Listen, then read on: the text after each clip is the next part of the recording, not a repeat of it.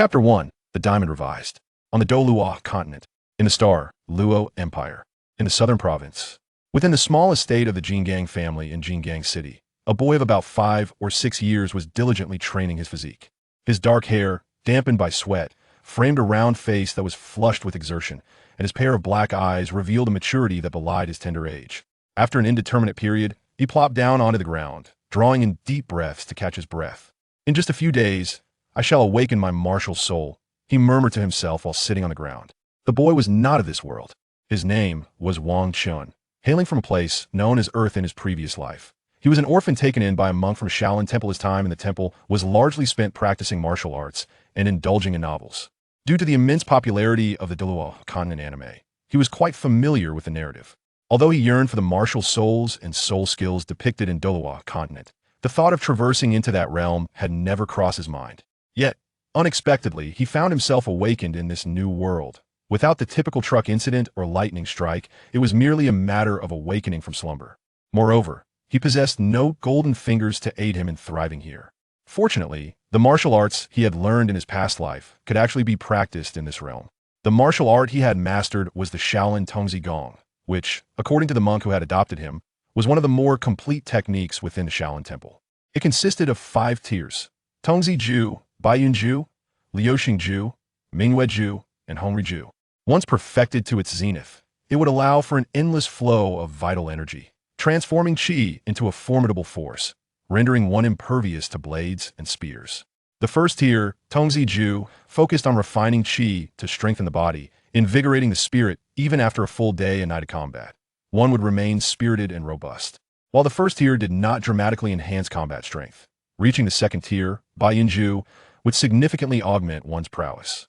The force would flow like white clouds, ceaseless and relentless, substantially mitigating blunt attacks while slightly diminishing piercing ones. He had already reached the pinnacle of the first tier and was poised to break through to the second tier at any moment. Since his arrival in this world, he practiced Tongzi Gong every morning and engaged in physical training each afternoon. He understood that the stronger his body became, the higher the age of soul rings he could absorb. In the Jingang family, there was no shortage of soul beast meat. Thanks to his rigorous training, his physique was now on par with that of an ordinary soul master. Wang Chun focused his gaze, regained his composure, rose from the ground, and returned to his room to bathe. While soaking in the tub, he recalled the news he had heard. Qian Xuanji had succeeded the position of pope. Qian Xuanji has just become a title Doa and assumed the role of pope, with 10 years left to live. The protagonist, Tang San, will also not be born for another 10 years. There is still over 20 years until the plot truly begins with my meager advantages. Reaching the title Douluo rank may be a challenge, but attaining the rank of Soul Douluo should be feasible. My martial soul should be the inherited martial soul of the Jingang family, the Diamond. I wonder if there will be any surprises. It should be fine. The Jingang family was founded by a title Douluo whose martial soul was the Fierce Diamond. It had a history spanning over 200 years. The current patriarch is an elder from his grandfather's generation, a 94th level titled known as Jingang Douluo Wangang. He is quite renowned on the Douluo Continent. Beneath him are 5 soul Douluo elders, the Grand Elder at level 89, the second and third elders at level 88, the fourth elder at level 86, and the fifth elder at level 85. Among the middle generation, there are only 2 soul Douluos at level 81, representing a type of talent that, with steady effort, could aim for title Douluo status. Most others are soul saints or soul emperors. The younger generation predominantly consists of individuals ranging from level 20 to over 40. In this family, unity is paramount, which is the most crucial reason for its enduring legacy. All elders guide the younger generation and leave behind their personal training manuals. There are detailed records regarding the type of soul rings suitable for the family's inherited martial soul, greatly assisting the younger members in their choices. Wang Chun snapped back to reality, emerged from the bathtub, dressed, and walked outside. Upon entering the house, he found his mother had prepared a meal, waiting for his return. His mother, Wei Shiyu, possessed the martial soul of a staff and was a 55th level support soul master. His father, Wang Long, was a 71st level assault type soul master, wielding a degree of authority within the family. He was typically responsible for the supply of soul beast meat. It was this supply that allowed Wang Chun to consume ample soul beast meat, enabling him to elevate his Tongzi Gong to its first tier pinnacle. Without such provisions, he could never have reached this level. Mom, why hasn't Dad returned? Today, the patriarch is holding a meeting, so he won't come back. We can eat without him. Oh, all right. Come, hurry up and eat. It's all your favorite dishes. You'll awaken your martial soul the day after tomorrow, so don't go wandering around. I understand, Mama won't run off. All right, I believe that Aiken won't squander this crucial moment. Come eat now, it'll be cold and unappetizing otherwise. He quickly finished his meal and returned to his room. Lying on his bed, his mind raced with thoughts. The more he pondered, the less he could sleep. Deciding instead to practice on his bed, he focused on his Tongzigong. Having reached the pinnacle of the first tier, breaking through to the second tier would significantly enhance his combat capabilities. As he circulated his energy, each complete cycle intensified his soul power incrementally. In his room, Wang Chun continued to circulate his energy. Suddenly, a mystical and powerful surge of soul power emerged within him, enveloping him in a sensation akin to being immersed in clouds and mist, leaving him feeling ethereal and liberated. Finally, I have broken through to the second tier. A broad smile spread across Wang Chen's face as he embraced the newfound mastery of the second tier of Tongzigong, Baiyunju. Through rigorous training, he had finally ascended to the level of Baiyunju. Though the quantity of his soul power had not increased, its quality had undergone a significant transformation. With this breakthrough, Wang Chun found his drowsiness entirely dissipated. He resumed circulating his soul power on his bed. Indeed, he found that his progress was at least twice as fast as it had been at the first tier. This meant that his future training would become increasingly swift and robust. With this thought, a smile crept upon his lips, and his spirits soared. After circulating his energy for several cycles, he finally laid down to rest in his bed. Chapter 2. The Family Assembly Revised. Within the Jingang family estate. In the conference room, nearly all high-ranking members of the Jingang family, except those occupied with duties, had gathered. The primary purpose of this meeting is to discuss the recent events unfolding across the continent, particularly regarding Qian Sunji's succession as Pope and its potential impact on our Jingang family. Spoke an elderly man with white hair, his eyes gleaming with wisdom. This was none other than Wang Gang, the patriarch of the Jingang family, known as Jingang Douluo. Qian Sunji's ascension to the papacy is merely a means for him to establish his reputation and secure his position, remarked an elder seated to Wang Gang's right. Indeed, the elder is correct. Regardless of who occupies the position of Pope, they must undertake some actions to assert their dominance, whether by eliminating a few individuals or slaying a soul beast to showcase their prowess. Given our family's distance from the Spirit Hall and the absence of any conflicts, we should remain unaffected by these developments, interjected the fourth elder, an impatient man who often spoke out of turn during meetings. Enough, Elder 4, let us hear what others have to say, Wang Gang replied. Understood, Patriarch, the fourth elder, acquiesced. Now, I encourage everyone to share their perspectives freely. Do not fear making mistakes. Two heads are better than one. By exchanging ideas, we may uncover unique insights. Wang Gang set the tone for the meeting. Patriarch, the recent transition in the Spirit Hall's leadership is quite normal. The previous pope was Qian Sunji's father, and with Qian Sunji's strength having reached title de law, it is entirely reasonable for him to assume the role of pope. After all, the papacy has long been held by the Qian family, stated the third elder as he rose to speak. Indeed, Patriarch, rather than concerning ourselves with matters that hold little relevance to our family, it would be wiser to focus on nurturing the younger generation.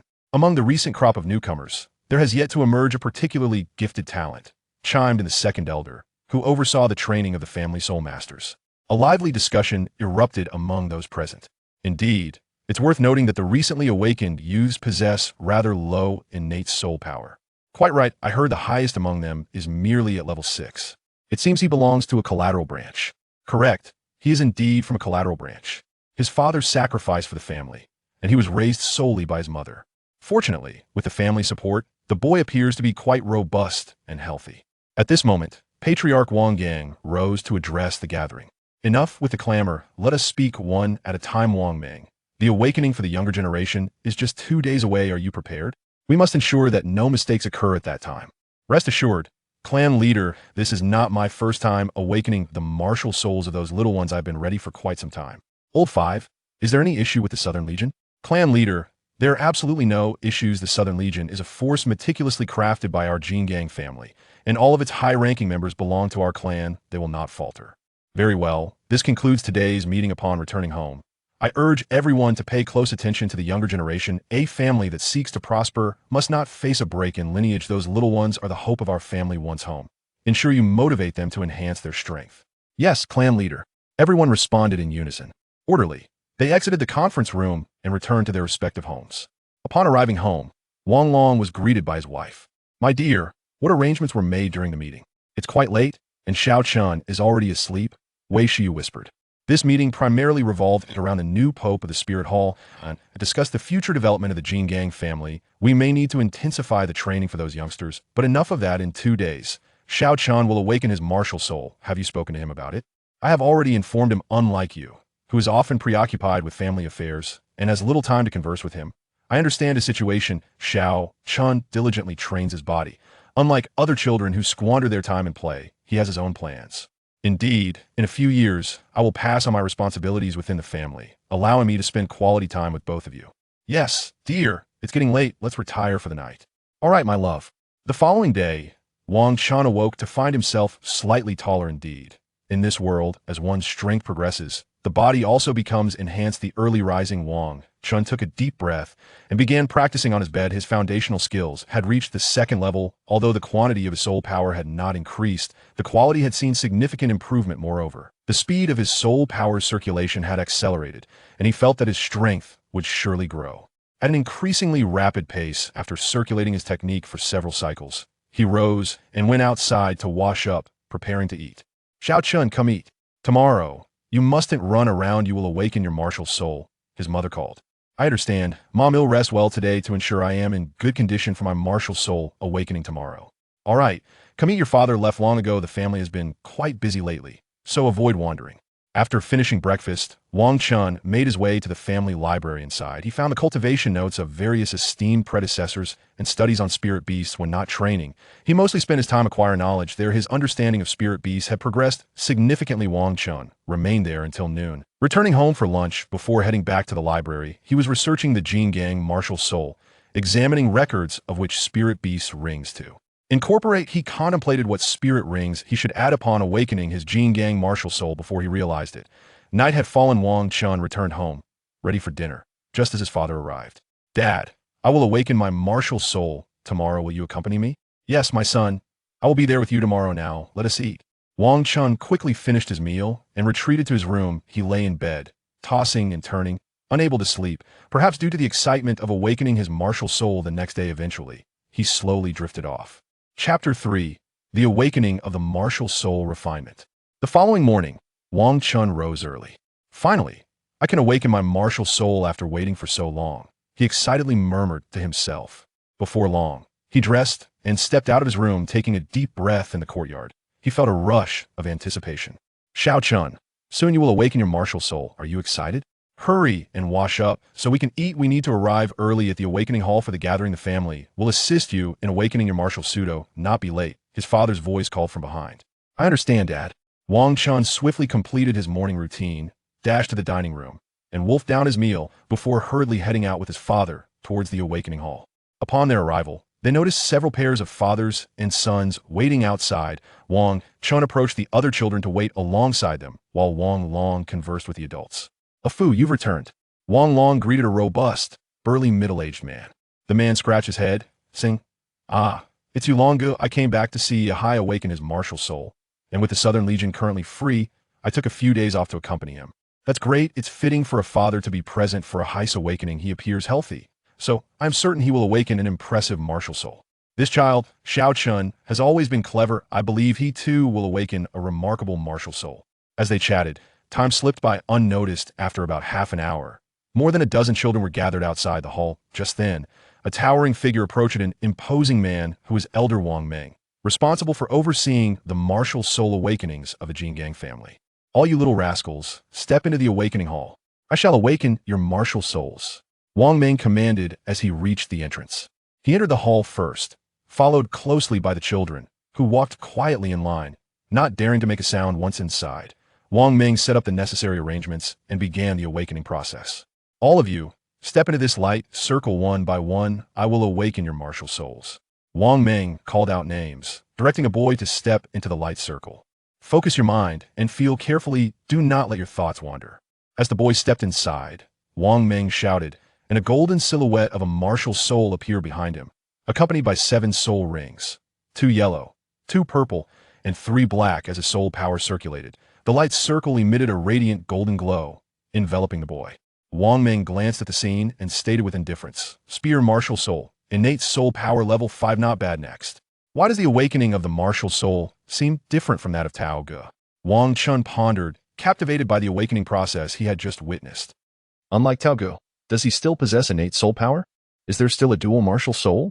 As the saying goes, Tao Ge is as steadfast as iron, while the protagonist flows like water.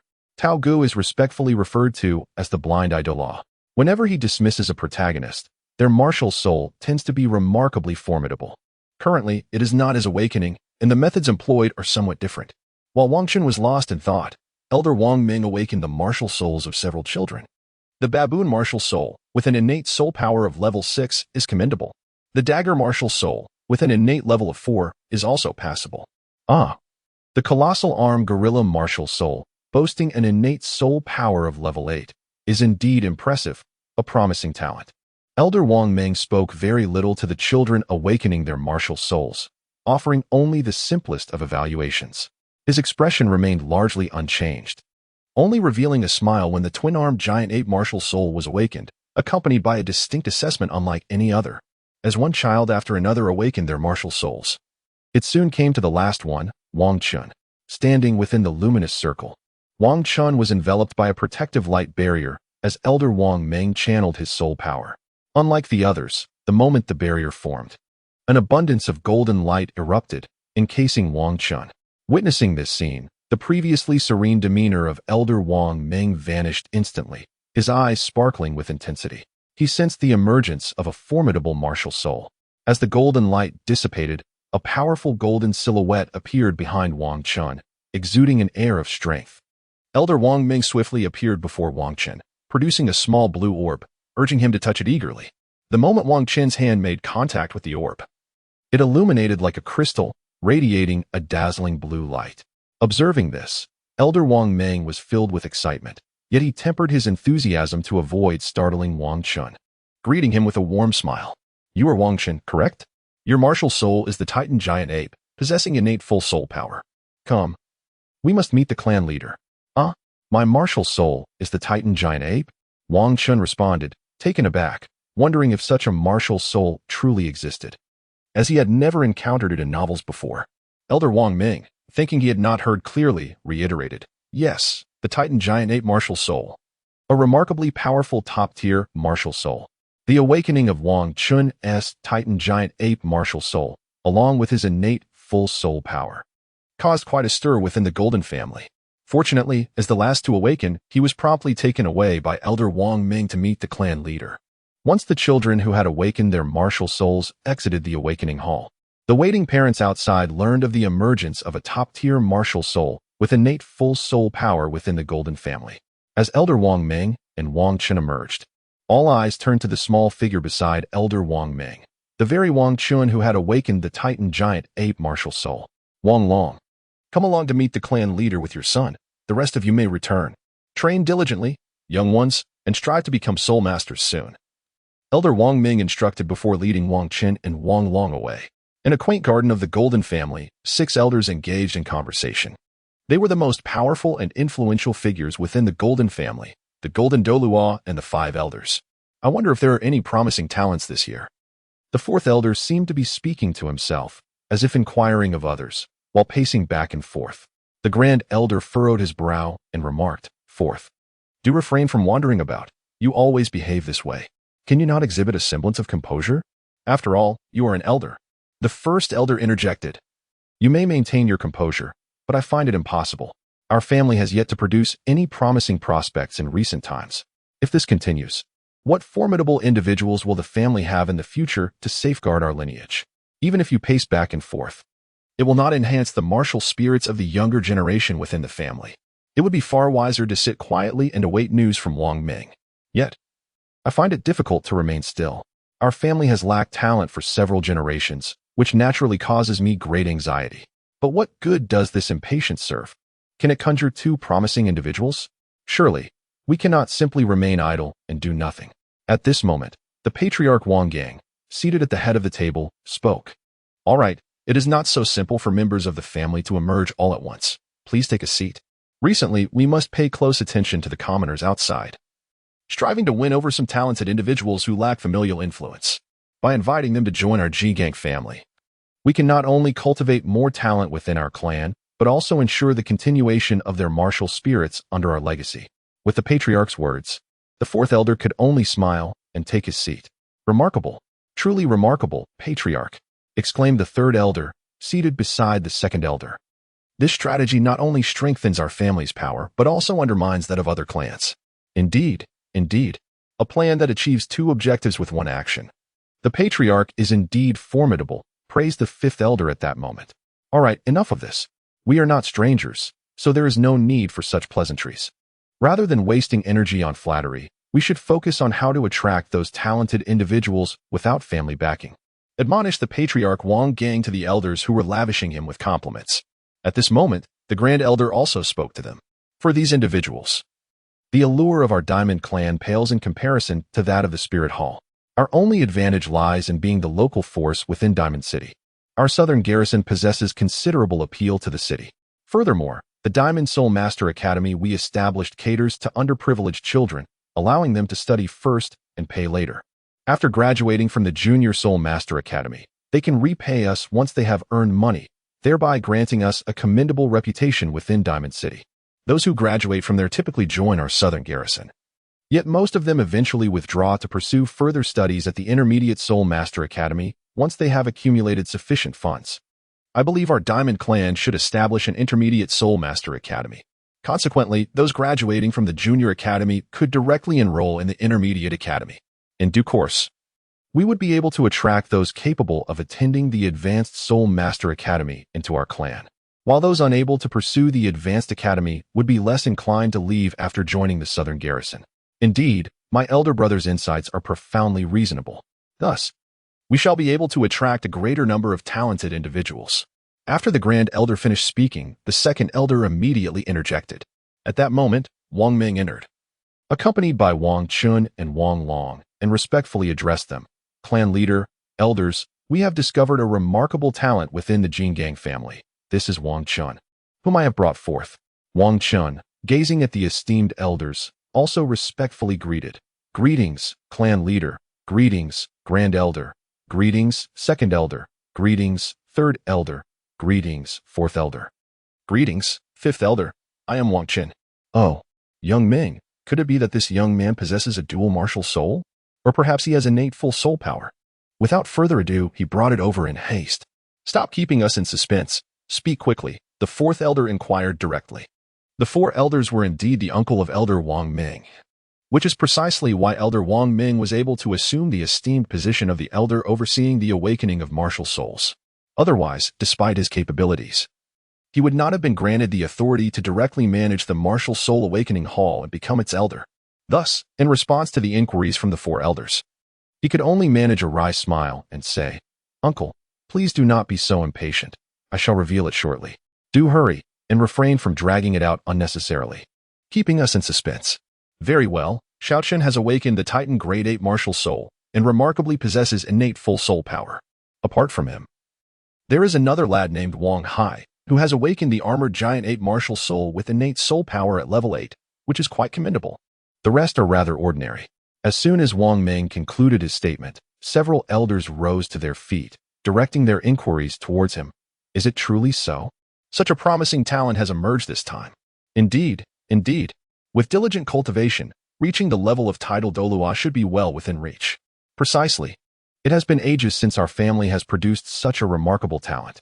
To think that we have finally found someone with innate full soul power. This is bound to greatly enhance the prestige of our golden armored clan. At this moment, the formidable king of Douluo, Jingang, suddenly spoke up, urging a cessation of the noise that had startled young Chun. He approached Wang Chun, gently ruffling his hair, and said, Young Chun, the martial spirit you have awakened is quite remarkable. You must diligently cultivate it and strive to reach the esteemed rank of title Douluo as soon as possible. I hereby bestow upon you this storage soul guide bracelet. Cherish it and train earnestly. When Wang Chun received the precious storage soul guide bracelet, he could hardly believe his good fortune. Having awakened a martial spirit, he was granted such a rare treasure. After all, the methods of crafting soul guides had long been lost in the continent, rendering these artifacts exceedingly scarce and not easily obtained. To his astonishment, following his martial spirit awakening. He was directly gifted one by the clan leader. From this point onward, Yangshan would enjoy the privileges of a young clan leader, with all resources being directed towards him, facilitating his rapid advancement in strength. "Do you understand?" asked the clan leader. "We comprehend, esteemed leader," several elders replied in unison. "Very well, Yangshan, you may return home for now. Tomorrow, the fourth elder will escort you to search for spirit beasts and acquire your soul rings. Simply await him at the family gate." "I understand, esteemed leader," Yangshan responded with a smile. "Clan leader, elders, we shall take our leave now."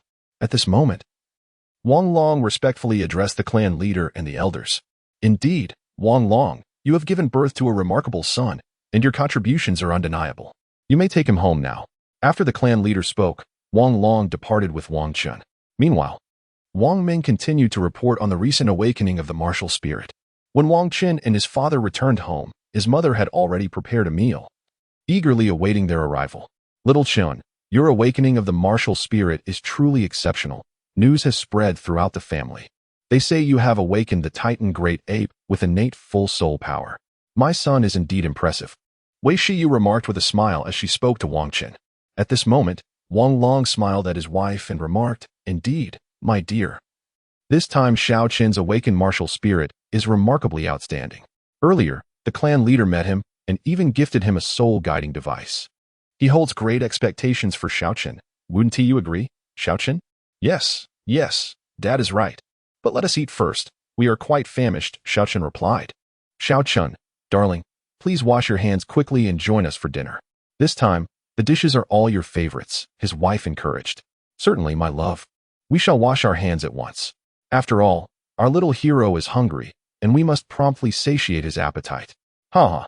All right, Dad, enough with the laughter. There's nothing amusing about it.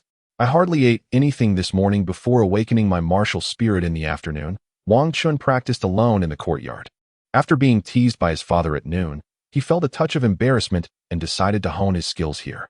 After all, he was soon to embark on the quest for soul rings, and additional practice could only be beneficial, even if his soul power level did not increase at present.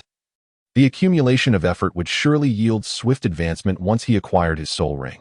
Thus, despite not experiencing an increase in soul power from his previous cultivation, he persisted in his training. Strength is built step by step. Time passed slowly as Wang Chun immersed himself in his practice, and before he knew it, it was time for dinner. He returned home, ready to enjoy the evening meal. At that moment, Wang Long addressed Wang Chun, saying, "Xiao Chun, after we finish dinner, please come to my study. There are certain matters I wish to discuss with you. You have awakened your martial soul, and moreover, possess innate full soul power, which qualifies you to learn some of the secrets of our Jingang family." "Oh, am I truly allowed to know these family secrets now?" Wang Chun replied in astonishment. After all, since Wang Chun traversed into this world, despite the deep affection his parents held for him, they had never engaged in any private discussions with him. This time, the prospect of revealing the secrets of the King Kong family struck him as rather peculiar. Thus, he inquired of his father, "Father, is there any issue with you disclosing our family's secrets? Won't the patriarch and the elders hold you accountable? Perhaps it would be wiser to refrain from speaking of it." Upon hearing this, Wang Long merely chuckled, responding with a hearty laugh. "Haha. Do you think I would divulge such things in secrecy?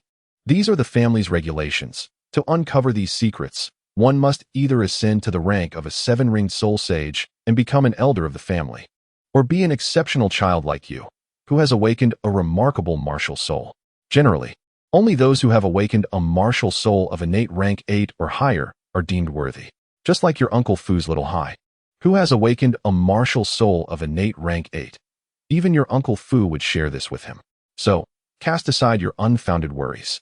This secret has been passed down through our diamond family for over 2 centuries. It is said to be the discovery of our founder, the very first diamond Douluo. Such a remarkable legacy, enduring for 200 years. What could this secret possibly be, Father? Please tell me quickly. First, let us dine. Once we have finished, I shall reveal it to you in my study. Such matters are not to be spoken of lightly. This secret possesses the potential to elevate your prowess far beyond that of your peers in the realm of soul masters." Wang Chun swiftly grasped his bowl, hastily shoveling rice into his mouth, eager to finish his dinner and uncover the family secret. He scarcely paid heed to the delectable dishes laid before him, solely focused on concluding the meal. Yet, Sometimes, haste breeds mistakes. Cough, cough, cough. Slow down, slow down. Have a sip of water. There is no need to rush. You've choked. My dear husband, could you not wait until Shaoqin finishes his meal before imparting such news? You've caused him to struggle even with his dinner. Wang Chen's mother offered him a cup of water, gently patting his back as she spoke. I merely wished to surprise Shaoqin. I had no idea he possessed so little patience. This cannot be entirely my fault, Wang Long retorted. For Wang Chen generally conducted himself with the poise of a young adult, unfazed by most matters, and this was simply a chance to tease him. All right, Shaoqin, take your time. You will learn of these matters sooner or later. There is no need for such urgency. Wei Shiyu comforted him, patting Wang Chen's back. Phew. I understand, mother. I am fine. Please continue your meal. I can manage on my own, Wang Chun said with a smile, ruffling his hair. Patience is key, and Wang Chun resolved to savor his dinner, awaiting the moment he could learn of the family's great secret in the study. After dinner, Wang Chen accompanied his father to the study. Father, what is the secret of our family? Please tell me. All right. Do not be anxious. I shall reveal it now. Over 2 centuries ago, when our esteemed family, the Golden Armored Clan, was founded by the first Golden Douluo, a significant secret was left behind. It is said that our ancestor possessed a soul ring of 100,000 years. Moreover, he possessed something that no one else across the continent had. Do you know what it is? Wang Long inquired of Wang Chen. If I do not respond appropriately, will it not leave you in an awkward position, father? Wang Chen thought to himself, a faint smile gracing his lips. Nevertheless, he complied and asked, for he was indeed very curious about what unique possession this ancestor had. What was it that our ancestor possessed that was unparalleled across the continent? Why, of course, it was a 10,000-year soul ring. What on earth is that? A 10,000-year soul ring is hardly a rarity, is it? What makes it so special? Wang Chen pondered in confusion, observing the bewildered expression on his face. Wang Long gently patted his head and remarked, what is so extraordinary about an ordinary 10,000-year soul ring that the family would deem it a secret? However, when it comes to this 10,000-year soul ring being the 4th soul ring, it becomes an entirely different matter. Such a phenomenon is non-existent across the continent. Wang Chun exclaimed in astonishment. The 4th soul ring is indeed a 10,000-year soul ring. How can this be? In the original narrative, only Tang San possessed such a rarity, and he achieved it only through numerous fortuitous circumstances. Moreover, that was a matter of decades into the future. And now you tell me that such an individual existed over 200 years ago? Surely you jest. Wang Chun was utterly taken aback by this revelation. I can hardly believe it. He exclaimed, Ha! Are you astonished? When I first learned of this secret, I was equally incredulous. Yet, once I delved deeper into the truth, I began to accept the news. Would you like to know how the ancestor of the Diamond family absorbed that 4th soul ring? Father, please tell me quickly. Do not keep me in suspense any longer. Wang Chun implored eagerly. To think that a seemingly obscure diamond family, which is hardly mentioned in the original tale, harbors such a monumental secret. It seems that the Douluo Continent is far more intricate than the original narrative suggests. The depths of this world may be more profound than we ever imagined. One must tread cautiously. If one draws too much attention, it could lead to dire consequences. Wang Chen pondered.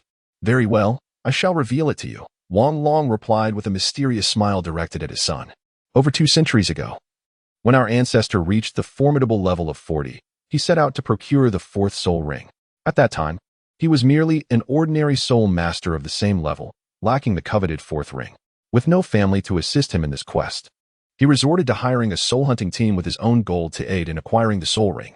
However, this endeavor encountered unforeseen complications, leading to his eventual acquisition of a 10,000-year soul ring, which became his 4th. Wang Long spoke slowly, observing his son intently. What kind of complication? Wang Chun inquired eagerly. Our ancestor had enlisted a team led by soul masters, embarking towards the largest forest on our continent, the Star Do Forest, to hunt for the soul ring. In pursuit of a superior 4th soul ring, they ventured into the mixed zone of the forest's center and periphery, teeming with 1,000-year soul beasts. To their astonishment, a soul beast tide erupted that very day. All members of the hired team, save for our ancestor, perished in the onslaught. Our ancestor was injured and trapped within the forest, Wang Long recounted in a measured tone. Initially, our ancestor intended to escape the forest unnoticed, but as fortune would have it, he stumbled upon a secret at the moment of his departure, one that would grant him the 10,000-year soul ring and propel him to the rank of title Douluo in the ensuing decades. ultimately founding the Golden Steel clan. Wang Long's thoughts drifted, causing him to pause momentarily. Wang Chun, noticing his father's sudden silence, observed that his father had fallen into deep contemplation. "Father, what is the secret that brought such monumental change to our ancestor?" he urged. Wang Long, startled from his reverie, shook his head and continued. "In the midst of the beast tide, our ancestor fell into a cave where he discovered the legendary earth core milk. This remarkable substance not only possesses the capacity to heal wounds, but also facilitates the transformation of one's physical constitution, enhancing bodily strength. It is precisely for this reason that he later acquired the coveted 10,000-year spirit ring. Upon falling into the cavern and discovering the core, he concealed himself within, relying on its powers to mend his injuries and fortify his physical prowess. After 3 days of seclusion, not only had he fully recovered, but he had also made significant advancements. His physical strength had more than doubled, and his mental acuity had seen substantial improvement. Following this, he emerged from the cave, only to find that the beast tide had already subsided. With his newfound strength, he resolved to search for a suitable spirit ring within the forest before venturing beyond its borders. He began his search within the woods. Could it be that he had slain a 10,000-year spirit beast there? That would indeed signify an extraordinary enhancement of his abilities, Wang Chun inquired, perplexed. However, that was not the case. The ancestor's acquisition of the 10,000-year spirit ring was a stroke of fortune. Within a mere half-day of searching the forest, he stumbled upon a valley housing a peach tree, upon which rested a solitary peach. Beneath it stood two 10,000-year spirit beasts, a diamond ape and an ironclad rhinoceros, engaged in a confrontation. The ancestor patiently waited, poised to seize any opportunity that might arise. Ultimately, the two spirit beasts inflicted mutual destruction upon one another, allowing him to claim the peach and the coveted spirit ring as spoils. "This is the secret once held by our ancestors of the Vajra family," Wang Long remarked with a click of his tongue. "Is this truly the essence of storytelling? Surviving a calamity only to be rewarded with treasures that enhance one's abilities. In pursuit of a soul ring, one simply witnesses two soul beasts engaged in a fierce battle, emerging to seize the advantage. Is this not the protagonist? Alas, wait a moment. Father, you have yet to explain why our ancestor absorbed a 10,000-year soul ring. At that time, no one was absorbing a 10,000-year soul ring for the fourth one. Why did he choose to do so? And how did he succeed?" Upon hearing this, Wang Chun immediately inquired in confusion. Wang Long responded directly, "I didn't mention it." "Did not mention it? Such crucial information was not conveyed. How can that be possible? This crucial piece of information has been omitted. Is this not akin to shedding one's trousers only to be presented with this?" Indeed, when I first heard this news, I felt just as you do. However, the information passed down through our lineage did not include this detail. Nevertheless, what I am about to convey is of the utmost importance, so I urge you to listen attentively. I have come to understand that the secret handed down through the generations pertains to the foundational insights of our ancestors, which have been synthesized by the patriarchs and elders of the esteemed Jingang family. It concerns the correlation between our physical strength and the longevity of our soul rings. Essentially, the greater our physical strength, the higher the potential lifespan of our soul rings.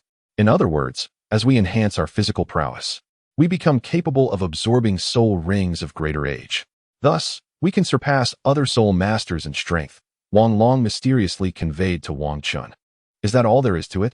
I once heard of this in Douluo Continent and expected it to be a remarkable secret, only to discover it is merely this. Are there any others in our family, aside from the founder of the Diamond Clan, who have absorbed a 10,000-year soul ring at the fourth soul ring? Wang Chun, contemplating, posed the question to his father. None. Wang Long replied succinctly, his tone grave. What? Not even one? Then what is the value of this family secret? Wang Chun was astonished.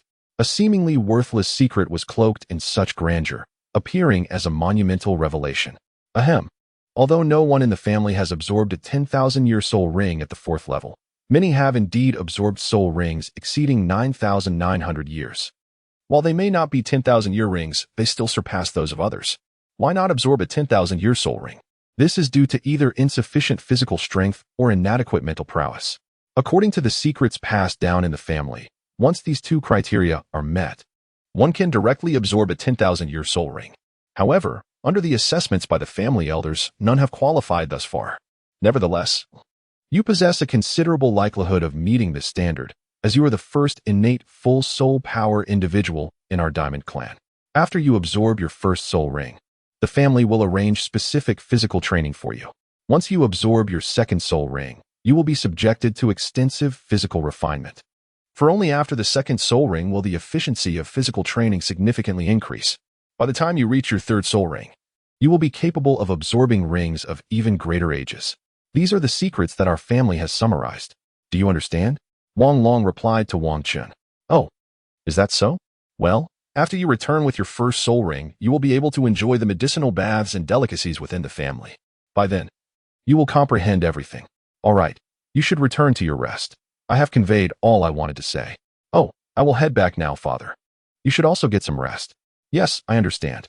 Future plans, revising. That night, Wang Chun lay in bed, unable to find sleep for a prolonged period.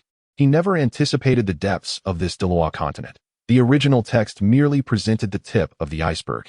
However, this is understandable, as the original narrative primarily unfolded from Tang San's perspective, leaving much unspoken. Even a family not mentioned in the original text, the Golden Steel Clan, possesses a titled Douluo and 7 souled Douluos. Thus, it stands to reason that the Tiando royal family, devoid of any titled Douluo in the original work, is likely not as simple as it appears. They must have at least one, if not more, titled Douluos to justify the resources of such a vast empire. As Wang Chun pondered these matters in bed, he increasingly felt that the Douluo Continent was far from ordinary. The original narrative suggested that had it not been for the Spirit Hall, the Luo Empire would have long since obliterated the Tiando Empire. Their strength must be formidable, requiring at least 5 or more titled Douluos. This estimation does not even account for the various sects and families within the Tiando Empire. If all these factors were considered, how powerful would they truly be? Tossing and turning in bed, Wang Chun felt a growing sense of dread. He opened his eyes and began to contemplate his future and how to proceed. At just 6 years of age, with the various resources provided by the clan leader, his primary objective must be to enhance his own strength. He aimed to transform the family's resources and various cultivation methods into his own power. He aspired to absorb a 10,000-year soul ring by the time he attained his 4th soul ring, ensuring that he would receive even greater resources from the family and elevate his status. At that time, with increased influence, he could persuade the clan leader to venture into the Sunset Forest to locate the ice and fire in Jingang, securing those celestial herbs ahead of others. Not only would this enhance his own strength, but it would also fortify the family's power, solidifying his position further.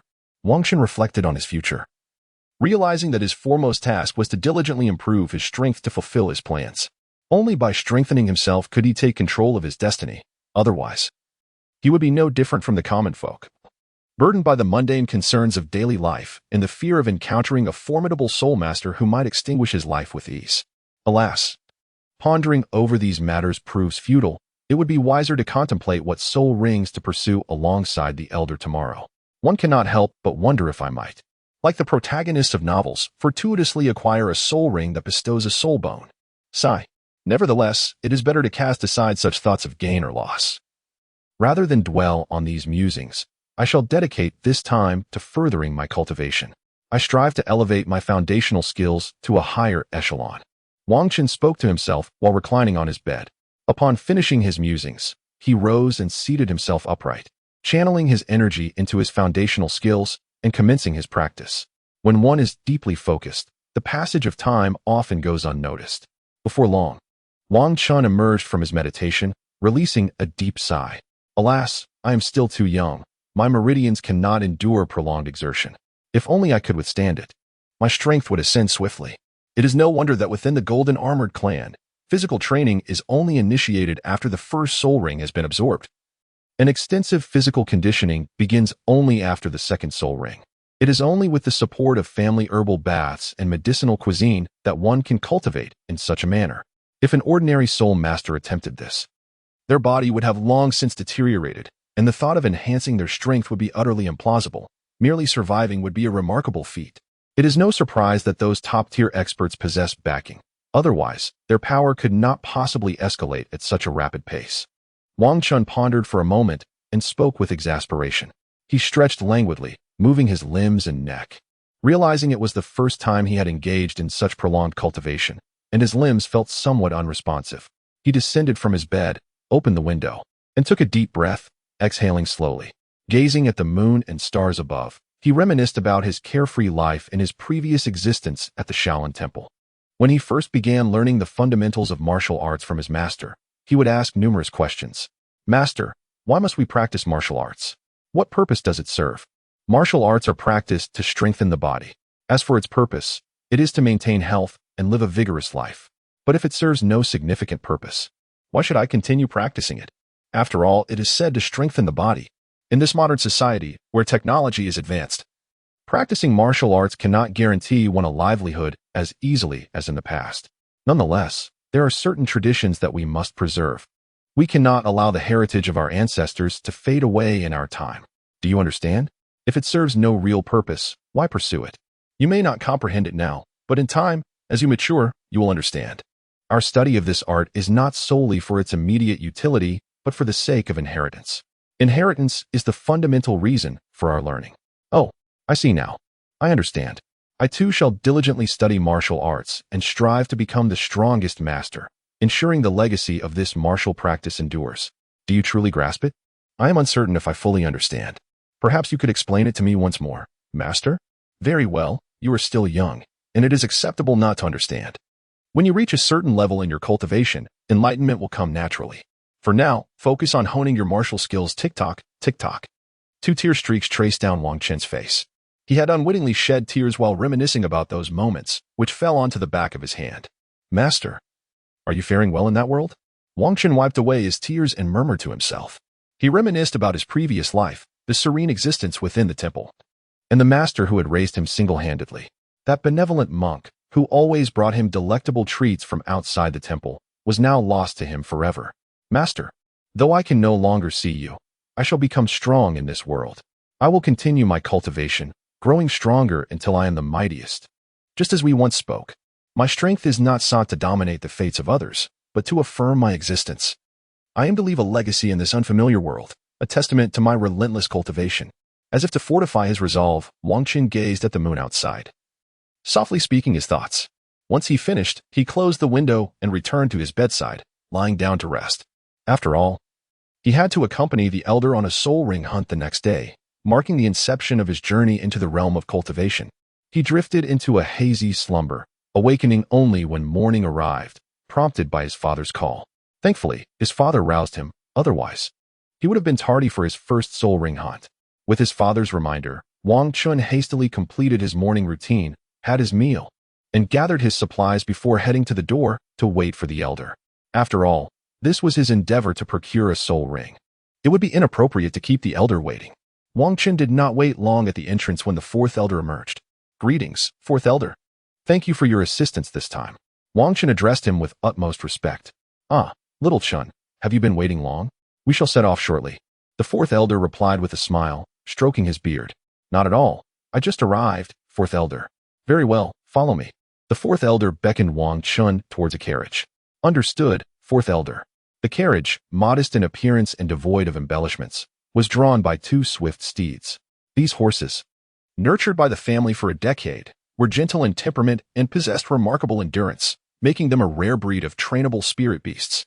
Wang Chun followed the 4th elder onto the carriage, and the coachman outside urged the horses onward. 4th elder, where are we going to hunt for spirit rings? Are we heading to the soul-hunting forest? Wang Chun inquired, puzzled. No, the elder replied. Our diamond clan typically does not venture into the soul-hunting forest for spirit rings. The spirit beasts there are primarily domesticated, lacking in quality. We usually head south to the Radiant Forest, where not only are there numerous century-old and millennium-old spirit beasts, but also a few 10,000-year ones. Before you prepare to hunt for a 10,000-year spirit ring, you can seek rings there. Although the 10,000-year spirit beasts are rare and not particularly powerful, the century-old and millennium-old ones abound, both in quantity and variety. Perhaps it is the scarcity of high-level spirit beasts that allows for such a multitude of lower-level ones. The elder elucidated. Now, I shall test your physical strength to see how much pressure from spirit rings you can withstand. I will begin to release my spirit power. And if it becomes unbearable, do not hesitate to inform me. I will be attentive, he instructed. I understand, elder. Begin. And I will let you know if it is too much, Wang Chen responded. As soon as the elder's words fell, a wave of spirit power descended upon Wang Chen. The surrounding area remained unaffected, demonstrating the elder's formidable control over his spirit energy. As the output of spirit power intensified, Wang Chun gradually found it increasingly difficult to endure, beads of sweat forming on his brow. Eventually, the fourth elder withdrew his spirit power, and Wang Chun collapsed onto the carriage seat. The elder opened his eyes and smiled, saying, "You truly are the first in our diamond clan to possess innate full spirit power. Not only is your martial soul formidable, but your physique is also exceptionally robust. Your limit is the pressure of a spirit ring over 600 years. I will find you a 600-year spirit beast to absorb, and you will be ahead of the majority. If you can absorb a 600-year ring for your first, you will have a very good chance of absorbing a millennium ring for your second. At that point, you could become the strongest individual in the history of our diamond clan, perhaps even surpassing our ancestors. However, this is merely a possibility without diligent practice. Success will elude you. Therefore, you must train earnestly. Understand?" "I understand, fourth elder. I will certainly strive to train hard and become the strongest," Wang Chun affirmed. As their conversation continued, time slipped away unnoticed, and they drew ever closer to their destination. Upon reaching his destination, Wang Chun immediately leaped from the carriage and took a deep breath. "Finally arrived, Elder Four, you must have been in the carriage for quite some time, having traveled for half a day." After speaking, Wang Chun turned his gaze towards the quaint little town. This is a relatively prosperous small town, situated near the Yue Forest. Many individuals come here to replenish their supplies while hunting for soul rings, resulting in a thriving commercial atmosphere and relatively high prices. "You may wait for us here in the town," Elder C instructed the carriage driver. "Understood, Elder C," the driver promptly replied, before steering the carriage towards the town. "All right. Xiao Chun, once we return from hunting for soul rings, we will rest here. For now, we shall seek out the soul rings," Elder C said to Wang Chun. "Oh, I understand, Elder C. What kind of soul beast should I search for my first soul ring?" Wang Chun inquired eagerly.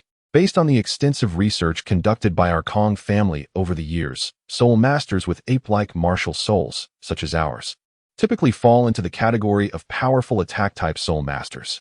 Only a few pursue defensive or agile attack paths, but they often do not fare well. The most suitable path for our Kong family remains the powerful attack type. Generally, our first soul skill is a single target offensive skill, while the choice of the second soul skill depends on one's chosen path. If one aims for pure group damage output, they should seek a group attack soul skill. Conversely, if one prioritizes individual survival, they should opt for a skill that enhances defense. As for the third soul skill, regardless of the chosen path, it is typically a transformation or amplification skill. Of course, personal needs may lead one to select other soul skills, as no two soul masters are entirely alike. They come in various forms, Elder C elucidated to Wang Chun. "Oh, I see. I have never encountered this information in the family books before. This is indeed a little secret of the family, seldom revealed. Once one awakens their martial soul, the family will naturally inform you," Wang Chun responded. "Ah, now I comprehend. We are about to enter the forest, so do not stray from my side as we search for soul rings. If fortune smiles upon us, we may find a suitable soul beast today. If not, we might have to spend a few nights in the forest." As Elder C and Wang Chun continued their search, they encountered numerous soul beasts.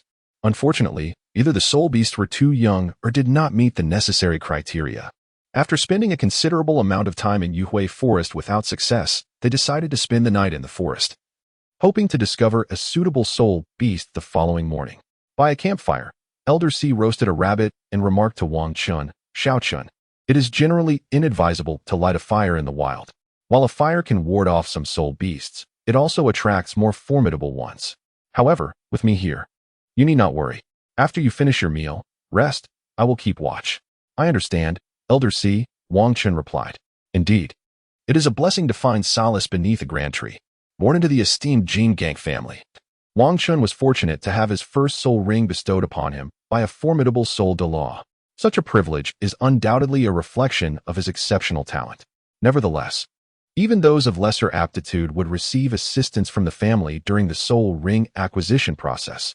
This is, after all, the very essence of familial support. After finishing his meal, Wang Chun succumbed to slumber within the confines of the tent, while the fourth elder stood vigil outside. The following morning, the fourth elder roused Wang Chun from his slumber. "Little Chun, freshen up and join us for breakfast. Today, we must intensify our search to secure a suitable soul ring for you," he instructed, addressing the groggy youth. "Understood, fourth elder. I shall be there shortly," Wang Chun replied. Still somewhat dazed. Once they hastily completed their breakfast, they ventured into the forest in search of suitable targets. Their efforts bore fruit when they discovered an appropriate specimen near a valley. Little Chin, behold, that diamond ape is perfectly suited for you. It is a mere 600 years old, aligning splendidly with your martial spirit. What say you? The fourth elder exclaimed with palpable excitement, having found such a fitting soul beast within the span of just half a day. Indeed, fourth elder, this is the soul beast. Wang Chun replied, equally exhilarated, as this marked the inception of his journey with the first soul ring, a wholly unprecedented experience. Stay here. I shall procure it for you. With that, the fourth elder harnessed his soul power and surged forth. As he channeled his energy, the 8 soul rings beneath him spun in harmony. And before the diamond ape could react, it was swiftly subdued. In a display of strength, the fourth elder cast the diamond ape at Wang Chun's feet. Its bones shattered, appearing lifeless and gasping for breath. Quickly, Little Chun, dispatch the diamond ape to acquire your soul ring. I shall provide you with protection. The fourth elder urged, returning to Wang Chun's side. Very well, fourth elder. I appreciate your assistance, Wang Chun acknowledged. Upon concluding his words, Wang Chun swiftly vanquished the diamond ape. With the creature's demise, a resplendent yellow soul ring emanated from its form.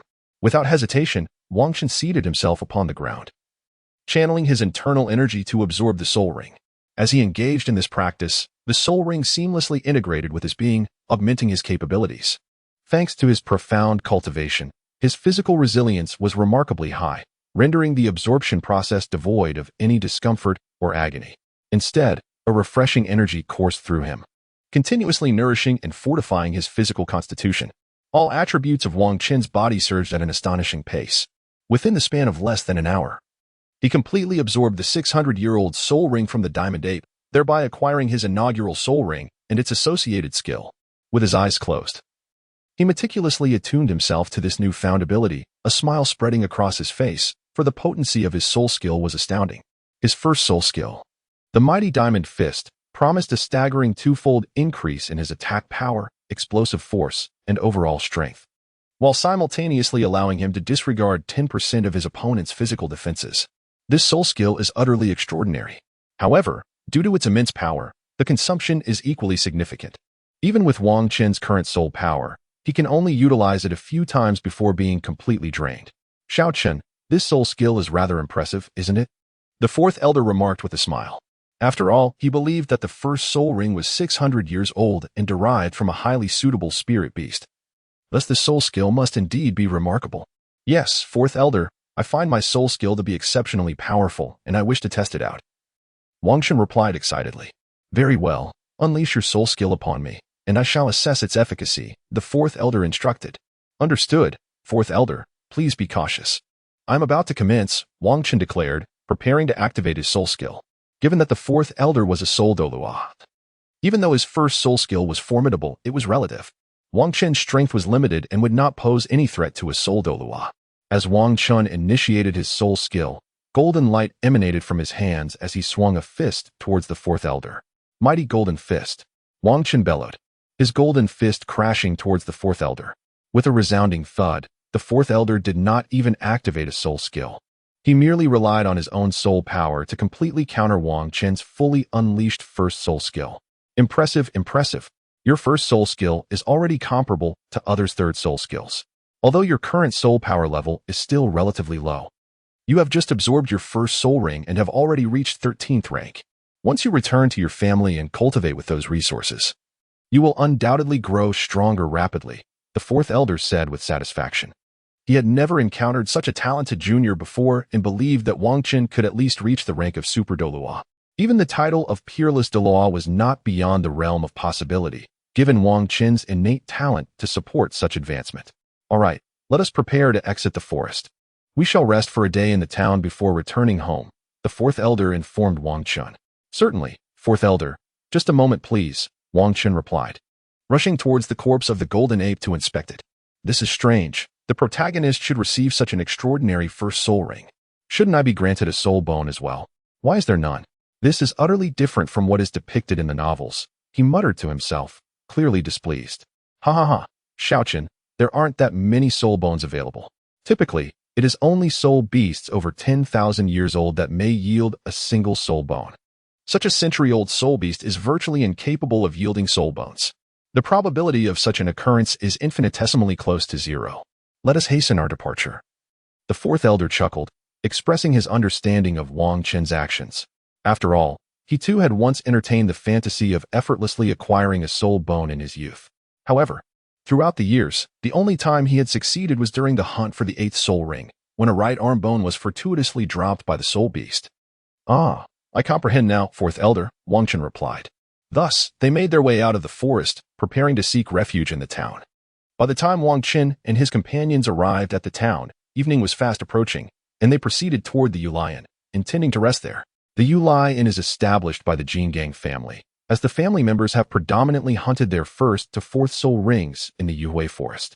Thus, they opened an inn to provide a resting place for the family's soul masters. Elder 4, you have arrived. Please proceed upstairs to the private room.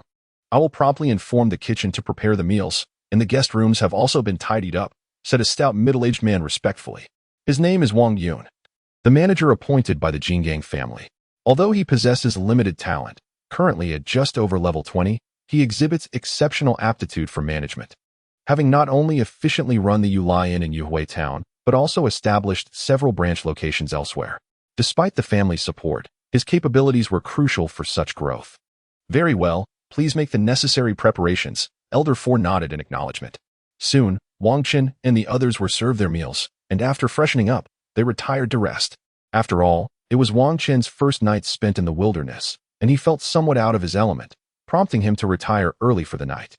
The next morning, Wang Qin awoke feeling refreshed.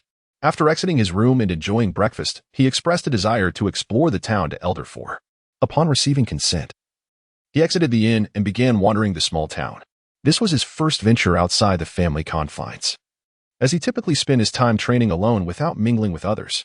This solitary dedication enabled him to cultivate his foundational skills to the second level before awakening his martial soul. As he roamed the town for the first time, his curiosity was piqued by everything around him, allowing him to explore most of the town. By the time he returned to the inn, dinner was being prepared. Shaoqin, dinner is ready. We will return to the family tomorrow, so make sure to rest early tonight, Elder 4 remarked to Wang Qin, who had just re-entered the inn. Understood. Elder 4, I believe I have explored enough. We can head back tomorrow, Wang Qin replied. After a day of leisurely wandering, his interest in the town began to wane. And after dinner, he turned in early to prepare for the journey home the following morning. On the next day, after finishing breakfast, Wang Qin and Elder 4 proceeded directly outside the inn, where the coachman had already brought the carriage to the entrance, awaiting their departure. Elder 4, please take care, the manager said as they prepared to board the carriage. Yes, I am aware, Elder 4 replied with a slight nod. Once Wang Qin and Elder 4 boarded the carriage, the coachman drove away from the town, heading towards their family. Wang Qin closed his eyes gently in the carriage, attuning himself to the flow of his soul power and the efficacy of his cultivation methods. Indeed, he found that the effectiveness of his practice was diminished in less tranquil environments. Wang Qin contemplated deeply. He attempted to practice his cultivation technique during his exercise. However, the results were rather unsatisfactory. Initially, he planned to observe the effects after acquiring the soul ring, but it appeared that was also unfeasible. The fourth elder, noticing Wang Qin's eyes gently closed, refrained from speaking, choosing instead to wait until he had rested adequately, as there still remained half a day's journey to their clan. And there was no need to rush. The carriage continued its steady progress, and time gradually slipped away. Shaoqin, upon your return, you should enroll in the Junior Soul Master Academy established by our clan. This will greatly benefit your future development, the fourth elder stated once Wang Qin opened his eyes. Oh, should I move out of the clan to reside at the academy then? Wang Qin inquired of the fourth elder. No need.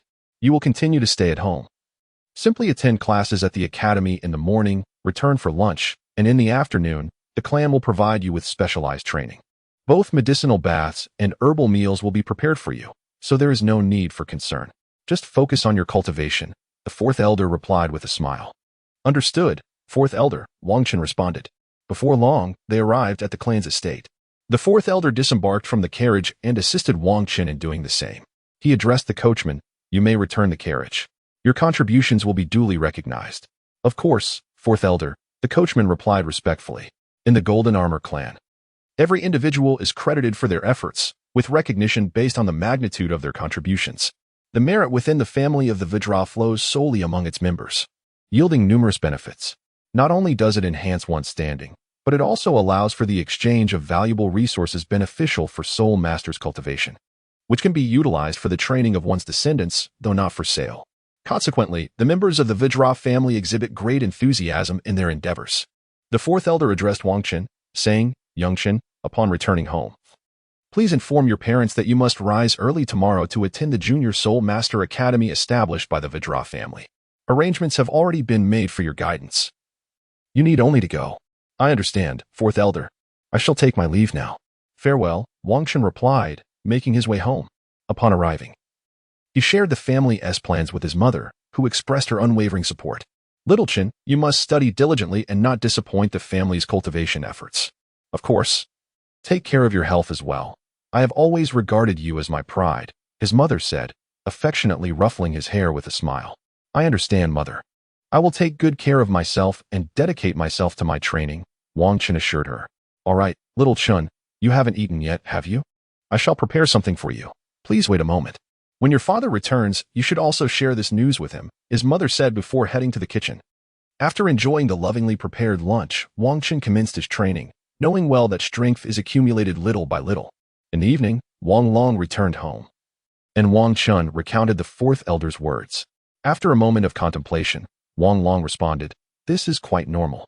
The family prioritizes nurturing talented individuals by allocating resources for their development. Once these talents mature, they, in turn, contribute back to the family. This is the essence of familial bonds. With your exceptional talent, the family will naturally provide you with resources to facilitate your growth. All you need to do is focus on your training and not overthink things." "I see now. Having talent brings such advantages," Wang Qin said joyfully. "Indeed, the family will bestow various resources upon those endowed with talent. Furthermore, as you embark on your studies at the academy tomorrow, you will surely be assigned a guardian to protect you. Typically, this guardian's role is relinquished once you reach the ranks of soul sovereign or soul sect, allowing you to develop independently. After all, flowers nurtured in a greenhouse cannot withstand the storms. Only through trials can one truly thrive," Wang Long explained to Wang Qin. "Oh, I understand," Wang Qin mused. "I did not realize that the Vajra family places such emphasis on the cultivation of its younger generation, ensuring they emerge stronger through trials rather than being mere individuals defined by their soul power levels. Moreover, once you reach level 40, you will be required to venture out alone for further honing. Upon attaining level 50, you may return to the family for assistance in acquiring suitable soul rings, after which you will face a critical choice. Should one continue to venture forth for experience, or remain within the family to oversee its affairs? Alternatively, one might choose to persist in their endeavors until reaching level 60, at which point they could return to the family and join the esteemed Guardian Legion. This privilege is reserved solely for those family members who have ventured out and attained level 60 before returning. These individuals not only possess formidable spirit power, but also traverse the continent independently, likely exhibiting combat prowess that surpasses their spiritual capabilities. Thus, this Guardian military corps represents the zenith of the family's martial strength. Not only do they hold a prestigious status, but their treatment is also unparalleled. In my own experience, after reaching the 50th level, I opted not to venture out and instead directly joined the family's administrative affairs. Consequently, even as a spirit saint now, I lack the qualifications to join. If you aspire to ascend to the upper echelons of the family, it is imperative to become part of that circle. For the clan leader and the 5 esteemed elders predominantly emerge from there. Those from this cohort are significantly favored during the selection processes for the positions of clan leader and elder. This is also a family regulation, ensuring that only those who are undaunted by challenges are prioritized for the upper echelons. Wang Long meticulously elucidated to Wang Qin. "I understand, father," Wang Qin replied earnestly. "Well, it is good that you comprehend. Rest early. You must rise early for the academy tomorrow," Wang Long concluded, prompting Wang Qin to retire for the night. The following morning, Wang Qin awoke early. After attending to his morning routine, he prepared to have breakfast. Upon arriving at the dining hall, he found his parents dining with a stranger, who beckoned him to join them. "This is Spirit Emperor Wang Xin, the guardian appointed by the family. You should come over and make his acquaintance," Wang Long introduced. "Hello, Uncle Wang Senator, I appreciate your assistance. I am Wang Qin," Wang Qin said respectfully, recognizing the importance of honoring one who would safeguard him. "Greetings, young Qin. I am Wang Xin, a 68th level Spirit Emperor. Until you reach the 40th level, I will be your protector, Wang Xin responded. After finishing breakfast, Wang Xin accompanied Wang Xin to the Diamond Junior Spirit Master Academy located within Diamond City. This academy was specifically established by the Diamond family to cultivate the younger generation of the family and the descendants of the Southern Town Legion, while also admitting common spirit masters from Diamond City. Consequently, the academy boasted a substantial number of attendees. Approximately 20 minutes later, Wang Xin arrived at the Spirit Master Academy. The dean of the academy hails from the esteemed Jingang family, a venerable figure in his 50s, with little room for advancement, thus assuming the role of dean here. As Wang Xin has already attained the 13th rank, he was promptly placed in the intermediate class, specifically in Class 1. Within this Soul Master Academy, students are categorized into 3 classes: the primary class, the intermediate class, and the advanced class. The primary class consists of those yet to acquire their soul rings, while the intermediate class comprises first-ring soul masters, and the advanced class consists of those who have obtained their second soul ring, the great soul masters. Those who have progressed beyond this level have long since graduated. Upon Wang Xin's arrival at the classroom, instruction was already underway. With the teacher addressing the students from the podium, Wang Xin gently knocked on the door and entered. The teacher glanced at him, offering a warm smile, and said, "You must be Wang Xin. The dean has informed me of your arrival. Please find a seat and settle in. Be sure to arrive early tomorrow." "Certainly, teacher, I understand," Wang Xin replied with a smile. He then took his seat and began to absorb the lesson. As the class drew to a close, the teacher announced, "All right, class. We shall pause here for a moment." Unbeknownst to them, the day's lesson had concluded, allowing students to manage their time as they wished. Wang Xin took the opportunity to familiarize himself with his classmates, who were predominantly from the city of Jingang. Afterward, he exited the classroom and made his way towards the Jingang family, eager to witness the family's specialized training regimen. Accompanied by Wang Xin upon reaching the family premises, Wang Xin was led directly to a training facility. There, Wang Xin remarked, "From now on, I shall oversee your physical training. Simply follow my arrangements. You will train for an hour daily, after which you may organize your own practice." "Oh, I understand," Wang Xin responded. He had not anticipated that his physical training would be directly managed by Wang Senator. However, this arrangement seemed reasonable, for it would be a waste of a Soul Emperor's talents to merely serve as a bodyguard. This is how one can avoid excessively squandering the power of the family spirit masters. Subsequently, Wang Xin imparted a method of cultivation to Wang Xin. This is a series of physical movements designed to enhance bodily strength in a comprehensive manner. However, at present, only the first 3 movements can be learned. The subsequent 6 require the absorption of the second spirit ring before they can be mastered. For now, one must focus on building a solid foundation. To grasp the concept of physical strength, one must first engage in fitness training, which resembles the structure of a pyramid, broad and robust at the base, allowing for a high and stable apex. Thus, while pursuing a solid and extensive foundation, the theoretical underpinnings of fitness training become exceedingly significant. Wang Xin elucidated various cultivation methods to Wang Xin. In our Diamond Clan, we emphasize 3 fundamental training components for the younger generation. The first is speed and agility. The second is muscular explosiveness, and the third, and most crucial, is endurance. Speed refers to the ability of the human body to move with varying degrees of rapidity. Since speed is profoundly influenced by factors such as physique, age, gender, weight, fatigue, muscle length, explosive strength, and temperature, training must be tailored to suit individual capabilities. Agility is the capacity to swiftly and accurately change the direction or position of the body or its parts. It embodies a synthesis of strength, reaction time, movement speed, power, and coordination. If a soul master lacks speed, it is not overly concerning. However, if their agility is deficient, they will struggle to react swiftly to the offensive techniques of opposing soul masters, leaving them vulnerable to demise and rendering survival on this continent impossible. Muscular explosiveness refers to the maximum force exerted by a particular muscle or muscle group against resistance, essentially determining one's foundational attack power. If the base attack power is too low, even with enhancements from soul techniques, the ultimate offensive capability remains feeble. Therefore, enhancing one's explosiveness is vital for increasing one's chances of survival in the external world. Lastly, endurance is paramount. Those with poor endurance inevitably exhibit inadequate muscular stamina. Individuals lacking muscular endurance will possess diminished strength, which in turn affects explosiveness.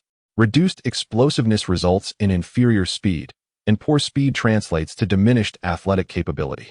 Endurance is thus at the very core, as it dictates one's inherent power.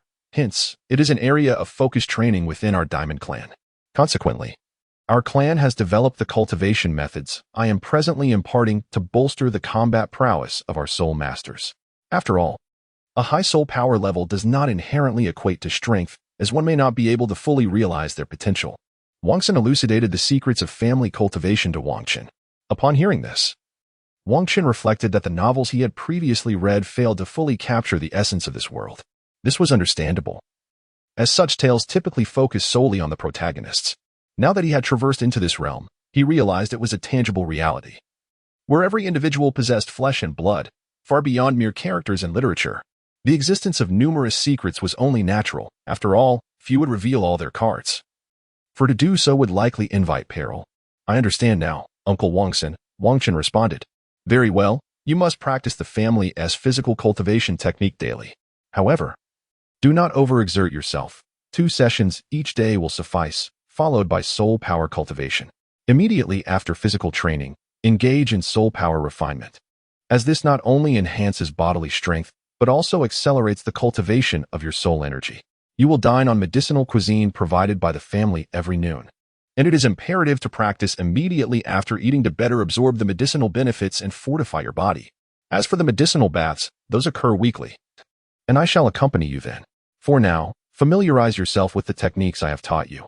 Tomorrow marks the commencement of your formal training. Once you have honed your skills, I shall protect you from the shadows. Should you encounter any uncertainties, do not hesitate to voice them. I will gladly elucidate any doubts you may have. With that, Wang Xin vanished. Wang Qin was not surprised. After all, Wang Xin was a high-ranking soul emperor, on the cusp of becoming a soul sage or even a soul Douluo. It was improbable that he could remain by Wang Qin's side indefinitely.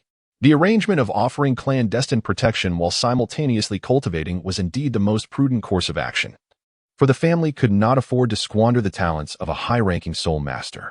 On the following day, Wang Qin attended the Soul Master Academy in the morning and returned to the family for lunch, where he consumed the medicinal cuisine before commencing his formal practice of the family's physical cultivation technique. In the training ground, he diligently practiced, and as a novice, Wang's son was there to correct him, urging him to rectify any errors. As Wang Qin executed the first movement, he sustained it for several minutes. Synchronizing his breath with the technique taught by Wang's senator, he sensed a surge of energy from the heavens and the earth entering his body, fortifying him. Although the enhancement was not overwhelmingly potent, it was a genuine augmentation of his being. The essence of this cultivation method lies predominantly in the technique of breathing, while the physical exercises serve merely to enhance the body's conditioning. Even if others attempt to replicate this method of physical training, devoid of the crucial breathing principles, their efforts would amount to little more than superficial mimicry. Not only would they fail to strengthen the body's resilience, but they might also inflict harm upon their muscles. Thus, the Kong family remains untroubled by the prospect of others attempting to learn this technique. It is imperative to focus on the breathing methods. The initial set of physical exercises is accompanied by 3 distinct sets of breathing principles, and you are currently engaged in mastering the first of these. These 3 sets of mantras are designed to be learned progressively. Once you have mastered the first set and your physical strength has reached a certain threshold, I shall then impart to you the second set of breathing mantras. Upon your mastery of all 3 sets, when your body is ready to practice the second set of movements, you will once again begin with the first set in a gradual manner. Our family's physical training methodology consists of 3 sets of mantras and 9 movements, practiced layer by layer, leading to a significant enhancement of physical strength. Unfortunately, the training is exceedingly arduous and slow, which is why the family does not impose it on everyone. Only those with exceptional talent are assigned a dedicated instructor to nurture their potential. After all, for an ordinary individual, even if they practice the family techniques, their potential may not significantly increase, thus squandering both family resources and their own time, ultimately resulting in minimal strength gains. Therefore, even if you come to master this physical training method in the future, do not share it with others. Do you understand? Understood. Once Wang Qin finished speaking, he ceased his training and took a moment to rest on the ground. After 20 minutes of perseverance, his body could no longer endure, and he needed to pause before continuing his practice. He also realized that this family technique was not as formidable as he had initially imagined. This can only enhance those with innate talent, slightly elevating their potential rather than transforming an individual into a genius. After all, individuals with limited talent, even with a slight enhancement, do not become significantly formidable.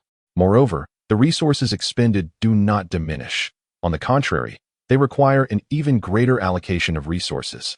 This is akin to making a greater investment while reaping diminishing returns. Thus, the family technique is imparted solely to those of exceptional talent. Now, do not linger on the ground. Instead, commence your meditation on soul energy immediately.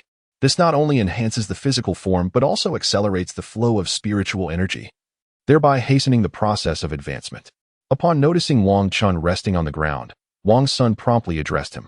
"Oh," Wang Chun responded, immediately transitioning from a prone position to sitting upright, channeling his foundational techniques. Indeed, his practice progressed at an increased pace, allowing him to absorb a greater quantity of spiritual energy. It is no wonder that many within the family have experienced a rapid enhancement in their abilities. Before reaching their respective limits, the elevation of spiritual energy levels occurs swiftly. Consequently, while the family boasts a considerable number of mid-tier and high-tier spiritual masters, the highest echelons remain relatively sparse. It is due to their inherent potential that they can only swiftly ascend to this level, thereafter relying solely on the passage of time for gradual refinement. As he activated his foundational skills, the fatigue in his body dissipated. Consequently, Wang Chun paused to re-engage in the family's physical cultivation techniques. Thus, he immersed himself in rigorous practice. When exhaustion from physical training set in, he would switch to cultivating his foundational skills. Once his fatigue subsided, he resumed the family's physical cultivation methods. After repeating this cycle 3 times, Wang Sun suddenly instructed him to cease. "That's sufficient for today. You should return home to rest. Remember, cultivation requires a balance of relaxation and exertion. You've already depleted most of the medicinal nourishment you consumed today. Continuing further would not only deplete your energy, but could also hinder your potential. Persisting in this manner will not lead to enhancement, but may instead weaken you." Upon hearing Wang Sun's words, Wang Chun complied, recognizing the validity of the advice. It was merely his initial foray into this physical cultivation technique that had made it difficult for him to halt, leading to his oversight. Acknowledging Wang Sun's counsel, he replied, "All right, Uncle Wang Sun, I understand. I will return home to rest." "Very well. You should head back and recuperate. Tomorrow, we will continue as before. I will come to fetch you." "Ensure you rest well," Wang Sun remarked before departing, leaving behind an elegant silhouette. Wang Chun patted his backside and made his way home. Reflecting on the 6 years since his arrival in this realm, he felt a surge of excitement at his first encounter with the cultivation techniques of this world. Indeed, it is advantageous to be sheltered under a great tree. Being part of such a family not only provides access to cultivation techniques, but also abundant resources for training. There is no need to worry about soul rings, as the family has arranged everything. All he needs to do is cultivate. This is certainly far superior to that Tang San. Not only must one cook for oneself and tend to their alcoholic father, but they are also devoid of any cultivation resources. If one cannot surpass him under such circumstances, it would be better to simply find a block of tofu and end it all. Thus, Wang Chun returned home, his mind awash with such thoughts. His mother was preparing the ingredients for dinner that evening, and upon seeing Wang Chun, she greeted him joyfully. "Xiaoqun, you're back. How was your day at school?" "Well, mother, I have completed my cultivation for today. Uncle Wang Sun asked me to return and rest. I will continue my training with him tomorrow." "That's splendid. You should take a shower first. I'll prepare dinner, and I will come to call you when it's ready. Your father will be home as well, because of you. He has been doing better within the family. He no longer has to work late into the night and will be home for dinner." Wang Chun's mother said happily, "All right, I shall go take a shower now." After responding to his mother, Wang Chun promptly departed to take a bath. Once he emerged from his cleansing ritual, he retreated to his bedroom to rest upon his bed. Today, he felt rather fatigued, although the exhilaration of becoming stronger filled him with excitement. The weariness of both body and spirit could not simply dissipate. It was essential for him to allow himself ample time to recuperate. By the time his mother called him for dinner, he had already been lying down for an hour, managing to regain some energy. Following the evening meal, he opted for further rest. Thus, a year and a half slipped away unnoticed. It had been a year and a half since Wang Chun first engaged in the family's physical cultivation technique. During this time, he not only mastered the initial movement of this family technique, but had also progressed to the second set of movements. Moreover, his soul power had reached the esteemed level of 20.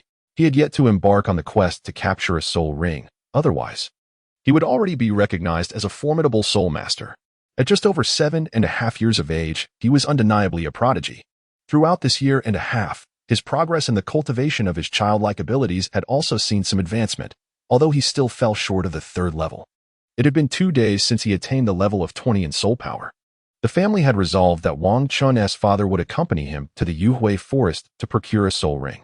His father, Wang Long, advised him to solidify his soul power, proposing they venture into the forest in 3 days. For now, he should diligently train to enhance his physical prowess. This time, Wang Chun intended to capture a Millennium Soul Beast as his 2nd soul ring. 2 days prior, the elders of the family conducted a thorough assessment of Wang Chen's physical strength. They confirmed that his body was capable of absorbing a Millennium Soul Ring, thereby granting him permission for this venture. Otherwise, they would never have allowed him to take such a risk. Given Wang Chen's exceptional talent, even if he could not absorb a 10,000-year soul ring for his 4th, he would eventually reach the pinnacle of a title Douluo. Alone in the courtyard, Wang Chun practiced the family's physical cultivation technique, ensuring his body remained in optimal condition for the eventual absorption of the Millennium Soul Ring. However, his time was not solely dedicated to solitary training. He also formed connections with several individuals at the Soul Master Academy. Among them was Wang Hai, who awakened his martial soul alongside Wang Chen, ultimately manifesting the martial soul of the giant ape with innate soul power at level 8. After 2 months of training, he reached level 10 and sought to capture his soul ring, subsequently joining Wang Chen's class and becoming his close ally. Another notable acquaintance was Liu Yun, a civilian soul master recruited by the academy in Jingang City. His martial soul was the Golden Eagle, specializing in agile attacks. Liu Yun possessed decent talent and was drawn to Wang Chen for guidance in his training, echoing the adage that a hero is aided by companions. In this world, solitary endeavors rarely yield significant results. Hence, Wang Chen sought out talented soul masters within the academy, offering them assistance and ultimately welcoming them as his loyal followers. He even contemplated that once he had imparted his techniques to the family, he would further cultivate his subordinates, sharing his childlike skills to empower them. Thus alleviating the need to bear all burdens alone, he could simply direct his allies in their endeavors. After some time spent solidifying his cultivation, Wang Chen found that his progress had plateaued, requiring only familiarity with his skills. Once he felt secure in his practice, he returned home, having made arrangements with Wang Hai and Liu Yun to offer them guidance in their training. In this realm, most individuals adhered rigidly to conventional methods of cultivation, relying solely on their soul power and techniques to confront adversaries, rather than employing creativity to devise unique strategies. Wang Chen, having traversed from another world, had encountered diverse methods of cultivation, albeit not as potent as those in this world. Nonetheless, his imaginative approach had yielded numerous beneficial techniques, which enabled him to attract these 2 companions. Upon returning home, Wang Chen discovered that Wang Hai and Liu Yun had already arrived, engaging in physical exercises in the courtyard to prepare for the training session ahead. "You all are here. Please wait a moment. I shall retrieve the meticulously prepared training regimen I have arranged for you," Wang Chun remarked as he gazed at them. "Very well, Brother Chun," Wang Hai and Liu Yun replied in unison. After speaking, Wang Chen proceeded to his room to fetch the training plan he had composed for them. He extracted the carefully crafted training manual from his desk and stepped outside. "Come, take a look. This is the training plan I have prepared for you. Your paths diverge, hence the training plans will differ. Do not mistake them," Wang Chen announced in the courtyard. After delivering his message, he handed the training manual to them. Upon receiving it, they began to examine it with great attention. After a moment, Wang Chen allowed them to peruse the document before he elucidated the reasoning behind his arrangements and the benefits of such training. "Now that you have perused it sufficiently, I shall explain the rationale behind a Hai's regimen. As a Hai possesses the martial soul of the giant ape, he follows an offensive route. Thus, we must augment his attacking prowess. In simpler terms, it is imperative to enhance his strength, ensuring that his strikes are formidable. Consequently, I have incorporated weighted training into a Hai's manual, providing him with a complete set of iron armor. Although he may find it challenging at first, once he fully acclimatizes and sheds the armor, the strength he will exhibit will be beyond imagination. Furthermore, given that a Hai specializes in offense, it is crucial to bolster his defensive capabilities as well. Otherwise, if he fails to incapacitate his opponent, he risks being overwhelmed by counterattacks, which would be quite unfortunate." After sharing this with Wang Hai, Wang Chen paused to gather his thoughts before addressing Liu Yun's training plan. I understand, Brother Chen. I will devote myself to my training and ensure that your efforts do not go to waste, Wang Hai responded emphatically, nodding earnestly. Wang Hai, resembling his father Wang Fuchang, was tall and robust, with a somewhat dark complexion and a simple demeanor. Now, regarding Xiaoyun's training plan. As you possess the agility-type martial soul, the primary focus will be on enhancing your speed and reflexes. The method for improving your speed is akin to Ahai's, though yours will involve iron leg bindings. To enhance one's speed, agility becomes paramount. A lack of reflexes can severely hinder one's ability to control their velocity, thus preventing the full expression of one's potential. Therefore, this aspect must be the focal point of your training. I have arranged for you to practice in the small grove within the academy, where you will initially navigate swiftly without disturbing the fallen leaves. Once you have mastered this, intensify your training by visiting the grove each morning, striving to avoid even a single drop of dew. At that stage, your reflexes and speed will be impeccable. Wang Chen elucidated the training plan to Lu Yun, ensuring he understood the approach to take. Yes, Brother Chen, I comprehend, Lu Yun responded after hearing the instructions. Lu Yun was a slender, tall boy, somewhat reserved, preferring to immerse himself in his training rather than engage in conversation. Although merely a civilian soul master with limited training resources, his capabilities were commendable, which is why Wang Chen welcomed him into their small group. After receiving the training manual, Wang Chen and Lu Yun prepared to return, as their primary purpose for coming was to acquire this material, and not only had they succeeded, but they also benefited from Wang Chen's insights. Brother Chen, we shall take our leave now, Wang Hai and Lu Yun stated in unison. Very well. You may return. I must also prepare to seek the second soul ring. I need to consolidate my strength further, Wang Chen replied. As time passed, Wang Chen diligently refined his cultivation over the next 3 days, preparing himself for the acquisition of the second soul ring. When the moment arrived, he and his father, Wang Long, set out to procure the soul ring, heading back to the Yue forest. This time, as they aimed to obtain a 1,000-year soul ring, the family had advised him to partake in a high-grade medicinal bath the night prior to his quest. At this level, the medicinal bath was not something he was entitled to use at this moment. However, considering that Wang Chen was about to absorb the Millennium Soul Ring, it was granted to him prematurely, though it seemed somewhat wasteful given his inability to fully absorb it, thus diminishing its efficacy. Wang Chen, due to his cultivation of the boy's skill, did not squander much of it, unbeknownst to his family. As Wang Chen and Wang Long journeyed forth, they reached Yue town in less than half a day. They proceeded directly to the family-owned Wilaya, intending to rest for the night so that Wang Chen could adjust his state for the absorption of the Millennium Soul Ring. As the night passed, Wang Chen felt he had perfected his condition, ready at any moment to absorb the soul ring. After breakfast, they ventured into the forest to search for a suitable soul beast for Wang Chen. They scoured the woods for half a day, but regrettably found nothing suitable, compelling them to continue their search at a leisurely pace. In the mixed zone, they searched diligently. Suddenly, Wang Long halted, unleashing his soul skill towards the left front. With a thunderous sound, a golden beam of light shot forth, followed by a tremendous crash. A vibrant green serpent plummeted from a tree in the left front, lifeless. At this moment, Wang Long spoke up. Xiao Qin, this is the emerald green snake.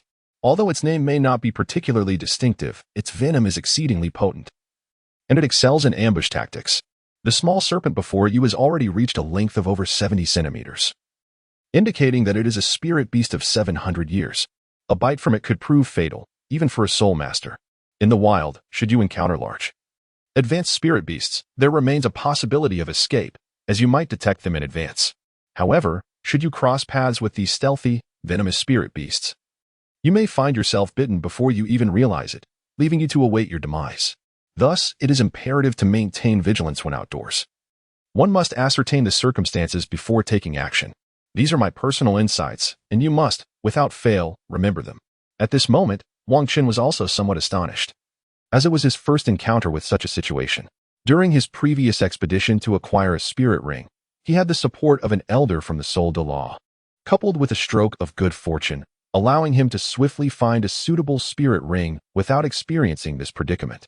This time can be regarded as a valuable experience. After Wang Long finished speaking, he led Wang Chen away, as they needed to continue their search for soul rings. Having found no suitable soul beast in the mixed zone, they could only venture deeper into the forest. They walked for more than an hour into the depths of the woods. Suddenly, Wang Long heard a beast roar. This sound elicited a sense of excitement within him, for he discerned that it belonged to a formidable soul beast. This particular spirit beast is most suited to the King Kong family. He swiftly grasped Wang Qin and hastened towards the source of the beast roar. Wang Long, with Wang Qin in tow, quickly navigated through the forest towards their destination. Only Wang Long, a soul saint, possessed the strength to traverse the woods in such haste. Others of lesser power would easily fall prey to the venomous spirit beast lurking within. His formidable soul power allowed him to exert an aura of pressure, facilitating their journey. However, this pressure extended merely a meter around him, for any greater distance might inadvertently frighten away the spirit beasts. Before long, they arrived at their destination, where Wang Long ascended a tree with Wang Qin, observing the scene below from a distance. In the clearing ahead stood a golden rhinoceros spirit beast, towering over 3 meters. Its massive horn on its forehead lending it an imposing presence. Yet, it was currently emitting fierce roars, threatening the black spirit beast before it. At this moment, Wang Long spoke to Wang Chun. Little Chun, behold that golden spirit beast. It is the golden armored rhinoceros. This spirit beast is exceptionally unique. Its exterior differs from other rhinoceros spirit beasts, which are covered in thick hides. The golden armored rhinoceros is adorned with golden scales, boasting remarkable defensive capabilities, making it a perfect candidate for your second spirit ring. Moreover, it is merely over 1,000 years old, a truly exquisite choice. The black leopard spirit beast you see is the ink cloud leopard, known for its swiftness and penchant for ambush. I shall handle them both. Prepare yourself to absorb the spirit ring shortly. With that, Wang Long summoned his martial spirit, activating his soul skill, and unleashed a strike upon the 2 spirit beasts below. Startled by the imminent danger, the beasts were aware of the threat. However, awareness did not guarantee escape. Boom! In a flash of lightning, Wang Long's soul skill descended, inflicting severe injuries upon the 2 spirit beasts, who were on the brink of death. This is indeed a deliberate control by Wang Long. Otherwise, these 2 soul beasts would have been vanquished long ago. He is still intent on utilizing their soul rings, which is why he is held back. With a mere flick of his hand, he dispatched the ink cloud leopard and summoned Wang Chun, preparing to absorb the 1,000-year soul ring. Wang Chun took action and killed the golden armored rhinoceros, from which a purple soul ring emerged. Seated on the ground, Wang Chun took a deep breath, focused his mind, and prepared for absorption. He channeled his soul power, drawing the purple ring towards him. As the soul ring descended upon his head, an immense pressure enveloped him. The weight of a 1,000-year soul beast felt akin to a colossal stone cast into calm waters, stirring up tremendous waves that battered Wang Chun's body and spirit. Wang Chun harnessed his soul power, allowing his martial spirit to absorb the soul ring. In that instant, it felt as though boundless energy surged through him, his body resembling a tiny boat adrift in a flood, swaying with the currents. In this tumult, his body endured repeated collisions with soul power, only to recover time and again, akin to the forging of iron. Each strike expelled impurities from the metal, enhancing its quality. Likewise, with each clash, Wang Chun's body grew stronger, not only in physical prowess but also in defensive capabilities. After over an hour passed, he finally completed the absorption of the soul ring and awakened. Rising to his feet, he assessed his body and soul skills, realizing his power had significantly amplified. Not only had his physical attributes strengthened remarkably, but his soul skills also became extraordinarily formidable. Truly, the 1,000-year soul beast of the second soul ring bestowed an exceptional skill. How do you feel, Shaoqin? What is your soul skill? Wang Long inquired immediately upon seeing his son had absorbed the soul ring, his concern palpable. After all, absorbing a 1,000-year soul beast for the second soul ring was quite extraordinary. Were it not for the family's prior research, he would never have dared to let his son take such a risk. Now that the absorption was complete, he hastily questioned, fearing something might have gone awry. Everything is fine, Dad. My physical condition has improved immensely, and my soul skill is quite powerful, Wang Chun responded after taking a moment to reflect on his own sensations. Second soul skill. Indestructible body of the Vajra. Wang Chun activated his second soul skill, the indestructible body of the Vajra. In an instant, a golden light enveloped him, transforming his entire being into a radiant gold. As he carefully examined himself, he discovered that while other attributes remained unchanged, his defensive capabilities had surged significantly. Dad, my second soul skill is called the indestructible body of the Vajra, which enhances my defense by 200% and reduces damage by 20%. Furthermore, I can continue to enhance it with future soul ring absorptions. With each additional soul ring, his defensive capabilities increase by 20%, and damage reduction rises by 5%. Wang Chen excitedly explained his second soul skill to his father. "Oh, this soul skill is truly remarkable. It is nothing short of divine." Wang Long expressed his admiration upon hearing his son's description. "Father, I wish to find a soul beast to test my second soul skill," Wang Chen stated, eager to experience its true potential. "Very well," Wang Long replied, understanding his son's enthusiasm. It is only natural to be curious about the efficacy of a powerful soul skill. Moreover, within this forest, there were no exceptionally formidable 10,000-year soul beasts, allowing him to ensure Wang Chen's safety. Through his spiritual sensing, Wang Long soon identified a suitable target, a century-old shadow leopard, a worthy adversary in this forest. The shadow leopard may not possess high attack power, but its speed was commendable, and it excelled in ambush tactics, often concluding the battle before the opponent could react. Wang Chen, eager to test his second soul skill, found the shadow leopard to be an ideal choice, as it did not require an opponent with immense attack strength. Wang Long positioned Wang Chen opposite the shadow leopard, concealing his presence nearby, ready to intervene at a moment's notice. As soon as Wang Chen laid eyes on the shadow leopard, he summoned his martial soul. With the manifestation of his martial soul, his physique expanded significantly, transforming as he became enveloped in dark fur reminiscent of a titan great ape skin, thereby enhancing his defensive strength. A brilliant yellow halo and a purple ring pulsated rhythmically beneath his feet. The shadowy leopard did not impulsively launch an attack. Instead, it circled around Wang Chen, meticulously searching for a flaw to deliver a decisive strike. This encapsulates the survival principles of the agile spirit beast, the shadow leopard. Should one squander their stamina, they would be ill-prepared for unforeseen circumstances. The shadow leopard circled, detecting no vulnerabilities, and resolved to probe further. Tensing its hind legs, it lunged fiercely at Wang Chen. In response, Wang Chen felt a surge of exhilaration rather than anger. Although his second soul skill boasted formidable defense, it did not enhance his speed, rendering him unable to test the limits of this skill against a spirit beast.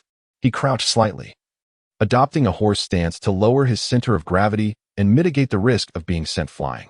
With a firm shout, he activated his second soul skill, the indestructible body of the Diamond Child. A dazzling golden light enveloped Wang Chen as his physique slightly expanded. Faced with the approaching shadow leopard, he remained composed, positioning his hands defensively in front of him and bending slightly at the waist, preparing to test his soul skill. The close-quarters shadow leopard struck with its sharp claws, aiming to breach Wang Chen's defenses and savor its prey at leisure. However, while the prospect was enticing, reality proved starkly harsh. The leopard's assault was futile and could not penetrate Wang Chen's defenses. Under the influence of his indestructible body, the shadow leopard's razor-sharp claws left no mark upon Wang Chen's golden skin. Seizing the opportunity, Wang Chen used one hand to deflect the attack while launching a counterstrike with the other, sending the shadow leopard soaring into a tree. It let out a pained howl before hastily retreating. Indeed, it was a wily hunter of the forest. Upon sensing danger, it swiftly fled. Wang Chen was unable to pursue the agile spirit beast and allowed it to escape.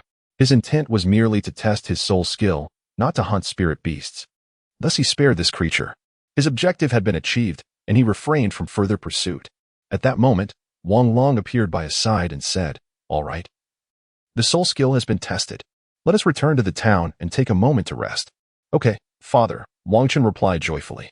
He was quite exhilarated, for he had acquired such a formidable second soul skill, which would undoubtedly support him in his endeavors ahead. As they made their way back to the town, night had already fallen. After a hurried meal at the Yu they retired directly to their rooms for rest. Lying on his bed, Wang Chen found himself unable to sleep, his mind preoccupied with thoughts of his newfound strength. Although this second soul skill was indeed powerful, it came with considerable consumption. At his current level of 23 soul power, he could only sustain it for a little over 10 minutes before his energy would be depleted. This is primarily due to the profound depth of his soul power, which enables him to endure for such an extended period. An ordinary person would have exhausted their energy within mere minutes. To fully unleash his potential, he must continue to bolster his physical strength. As Wang Chen lay in bed, his thoughts wandered aimlessly until he slipped into slumber.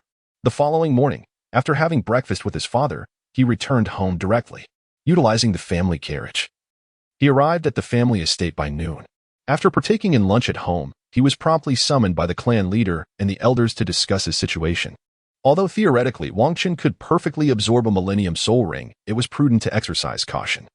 The family experts would examine his health to ascertain if there were any adverse changes and to determine whether he could attempt the absorption of a 10,000-year soul beast for his fourth soul ring. Following the family's examination, it was revealed that Wang Qin's body was exceptionally healthy, fully capable of continuing his endeavors with the 10,000-year soul beast for his fourth soul ring. Excellent, indeed.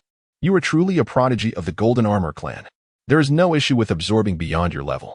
When the time comes for you to absorb your fourth soul ring, I shall personally hunt for the soul ring, promised the straightforward fourth elder to Wang Qin.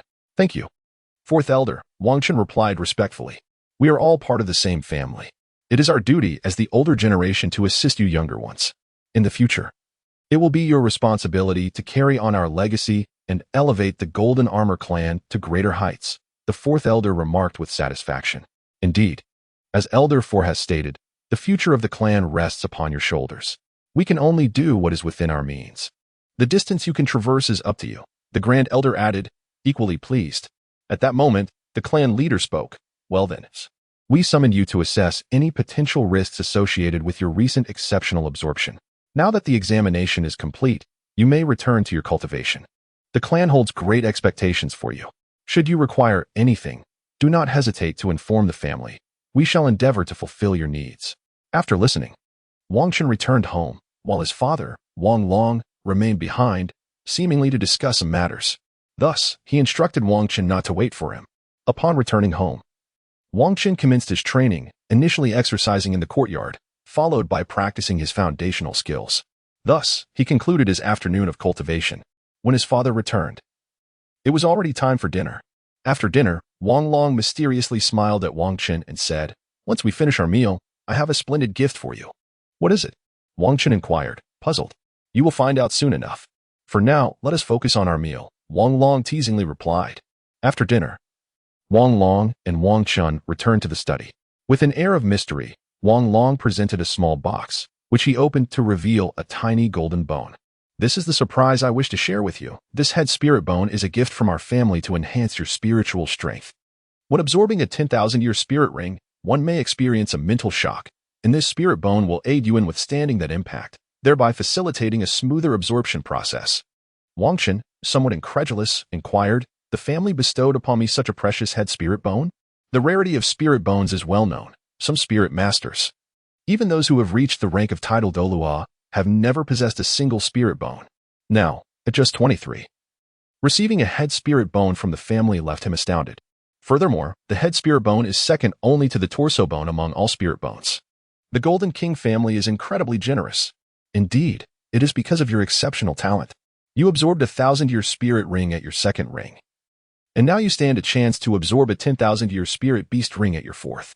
Thus, the family seeks to assist you in overcoming the mental shock associated with it, enabling you to grow even stronger. Supporting our juniors and enhancing their strength and resolving their external challenges is a tradition passed down within the Golden King family. This is the very reason for our family's enduring legacy.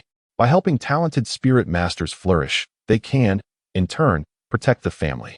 Anyone with talent receives the family's support, which is why our family remains so united. We prioritize ability over connections, ensuring that generations of title Douluo continue to guide us. Wang Long's explanation illuminated the core values of their family for Wang Qin. Now that he had received substantial support from the family, it was crucial for him to remain grounded, lest he become a source of trouble. I understand, father, Wang Qin replied, finally grasping why their family was so formidable and devoid of internal strife. It was clear that meritocracy reigned. Those who did not ascend to high positions merely lacked the requisite ability, not due to suppression by others, thus fostering a spirit of unity within the family. Now, prepare to absorb this 10,000-year spirit bone. I shall watch over you. All right, father. Wang Qin calmed his mind, holding the spirit bone in his hand, adjusting his body, and readying himself to absorb his very first spirit bone. This is a golden soul bone, resembling a human skull.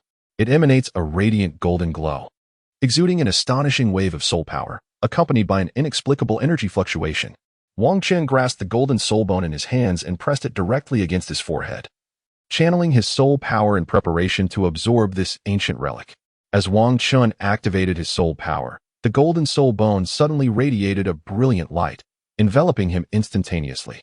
As the golden light encased him, Wang Qin first experienced an extraordinary energy, akin to a refreshing stream coursing through his mind, instilling a profound sense of comfort.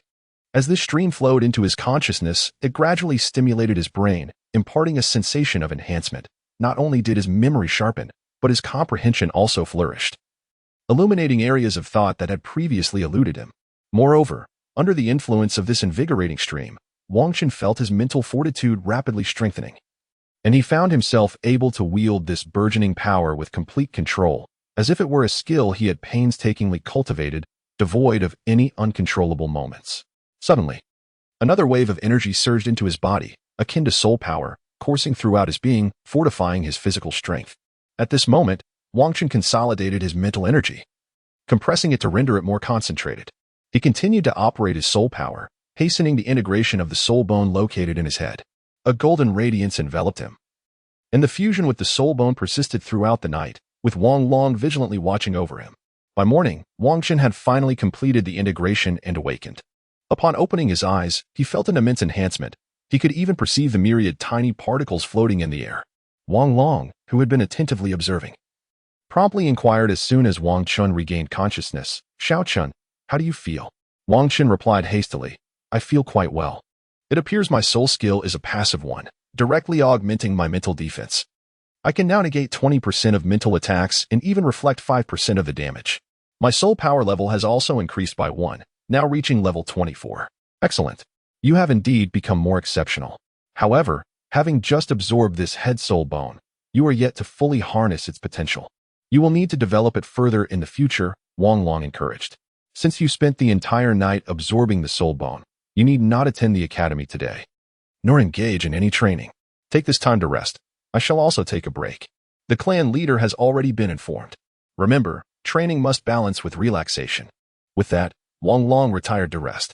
Wang Qin exited the study, returning to the living room where he enjoyed breakfast prepared by his mother before heading back to his room. Inside, he eagerly experimented with the special skill he had just obtained.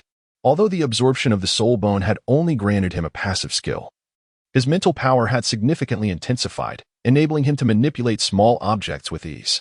On his desk, Wang Qin utilized his mental energy to flip through books, thoroughly entertained by the simple act. He even controlled a pen with his mental power to write. Engrossed in his playful endeavors, he suddenly felt a slight dizziness, reminiscent of sleepless nights. "Oh dear, it seems my mental energy has been excessively depleted. My head feels uncomfortable. I should rest and replenish my mental power," Wang Qin murmured to himself. He then withdrew his mental energy and lay down in bed to rest. When Wang Qin awoke, it was already nightfall. Having not eaten anything, he felt hungry and decided to seek food in the kitchen. As he stepped outside, he discovered his father, Wang Long, waiting for him. "I checked on you around noon. It seems you lacked restraint and depleted your mental energy. Fortunately, it is not severe this time. You must take care in the future," Wang Long advised. "I left some food for you in the kitchen. It's still warm. After you eat, make sure to rest well. Tomorrow, you must continue attending school and training." After Wang Long finished speaking, he departed, having merely issued a warning to Wang Qin to exercise greater caution. "I understand, Dad," Wang Qin replied. Following dinner in the kitchen, he retreated to his room to rest, as his mental fortitude had yet to fully recuperate and required further rest. The following day, upon awakening, Wang Qin found that his mental strength had completely restored. After partaking in breakfast, he made his way to the academy. Upon arriving in the classroom, he promptly seated himself beside his two loyal companions. With no class in session and the teacher absent, the two friends initiated a conversation with Wang Qin. "Brother Chun, have you acquired your second soul ring?"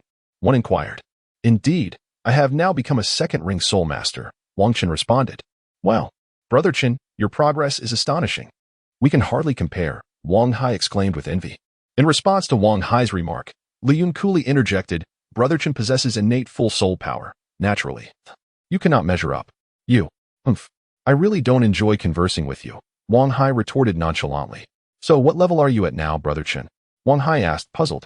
"I am currently at level 24, Wang Qin replied. "Well, Brother Qin, how have you progressed so rapidly? Already at level 24? Didn't you just obtain your soul ring?" "Because I absorbed the Millennium Soul Ring, that is why my level has increased so significantly," Wang Qin explained, deliberately omitting any mention of his soul bone acquisition. "This is not a matter of trust. Rather, it is futile to even speak of it. He cannot conjure two soul bones for them to absorb, and revealing his own soul bone could lead to peril. Thus, it was left unsaid. The age of a soul ring cannot be concealed, and unlike soul bones, they cannot be taken by others, eliminating the necessity for secrecy. How impressive! Brother Chen, you have truly absorbed a 1,000-year soul ring. This has been a conjecture within the family, of course derived from rigorous speculation. It is also due to my diligent training that I have had the opportunity to absorb a 1,000-year soul ring. Therefore, you all must strive earnestly in your training. Even if you cannot absorb a 1,000-year soul ring in the future, acquiring one of a similar age would still be commendable. Upon hearing this, Wang Hai suddenly declared, I have made up my mind. I too shall aspire to absorb a 1,000-year soul ring like Brother Chen. Hai. You must still plan according to the strength of your body. If your physical prowess does not meet the required standard, it is impossible to absorb a 1,000-year soul ring.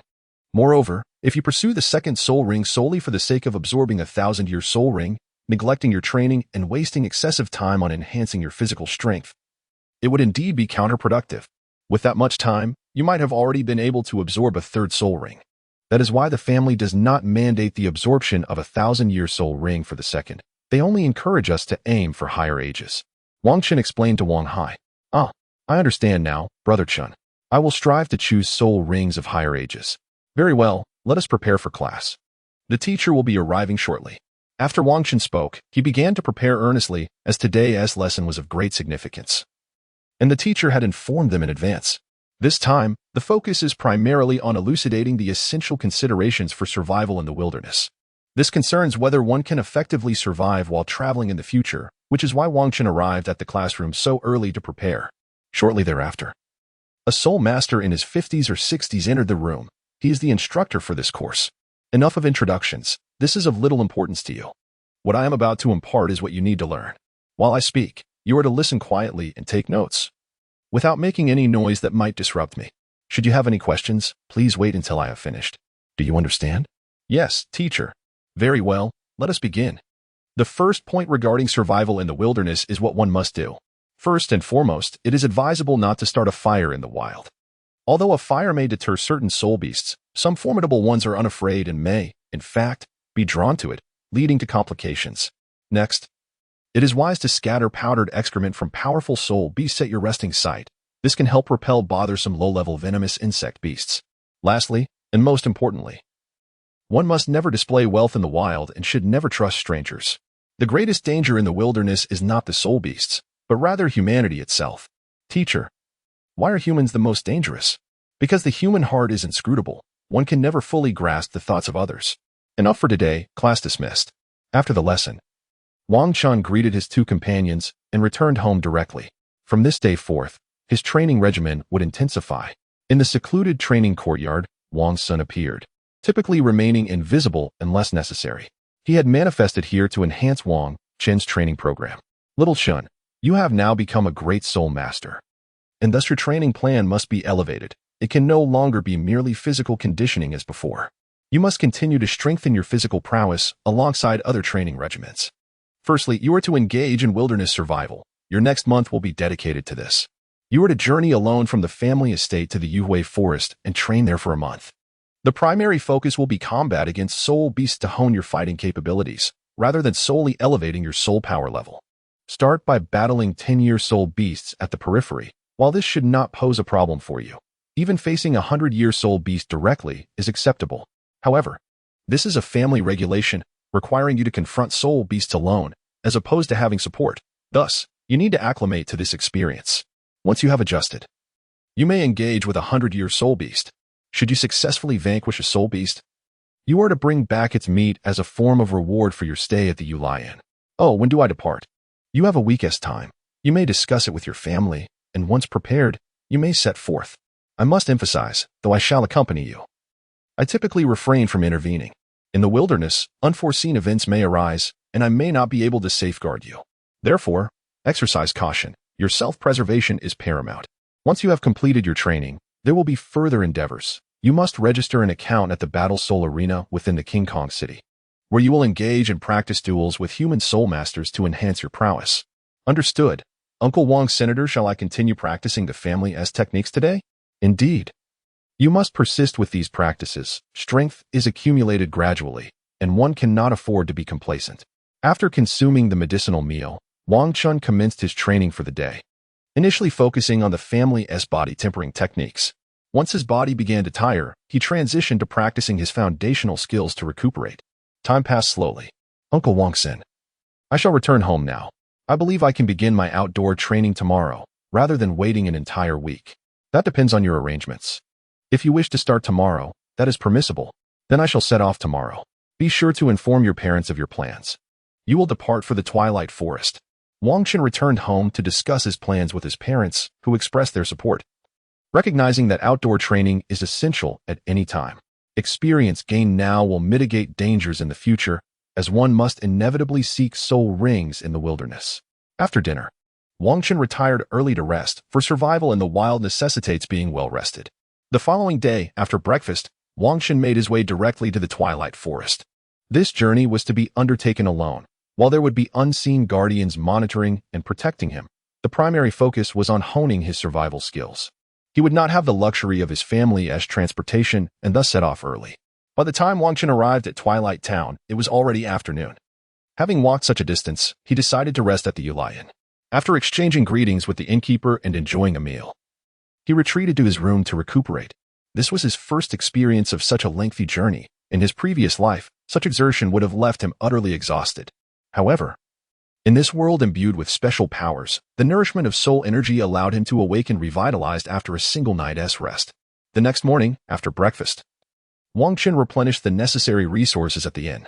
Without further ado, Wangxin embarked on his journey. The Yue Forest is a vast expanse, teeming with a multitude of spirit beasts, including numerous millennia-old entities. However, these ancient creatures predominantly reside deep within the forest. This time, Wangxin planned to operate solely on the periphery, where he was likely to encounter only 10-year and 100-year spirit beasts, posing little danger to him. As he entered the forest, an eerie silence enveloped him, as if all sounds had vanished. Being alone on this expedition heightened his vigilance. His first task was to locate a suitable campsite to settle down. After all, he was not merely here to seek spirit rings. He needed a refuge amidst potential skirmishes with various spirit beasts. Wangxin diligently searched the forest, not only for a place to rest, but also to find one or two spirit beasts to hone his skills. It was imperative that he be prepared for any formidable adversaries he might encounter. Although he had unseen protection, the presence of a reliable ally could significantly influence his performance. After over an hour of searching, Wangxin finally came across a suitable adversary, a 100-year spirit beast, the Gale Wolf. Typically, these creatures live in packs during their 10-year phase, but upon reaching a century, they venture out to forge their own paths. Some continue solitary training, while others establish their own packs as leaders. This particular wolf seemed to be honing its skills alone, making it a perfect opponent for Wangxin. Channeling his soul power, Wangxin summoned his martial spirit, activating his 2 soul rings as he charged towards the Gale Wolf. Upon noticing Wangxin, the wolf unleashed its innate soul skill, Blade of the Gale, launching 2 razor-sharp wind blades in his direction. In response, Wangxin swiftly activated his second soul skill, Indestructible Diamond Body, bracing himself against the wind blades as he advanced. With determination, he unleashed his first soul skill, Mighty Diamond Fist, striking the Gale Wolf with tremendous force. The beast was sent hurtling back, crashing against a tree, gravely injured. Wangxin approached and swiftly dealt with it before continuing his search for a resting place. Through his encounter with the Gale Wolf, Wangxin gained a clearer understanding of his capabilities. He was well-equipped to handle 100-year spirit beasts. After all, he had dispatched the Gale Wolf with relative ease, indicating that 1,000-year beasts posed no significant threat. Continuing his exploration, Wangxin sought to validate the survival skills he had acquired. Eventually, he stumbled upon a small hill, beneath which lay a modest cave. With a little tidying up, it could serve as an impeccable resting spot. He set about organizing the cave, scattering medicinal powder around the perimeter for protection. In addition, he gathered some dry wood nearby, preparing to cook a modest meal after his lengthy endeavors, which included a battle with a 100-year spirit beast. To provide some context, Wangxin retrieved a small iron pot from his storage soul guide, along with the family-prepared air-dried soul beast meat, to concoct a nourishing soup. After savoring his meal, he meticulously cleaned his utensils and prepared to venture forth in search of a suitable soul beast for training, aiming to replenish his food supplies and simultaneously scout for a water source within the forest. Although he had stored a considerable amount of water and provisions in his soul guide, his primary objective was to hone his wilderness survival skills rather than engage in mere outdoor cooking. Having just found a resting spot, he allowed himself this brief indulgence. Thereafter, He would need to rely on his own resourcefulness for sustenance and hydration. Thus, Wang Chun embarked on his quest, keenly observing his surroundings. Upon discovering a water source, he began to seek various soul beasts for training. After locating the water, he meticulously scanned the vicinity for edible soul beasts that he could successfully confront. During his search, he encountered a water buffalo-type soul beast, aged under a century, which posed no challenge for him. With ease, he subdued it, transforming it into a source of nourishment. After skinning the beast, he packed its 4 large legs and ribs into his soul guide, dismissing the remainder as too cumbersome to clean. Returning to his makeshift camp, Wang Chun prepared to enjoy a hearty meal, knowing that the following day would bring intense battles with formidable soul beasts. He relished a delectable rib soup before commencing his training. In the wilderness, the absence of a watchman rendered it perilous to fall asleep unguarded. One could awaken to find oneself no longer alive, potentially devoured by a soul beast. Thus, he remained vigilant, substituting sleep with training. While this was not as restorative as slumber, it served to rejuvenate his mental fortitude, preventing lethargy. Wang Chun had survived in the wild for 10 days, during which he had engaged in combat with 16 soul beasts, each aged a century, except for the first, which was 300 years old. The rest surpassed 500 years. Presently, Wang Chun's prowess rendered him more than capable of dispatching any soul beast under 500 years with remarkable ease, often achieving instantaneous victories. Thus, from the very beginning of 3 centuries, he gradually escalated the age of the soul beasts he faced. Just yesterday, he engaged in a fierce battle for several minutes with a soul beast aged 800 years before finally subduing it. Due to the nature of the wilderness, Wang Chun preferred to resolve encounters swiftly. Otherwise, the commotion might attract other soul beasts, posing a significant danger. Though he had hidden protection, it would render his own cultivation futile. Currently, Wang Chun intends to seek out a 900-year-old soul beast within the next couple of days. After vanquishing it, he plans to take a respite at the Yueli Inn, indulging in a hearty meal. Following that, he aims to venture back into the forest to attempt confronting a soul beast nearing a millennium in age, assessing his ability to contend with such formidable foes.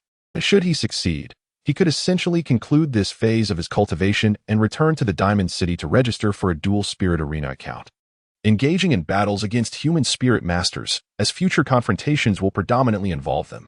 After tireless searching, Wang Chun finally discovered a suitable soul beast, a saber-toothed boar, aged approximately 900 years. The power of this soul beast is astonishing, and its defensive capabilities are equally impressive. Most notably, its saber-like fangs are exceptionally sharp. From the moment of its birth, once it developed its saber-like tusks, it has been relentlessly honing them, relying on these formidable fangs to survive within the forest. However, this soul beast is not without its vulnerabilities. Due to its size, its speed and reflexes are somewhat lacking. Furthermore, the saber-toothed boar possesses a highly volatile temperament, prone to bouts of irrationality. Wang Chun meticulously observed from his perch in the tree, vigilant for any other soul beast in the vicinity, wary of any uncontrollable factors that might arise during his battle, potentially placing him in jeopardy. The saber-toothed wild boar continued to root through the ground in search of delectable roots, utterly oblivious to the looming danger. After a meticulous examination, Wang Chun discerned that this was the sole soul beast present and resolved to make it his target, intending to escort it out of the forest and deliver it to the Yueli Inn. Over the course of 10 days of diligent training, Wang Chun had evolved from the naive youth who relied solely on frontal confrontation into a more astute combatant. He now sought out vulnerabilities, opting for stealthy strikes to swiftly conclude battles rather than squandering time on futile brute force. By employing minimal effort to achieve maximal results, one must maintain sufficient spirit power to cope with various unforeseen circumstances. While the soul beast grazed unsuspectingly on the roots, Wang Chun directly manifested his martial spirit, activating his first soul skill and charging forth from the diagonal rear of the saber-toothed boar. His speed was astonishing. The beast had no time to react before being struck by Wang Chun, hurtling into the forest and colliding with a tree, crashing heavily to the ground and creating a considerable crater. Although the saber-toothed boar sustained significant injuries, it did not lose its fighting spirit. Rather, the intense pain ignited its ferocity. With bloodshot eyes, it charged at Wang Chun, intent on exacting revenge. Wang Chun was well aware that a single attack would not suffice to incapacitate this nearly millennium-old beast. Thus, after his ambush, he surged towards it, prepared to conclude the battle decisively. Boom! Wang Chun collided with the saber-toothed boar. Utilizing his second soul skill, the indestructible body of the diamond, he withstood the assault. In the instant of impact, Wang Chen unleashed his first soul skill with his right hand, striking the boar in the face and sending it flying once more. Though he remained uninjured from the collision, the tremendous force propelled him backward. He landed on the ground, retreating a few steps to dissipate the residual energy. The saber-toothed boar, however, crashed down again, its already volatile nature overwhelmed by rage, enveloped in a swirling red aura. A thunderous roar echoed through the sky, the shockwave sweeping past and sending countless fallen leaves and wild grasses soaring into the distance. Centered around the saber-toothed boar, an astonishing aura radiated forth. Within this tempest, the boar resembled a descending demon, surrounded by crimson waves, its fangs stained as if with blood, exuding an aura of terror. Wang Chen, having manifested his martial spirit, channeled his soul power to its zenith, his body aglow with a brilliant golden light, and charged towards the beast. In a frenzied state, the saber-toothed boar lunged at Wang Chen, devoid of rationality, relying solely on brute strength in a straightforward collision, akin to a mountain descending upon him. Come on. Wang Chen grinned, exhilaration coursing through him as his adrenaline surged. Boom. The impact of Wang Chen's indestructible body clashing with the saber-toothed boar reverberated like thunder, the violent shockwave causing the leaves of nearby trees to tremble. At the epicenter of their collision, the ground was forcefully displaced by the turbulent winds. Roar. The tusked saber-toothed boar let out a furious roar, abruptly turning to charge at Wang Chen with its massive fangs, intent on vanquishing the human who had inflicted injury upon it.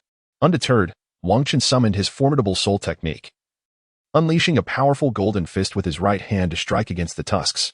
Boom, boom, boom, boom. The relentless clash between Wang Chen and the tusked saber-toothed boar reverberated with overwhelming force. The brilliant golden and crimson lights, infused with extraordinary power, generated a cacophony of thunderous roars with each collision.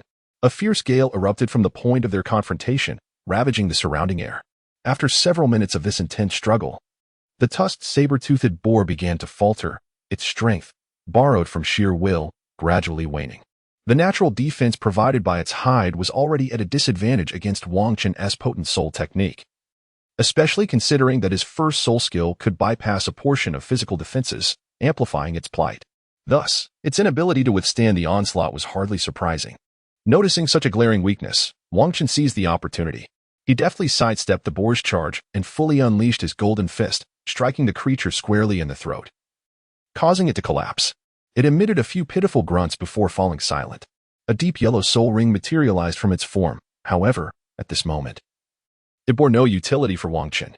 After a brief restoration of his soul power, he promptly stored the fallen tusked saber-toothed boar within his soul guide device.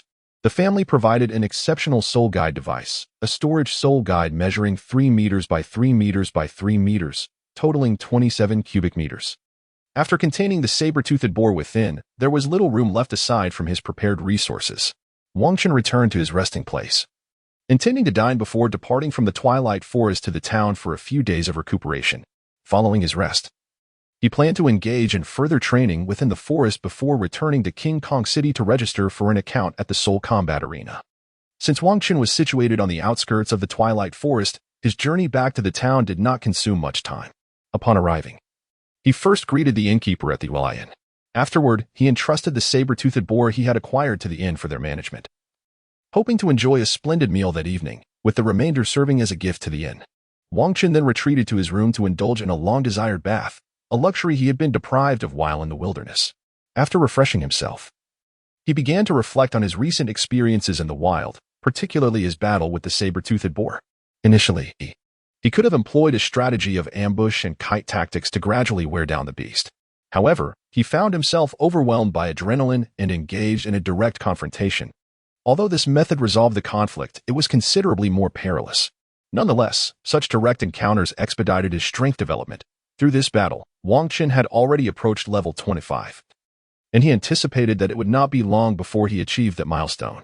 As he pondered in his room, Wang Chen recognized the importance of maintaining rationality, resisting the urge to act recklessly in the heat of battle. Yet, once swept up in the fervor, it was challenging to think clearly, leaving him in a state of inner conflict. Ultimately, he decided to let things unfold naturally, dismissing such worries. He exited his room, eager for a delightful meal and a good night's rest, planning to explore the town the following day. The next morning, after finishing breakfast, Wang Chen stepped outside. Innkeeper, I shall not return for lunch. but I will be back in the evening. I plan to wander around the town, so there is no need to wait for me." "Very well," Xiaochen, the innkeeper, replied. Wang Chen then strode out of the inn, heading towards the square. This quaint town is constructed around a central square, from which an array of houses and shops radiate outward. Numerous individuals engage in commerce here, their lively calls echoing in the air. Seeking participants for hunting century-old power-type soul beasts, 20 gold soul coins for those interested. Professional hunters for century-old soul rings. Feel free to private message me if you're in need. Forming teams for soul beast hunting. Are there any groups available? The cacophony of various shouts fills the atmosphere.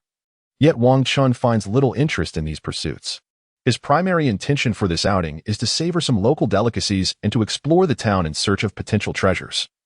Reminiscent of protagonists in novels who often stumble upon extraordinary artifacts in humble locales, Wang Chun first makes his way towards the street renowned for its specialty snacks.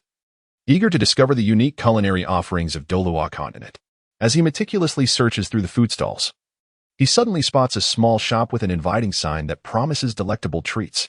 He steps inside, ready to indulge his palate. "Greetings, esteemed guest. What would you like to eat?"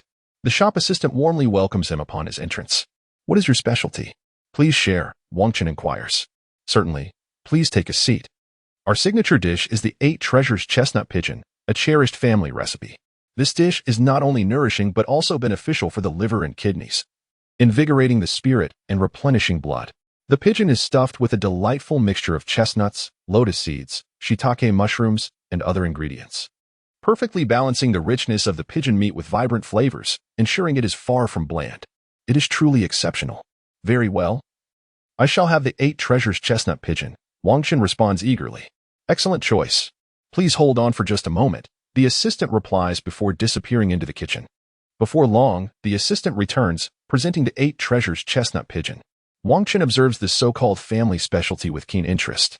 The petite pigeon, plump and inviting, rests in the center of the plate, adorned in a delicate brown hue. The assistant deftly slices open the pigeon's belly, and an enticing array of stuffing spills forth. A tantalizing blend of yellow and white. "Dear guest, dipping it in a bit of sauce will enhance the flavor," the assistant advises. Wang Chen scoops a spoonful, dipping it into the sauce. Upon tasting, the authentic essence of the pigeon meat is exquisitely revealed, while the stuffing absorbs the rich flavors of the meat. The diverse ingredients harmoniously complement each other, drawing out the richness, creating a delightful fusion of textures and tastes. Wang Chen can't help but exclaim, "Incredible! I never anticipated such exquisite flavor in this small town." After finishing his meal, Wang Chen departs, eager to explore further. As he strolls along, he finds himself amidst a street lined with various weapon shops, curiously observing his surroundings, searching for a place that might offer the fortuitous finds befitting a protagonist. It is then that he discovers a small shop that appears distinct from the others. The shop was modest in size and somewhat worn, perfectly embodying the essence of a treasure trove often depicted in novels. Wang Chen stepped inside. Within the shop, there was but a solitary figure, with no counters in sight. The walls were adorned with various items, all appearing quite dilapidated and seemingly devoid of value. Wang Chen scrutinized the surroundings and noticed the individual reclining in a chair, eyes closed, swaying gently with the rocking chair, utterly indifferent to the arrival of a customer. Was this not the quintessential setting for a protagonist to stumble upon hidden gems? A shabby little store, an enigmatic elder, it was reminiscent of a narrative come to life. It seemed prudent to search diligently. Wang Chen pondered quietly. As he examined the quaint establishment, he suddenly sensed a profound allure emanating from within. Following this instinct, he discovered a piece of yellow crystal-like substance. The crystal exuded an unassuming yellow hue, nestled inconspicuously in the central position of the shop. Wang Chen approached the crystal, cradling it in his hands, and the sensation intensified profoundly. Thus, he resolved to purchase the crystal. "How much for this crystal?" he inquired of the proprietor. The shopkeeper opened his eyes to glance and replied, 100 gold soul coins. Without hesitation, Wang Chen produced the requisite sum and acquired the crystal. Upon obtaining the golden crystal, he exited the shop, devoid of any inclination to linger further. He intended to return to the inn to meticulously examine the crystal that had captivated him. Swiftly, Wang Chen made his way to the inn, informing the innkeeper that he would not require dinner, and retreated to his room. Once inside, he closed the door and settled onto the bed, holding the crystal and scrutinizing it closely. After a brief period of examination, he discerned no remarkable features. He then channeled his soul energy into the crystal, yet it remained unresponsive. Contemplating his next course of action, he resolved to activate his youthful technique to test its reaction. As he commenced the technique, the crystal radiated a golden luminescence, seemingly melting and being absorbed into Wang Qin's very being. A surge of potent energy coursed through him, overwhelming both his mind and body. As waves of energy circulated, his physique underwent significant enhancement, and his spirit experienced remarkable fortification. Engrossed in the cultivation of his technique, he lost track of time, and 5 to 6 hours elapsed unnoticed. Finally, Wang Qin awoke from his reverie, still bewildered by the transformations that had transpired. It was evident that he had stumbled upon a treasure. He activated the youthful technique once more and discovered that his speed of cultivation had notably accelerated. Additionally, he sensed that he had reached the pinnacle of the second level, poised to break through to the third level at any moment, which would herald a profound metamorphosis of his soul power. This enigmatic golden crystal had thus alleviated a considerable portion of his arduous training. Wang Qin also realized that both his physical strength and mental fortitude had been significantly augmented. With his current physical prowess, should he encounter the fanged saber-toothed pig once more, he could likely dispatch it with a mere surprise attack. His enhanced strength would even enable him to contend with thousand-year soul beasts. Consequently, Wang Qin resolved to venture into the Yuhui forest the following day to seek out a thousand-year soul beast for a trial of his capabilities. Moreover, he pondered the nature of the crystal, contemplating why others had failed to harness its potential while he had absorbed it effortlessly upon activating his youthful technique. Uncertain of the existence of such remarkable treasures, Wang Qin resolved to embark on a quest to discover if they still lingered. Although the prospects appeared dim, one must always cherish a dream. Rising from his bed, he made his way to the living room to partake in a meal, allowing himself a moment of respite before preparing to venture into the Yuhui forest the following day in search of a millennium soul beast to test his prowess. The next morning, Wang Qin awoke early, enjoyed his breakfast, and briefed the innkeeper before setting forth toward the Yuhui forest. He first arrived at his resting campsite, where he took a moment to recuperate before initiating his search for a suitable millennium soul beast. However, after an afternoon of exploration, he found nothing within the outskirts. Reluctantly, he returned to his campsite to rest, contemplating whether to venture into the mixed area the next day. Upon returning, Wang Qin began to prepare dinner, opting for the same beef as last time, accompanied by a white radish simmering over the fire. He realized that venturing into the mixed area might be his only hope of encountering an appropriate millennium soul beast to assess his strength. As an hour passed and his radish beef stew neared completion, a sudden wolf howl pierced the air. Wang Qin's body jolted with excitement. He recognized the sound as that of a wolf. In the depths of the Yuhui forest, such a bold display of sound could only signify a formidable being, possibly a fitting soul beast. Determined to uncover the source of the howl, Wang Qin exited his campsite and made his way toward the direction of the sound. In a short while, he arrived at the scene. He discovered that it was a millennium-old shadow wolf, a creature unlike any other wolf. While most wolves engage in cooperative hunting, this shadow wolf was a solitary being, even rearing its young in isolation, allowing them to fend for themselves once they were capable of hunting. As these spirit beasts are lone wolves, their strength surpasses that of the majority of spirit beasts. They excel in ambush tactics and counter-ambush strategies, typically launching surprise attacks on other spirit beasts and spirit masters, rarely falling victim to ambush themselves. To acquire such a spirit ring, one must confront it directly. The shadow wolf was currently feeding, and the earlier sound had likely been a warning to other spirit beasts to refrain from disturbing its meal. Wang Qin observed intently from the tree, searching for any potential weaknesses to exploit. At that moment, the shadow wolf abruptly ceased its feeding, its pair of eyes glowing with a blue luminescence, fixating on Wang Qin. Indeed, this spirit beast possessed a keen ability to detect changes in its surroundings, and Wang Qin had been noticed the instant he arrived. Left with no choice, he leaped down from the tree, but in that very instant, the shadow wolf sprang into action. As a top predator within the forest, coupled with its solitary upbringing, it was adept at seizing opportunities. The moment Wang Qin descended, it recognized its chance, propelling itself forward with lightning speed, its sharp fangs aimed directly at Wang Qin's neck. Wang Qin felt a fierce gust of wind, accompanied by a foul stench, as the shadow wolf closed the distance in an instant. In that perilous moment, brimming with tension, he steadied his footing, shifted his body, raised his left hand to block, and transformed his right arm into a spear, thrusting it forcefully towards the wolf's head. A resounding crash echoed as Wang Qin's elbow struck the shadow wolf's snout, and he perceived a sharp crack, as if the wolf's nasal bone had shattered beneath his blow. A chilling howl escaped the shadow wolf as it writhed in the air, yet its right paw lashed out with ferocity. With a sharp snap, It raked across Wang Qin's left forearm, its claws slicing through his skin, leaving 3 deep gashes. Regaining his footing, Wang Qin immediately summoned his martial soul and activated his second soul skill, the indestructible body of the Vajra boy, significantly enhancing his defensive capabilities while temporarily stanching the bleeding from his left arm. This time, Wang Qin was rather careless. He did not directly summon his martial spirit, nor did he activate his second soul skill to bolster his defenses, resulting in him sustaining injuries in the battle against the 1,000-year soul beast. After being struck by Wang Qin, the shadow wolf, once it regained its footing on the ground, fixated its gaze on him, poised to exploit any weaknesses before launching another attack. Instead of retreating in fear after suffering a broken nose from Wang Qin's blow, the shadow wolf's ferocity was ignited, intent on ending Wang Qin's life. Wang Qin, incensed by the shadow wolf's ambush, saw this as an opportunity to test his mettle against a 1,000-year soul beast, and thus he resolved to eliminate the wolf that had dared to attack him. For a moment, both Wang Qin and the shadow wolf scrutinized each other. The wolf found no vulnerabilities in Wang Qin, while Wang Qin, lacking the wolf's remarkable speed, could only wait for it to strike, hoping to find an opening for a decisive blow. Eventually, the shadow wolf, no longer willing to wait, charged at Wang Qin once more, utilizing its soul power to enhance its speed and sharpen its claws. In response, Wang Qin fully channeled his soul power. Activating his second soul skill to the fullest extent, he raised his left hand to block the wolf's assault while preparing to deliver a lethal strike with his right hand, empowered by his formidable diamond fist. Bang! On this occasion, Wang Qin's left hand was not pierced by the attack of the shadow wolf. Instead, it merely bore 3 shallow scratches upon his golden arm. In a swift motion, his right hand lunged towards the wolf's eyes, empowered by the effects of his soul skill.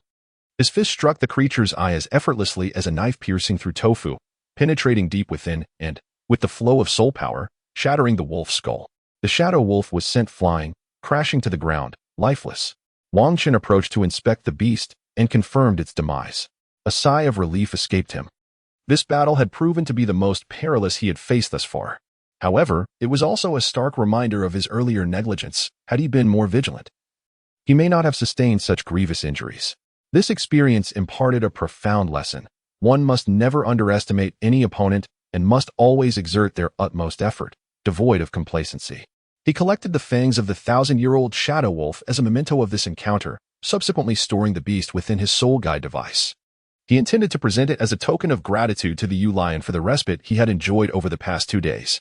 Shortly thereafter, Wang Qin returned to his resting camp, ready to tend to the wounds on his left hand before enjoying the dinner he had prepared. He retrieved some medicinal supplies from his storage soul guide and attended to his injuries with care, savoring the delightful meal that followed. Engaging in combat with the Millennium Shadow Wolf has validated my own capabilities. For an average Millennium Soul Beast, Wang Qin is largely untroubled and can resolve the encounter with ease. At that moment, Uncle Wang Xin unexpectedly materialized at the resting camp. Uncle Wang Xin, what brings you out here? Wang Qin inquired, somewhat perplexed. He was aware that there were individuals covertly safeguarding him. After all, his current strength was not particularly formidable, and the family sought to avert any unforeseen circumstances. This was merely a training exercise, not a perilous endeavor for the younger generation, thus having clandestine protection was entirely reasonable. At merely over level 20, he had yet to attain the strength mandated by the family for external training. I have been observing your training here, Uncle Wang Xin remarked. Your experience and prowess are now nearly aligned. You may return to King Kong City to proceed with your next phase of training. I came solely to convey this message and will then return. I shall keep watch here tonight, allowing you a well-deserved rest after your formidable battle. Thank you, Uncle Wang Xin, Wang Qin replied.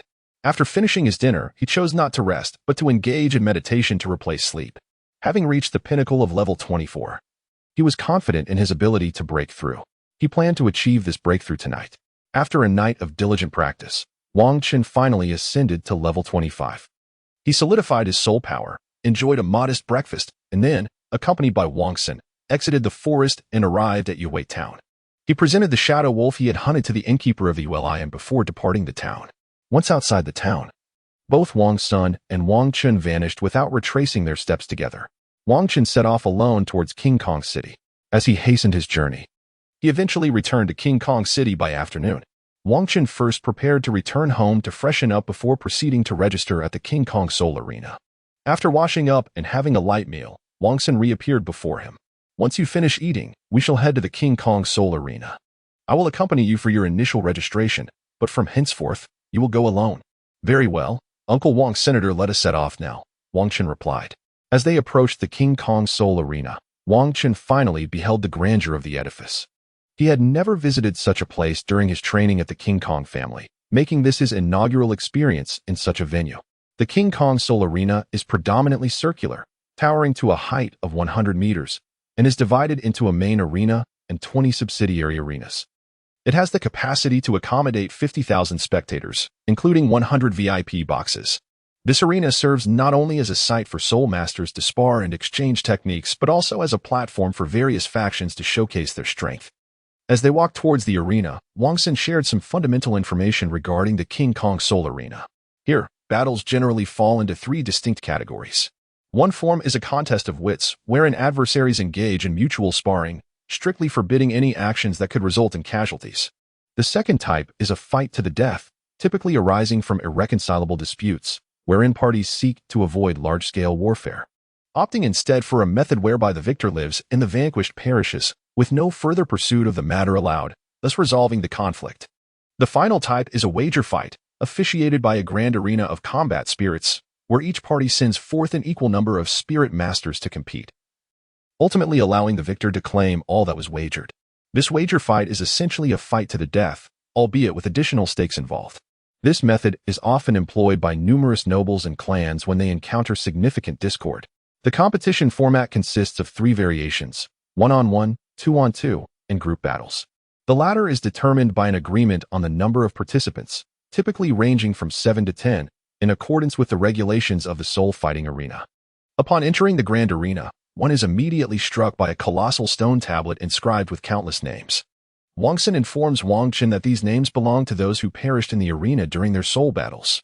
Registering at the Golden Fighting Arena is remarkably straightforward. One merely needs to pay 10 gold soul coins and complete a form detailing their code, martial soul, and strength level and ranks. There is no requirement for testing soul power as in the Spirit Hall. Knowing one's ring count suffices.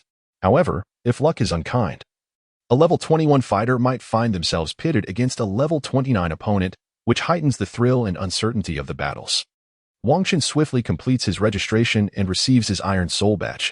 Many participants prefer to conceal their identities, and even if they provide a fictitious name, age, and birthplace, the arena has no means to verify their authenticity, thus rendering such information unnecessary for registration. Consequently, the process is expedited. After completing his registration, Wang Chen enrolls for a solo battle, and Wang's son escorts him to the betting arena before vanishing once more. Wang Xin advises Wang Chen that only those who achieve more than 5 consecutive victories or possess a higher soul level may be arranged for competitions in the main arena. As a novice, he will initially compete in the sub-arena. Victors in the Iron Soul battles earn 10 gold soul coins, while those who lose receive nothing. Shortly thereafter, Wang Chen is assigned to the 8th sub-arena, facing an opponent who is a second-rank Great Soul Master, though his exact level remains unknown. Wang Chen proceeds through the battle passage towards the arena stage, which widens as he approaches. Upon fully exiting the passage, he is greeted by an arena nearly the size of a football field from his past life, illuminated by soul-guiding devices. With a light touch of his toes, he ascends to the stage, where, in addition to himself, stands a staff member clad in arena attire and a robust young man who is his adversary. The staff member, serving as both host and referee, oversees the proceedings while the young man opposite him is his competitor. Although Wang Chen has absorbed 2 higher-level soul rings and a 10,000-year head soul bone, along with a mysterious crystal acquired in Yue Town, he now stands at an impressive height of 1 meter and 45 centimeters, far surpassing his peers. However, to those present in the arena, he appeared merely as a child in his early teens. Yet, there was no instance of someone young being easily defeated. After all, one must be at least a level 20 soul master to register in the arena. This implies that Wang Chen is, at the very least, a level 20 soul master. Upon seeing that the competing soul masters had arrived, the staff member in the center promptly grasped the amplification soul guide and proclaimed, "Ladies and gentlemen, welcome to today's match at Arena 8. We are delighted to present a duel between our esteemed Thunder Bear Soul Master and the illustrious Red Dust Soul Master. Although the Thunder Bear has only participated in 4 matches, he has emerged victorious in each, boasting a soul power of level 29, placing him among the elite of Soul Masters. Conversely, our Red Dust Soul Master has only just registered today. It remains to be seen what kind of spectacle they will provide us. Without further ado, I hereby declare the duel to commence. As the referee's voice faded, Wang Qin and the Thunder Bear swiftly manifested their martial spirits. The roar of the bear and the cry of the ape electrified the atmosphere, with golden and purple hues of soul power seemingly cleaving the arena in two. Observing the dark purple fur and the sharp claws of the Thunder Bear, along with its moniker, Wang Qin instantly grasped the nature of its martial spirit. Though the Thunder Bear did not appear in the original narrative, Wang Qin, upon his arrival in this world, learned that this martial spirit is a high-level bear capable of wielding lightning. Its formidable defense and strength, coupled with the ability to manipulate electricity, rendered its offensive prowess truly remarkable. Two yellow soul rings materialized beneath the Thunder Bear. Yet upon noticing the yellow and purple soul rings at Wang Qin's feet, the Thunder Bear was momentarily taken aback. Not only he, but even the referee and the audience were left in astonishment. Those watching the match in this formidable arena would certainly recognize the significance of a purple thousand-year soul ring. However, the appearance of such a ring as a second soul ring was entirely unexpected for them. This, of course, stemmed from their relatively low status. Had they held a higher position or belonged to a prestigious family, they would have been aware of the implications surrounding such matters. As long as one's physical strength is sufficient, absorbing a Millennium Soul Ring is not a formidable challenge. However, to enhance physical prowess solely for the purpose of absorbing a Millennium Soul Beast as a second soul ring, while delaying the elevation of soul power levels, is, quite frankly, an exercise in futility. Much like the character Feng Xiaotian from the original narrative, who, despite possessing the mutated twin-headed Gale Wolf and an innate full soul power, squandered time developing the Gale/technique, ultimately stunting his soul power growth and reaching only the 40th level in his 20s. This approach is evidently impractical. Unless one possesses an exceptionally robust physique from birth, few would choose to hinder their soul power cultivation in pursuit of absorbing a soul ring beyond their rank. In the arena of battle, Wang Qin observed the dazed Thunder Bear, lacking the inclination to pause and elucidate matters. Instead, he unleashed his second soul skill, the indestructible Vajra body. Following his absorption of the mysterious crystal in the town of Yuhui, not only had Wang Qin significantly augmented his physical strength and mental fortitude, but his soul skills had also been enhanced. He instantly cloaked himself in a golden aura and charged towards the Thunder Bear. In that fleeting moment, he surged before the Thunder Bear, shielding his face with his left hand while delivering a powerful strike with his right, executing his first soul skill, the mighty Vajra Fist, with the intent to resolve the confrontation in one decisive blow. Among all types of soul masters, those like Wang Qin, who specialize in raw power, are often the most formidable in combat. They possess immense strength, astonishing speed, and remarkable explosive power, yet their endurance tends to be lacking. Consequently, they typically aim for a swift victory through overwhelming force rather than engaging in protracted battles, which can easily drain their stamina. Apart from defensive soul masters who focus on counterattacks, most combatants rely on early-stage bursts of power rather than lengthy confrontations. Having absorbed the mysterious crystal in Yuhui, Wang Qin's soul skills received substantial enhancements.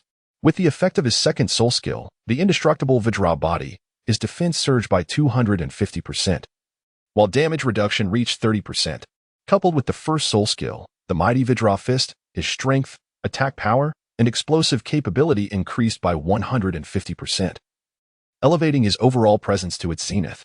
The Thunder Bear, momentarily stunned by Wang Qin's second soul ring, was soon faced with the latter's powerful fist. As Wang Qin struck with all his might, his golden fist sliced through the air, producing a piercing whistle that incessantly rattled the Thunder Bear's nerves. Recognizing the approaching golden fist, the experienced Thunder Bear promptly activated his second soul skill, Thunder Bear's critical strike. Not being a speed-focused agile soul master, he found himself unable to evade this attack and had no recourse but to respond with his most potent offensive move to mitigate the damage. Alas, he underestimated the sheer strength of Wang Qin's assault, enhanced by two soul rings absorbed beyond his level and further amplified by the mysterious crystal's power. Once again, Wang Qin's strength was augmented. At last, the assault of the Thunder Bear clashed with Wang Qin's own strike. Utilizing his formidable defensive capabilities, he deftly parried the Thunder Bear's onslaught with his left hand, while his right hand unleashed the mighty Vajra punch, directly impacting the creature's abdomen. The Thunder Bear was sent sprawling by the force of Wang Qin's powerful blow, crashing onto the soul arena and falling unconscious. The referee, witnessing this spectacle from the sidelines, was momentarily taken aback but quickly regained composure. Grasping the amplification soul device in hand, he summoned his soul power and announced with great resonance. The victor of this soul duel is the esteemed Master of Red Dust, boasting a record of 1 victory and no defeats. Subsequently, the referee approached Wang Chun and said, "Master of Red Dust, please accompany the staff to register your points." "Understood," Wang Chun replied, following a staff member to register his points. After completing the registration, he exited the Soul Arena. Given that he could only participate in 1 duel per day, and having concluded his competition, there was little left to behold. He decided to return home, as he felt a twinge of hunger. He had merely consumed a light meal before coming to the arena with Wang Senator now. Returning home would afford him the opportunity for a proper feast, especially since his mother had promised to prepare a delightful meal for him. Upon arriving home, Wang Chun was greeted by his mother waiting in the living room. The moment she spotted him, her face lit up with joy as she exclaimed, "Xiao Chen, hurry and wash your hands. I have prepared some delicious food that is warming in the kitchen, and I will bring it out for you shortly. You will be able to enjoy it in no time." After Wang Chun finished washing his hands, he promptly made his way to the living room.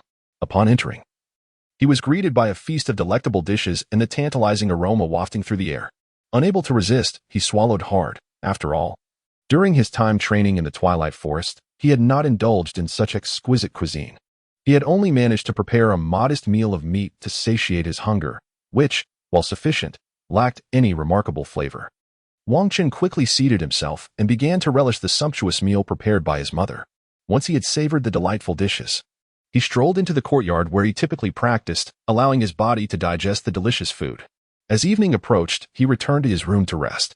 This night, he had no intention of practicing. He planned to enjoy a deep slumber, for one must balance rigorous training with adequate rest to achieve an optimal state of cultivation. Though he had relaxed somewhat during his days in the Twilight Forest, it was his first experience of survival in the wild, without anyone to keep watch. He had to forego sleep in favor of cultivating, which was quite exhausting. Indeed, practicing in a secure environment is wholly different from doing so in the wilderness, where safety is not guaranteed. Wang Chun retired early to unwind his mind. The following morning, he awoke at dawn, a routine he had maintained since awakening his martial soul. Although he had intended to relax the previous day, he found himself rising early to resume his training, for cultivation is akin to rowing against the current. One must either forge ahead or fall behind. Every ounce of strength is accumulated gradually. After breakfast, Wang Chun headed directly to the Junior Soul Master Academy. He had previously refrained from attending the academy while training in the Twilight Forest, but now that his training there had concluded, it was unnecessary to skip classes. The knowledge imparted at the academy proved to be invaluable. At the academy, Wang Chun listened attentively as the instructor elaborated on the intricacies of soul beasts before making his way back. His routine now consisted of attending classes in the morning and participating in soul battles at the Diamond Arena in the afternoon to hone his skills. Thus, he made his way to the arena to take part in that day's soul battle competition. Soon, it was time for Wang Chun's match. On the battle platform stood a middle-aged man, clad in the attire of the Soul Arena, who cleared his throat and announced in a booming voice, "Ladies and gentlemen, welcome to the 9th Soul Arena match.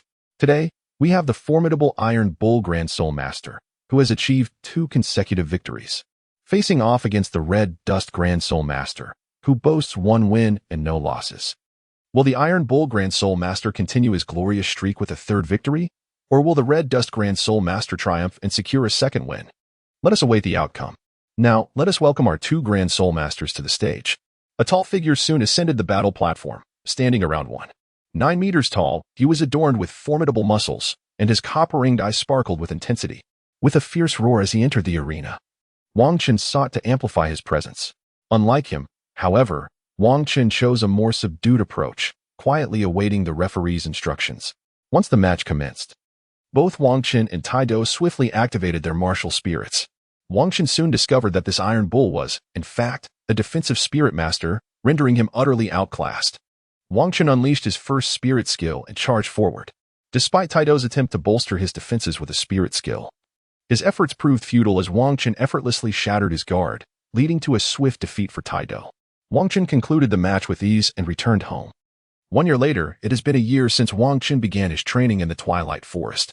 Throughout this year, he has primarily spent his mornings studying at the academy and his afternoons participating in soul battles. Remarkably, he has remained undefeated among great soul masters. Upon reaching the Golden Soul Master rank, he ceased to compete in battles at the Great Soul Master level, finding it of little significance. Consequently, he began to engage in battles at the Soul Master level, despite his formidable prowess. The disparity between ranks meant that the presence or absence of a spirit skill made a considerable difference. Thus, his results were mixed. Generally, he could triumph over those below level 38, but he encountered opponents above that threshold 15 times, winning only twice, indicating a trend of more defeats than victories, while still competing at the solo Golden Soul Master level. Moreover, during this year, he would venture into the Twilight Forest for training every couple of months, dedicating over 10 days to intense practice before returning to Diamond City for a brief respite of a day or two, before resuming his training. After a year of relentless effort, he has finally reached the milestone of level 30. Soon, one will venture into the Radiant Forest to procure a soul ring and ascend to the esteemed rank of Soul Master. At that time, a significant enhancement in strength is assured, given that his physical resilience now permits the absorption of soul rings exceeding 5,000 years in age. By acquiring a 5,000-year soul ring, his soul power level is bound to rise by 1 or 2 tiers, enabling him to dominate in the soul arena. An 8.5-year-old Soul Master is a rarity of unparalleled significance on the Douluo Continent, primarily due to the enigmatic crystal obtained in Radiant Town. Although this crystal does not directly elevate Wang Qin's soul power level, it considerably amplifies his mental capacity and fortifies his physique, thereby accelerating his training speed. Without this extraordinary artifact, he might not have attained this level until he surpassed 9 years of age. Wang Qin has already made arrangements with his family to hunt for the soul ring tomorrow. Today, he resolved to take a well-deserved rest, as the past year has afforded him scant moments of respite. At dawn the following day, Wang Qin awoke, and after breakfast, he accompanied his father to the Radiant Forest in search of the soul ring. After a morning of travel, they finally arrived at Radiant Town, where they decided to pause for lunch before embarking on their quest for soul beasts. Xiao, do you have a target soul beast in mind? What type of soul skill are you intending to seek? His father inquired. I aim to find a soul skill for long-range attacks. Currently, I have no means to counter those agile melee attackers. During our duels, I often find myself unable to swiftly conclude the battles, only able to strike when they leave an opening. Otherwise, I can only watch helplessly, Wang Qin replied. Having a target is advantageous. We shall search the inner areas. As long as we avoid the most central zones, I can guarantee our safety, his father assured. Very well, let us begin our search, Wang Qin affirmed. They spent half the day scouring the inner circle of the Radiant Forest but encountered no suitable soul beasts. Either the age was inappropriate, or the soul skills did not align with their needs. Hence, they decided to rest for the night within the forest and continue their search the following day. Xiao, after your meal, ensure you rest well and maintain your mental acuity for the absorption of the soul ring. I will keep watch to ensure our safety, his father instructed. Understood, father, Wang Qin replied, refraining from insisting on taking the watch himself, recognizing that his father's intentions were solely for his benefit. It was best to rest and preserve his state, avoiding any unnecessary distractions. Thus, time passed, and on the following morning, Wang Qin arose early. After all, he was in search of soul beasts, not engaging in a mere camping expedition. Throughout the night, no issues arose, and they safely reached their destination by the following morning. Wang Long prepared a simple breakfast, and after they had eaten, they resumed their quest for soul beasts. During their morning search, they eventually stumbled upon a suitable soul beast within a grassy forest, a roaring lion soul beast, approximately 5,000 years old. Typically, the soul skills absorbed from such a beast are the lion's roar, an excellent long-range area attack skill. However, some skills focus solely on frontal assaults, while others provide omnidirectional attacks. Regardless of the type, they are all remarkably proficient. Xiao, wait here. I shall capture this soul beast, Wang Long instructed. All right, Dad. But please be careful, Xiao replied. Upon finishing their conversation, Wang Long activated his martial soul and charged toward the roaring lion, unleashing his 5th soul skill. Before the beast could react, he struck it, delivering a heavy blow that left it gravely injured. Wang Long then brought the soul beast before Xiao, urging him to finish it off and absorb its soul ring. Hurry, Xiao, eliminate this soul beast and absorb its soul ring. I will protect you, he said. Okay, Dad. Without further ado, Xiao dispatched the roaring lion, and a purple soul ring emerged from the beast's body. He sat down on the ground, focused his soul power, and drew the purple soul ring toward himself, commencing the absorption. As the 5,000-year-old soul ring descended, A powerful surge of soul power rushed into Xiaoqin's body, coursing through him wildly. However, he employed his cultivation technique to begin absorbing the sudden influx of soul power.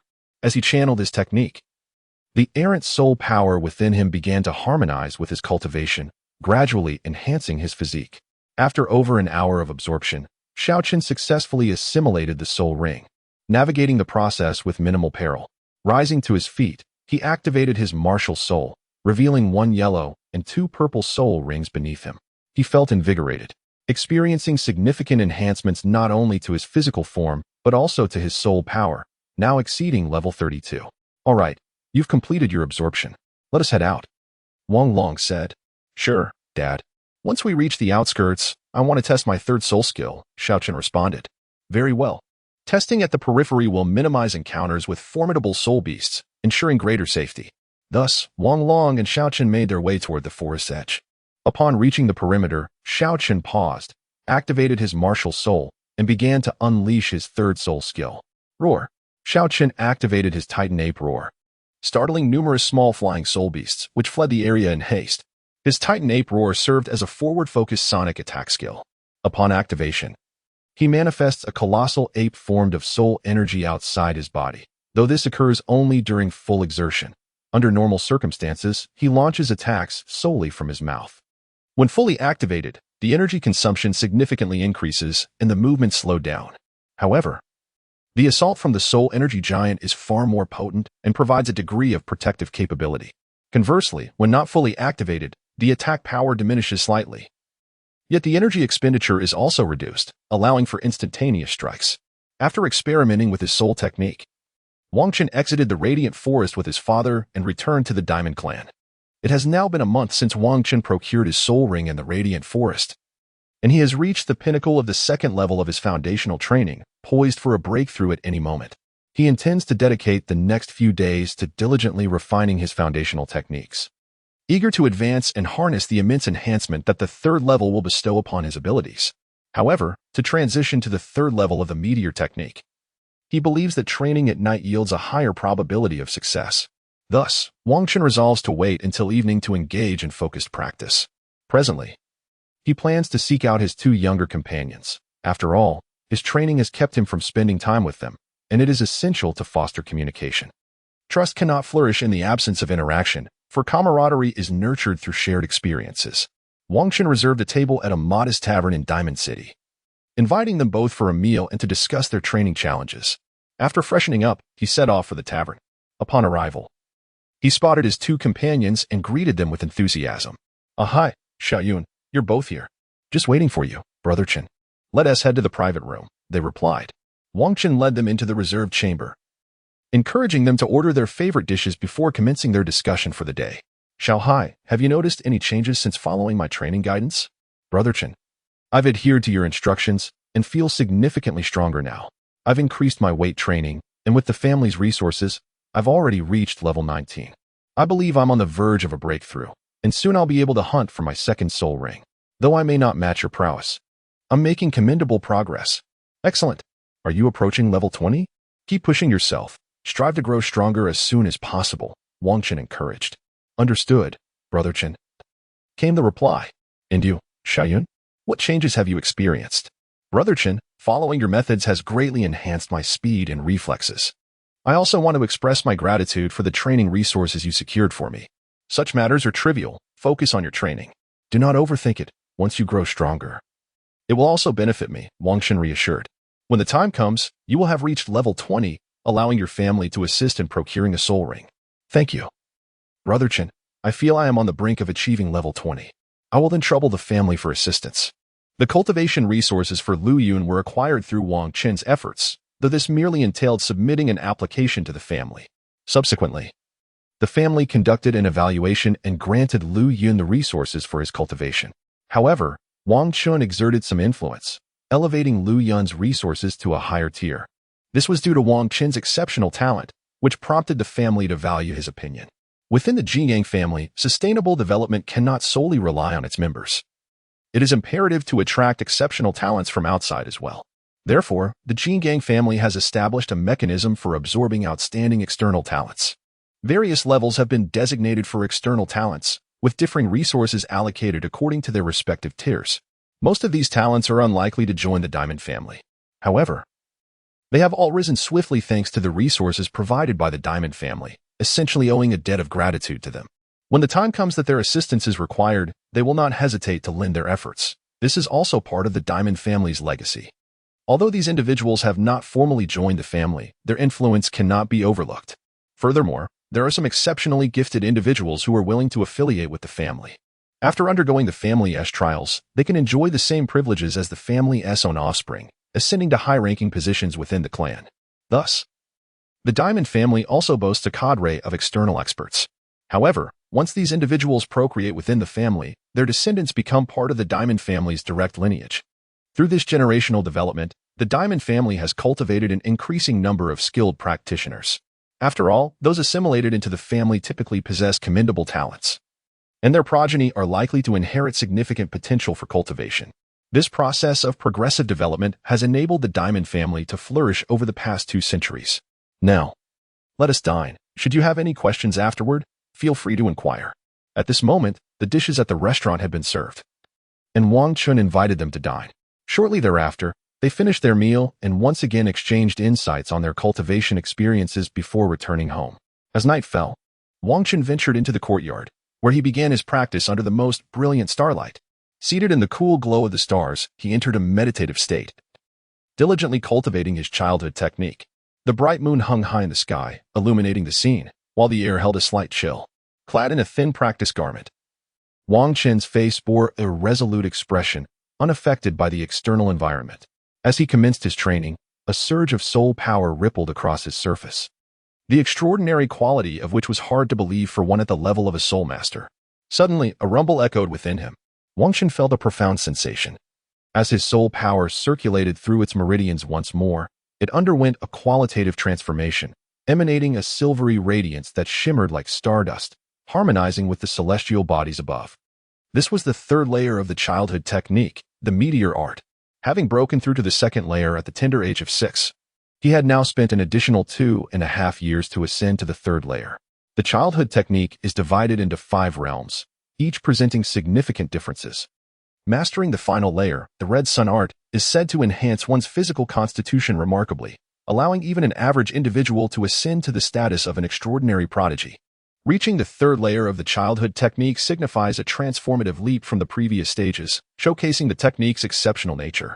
This method emphasizes the accumulation of strength before unleashing it. The first 2 layers laid a solid foundation, and now the moment for eruption had arrived. While the earlier layers primarily augmented one's defensive capabilities, the 3rd layer considerably amplifies offensive power. Is this the meteor art? Wang Chun extended his right hand, channeling his soul power to envelop it in a layer of silvery brilliance, radiant like a meteor, exuding an aura of sharpness. With a swift motion, he sliced through a nearby tree, the sound of severance resonating in the air. Without applying significant force, the silver soul power manifested a razor-like sharpness, leaving a deep gash upon the trunk. The childhood technique's meteor art. Upon reaching this level, Wang Chun's soul power manifested like a natural phenomenon, coalescing into a silver brilliance reminiscent of falling stars. This soul power was as sharp as a blade, effortlessly severing gold and iron. The Tongzi Gong, a discipline that emphasizes the gradual accumulation of strength, becomes increasingly challenging as one progresses, demanding more time for cultivation. However, the higher one ascends within this technique, the swifter the cultivation becomes, thus significantly reducing the time required to attain the pinnacle. Consequently, as one advances, the potency of this discipline intensifies, while the time spent in training does not substantially increase. A broad smile graced Wang Chun's face. For the initial 2 tiers of Tongzi Gong offered minimal enhancement to his offensive capabilities, while he had significantly augmented his strength by absorbing soul rings beyond his level. His attack power had not reached extraordinary heights. Upon ascending to the level of the meteor technique, his soul power transformed into a silvery starlight, sharp as a blade and capable of overcoming any obstacle, greatly amplifying his offensive strength. After breaking through to the 3rd tier of the meteor technique, Wang Chun briefly consolidated his gains before retreating to his quarters for rest. The following morning, unlike his previous routine of attending the Soul Master Academy, he ventured to the Diamond Soul Arena. Now that he had ascended to the 3rd tier of the meteor technique, which provided a substantial boost to his attack power, He was eager to engage in practice battles with opponents to gauge the extent of his improvement. After all, the enhancement of one's abilities cannot be fully grasped through mere introspection. It must be assessed through combat with others. Upon arriving at the Diamond Soul Arena, Wang Chun conveyed his requests to the individual responsible for arranging battles, seeking a formidable opponent. He was no longer the novice who had just registered. He had now risen to the rank of a golden soul within the arena. Such a straightforward request would not be dismissed lightly. Master Wang Chun, the opponent you requested is not readily available at the moment. The earliest we can arrange a match will be tomorrow afternoon. How does that sound? That works for me. Excellent. Then await our good news. Wang Chun understood their reasoning for needing until the following afternoon to arrange an opponent. After all, he was no longer an inconspicuous newcomer. As the youngest golden soul in the arena and the only one to successfully challenge and defeat opponents beyond his level, each of his matches had the potential to generate significant popularity and immense benefits for the Diamond Soul Arena, making it unlikely that they would hastily schedule a bout. Such an approach cannot maximize benefits. It is only natural for them to desire a day to promote their endeavors. However, if they wish to attain profits, the opponent scheduled for tomorrow must not be excessively weak, for otherwise, there would be no prospects for gain, and it would tarnish their reputation. Nonetheless, this presents a commendable opportunity for Wang Chun, as he originally came to the Soul Arena in search of a worthy adversary to validate his prowess. At present, with nothing pressing on his agenda, he leisurely observed the duels of others within the arena. Yet, after watching a few matches, he departed. For the contests held by those beneath the rank of Soul Sovereign held little allure for him. Having attained the status of Soul Sovereign, he found that witnessing matches involving lower-ranked competitors offered him no valuable insights. Furthermore, opportunities to observe duels among Soul Sovereigns and above are not readily available. Those of superior strength typically do not participate in matches casually. Such events require prior promotion before the arena will arrange for the contests. In order to reap sufficient benefits from the Soul Duel Arena, it is essential to promote the event adequately, much like Wang Chun's Soul Duel matches, which require a full day of publicity for a single Golden Soul competition. Other skilled combatants would undoubtedly need even more time for their arrangements. Upon returning home, Wang Chun resolved to diligently hone his skills, particularly to familiarize himself with the third layer of his childlike skill. His current soul power had markedly evolved from what it once was. Failing to fully comprehend his soul power could lead to an inability to demonstrate his true capabilities during the competition, which would be rather amusing in an unfortunate way. Thus, Wang Chun devoted an entire day to training at home, ultimately achieving a comprehensive understanding of his abilities. Although his strength had been cultivated gradually, this recent breakthrough to the third layer of the childlike skill, known as the meteor technique, significantly enhanced his prowess, making it somewhat natural for him to struggle with complete control over his newfound power. After a day of rigorous practice, he had fully mastered his strength. Wang Chun allowed himself a restful night, choosing not to train, as he aimed to relax his mind in preparation for the competition the following day.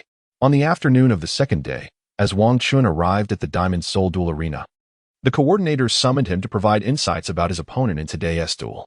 As per your request, we have arranged for you a 40-level Cold Bear Golden Soul, who is yet to acquire a soul ring. This opponent's strength undoubtedly meets your requirements. If there are no concerns, you may prepare yourself. The duel will commence at 3 o'clock. Very well, I have no objections, Wang Chun replied. Excellent. Please take the time to rest. Should you require assistance, do not hesitate to call upon the staff. Understood. Wang Chun now had a clearer understanding of his opponent for the day. A civilian soul master endowed with a reasonably good talent, possessing the mutated ice giant bear martial spirit. This martial soul is indeed quite remarkable, possessing formidable offensive and defensive capabilities, along with the ability to manipulate ice, which grants it a certain degree of control. The ice not only amplifies its defensive prowess, but also enhances its capacity for counterattacks against adversaries. Now, having reached the 40th level, he has yet to embark on the quest for soul rings. At this moment, the distinction between ordinary spirit masters without powerful backing and those from influential families becomes evident.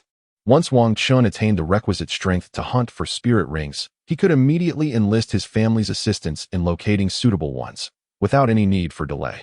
In contrast, those ordinary spirit masters devoid of such support must embark on the arduous journey of seeking spirit rings on their own. They are left with the choice of either pursuing a spirit ring that is not optimal in age or expending their resources to hire others for the procurement of appropriate spirit rings. The Arctic Bear has come to participate in this battle of souls, likely to gather funds for enlisting someone to hunt for soul rings. Otherwise, he would not have entered this competition. After an hour of anticipation, the time for Wang Qin's soul battle has finally arrived. In the main arena of the Diamond Soul Arena, a host addressed the crowd. Ladies and gentlemen, welcome to today's competition. We have the Red Dust Gold Soul versus the Arctic Bear Gold Soul. The Red Dust Gold Soul is the only soul master in our arena who has triumphed in battles beyond his rank, having now reached the esteemed rank of Soul Sovereign. Today, we shall witness his performance. The Arctic Bear Gold Soul, on the other hand, is the only contender to register as a Soul Sovereign and achieve a flawless victory.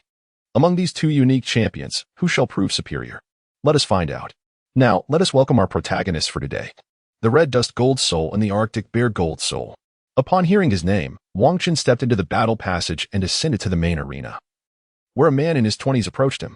Wang Qin scrutinized his opponent, a remarkably muscular figure towering over 2 meters tall, broad-shouldered and robust. His bronze skin, somber expression, and piercing eyes, coupled with a neatly cropped hairstyle, indicated he was a formidable adversary. Are both gold souls ready? The host inquired. Indeed, no issues here. Wang Qin and the Arctic Bear responded in unison. Upon this affirmation, the host activated his amplification soul device, declaring, "The soul battle officially commences." As his words faded, both Wang Qin and the Arctic Bear summoned their martial souls, their golden and blue auras dividing the arena. The Arctic Bear, enveloped in a coat of blue fur, emanated an astonishing chill, conjuring ice from beneath his feet to create a favorable combat environment, enhancing his formidable prowess. Wang Qin also called forth his martial soul, activating his second soul skill to bolster his defenses, ensuring he would not fall prey to a surprise attack once more. The golden and blue auras clashed, each occupying their territory. The Arctic Bear then charged at Wang Qin with remarkable speed, reaching him in the blink of an eye, leaving a trail of frigid air in his wake. Recognizing the impending assault, Wang Qin instinctively raised his left hand to intercept the blow, preparing for a direct confrontation. First soul skill, Ice Palm. The Arctic Bear bellowed, unleashing his inaugural soul technique, Ice Palm. This frost palm can augment his attacks by 50%, while also enhancing ice attribute attacks by an additional 50%.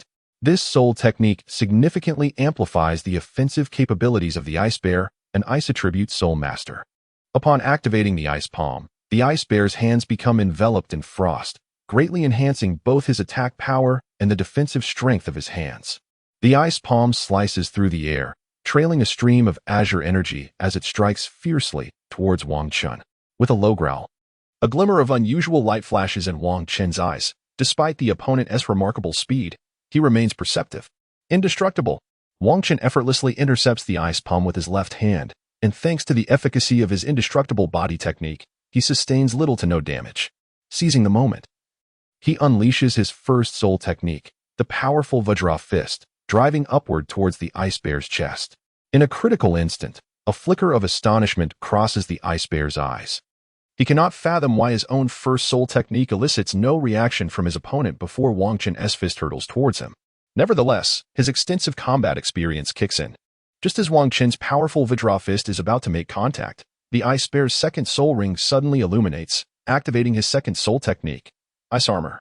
This technique envelopes his entire body in frost, providing 100% enhancement to his defensive capabilities while inflicting icy damage upon his adversary. This is a defensive soul technique, one that possesses the remarkable ability to counterattack. The figure of the Ice Bear was enveloped in a layer of impenetrable ice, exuding an air of extreme cold. Resembling a formidable wall, Wang Qin struck this icy barrier with a powerful punch. Boom! The ice wall shattered instantly, and Wang Qin's fist found its mark against the chest of the Ice Bear, causing a significant change in the bear's expression. It was as though a colossal beast had collided with the Ice Bear, sending it hurtling backwards. However, due to his second soul technique, Wang Qin emerged unscathed from the icy assault. The audience, witnessing this spectacle, collectively gasped in astonishment, unable to believe their eyes. After all, they were familiar with Wang Qin, who had just ascended to the rank of Soul Lord, effortlessly sending a level 40, 3-ring Soul Lord flying with a single punch. It was nothing short of incredible. The Ice Bear, propelled by this forceful strike, managed to mitigate the damage using its own second soul technique and did not sustain any serious injuries. It merely skidded across the soul fighting platform for a distance before regaining its footing, coughing a couple of times. Subsequently, it unleashed its third soul technique. The third purple soul ring adorning the ice bear suddenly illuminated. The third soul technique, Ice Bear Transformation, was derived from the spirit of the ice bear soul beast.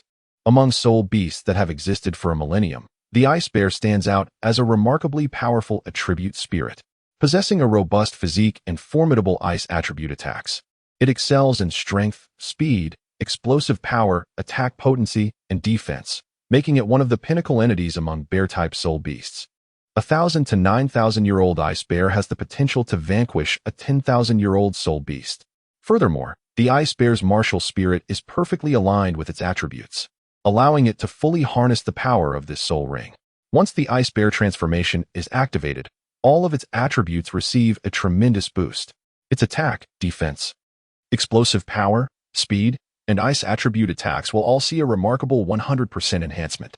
Although the duration is a mere 3 minutes, the elevation in its capabilities is profound, constituting an extraordinary surge across all attributes. In the realm of Soul Master combat, 3 minutes is considered exceedingly brief, representing an apex burst of soul technique.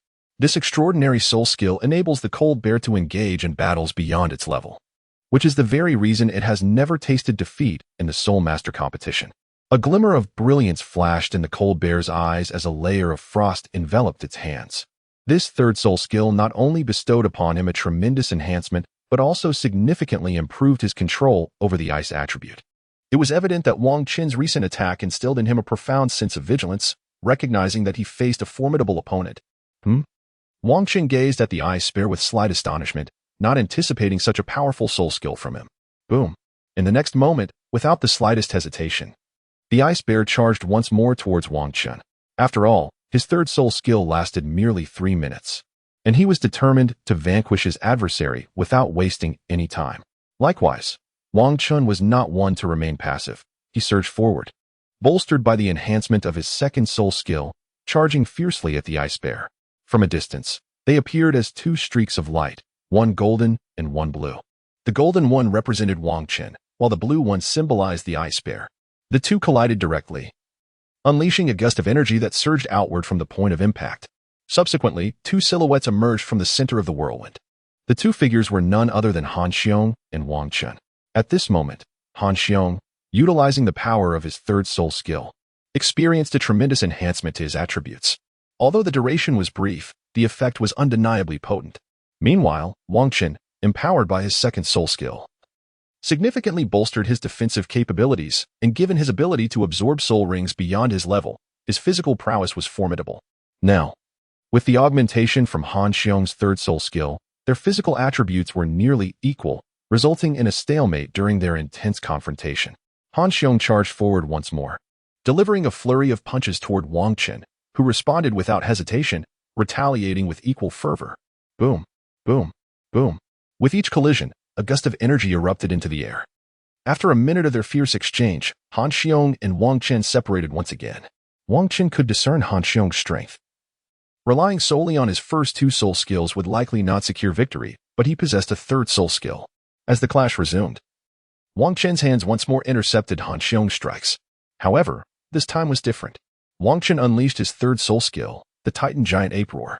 He did not summon the colossal ape in full force, yet the swiftness and surprise of the attack caught Han Xiong off guard, striking him directly with the soul skill. Han Xiong felt momentarily dazed, his mind clouded. Seizing this opportunity, Wang Qin unleashed his first soul skill, the mighty Vajra Fist. His right fist struck Han Xiong's chest, while his left delivered a blow to his head, propelling him violently through the air. Han Xiong crashed to the ground, unable to rise. The audience, witnessing the soul battle unfold, fell into a stunned silence, unable to believe that one of the evenly matched combatants had been so suddenly defeated. The referee, realizing the turn of events, announced loudly, "Congratulations to our red dust golden soul for winning today's soul battle."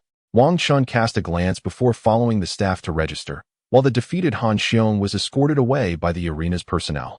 After completing his registration at the battle arena, Wang Qin made his way towards Han Xiong. He perceived Han Xiong as a remarkable individual, and recruiting such talents was a pursuit that Wang Qin relished. The more talents one could gather, the mightier the faction would become. Only those individuals who were recruited and nurtured from the outset could truly be considered as one's trusted confidants. In contrast, those who were recruited later, despite their formidable prowess, lacked the loyalty and trustworthiness of those who had been nurtured from the ground up. In every faction, apart from the initial establishment when one might recruit individuals for high positions, most of the time, those in elevated roles are cultivated from a young age. Those who join midway typically find themselves in subordinate positions, albeit respected, but lacking a voice in the faction's decision-making processes. It is akin to an exchange where resources are provided by the faction, and in return, the newly recruited individuals contribute their efforts. Only when a talent flourishes within the faction can their descendants be considered true heirs, with opportunities to strive for higher ranks. As Wang Chun approached Han Xiong, he found that Han Xiong had already regained consciousness. After all, in a world imbued with soul energy, individuals generally possess robust physical constitutions, especially a soul master of level 40. "Greetings, I am Han Chun," Wang Chun said, acknowledging Han Xiong. "Hello, I am Han Xiong," the latter replied, taken aback that the man who had bested him would come to introduce himself. For more than 20 years, Han Xiong had seldom engaged with strangers. He had once been a student at a Soul Master Academy, where his talent was deemed average. His reticent nature had led others to perceive him as arrogant, prompting a noble to take offense, resulting in his expulsion from the academy due to a cunning scheme. Since then, he had wandered the continent, participating in various battle competitions to earn a living. A portion of his earnings sustained his existence, while the remainder was saved to fund his future endeavors in hunting for soul rings through hiring soul hunting teams. Thus, he had managed to survive.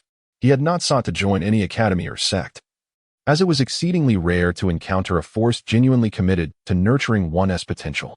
Most were merely organizations that assigned various tasks without genuine investment in individual growth. Consequently, he had remained a wanderer until now. Moreover, when he absorbed the third soul ring, the soul beast was remarkably compatible with his martial soul, which seemed to undergo a form of evolution, thus enhancing his cultivation speed. Approaching the age of 21, he had already attained the 40th level. Had he not lacked a supportive background to assist him in obtaining soul rings, he would have already become a soul master. He was, indeed, quite gifted. "I would like to have a private conversation with you. Would that be agreeable?" Wang Chun inquired with a smile. He intended to invite him to a tranquil location to engage in a deeper discussion, aiming to discern the true nature of the individual before him. Despite Wang Chun noting that he had not sought soul rings upon reaching level 40, but rather participated in soul duels, it was clear that he lacked connections. Otherwise, he would have long since acquired his soul rings and achieved the status of a 4-ring soul master. "All right," Han Xiong responded. Upon arriving at a modest tavern, they reserved a private room, where Wang Chun began to converse with Han Xiong. Seated across from each other, Wang Chun initiated the introductions. "Greetings. Allow me to formally introduce myself. My name is Wang Chun, a 32-level soul master from the Diamond Clan. I am called Xiongda." "A 40th-level soul master without a clan," Han Xiong replied. Wang Chun was taken aback by the name and nearly inquired if he had a brother named Xiong. Yet he restrained himself from posing such an impolite question. "Why have you not sought to obtain soul rings?" Wang Chun chose to steer the conversation in this direction, albeit it felt somewhat inappropriate, yet it served to highlight the advantages of having a clan. "Well, due to a lack of assistance. I've been competing in the soul arena to earn money to hire a soul hunting team to help me acquire soul rings," Han Xiong explained. "Have you considered joining a clan? Such affiliations could resolve your issues with ease."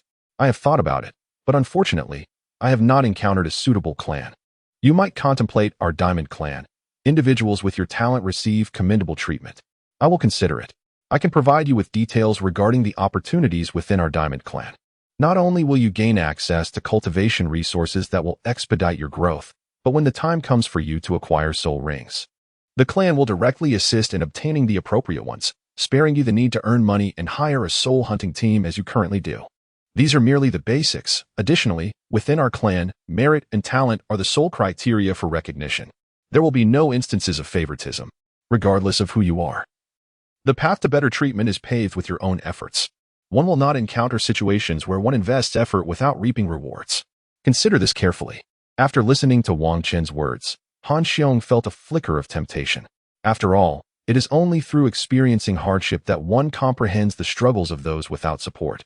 However, joining a family casually does not guarantee favorable treatment. It may be more advantageous to cultivate alone. Although resources for cultivation are scarce, one is free from the constraints of others' directives. The prospect of being invited by a reputable family certainly stirred his interest.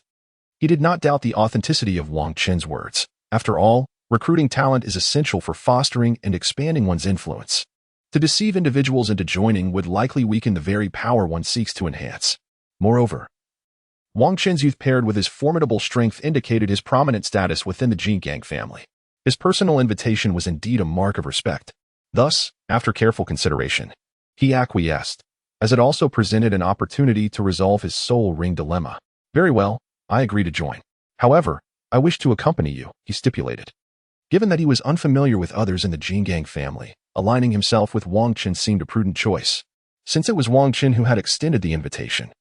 Associating with him would undoubtedly offer advantages over other affiliations. Furthermore, with Wang Qin's remarkable talent and strength, it was certain he would ascend to a high position in the future, making Han Xiong a trusted confidant, thus securing a respectable standing. All right, you shall join my small group. I will inform the family, Wang Qin replied. Han Xiong's suggestion was anticipated, as Wang Qin had invited him specifically due to his impressive talent, aiming to bolster the strength of his faction. After sharing a meal at the tavern, Wang Qin and Han Xiong departed. He instructed Han Xiong to return with him to discuss matters with the family, after which he could obtain the family's cultivation resources. Subsequently, arrangements could be made regarding the acquisition of his soul ring, allow him to become a 4-ring soul master at an earlier stage. Once Wang Qin had arranged matters for Xiongda, he invited his 2 younger companions to dine together, serving as an opportunity to introduce Xiongda to them. As they would all belong to the same group henceforth, it was essential for them to familiarize themselves with one another at the earliest convenience. Upon bringing Xiongda back to the family, Wang Qin had the Jingang clan evaluate his qualifications to determine his status as a talent. Subsequently, he arranged for him to reside in a modest courtyard within the outer precincts of the Jingang clan, designated as his resting place. Currently, their accommodations were all situated within the outer courtyard of the Jingang clan, intended for the younger generation of various families, as well as gifted soul masters recruited from outside the clans. Housing them within the Jingang clan would significantly enhance their sense of belonging. After all, merely absorbing them into the clan and allowing them to reside outside would inevitably lead to a lack of attachment. By accommodating them within the clan and facilitating interactions with the offspring of various families, not only could their sense of belonging be amplified, but it might also pave the way for their complete integration. Indeed, matters of the heart can be quite unpredictable. The residence of the clan leader and the 5 esteemed elders is situated within the inner courtyard of the Jingang clan, a sacred ground for cultivation. This explains the presence of the clan's formidable experts in that vicinity. These adept practitioners not only safeguard the sacred grounds of their family as cultivation, but also engage in their own training to advance their skills further. The inner sanctum is equipped with diverse simulated training environments that expedite the cultivation speed of soul masters. Within the esteemed Jingang family, individuals are typically permitted to enter these simulated environments only upon reaching the 30th level, as the period prior to this is deemed crucial for laying a solid foundation. Should this foundation prove unstable, it could lead to significant challenges in their future training, potentially impeding their ascent to higher realms of mastery. Thus, the Jingang family places immense emphasis on the foundational training of its younger generation before they reach the 30th level. An array of training resources, coupled with various medicinal cuisines and therapeutic baths, enables the Jingang descendants to establish a more robust groundwork. Consequently, since the inception of the family, there has been no occurrence of a break in the lineage of title Douluo among the soul masters, ensuring that every generation boasts a family patriarch who is a title Douluo. However, once individuals surpass the 30th level, their foundations are sufficiently solidified, necessitating an assortment of simulated training environments to further accelerate their cultivation. Therefore, the family's elite practitioners typically reside within the inner sanctum, safeguarding the Jingang family's simulated training environments from external disruption. This approach ensures that the younger generation within the family can swiftly cultivate their talents. In the Kong family, once the descendants awaken their martial souls, those exhibiting promise are vigorously supported with a plethora of training resources, solidifying their foundational skills. Upon reaching the 30th level, they are ushered into the inner sanctum, where they engage in simulated training environments. After attaining the 40th level, they are sent out to gain experience independently. Prior to this expedition, they spend a month within the Zhennan Legion, which is under the family's control, learning strategies to swiftly and efficiently eliminate adversaries. Outside the family's domain, particularly in overtly hostile territories, the rules of morality dissipate. murder and plunder become commonplace. Without mastering these survival skills, one cannot hope to endure on the Douluo Continent. As for those descendants lacking martial talent, their paths are often guided by their interests and hobbies. Some delve into the study of various martial soul knowledge or the intricacies of spirit beasts. They pursue theoretical knowledge, synthesizing insights from their forebears to formulate new theories, which the family then deliberates and experiments upon.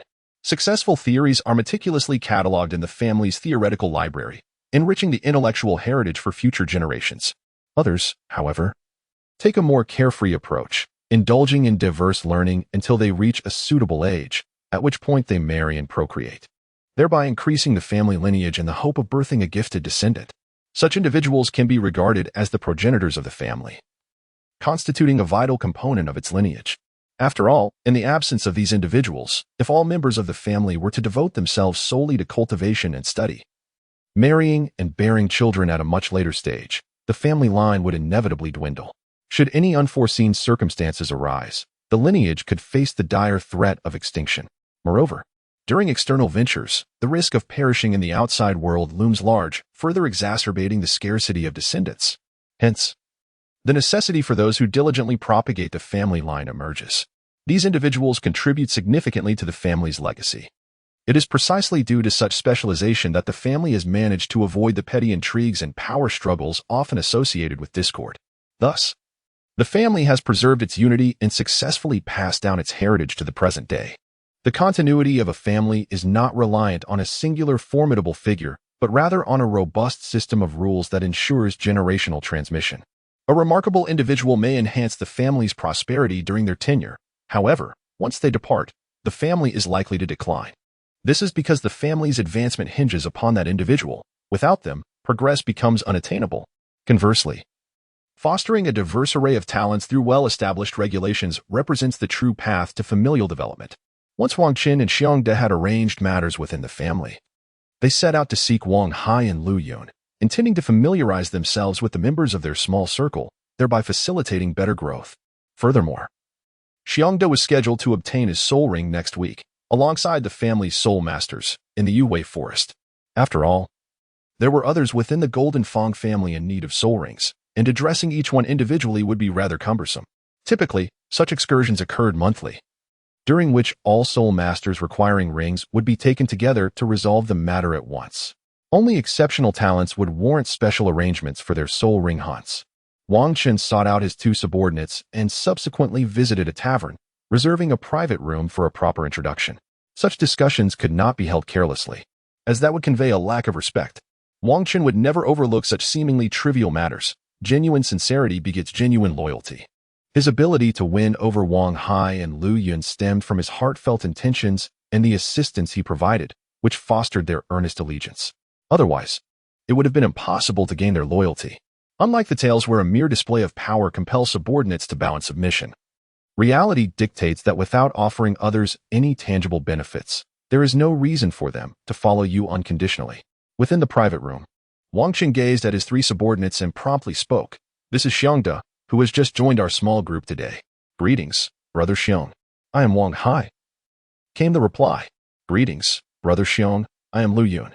Upon hearing Wang Qin's introduction, Wang Hai and Lu Yun also introduced themselves, allowing Brother Xiong to become acquainted with them. "Hello, Brother Wang Hai, Brother Lu Yun. I am Xiong De, and today marks my initiation into this group. Should I falter in any way, I kindly ask for your understanding. I am not particularly eloquent, but I wish to convey one sentiment. If there is ever a need, please feel free to express it." "Quite all right, Brother Xiong. You are too modest," Wang Hai and Lu Yun replied in unison. Observing that they had become sufficiently acquainted, Wang Qin addressed them. "From now on, we are all comrades within this brotherhood. There is no need for such formality. Any issues that arise can be openly discussed, and we shall assist one another in resolving them. Furthermore, if there are any challenges regarding cultivation, do not hesitate to bring them to light. We can all lend a hand, even if we do not possess the answers ourselves, as we are a family. From this point onward, we are brothers. And age shall be of no consequence. Only our strength will be considered, ensuring that harmony prevails. Today, let us relish this gathering, for in the future, we must dedicate ourselves to diligent cultivation. I, too, have commenced my training in the simulated environment of the inner courtyard. Opportunities for us to gather will be scarce henceforth. So let us cherish this moment. Understood, boss. A week has passed since their small group gathering, and Xiongda has accompanied the family's soul masters to hunt for soul rings. Meanwhile, Wang Chen has begun his cultivation in the simulated environment of the inner courtyard. Within the expansive peach orchard, he found his spirits lifted. Is this truly the simulated cultivation environment? Wang Chen mused, observing the orchard, the largest of its kind within the family. Given that most of the family's martial spirits are of the ape variety, the demand for such a simulated cultivation environment is paramount. Seated beneath a peach tree, a spot specially sanctioned by the family, Wang Chen recognized the significance of this tree. It was not an ordinary specimen but a century-old soul beast. Surrounding it were common trees. Beneath the century-old plant soul beast, the cultivation of the golden ape family's martial spirits would receive tremendous enhancement. Moreover, it is said that at the center of the family's simulated cultivation environment, there resides a 1,000-year-old peach tree soul beast, which was transplanted by the first generation of the golden Douluo during the family's inception. The golden family has provided her with a nurturing environment to safeguard her, and in return, she permits the family members to cultivate in her presence. Additionally, she bears her own peaches, a treasure in their own right, typically yielding one for the golden family every decade. This peach is imbued with a substantial amount of soul energy, typically reserved for those whose innate talent has reached the soul emperor level but are unable to transcend to the soul sage on their own. It serves as a means to break through their limitations. However, utilizing external forces for such breakthroughs often results in a cap on their potential, typically capping their cultivation at the 79th level, rendering them incapable of advancing to the soul Douluo tier. Thus, while the value of this treasure may seem modest, it is not insignificant either. Despite its drawbacks, facilitating a soul emperor's ascension to soul sage constitutes a qualitative leap, granting not only an additional soul ring, but also the ability to wield their martial soul in its true form. Thus, the influence of a soul sage surpasses that of 10 soul emperors.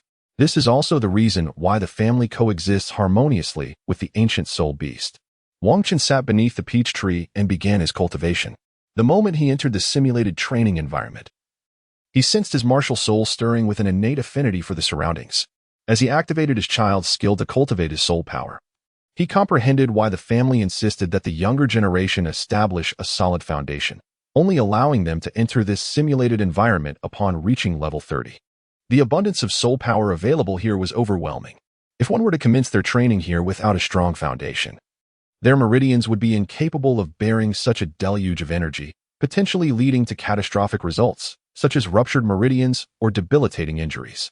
Now, with his robust meridians, Wang Chen swiftly absorbed the soul power, enhancing his strength exponentially. He felt confident that within 2 years of training in this environment, he could attain level 40. Time slipped away unnoticed as Wang Chen immersed himself in his practice. As evening approached and he prepared to return, he suddenly noticed a colossal vortex of soul power forming above the center of the simulated training area, rapidly drawing in the energy from the peach growth. The sunset's crimson hue transformed into a silvery sheen under the influence of this vortex. What is this? Wang Chen gasped in astonishment. At the center of the simulated training environment, the patriarch of the King Kong family and 4 elders observed from the periphery. Has the Grand Elder broken through to the title Douluo? The 4th elder inquired of the patriarch. The other 3 elders turned their gazes toward him, echoing the question. Indeed. It seems so. It resembles my own experience years ago, the patriarch responded. Ha! Our King Kong family will soon have another title Douluo. This is truly a cause for celebration. Indeed, having another title Douluo in the family is splendid news. The 4 elders exchanged their thoughts, while the patriarch focused intently on the Grand Elder's secluded training area.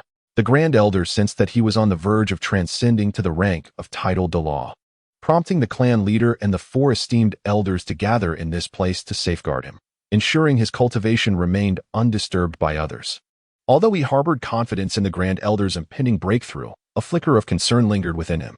Thus, the clan leader and the 4 elders observed the swirling vortex of soul power, awaiting the Grand Elder's advancement. After half an hour, the vortex finally dissipated. At that moment, the Grand Elder emerged from within. The impatient 4th elder immediately inquired, Elder brother, have you succeeded in your breakthrough? Ha! Clan leader, esteemed elders, I have indeed ascended to the 90th level. All that remains is to hunt for a soul ring, and I shall officially be a title Douluo. The Grand Elder jubilantly proclaimed to them. At this moment, upon hearing the words of the Grand Elder, the clan leader and the 4 elders sighed with relief. They had suspected that the Grand Elder might have achieved a breakthrough, yet without his confirmation, it remained mere conjecture. Now that it was established, they felt at ease. Shall we proceed to hunt for the soul rings now, or should we wait a day or two to allow you to consolidate your power before embarking on that quest? Inquired the 4th elder. We shall wait for 2 days before seeking the soul rings. I have just recently attained a breakthrough and need to solidify my training further. The Grand Elder replied, Very well, in 2 days, we shall venture forth to hunt for the soul rings. During that time, I, along with the 2nd and 3rd elders, will accompany the Grand Elder into the Douluo Forest to search for suitable soul rings. The 4th and 5th elders would remain within the clan to oversee its operations and serve as protectors. At this juncture, the clan leader made arrangements concerning the clan's affairs and instructed the Grand Elder to focus on solidifying his cultivation. The other elders returned to their training, having initially come to serve as guardians during the Grand Elder's breakthrough. With his success, it was only natural for them to resume their own cultivation, as they, too, aspired to reach the rank of title Douluo and possessed the qualification to do so. 2 days later, unbeknownst to the Golden family, the clan leader and 3 elders ventured directly into the Douluo Forest, leaving only the 4th and 5th elders to support the clan. Typically, the affairs of the clan were managed by designated elders, and only matters that could not be resolved would be escalated to the highest decision-making body, comprising the 5 senior elders and the clan leader. Thus, although 3 elders and the clan leader were absent, the operations of the clan continued unabated. This is also the reason why the Kong family possesses such formidable strength. Specialized matters are entrusted to dedicated individuals rather than being directly overseen by the clan leader and the 5 esteemed elders. In this manner, the arrangement serves to engage those within the family who lack significant talent and cannot further enhance their abilities, preventing them from idling aimlessly. Simultaneously, it liberates the talented individuals in higher echelons, granting them the time to cultivate and advance their skills, rather than being encumbered by trivial family matters. Consequently, within the King Kong family, it is typically those devoid of potential for further cultivation who are assigned to various elder positions responsible for managing affairs. Conversely, those with promise are not designated to such roles. Instead, they are allowed to focus on their training in a non-administrative capacity. In the realm of Douluo Continent, strength reigns supreme. To squander the talents of those capable of further development on mundane tasks, thus hindering their training, would indeed be a grave misallocation of resources. The sound and well-established family rules enable individuals to fulfill their roles effectively, which is a testament to the enduring legacy of the King Kong family. Without such regulations to appropriately allocate talent, the King Kong family might have long since vanished, unable to sustain itself through the ages. As the patriarch, Wang Gang, along with 3 elders from the family, embarked on a journey towards the Douluo Forest under the cover of night.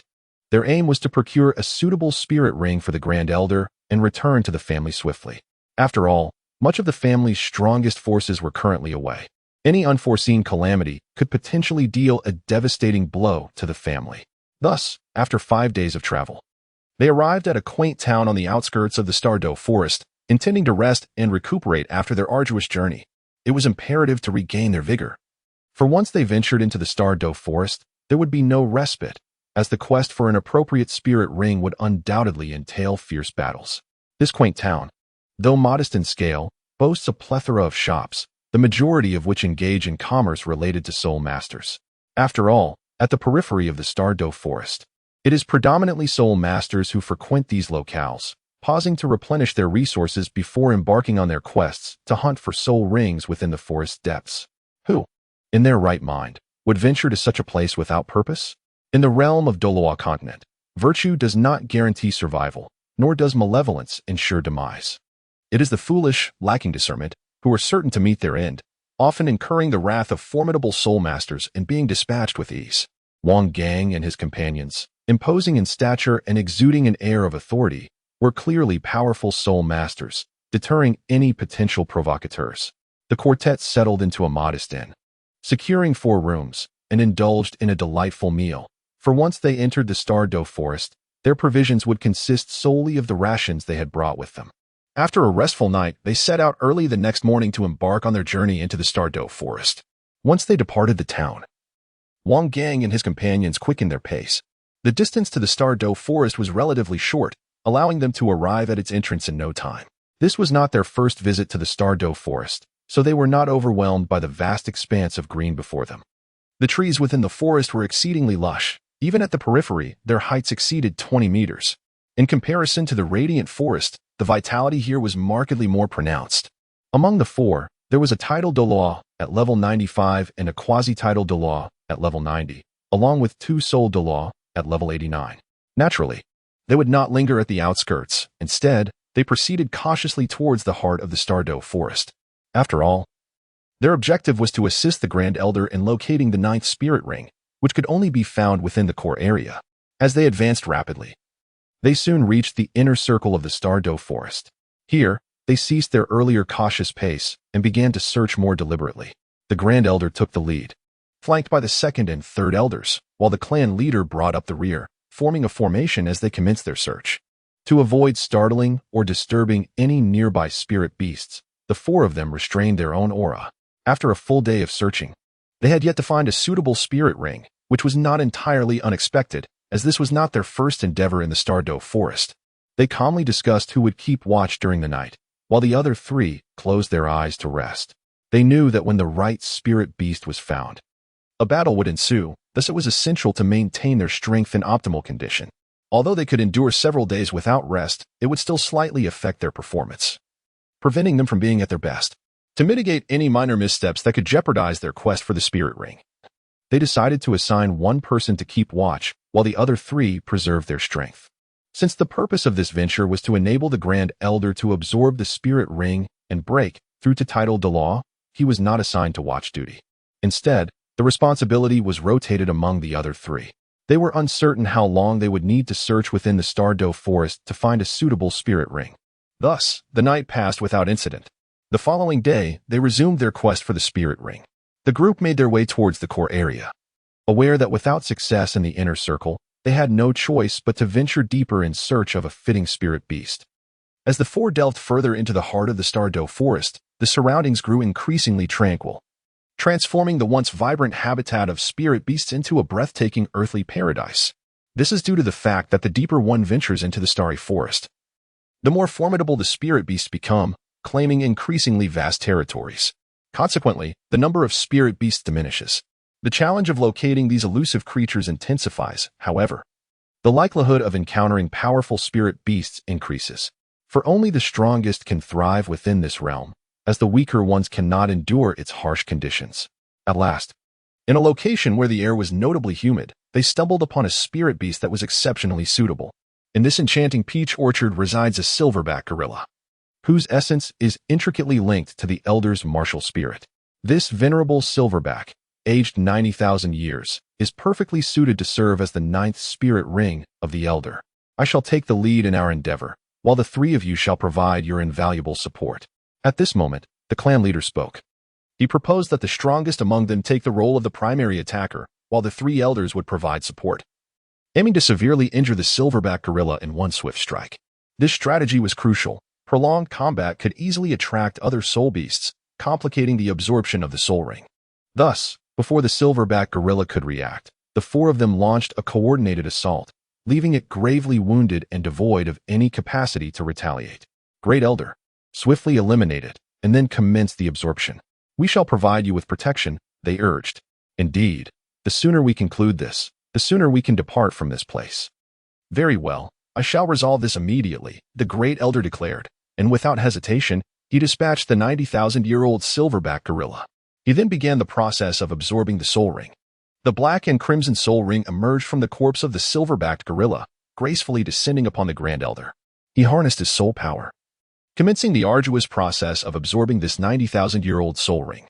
However, such an ancient soul ring could not be assimilated swiftly. Despite the formidable physical prowess cultivated from childhood among the Diamond Clan's soul masters, it took an entire night for the Grand Elder to complete the absorption. At dawn, a black and crimson soul ring manifested beneath his feet, pulsating rhythmically in harmony with the other 8 soul rings.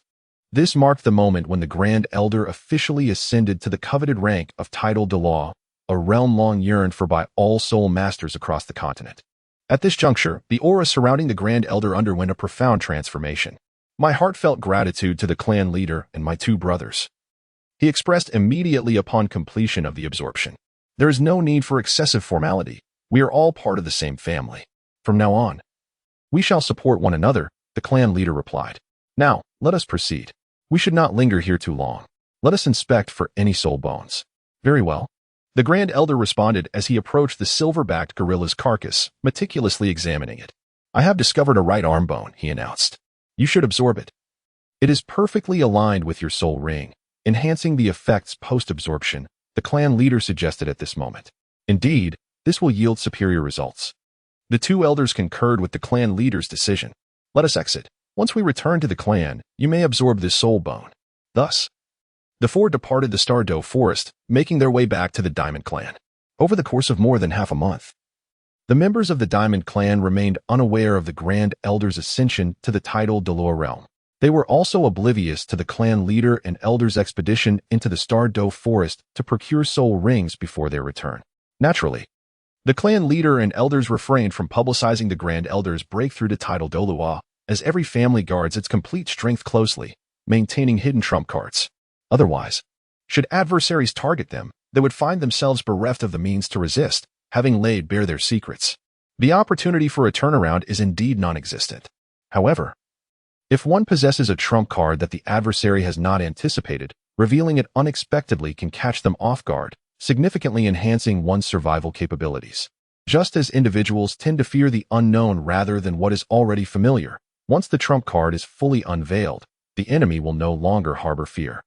Only an elusive strength that remains inscrutable to the adversary can deter them from rash actions.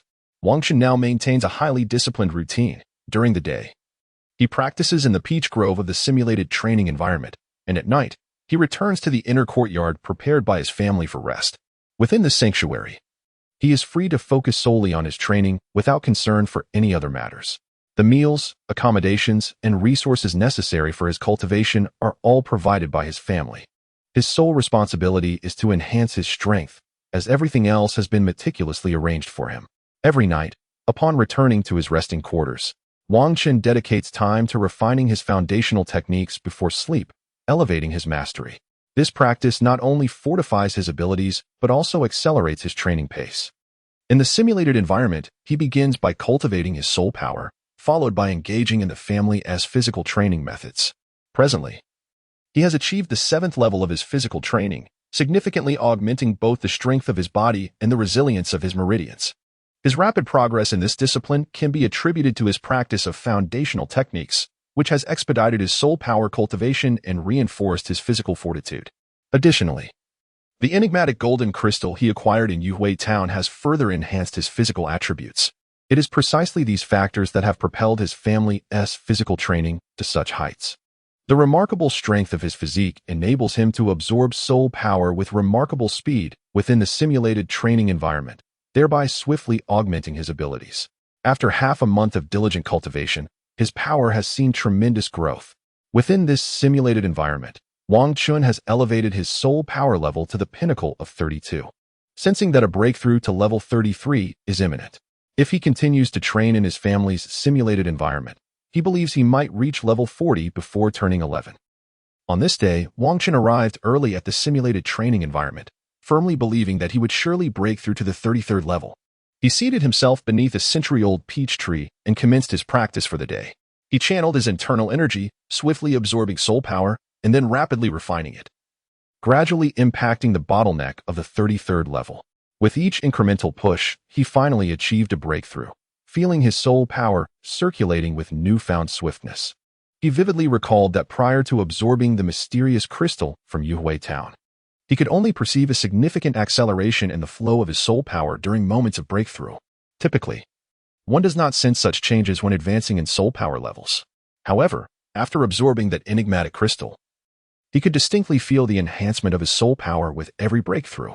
It was precisely for this reason that his cultivation progressed so swiftly. Otherwise, as his soul power level increased, the energy required for breakthroughs would escalate, inevitably slowing his training pace. Following his breakthrough, Wang Chun found his practice to be even more fluid than before. Moreover, he could unmistakably sense that the mysterious crystal he had absorbed in Yuhui Town was subtly improving his physique. Although there were no immediate, dramatic changes, the effects became evident upon each breakthrough, with his cultivation speed increasing significantly compared to before. He later searched for another crystal in Yuhui town, but regrettably found none. Subsequently, he inquired with the shopkeeper, who admitted he was unaware of its nature, only knowing that it was the one Wang Qin had discovered. Now, Wang Qin understood why. Despite feeling a surge of formidable energy upon absorbing the mysterious crystal, his soul power level had not noticeably increased. The energy of that crystal was not intended for elevating soul power levels, but rather for enhancing and transforming the body. This energy could continuously elevate his innate potential, accelerating his cultivation speed. Had it not been for the absorption of that mysterious crystal, even with innate full soul power and the addition of childlike techniques, he could not have attained his current level at such a young age. Thus, he continued his practice, gradually solidifying his cultivation. As time passed, the sun dipped below the horizon. As dusk approaches, Wang Qin, despite his steadfast commitment to cultivation, remains acutely aware of the external changes surrounding him. After allowing his soul energy to circulate within his body for an entire cycle, he finally ceases his practice. Slowly, he opens his eyes, exhales deeply, and retracts his aura. Preparing to depart from the cultivation site to seek rest, he gradually rises from the ground and makes his way toward his secluded courtyard. It is worth noting that the simulated cultivation environment is not solely occupied by Wang Qin.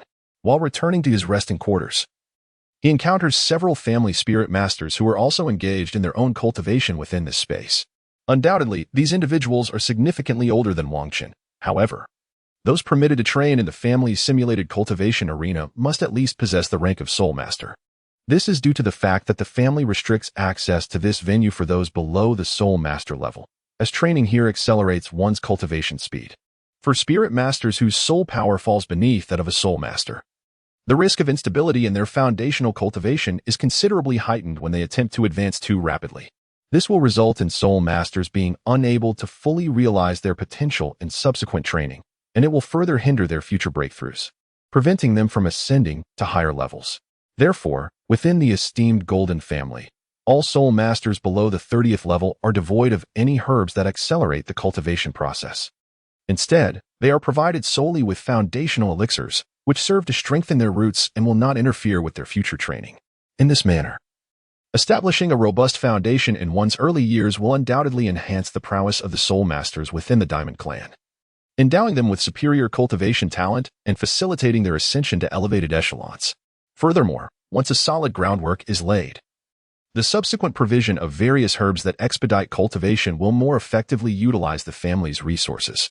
For it is evident that a naturally gifted individual who can attain the rank of a level 30 Soul Master by the age of 20, without relying on external aids that merely promote premature growth, is indeed exceptional. Utilizing resources in such a manner that they are allocated to those talented families of Soul Masters is indeed the epitome of making the most of what one possesses. This threshold serves to distinguish the cultivation talent of Soul Masters. Those endowed with talent are naturally given robust support, enabling them to grow stronger and better serve their family in return. Conversely, those lacking such talent will not have their cultivation resources squandered. They will choose between pursuing theoretical research or leading a blissful life as a progenitor, contributing to the family's lineage. Should they bear a gifted descendant, it would indeed be a source of great honor, and the family would bestow rewards accordingly. Those family Soul Masters who can ascend to the rank of Soul Douluo before the age of 20 are undoubtedly the backbone of their clans. These Soul Masters, barring unforeseen circumstances, are destined to become at least Soul Kings in the future. Within the passage of the training ground, the mingling voices of Soul Masters contribute a semblance of vitality to the otherwise desolate simulated training environment. After walking for over 10 minutes, Wang Qin finally arrived at his modest resting courtyard, feeling elated due to his recent breakthrough. Consequently, he decided to reward himself with a well-deserved rest that evening. After finishing dinner, he refrained from further cultivation and succumbed directly to slumber, a rare occurrence since his arrival at this training facility. The following day, Wang Qin resumed his routine life. Each morning, after breakfast, he would head straight to the simulated training arena. He would return in the evening to rest. However, he occasionally ventured into the city of King Kong to seek out his younger disciples for discussions on their cultivation experiences. Meanwhile, Xiongda, due to the lack of a suitable ice attribute simulated training environment within his family, could only practice around a cold pond, which facilitated his training at a slightly accelerated pace. He typically spent half a day there before heading to the battle arena in King Kong City to engage in soul battles, honing his skills. Presently, Wang Qin focused on enhancing his spirit power level, thus participating in soul battles approximately once every 2 weeks. Regrettably, it is quite challenging to find a suitable opponent. Typically, they convene every fortnight to discuss their cultivation experiences and address any issues that may arise. This collaborative exchange serves to enhance their individual prowess. Thus, Wang Qin has devoted over a month to training in his family's simulated cultivation environment, where he has truly sensed the rapid elevation of his soul power level. The external conditions for cultivation significantly impact a soul master's progress. A soul master training within a simulated environment can effortlessly overpower one without such advantages, elucidating why those with ancestral legacies are often more formidable than their unschooled counterparts. Wang Qin believes that should he continue his training here for another month, he is likely to ascend to level 34. This is no longer the realm of low-level soul masters, who could easily advance after merely a month or two of training. Rather, it pertains to a soul master of over 30 levels, capable of achieving a level up in just over 2 months. This disparity highlights how those with ample cultivation resources vastly outperform their unassisted, wild counterparts. As time passed unnoticed, Wang Qin trained for yet another month in the family's simulated cultivation environment, ultimately achieving a breakthrough to level 34. However, this swift advancement has nearly depleted the foundation he had previously accumulated. If he persists in this manner, his mastery over his soul power may diminish, hindering his ability to fully harness his innate strength. Therefore, after reaching level 34, he resolved to participate in several soul battles at the Colosseum in King Kong City, aiming to refine his control over his soul power through combat. Nonetheless, finding a fitting opponent for soul battles proves to be a daunting task. Soul masters of the same level, particularly those of the soul sovereign rank, are generally no match for him, rendering the experience ineffective for his training. Conversely, challenging those at the soul sect level, who are typically over level 40, is not appealing for them, as they are reluctant to engage in combat with a soul sovereign of Wang Qin's caliber. Winning against a level 30 soul sovereign would seem a foregone conclusion, while losing would be a source of great embarrassment for a soul sect master. Thus, no soul master is inclined to partake in a one-on-one battle with him. Consequently, he has teamed up with Bear Da, a level 40 fighter, to form a duo for soul battles. In the arena of combat, a 2-on-2 soul battle unfolds. Bear, typically dedicating half a day to cultivating in the simulated training environment, then ventures into the city of Diamond to partake in the soul battles. Unlike Wang Qin, who, as a scion of a prestigious family, has been endowed with abundant resources for cultivation since childhood, Bear lacks such foundational advantages. Were he to train for 2 months within the simulated environment like Wang Qin, he would likely find himself unable to harness his burgeoning power. Thus, he must accelerate his cultivation pace in the simulated environment while simultaneously engaging in battles within the arena, honing his skills through relentless combat to strengthen his control over his soul power. Now, with Wang Qin seeking to form a team for the 2-on-2 soul competition, Bear finds this opportunity to be most fortuitous. This situation not only benefits Wang Qin, but also proves advantageous for oneself, creating a truly mutually beneficial scenario. This morning, Wang Qin and Xiong registered for the 2-on-2 soul combat competition, where they were assigned to compete on the main arena of the soul combat stage. After all, it is quite rare to participate in a competition of this level, as it involves 2 soul sect ranks. Now, Wang Qin's participation in the 2-on-2 competition, surpassing his usual level, is significantly easier to arrange than entering a 1-on-1 duel. Previously, when setting up 1-on-1 matches, they typically needed to inform the arena a day or 2 in advance for proper arrangements, sometimes waiting up to 5 or 6 days for a match to materialize. However, at this moment, they have been paired with suitable opponents on the very same day. After all, for those at the soul sect level competing in such 2-on-2 matches, a loss does not carry the same embarrassment as losing to a soul master, since they are, at least, of equal standing. Wang Qin and Xiong awaited the commencement of their duel in the competition's resting area. Today's match marks their inaugural 2-on-2 competition as a duo. Thus, it is essential to rest and maintain peak condition to face this first challenge. They remain unaware of their opponents, focusing instead on preserving their readiness for this initial 2-on-2 encounter. Finally, after a match concluded on the main arena, the host ascended the stage, prepared to announce today's competition between the soul sects. Ladies and gentlemen, welcome to the much-anticipated 2-on-2 soul sect level combat. Without further ado, let us introduce today's competitors, the Iron Blood Team versus the War God Team. The Iron Blood Team is a familiar entity, having participated in numerous soul combat events. While the War God team is a newly registered group, we shall see whether the Iron Blood team will triumph once more, or if our newcomers will seize their first victory. Wang Chun and Xiongde stepped onto the arena through the combat passage, observing the two soul masters awaiting them on the opposite side. These two middle-aged soul masters, both in their 40s, may lack the innate talent of Wang Chun and his companions. However, they possess a significant advantage in terms of cultivation time, rendering their strength slightly superior to that of Wang Chun and Xiongde. As Wang Chun and Xiongde arrived, all contestants for the soul duel were assembled. The host then commenced the announcement for the battle, instructing the participants to prepare their martial souls. Wang Chun and Xiongde immediately activated their martial souls, readying themselves for combat. The opposing duo also unleashed their martial souls, revealing that both possessed the same forging hammer martial soul, with leopard-like heads and piercing eyes. These formidable figures were strikingly tall and bore an uncanny resemblance to one another. Their robust physiques were evident, with exposed arms showcasing their formidable strength. The sheer girth of their arms was a testament to their immense power. The host declared the beginning of the soul duel. The Iron Blood duo charged towards Wang Chun and his ally, underestimating them due to their youthful appearance. However, as seasoned soul masters with years of experience in the arena, they were not inclined to belittle any adversary. They understood that in the soul duel arena, age does not equate to strength. Rather, it is the prowess that truly matters. While older soul masters may have had more time to cultivate, longevity does not necessarily guarantee greater power. Young prodigies, despite shorter cultivation periods, can often demonstrate superior strength, as their innate talents allow for more efficient training. Thus, they remained particularly cautious of these youthful opponents, recognizing the potential for formidable strength. The forging hammers wielded by the Iron Blood duo were distinctly different from those found in blacksmith shops. They were not only larger in size but also adorned with intricate patterns. Each hammer was complemented by 2 yellow 100-year soul rings and 2 purple 1,000-year soul rings, pulsating rhythmically as they prepared for battle. This formidable duo represents a powerful combination of soul masters. The power-type soul masters wielding weapon spirits exhibit a distinct divergence from their beast spirit counterparts. The physical prowess of beast spirit soul masters is notably superior, whereas the weapon spirit soul masters excel in explosive offensive capabilities. After all, they benefit from the advantage of wielding a weapon.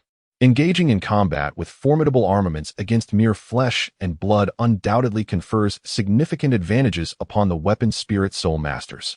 With a thunderous roar, they charged forward with both speed and steadiness towards Wang Chun and his companions. Although weapon spirits do not alter the external appearance of the soul masters, the sight of two imposing figures, each brandishing colossal forged hammers and unleashing a simultaneous bellow, is undeniably imposing.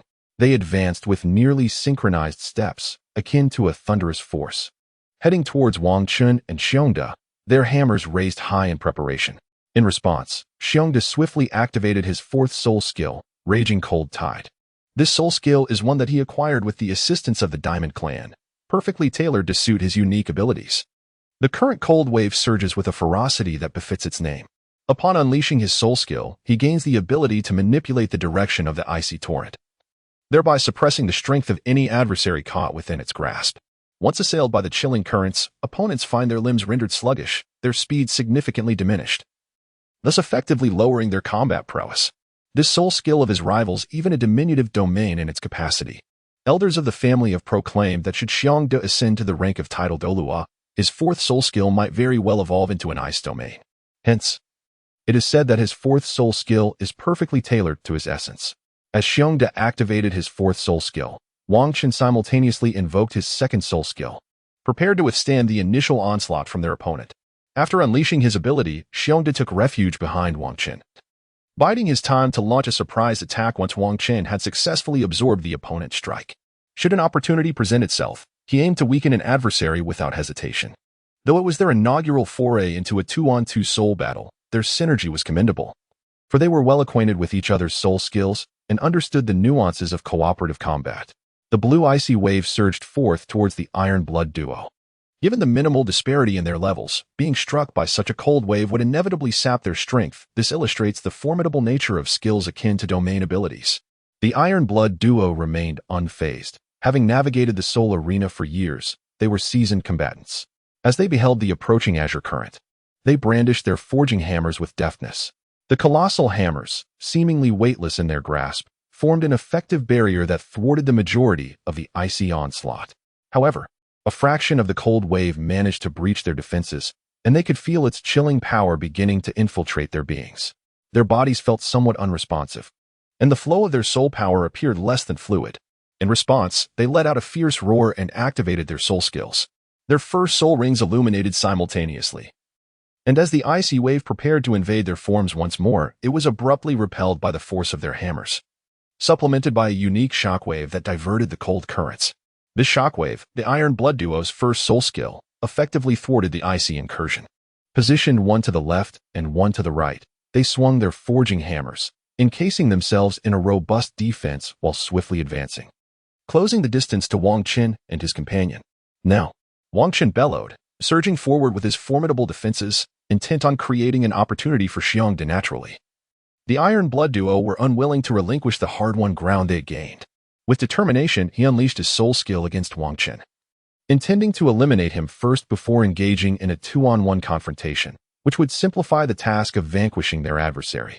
Coincidentally, Wang Qin harbored the same intent, seeking to dispatch one opponent before clashing head-on, thereby creating an opportunity for Xiongda to inflict significant damage on an adversary. In the blink of an eye, Wang Qin activated his indestructible body, colliding with the Iron Blood Duo's assault. The clash produced a resounding impact. Utilizing his formidable defensive capabilities, Wang Qin successfully withstood the attack, though he was still forced back several steps by the force of the Iron Blood Duo's onslaught. Nevertheless, he had achieved his objective, having successfully blocked their soul skill attack and exposed a gap in their defenses. At that moment, Xiongda, positioned behind Wang Qin, seized the opportunity created for him.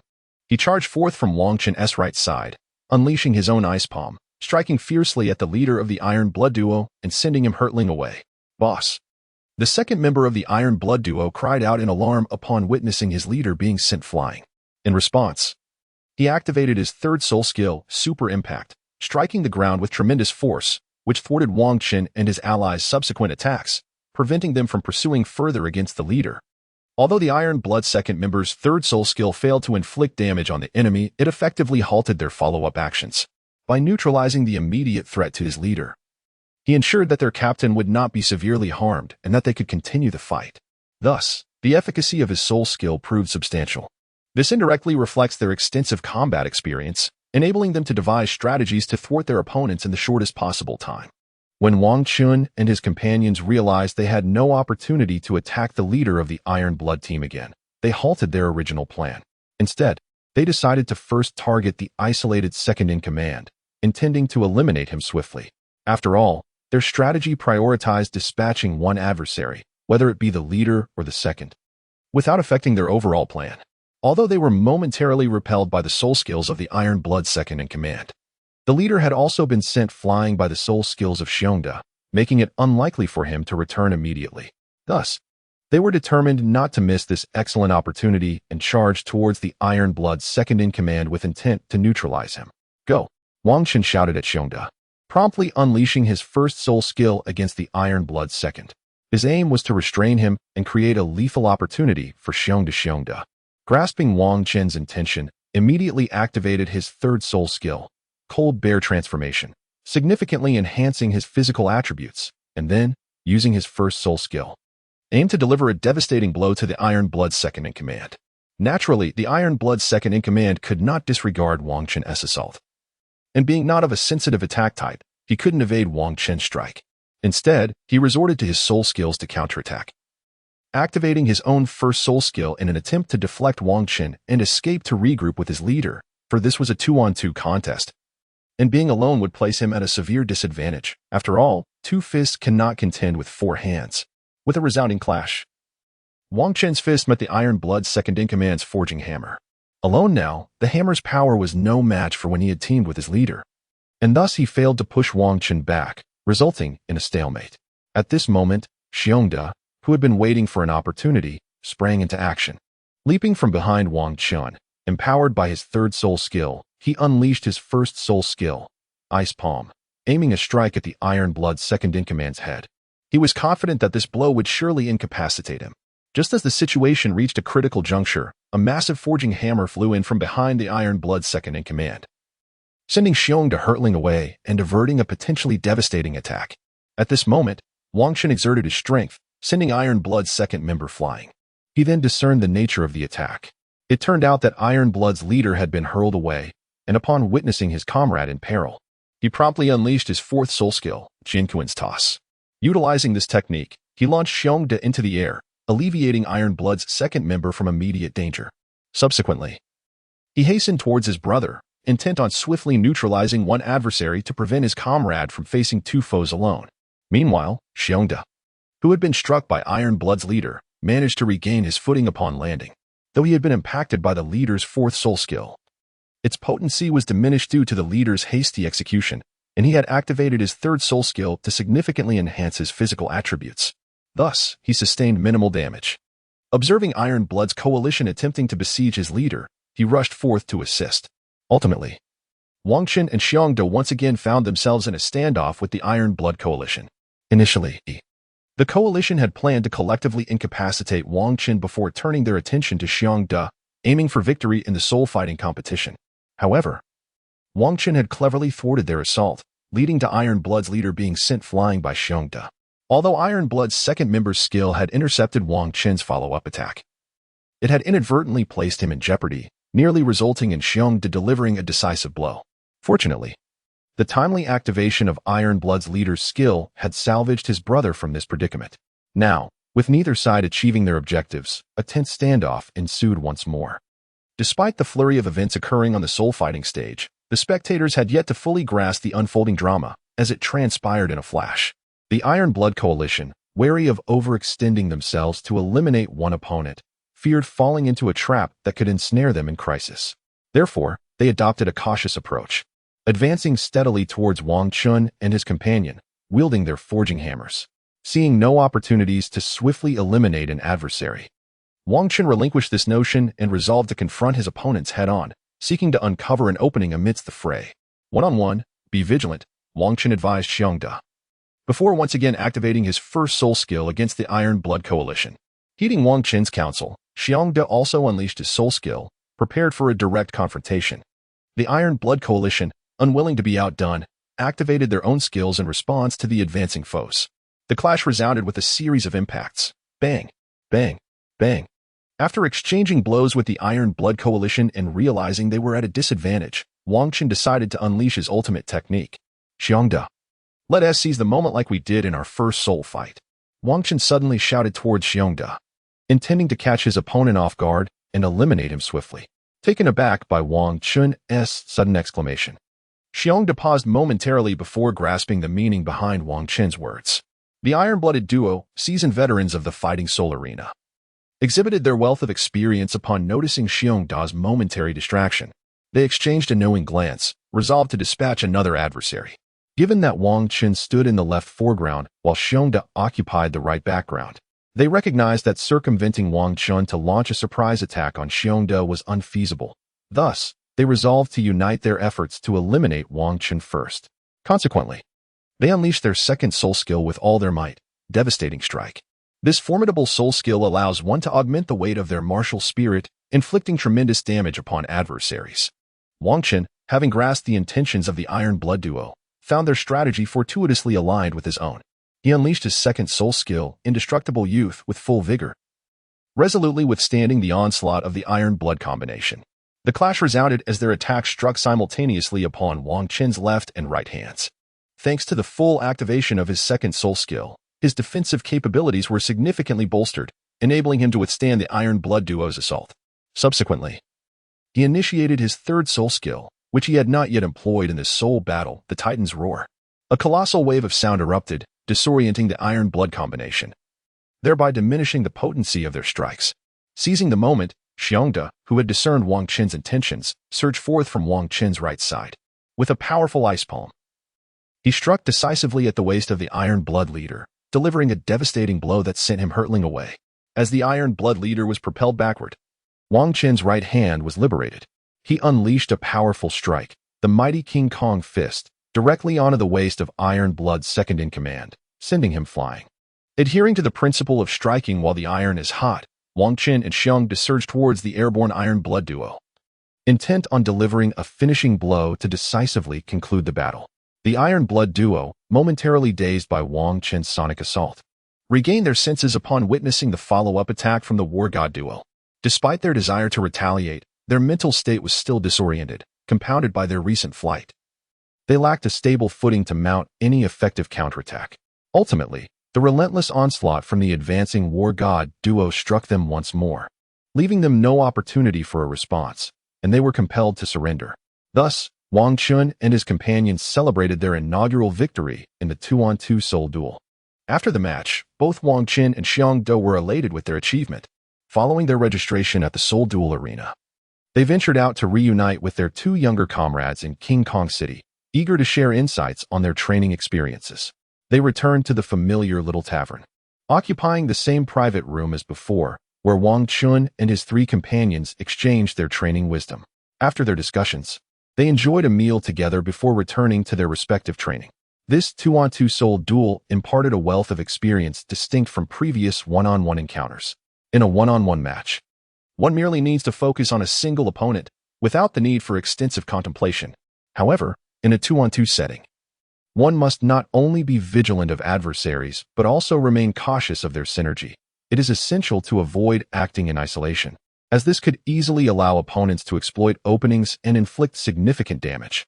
Moreover, it is vital to create opportunities for teammates to strike the enemy while simultaneously providing cover to prevent them from suffering severe blows from their own foes. This experience is entirely distinct from those of the past. Upon returning to his family, Wang Qin visited his mother, engaging in conversation for a while before retreating to his tranquil resting courtyard within the inner grounds. He intended to thoroughly reflect upon his insights from the soul fighting experience, as it served as a summary of his battles. After all, his participation in the soul fighting was primarily driven by the necessity for further honing his skills, enabling him to enhance his control over his own power. This was crucial to prevent a rapid increase in his soul power level from undermining his ability to manipulate it effectively. Thus, Wang Qin meticulously compiled his reflections on combat before seeking rest, for the day's soul fighting competition had indeed drained much of his mental energy. Despite the brevity of the battles, the myriad fluctuations and circumstances encountered proved to be quite taxing on the mind. He resolved to take a well-deserved rest, planning to return to the simulated training environment the following day. Having already participated in the soul fighting, he had accrued considerable battle experience, which would support his accelerated growth and strength. The next morning, Wang Qin quickly attended to his grooming before proceeding to his simulated training grounds. En route, he encountered several members of the King Kong clan, all diligently striving to elevate their powers. Witnessing their dedication only fueled Wang Qin's resolve. He was well aware of the high expectations placed upon him by the clan leader and elders, who had bestowed upon him various forms of assistance, including a precious millennium-old head soul bone. He was determined not to disappoint them. Moreover, on the continent of Douluo, strength is revered above all. Only with formidable power can one dictate their own fate. The looming threat of Bibi Dong's spirit empire further emphasized the necessity for strength. Without it, one could easily meet the same tragic fate as the Blue Lightning Tyrant Dragon clan from the original tale, facing annihilation. Seated once again within the simulated training environment, Wang Qin commenced his rigorous practice. He skillfully directed his soul power to circulate swiftly throughout his body, gradually augmenting his strength. The sensation of this enhancement brought him immense joy. It is no wonder that some individuals can engage in training endlessly, as the feeling of incremental growth is profoundly exhilarating. Now at level 34, Wang Qin, due to several enhancements to his training speed within the simulated environment, could distinctly feel himself becoming stronger. Thus, he found solace in the knowledge that he could continue his training without the pangs of solitude. Throughout the day, Wang Qin diligently cultivated his soul power and practiced the family's physical techniques in the simulated training environment, while in the evenings, he would retreat to his quiet courtyard to refine his youthful techniques. Then, they would take a well-deserved rest. Every fortnight, they would join Berda in the spirit arena to participate in a 2-on-2 spirit battle, honing their physical control and ensuring they did not lose mastery over the rapidly increasing spirit power cultivated in the simulated training environment. Since this was not their first foray into the 2-on-2 spirit battles, their combat style and various spirit abilities had become well known to others, rendering them unable to catch their opponents off guard as they had in their initial encounters. Victory could only be secured through sheer strength and resilience. However, Wang Qin, Among them was merely a spirit master. Despite his astonishing prowess that rivaled those at the spirit ancestor level, he was still one spirit ability short, which inevitably limited the variability in his combat strategies. After several battles, he became an easy target for their adversaries. Consequently, in their sixth spirit battle, they experienced the defeat reminiscent of their first 2-on-2 match, facing two top-tier spirit ancestors at level 49, a loss that was quite understandable given the disparity in strength, especially since Wang Chen's spirit power was only in the 30s. Although he could contend against stronger foes, his opponents were formidable, leveraging their superior spirit power to triumph over Wang Chen and his team. This defeat imparted a significant lesson to the War God team. During their fourth spirit battle, Wang Chen's two comrades, Wang Hai and Lu Yun, also achieved a breakthrough to the 20th level. With the assistance of the King Kong family, they acquired a century-old spirit ring, elevating them to the status of mid-level spirit masters. This was a source of great joy for Wang Chen, as the growth of his younger brother would undoubtedly provide him with considerable assistance. Thus, Wang Chen maintained a disciplined routine, diligently practicing his soul power during the day and honing his childlike martial arts techniques at night. Every fortnight, he participated in duels at the Soul Arena to absorb combat experience and refine his bodily control, allowing him to enhance his abilities at an astonishing rate. Over the course of more than a year, as Wang Chen approached his 10th birthday, he finally reached the pinnacle of level 39. On the verge of breaking through to level 40, it could be said that he shattered all historical records of the Jingang family, earning the title of the first genius in the family's history. Seated in his usual training ground beneath the peach tree, he prepared for his ascent to level 40. His soul power had been cultivated to its utmost, creating a visible aura that surged around him. He focused his energy, relentlessly striking against the bottleneck of level 40. Determined to break through, layer by layer, he concentrated his soul power against this barrier. At last, he heard a distinct crack, heralding his successful breakthrough to level 40. Once again, he circulated his soul power to solidify his newfound strength before seeking the assistance of the clan elders to obtain a valuable 10,000-year soul ring. After reaching level 40, Wang Chen felt his physical prowess increase yet again, ever since absorbing that mysterious crystal in Yuhui town. Each elevation in his soul power had augmented his bodily strength. However, recognizing no detriment in this phenomenon, he simply relished the benefits it brought. Having consolidated his abilities, he exited the simulated training environment, eager to inform the elders of his advancement to level 40, thus qualifying him to acquire a 10,000-year soul ring. His current physical condition would easily accommodate a soul ring of up to 20,000 years, as he had mastered the family's physical training techniques to the 9th level, the highest tier, perhaps due to his practice of childlike martial arts and the absorption of that enigmatic crystal.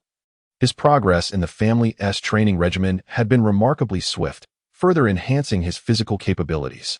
After emerging from the simulated training environment, Wang Chen returned to his resting courtyard, intending to freshen up before meeting with the clan elders. He was filled with elation, for achieving level 40 at nearly 10 years of age was a significant accomplishment. After a brief wash, he set off to seek out the elders of his family. This is attributed to his remarkable talent, which enables him to directly meet with the elders of the family. Otherwise, it would be improbable for a mere junior of level 40 to casually encounter those esteemed elders of level 80 or 90. Within the inner courtyard of the King Kong family, in the elders' lounge, Wang Chen entered and beheld the 4th elder resting there. It is customary for one elder to be on duty each day, as there is a concern that, in times of need, those who make crucial decisions may not be readily available. Consequently, the family has arranged for an elder to remain on duty for a month at a time. In this manner, the other 4 elders were free to pursue their training or attend to their affairs without needing to be present here. The designated elder would remain here to rest for a month, during which time they were required to be available for any urgent matters, ensuring their presence whenever someone sought their counsel.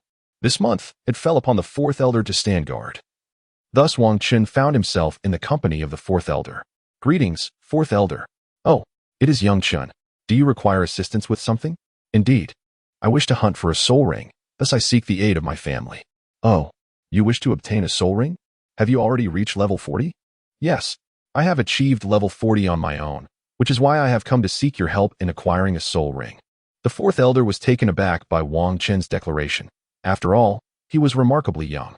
Although the family had speculated that he might reach level 40 before the age of 12, they had not anticipated that he would accomplish this feat before turning 10. Upon a thorough examination, the fourth elder verified that Wang Chun indeed had attained level 40. Without further ado, he promptly notified the clan leader and the other 4 esteemed elders, inviting them to convene. The clan leader and the other 4 elders swiftly arrived. For in the Golden family, the attending elder would not summon a meeting unless there was a pressing issue at hand. Upon their arrival, the eldest elder inquired, "Fourth elder, what has transpired that necessitated this summons?" "This matter pertains to the prodigy of our Golden family. Yangchen has reached level 40 and is prepared to hunt for a soul ring. Furthermore, his physical aptitude enables him to absorb soul rings of up to 20,000 years. Hence, I sent the summons for you all to arrange the acquisition of a soul ring for Yangchen." At this juncture, the others turned their attention to Wang Chen, whose extraordinary talent was indeed remarkable. The clan leader scrutinized Wang Chen closely before stating, "Let us proceed to our conference room to discuss this further, and Yangchen shall accompany us." "Very well, clan leader." Wang Chen followed the clan leader and the elders into their small conference room. Although this conference room is modest in size, it serves as the most pivotal venue for determining the direction of the Jingang family. Here, significant matters are deliberated, with the patriarch and the 5 esteemed elders engaging in their initial discussions. Wang Chun, fortunate enough to attend due to his exceptional talent and strength, has the rare opportunity to witness the dialogue between the family elders and the patriarch. Otherwise, it is unlikely that he would have gained entry to this esteemed gathering. As the patriarch and the 5 elders entered and took their seats, it became evident that this space was designated for the 6 of them, leaving Wang Chun unaware of any designated position for himself. At this moment, the 4th elder spoke. "Shaochen, come and sit with me." The seating arrangement in this meeting was relatively spacious, so Wang Chun joined the 4th elder without feeling cramped. "All right, 4th elder." Once everyone was settled, the clan leader, Wang Gang, began to speak. "Now that Xiao Chun is here, I shall speak plainly. His talent is truly exceptional, and we cannot afford any delays regarding his soul ring. We must seek a formidable soul beast to ensure Xiao Chen's maximum enhancement." "Indeed, the clan leader speaks wisely," the 4th elder concurred. "I share the same sentiment. Hence, I summoned you all for this discussion." The other elders echoed their agreement, affirming the clan leader's words. "Therefore, we must leave nothing to chance. We cannot allow the younger generation to hunt for his soul ring. It must be us who undertake this task," the clan leader reiterated. "Who shall go, then?" The 4th elder inquired once more. "To ensure absolute certainty, it would be prudent to dispatch a titled Douluo, yet I cannot leave the clan lightly. Moreover, the 1st elder has also attained title Douluo status. Thus, I propose that the 1st elder accompany Wang Chen to hunt for the soul ring," the clan leader suggested. "That sounds agreeable. I have no objections. To find a powerful soul beast, we should explore the Stardo forest. With my title Douluo strength, I can adequately protect Xiaochen," the 1st elder replied. "Excellent. Prepare yourselves. Tomorrow you will venture into the Stardo forest to hunt for the soul ring." The clan's decisions were made swiftly, unlike other factions that often prolonged their deliberations. Subsequently, the clan leader and the other 4 elders departed, leaving the 4th elder to continue his duties. The 4th elder escorted Wang Chun to the door and advised him, "Xiao Chun, return home and prepare. You will be hunting for your soul ring in the Stardo forest, and this journey will require ample time for preparation." "Understood," 4th elder, Wang Chun acknowledged. Upon returning home, he informed his mother of the circumstances. Later that evening, after his father returned, he discussed the matter with him as well. He then gathered some essential supplies before retreating to his room to rest. After all, once he acquired his 4th soul ring, he would leave the clan to undergo training on the Douluo Continent. There will come a time when such unguarded moments of rest become a rarity. After all, in the survival of society, while one should harbor no malice towards others, one must remain ever vigilant. If, during the trials on the Douluo Continent, one continues to rest without caution as one does within the family, one might find oneself facing perilous circumstances. Therefore, Wang Chun must cherish his current carefree existence, ensuring that he does not squander a single moment of his precious leisure. Today, he chose not to practice his martial arts, but instead opted for rest, intending to rejuvenate at home before embarking on a quest to the Stardo forest with the elder the following day, when opportunities for proper repose would be scarce. The next morning, Wang Chun awoke early, performed a brief morning routine, and savored breakfast prepared by his mother before heading outside the family residence to await the elder. After a short while, the elder arrived. Unlike the previous occasion when he sought a soul ring, when most skilled members of the family had ventured out to avoid attracting attention, this time was different. due to the considerable distance to the Douluo forest. A carriage drawn by a century-old soul beast had been arranged. Thus, Wang Chun and the elder set off in the carriage towards the Douluo forest. During the journey, Wang Chun took the opportunity to further solidify his cultivation, as preparing to absorb a 10,000-year soul ring necessitated that he maintain his abilities at their peak. After approximately 10 days of travel, Wang Chun and the elder finally arrived at the small town bordering the Douluo forest. Let us rest here for the night.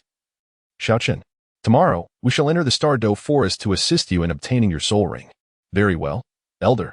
Wang Chun and the Grand Elder promptly made their way to the inn, intending to indulge in a hearty meal before taking a moment to rest. Soon, they would venture into the Douluo forest in search of soul rings, where the luxury of such restful conditions would be scarce. As the night passed, both Wang Chun and the Grand Elder rose early, enjoying breakfast before instructing the coachman to await their return in the quaint town, after which they set off.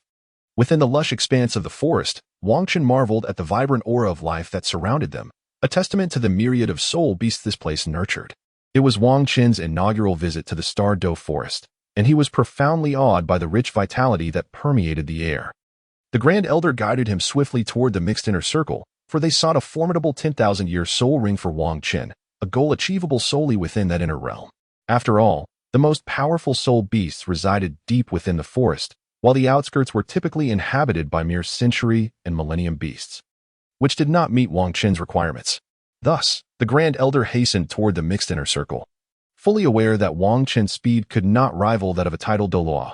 In little more than 2 hours, propelled by the Grand Elder's formidable power, they arrived at the mixed inner circle and paused to commence their careful search for a suitable soul beast.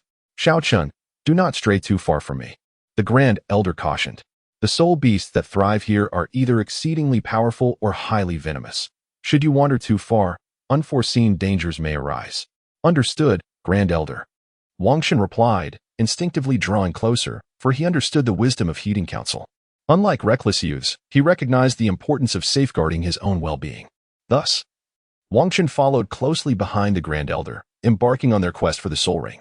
Having ventured into the Douluo forest for the better part of the day, they encountered a fair number of soul beasts, though most were millennium beasts, and the few 10,000-year beasts they came across fell short of expectations. It was imperative that the search for a suitable 10,000-year soul ring was not approached lightly, as Wang Chun was the most gifted descendant of the King Kong clan in history, deserving of only the finest selection. After a prolonged search within the mixed inner circle yielded no suitable candidates, the Grand Elder suggested, let us rest for now. We shall continue our search tomorrow. Hearing this, Wang Chun came to a halt as well. Finding a suitable spirit ring is not a task that can be accomplished casually. Some individuals may spend over a month in pursuit of an appropriate spirit beast, while others might invest even more time. Therefore, after a day of searching without success, Wang Chun and his companions chose to take a moment to rest before resuming their quest. Thanks to their storage soul guide and Wang Chun's prior preparations, they had ample resources at their disposal. Wang Chun quickly set up a campsite using the tools he had prepared, as he was no stranger to survival in the wilderness.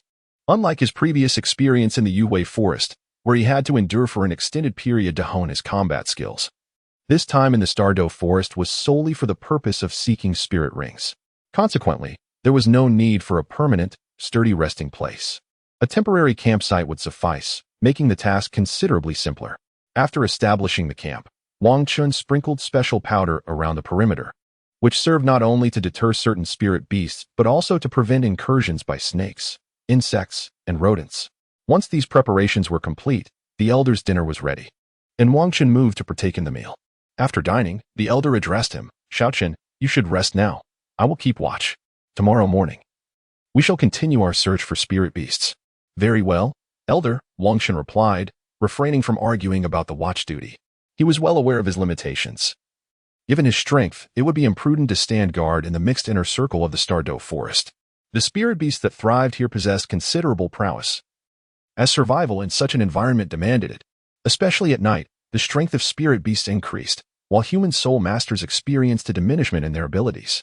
Moreover, formidable spirit beasts typically emerged at night to haunt. If Wang Chun were to keep watch, he might find himself ambushed before even detecting their presence. In contrast, with the elder's tidal Douluo strength, they were quite safe, allowing Wang Chun to rest peacefully without concern for unexpected dangers. After a rejuvenating slumber, Wang Chen awoke to find that the elder had prepared breakfast.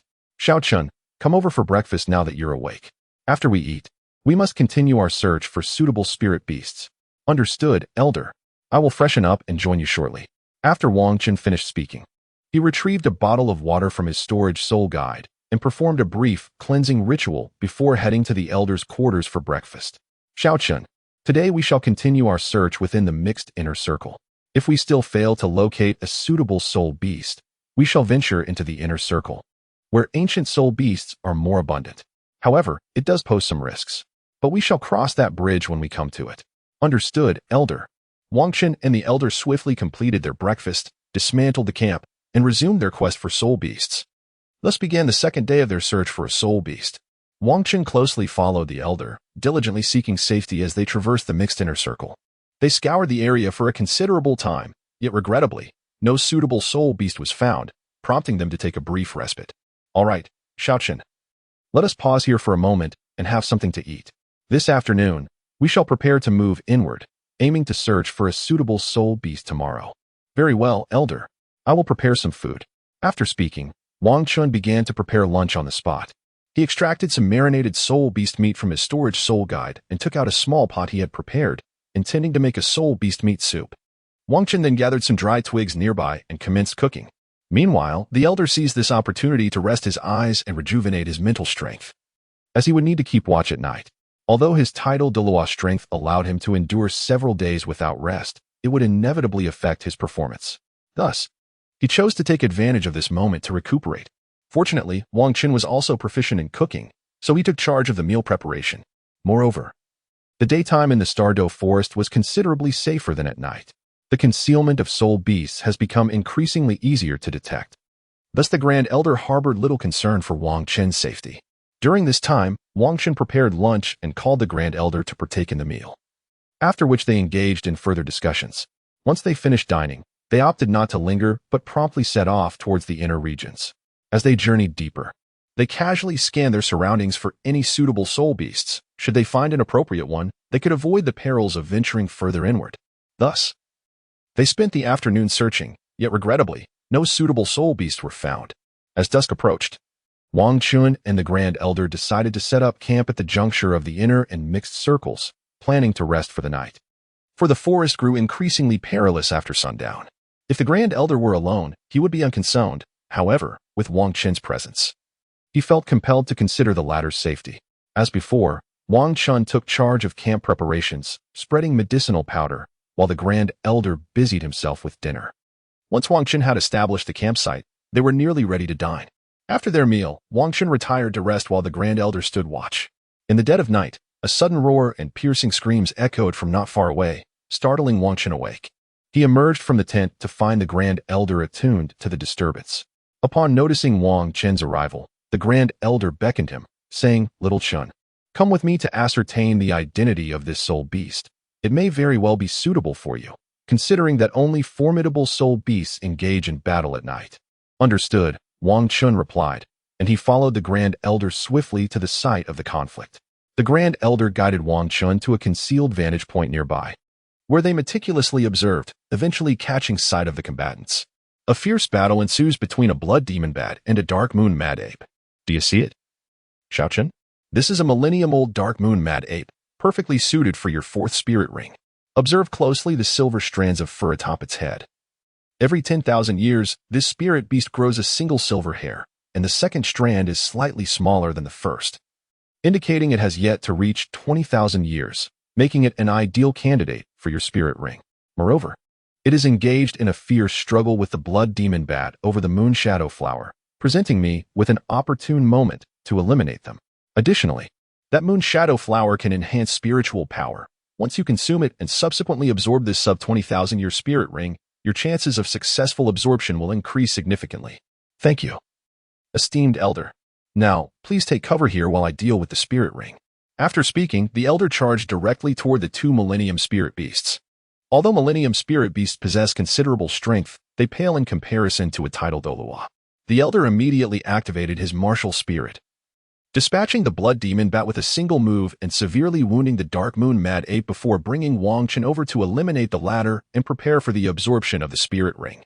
Wang Chen accepted the moon shadow flower plucked by the elder and swallowed it whole, then swiftly killed the dark moon mad ape, ready to absorb the fourth spirit ring. Upon consuming the moon shadow flower, Wang Chen felt a refreshing energy surge directly to the crown of his head, a most delightful sensation, as he sensed his spiritual power strengthening once more. As he absorbed the Millennium Spirit Ring, a formidable energy surged into his body. The moment this immense energy surged into his body, Wang Chen felt a powerful force assailing his mind, as if his consciousness were a solitary boat adrift on a turbulent river.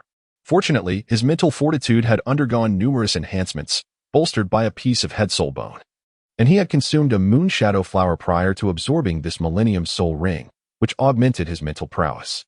Thus, he was able to withstand the onslaught of the psychic assault. However, the colossal energy of the Millennium Soul Ring permeated every corner of Wang Chen's being, aggressively seeking him out without any need for him to search. The soul power of the dark moon mad ape was extraordinarily ferocious, a trait inherent to its bloodline. And under the moonlight, it could potentially unleash even greater strength. Consequently, Wang Chen found himself enveloped by this wild energy. He could only swiftly circulate his youthful cultivation technique to absorb the chaotic energy flooding his body, taming it so that he could seamlessly assimilate the Millennium Soul Ring. Amidst the tumultuous energy barrage, Wang Chen focused intently on maintaining his mental clarity to resist the impact. The 3 original soul rings on his body pulsed rhythmically, making him appear as though he were cocooned in a grand yellow-purple shroud. This instance of transcending levels to absorb the soul ring starkly contrasts with previous experiences, where such endeavors were executed with relative ease. This time, however, Wang Chen found himself confronting an overwhelming surge of impact. The essence of a soul ring aged over 10,000 years is fundamentally distinct from that of one below 10,000. Despite his meticulous preparations, enhancing both his physical form and spiritual fortitude, he discovered that the actual process of absorption diverged significantly from his expectations. As he swiftly channeled his cultivation technique, he began to assimilate the vast energies residing within him. With the passage of time, the psychic tumult gradually subsided, and Wang Chen realized he had successfully endured the mental strain. Now, it was merely a matter of absorbing the colossal energy within his being to achieve a flawless integration with the 10,000-year soul ring. With the cessation of the mental onslaught, Wang Chen's pace of energy absorption quickened considerably. Dark energy surged forth from the ancient ebony soul ring, continuously drawn into his essence. The luminescence of his 3 existing soul rings dimmed, replaced by a swirling current of black energy. His body incessantly absorbed the soul ring's power, this dark essence infiltrating every meridian within him. Soon, Wang Chen discerned that whenever this ferocious black energy coursed through the already unblocked Yangxiao, Yinxiao, Yangwei, and Yinwei meridians, its violent nature seemed to diminish, while simultaneously fortifying his channels. He began to understand that the 8 extraordinary meridians he had unsealed provided him with unique advantages in assimilating this foreign energy. Thus, empowered by these 4 meridians, the endeavor to absorb the 10,000-year soul ring became significantly more manageable. In this moment, Wang Chen also directed his technique to circulate the formidable, tumultuous energy throughout his body, enhancing his physical prowess. Gradually, he sensed a harmonious balance with this potent energy, even as he rapidly absorbed the formidable essence. The dark 10,000-year soul ring continued to pour forth energy into him without cessation. He realized that maintaining this state would ensure his eventual success in integrating the soul ring. As he continued, every meridian within him tingled, reminiscent of ants skittering across his skin. Wang Chen understood that this sensation signified an enhancement of his meridians, the black energy, upon traversing through them, expanded their capacity. Yet, rather than bursting, his fortified meridians grew increasingly resilient and expansive. The power of the soul ring from this ancient soul beast is indeed finite. As the energy fully converges, it naturally results in a subsequent depletion of energy. At this moment, Wang Chen's meridians had undergone tremendous fortification, and the sensation of expansion was gradually fading away. Not only had the 4 meridians he had unblocked begun to absorb this influx of external energy through the operation of the boy's cultivation technique, but also his other normal meridians were now harmonizing with his soul power. The energy contained within a soul ring can be assimilated by a soul master because, upon becoming a soul ring, the energy released by the soul beast divides into 2 parts. One part is refined and purified, allowing the soul master to absorb it directly, thus aiding in their ascension to the next level. The other part retains most of the characteristics of the soul beast. coalescing into the soul ring and forming the soul master's soul skills. As the sensation of swelling gradually subsided, Wang Qun realized he was on the verge of successfully absorbing the soul ring. Therefore, he knew he must not slacken his efforts, lest all his endeavors end in vain.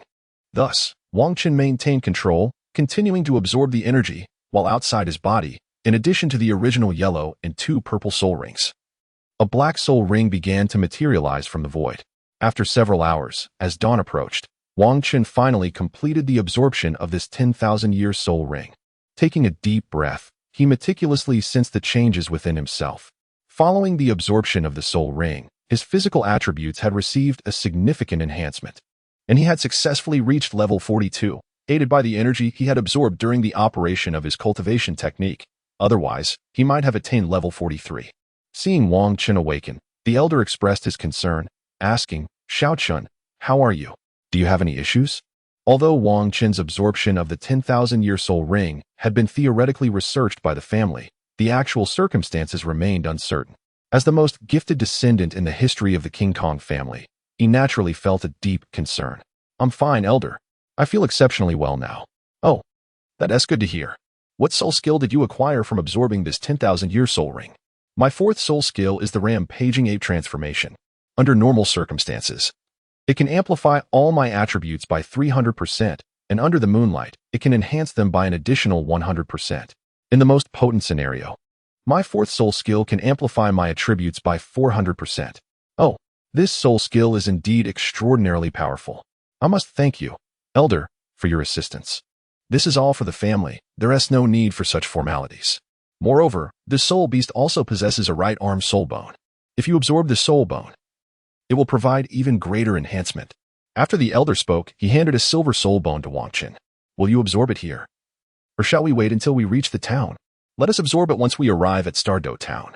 Wang Qun never anticipated such fortuitous luck. He had unexpectedly acquired a right arm soul bone from the ancient 10,000-year soul beast he absorbed. What is more remarkable is that the Grand Elder bestowed it upon him without hesitation. It must be said that the nurturing atmosphere of the Kong family, of which he was a part, was exceedingly commendable. The elders placed great emphasis on the development of their descendants. Having completed the absorption of the soul ring, Wang Qun was naturally disinclined to linger within the confines of the Stardo forest. For who would yearn for the discomforts of wilderness camping when a more refined existence awaited? With the soul bone secured and no one aware of its presence, it was improbable that anyone would dare to seize it from the side of a titled Douluo. Thus, he resolved to first visit the town for a refreshing wash before proceeding to absorb the soul bone. The Grand Elder promptly guided Wang Qun out. The journey markedly different from their arrival, which had necessitated a meticulous search for a suitable soul ring. Now, with no such need for prolonged searching, they soared directly into the sky.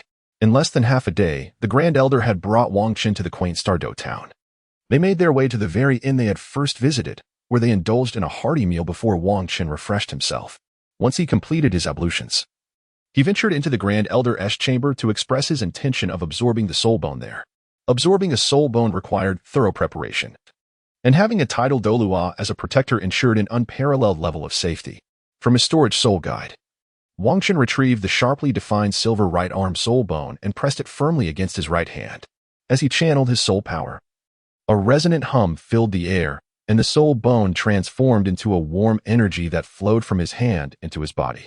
This energy coursed through him, enhancing his physical attributes, and ultimately converged in his right hand, further augmenting its strength. He felt a significant enhancement in his physical prowess, noting that his right hand's striking power surpassed that of his left. In less than half an hour, Wang Qun had fully absorbed the soul bone. Rather than any sense of obstruction, he instead experienced a gentle familiarity. Perhaps this was what soul masters referred to, the notion that only by absorbing a soul ring and soul bone of the same essence could one achieve the utmost enhancement. This soul bone not only elevated his strength from level 42 to 44, but also reinforced his physique significantly. A transformation so profound it could aptly be described as a thorough refinement of his essence. No wonder there are legends suggesting that some soul masters, lacking exceptional talent, have achieved remarkable growth and ascended to the rank of titled Douluo after acquiring a soul bone. Such tales are not without merit. After Wang Qun absorbed the Millennium Soul Bone, he stood up to assess the enhancement of his body.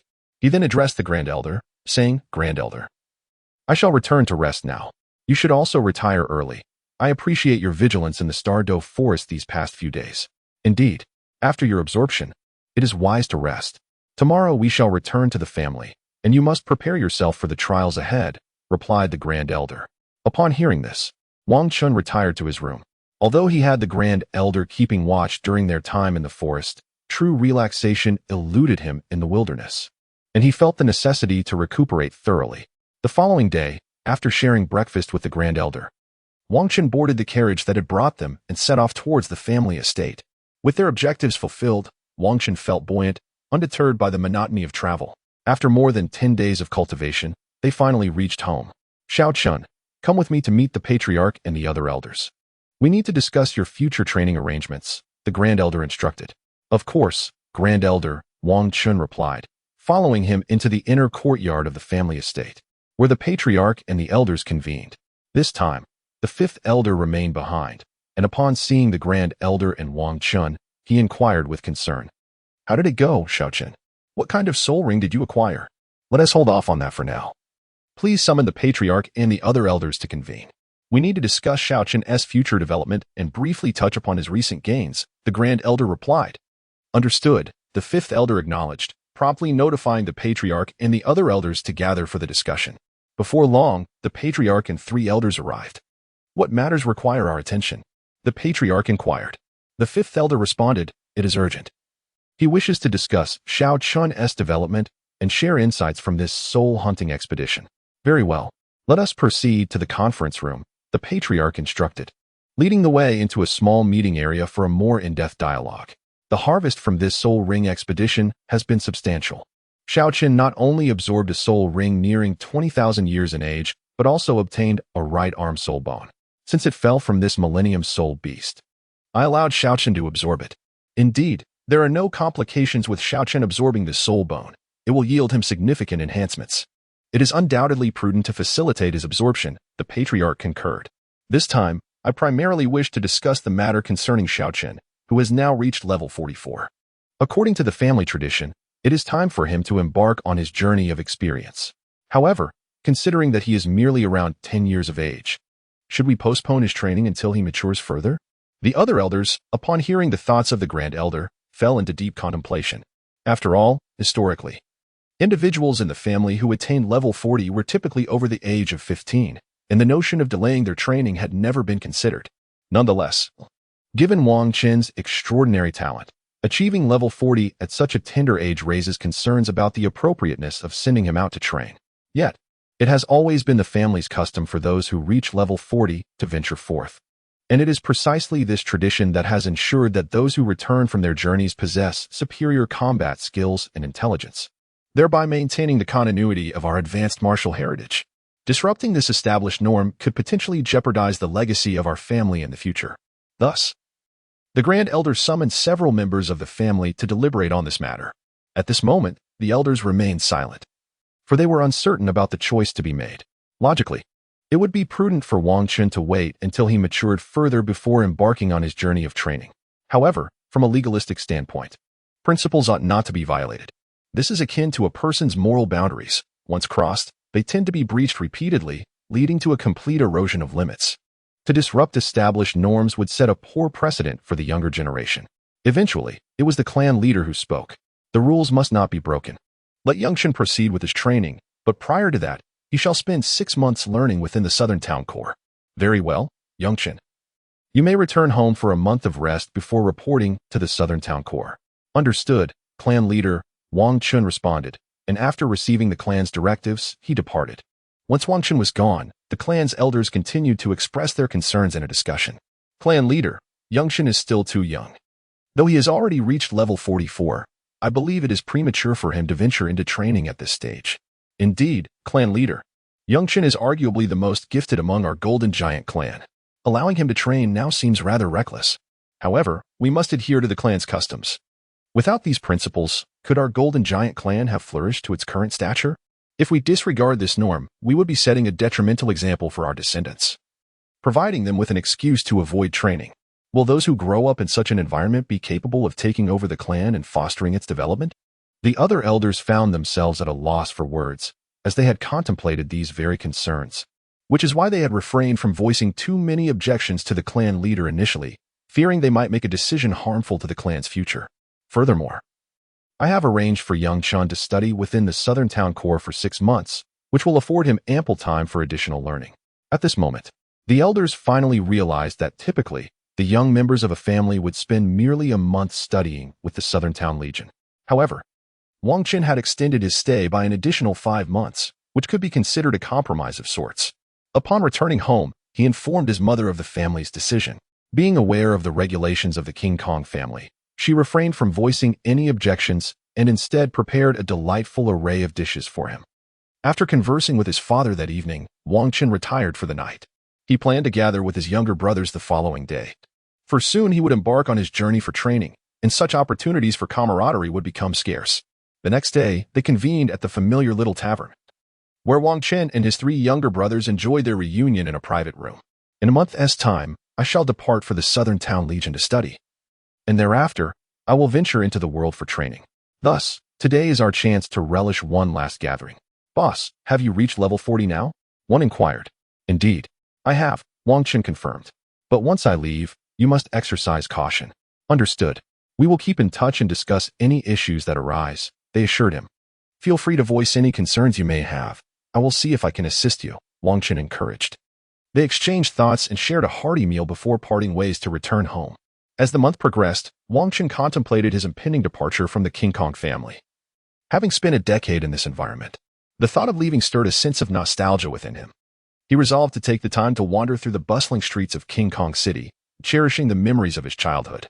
This was his first experience meandering through the vibrant city, as his past had been consumed by studies at the academy or training within the confines of the King Kong family, leaving little room for leisurely exploration. This occasion serves as a modest recompense for my minor regrets. The bustling metropolis of King Kong City, teeming with an immense influx of people, naturally necessitates the presence of numerous patrolling soldiers to maintain order. Most of these soldiers and officers hail from the Southern Town Legion of the King Kong family, having retired and subsequently been assigned to the patrol corps. This arrangement provides a safeguard for those soldiers who have served in the Southern Town Legion, alleviating their concerns regarding the security of their post-retirement lives. Such measures are pivotal to the enduring influence of the King Kong family over the Southern Town Legion. After all, who would follow a leader whose twilight years are devoid of assurance? By leveraging this advantage, the King Kong family not only garnered the loyalty of their Southern Town Legion, but also infiltrated the city guards of King Kong City with these retired soldiers. Consequently, the King Kong family effectively monopolizes the authority of the city guards, significantly bolstering their power in this domain. As Wang Qin meanders through the city, he seeks out unique establishments, hoping to uncover something extraordinary. Before long, he stumbles upon a particularly distinctive tavern. The hotel stands 5 stories tall, exuding an impressive scale, adorned in a serene azure hue that evokes the imagery of a bamboo grove, captivating all who behold it. Bamboo Elegance, such a refined name. As Wang Qin stepped inside, he was immediately enveloped by a refreshing aroma of bamboo that filled the air, a fragrance so invigorating that it brought a sense of tranquility to both body and soul. The interior decor adhered to a singular azure aesthetic, creating an atmosphere that was both fresh and elegant, imbued with a subtle cultural sophistication. This delicate elegance seemed somewhat at odds with the more rugged style characteristic of Douluo Continent. Yet it was precisely this unique charm that drew many loyal patrons to the establishment. Approaching the front desk, Wang Qin requested a private room. The attendant behind the counter promptly inquired, "Sir, are you a member? Do you have a reservation?" "Oh, is there a difference?" Wang Qin replied, "Sir, if you have a reservation, you may proceed directly to your designated room. Without a reservation, and if you are not a member, you will only be able to dine in the main hall or the rooms on the 2nd floor. Access to the 3rd floor and above requires membership." "How intriguing. Please arrange for a room on the 2nd floor." "Certainly, sir. Please follow Xiaotao to your room, and do not hesitate to inform her of any needs you may have."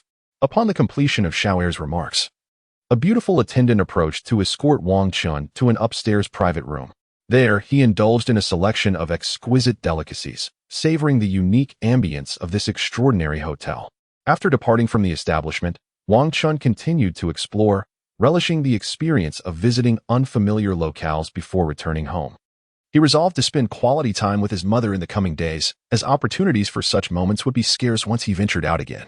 Upon his return, Wang Qin commenced the organization of his belongings, recognizing that this journey would be prolonged, necessitating thorough preparation. After he had meticulously arranged his items, he engaged in heartfelt conversation with his mother, cherishing the time spent together. When his father returned, they exchanged further dialogues, primarily focusing on the father's experiences during his own trials, imparting valuable insights. Additionally, his father spoke of the Zhennan Legion within their clan, advising him on what to be mindful of upon arrival. It was emphasized that one should speak kindly if the instructors took a liking to him. They might impart their exclusive techniques. Such techniques, honed through countless trials and tribulations, are essential for survival in critical moments. Conversely, if one fails to make a favorable impression, they would only be taught standardized skills, albeit formidable in their own right, developed for the sake of clan promotion, thus inherently less effective. The exclusive techniques, being the fruit of arduous labor, are not easily shared. Those who have painstakingly developed these skills would not casually dispense them, for the risks taken in their practical application have led to the rejection of many ineffective methods. Naturally, these practitioners would prefer to pass on their hard-earned knowledge to someone they deem worthy. After concluding his conversation with his father, Wang Qin retreated to his chamber, practicing his foundational techniques before gradually drifting into slumber. Time passed swiftly, with only 2 days remaining before Wang Qin's departure for the Zhennan Legion. Throughout the past month, aside from his initial day spent wandering in Jingang City, he had primarily stayed at home, conversing with his parents or participating in a soul battle competition at the Jingang Soul Arena to refine his combat skills.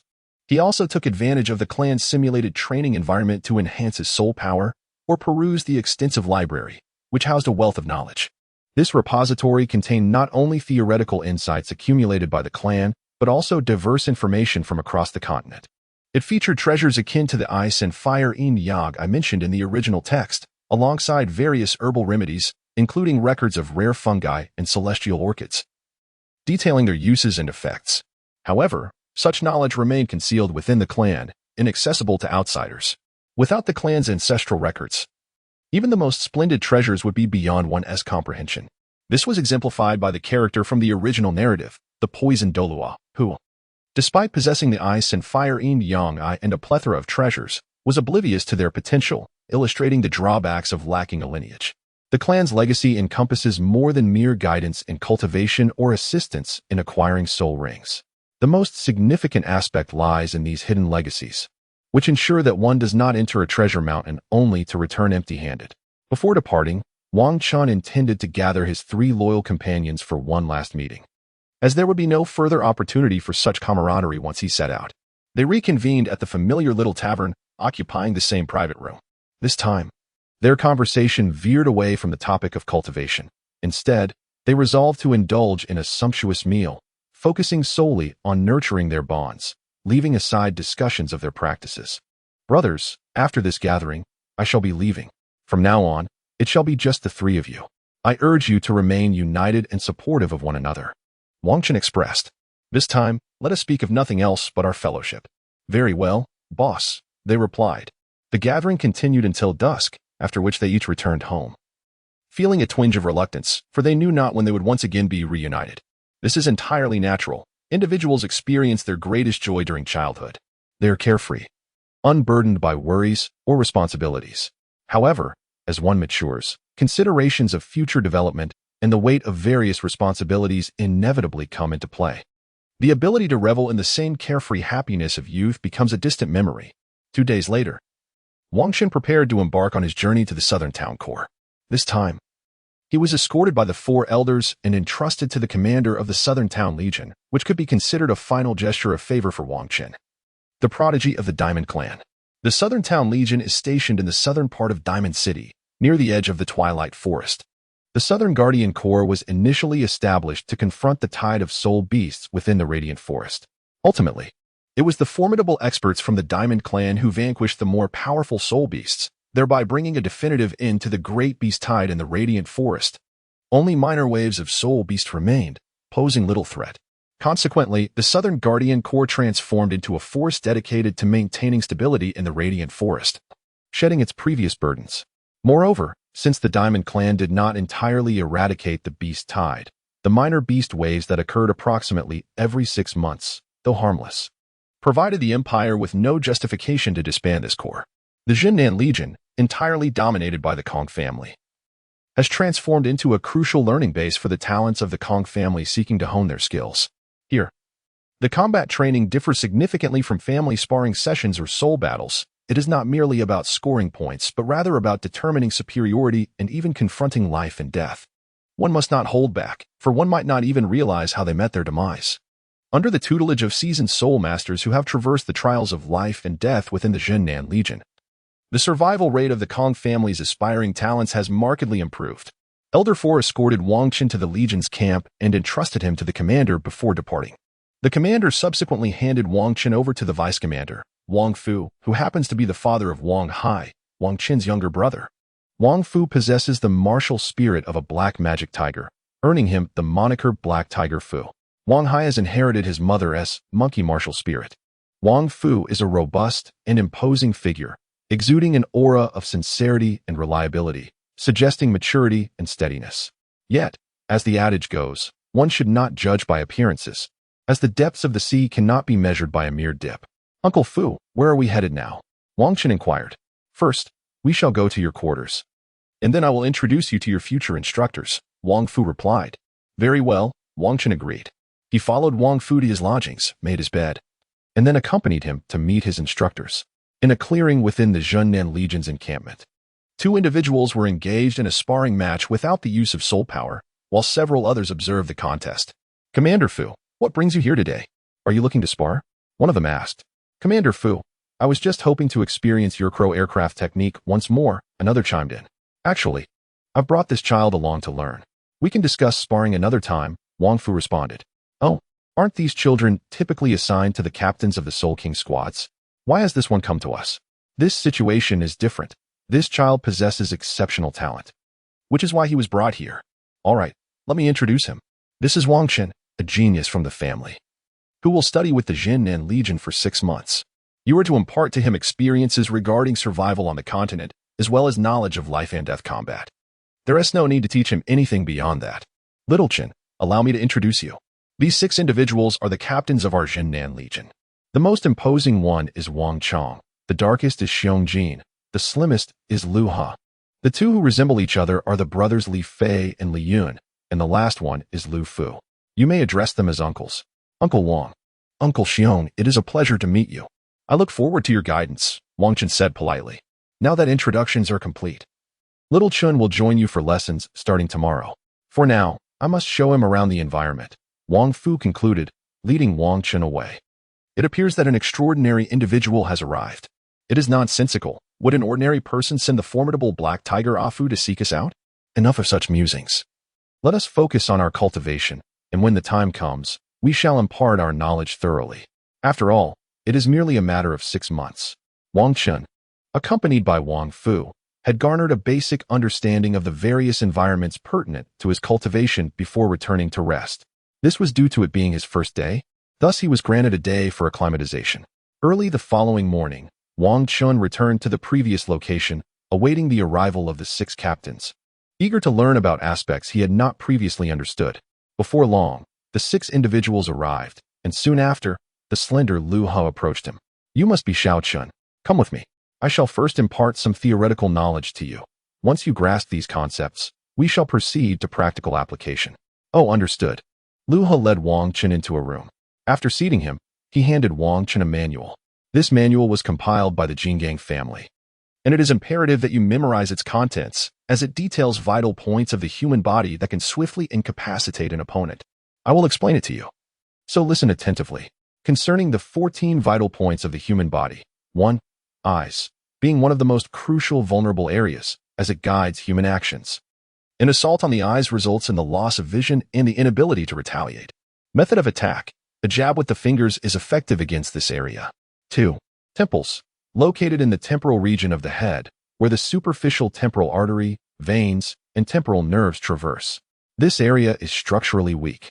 An inward strike can fracture the temporal bone, injuring the middle meningeal artery, leading to impaired blood flow and brain ischemia, potentially causing death within 3 seconds. Method of attack. This area can be struck with the fist or elbow. 3. Ears. The auricular nerves are in close proximity to the brain.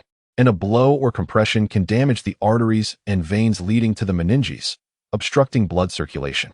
Furthermore, there exists a lethal point, known as the Wangu point, located just behind the lower ear, similar to the temple in its lethality. A strike to the ear in the Wangu point can rupture the eardrum or cause internal bleeding, with severe cases resulting in a concussion or death within 5 seconds.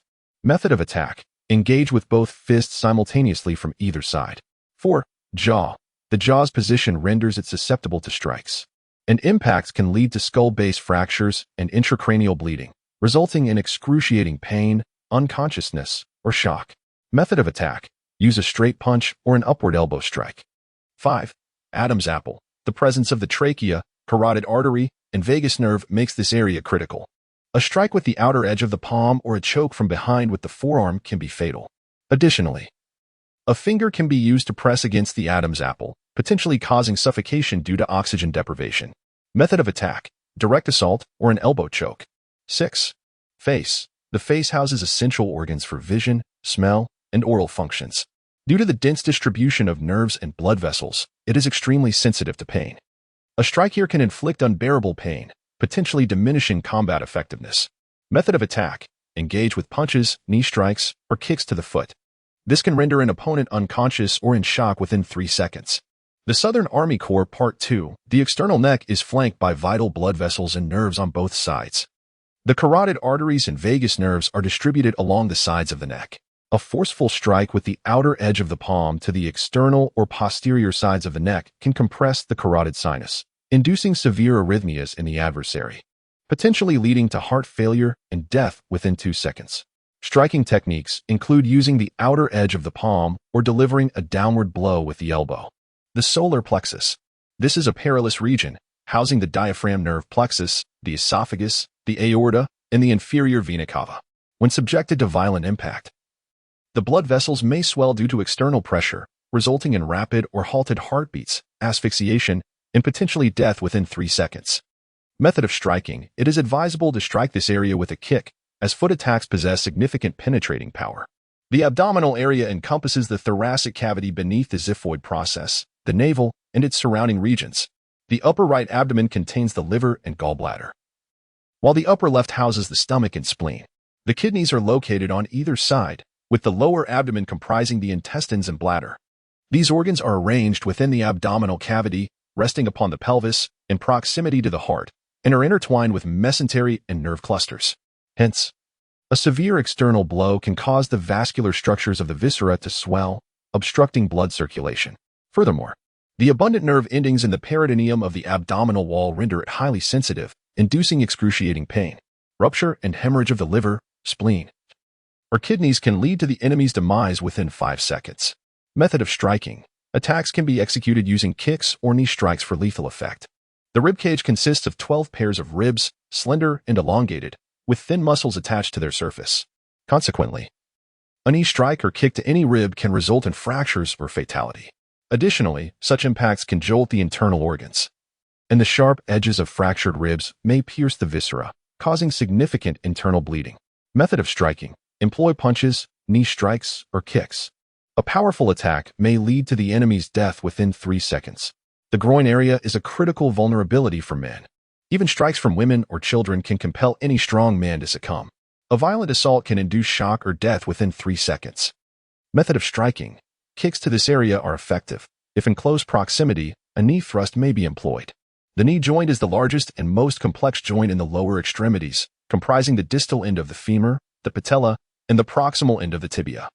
As this area is exposed and contains minimal subcutaneous fat, a heavy blow can result in ligament tears or patellar fractures, leading to instability or immobility. Method of striking: attacks may be delivered with a kick from the outer foot or a sweeping motion with the dorsum of the foot. The dorsum of the foot is densely innervated and contains minimal muscle. It consists of the navicular and 3 cuneiform bones, along with the joints at the base of the 5 metatarsals. The metatarsophalangeal joint is formed by the distal end of the metatarsal and the proximal end of the first phalanx. Consequently, external force may lead to dislocation or misalignment. The limited range of motion of the ankle joint, when subjected to forceful strikes or twists, can result in ligament tears. Method of striking: one may stomp down forcefully with the heel or grind against the dorsum of the foot. The primary pressure points in the human body include the elbow, the wrist, the webbing between the thumb and index finger, and the back of the hand. However, these areas are somewhat concealed and thus challenging to target accurately, making them less recommended. What I have just shared are methods that can result in the enemy's demise even in the absence of spiritual energy. Under the enhancement of spiritual power, the lethality is significantly amplified, and one can execute a combination of targeted strikes rather than merely assaulting a single point. For instance, one might first stomp on the foot, then deliver a kick to the groin, followed by an attack to the eyes, and ultimately target the throat or temple, thereby easily causing death. It is imperative that you remember these techniques, as they are the culmination of countless reflections on methods of inflicting harm. You must not only comprehend what I have shared, but also study the manual diligently, memorizing the approximate locations of vital points. For today, focus on these lessons, and I shall instruct you further once you have grasped this knowledge. Understood, Uncle Lu. Wang Chun began to delve into the study of these vital points within the confines of the room, while Lu He, having imparted this knowledge, stepped out to engage in his own training. Wang Chun picked up the manual, scrutinizing it closely. It provided a level of detail far exceeding Lu He's explanations, albeit with greater complexity. The insights Lu He conveyed were distilled from their own experiences, requiring no understanding of the underlying principles, only the means to swiftly eliminate an adversary. Wang Chun attentively studied the anatomical illustrations within the manual, which meticulously delineated the various lethal points on the human body, facilitating his rapid memorization of this critical information. Thus, he dedicated himself to this study for over half a month. During this period, he not only committed Lu He's manual on vital points to memory, but also forged a rapport with the 6 individuals. Through his inherent politeness and talent, he endeared himself to them, who subsequently imparted to him a remarkable skill, the King of Hell's 3-point strike. This extraordinary skill is exceptionally fierce, with each move aimed directly at the enemy's vital points. On this day, Wang Chun was still engrossed in studying the manual on vital points of the human body when Lu He entered, calling him to step outside to discuss matters pertaining to actual combat. Lu He led Wang Chun to their practice field, where he began to elucidate. The reason for summoning you today is that you have nearly mastered the fundamentals, and we find you quite agreeable, thus we wish to impart to you a unique skill. This technique, derived from our experiences in real combat, is known as the King of Hell's 3-point strike. The King of Hell's 3-point strike is an exceptional close-quarters combat technique. Once in proximity, the practitioner delivers a direct strike to the opponent's face with the right hand. Typically, no one would dare to receive an attack with their face. They instinctively use their hands to defend themselves. At this moment, our right hand instinctively pressed his hand downwards, while the left hand launched another direct strike. He was compelled to continue blocking, as we pressed forward relentlessly. At this moment, we can utilize his hand to shield our own, thereby liberating our right hand. The freed right hand will then ascend to strike, targeting his jaw. This not only delivers a formidable blow to a vital area but also exposes his throat. With his right hand propped up by his elbow, following this sequence of attacks, the adversary is rendered nearly incapable of resistance. This knowledge has been meticulously acquired through our gradual practice. Have you committed it to memory? Uncle Lu. I believe I have nearly memorized it. Excellent. Now let us put it into practice. I shall serve as your opponent. We will commence with a slow-motion exercise for your familiarization. Very well. Wang Chun and Lu He began their practice on the playground, where Lu He meticulously corrected Wang Chun's movements, allowing him to gain proficiency. Once Wang Chun had achieved a sufficient level of skill, Lu He initiated a formal sparring session. Although Wang Chun was virtually invincible among his peers, Lu He, being a sole emperor of over 60 levels, possessed years of training and extensive combat experience, making him a formidable opponent for Wang Chun. However, their engagement was merely a training exercise, not a life-and-death struggle, thus devoid of dire peril. As half a month passed, Wang Chun not only honed the extraordinary techniques imparted by Lu He to a commendable degree, but also saw a remarkable enhancement in his combat experience. In the past fortnight, Wang Chun has engaged in daily duels with the 6 of them in rotation each morning, rapidly enhancing his experience in life-and-death combat. In the afternoons, he shares tales of their adventures and trials across the continent, broadening his horizons. This is also the primary reason why Wang Chun has come here. Typically, individuals can embark on their journey after a month of study, but Wang Chun is afforded the opportunity to continue his cultivation here due to the clan leader's support. After 5 months, he too must set forth. In the past month, Wang Qin has nearly completed the essential knowledge required by the average members of the Golden Body clan. Thus, he will not waste the latter 5 months on redundant learning. In the second month, Wang Fu came to guide him in his training. Not only did he engage in sparring with Wang Chun to enhance his practical combat experience, but he also shared insights from his own adventures, thereby enriching Wang Qin's social survival skills. During this time, Wang Qin discovered that Uncle Wang Fu was not as mature and composed as he appeared. Rather, he was a playful and humorous individual, often introducing himself with his catchphrase, "I am Black Tiger Fu. Are you ready to meet your end?" It is precisely this light-hearted demeanor that brought Wang Qin closer to him. After all, one might respect a serious person but would hesitate to form a close bond. For a serious individual often shuns frivolity. Throughout this month, Wang Qin learned the most about combat from Wang Fu. "Little Qin, do you know what is most crucial in battle? Is it strength or combat skills?" Incorrect. Those are merely secondary. What truly matters is your momentum, or rather, your resolve to attack. I don't quite grasp why momentum is paramount. Because without the determination to defeat your opponent, you lack that fierce momentum, leading to a timid attack, with no opportunity to swiftly vanquish your foe. You risk being drawn into a war of attrition, which is perilous without reinforcements. To strike fiercely, one must possess that killer instinct, allowing you to overwhelm your opponent with sheer force and dispose of them swiftly. I understand now, Uncle Fu. Excellent. It is commendable that you grasp this principle.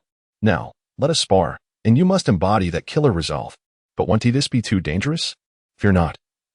As a soul saint guiding you, a soul sovereign, what danger could there possibly be? Just focus on your strikes, and do not worry about me. All right then, Uncle Fu. I shall be cautious. Through this month of sparring with Wang Fu, Wang Qin tempered his spirit, sharpening his attacks and enhancing his combat capabilities. In the previous month, the 6 gentlemen did not provide such an elaborate explanation. They merely discussed the vital points of the human body and imparted a singular exceptional skill to Wang Chun. This is akin to teaching a method of combat without elucidating the rationale behind such strategies. However, Wang Fu has imparted to Wang Chun the reasons for engaging in battle, highlighting their differing roles. Each individual instructs in areas where they possess expertise. By the 3rd month, Wang Chun no longer remained in the encampment of the Southern Army, but was instead guided by Wang Fu into the Twilight Forest. There, he received hands-on instruction, thereby grasping the essential knowledge for survival in the wilderness, contrasting sharply with the theoretical education he received at the Diamond Soul Master Academy, where practical application was absent. As night fell within the Twilight Forest, an area inhabited primarily by century-old and decadal soul beasts, Wang Fu intended to commence with foundational survival lessons. Although Wang Chun may have encountered such information previously, the distinction between practice and theory is profound. No amount of theoretical study can rival the depth of a single practical experience. Shao Chun, Wang Fu began. I shall now elucidate the vital experiences pertinent to wilderness survival. You may have read about these concepts or listened to lectures, yet practical experience and theory are never entirely congruent. Moreover, although you have visited the Twilight Forest before, your purpose then was not to learn survival skills, but to hone your combat abilities through encounters with soul beasts. Therefore, pay close attention to my explanations. Firstly, when selecting a campsite, refrain from positioning yourself near water sources, as many soul beasts venture to drink at night. Proximity increases the likelihood of an attack. Secondly, when setting up camp, it is imperative to scatter medicinal powder around the perimeter. This not only masks your scent, but also repels venomous insects. Do not underestimate these insects. They may bite you unnoticed, and in the absence of a healing soul master or appropriate remedies, it could prove fatal. Thirdly, it is advisable to avoid making a fire at night, especially in perilous forests. While a fire may scare off lesser soul beasts, it is more likely to attract formidable ones, potentially leading to your demise. Fourth, and most crucially, should you encounter others in the wilderness, maintain your distance and swiftly retreat. Do not permit strangers to approach you carelessly. Remember these lessons well, for they are drawn from experiences that have cost lives. Understood, Uncle Fu, Wang Chun replied. I will remember these points. Now, I shall rest, and you can continue to impart further knowledge tomorrow. As night passed without incident, Wang Chun finished his meal and accompanied Wang Fu deeper into the Twilight Forest. As they walked, Wang Fu continued to enlighten Wang Chun about the soul beasts they encountered along the way. By midday, they paused in a clearing to prepare their lunch. During this period, Wang Fu imparted some knowledge to Wang Chun. Little Chun, he began, allow me to elucidate the intricacies of soul beasts. I have already shared quite a bit with you on our journey today, but now I shall summarize it for you. First, we classify soul beasts into two categories: animal soul beasts and plant soul beasts. You have visited the family's mimicry training environment where you encountered the peach tree soul beasts. They are generally immobile. As long as you do not enter their attack range, you are relatively safe. However, how does one differentiate them? Simply remember this: if you find a location with unique flora, devoid of similar plants in the vicinity, exercise caution, for it may pose a significant danger. High-level soul beasts possess territorial instincts and will not tolerate the presence of any beings that could threaten them. Moreover, if you detect any unusual scents in the wild, it is imperative to remain vigilant, as such aromas are typically emitted by unique soul beasts to lure prey. These peculiar gases may induce poisoning or hallucinations, and should you fall victim to them, your life could be forfeit. Conversely, animal soul beasts are easier to identify. The more distinctive their appearance, the more perilous they tend to be. Upon discovering a peculiar soul beast, it is prudent to retreat discreetly, lest you attract its attention. In the wilderness, unique-looking soul beasts are generally formidable. Those that are not powerful have likely perished, unable to propagate their lineage. Additionally, be wary of smaller, vividly colored creatures, as they are often highly venomous. These are some essential and practical snippets of knowledge about soul beasts that you should commit to memory. Thank you, Uncle Fu. Wang Chun replied appreciatively. After lunch, Wang Chun continued to follow Wang Fu, seeking to acquire further knowledge about soul beasts and survival skills in the wild, which would aid him in thriving in the future. Little Chun, do you see that? That is the exceedingly dangerous bloodthirsty ghost Sephora. Wang Fu pointed to a distant crimson-hued Sephora tree. Standing over 20 meters tall, this bloodthirsty ghost Sephora is a particularly perilous plant soul beast found within the radiant forest. Its height and blood-red branches signify that it is a soul beast over 2,000 years old. This creature grows 10 meters taller every 1,000 years. But upon reaching 10,000 years, its trunk will recede, diminishing by 10 meters every millennium, while its branches will shift to a verdant hue. However, its root system will expand significantly, along with its territory and attack range. Furthermore, this soul beast emits a distinctive, alluring fragrance that can induce hallucinations, leading both humans and soul beasts unwittingly into its attack range, rendering them its prey. Therefore, upon encountering such soul beasts, one must exercise caution and promptly distance oneself upon sensing any unusual odors. The bloodthirsty ghost Sephora, if it possesses red branches, becomes increasingly perilous with height. Conversely, if it bears green branches, it becomes more dangerous as it diminishes in stature. This category of plant soul beast exhibits similar characteristics in exceptional circumstances. Retreating remains the safest course of action. However, what if there are fortuitous encounters to be had? It is commendable that you ponder this. Yet, consider the improbability of encountering a stroke of fortune upon your arrival. If such an occurrence were indeed fortuitous, the soul beasts preceding you would have already claimed it, rather than awaiting your presence. Thus, such scenarios are predominantly fraught with danger and particularly perilous in nature. If the situation were not exceptionally hazardous, it would have long been eradicated by other soul beasts. I understand now, Uncle Fu. Good, you grasp this predicament. Let us proceed to observe other extraordinary soul beasts. Xiao Chen, do you see that clearing? The one devoid of any plant life. Oh, I see it. In the wild, such areas must be avoided, as beneath that clearing lurks a highly toxic soul beast. Only such venomous entities would transform their territory's outlet into this poisonous blackened land, resulting in the desolation of all vegetation. These are the various insights we have gleaned during our outdoor training. You must remember them well. Understood, Uncle Fu. Thus, over the course of a month, Wang Chun accompanied Wang Fu to various locales within the Yuhui forest, absorbing a wealth of knowledge. Through this hands-on observation, coupled with Wang Fu's elucidations, Wang Chun developed a deeper understanding of the myriad dangers present in the wilderness. During this month, he felt that his survival skills in the wild had expanded more significantly than in the previous years, highlighting the advantages of such practical instruction and the rationale behind the family's establishment of this learning initiative. Throughout this time, Wang Chun not only learned about the habits of various venomous creatures and ferocious beasts, but also gained insights into the habitats of diverse soul beasts, laying a foundation for identifying them in the future. A month elapsed, and Wang Chun was once again escorted by Wang Fu back to the encampment of the Southern Town Legion. where he was entrusted to Lu Ha and his companions to continue the next stage of his training. Xiao Chun, you shall rest at the camp for a day. Tomorrow, you will venture into the Yue Forest for survival training, where we shall further your education. What will I be training in? You will hone your wilderness survival skills. And soon enough, you shall comprehend. Oh, very well. In the 4th month, Wang Qin ventured into the Yue Forest, embarking on a journey of wilderness survival. On his first night in the wild, he was unexpectedly ambushed. Having previously spent nights in Yue Forest, and with his current strength far surpassing his past self, he naturally became less vigilant. He set up camp in a relatively secure clearing, dined, and then retreated to his tent for a light rest. Although this method of rest may not restore one's spirit as effectively as a full night's sleep, it nonetheless offers a degree of rejuvenation.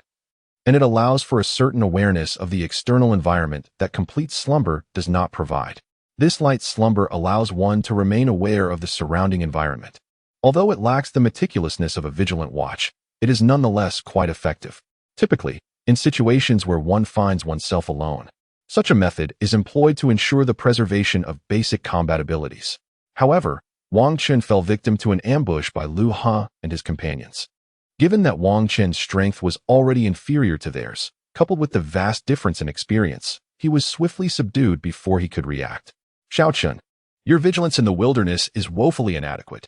Generally, one does not rest in such a manner unless in extremely perilous circumstances. One ought to stand guard. While maintaining such a watch may temporarily diminish one's strength, it does not significantly affect it over the course of a few days.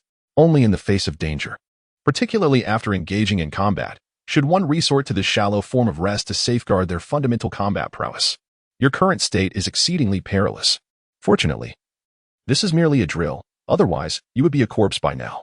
We shall conduct sporadic ambushes throughout this month, and you must remain vigilant, lest you fall prey to our schemes with such ease. Upon Lu Ha's departure, Wang Qin finally rose from the ground, brushing the dirt from his clothing and beginning to reflect on his actions. Indeed, he realized that he had been rather careless. To rest alone in the wilderness without keeping watch was foolish. His growing strength had led him to become somewhat arrogant, believing that in the twilight forest, there was no need for vigilance. He had forgotten that it is humanity itself that poses the greatest danger in the wild, as one can never discern whether a stranger is friend or foe, nor when an ambush might occur. Thus, he had received a valuable lesson from Uncle Lu Ha. Had this been a true wilderness encounter with another assailant, he might have had no opportunity for introspection, likely finding himself at the gates of the underworld. After the first night, having been ambushed by Lu Ha, Wang Qin was swiftly subdued. In the course of this month, Wang Qin has been ambushed countless times. However, with his heightened vigilance, he has proven to be a formidable opponent, not easily subdued. They have attempted to catch him off guard while he dined or fetched water. Yet he has largely managed to detect these incursions and has engaged them in direct confrontation on several occasions. Although he has not bested them in combat, it is evident that he is not someone they can easily overpower. Throughout this month of counter-ambushes, Wang Qin has significantly bolstered his experience, ensuring that he would never again find himself in the precarious situation he faced on that first night. The ambushes he endured have not only enhanced his wilderness survival skills, but have also considerably increased his combat expertise, leveraging his burgeoning prowess in battle. He has thwarted any substantial advantage that Lu Ha and his companions might have sought. After a month of survival in the wild, Wang Qin concluded his sojourn in the twilight forest and returned to the encampment of the southern town core. In the lounge, Wang Fu conversed with Wang Qin. Xiao Qin, you have learned quite a bit over these 4 months. What remains cannot be mastered in a short span and will rely solely on your own accumulation of knowledge. Given your unique circumstances, while others typically study here for a month, 10 days on vital points of the human body, 10 days on combat techniques, and 10 days practicing various skills in the twilight forest, you will be studying for 6 months, thus extending your learning period to a month. We have nearly taught you all that is necessary. Uncle Fu, what should I focus on during the next 2 months? During the upcoming 2 months, you will engage in practical combat within the southern town core, facing various types of soul masters to enhance your experience against different opponents. Oh, understood. Now, you should rest. Tomorrow, we will return to the location where you previously trained with Lu Ha. I will arrange for someone to spar with you there.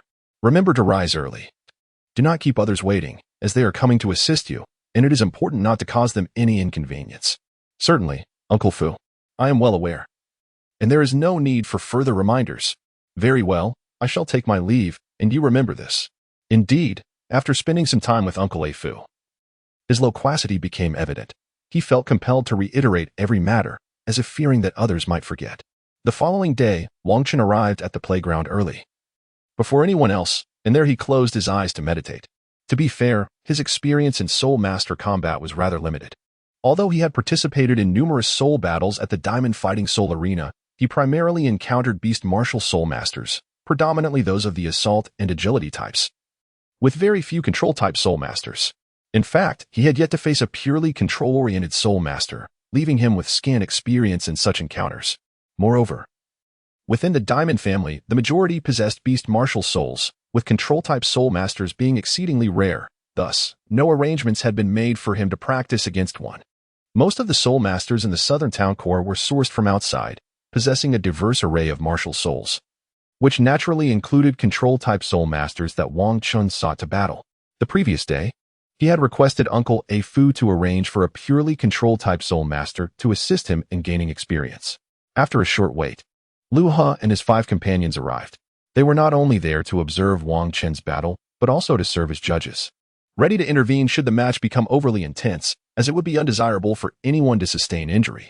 After a brief interval, a middle-aged man in his 40s appeared, greeting Lu He and his group. He then glanced at Wang Chen, nodding in acknowledgement. Wang Chen scrutinized this individual. He was slender for a soul master, not robust like those with fierce beast martial souls, yet he exuded an air of wisdom and experience, suggesting he was a formidable opponent. This is Wang Chen, a soul master with a powerful assault beast martial soul, and he will be your opponent today, Lu He introduced. This is Ma Tao, a control-type soul master, and you will be battling him. Hello, I am Wang Chen.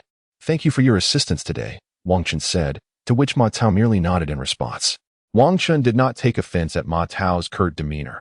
After all, it was Wang Chen who had requested his presence for the battle, seeking to enhance his experience, and the other party had no particular incentive to be overly cordial. Very well, you may begin, Lu He announced, signaling the start of the duel. Wang Chen and Ma Tao readied themselves for combat. Wang Chen, level 45 assault-type soul master. Ma Tao, level 55 control-type soul master. Proceed with caution. As Wang Chen and Ma Tao simultaneously shouted, they immediately plunged into battle. Wang Chen activated his martial spirit, significantly enhancing his physique. His robust arms and formidable muscles clearly indicated an overwhelming offensive capability, while the 4 soul rings of yellow, purple, and black that pulsated beneath him exuded an aura of intimidation. In contrast, Ma Tao summoned his martial spirit, his body remaining unchanged, but 5 soul rings of 2 yellow, 2 purple, and 1 black also undulated beneath him. The purple-black vines spread across the ground, resembling serpents silently slithering, encompassing a 20-meter radius around Ma Tao and securing any potential ambush points with their grasp. With an air of composure, Ma Tao regarded Wang Chen, exhibiting no sign of anxiety. Despite the lack of physical contact in their skirmish, he felt certain of his victory. Although slightly taken aback by the configuration of Wang Chen's soul rings, he understood that the disparity in their strengths could not be bridged by mere rings, especially as he possessed a 10,000-year soul ring himself. Moreover, as a control-type soul master, he excelled in one-on-one combat, thus harboring no fear of Wang Chen. Ma Tao unleashed his ghost vine martial spirit, sending the vine surging toward Wang Chen. Not one to remain passive, Wang Chen sprang into action, darting towards Ma Tao with a trail of afterimages. Upon entering the range of Ma Tao's ghost vines, the vines rose in unison, forming a colossal cage that ensnared both combatants. Simultaneously, they activated their soul skills. Ma Tao initiated his first soul skill, Entangle, directing the ghost vines towards Wang Chen. In response, Wang Chen unleashed his mighty diamond fist, his right hand radiating with golden light as he delivered a powerful strike forward. Boom! An explosive sound resonated as Wang Chen's attack obliterated the ghost vines in front of him, allowing him to close the distance to Ma Tao. Witnessing the golden fist, Ma Tao swiftly sidestepped, evading the impact of Wang Chen's strike, and subsequently summoned more ghost vines to expand their numbers. As Wang Chen approached, he unleashed his mighty diamond fist once more, targeting Ma Tao directly. At a critical moment, Ma Tao utilized the ghost vines to propel himself off the ground, narrowly avoiding Wang Chen's assault. Moreover, he maneuvered the vines to ensnare Wang Chen. Continuing to exert control over the ghost vines, Ma Tao activated his absorption soul skill, capable of siphoning the soul power of any soul master ensnared, thereby augmenting his own martial spirit. I have one, haven't I? Ma Tao confidently declared to Liu He and the others. His confidence stemmed from the knowledge that soul masters of equal rank typically found it impossible to break free from his grasp, let alone a soul master of over 40 levels. Unfortunately for him, events did not unfold as he had anticipated. Boom. Wang Qin directly activated his savage ape transformation, his physical prowess rapidly enhancing, allowing him to break free from Ma Tao's entanglement. With a single punch, he sent Ma Tao flying. The impact was thunderous as Ma Tao crashed heavily to the ground, sustaining significant injuries. Being merely a control-type soul master, he lacked the defensive capabilities of beast spirit masters, making it entirely reasonable for him to be harmed by Wang Qin's enhanced strike. Enough of this sparring, Liu He interjected, seeing the state of the battle. Xiaoma, you are overly complacent. One must never lower their guard until the enemy's strength is fully assessed. Your duel should not have concluded so swiftly. But your negligence has resulted in your severe injury and the abrupt end of the fight. As for Shao Chun, your performance was commendable. Take this experience to heart and strive for even greater proficiency. Now, you may all return to your respective tasks. Today's combat has come to a close. Since the encounter between Wang Qin and Ma Tao, a soul master of the Soul King rank has challenged Wang Qin daily. He has consistently emerged victorious, despite lacking an additional soul ring and being slightly inferior in rank. Yet, his fourth soul skill is extraordinarily formidable, enabling him to triumph over opponents of higher levels. After Wang Qin had faced off against several Soul Kings, Liu He and the others also took to the field to engage in combat with him. This is primarily due to the fact that others do not pose a significant challenge to Wang Qin, compelling him to take matters into his own hands. However, after Liu He and his companions engage in battle with Wang Qin, the pressure on him escalates considerably. Despite his unparalleled prowess among peers, the two-ring disparity renders it impossible for him to triumph over opponents 2 levels above him. Nevertheless, although Wang Qin does not secure victory in these confrontations, his practical combat experience significantly enhances. Thus, as a month passes amidst his duels with these individuals, it marks the final month of Wang Qin's tenure in the Southern Town Legion, after which he will embark on his own journey. Free as a bird in the sky or a fish in the vast sea. On the first day of this last month, Wang Fu arrived at Wang Qin's chamber. Shao Qin, you have nearly completed your studies. We have imparted all we can. This final month is yours to manage as you see fit. Should you have any questions, feel free to ask me or consult Liu He and the others, with whom you are quite familiar. Understood, Uncle Fu, Wang Qin replied. I will manage my affairs. You need not worry. Once Wang Fu departed, Wang Qin contemplated his next steps. He felt adequately equipped with outdoor survival skills, and his combat experience had markedly improved. It was time for him to engage in rigorous training to bolster his strength before leaving. The Southern Town Legion lacked the extensive simulated training environment of the Golden Diamond clan, offering only a modest space that provided minimal enhancement for Wang Qin. Yet, this suited him well, as he preferred not to train in a simulated environment before his imminent journey, allowing him to embrace the challenge ahead. Throughout this final month, Wang Qin dedicated himself to training daily, occasionally sparring with Liu He and others to refine his practical skills. He also visited the Southern Town Legion's library to delve into books that expanded his understanding of vital points on the human body. Before long, the month swiftly passed, and the time for his departure arrived.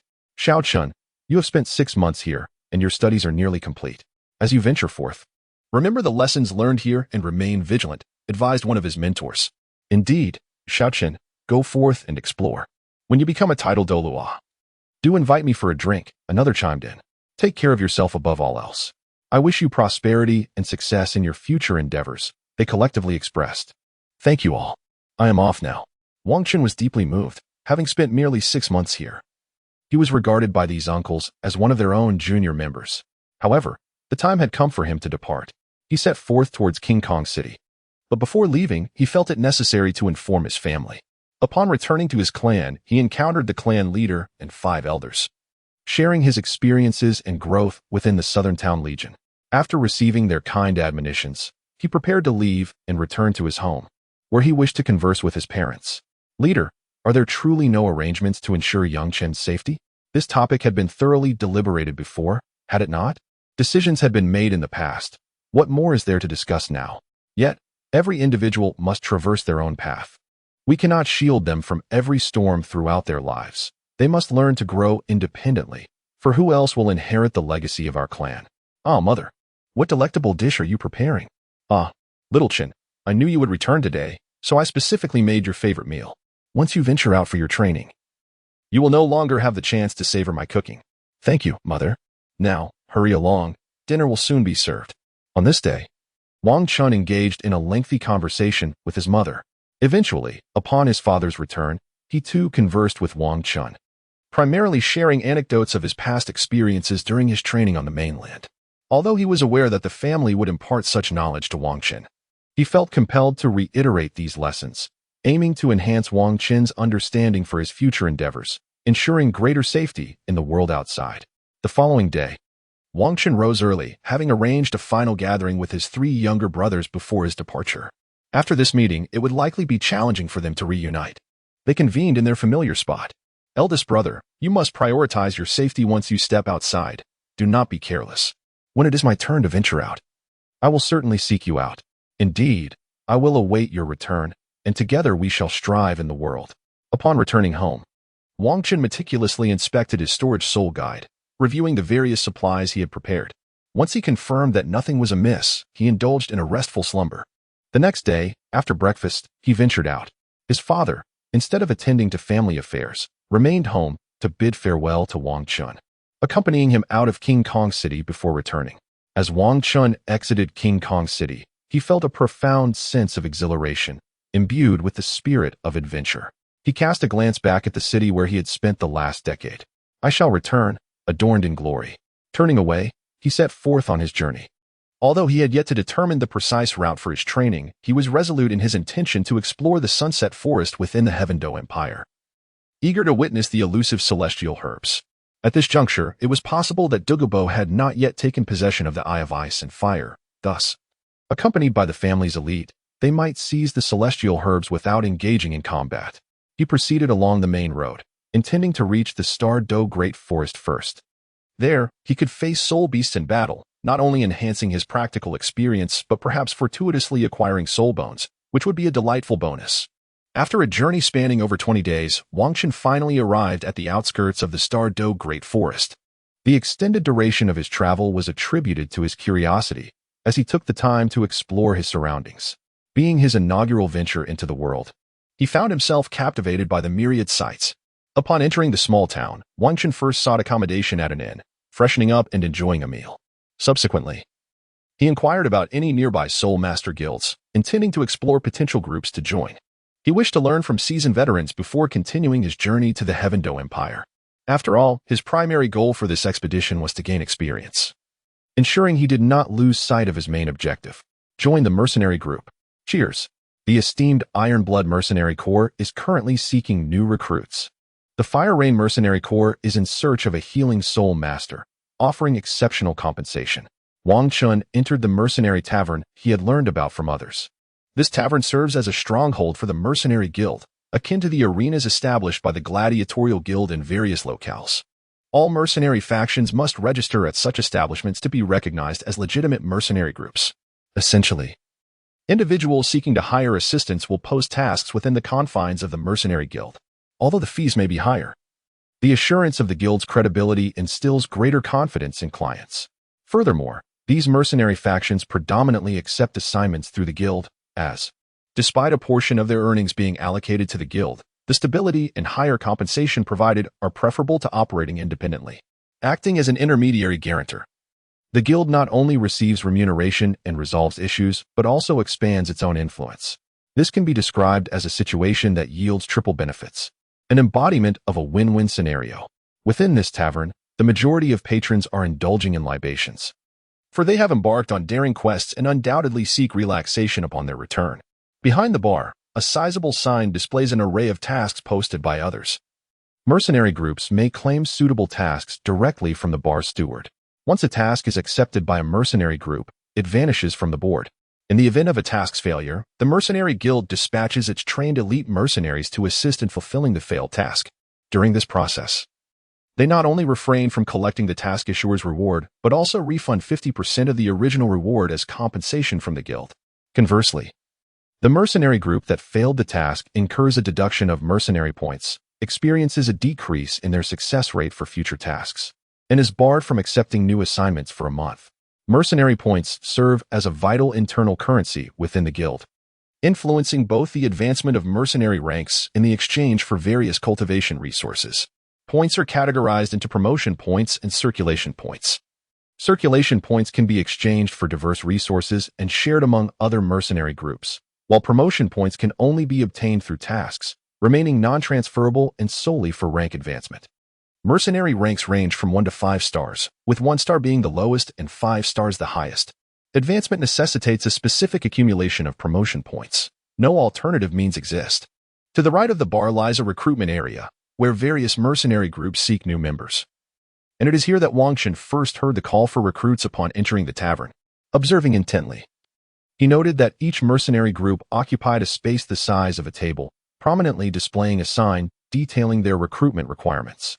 It bore resemblance to recruitment fairs of a previous life, where companies listed their hiring needs, and after mutual satisfaction, individuals would join the workforce. Here, the objective is to join a mercenary group to undertake various tasks. Wang Chen scrutinized the recruiters. Some were notably enthusiastic, providing detailed answers to inquiries, while others exuded an air of aloofness, indifferent to those who approached. Among them, Wang Chen's attention was drawn to a particularly distinctive recruitment booth, where 3 individuals warmly beckoned passers-by, yet few ventured to inquire. Intrigued, Wang Chen resolved to discover the nature of this mercenary group. Hello. I would like to inquire about your recruitment situation. Oh, hello. I am Zhang Ming. What would you like to know? I see your recruitment criteria are not overly demanding, and the benefits appear quite appealing. Why, then, do so few people come to inquire? This predicament arises from our previous mission's failure, which not only resulted in significant losses of key mercenaries for the Phoenix Mercenary Corps, but also left our leader injured, alongside the deduction of points. Our current situation is undeniably dire. Might I introduce the Phoenix Mercenary Corps? Oh, you express interest. Very well. We currently have only 6 members remaining. Our leader is a soul king of over level 50, while the other 5 are soul elders. I am a power-oriented soul elder, and my name is Sun Wukong. May I join your ranks? Of course, you are most welcome. Let us proceed to complete the necessary formalities. Please remain here for a moment. I shall escort young brother Sun to finalize his membership. Before long, Wang Chun completed the paperwork. Zhang Ming advised him to take the day to rest, promising a welcoming banquet in the evening. He had already informed the others, who would all be present to introduce him to the entire mercenary group. Wang Chen chose to join the Phoenix Mercenary Corps precisely because it had recently endured a setback, resulting in a substantial decrease in members. This presented an opportune moment for him to learn more. After all, they would undoubtedly embark on more missions to rejuvenate the Corps. The more experiences they shared, the greater the knowledge they would acquire. Furthermore, with fewer members, they would become more familiar with one another, fostering a more open environment for learning. As night fell, the Phoenix Mercenary Corps hosted a welcoming banquet for Wang Chen in a tavern within the small town. There, he encountered all the members of the mercenary group, and was taken aback to discover that their leader was, in fact, a female soul master. Given the perilous nature of their profession, female mercenaries are quite rare, let alone one commanding an entire corps. Naturally, Zhang Ming, being the most vivacious member and the one who facilitated Wang Chen's entry, took it upon himself to introduce everyone. Brother Sun, allow me to present our beautiful leader. She is our captain with the martial spirit of the Fire Eagle, a top-tier power-oriented soul king at level 59. These 2 similarly built gentlemen are our defensive soul elders, both wielding the Iron Shield martial spirit, and each at level 48. The first is known as Iron Arm, and the second as Iron Shield. The tallest among them is our control specialist, Li Wan, who possesses the Bloodvine martial spirit, also a level 49 control-type soul elder. Lastly, the slender and handsome figure is our healing soul master, with the Sea Begonia martial spirit, standing at level 45. As for myself, I am Zhang Ming, a speed-oriented soul elder with the martial spirit of the Super Eagle, also at level 49. Now that I have introduced the members of our mercenary corps, Brother Sun, would you kindly introduce yourself? Certainly, I am Sun Wukong, with the martial spirit of the giant ape, a level 45 power-oriented soul elder. I am delighted to join the Phoenix Mercenary Corps and hope to foster harmonious relations with everyone. A warm welcome to Brother Sun for joining our ranks. However, due to our recent failure in a mission, which has dealt a significant blow to the reputation of our mercenary group. We may need to undertake a considerable number of tasks to restore our standing. Consequently, the remuneration may be somewhat diminished, and I hope you are mentally prepared for this. Oh, that is not a concern, Captain. I had heard about it from Brother Zhang prior to my arrival, and I am well aware of the situation.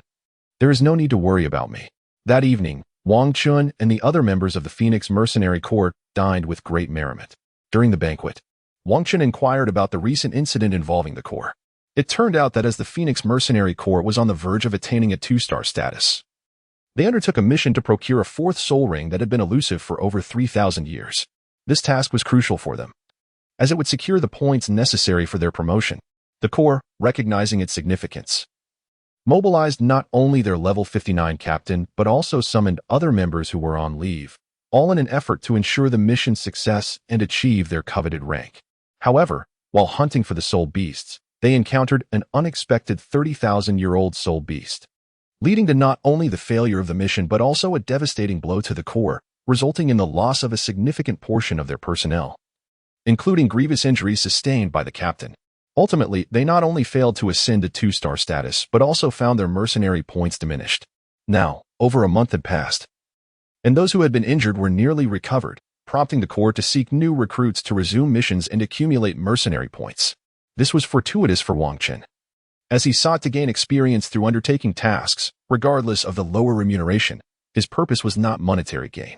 Due to the significant loss of personnel, the Phoenix Mercenary Corps had developed a structural vulnerability, lacking a close combat soul master, relying solely on a ranged attacker. Consequently, they were in search of a melee-focused soul master to rectify this deficiency.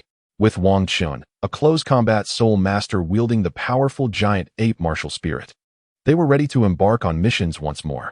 However, due to the tarnished reputation from their previous failure, the Phoenix Mercenary Corps could only accept missions that offered relatively modest rewards.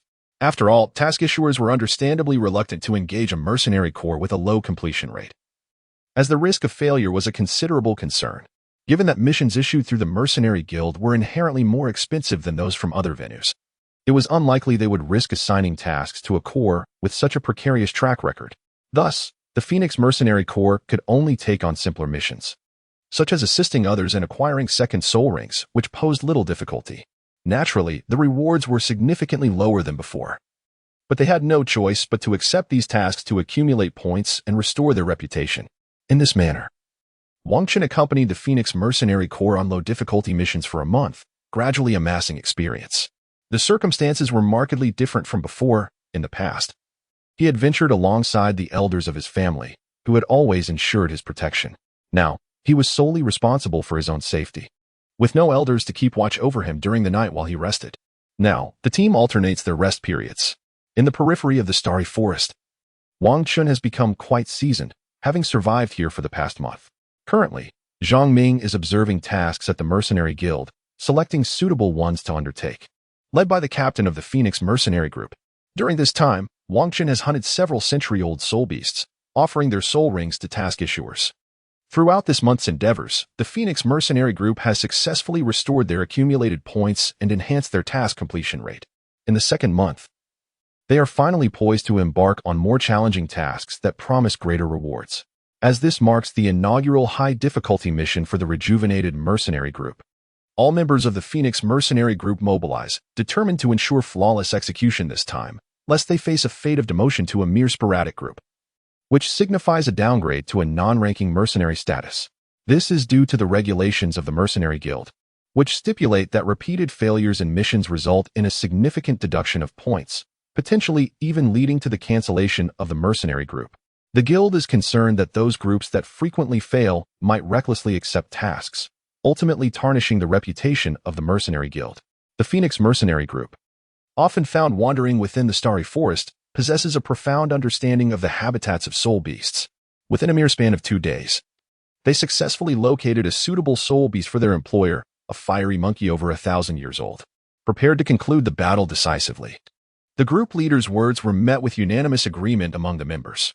A mere 1,000-year soul beast was insignificant in the presence of the Phoenix Mercenary Group, and they swiftly dispatched it. Upon completing the task, the Phoenix Mercenary Group returned to the town to celebrate their achievement. This marked their first challenging mission since their resurgence, making the smooth completion of it particularly memorable. Leader, should we now pursue tasks similar to those we undertook in the past? One member inquired. Indeed. With our strength and reputation having improved, we are now capable of taking on more challenging missions. Continuously engaging in low-level tasks lacks purpose, as they yield meager rewards and waste our time. Exactly, leader. Completing a task to assist someone in obtaining a fourth soul ring is equivalent to accomplishing dozens of tasks for a 100-year soul ring. Another echoed. Moreover, we have always focused on fourth soul ring tasks, which not only offer higher rewards but also allow us to hone our skills. The recent tasks have been devoid of significance, save for that last 1,000-year soul ring task. Now that our reputation has risen, we are certainly in a position to undertake those more challenging missions. Very well, let us pursue those high-difficulty tasks, concluded the leader, prompting the group to begin accepting missions for the acquisition of fourth soul rings. Leader, I have accepted a task to assist an employer in hunting for a 4,000-year soul ring, and the reward is quite favorable. Please take a look. Yes. This one will do. Subsequently, the Phoenix mercenary group set off with the task and their employer. As they traversed the starry forest, the members of the Phoenix mercenary group remained exceptionally cautious, particularly after the previous incident had instilled a sense of vigilance towards the forest. Let us take a brief respite. We shall have a meal before continuing our search, the group leader, Huang, suggested, urging everyone to recover their strength before resuming the quest for the soul beast. This approach is undoubtedly the most prudent one. After all, the unknown perils lurking within the starry forest remain a mystery to all. Only by maintaining one's abilities in peak condition can one adequately confront any unforeseen risks.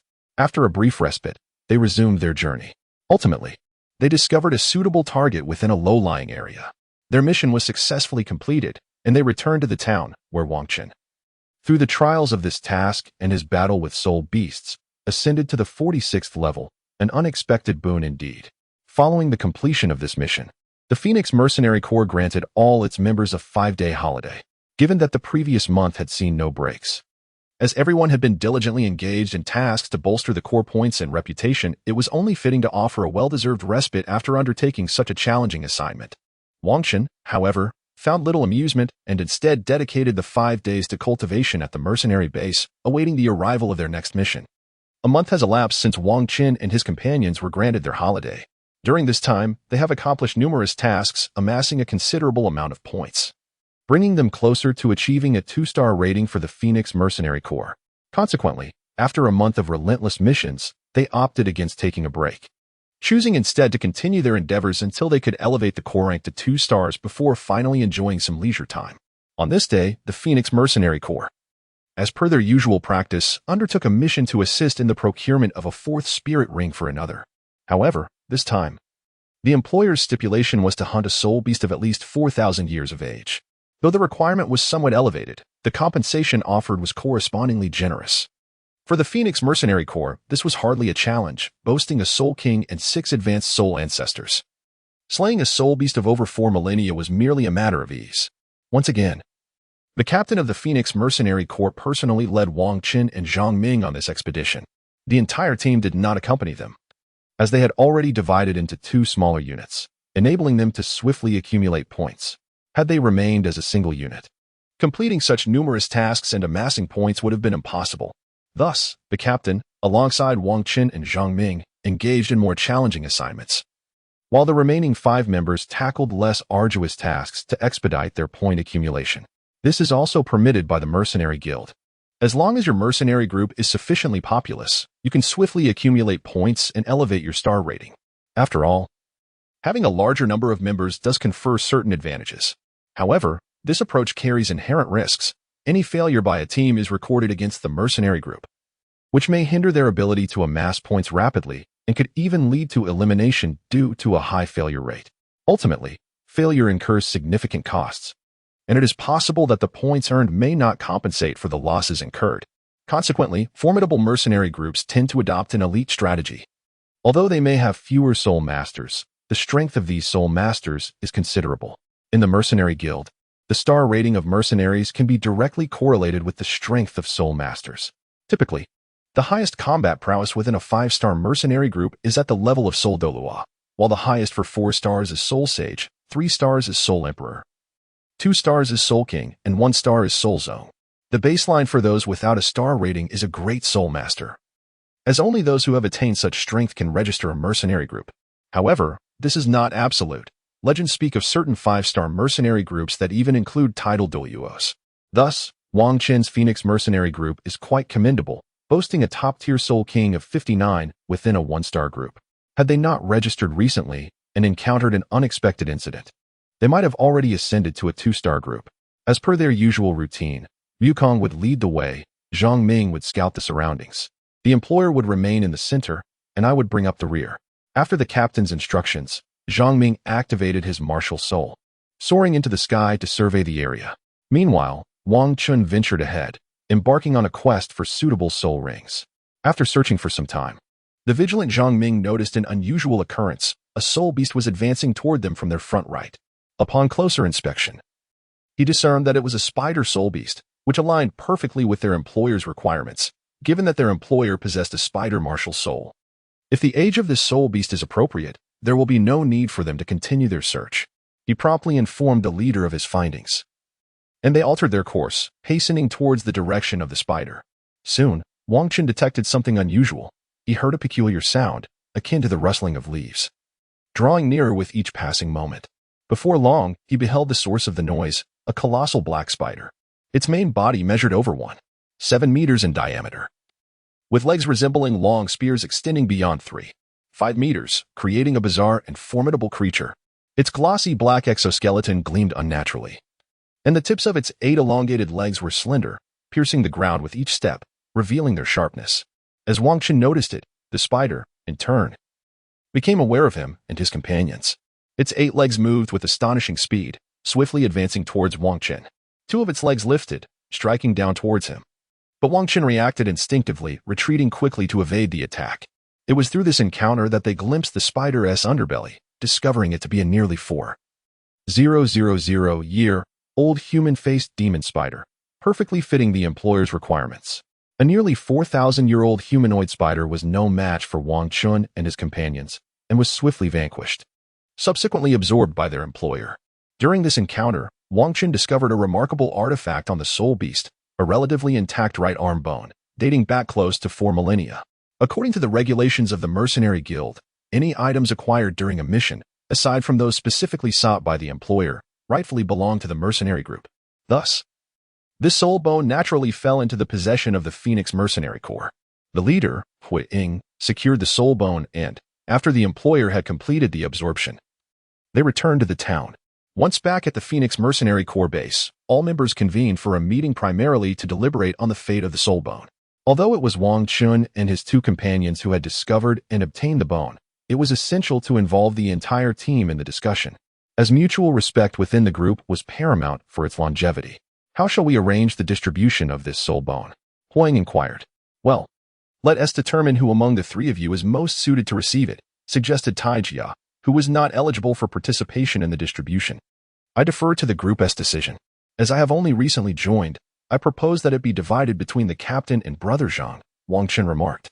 Having already possessed a right-arm soul bone, he felt it unnecessary to pursue another, especially given his recent induction into the team. He preferred not to jeopardize his relationship with his comrades over an item of little use to him. Furthermore, by stepping back, he anticipated receiving some form of compensation from the Mercenary Corps in the future. Then let the captain absorb it. Perhaps it will facilitate her breakthrough to level 60, elevating her to the rank of Soul Emperor, which would be advantageous for our Phoenix Mercenary Corps, Zhang Ming suggested, relinquishing his claim to the soul bone as well. Very well, Huang conceded. I suppose I have gained an advantage this time. I will offer some of my resources to both of you as compensation and will continue to provide further recompense. Ultimately, the captain graciously accepted the soul bone, recognizing, as Zhang Ming had pointed out, that this distribution was indeed the most beneficial choice. Once she attained the status of a level 60 Soul Emperor, it would undoubtedly yield greater advantages for the Phoenix Mercenary Corps. Huang dedicated over 2 hours to absorbing the soul bone, with all members of the Phoenix Mercenary Corps standing guard during the process. She did not disappoint expectations, successfully reaching level 60, and now only needed to absorb a soul ring to become a 6-ring Soul Emperor. However, hunting a soul beast approaching 20,000 years in age was beyond the capabilities of the Phoenix Mercenary Corps. They could only hire a high-ranking mercenary group from the mercenary guild to assist Fire Shadow in hunting the soul beast. They employed a 4-star mercenary group at the guild. And the commission was, naturally, exorbitant, depleting nearly all the savings of the Phoenix Mercenary Corps. Nevertheless, they managed to secure a soul saint to lead them into the Stardow Forest to help Fire Shadow obtain the 6th soul ring. Although nearly exhausting the Phoenix Mercenary Corps resources, there was no dissent among the members, for the captain's ascension to a Soul Emperor would greatly benefit the entire Corps. Furthermore, the Phoenix Mercenary Corps inherently supported the enhancement of everyone's strength. Whether it was the captain or the members needing soul rings, all were willing to assist. After all, they were partners in a perilous profession, and the stronger the teammates, the safer everyone would be. Moreover, unity was paramount within a mercenary group, as they would face various soul beasts together. Without solidarity, they could easily fall prey to these creatures. It was only through such unity that they could thrive on the continent. Soon, Fire Shadow set off with the hired mercenary group. The other members of the Phoenix Mercenary Corps took this opportunity to rest, having engaged in continuous tasks for over a month. With Fire Shadow occupied in obtaining the 6th soul ring, they waited for her return. This time, Wang Chen also refrained from further training in his room, opting instead to explore the town, savoring local delicacies and gathering a variety of news. They indulged for merely 12 days before Fire Shadow returned, having successfully become a 6-ring Soul Emperor. That very evening, the Phoenix Mercenary Corps held a celebratory banquet for Fire Shadow, not only to honor her ascension, but also to preemptively celebrate their elevation to a 2-star Corps, as having a Soul Emperor could be considered the threshold for a 3-star mercenary group. They now needed only to complete 2 more tasks to officially achieve this status. First and foremost, I must express my gratitude to everyone in the Mercenary Corps for your unwavering support and assistance. My quest for the Soul Ring has nearly exhausted our entire bounty. Even after our failures, no one departed. Instead, you all persevered for more than a month, diligently working to restore our points. Thank you all. Captain, why do you say such things? We are a collective. Mutual support is what we do. With your elevated strength, we are all the more secure. In our times of need for soul rings, we will still rely on your aid. Indeed, Captain, there is no need for such formality. All right, everyone, enjoy your meal and drink well. Tomorrow, we shall embark on a task to elevate ourselves to a 2-star mercenary group. Cheers. The following day, the Hokage led the entire Phoenix Mercenary Corps to the Mercenary Guild, where they accepted a lucrative mission, intending to complete it to attain a higher rank. Soon, the members of the Phoenix Mercenary Corps escorted their employer into the Stardust Forest, where their objective was to hunt a 3,000-year-old fire attribute spirit beast, which would serve as the 4th spirit ring for their employer. With the presence of a spirit emperor, the Phoenix Mercenary Corps was regarded as the strongest among 1-star mercenary teams, even surpassing some 2-star teams in prowess. The employer, having paid less than what would be required for a 2-star team, had secured the services of a 1-star team that was superior to most 2-star teams. Although their ranking was lower, their strength was greater, ensuring enhanced safety, much to the employer's satisfaction. Following a previous task's failure, the Phoenix Mercenary Corps needed to accumulate points and restore their reputation, thus they were not overly particular, despite their considerable strength and lower fees compared to other 2-star teams. They remained a 1-star team and had no grievances. Once this mission was completed, they would naturally be able to command higher commissions upon their promotion to a 2-star team.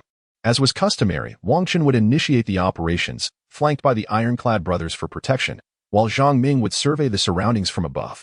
With the addition of a healing soul master and the Hokage having achieved the rank of Spirit Emperor, this mission was poised to be significantly easier than their previous endeavor with just Wang Chen and 2 others. Although they searched the forest for an entire day, the task of locating a fire attribute spirit beast proved to be considerably more challenging, as such creatures were scarce in the forest. They could only hope to find a suitable spirit beast in uniquely conducive environments. After establishing camp to rest, the team would resume their search for an appropriate spirit beast the following day.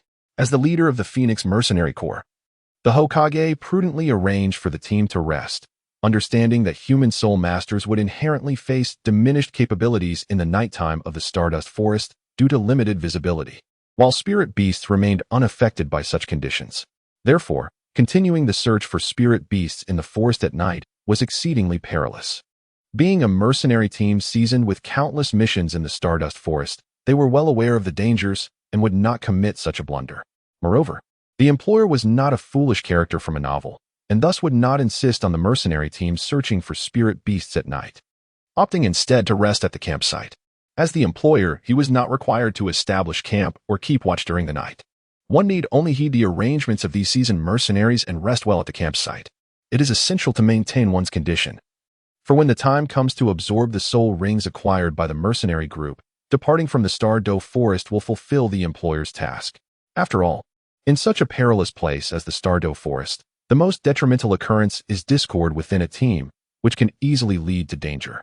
As the leader, Wang busied himself in the campsite preparing food, while the Tai brothers set about arranging the tents for rest. Zhang Ming sprinkled medicinal powder around the perimeter of the camp. Each member diligently performed their duties, and soon the campsite was ready. After a meal, they organized a rotating night watch, allowing the others to retire for the night. In the depths of the night, while resting at the campsite, Wang Qin was suddenly roused by a loud shout. "Alert! There is a soul beast!" Startled awake, Wang Qin dashed out of the tent and beheld Zhang Ming, who was on guard, confronting a formidable soul beast. At this moment, everyone in the camp emerged.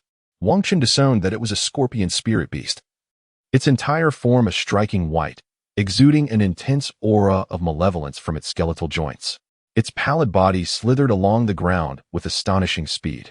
A tail, comprised of 7 segmented vertebrae, arched high, culminating in a fiery red barb. As Wang Qin and the others stepped out, the barb unleashed a torrent of flames, aimed directly at Zhang Ming. Naturally, Zhang Ming did not remain passive. He summoned his martial spirit and, utilizing his exceptional agility, evaded the fiery barrage, delivering a decisive blow to the spirit beast. He refrained from pursuing further, for he was not alone. There was no need to take unnecessary risks. Awaiting the arrival of the entire Phoenix Mercenary Corps, they would undoubtedly be able to dispatch the spirit beast with ease. Task accomplished. Wang Qin now fully comprehended the nature of this spirit beast. It was a king of the Earth's spirit beast. The creature known as the Earth King, a scorpion of formidable might, is notorious for its bloodthirsty nature. Although it does not instill the same dread as the highly venomous faceless spider, few soul beasts of comparable rank dare to provoke it, marking it as a superior fire-type soul beast. Its 7-segmented tail reveals that this Earth King boasts an impressive cultivation of approximately 3,500 years, as each segment lengthens with every 500 years of growth. The Earth King manifests in 3 distinct colors. The red variant signifies a cultivation level below a millennium, with each tail segment corresponding to 50 years of cultivation. Upon reaching a millennium, its massive body undergoes a transformation, shrinking back to a more primal form, accompanied by a change in hue from red to white. It is only upon evolving to the 10,000-year mark that it will display a further transformation, shifting to a deep blue color. Based on the coloration and the number of tail segments, Wang Qin swiftly deduces its strength. Indeed, this soul beast perfectly aligns with the requirements of their employer. Thus, Wang Qin resolutely resolves not to let it escape. He promptly addresses the leader of the Phoenix Mercenary Corps, stating, "Captain, this Earth King is exceedingly suitable for our target. We cannot allow it to flee." "Understood," the captain replies, immediately summoning his martial spirit. The formidable Fire Eagle spirit propels him directly towards the Earth King. While the Earth King is formidable among soul beasts, its 3,500 years of cultivation pales in comparison to the prowess of the 6-ringed Soul Emperor, the captain. Upon noticing the advancing figure, the Earth King's instinct is not to retreat, but to unleash a fiery barrage from its tail stinger towards the approaching target. However, this attack, which even the level 40 Soul Master Zhang Ming could evade, proves ineffective against the 6-ringed Soul Emperor. The captain deftly dodges the fiery projectile, and with a flash of red from his flaming wings, he swiftly closes the distance to the Earth King. Soul beasts possess acute sensory perceptions, and the higher their cultivation, the more acute their awareness. Upon seeing the captain's flaming wings, the Earth King instinctively senses impending danger. Yet, its pride as a savage soul beast prevents it from fleeing without a fight. As the captain's immense flaming wings draw near, the Earth King realizes that escape is no longer an option. It must fight for its life to have any chance of survival. In an instant, the Earth King erupts in a blaze of red light, causing the air within a radius of several dozen square meters to warp around its massive form. The ground beneath it fractures violently as its colossal pincers strike the earth, generating a powerful shockwave that disrupts even the 6-ringed Soul Emperor's flight momentarily. Just then, with a deafening roar, a pillar of crimson flame erupts from the ground beneath the Earth King. The towering column of fire, with a diameter of 2 meters, perfectly enveloped the central position where the air shimmered with distortion. At that moment, the body of the fire shadow was momentarily suspended in midair, frozen in time. This skill, which Wang Chun had once encountered in the archives of the Diamond Clan, is a remarkable innate ability of the Earth King, recognized as its most formidable technique. It is known as the Magma Rift Strike, which grows increasingly potent as one's cultivation advances. The true terror of this ability lies not merely in its fierce offensive power, but in the distorted radiance that envelopes the air in a semicircular wave prior to the release of its might. Within the turbulence of this warped light, enemies are rendered dizzy, with the duration of their disorientation contingent upon the disparity between the Earth King and its adversary. Once an opponent's body is ensnared, a searing pillar of flame, akin to the temperature of molten lava, will erupt forth to deliver a fatal blow. Just as Wang Qin had shared insights about this spirit beast with the fire shadow and was poised to discuss the precautions associated with it, the fire shadow, with victory tantalizingly close, lacked the patience to heed his words and charged recklessly ahead. By the time Wang Qin wished to offer a warning, it was too late. The fire shadow had already plunged into the attack range of the Earth King. As Wang Qin braced for the possibility of her injury, the wings behind the fire shadow expanded magnificently, enveloping her entirely, just as the Earth King's assault loomed before her. In a remarkable twist of fate, the fire shadows, struck by this devastating move, was not hurled away by the force of the attack. Instead, her wings glimmered ever more brightly and vibrantly. The Earth King, though its form was grand, possessed remarkably small eyes, which, if one could interpret their expression, would reveal a profound fear. In the following moment, the fire shadow descended from the heavens, her fiery wings sweeping downward, delivering a blow that sent the Earth King crashing to the ground, grievously wounded. At this juncture, the fire shadow landed gracefully, retracting her martial spirit, and stood beside the fallen Earth King, scrutinizing it closely before summoning her employer to dispatch the creature and absorb its soul ring. As her employer proceeded to absorb the soul ring, several other members of the Phoenix Mercenary Corps approached with concern. "Captain, you truly startled me earlier. I thought you might be injured," one exclaimed. "Indeed. I'm relieved you emerged unscathed, but that move was absolutely breathtaking. Was that your sixth spirit skill?" "Indeed, that was my newly acquired sixth spirit skill, Phoenix Wing Quake Strike.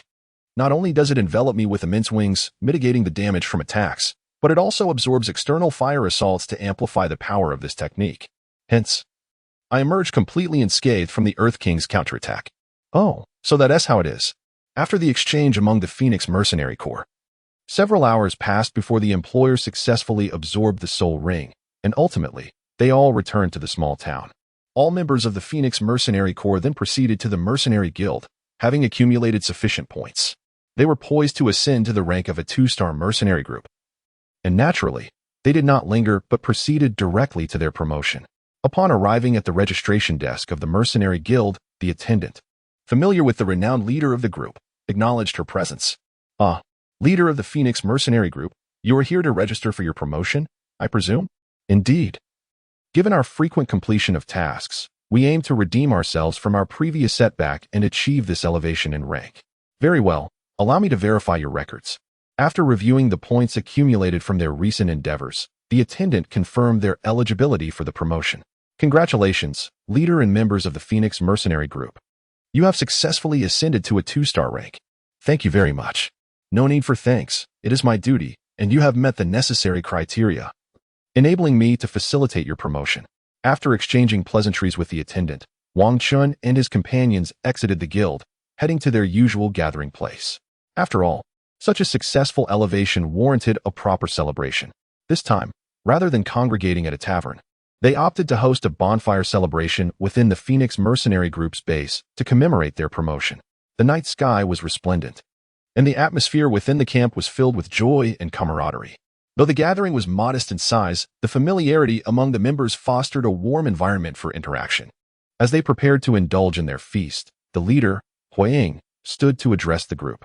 "Brothers, today marks our elevation to a 2-star mercenary group, a feat made possible by each of your unwavering support, and significantly, by the sacrifices of those comrades who have suffered injuries or lost their lives during our missions. I raise this first cup in honor of our departed brothers. To our fallen comrades." At this moment, All members of the Phoenix Mercenary Corps raised their glasses in solemn tribute to the brothers who had departed. It is essential for us to look forward. Those who have left are no longer with us, and we, the remaining members of the Phoenix Mercenary Corps, must strive to enhance and expand our organization. A tribute to our departed comrades. Today is a day of joy, and I encourage everyone to indulge in good food and drink. After the captain, Fire Shadow, concluded his remarks, the atmosphere transformed into a jubilant celebration. Laughter and merriment filled the air as everyone savored delectable dishes and fine wine, joyously commemorating the advancement of the Phoenix Mercenary Corps. As a recent addition to the team, Wang Chen naturally refrained from any behavior that might seem out of place. Thus, he joined in the revelry, sharing in the feasting and camaraderie. After several hours of celebration, the group had nearly finished their meal. At this moment, as the leader of the Phoenix Mercenary Corps, I once again summoned everyone to discuss the future development of our organization. Our Phoenix Mercenary Corps has successfully ascended to a 2-star rating, and our reputation has improved significantly. Thus, I intend to seize this opportunity to expand our ranks and recruit some skilled individuals. Indeed, the leader is correct. Our current manpower is somewhat lacking, especially since we lost a considerable number of brothers during our last mission. Coupled with the tarnished reputation following our failure, attracting new recruits has proven to be quite challenging. However, this presents a splendid opportunity for us to broaden our scale. Brother Zhang Ming is right. I, Iron Armor, also concur with his assessment. During the time when our Phoenix Mercenary Corps experienced its lowest ebb in strength and prestige, despite our earnest recruitment efforts, we could only attract a single brother, Sun Wukong. Now, not only has our leader advanced to a 6th ring Soul Emperor, but we have also attained the status of a 2-star mercenary corps. Our strength and reputation have been restored, allowing us to choose our recruits rather than be subjected to their scrutiny. Everyone else, including Wang Chen, agreed with the leader's perspective. After all, this is indeed a fortuitous moment for the Phoenix Mercenary Corps to expand. As seasoned mercenaries in the Douluo Continent, they would not let such a prime opportunity slip away. Wang Chen, however, had no intention of remaining here for long, so he naturally would not oppose the proposal to enhance the strength of the Phoenix Mercenary Corps. His departure from the King Kong family was solely for the purpose of gaining experience and honing various skills. Staying in one place indefinitely would be counterproductive. Otherwise, he might as well have remained with the King Kong family, where safety was assured.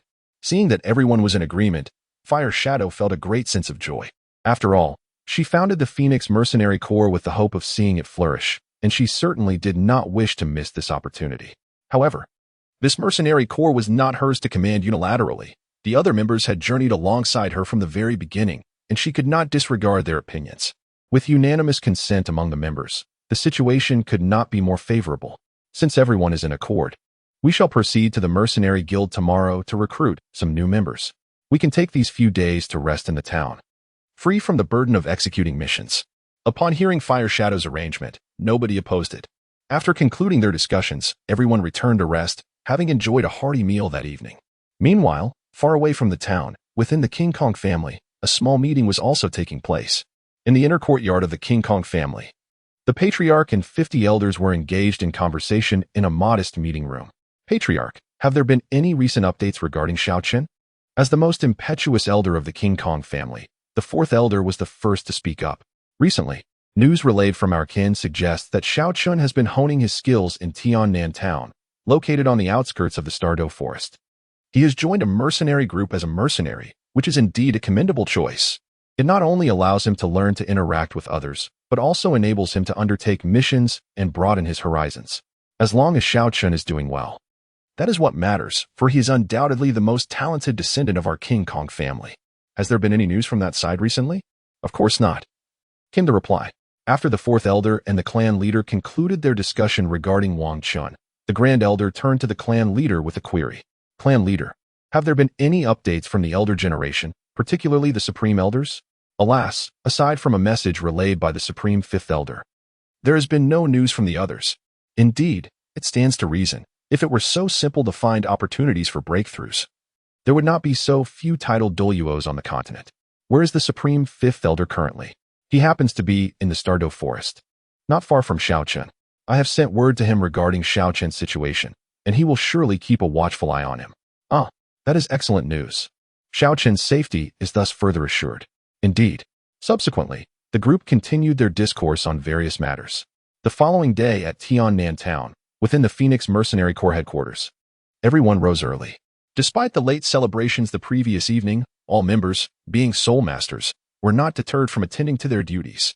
After breakfast, the entire Phoenix Mercenary Corps proceeded to the Mercenary Guild, preparing to recruit talented individuals to expand their ranks. They returned to the same recruitment location as before. However, this time, the conditions for the Phoenix Mercenary Corps were entirely different.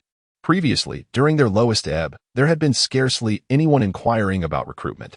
Yet now, having shed the negative repercussions of their prior mission failure and having ascended to a 2-star mercenary corps, the number of mercenaries seeking to inquire about recruitment was notably higher. Upon careful consideration of the information regarding those who came to participate in the recruitment, the Phoenix Mercenary Corps successfully enlisted 3 commendable solo mercenaries, both in reputation and strength. Many of these mercenaries are individuals who have emerged after their former mercenary groups were disbanded. Lacking a team, they find it rather challenging to carry out missions and ultimately seek to join a mercenary group that aligns with their aspirations.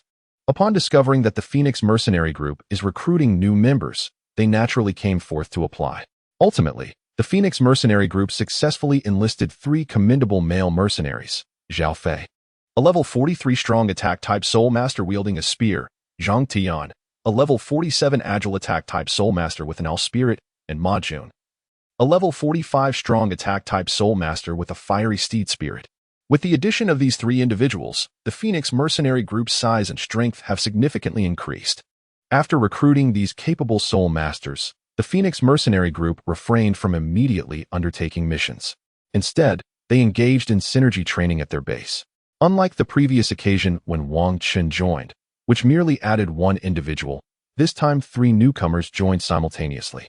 It would be perilous to embark on tasks in the Douluo Forest without proper acclimatization.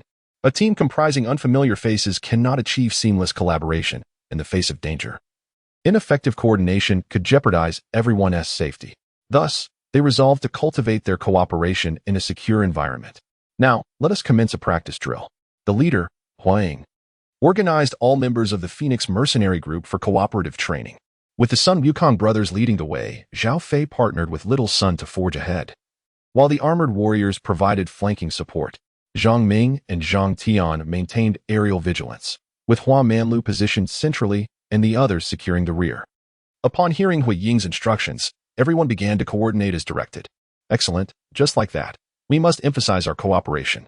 Observing the seamless collaboration of all members of the Phoenix Mercenary Corps as they executed her directives, the leader, Fire Shadow, was immensely pleased. Thus, Wang Chun and his companions trained in coordination with the Phoenix Mercenary Corps for 2 days, achieving a commendable level of synergy.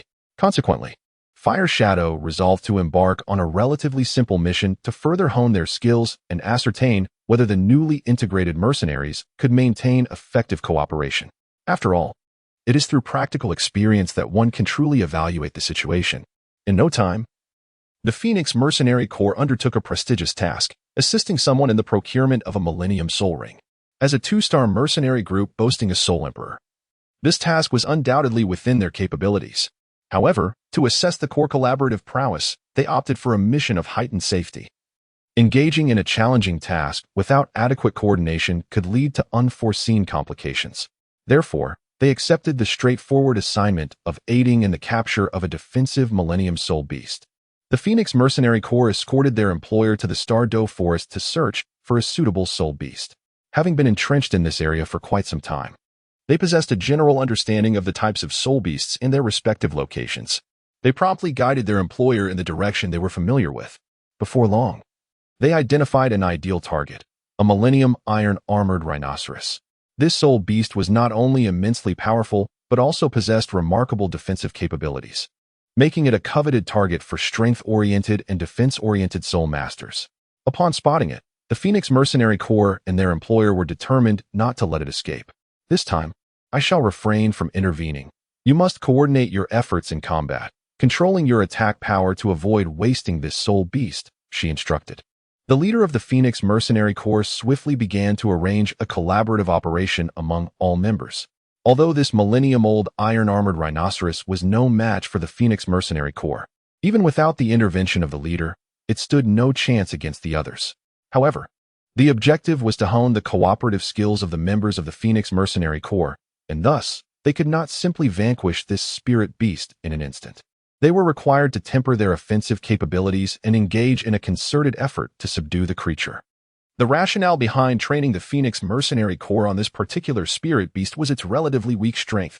Even in the event of a coordination mishap, they could avoid severe harm. Conversely, facing formidable spirit beasts would pose a grave risk, where a single mistake could cost them their lives. Hence, they undertook such a straightforward task to refine their collaborative abilities.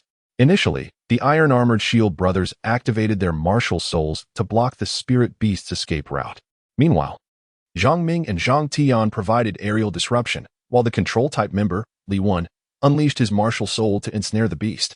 At this juncture, the assault-type members commenced their offensive against the immobilized iron-armored rhinoceros. Since the goal was to thoroughly evaluate their teamwork, they refrained from employing their formidable third and fourth soul skills, relying solely on their primary two abilities. Only in dire circumstances would they resort to their more powerful techniques.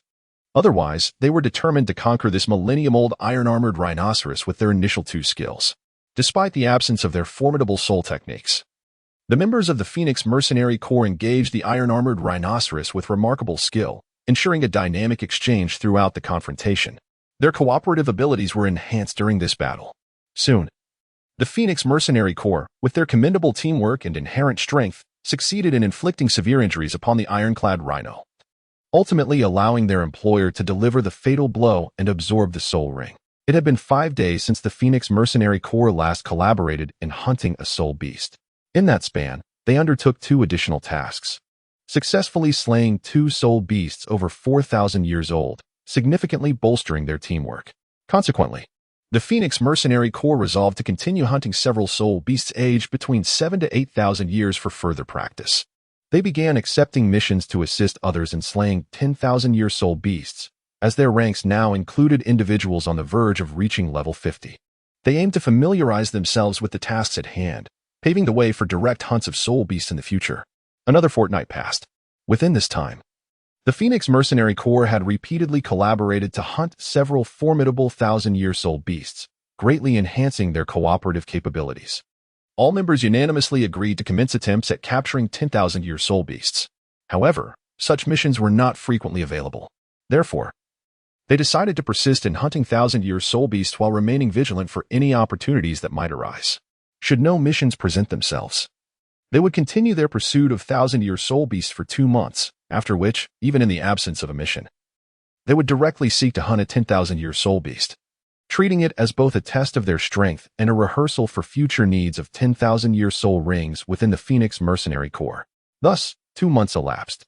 Wang Chen and his companions had successfully hunted numerous soul beasts within the Stardow Forest, yet they had not encountered any missions requiring 10,000-year soul rings. However, during these 2 months, Li Wen, a control-type soul master at level 49, broke through to level 50 and was in need of a 10,000-year soul ring.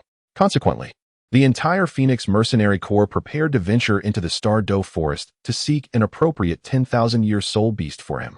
They swiftly gathered the necessary supplies and set off into the forest. As a mercenary group that had thrived in this environment for an extended period, they were well acquainted with evading undesired soul beasts and headed directly toward the habitat of the 10,000-year soul beasts. After 5 days of searching within the Stardow Forest, they finally discovered a suitable 10,000-year soul beast, the bloodthirsty bamboo. This soul beast is categorized into 3 distinct colors. The white variant represents a century-old soul beast, with each additional meter in height signifying a century of cultivation. Upon reaching a millennium of growth, it reverts to a height of 1 meter, transforming into a verdant hue, where each meter now embodies a millennium of cultivation. When it matures to 10 millennia, it again assumes a height of 1 meter, its color shifting to a sanguine red, with each meter denoting 10 millennia of cultivation. This soul beast is notoriously ferocious and bloodthirsty, mercilessly slaying any soul beasts that intrude upon its territory, absorbing their essence to swiftly elevate its own cultivation level. Owing to this characteristic, it ranks among the apex predators within the Stardow Forest, seldom provoked by other soul beasts, ensuring its continual growth. The Phoenix Mercenary Corps is particularly elated upon encountering this formidable soul beast, as the more powerful the beast, the greater the enhancement of the Soul Master's abilities upon absorption, thus rendering the Phoenix Mercenary Corps considerably safer. They decide to refrain from immediate action, opting instead to restore their strength. Zhang Ming and Zhang Tian meticulously survey the surroundings for any lurking dangers. An unexpected encounter during their assault could prove perilous. As the most formidable leader of the Phoenix Mercenary Corps, Hua Ying begins orchestrating preparations for the hunt of this bloodthirsty bamboo. Given that this soul beast is of a plant variety, lacking the mobility of its animal counterparts, they resolve to first stabilize their own abilities before pursuing the immobilized soul beast. Upon hearing the leader's directives, Zhang Ming and his companion immediately summon their martial spirits and commence a perimeter patrol. As they are not the primary attackers, they need not rest like the others. Their role is merely to maintain vigilance around the Phoenix Mercenary Corps, especially considering the immobile nature of this 10,000-year soul beast. Thus, their offensive involvement in the upcoming siege is unnecessary. Before long, Zhang Ming and his companion return. Captain, there are no other formidable soul beasts in the vicinity. We are ready to commence the hunt for this soul beast and will ensure the area remains secure. Excellent work. I appreciate your efforts. At this juncture, the other members of the Phoenix Mercenary Corps have also largely recuperated, given that they had not previously engaged in combat with other formidable soul beasts, resulting in minimal depletion of their energy. They have swiftly regained their strength. I will take charge as the primary attacker, with Li Wen responsible for maintaining control. The rest of you should seize the opportunity to launch your attacks swiftly, and I shall conclude this battle. The leader of the Phoenix Mercenary Corps, known as the Hokage, made a brief arrangement for the tasks of the other members. After all, in the chaos of battle, the unforeseen can occur. So a simple plan was all that could be devised, relying ultimately on each individual's prowess. Hua Manlu remained attentive to the conditions of the others, prepared to administer healing at a moment's notice, while the rest readied themselves for the fray. Once the Hokage concluded her remarks, she initiated the assault, channeling her martial spirit to unleash a torrent of flames directed at the bloodthirsty bamboo. Naturally, the bloodthirsty bamboo, with a cultivation spanning a millennium, was not to be taken by surprise. It swiftly commanded the bamboo grove, causing a vast network of roots to surge forth from the earth, effectively shielding against the fiery onslaught. This is the insidious nature of the bloodthirsty bamboo. On the surface, it appears to possess little offensive capability. Yet the extent of its subterranean root system remains an enigma to all. Many spirit beasts, unaware of the lurking danger, have fallen prey to its ambush from afar, ultimately serving as nourishment for the growth of the bloodthirsty bamboo.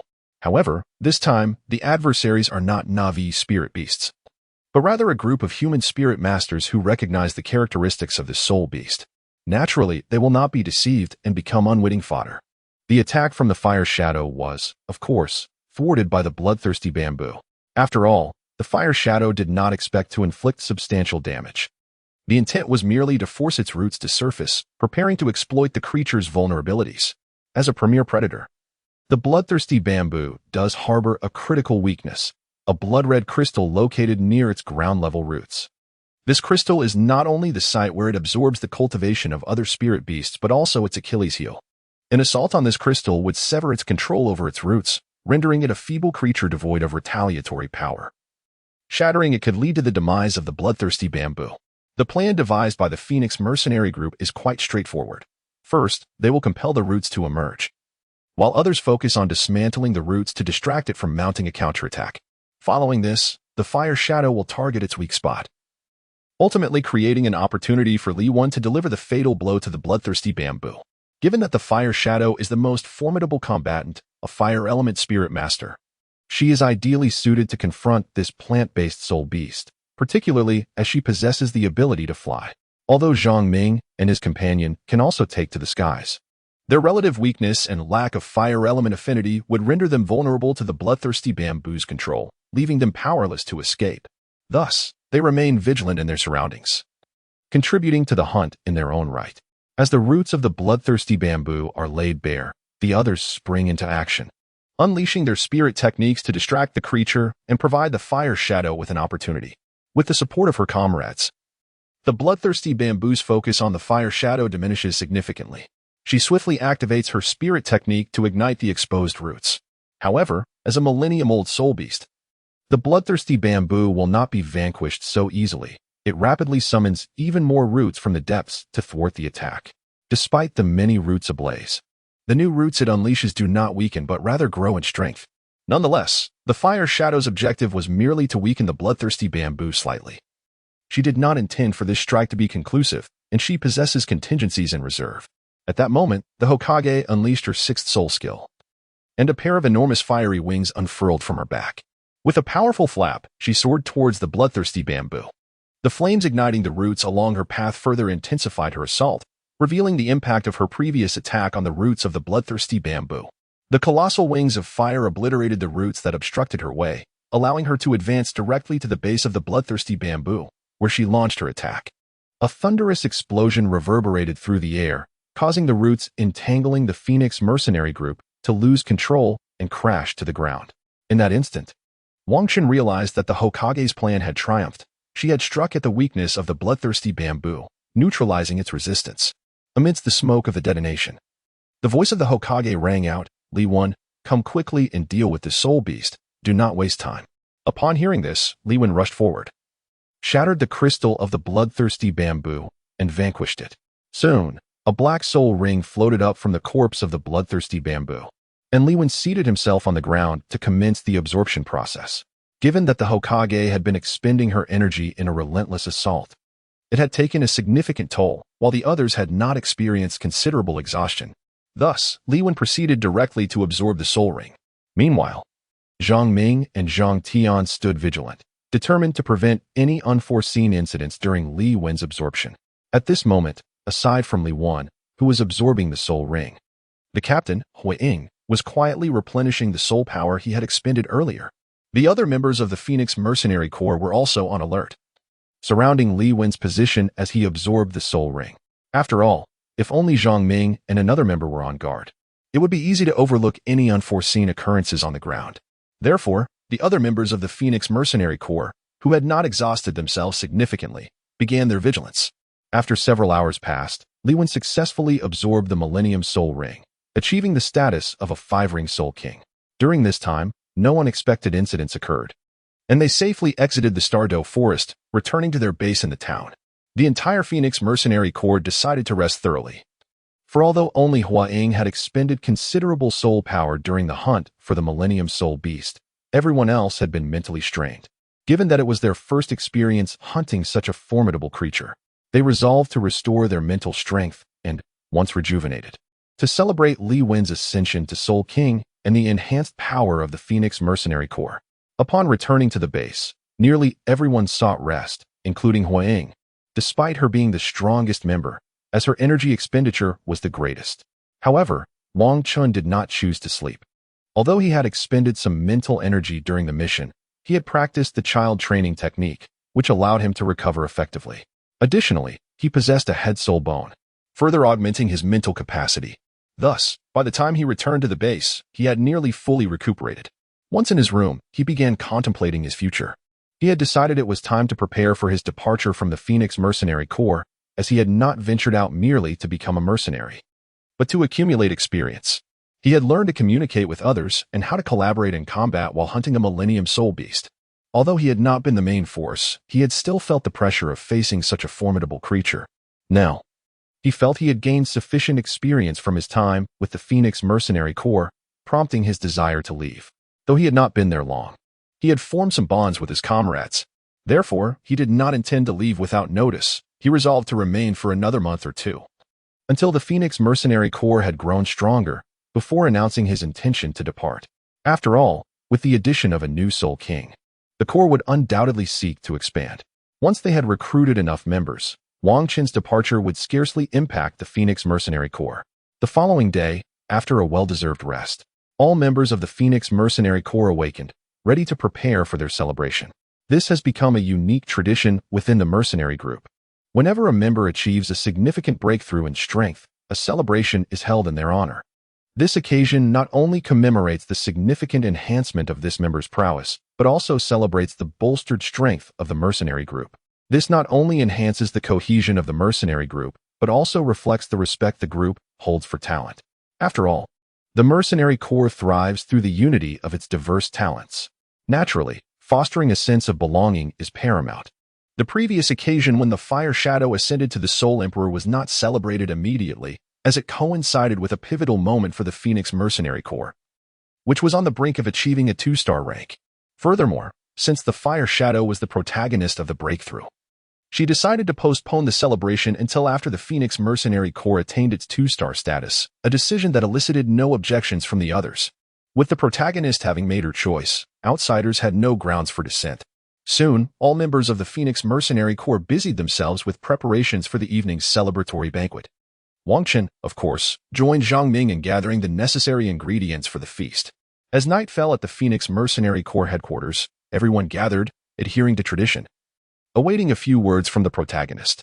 Li Wen stood among them and addressed the assembly. I extend my heartfelt gratitude to each member of the Phoenix Mercenary Corps. Some of you have been with us since the inception of our group, while others joined later.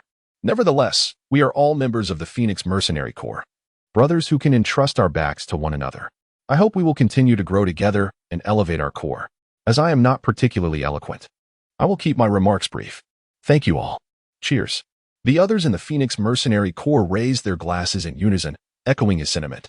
After they finished their toast, Li Wen rejoined the crowd, and the mercenary leader, Fire Shadow, stepped forward to share her thoughts on the future development of the Phoenix Mercenary Corps. Given that they now boasted a Soul King among their ranks and had recruited several Soul Sect members, their strength had significantly increased. I would like to take this opportunity to discuss our future trajectory, Fire Shadow began, prompting the group to fall silent in anticipation of her insights. Our Phoenix Mercenary Corps has grown considerably, and it seems a waste to continue operating as a single squad. Therefore, I propose to expand the Phoenix Mercenary Corps into 2 teams, one led by myself to tackle more challenging missions, and the other led by Li Wen to handle simpler tasks. When necessary, both teams can unite to undertake missions together. Thus, not only can we expand the scale of our Phoenix Mercenary Corps, but we can also allocate our strength more effectively. Upon hearing this idea, everyone engaged in thoughtful consideration and ultimately agreed that such an arrangement was indeed quite commendable. Now, let us first celebrate Li Wen's promotion to Soul King. The allocation of personnel can be arranged tomorrow. Very well. In the end, everyone began to celebrate, indulging in food and drink, reveling joyously. The following day, as the allocation of teams was to commence, everyone rose early. They all gathered in the training ground, where the Hokage began to explain the team distribution plan. Since the first team was tasked with executing more challenging missions, it necessitated individuals with considerable strength and experience. Allow me to outline the distribution plan. Firstly, I shall serve as the captain of the first team. Zhang Ming will take the role of the agile observer. The Iron Brothers will serve as the defensive unit. Hua Mianlu will act as the healer, and finally, Sun Wukong and Ma Jun will be the attackers. These individuals will join the first team. The second team will be led by Li Wen, with the remaining members joining him. You will continue to recruit additional personnel from the Mercenary Guild to bolster the second team. In this way, the first team will function as the main force of the Phoenix Mercenary Corps, while the second team will serve as its support, constituting a commendable allocation scheme. Upon hearing the Hokage's distribution plan, the others found it agreeable and unanimously consented. Subsequently, the second team set out to recruit new members, while the first team began to scout for tasks, eager to undertake a suitable mission to further hone their abilities. In the Mercenary Guild, Wang Chun and his companions discovered a particularly promising task, assisting in the hunt for an 8,000-year-old soul beast. This mission not only posed a challenge for the first team of the Phoenix Mercenary Corps, but also promised substantial rewards. Before long, the first team successfully completed this task, while the second team managed to recruit additional members and commence their own missions. Upon the first team's return to their base, Wang Chen sought out the leader, the Hokage. Leader, I wish to discuss something with you. Oh, what is it? I have decided to withdraw from the Phoenix Mercenary Corps. The Hokage fell silent for a moment upon hearing Wang Chen's words. Have you made your decision? Yes, I have thought it through. Very well. In truth, I knew from the moment you joined that your stay here would not be prolonged. After all, someone as young and capable as you is destined to explore the continent. I shall not hinder your departure. When do you intend to leave? I plan to depart in a month, once the strength of the Phoenix Mercenary Corps has sufficiently stabilized. By then, my departure will not adversely affect the core capabilities. All right then. I shall recruit a formidable assault-type spirit master from the second team to occupy your position. During this month, I hope you will impart your knowledge to him. When the time comes for your departure, I will arrange a farewell banquet in your honor. Thank you, Captain. I shall take my leave now. Very well, you may return. The following day, The Hokage selected a powerful assault-type spirit master from the second team to join the first team, with Wang Qin providing him guidance for collaborative combat. Thus, Wang Qin and his team commenced their integration training, and after a month of acclimatization, the newly joined assault-type spirit master was able to coordinate effectively with the first squad. Before Wang Qin's departure, the Hokage sought him out. "Brother son, I am aware of your imminent departure, however. Our Phoenix Mercenary Corps has undertaken a task to hunt a 10,000-year spirit beast. I would like to request your assistance in executing this mission before you leave. Would you be willing to oblige? If not, I shall not press the matter." "Not a problem at all." Wang Qin readily acquiesced to the Hokage's request. After all, having spent so many days here, it would be gratifying to contribute to the Phoenix Mercenary Corps before his departure. Soon, the Phoenix Mercenary Corps assembled all its members and embarked on this mission, marking Wang Qin's final undertaking within the Phoenix Mercenary Corps. This task presents a considerable challenge, as the employer has requested assistance in hunting a venomous, ancient soul beast. This time, the situation is markedly different from the previous hunt for soul beasts led by Li Wan. The Hokage does not possess any attribute advantages against these creatures, resulting in a significantly greater level of difficulty. However, the current team is larger than before, as the Hokage is determined to establish a reputation for the Phoenix Mercenary Corps, summoning all members to participate. Moreover, with Li Wan having ascended to the rank of Soul King, the strength of the Phoenix Mercenary Corps has notably increased, prompting the Hokage to undertake this task.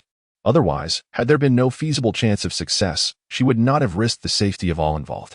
Soon, the entire Phoenix Mercenary Corps, accompanied by their employer, set forth towards the Douluo Forest, embarking on the quest to locate the ancient soul beasts.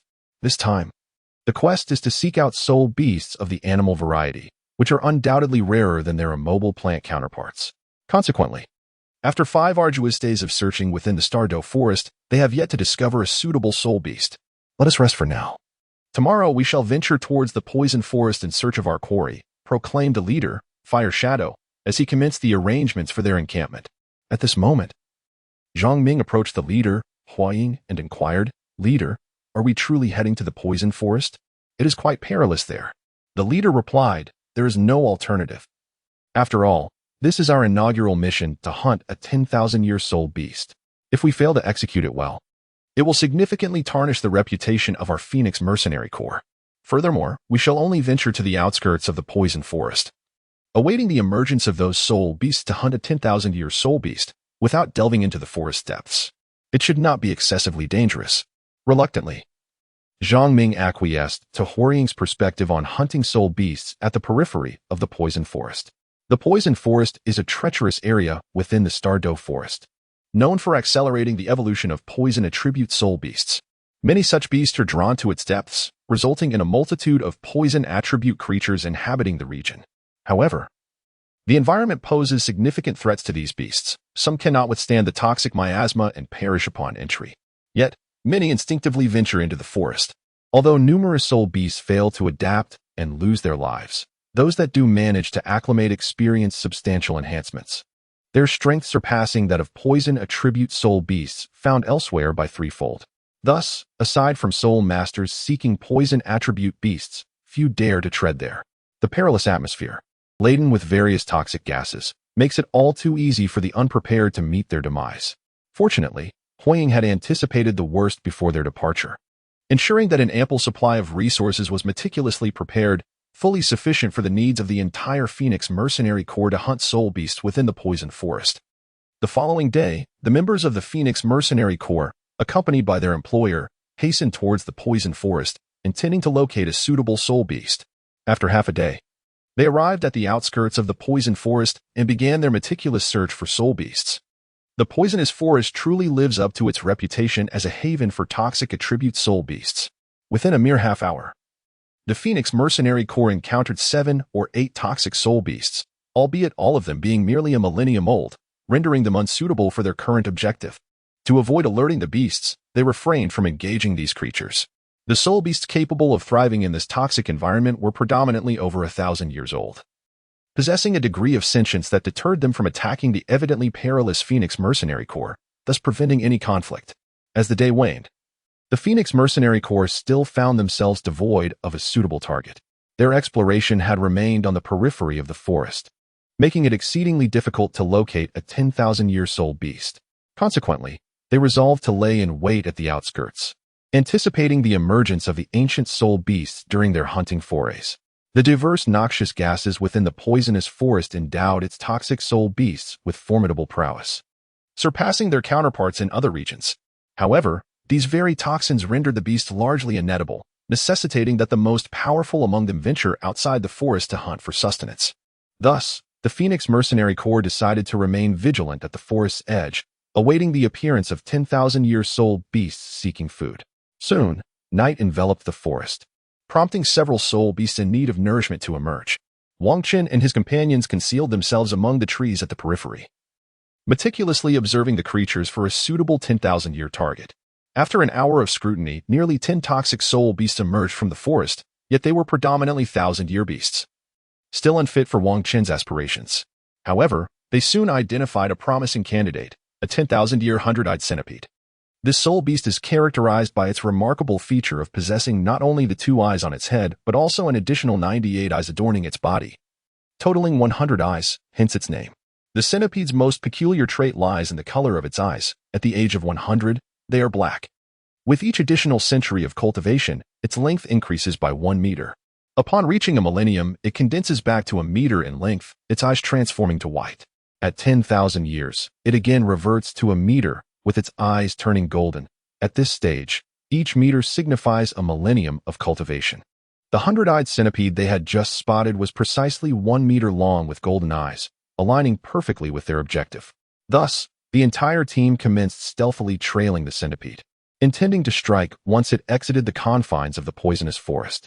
Engaging the centipede within the forest's periphery could easily provoke an assault from the surrounding soul beasts, posing a significant threat to the Phoenix Mercenary Corps. Thus, they resolved to depart from this place, proceeding to a relatively safe location before commencing their hunt for the soul beasts.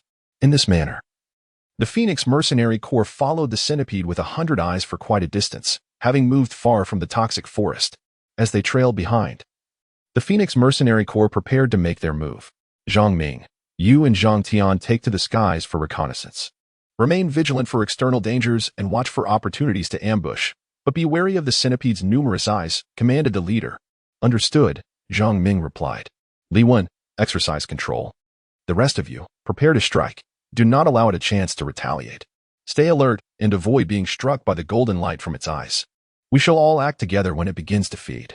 All right, came the quiet responses from all members of the Phoenix Mercenary Corps upon hearing their leader, Hui Ying's, directives. Indeed, as a creature with poison attributes, the most perilous aspect of the hundred-eyed centipede was not its venom, but rather the multitude of eyes that adorned its body.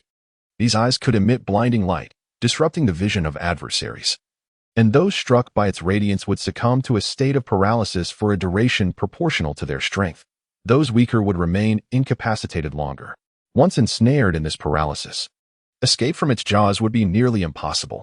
Particularly treacherous were the 2 eyes atop its head, capable of launching mental assaults in addition to their blinding attacks, rendering them virtually indefensible. However, in stark contrast to its formidable offensive capabilities, the centipede's defenses were notably frail. Even an attack from a Soul King could pose a lethal threat. It was precisely for this reason that the Phoenix Mercenary Corps had resolved to hunt this ancient soul beast. Had its weaknesses not been so pronounced, they would not have dared to confront it, for its offensive power was overwhelmingly potent. Had its defenses been equally robust, the Phoenix Mercenary Corps would have had little hope of subduing such a creature. Before long, the hundred-eyed centipede commenced feasting upon the soul beast it had captured, marking the moment when its vigilance was at its lowest. Now, Hui Ying's low command resonated, and the Phoenix Mercenary Corps launched their assault, striving to overwhelm the centipede in a single, decisive strike to eliminate any chance of retaliation. Such a swift execution would ensure their safety, sparing them from the threat of its blinding gaze. Consequently, they committed their full strength to the attack. Before the centipede could react, Li Wen's vines ensnared it, immobilizing it in place. Following this, the other members of the Phoenix Mercenary Corps unleashed their onslaught upon the centipede, leaving it no opportunity to employ its lethal hundred-eyed light in defense. Boom, boom, boom. Countless strikes rained down upon the centipede, and with its relatively weak defenses, it was swiftly devastated, collapsing to the ground, rendered incapable of further resistance. At this moment, It was the employer's responsibility to eliminate the centipede and subsequently absorb its soul ring.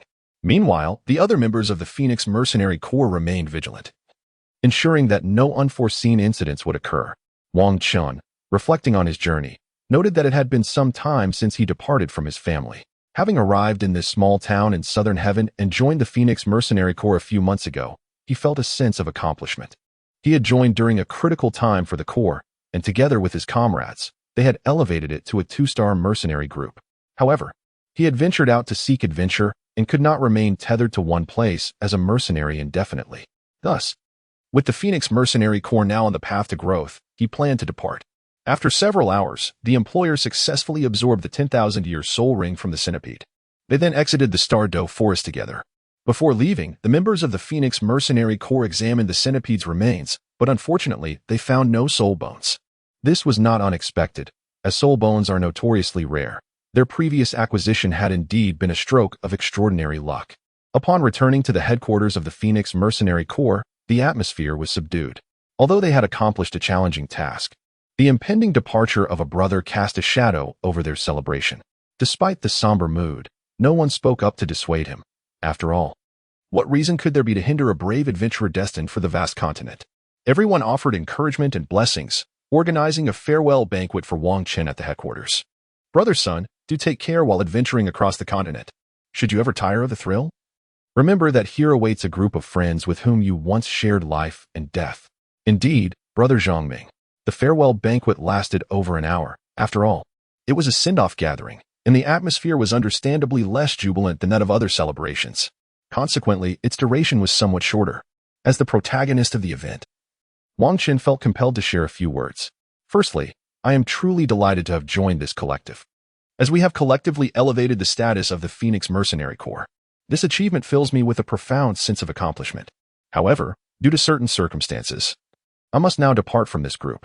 From now on, it will be up to all of you to nurture and expand this community. I sincerely apologize for my departure. I will be relying on all of you. I must leave early tomorrow morning, so I will not bid farewell to each of you again. I raise my glass to you all. Cheers.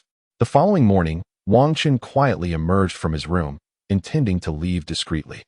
He was not fond of the emotional farewells typically associated with such occasions, so he opted not to inform anyone. Thus, he slipped away unnoticed. As Wang Chen exited the premises of the Phoenix Mercenary Corps, the others emerged from their rooms as well. They too preferred to avoid the scene of parting and chose to silently wish him farewell from within. Has he gone? Yes, he has. All right, everyone, let's return and rest. Although Brother Sun has departed, our lives must continue. We must strive to strengthen the Phoenix Mercenary Corps. Therefore, let us all return and recuperate. After leaving the Phoenix Mercenary Corps, Wang Chen headed northeast towards a small town.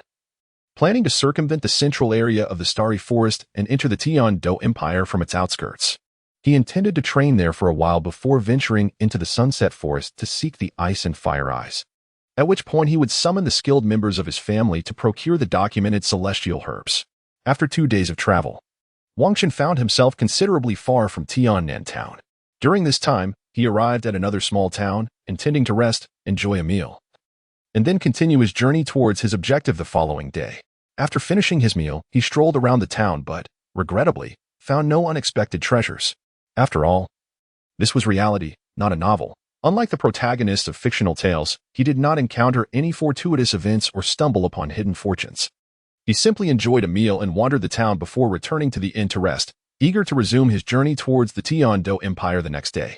He was keen to locate the Ice and Fire Eyes swiftly to obtain the celestial herbs, as the sooner he consumed them, the better the effects would be. He certainly did not wish to delay. After all, during his time with the Phoenix Mercenary Corps, he had gained considerable experience and was now ready to focus on his goals. After acquiring the celestial herb, he reflected on his journey, which had indeed served as a form of refinement. He no longer felt the need to linger in one place for too long as he had in the past. His first course of action was to consume the herb, elevate himself to level 50, and subsequently absorb a millennium-old soul ring. With that accomplished, he could then traverse the continent at leisure, perhaps even make his way to Sea God Island to partake in the Sea God assessment. Thus, Wang Chen chose not to linger any longer in the area and returned to the inn to rest, preparing himself for the continuation of his journey. Given the high demand for soul rings, many soul masters ventured deep into the Douluo forest to hunt. Consequently, numerous small towns flourished at the periphery of the forest. As commerce thrived in response to this demand, these towns bustled with merchants conducting their business, making them quite prosperous and bustling with activity. Upon returning to the inn, Wang Chen summoned the waiter to prepare some dinner, intending to dine in the lobby before retreating to his room for rest. Observing the comings and goings of travelers in the lobby, he couldn't help but marvel at the vibrancy of this small town. At this moment, he felt as though some gaze was fixed upon him. Turning his head, he noticed a middle-aged man, approximately in his 40s or 50s, scrutinizing him intently. As he turned back, the man ceased his inspection and feigned nonchalance. Wang Chen regarded him, sensing a flicker of familiarity. Yet he could not recall where he had encountered him before. Upon further contemplation, Wang Chen realized he had no recollection of this individual. At that juncture, the man finished his meal and promptly exited the inn. With the man's departure, Wang Chen dismissed the thought from his mind. Just then, the waiter brought forth the dishes Wang Chen had ordered, prompting him to commence his meal and forget the earlier incident. That night, within the inner courtyard of the Golden King family, the patriarch inquired, "Did you just mention that news about Xiao Chen has arrived?" "Indeed," replied another. "It has been reported that Xiao Chen has departed from the Phoenix Mercenary Corps and has set out on his own for training. Regrettably, we have yet to receive any information regarding his whereabouts. However, judging by his route, he is likely to enter the Xingluo Empire from the northeastern direction of the Douluo Forest. What purpose could he have in the Xingluo Empire? Our influence there pales in comparison to that of the Douluo side. Should any unforeseen circumstances arise, we lack the power to address them. Who can say? We cannot dictate the training locations of our clansmen. They will go where they please. We have no authority over their choices. Let us set aside such matters for now and discuss family affairs instead. The clan remains unchanged, and recently, we have not seen any exceptionally talented individuals emerge." The following day, Wang Chen awoke comfortably in his bed, which was certainly preferable to camping in the wilderness. After enjoying breakfast, he set out once more. Unfortunately, just as he exited the town, he found himself blocked by a group of 5 individuals. Among them was the same middle-aged man who had observed him in the inn's lobby the previous day. "Gentlemen, is there something you require?" Wang Chen inquired. "Young man, we merely wish to inquire about a matter. Your cooperation would suffice." The man who had scrutinized Wang Chen stepped forward to say, "Oh, what is it?" "We seek information regarding the location where your Phoenix Mercenary Corps obtained the soul bone last time." "What soul bone?" "Do not play coy. It is the soul bone you acquired from the faceless demon spider." At that moment, upon hearing his words, Wang Chen finally remembered who this man was. He was the employer from that time. Naturally, Wang Chen would not concede, as there was no evidence against him. "I am unaware of any soul bone at that time.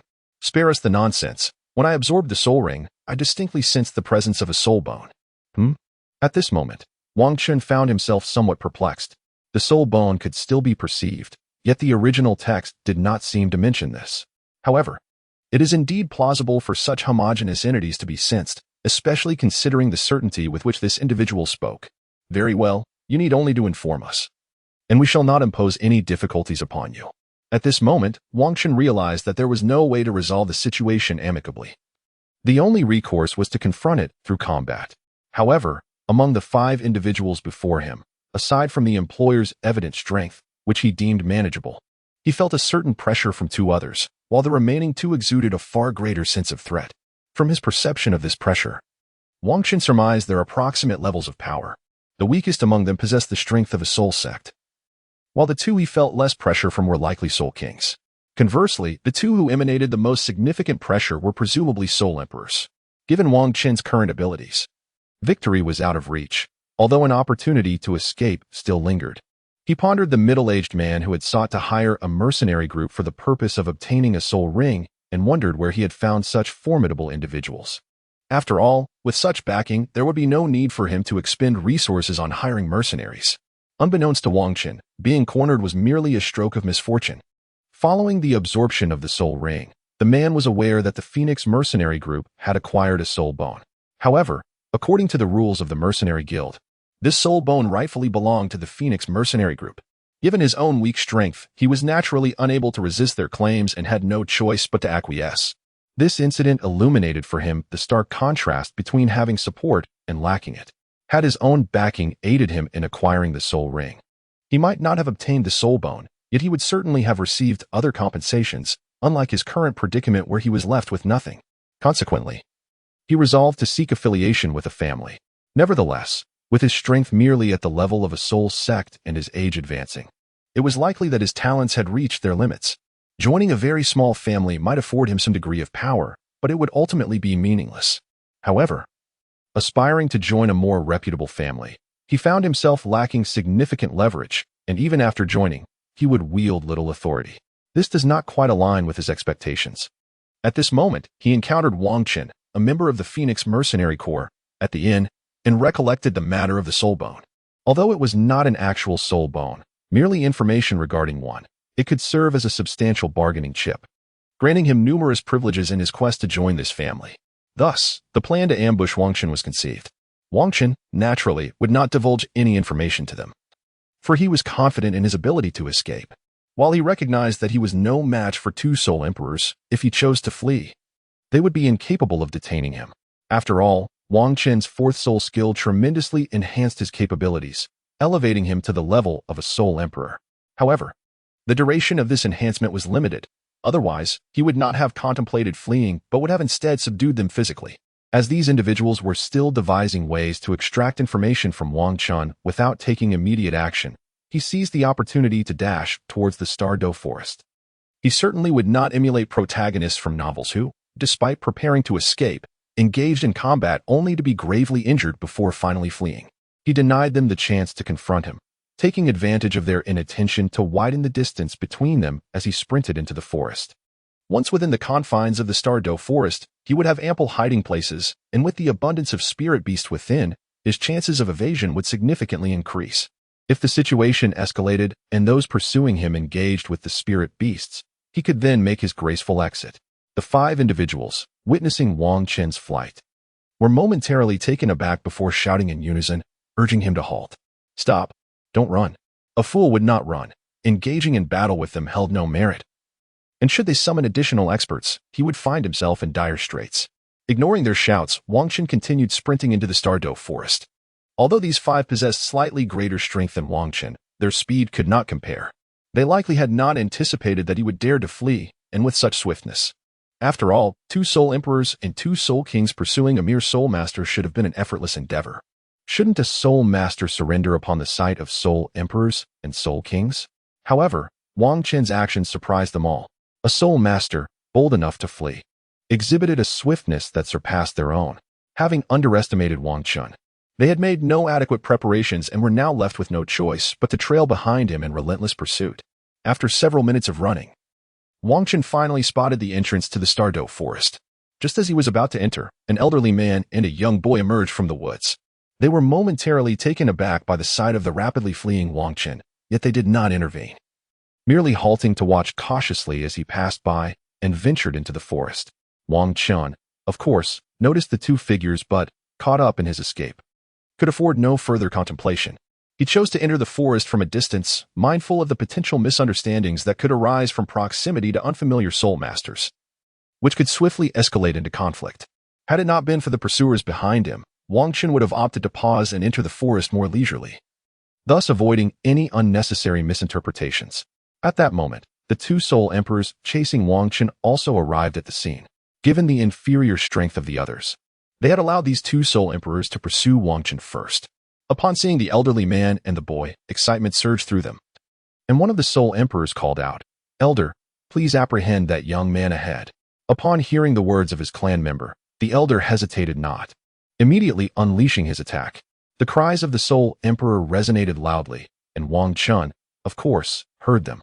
He had not anticipated such misfortune. Just as he was about to enter the Douluo forest, he encountered an ally of his pursuers at the entrance. The moment the elder made his move, Wang Qin felt an overwhelming sense of threat. Turning to glance at the elder, the 7 pulsating soul rings beneath his feet made it clear to Wang Qin that evasion would not be a simple feat this time. In the face of the elder's assault, he could not afford to be as reckless as he had been with the 2 soul emperors. He was left with no choice but to halt and activate his 4th and 2nd soul skills to withstand the attack. With his back turned to the elder, evading the soul sage's strike was impossible. He had to maximize his defenses to shield himself. With a resounding impact, the soul sage's attack struck Wang Qin's back, sending him flying. He sustained considerable injuries, yet this very onslaught propelled him deeper into the Douluo forest.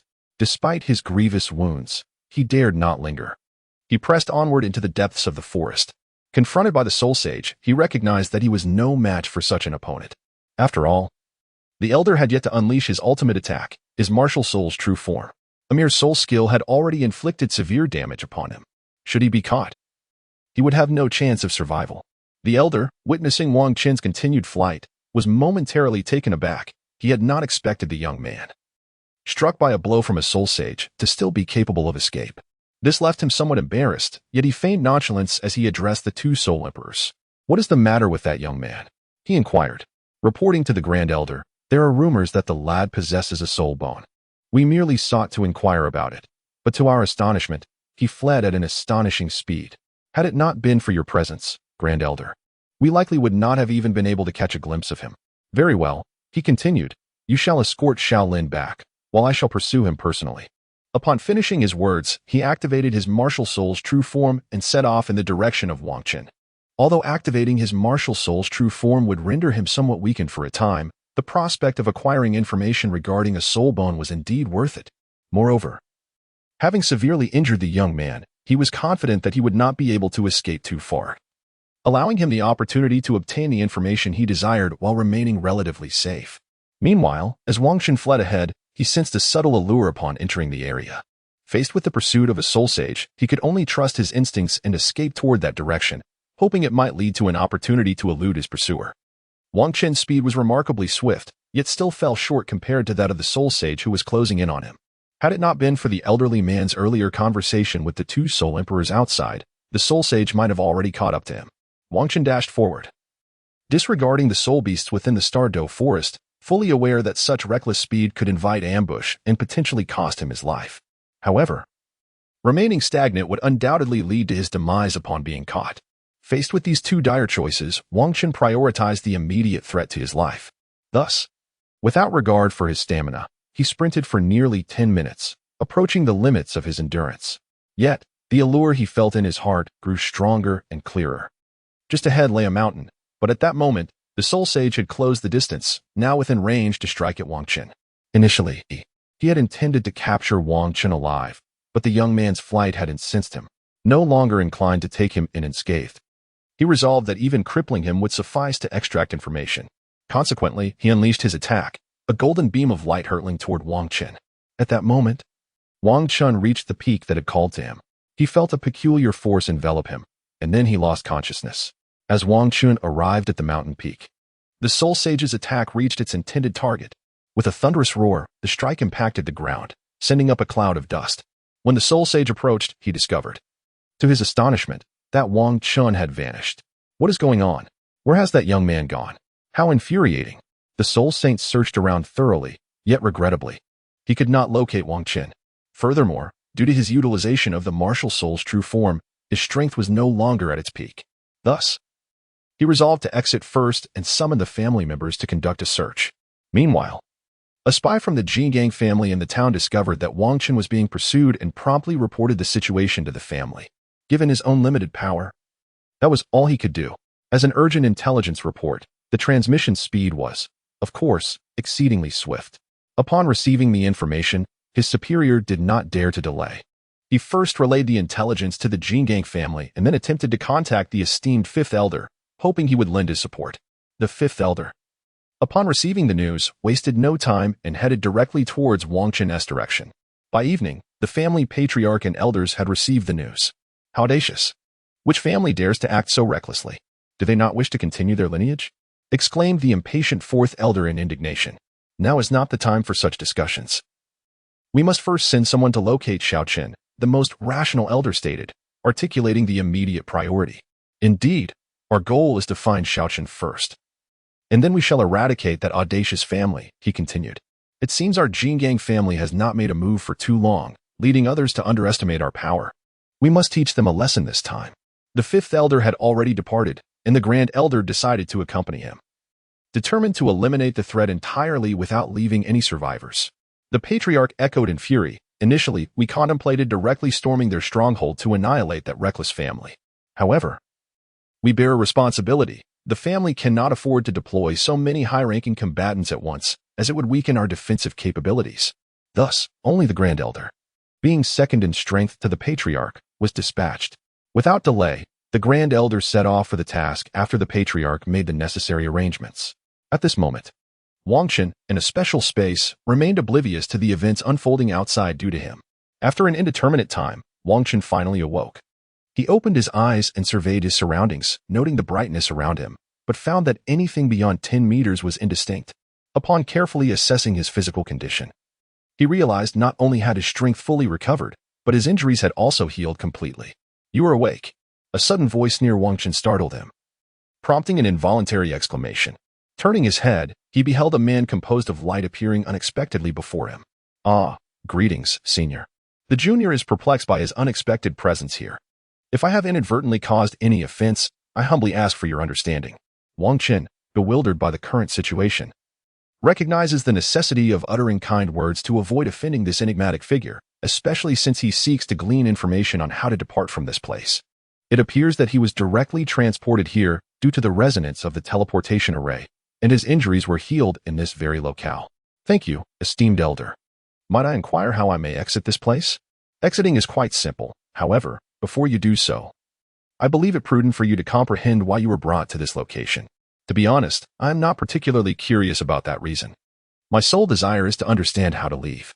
Wang Qin's indifference towards the underlying cause is genuine. After all, the mechanism that could teleport him to such a wondrous place undoubtedly harbors a complex rationale. According to the conventions of narrative, should he become curious about such matters, he would inevitably attract one or several formidable adversaries, and he has no intention of inviting such powerful foes due to his own inquisitiveness. His immediate wish is to depart unscathed while still uninformed. Otherwise, once this mysterious figure divulges the reason for his arrival, he may find himself encumbered with formidable enemies. "Oh, you fear that knowing this reason will lead to complications, do you?" "Ah, esteemed elder, do not misconstrue my intent. I am simply not curious. Do not fret about the potential troubles that may arise from this knowledge, for you have long since become ensnared in the web of complications." Huh. Wang Qin gazes at the mysterious figure, or rather, an unknown deity, with confusion. Through a series of observations combined with the changes within himself, he surmises that aside from a deity, few could achieve the feat of transporting him to such a remarkable place while simultaneously healing his injuries. Moreover, from Wang Qin's perspective, this mysterious figure does not resemble the deities of the original narrative, but rather resembles a vanquished wild god who remains here to impart a legacy, nurture a successor, and seek revenge. Thus, Wang Qin is disinclined to hear about the reason for his arrival, as he wishes to avoid direct confrontation with the deities of the divine realm, lest he lose the opportunity to benefit from the fortunes depicted in the original tale. The fact that you were sensed and transported here indicates that you possess a certain authority. Authority? How shall I explain this? Have you heard of gods? Gods? Ah. Your reaction suggests you are indeed familiar with the concept of gods. Indeed, I have heard of them, such as angelic deities. That is good to know. This authority is the key to becoming a god. Only upon acquiring authority and reaching the pinnacle of 99 levels can one aspire to become a deity. Senior, does this imply that I now possess the foundational elements necessary for divinity? Are you suggesting that upon attaining the 99 levels, I can ascend directly to godhood? Haha, your thoughts are rather simplistic. With your meager and flawed authority, even if you were to become a deity, you would remain the weakest among them. Upon hearing the enigmatic words of this individual, Wang Qin was not overly surprised. After all, in the original narrative, the Shrek 7 monsters inherited divine positions, which were stratified in nature. It would indeed be peculiar for someone to become a formidable god solely through this so-called flawed authority. Thus, does this mean I must inherit your complete authority to become a powerful deity? While inheriting my authority would indeed grant you immense strength, it also entails significant danger. You would be wise to contemplate this carefully. I have made my decision. I hope that you will allow me to inherit your full authority. Without a moment's hesitation, Wang Qin responded. Having already acquired a fragment of authority, he had long since aligned himself with this mysterious figure. Ultimately, when facing the enemies of this enigmatic being, would they not draw conclusions about Wang Qin's connection to him based on the authority he bore? A confrontation was inevitable, and it would be prudent to seize any advantage possible. Moreover, the stronger Wang Qin became, the safer he would be in such encounters. As for the notion that this mysterious individual might be deceiving him, Wang Qin remained unconvinced, for he had already surmised the nature of the so-called flawed authority. It was that mysterious crystal he had obtained in the town of Yuhui. Ever since Wang Chen absorbed it, his cultivation speed had become remarkably abnormal. If that mysterious crystal were indeed a token of divine authority, it would all make sense. Very well, since you wish to inherit my authority, allow me to enlighten you. The mysterious figure began. Oh, but what if I were to decline this inheritance? What would become of me? Haha, I am no demon. I would merely erase your memories and return you to where you came from. Before we delve into this, let me introduce myself. I am Xing Tian, the first war god, the one who wields the authority of the war god. Long ago, in the Douluo Continent, there were no gods. The relationship between humans and soul beasts was not one of mutual slaughter, for at that time, humans did not need to slay soul beasts to absorb their spirit rings to enhance their strength. Until one day, the consciousness of the Douluo Continent awakened. Beginning to cultivate powerful humans and soul beasts using the authority of the land, these beings became the original gods. These deities, bestowed with the authority over the continent, naturally must fulfill their responsibilities. They are not only required to execute the duties conferred upon them by their power, but also to venture beyond their realm, conquering other worlds to contribute to the expansion of Douluo Continent. In turn, they can derive certain benefits from the flourishing Douluo Continent, thereby further augmenting their own strength. Thus, barring any unforeseen circumstances, this mutually beneficial collaboration could persist indefinitely. It resembles the military meritocracy practiced during the Qin dynasty in the real world, where the advantages were starkly apparent, yet the drawbacks were equally evident. The inherent risk was a relentless pursuit of victory. A single setback could deliver a catastrophic blow to progress. However, how could one guarantee an unbroken string of triumphs in the face of such uncertainty? As they expanded and absorbed several smaller realms, they ultimately encountered a formidable world. This led to their first encounter with failure, a colossal defeat. Nearly half of the deities that emerged from the Douluo Continent perished, allowing only a retreat back to their homeland. Although the indigenous beings of that world had decimated nearly half of the invading gods from Douluo Continent, their own losses were grievous, rendering any thought of counter-invasion impossible. They could only watch as the invaders withdrew. The deities returning to the Douluo Continent, having suffered significant losses, naturally required a period of recuperation. Furthermore, the authority of those fallen deities reverted to the consciousness of Douluo, who first expended divine energy to heal the returning gods. Subsequently, she resumed the selection of candidates from the continent to inherit the vacant powers, thereby bolstering the strength of Douluo Continent. Of course, such selections could not be conducted solely by Douluo's consciousness. Rather, it was the original gods who undertook the task of supplementation.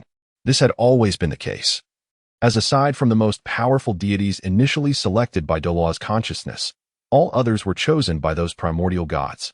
In this manner, the occurrence of a disconnect becomes exceedingly likely.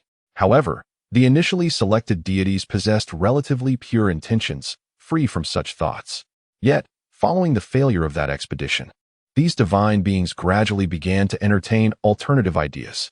They no longer wished to engage in perilous endeavors, preferring instead to remain on the Douluo Continent and savor the privileges it offered. Nonetheless, such a state of affairs would not be sanctioned by the consciousness of the Douluo Continent. She painstakingly nurtured these deities with the intent of conquering other realms to enhance her own power. Naturally, she would not condone them merely relishing their privileges without fulfilling their obligations. The deities, aware that the consciousness of the continent would vehemently oppose their indulgence, devised a plan to seal her away, preventing her from interfering with their decisions. Thus, they sought to align themselves with like-minded gods while ostracizing those who aspired to advance the continent, compelling the latter to undertake perilous missions, leading to their gradual demise. Furthermore, during the selection of new deities, they suppressed dissenters, only choosing those who shared their ambitions. As the pure-hearted gods perished in increasing numbers, coupled with a lack of reinforcements, their presence dwindled across the continent, while the ranks of those who desired power without obligation swelled. The disparity in strength between the two factions grew ever wider, and the moment to act finally arrived. On that fateful day, the malevolent deities surged towards the Temple of Consciousness, igniting a fierce battle with us, the pure-hearted gods. Although our individual strength was formidable and bolstered by the consciousness of Douluo Continent, their sheer numbers overwhelmed us. Gradually, we began to falter, and I found myself the last one standing. My domain of the war god could infinitely amplify my power. However, the original deities had chosen treachery with full awareness of my capabilities. A formidable formation composed of the 5 original gods, Azura, evil, destruction, life, and goodness rendered my enhancement techniques ineffective, forcing me to rely solely on my innate strength in battle. Despite being the mightiest among us, I could not vanquish so many deities relying on my base power alone, and ultimately, I was defeated. Yet, my demise was not due to their foolishness but occurred during their attempt to seal the continent's consciousness, wherein I self-destructed. In my final act, I disrupted their sealing process. Although the consciousness of the continent could not escape, I managed to transmit a significant portion of my war god authority at that critical moment. Thus, I exist now, awaiting a worthy successor to cultivate, to amass strength, and ultimately to overthrow those treacherous deities and liberate the continent's consciousness. After annihilating their adversaries and completely sealing the continent's consciousness, those deities departed from Douluo Continent with the imprisoned consciousness, establishing the realm of the gods. Although they sealed the consciousness, the essence of the continent itself could not be confined. They could not risk leaving the sealed consciousness on Douluo Continent, lest the profound essence breach their seal. Thus, they had no choice but to carry it away.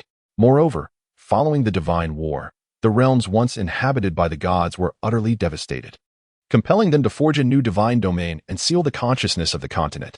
Bereft of its own consciousness, the continent could only rely on instinct to nurture talent.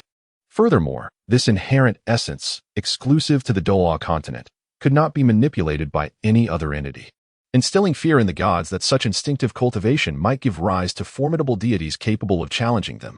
Consequently, they wielded their divine power to alter the cultivation rules of the Douluo Continent. The martial soul ceased to be a synthesis of an individual's spiritual will and innate strength, becoming instead a mere product of heredity, devoid of any potential for evolution through breakthroughs in power or spirit. Additionally, it was mandated that every 10 levels, one must absorb a soul ring. Failure to do so would render any further advancement impossible. In this manner, not only did it incite discord between humanity and spirit beasts, preventing them from uniting, but it also rendered those who might have ascended to divinity incapable of doing so, as their essence became tainted through the absorption of spirit rings. Furthermore, it facilitated the siphoning of these gifted individuals, who possessed the foundation of the continent, through the legacies they left behind in the Douluo Continent. Only through divine power could this corruption be purged, enabling the attainment of divinity. In this manner, they are not only free from the concern of any opposition on the Douluo Continent, but can also fortify their own power. Upon hearing the words of the god of war, Wang Qin was left utterly astonished. He had never anticipated such a scenario. The fierce conflict between humans and soul beasts was, in fact, instigated by the gods altering the cultivation rules of the Douluo Continent. Wait. You mentioned that those gods are apprehensive about individuals on the continent ascending to divinity due to the continent's profound heritage, which prompted the alteration of its cultivation rules. However, does not the ascension to divinity require divine authority? With the consciousness of the continent sealed, from where could such authority arise? Indeed, during that cataclysmic divine battle, many gods fell, and although they reclaimed some of their authority, a significant portion vanished entirely, resulting in numerous powers scattered across the continent. Why have those gods not sought to retrieve their lost authority? The answer lies in their inability to do so. The powers dispersed across the continent can only be sensed by the consciousness of the land, rendering the other gods incapable of perceiving them. These powers will only manifest upon recognizing a suitable individual. It is precisely due to these scattered forces that the gods fear the emergence of deities beyond their control. Thus, they have amended the rules to eliminate such possibilities at the source. Ah, I see. Just like the minuscule fragment of the god of war's authority that you absorbed, which originated from my own shattered power scattered across the continent. Moreover, because it is incomplete, you have not yet perceived anything extraordinary. Once you inherit a substantial portion of my divine authority, you will come to appreciate its remarkable essence. You speak of a significant portion of the god of war's authority. Is yours also incomplete? Naturally, it is an incomplete authority here. Otherwise, from where would you have absorbed it? Furthermore, a portion of my divine authority was also seized by those gods during that fateful battle. Wang Qin was equally astonished by this revelation, realizing that he had overlooked such a fundamental truth. However, after the god of war's explanations, he began to find credence in his words. In his previous readings of the Douluo Continent, although he had only perused the first volume of the novel, he had heard whispers of subsequent events. It was said that after Tang San ascended to divinity, he directly intervened in the affairs of the Douluo Continent and sent his descendants from the divine realm to the mortal world. Previously, He could not fathom why Tang San would go to such lengths to send his progeny to the lower realm. But it now appeared to be a strategy to enrich the foundations of the Douluo Continent. Ascending to divinity from this realm would allow one to acquire some of the continent's essence, thereby augmenting their strength. However, such endeavors likely carried inherent risks, as the consciousness of the continent, sealed within the divine realm, might seize the opportunity of sending individuals to the lower realm to connect with the unconscious essence of the Douluo Continent, posing a threat to the seal. It was akin to a battalion of soldiers without a general versus one led by a commander. Their combat efficacy would naturally differ. Thus, it was understandable why certain deities would wage war against Tang San's actions, leading to turmoil within the divine realm. With the god of war's elucidation, many mysteries from the original text became clearer.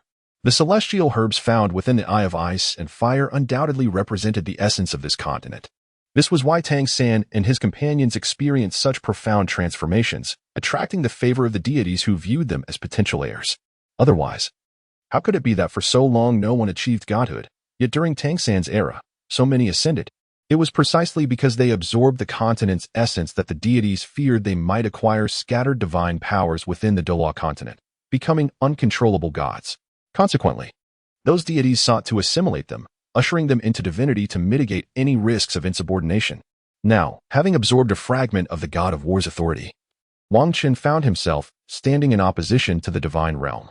Even if he were to propose surrender, they would likely not tolerate such a potential threat, opting instead to eliminate him entirely to eradicate the risk.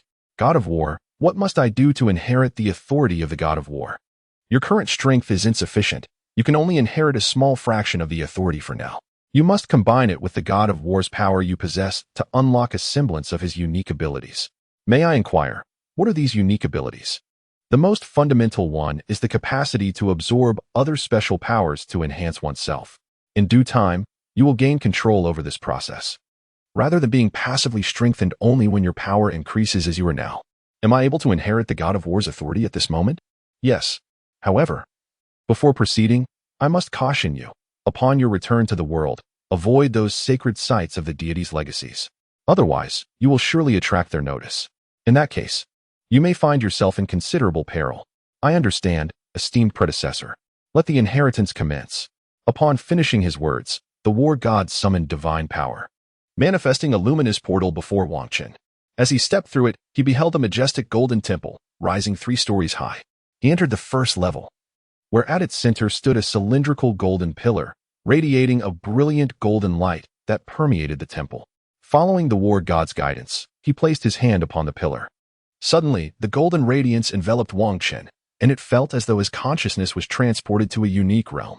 Kill, kill, kill, fight to the death, fight to the death, fight to the death. When Wang Qin regained his senses, he found himself amidst an ancient battlefield. Each army consisted of approximately 1,000 soldiers.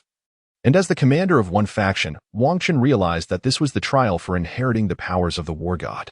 Victory would grant him a fragment of that authority, while defeat would render it unattainable. Since he had come this far, losing was not an option. He issued commands, directing his entire army to charge forth. He joined the fray himself, and his leadership ignited the soldiers' morale. Charge! With Wang Qin leading the advance, their spirits soared. And bolstered by their initial advantage, they ultimately claimed victory in the battle. Boom! When Wang Qin regained his awareness once more, he found himself within the inheritance temple. The golden light now completely enveloped him, initiating the transfer of the war god's powers. He felt waves of extraordinary energy coursing through his body, gradually enhancing his physical form. This not only amplified his strength but also significantly reinforced his foundation, accelerating his cultivation speed. Furthermore, in this moment, a special space emerged within his mind. This may very well be the space of the war god, where one can absorb unique energy and combat intent, transforming it into the divine power of the war god to enhance oneself. Time passed gradually, and Wang Qin's inheritance was nearing its conclusion. As the golden light faded, Wang Qin also completed this phase of his legacy. He continued onward to the second level, hoping to pursue further inheritance. However, he found himself unable to enter. Thus, he was compelled to exit the war god temple. Upon stepping through the grand doors, he suddenly reappeared at the very spot where he first encountered the war god. Senior, I have inherited a portion of the war god's authority. Could you assist me in leaving? Indeed, that is certainly possible. However, I must once again caution you. Do not venture into the realms of divine inheritance, for danger surely awaits you there. Furthermore, when you reach level 70, you must return to inherit a greater share of the war god's power. There is no need to hunt for soul rings. You will receive a war god's soul ring that is most suited to you right here. Remember, the war god's soul ring at level 70 will be of immense benefit to you in the future. Do not take this lightly. I understand, Senior. As Wang Chun departed from the war god, he found himself back at the initial location where he had been pursued. With the enhancement of the authority he had inherited in the war god temple, his strength had significantly increased compared to before. Not only had the quality of his soul power improved, but his physical attributes had also seen considerable enhancement, although his soul power level had not risen. If he were to confront his former self, who had not undergone the war god temple inheritance, he could boldly declare, I can take on 10. Now, even if he encountered that old soul sage from before, he could make his escape. As long as he did not cross paths with experts of the soul sage level or higher, even if he were to struggle, he would have the opportunity to flee. Unlike the last time he had been in such a desperate situation. However, he still intended to leave this place, although he no longer feared a single soul sage. Should that old man gather a few soul sages to corner him, it would indeed become a troublesome predicament. While the likelihood of such an event occurring was slim, it was wise to remain cautious. Just as Wang Chun prepared to depart, an elderly man suddenly charged toward him from the distance. In a flash, he stood before Wang Chun. Sensing the intensity of this elder's aura, Wang Chun recognized that he was facing at least a soul Douluo. As the level of threat he posed far surpassed that of the previous soul sage. Just as Wang Chun had thought he would be safe from encounters with individuals of soul sage level or higher, here stood an elder of at least soul Douluo rank. Given the manner in which he rushed over, it was evident that he had come specifically for Wang Chun. Not only was Wang Chun's earlier confidence shattered, but he now faced a considerable danger. He was on the verge of inquiring about the identity of the elder, hoping that he was not affiliated with that soul sage family, allowing for the possibility of a peaceful conversation before making his exit. The elderly man launched an immediate assault, directing a fierce attack toward Wang Chun. With the confrontation already initiated, Wang Chun was not one to remain passive. He retaliated swiftly against the elder. Given the speed at which the elder had approached, there was no opportunity for retreat. He could only test the capabilities he had recently acquired in hopes of delivering a significant blow to the elder before finding a chance to escape. After exchanging a few blows, Wang Chun discerned that the elder's strength seemed rather lackluster. It remained uncertain whether this was due to the elder's inherent weakness or if Wang Chun's enhancements from the war god temple had rendered him significantly more powerful. As Wang Chun pondered this, the elder's strength suddenly surged, and with a single move, he subdued Wang Chun completely.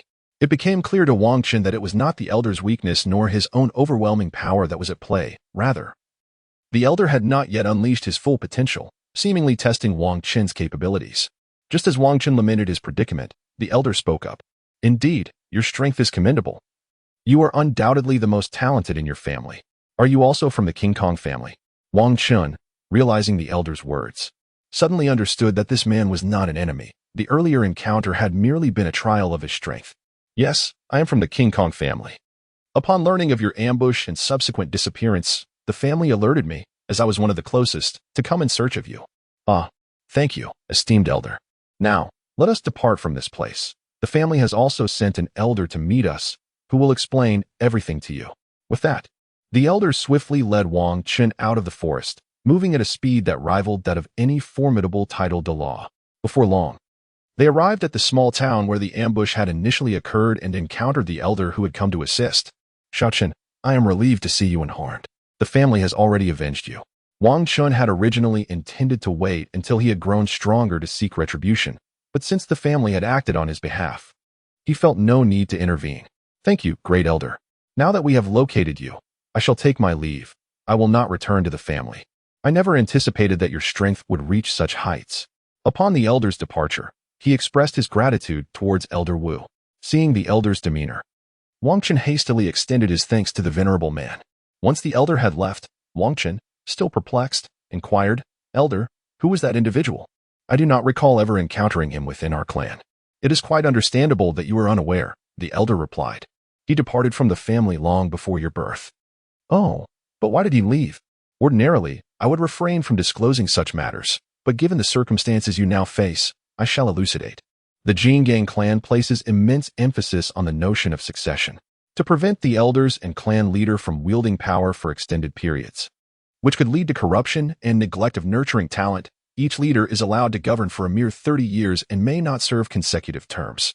Thus, following the transition of power within the clan, the previous generation of leaders and elders will vacate their positions to avoid power struggles. Additionally, these elders, while in office, are bound to remain within the clan to safeguard it, refraining from seeking opportunities outside. Once they relinquish their authority and responsibilities, they naturally venture forth to pursue new prospects. Albeit the chances of breakthrough may be slim, yet one might encounter fortuitous circumstances. Consequently, they depart from the clan, but they can return to offer assistance should any descendants find themselves in peril. Oh, I see now. So, there must be many predecessors within the clan. The pursuit of opportunity is far from simple. Some may find success and breakthrough, while others, unable to discover such opportunities, ultimately return to the clan as their lives draw to a close. Our swift awareness of your attack stems from the fact that the clan has established several spies in various regions. With the limited positions available within the Jingang clan, many individuals possess the strength yet lack roles. Thus, the clan assigns them to gather intelligence across the land. Thus, not only were those individuals arranged, but the strength of various regions was also enhanced. They could not only gather intelligence for their family, but also provide protection for the younger generation training outside. Now that you are safe, I must return to my family. You must pay careful attention to your safety from now on. Wait a moment, Elder. I have something that requires you to bring back to the family. Oh, what is it? It is the extraordinary opportunity one encountered this time. Very well. Aren't you going to inquire about what this opportunity is? The family does not question its members about their personal encounters. Such matters are inherently individual. Only if one chooses to share with the family will we seek to understand. Wang Chun procured paper and pen, transcribing his juvenile cultivation method. He had initially intended to do this, and now he could bestow it with a rightful origin. Soon, Wang Chun had completed the transcription. Elder, this is my extraordinary opportunity. This method not only accelerates the cultivation speed, but also imparts a unique attribute to one's soul power. However, it possesses a drawback. Only those in their youthful form can cultivate it to the highest level. Those not in such a form can only attain the second tier at most. Nevertheless, aside from this limitation, its efficacy is commendable. Very well. I shall take it back, and the family will reward you accordingly. Continuing his journey, the elder departed with the cultivation method provided by Wang Chun, while Wang Chun prepared to further his own training. With the knowledge that the family extends protection to the younger generation venturing out, Wang Chun felt a sense of ease. This was only natural. It would be unreasonable for the Golden Diamond family to lack such safeguards. With the potential threats now mitigated, Wang Chun resumed his pursuit of personal goals. After more than a month of travel, Wang Chun finally arrived at the province bordering the Tiando Empire. He exited the province and entered the Baloch Kingdom of the Tiando Empire. The Baloch Kingdom is situated in the south of the Tiando Empire, adjacent to the Fastner province. Although referred to as a kingdom, its area is merely 3/4 that of the Fastner province. It belongs to the Tiando Empire and is one of the 4 great kingdoms within its realm. To the south of the Baloch Kingdom lies the Douluo Empire, making it the most formidable military force among the 4 kingdoms of the Tiando Empire, essentially serving as the empire's gateway. Originally, the Tiando Empire comprised 10 provinces, but with the division of the 4 great kingdoms, 6 factions emerged. The empire directly governs 5 provinces, while each of the 4 kingdoms controls 1, with an additional duchy, subordinate to the kingdoms, occupying the smallest province in the eastern part of the empire. On the surface, the 4 kingdoms and that duchy are subject to the rule of the Tiando Empire. However, in reality, these 5 states have long since transformed into nations within a nation, enjoying complete autonomy aside from necessary tributes. Were it not for the Tiando royal family's firm grip on military might, civil strife might have already erupted. The Xingluo Empire finds itself in a comparable predicament.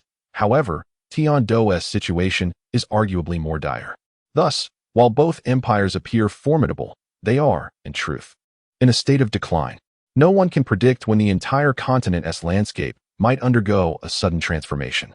Within the realm of the Baloch Kingdom, 2 cities hold paramount significance. The capital, Baloch City, which serves as the political and economic epicenter of the kingdom, and Soto City, renowned as the Granary of Baloch, situated in the heart of the most fertile Limar plain. Both cities are heavily guarded and are of paramount importance to the entire kingdom. Wang Qin's destination this time is Soto City, a legendary locale featured in the original narrative.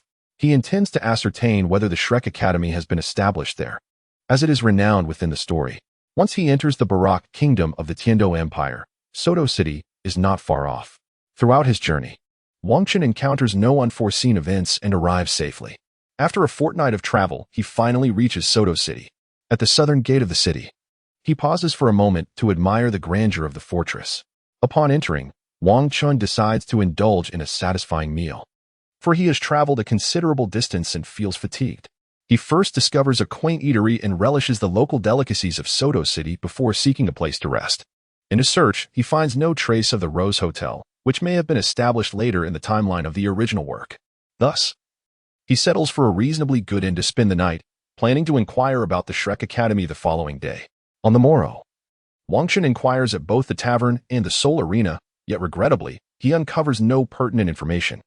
It remains uncertain whether the Shrek Academy has yet to be founded or if its fame is simply too meager. With no leads to pursue, Wang Qin decides against further searches as his interest in the academy is minimal. It holds no significance for him. Given the lack of information, he resolves to leave. For his true objective lies within the ice and fire yin-yang eyes of the Sunset Forest. His interest in elements of the original narrative has waned, especially since he cannot venture to the city of Slaughter or Sea God Island at present. He resumes his journey, aiming first to reach Tiendo City before seeking the ice and fire yin-yang eyes. In the original text, the distance between the ice and fire yin-yang eyes and Tiendo City seems relatively short, making it more feasible to locate once he arrives in the capital, Tiendo City. The imperial capital of the Tiendo Empire is situated in the northeastern part of the empire's center and serves as the core of political power. It is one of the two largest cities on the continent, rivaled only by the imperial capital of the Xingluo Empire. To reach Tiendo City, Wang Qin must first exit the Baroque Kingdom and traverse the entirety of the Silvis Kingdom to the north before entering the Tiendo Empire's capital. The journey is lengthy, spanning nearly 2,000 miles, illustrating the vast expanse of the Tiendo Empire. However, given Wang Qin's current strength, he can reach his destination within a few days if he travels at full speed. However, such a consumption is rather excessive, and Wang Qin does not need to rush to arrive in Tiendo City. Along the journey, he can relish the scenic beauty and simultaneously gain some experience. After several days of travel, Wang Qin arrived at the capital of the Silvis Kingdom, Silvis City.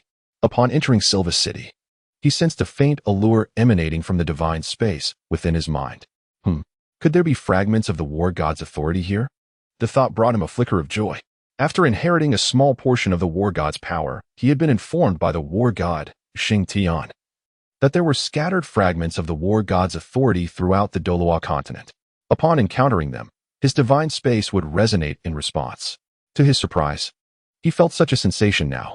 Wang Qin intended to investigate the source of this intriguing pull, yet the sensation abruptly vanished. How could it disappear? How am I to locate it? With the feeling gone, he found himself at a loss. After all, he could not ascertain whether the fragment had been taken away from Silvis City by another or if it remained hidden within the city, merely obstructed from his perception. For the moment, he could only linger in Silvis City, hoping to regain the sensation the following day.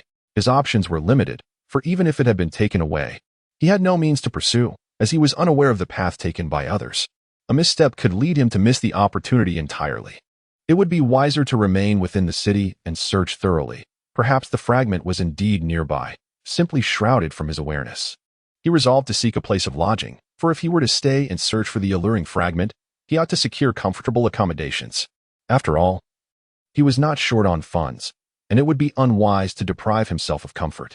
He first located a commendable hotel and booked a 10-day stay, after which he proceeded to seek a meal. After finishing his meal, he planned to visit the Arena of Souls and register a new account there. After all, it was essential to remain in this place to seek out things that captivated him, yet he could not afford to squander time idly. While searching, he could also participate in the soul battles to hone his practical combat skills. After a night of restful slumber, Wang Qin felt his mental acuity had fully rejuvenated. Not only had the fatigue from his continuous journey dissipated, but he also sensed a slight enhancement in his mental prowess. He stepped out of the hotel and began his quest. He primarily sought out the more unique shops, as it was in such establishments that he had previously acquired the fragment of the god of war's authority. With no leads available, he could only start his search in those intriguing locales. He roamed through Silva City for over 3 hours, visiting several shops, yet regrettably, he still did not sense anything significant. He resolved to continue his search, but if he remained unsuccessful, he contemplated heading to the Arena of Souls. At that moment, Wang Chen stumbled upon a rather peculiar shop. Situated on a commercial street in Silva City, it was surrounded by numerous establishments, all of which exuded elegance and cleanliness. In stark contrast, this particular shop appeared as if it were on the brink of closure, its decor remarkably dilapidated. Intrigued by such an unusual establishment, Wang Chen felt compelled to venture inside, pondering the possibility of discovering something that might captivate him. After all, it could prove to be a fortuitous find. The shop's door was closed, adorned only with a simple sign indicating that customers were to push it open themselves. Unlike the invitingly ajar doors of other shops that sought to attract patrons, as Wang Chen pushed the door open and stepped inside, he was met with a distinctive wave of energy. He discerned that this energy was emanating from a soul guide device, which was not precisely what he had hoped to find in Silva City, eliciting a hint of disappointment. Nevertheless, he had come this far, and it seemed prudent to explore further. Despite not sensing the specific item he sought, the prospect of uncovering a unique soul guide device lingered as a potential unexpected treasure. From the information he gleaned from the King Kong family, Wang Chen understood that all soul guide devices emitted a wave of soul power. If they had not been bound by another user, they would display this outward manifestation of soul energy. Generally, soul guide devices lacked offensive capabilities, serving primarily simple supportive functions. Still, their rarity rendered them highly sought after. The soul guide devices that had survived the ages could be considered antiques, as the methods of their creation had long been forgotten. Thus, upon encountering such devices, one must exercise caution and keen observation, otherwise, one might invest a considerable sum only to acquire something of little value. Conversely, it was also possible to secure a remarkably useful soul guide device for a mere pittance. Contingent upon fortune's favor, a stroke of luck might lead one to unearth an item whose purpose was unknown to others, yet perfectly suited for oneself, a true windfall. Inside the shop, there was but one individual present. The space featured 2 counters, with various items hanging on the walls, all appearing rather worn and seemingly devoid of worth. The solitary figure reclined in a wooden chaise longue, eyes closed, swaying gently with the movement of the chair. He appeared to be in his 60s, and despite his advanced age, his physique was robust. The seemingly sturdy chaise longue creaked under his weight as it rocked back and forth. The visage of this individual is strikingly distinctive. His chin protrudes slightly forward, his cheekbones are notably broad, his facial structure is somewhat flat, and he possesses a slightly hooked nose. If one were to liken his countenance to an object, it might be said that his face resembles the sole of a shoe. Though his eyes are closed, there is an air of cunning about him. Upon seeing him, Wang Chen was reminded of Flander from the original work, nearly mistaking him for that four-eyed feline. Yet upon reflection, the age disparity was evident. It was merely a superficial resemblance. Moreover, he was not wearing glasses, thus dispelling the notion of him being the four-eyed cat altogether. Despite the likeness, it is understandable that he bears a somewhat unscrupulous merchant's demeanor, given that he operates a shop. Upon entering the establishment, Wang Chen noticed that he remained reclined in his chair, showing no inclination to rise and greet customers. It became clear to Wang Chen why, despite being situated on the same street as other bustling shops, this one appeared so dilapidated. With such an attitude, it is unlikely that many patrons would choose to shop here. However, having already entered, Wang Chen felt compelled to examine the wares, hoping for an unexpected delight. As he scrutinized the surroundings, he suddenly spotted a black wrist guard.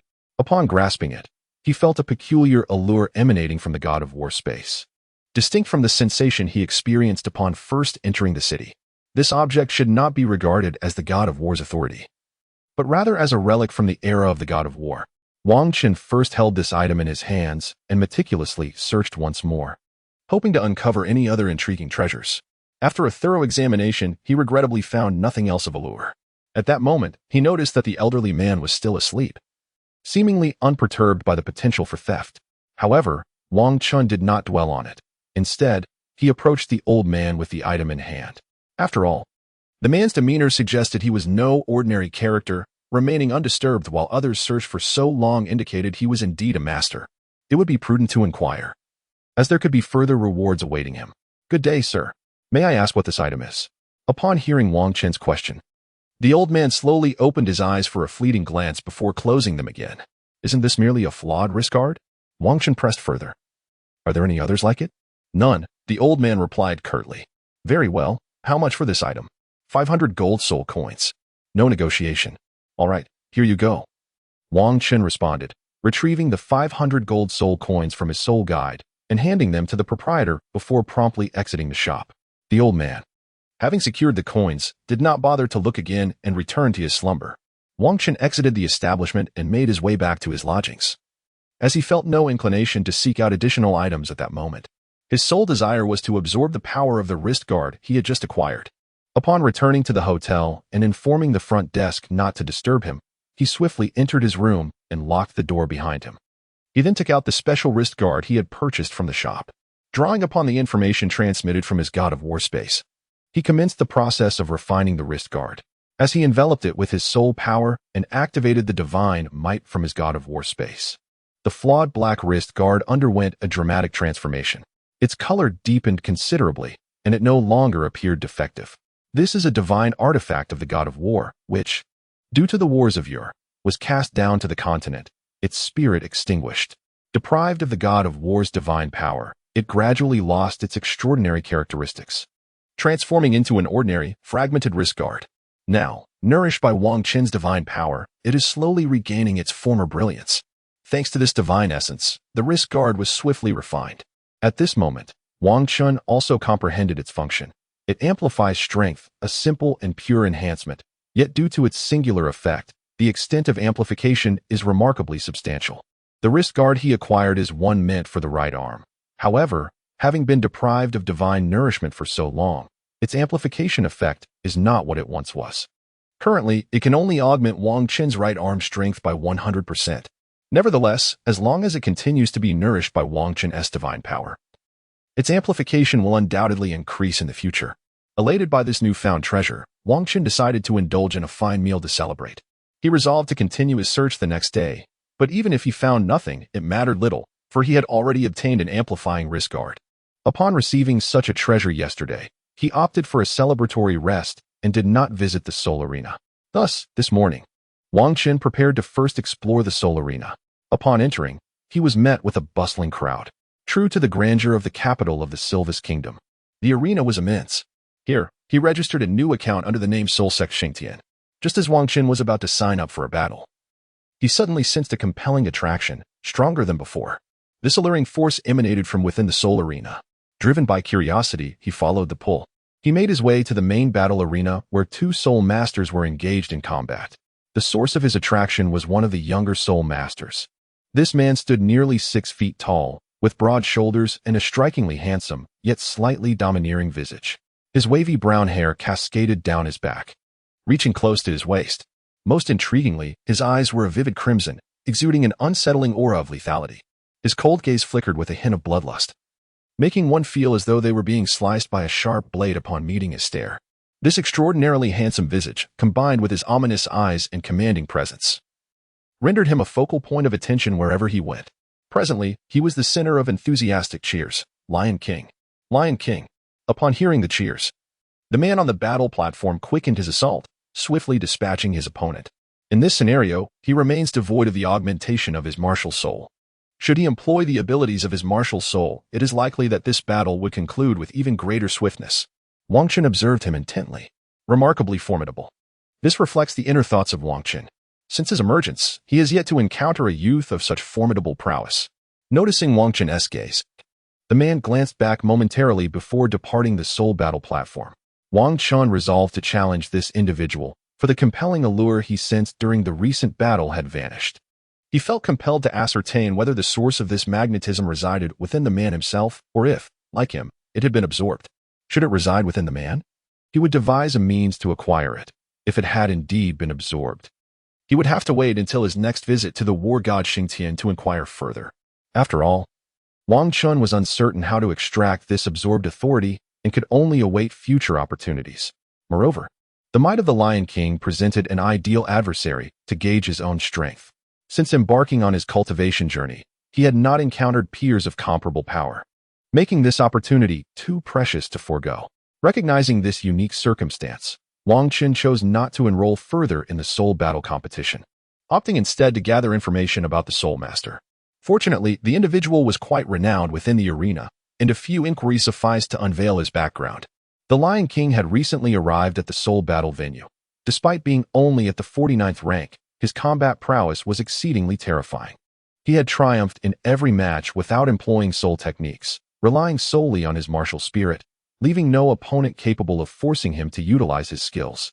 Although his participation in the soul battles was relatively brief, his reputation soared, and he amassed considerable wealth, purchasing a manor within the city of Silvis. His time was primarily divided between competing in battles and honing his skills within his estate, venturing only mid-month to a tavern in Qin City for some leisure. Wang Qin intended to await him there, hoping to arrange a duel, for it would be rather impolite to intrude upon the man's manor with the mere request of a fight. Such an approach may not even grant one entry. The reputation of the Lion King is immense, attracting numerous challengers eager to engage him in combat to elevate their own standing. Consequently, the Lion King seldom battles anyone privately. Unfortunately, there are limited matches available in the arena of souls, and not everyone has the opportunity to confront the lion in battle. Thus, Wang Qin could only bide his time at the tavern, confident that the Lion King, given his prowess, would undoubtedly sense Wang Qin's strength, an inherent rival. Individuals of Wang Qin's caliber would never overlook an adversary of equal stature. Through their encounter, Wang Qin could ascertain the whereabouts of that elusive object. Wang Qin lingered in Silvis City for several days, refraining from scouring other shops, for it was now evident that the item resided with the Lion King. A mere battle would suffice, rendering further searches unnecessary. At long last, the moment arrived. Wang Qin arrived early at the tavern, anticipating the Lion King's arrival. Soon, the Lion King entered, occupying his customary seat by the window. Wang Qin, having gathered intel, opted for a position close to him. Previously, patrons sought out the Lion King here, but he never engaged in duels at this locale, leading to a decline in visitors. The Lion King ordered a dish and quietly sipped his drink, occasionally glancing out the window, lost in thought. At this juncture, Wang Qin approached, drink in hand, and took a seat opposite the Lion King. "Greetings, Lion King," he said, but the Lion King remained unresponsive, engrossed in his drinking. Wang Qin, feeling the urge to display his fighting spirit, released an aura of determination. At last, the Lion King acknowledged Wang Qin. "You are formidable. Do you wish to challenge me?" Though posed as a question, the Lion King's tone was resolute, as if he knew Wang Qin had come to engage him. "Indeed. I have observed your prowess in battle and find you impressive. I wish to test my skills against yours." "Very well. After I finish my drink, we shall battle at my estate." Agreed. Thus, Wang Qin awaited the Lion King to finish his drink before following him to his manor. Upon arrival at the Lion King's estate, the two stood silently on an open ground, both valuing the significance of this contest. They refrained from immediately engaging in battle, choosing instead to harmonize their states of readiness. Neither wished for external factors to affect the outcome of this match. Wang Qin had not encountered a peer-level opponent since his training began, and the Lion King, too, had not faced a challenger of his own age, let alone one capable of eliciting his full potential. A sense of profound solitude permeated the heights. Before him stood Wang Qin, undoubtedly the most formidable opponent he had ever encountered, deserving of his utmost respect. "Are you prepared?" "Yes. Let us first engage in a contest of raw combat prowess, devoid of soul weapons and techniques." "Agreed." Lion King, Simba, Diamond, Wang Qin, I humbly seek your guidance. The battle commenced. The Lion King, Simba, charged fiercely towards Wang Qin. His right fist abruptly raised, aimed directly at Wang Qin's chest. His movements were strikingly straightforward, devoid of any ostentation. Yet, Wang Qin could keenly sense the power behind that strike. With immense strength and remarkable speed, Simba's assault reached its zenith. Truly, he was the Lion King, capable of conquering adversaries within the soul arena without relying on soul techniques, a testament to his extensive combat experience. Wang Qin understood that retreat was not an option at this juncture. Should he falter, Simba's momentum would surge, amplifying the potency of his attack. Thus, he did not evade but instead surged forward. Wang Qin's right foot forcefully struck the ground, propelling him into the air and closing the distance between himself and the Lion King. He raised his right hand and launched a punch towards Simba. Though his strike was slower than that of the lion, Wang Qin, bolstered by his soul bone and various enhancements, felt confident that his attack would be equally formidable. With a resounding thud, their fists collided. Both combatants were momentarily halted in their advance, repelled by the force of the other's strike. Wang Chun was somewhat astonished. He had not anticipated that despite the numerous resources his family had provided to enhance his physique from a young age, coupled with his childhood training to bolster his physical attributes, he would find himself evenly matched with the Lion King. Not to mention the augmentation from the God of War's authority and a millennia-old right arm bone. Simultaneously, a flicker of astonishment crossed Simba's eyes. While he sensed Wang Chun's formidable strength, he had not expected an equal in might. In all his battles within the Soul Arena, he had encountered none who could rival his power. Furthermore, his own fortuitous encounter had further amplified his strength. Indeed, you are the first of your caliber to match my strength. You have earned my full effort. With that declaration, the Lion King charged once more. This time with an assault far more intricate than before. His hands transformed into claws, his left hand leading the charge while his right followed closely behind, launching towards Wang Chun with ferocity. Like a lion pouncing upon its prey, the aura was nothing short of astonishing. Regardless of whether his opponent retreated in avoidance or advanced to confront him, he handled each scenario with remarkable ease. Should the adversary choose to withdraw, the intensity of his assault would escalate, consequently amplifying its potency. Conversely, if the opponent dared to advance, his subsequent strikes would flow relentlessly, exposing vulnerabilities that would lead to a decisive blow. It was through such relentless attacks that he effortlessly triumphed in the arena of combat. Wang Chun, having undergone extensive training and amassed substantial practical experience, was no novice. Although he remained uncertain of the Lion King's subsequent maneuvers, he was well aware of how to respond. Once more, he surged forward, unleashing his formidable attack upon the Lion King. Despite his ignorance of the Lion King's potential follow-up strikes, he was determined to prevent them from manifesting. The Lion King's invincibility in the arena stemmed not only from the formidable nature of his attacks, but primarily from the fact that his opponents at that level lacked the capability to contend with him, rendering them incapable of countering his techniques. However, Wang Chun's prowess was far superior to those he had previously encountered. He could no longer be disregarded. The two forces collided, neutralizing each other's assaults. Since Wang Chun did not adopt a defensive stance, the Lion King was unable to seize the initiative, thereby thwarting the continuation of his subsequent strikes. Nevertheless, as a lion and an undefeated champion in the arena, he proved that even in close combat, he did not falter. This was evidence that he was not merely a fortunate combatant relying on a single technique, but rather a seasoned warrior with a solid foundation and rich experience. The sharp, decisive punches exchanged between Wang Chun and the Lion King appeared almost as if they were imbued with divine technique, leaving spectators in a state of bewilderment. At that moment, Wang Chun once again sensed an irresistible force emanating from the Lion King. Indeed, whenever he unleashed his full strength, Wang Chun could perceive it clearly. The greater the Lion King's force, the more distinct the sensation became. In that fleeting moment of realization, Wang Chun found himself momentarily dazed, only to be struck fiercely by a powerful palm strike from the Lion King, sending him flying.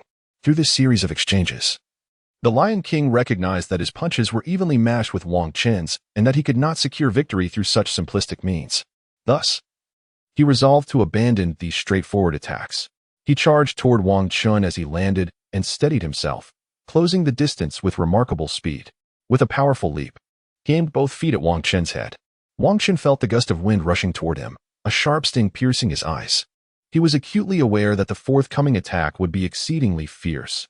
If struck, he would likely momentarily lose control, subsequently succumbing to the Lion King's relentless follow-up assault.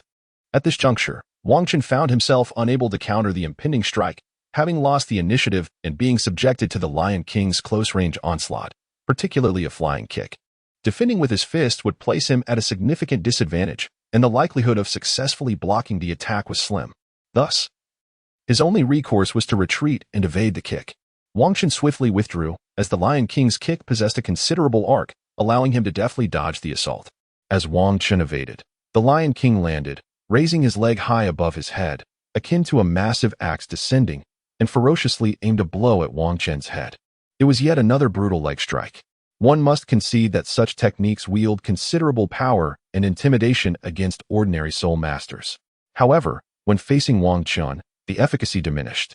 For the Lion King's attack arc was excessively broad, and its speed did not reach a level where Wang Chun could not evade it, rendering the strike futile. Nevertheless, the Lion King's consecutive strikes flowed seamlessly, maintaining an aggressive stance without a moment's pause, leaving Wang Chen momentarily unable to discern any openings, forcing him to continuously evade. He resolved to wait for the Lion King's stamina to wane and his attacks to weaken before seeking out vulnerabilities, for given the current pace of the Lion King's assaults, it was virtually impossible for him to land a hit. Yet, could the Lion King's attacks truly be so simplistic? If they were, he would not resort to such easily avoidable maneuvers after his initial strike failed, thereby squandering his energy. Eventually, amidst his continuous evasion, Wang Chen discerned an unusual pattern in the Lion King's attacks. The speed of the strikes increased with each leg kick, and the force grew more formidable. This strategy aimed to build momentum, compelling his opponent to be unable to evade as the attacks accelerated, ultimately subjecting them to his enhanced blows and rendering them incapable of fighting back.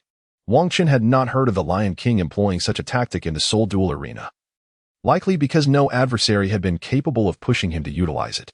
Now that he comprehended the Lion King's attack strategy, Wang Chen was determined not to allow him to accumulate any further momentum. Even if he were to endure a strike now, he would strive to disrupt the onslaught. As the Lion King prepared for yet another high leg strike, Wang Chen surged forward, using his left hand to block the Lion King's attack from below while simultaneously launching his right hand upward towards the Lion King's leg at the moment of impact. Bang! Bang! With two muffled thuds, Wang Chen, relying solely on the strength of his hands, thwarted the Lion King's assault, not only interrupting his momentum but also diminishing the damage he sustained. With a sudden surge of power, Wang Chen thrust his hands upward, propelling the Lion King backward. The Lion King, taken aback by Wang Chen's unconventional method of countering his attack, felt a surge of exhilaration. It had been a long time since he had encountered such a formidable opponent. For a warrior of his caliber, nothing brought greater joy than facing a worthy adversary. Not one to simply endure blows without retaliation, Wang Chen charged toward the grounded Lion King, unleashing the powerful techniques he had learned from the elders in the Southern Legion. Swish, swish, swish. Each of Wang Chen's strikes targeted the Lion King's vulnerabilities, compelling the latter to defend with all his might. After all, he lacked the extensive combat experience of the Southern Legion's elders, leaving him to passively absorb Wang Chen's fierce onslaught. Yet, prolonged defense inevitably leads to vulnerability. Seizing the opportunity, Wang Chen executed the Yama's three-point hand, intercepting the Lion King's arms and delivering a blow to his chin, exposing his throat. However, recognizing the blow was not intended to be fatal, Wang Chen refrained from attacking his throat with an elbow strike. Nonetheless, the impact of Wang Chen's move sent a jolt of stimulation through the Lion King, prompting him to activate his martial spirit and swiftly retreat from Wang Chen's range of attack. I concede, the Lion King declared as he distanced himself from Wang Chen. Although he had never faced such a powerful rival of equal rank before, his defeat filled him with delight, and he resolved to invite Wang Chen for a full-force rematch. Let us engage in a battle of our utmost abilities. I know you are eager for it as well. Indeed, Wang Chen replied, readily accepting the Lion King's invitation. The Lion King, elated by Wang Chen's response, unleashed his martial spirit. A fierce brown glow erupted from his form as he extended his arms to either side, puffed out his chest, and his bones cracked ominously while his muscles swelled, stretching his attire to its limits. Each muscle became distinctly pronounced beneath the fabric, and even the air surrounding him seemed to thrum with fervor. His mane of brown hair lengthened, enhancing his imposing presence. The transformation was most pronounced in his hands, which had swelled to twice their original size, now covered in a coat of brown fur. As he flexed his fingers, razor-sharp claws resembling daggers emerged and retracted with fluidity, each talon measuring an impressive 8 inches in length. Flickering with a chilling, ethereal glow, the Lion King, Simba, gradually leaned forward, the crimson hue in his eyes deepening, evoking the sense of a relentless killing machine. Beneath him, four luminous rings ascended in succession, 2 yellow and 2 purple. The swirling soul rings exuded a tremendous pressure akin to crashing waves, overwhelming those nearby. With the manifestation of his martial spirit complete, the Lion King announced his martial spirit and rank. I am Simba, martial spirit, Savage Lion, rank 49 Battle Soul Master. Please instruct me. This marked a formal challenge between soul masters, distinctly different from the prior battle reliant solely on physical prowess. Simultaneously, Wang Chen swiftly completed his own martial spirit manifestation. Experiencing a remarkable transformation, his stature surged, and his muscles swelled, unmistakably signaling that he was a formidable soul master. Beneath him appeared 4 soul rings, 1 yellow, 2 purple, and 1 black, pulsating rhythmically and exerting immense pressure towards the Lion King. Upon witnessing Wang Qin's soul ring configuration, the Lion King was momentarily taken aback. However, recognizing that they were in the midst of combat, he refrained from inquiring further. Yet, he understood why Wang Qin could rival his strength at such a young age. His soul rings possessed an exceptionally high age. I am Wang Qin, martial spirit, Titan Great Ape, rank 47 Battle Soul Master. Please bestow your guidance. Upon hearing this, the Lion King sprang into action. The difference between his state with and without his martial spirit was stark. He charged towards Wang Qin, claws like blades poised to strike. Unyielding, Wang Qin stepped forward, blocking with his left hand while delivering a powerful right-hand strike. Thanks to the defensive capabilities granted by his martial spirit, his left hand successfully parried the Lion King's assault, while the forceful punch collided with the Lion King's attack. Boom! With such enhancements, Wang Qin's right arm bore a strength that far surpassed that of the Lion King, propelling him backward once more. Seizing the opportunity, Wang Qin launched himself forward, using the powerful recoil from the ground to prepare for another fierce attack on the Lion King. Realizing the disparity in their strengths, the Lion King resolved not to confront Wang Qin head-on, but to leverage his speed to outmaneuver his opponent. The first yellow soul ring beneath him suddenly glimmered, and his speed surged, causing him to vanish from Wang Qin's side in an instant. Whoosh! The Lion King reappeared to Wang Qin's right side, his claws striking down ferociously, enhanced by the augmentation of his soul skills, rendering them even sharper. Aware that his martial spirit's defensive capabilities alone would not suffice, Wang Qin activated his defensive soul skill, Indestructible Diamond. His entire form radiated a golden hue, and his defenses surged dramatically. Clang! The Lion King's assault proved ineffective. After a single strike, he vanished once more, only to reappear at Wang Qin's left flank, launching another attack before disappearing again. Thus, the Lion King continued to materialize and vanish, unleashing a barrage of rapid and formidable strikes upon Wang Qin. Were he an ordinary individual, he would likely have succumbed to such overwhelming force. However, Wang Qin was no ordinary man. He fortified his defenses significantly with his second soul skill, successfully parrying the Lion King's swift onslaught. Yet, due to the Lion King's astonishing speed, he found himself unable to retaliate. Moreover, amidst the flurry of blows, he became increasingly aware of an alluring force emanating from the Lion King, its intensity growing with each attack. As he stood firm against the Lion King's relentless strikes, Wang Qin sensed the acceleration and potency of the assaults intensifying, much like the leg strikes he had previously employed. The Lion King's continuous barrage seemed to amplify both speed and strength. It was likely that the inspiration for his leg strikes had stemmed from this very soul skill. Understanding this, Wang Qin resolved to prevent the Lion King from further augmenting his prowess.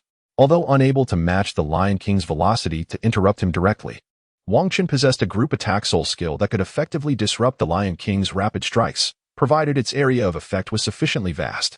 With a resounding roar, a Titan gorilla formed from soul energy materialized behind Wang Qin, unleashing a powerful sonic wave that reverberated in all directions.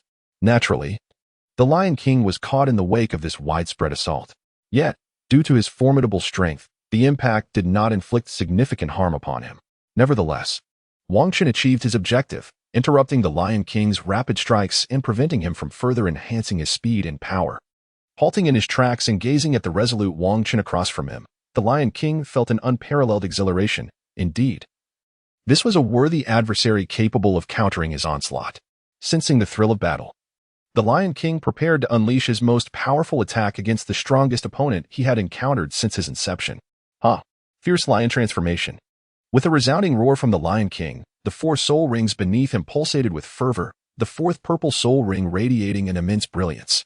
He unleashed his most formidable soul skill to amplify his strength, intending to confront his opponent with his utmost power, which also served as a testament to his greatest respect for the adversary. Upon activating the 4th soul skill, the Lion King, already augmented by the embodiment of his martial spirit, experienced a further expansion of his majestic physique, his muscles bulging impressively, stretching his attire to its limits. Yet, the fabric held firm, likely a bespoke creation designed to withstand such transformations. Much like Wang Qin, who had commissioned several outfits from his family specifically for his 4th soul skill, these garments not only provided a degree of protection but also possessed remarkable elasticity, adapting to the varied embodiments of beast martial spirits. Transformed, the Lion King's aura became even more formidable. Beneath the taut fabric, patches of brown fur were visible, enhancing his defensive capabilities. His claws swelled once more, and the emerging blades upon them turned a rich brown, while his blood-red eyes gleamed with a terrifying ferocity, exuding the essence of the king of beasts. Witnessing this, Wang Qin comprehended the situation. The Lion King was prepared to unleash his full might. In response, Wang Qin activated his own Millennium Fourth Soul skill, resulting in a substantial augmentation to his own power. Once his fourth soul skill was in effect, the pressure emanating from Wang Qin surpassed even that of the Lion King. As Wang Qin completed his enhancement, the Lion King surged towards him. He raised his right claw, and the brilliance of his second soul ring illuminated, bestowing an ethereal projection around his claw, further elevating his offensive prowess. If the Lion King's first soul skill served to enhance both speed and attack, resulting in a more varied but less potent amplification, his second soul skill was a concentrated assault, singularly fortifying his attack power and thus delivering a considerably greater enhancement. Wang Qin felt the force of this strike and was taken aback. He had not anticipated such an overwhelming assault from the Lion King. However, recalling the potential enhancement from a fragment of authority, it became clear that this attack was likely bolstered by that unique fragment. The Lion King's speed was already formidable, and with the advantage of the initiative, Wang Qin realized that evasion was futile. He would have to rely on his defensive capabilities to withstand the impact. Invincible! He activated his defensive soul skill to significantly bolster his defenses, preparing to endure the onslaught before launching a counterattack. Boom! The formidable attack of the Lion King descended, and Wang Qin crossed his hands to deflect the blow. Seizing the moment of stalemate between his defense and the Lion King's assault, Wang Qin unleashed his third soul skill. Although the Lion King had previously witnessed the sonic soul technique, he had not anticipated its instantaneous activation, as the earlier manifestation had required a brief wind-up. Consequently, he was caught off guard and momentarily stunned. Though this lapse lasted merely an instant, it represented a critical vulnerability for two evenly matched adversaries. Moreover, Wang Qin possessed a slight edge in strength and a wealth of combat experience. Given that this opportunity was of his own making, he would not let it slip away. The Lion King's weakened strike against Wang Qin was easily repelled, freeing Wang Qin's hands. He immediately activated his first soul skill, enveloping his right hand in a radiant golden aura, and delivered a powerful punch to the Lion King's jaw, sending him hurtling backward. As the Lion King regained his senses, he was struck again on the chin, causing him to lose control of his body and crash to the ground. Wang Qin chose not to pursue further attacks, pausing to observe the fallen Lion King. After a brief moment, the Lion King recovered, dispelled his martial spirit, and approached Wang Qin. "You have won. Truly. You are a formidable opponent whom I deemed a threat. This time, I merely had the advantage. You are indeed impressive." Following this encounter, Wang Qin concluded that the power he had sensed was absorbed by the Lion King, albeit only a fragment, lacking the mutual perception ability Wang Qin possessed. Thus, the Lion King failed to sense the power emanating from Wang Qin, merely feeling excitement at encountering a rival of equal strength. Wang Qin, on the other hand, was uncertain how to reclaim the fragmented powers that had been absorbed by others and decided to ponder this matter no further, intending to inquire about it when he next met the war god Xingtian. "You are incredibly strong, the first soul master of equal rank to defeat me in my career. Therefore, I would like to invite you for a drink."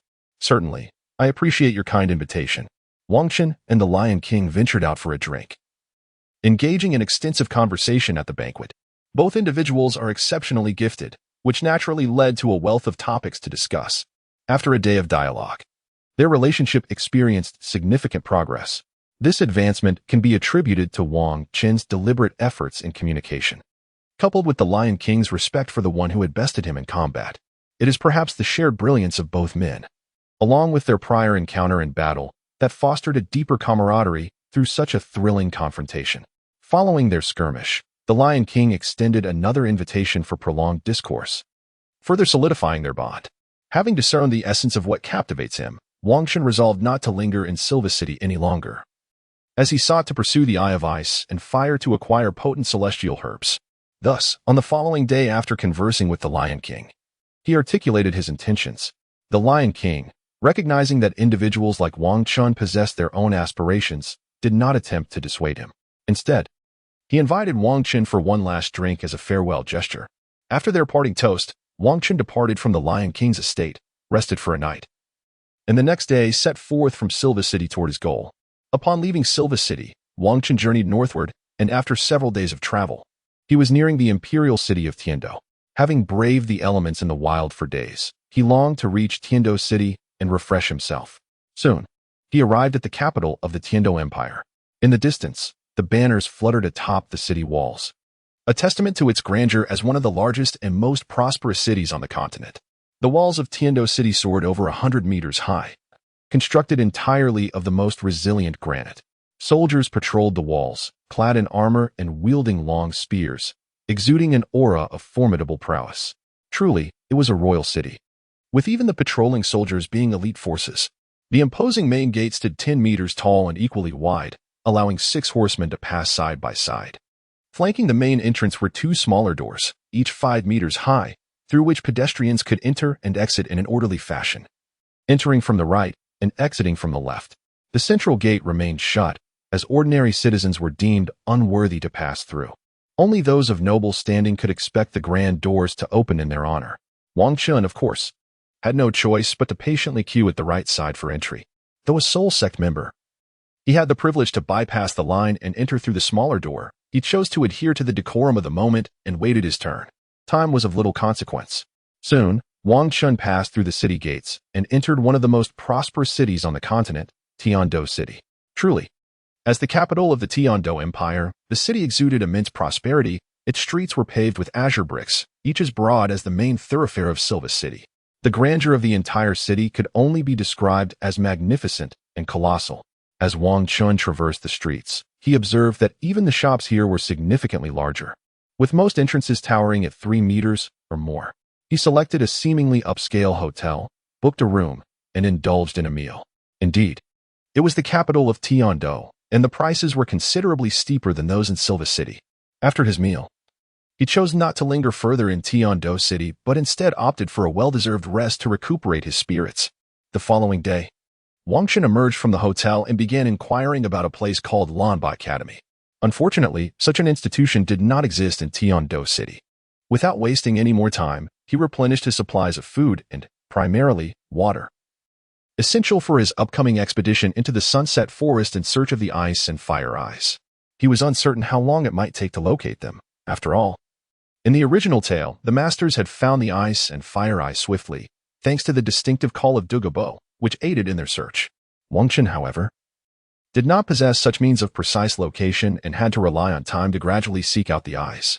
Fortunately, they had only required a day to reach the vicinity of Douluo, so he need not search an extensive area, merely a specific region. Moreover, Douluo likely had not yet claimed the Ice and Fire Eyes, and the poisonous miasma would be relatively easy to identify. After all, the toxic gas from the Ice and Fire Eyes rendered soul beasts unable to survive in that vicinity. Thus, by seeking out areas where soul beasts were scarce, the likelihood of discovering the Ice and Fire Eyes would be greatly enhanced. Having prepared the necessary tools for harvesting celestial herbs, Wang Chun set forth toward the Sunset Forest. Should the Ice and Fire Eyes be claimed by Douluo, he would leave Tiando and return to the King Kong clan, enlisting the aid of the clan elders to seize the celestial herbs. Conversely, if Douluo had not claimed them, Wang Chun would enter directly and gather the items recorded in his family's texts, disregarding the rest. As for determining whether the Ice and Fire Eyes had been taken over by Douluo, it would suffice to observe the surroundings upon locating them.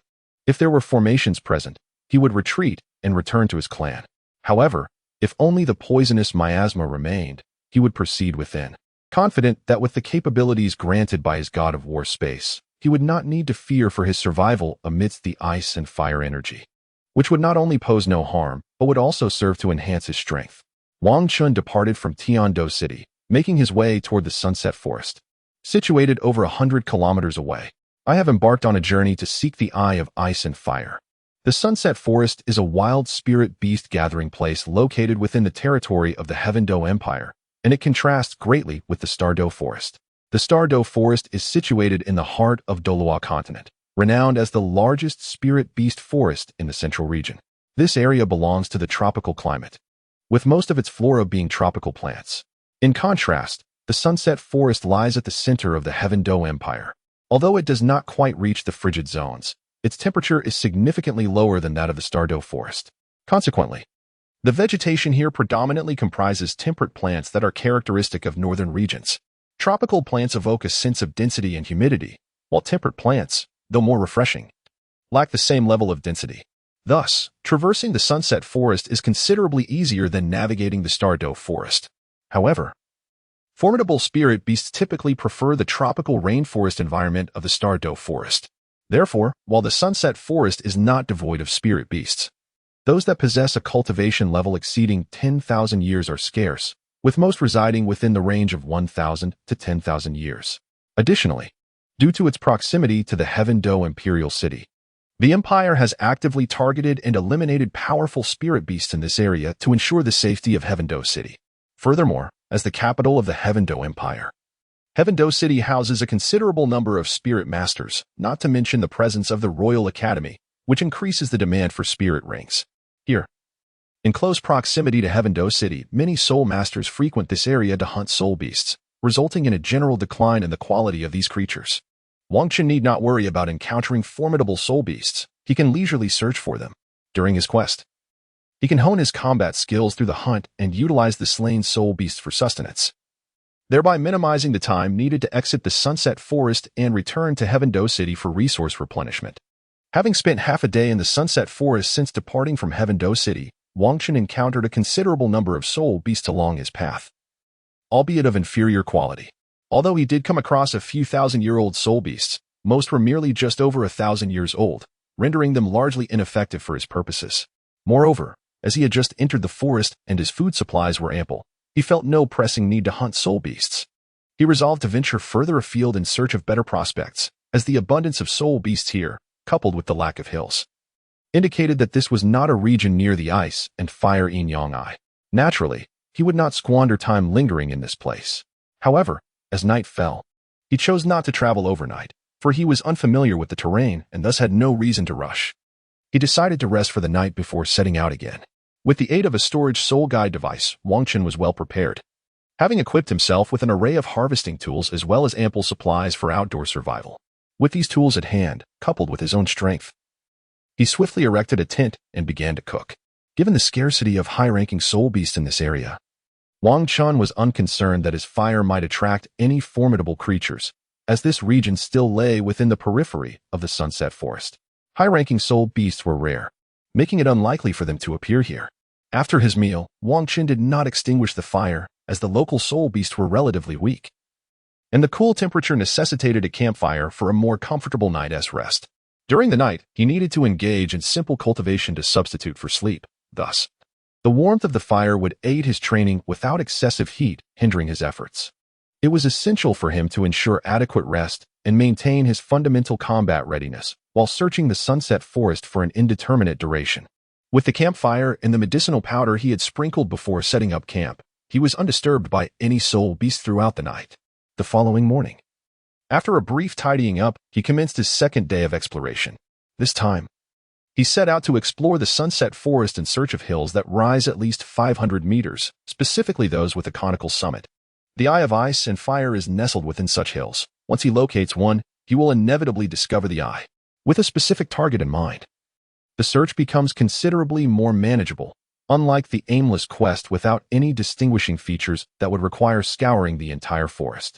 Now, he only needs to identify hills exceeding 500 meters in height, which naturally enhances the efficiency of his search, far surpassing that of the Golden Iron Triangle from the original tale. They were oblivious to any particular characteristics, only aware that Douluo resided somewhere in the sunset forest, making their search exceedingly challenging. Had it not been for Douluo's distinctive howl, they likely would have never found their way. However, despite Wang Qin possessing one additional clue compared to the Golden Iron Triangle, the difficulty of his search was still considerable. While hills of at least 500 meters were not exceedingly rare in the sunset forest, they were also not particularly abundant, and they were scattered throughout the forest rather than clustered together, requiring Wang Qin to search diligently. Nevertheless, by observing the population of various soul beasts within the forest and correlating that with the hills, his search speed significantly increased.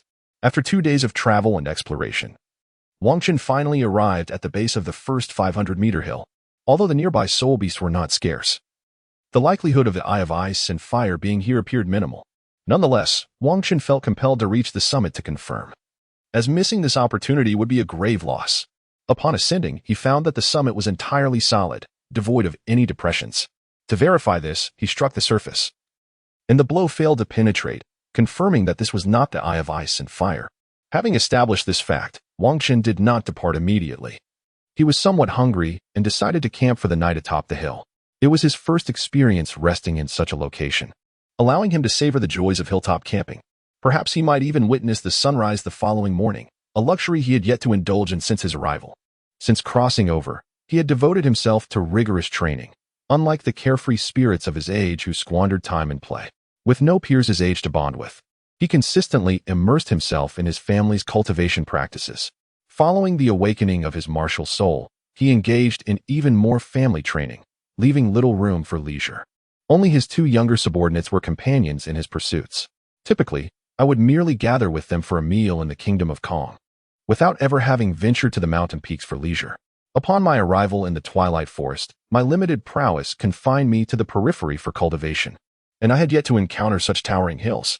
Furthermore, since embarking on my journey, I had not once experienced the joy of camping to witness the sunrise. A modest wish now fulfilled.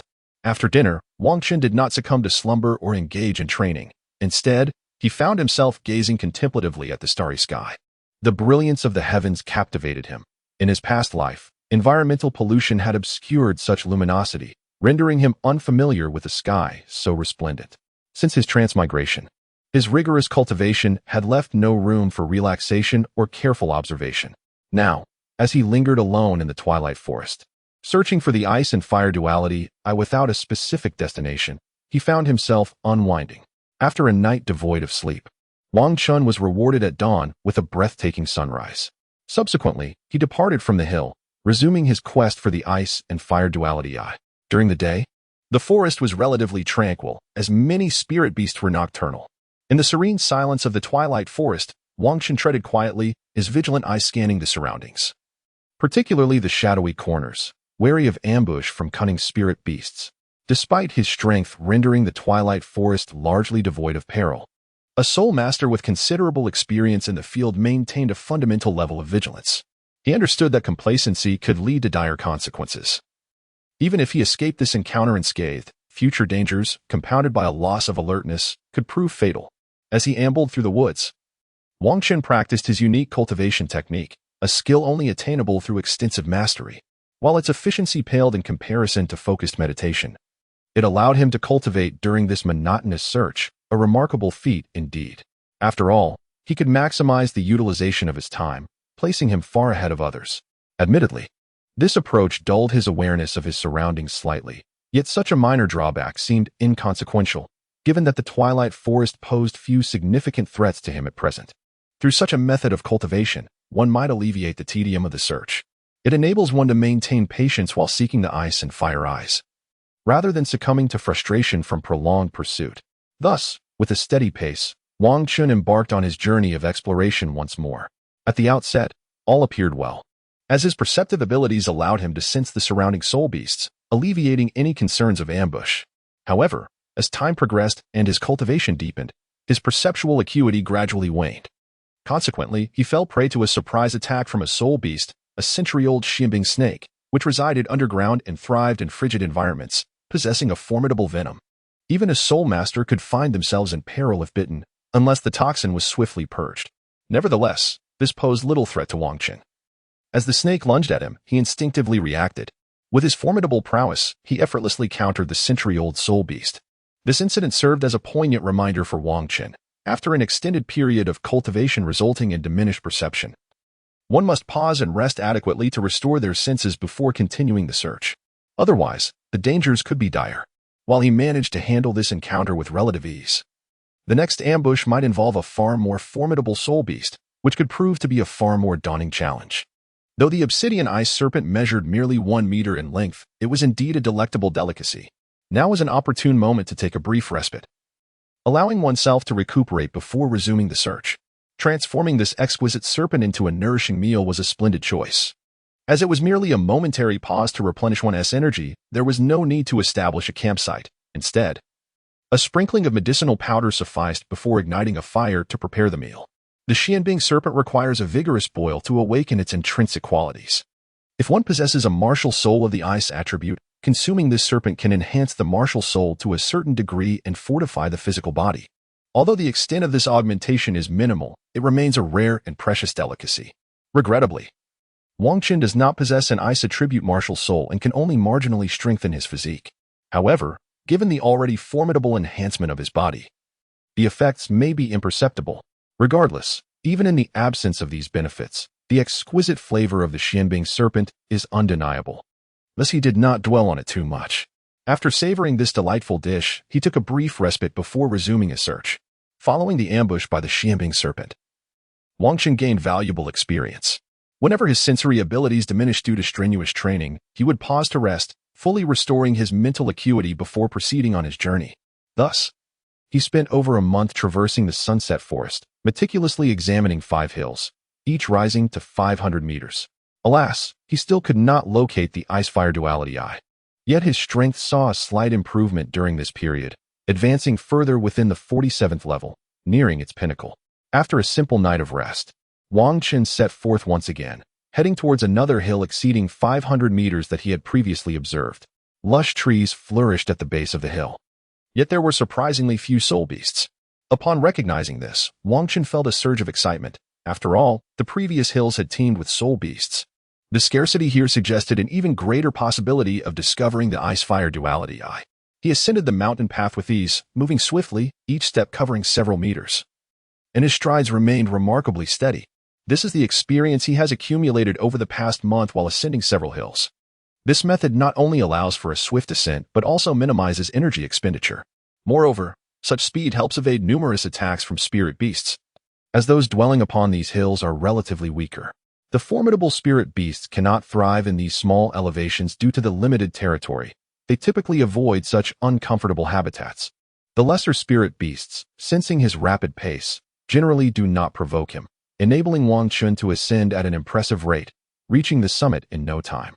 Upon arriving at the mountain's peak, Wang Qin could not help but smile. After more than a month of searching in the Sunset Forest, he had finally discovered a location that might host the Eye of Ice and Fire. Although it remained unconfirmed, it offered him a glimmer of hope. Unlike his previous encounters where the summits were completely sealed off, leaving no room for optimism, he observed the area carefully, despite it being daytime.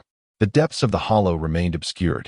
A swirling mist of blue and red gas emanated from below, dissipating shortly after escaping the hollow. No wonder few have discovered this place. The gas vanishes upon leaving the hollow. It is virtually imperceptible from a distance. Wang Qin is now inclined to believe that this is indeed the Eye of Ice and Fire, as such a unique fusion of icy and fiery energies could only manifest here. Approaching the hollow, he surmises that Douluo has yet to uncover this site, given that there is no visible path or formation present. Thus, Wang Qin resolves to descend for a closer inspection. Thanks to the God of War space, he has no concerns regarding the effects of the icy and fiery energies within. Rather than posing a threat, these energies can be absorbed by the God of War space, enhancing his physical strength. Lacking the formidable power of Douluo, he cannot simply leap down without caution. There are no external soul bones like those of Tang, Sin that would allow one to descend directly down a cliff. However, prior to his journey, Wang Qin prepared a set of claws specifically designed for rock climbing, which he could now utilize. After equipping his hands with the claws, he leaped directly into the ravine, gripping the rock face with his claws and halting his fall. He then continued to descend, alternating the strength of his hands, swiftly making his way down the slope. Before long, Wang Qin safely reached the ground. He meticulously surveyed his surroundings. In the center lay a small, oval-shaped hot spring. Its waters a striking contrast of milky white and crimson. Although contained within the same spring, the two colors remained distinctly separate, never encroaching upon one another, each steadfastly maintaining its own side. Indeed, this was the fabled Ice and Fire Duality Eye from the original text, a location Wang Qin had consciously sought for over a month, and he had finally discovered it. As the icy and fiery energies entered his body, they were absorbed by the God of War space, subsequently enhancing his physical form. Regrettably, the degree of enhancement was minimal for Wang Qin at this stage, rendering it scarcely beneficial, so he chose not to dwell on it further. Instead, he commenced a search for the celestial herbs mentioned in the original work, as well as those he had learned about from the collection of the King Kong family, with his cultivation of the youthful technique having reached its 3rd level. The meteor technique, his physical attributes had significantly improved, and his vision was exceptionally keen. Utilizing his enhanced eyesight and the sunlight above, Wang Chun was able to thoroughly observe the area below. Surrounding the ice and fire duality, was a plethora of various plants, each displaying unique forms, resembling a botanical paradise. Not far in front of him, near the edge of the milky white hot spring, was a cluster of what appeared to be small insects. This must be the exquisite caterpillar fungus, known as snow silkworm. Wang Chun examined the specimen closely and quickly recognized it. The fungus itself is a rare medicinal material, commonly referred to as caterpillar fungus, which is essentially a parasitic fungus that invades the bodies of high-altitude moth and bee larvae, extracting nutrients until the host becomes stiff and dies. When summer arrives, the fungal spores reproduce within the dead host, producing a stick-like fruiting body from the top of the caterpillar, hence the name caterpillar fungus. The snow silkworm is another name for the finest variety of this fungus, characterized by its gray-white exterior adorned with ring patterns and possessing a total of 8 pairs of legs, with the 4 pairs in the middle being the most pronounced. Its texture is fragile, breaking easily, with a slightly flat cross-section that bears a hint of yellow. The subentity is slender, ranging in color from deep brown to chestnut, exhibiting a cylindrical form, generally longer than the insect body, with a slightly bulging spore at the top. Its exterior is a bright yellow, while the interior is white and plump, not only larger than the ordinary cordyceps but also possessing significantly greater efficacy. Immediately thereafter, Wang Chun noticed another plant adjacent to the snow silkworm. This specimen bore a yellow-brown exterior with a cross-section of reddish-yellow. The leaves are alternate and elongated, curving gracefully. The leaf blades are ovate and heart-shaped, tapering to a fine point. In summer, small yellow-green flowers adorned with purple spots bloom from the leaf sap, their twisted form appearing quite peculiar. This must be the cinnabar lotus. Wang Chun chose not to linger on this plant and began searching for the immortal herbs mentioned in the original text. Soon, he stumbled upon a remarkable flower. It was a large pale pink bloom, devoid of leaves, with a stem measuring 3 feet in length and a flower head of considerable size, boasting a diameter of nearly a foot. Each petal shimmered like crystal, translucent and delicate, as the pale pink flower swayed gently in the mist. Situated at the confluence of red and white springs, Wang Chun was still over 10 meters away from the flower, yet he could already perceive its subtle fragrance. The flower's center was a light purple, resembling a cluster of amethyst diamonds embedded within, the aroma wafting gently, not overpowering, but rather reminiscent of the enchanting scent of a maiden. Upon seeing this large pink blossom, Wang Chun recognized it as the fragrant Qilua flower from the original text. However, this flower held little significance for him. He had primarily ventured to the ice and fire 2EI in pursuit of the 2 immortal herbs that Tang San had consumed in the original narrative.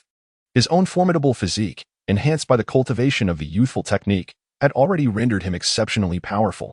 Moreover, his god of war space had further fortified his physical defenses. And consuming these 2 immortal herbs would augment his defensive attributes, thereby mitigating his vulnerabilities. In no time, Wang Chun retrieved a dagger from his storage soul guide and proceeded cautiously towards the medicinal herbs by the coldestine spring within the ice and fire 2EI. He soon halted before a white medicinal herb. The top of this white herb resembled a large white flower, octagonal in shape, with a center that sparkled like ice crystals. There was no fragrance emanating from it, and its location marked the very center of the coldestine spring. Without further hesitation, Wang Chun swiftly wielded his dagger, simultaneously retreating rapidly, finding himself 10 meters away in the blink of an eye. As the dagger glimmered with cold light, the octagonal white flower fell in response, landing among the herbs, and in an instant, a chill pervaded the surroundings, covering the nearby herbs with a delicate layer of frost. Though this herb is indeed a celestial treasure, it is far from beneficial. On the contrary, it is an exceedingly rare poison. This plant is known as the 8-pointed ice crystal herb, a flower of extraordinary coldness, capable of instilling a chilling dread in the heart and numbing the central nervous system. Within a 10-meter radius, its frigid aura is oppressive, and prolonged exposure can lead to a heart poisoned by its icy essence, with no remedy in sight. One should not only refrain from consuming it, even proximity brings misfortune. To pluck it from the ground, one must employ a tool forged of gold or iron. After severing the 8-pointed ice crystal herb, Wang Chun did not linger in that place nor did he attempt to collect it. Instead, he hastily made his way to the opposite side of the ice and fire duality eye, heading towards the very center of the blazing sun spring. This time, his objective was a plant that resembled a cabbage, yet was resplendently crimson. He once again retrieved a jade dagger from his storage soul guide. employing the same method as before to pluck this celestial herb, in stark contrast to the frigid eight-cornered frost grass he had previously harvested. The specimen he gathered this time was a rare and potent fire poison, the fiery apricot blossom. This remarkable entity flourished solely in searing terrains, capable of thriving even amidst molten lava, with properties that were entirely opposite to those of the eight-cornered frost grass. However, it could not be severed with metal. Only jade could be used for its collection. Channeling his soul force, he drew both celestial herbs towards him. Before Wang Qin lay two celestial herbs, both of which had simultaneously lost their extreme cold and heat. The octagonal Xianbing grass was enveloped in a faint red glow, while the Lihua Xingjiaoshu radiated a delicate white mist. There was no room for hesitation. After their energies intertwined, although they would inhibit one another, their effects would completely dissipate after 10 breaths. Thus, this fleeting moment was the optimal time to consume them. Without a moment's pause, Wang Qin swiftly gathered the two herbs and devoured them eagerly. As the herbs melted upon his tongue, they transformed into a liquid that coursed down his throat, filling him with a fragrant essence that was undeniably delightful. Once he finished, Wang Qin shed his specially crafted attire and approached the convergence of the ice and fire duality. Almost immediately after he stepped forward, the effects of the consumed herbs began to manifest. In the span of merely 3 breaths, his body quivered. A layer of icy blue energy surged from beneath his feet, enveloping him entirely in blue, swiftly followed by a radiant red, rendering him akin to a freshly boiled shrimp. The juxtaposition of blue and red was strikingly peculiar. This simple process of transformation posed little challenge for Wang Qin, who possessed the divine warrior space. However, this was merely the initial surge of extreme energies. Many more awaited him. Hence, he resolved to emulate Tang San and plunge into the heart of the ice and fire duality to aid in the absorption of the celestial herbs. As he dove into the convergence, he felt no trepidation regarding the waters of the ice and fire duality affecting him. With the two celestial herbs and the waters of the duality, Wang Qin's body began to undergo further enhancement. Moreover, the divine warrior space played a crucial role, first absorbing the overwhelming potency of the herbs, then transforming it into a gentler essence that gradually fortified Wang Qin's physique. Unlike Tang San, who nearly succumbed to the overwhelming effects, Wang Qin sat cross-legged at the convergence, activating his unique cultivation technique to accelerate the absorption of the herbal essence. As he did so, not only was his strengthening expedited, but he also drew from the special waters of the ice and fire duality, further augmenting both his body and mental fortitude. The duality also facilitated his absorption of the celestial herbs, hastening the transformation of the herbs into icy fire energy within him. With the internal fortification of icy fire energy, compounded by the external waters of the duality, Wang Qin's strength was rapidly escalating. Thanks to the balancing influence of the divine warrior space, he had no fear of being overwhelmed by the immense potency of the herbs. His body would only strengthen incrementally before the divine warrior space would release energy to enhance him, rather than unleashing a torrent of potent energy all at once. It was precisely because of this divine warrior space that Wang Qin dared to absorb the remarkable celestial herbs that had nearly shattered Tang San in the original narrative. In just a few minutes after consuming the herbs and leaping into the ice and fire duality, Wang Qin felt his physical strength increase by at least 3-fold. Given his extensive cultivation, bolstered by various resources from his family, the divine warrior authority, and other enhancements, he had already achieved considerable strength. Yet, in this brief interval, he experienced such a significant augmentation. Although it was merely the beginning, the effects were indeed most profound. The subsequent effects may wane, however. He has only absorbed a fraction of the medicinal potency thus far. Even if the enhancement effects diminish later, his physical prowess is destined to be at least doubled. This underscores the terrifying efficacy of these celestial herbs. No wonder the 7 monsters of Shrek in the original tale could cultivate at such an astonishing pace, amassing formidable strength. As Wang Qin plunged into the ice and fire yin-yang, the spring water surged momentarily. Before long, the water calmed, and he had quietly submerged. The surface returned to tranquility, the milky white and crimson hues remaining distinct. Mist lingered in the air, enveloping everything in serene silence. Time flowed like water. From dawn to dusk, merely a cycle of sunrises and sunsets. It has been said that in the blink of an eye, a day slips away. In the closing of one's eyes, a lifetime may pass.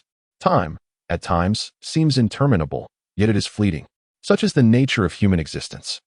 As night fell once more, darkness cloaked the land, encompassing the realm of the ice and fire yin-yang and shadows, while Wang Qin, submerged within, had yet to resurface. It appeared as though he had vanished entirely from the spring. 2 days elapsed before Wang Chun finally emerged from the ice and fire yin-yang eye. He now felt that his physical strength had more than doubled, as had his overall power.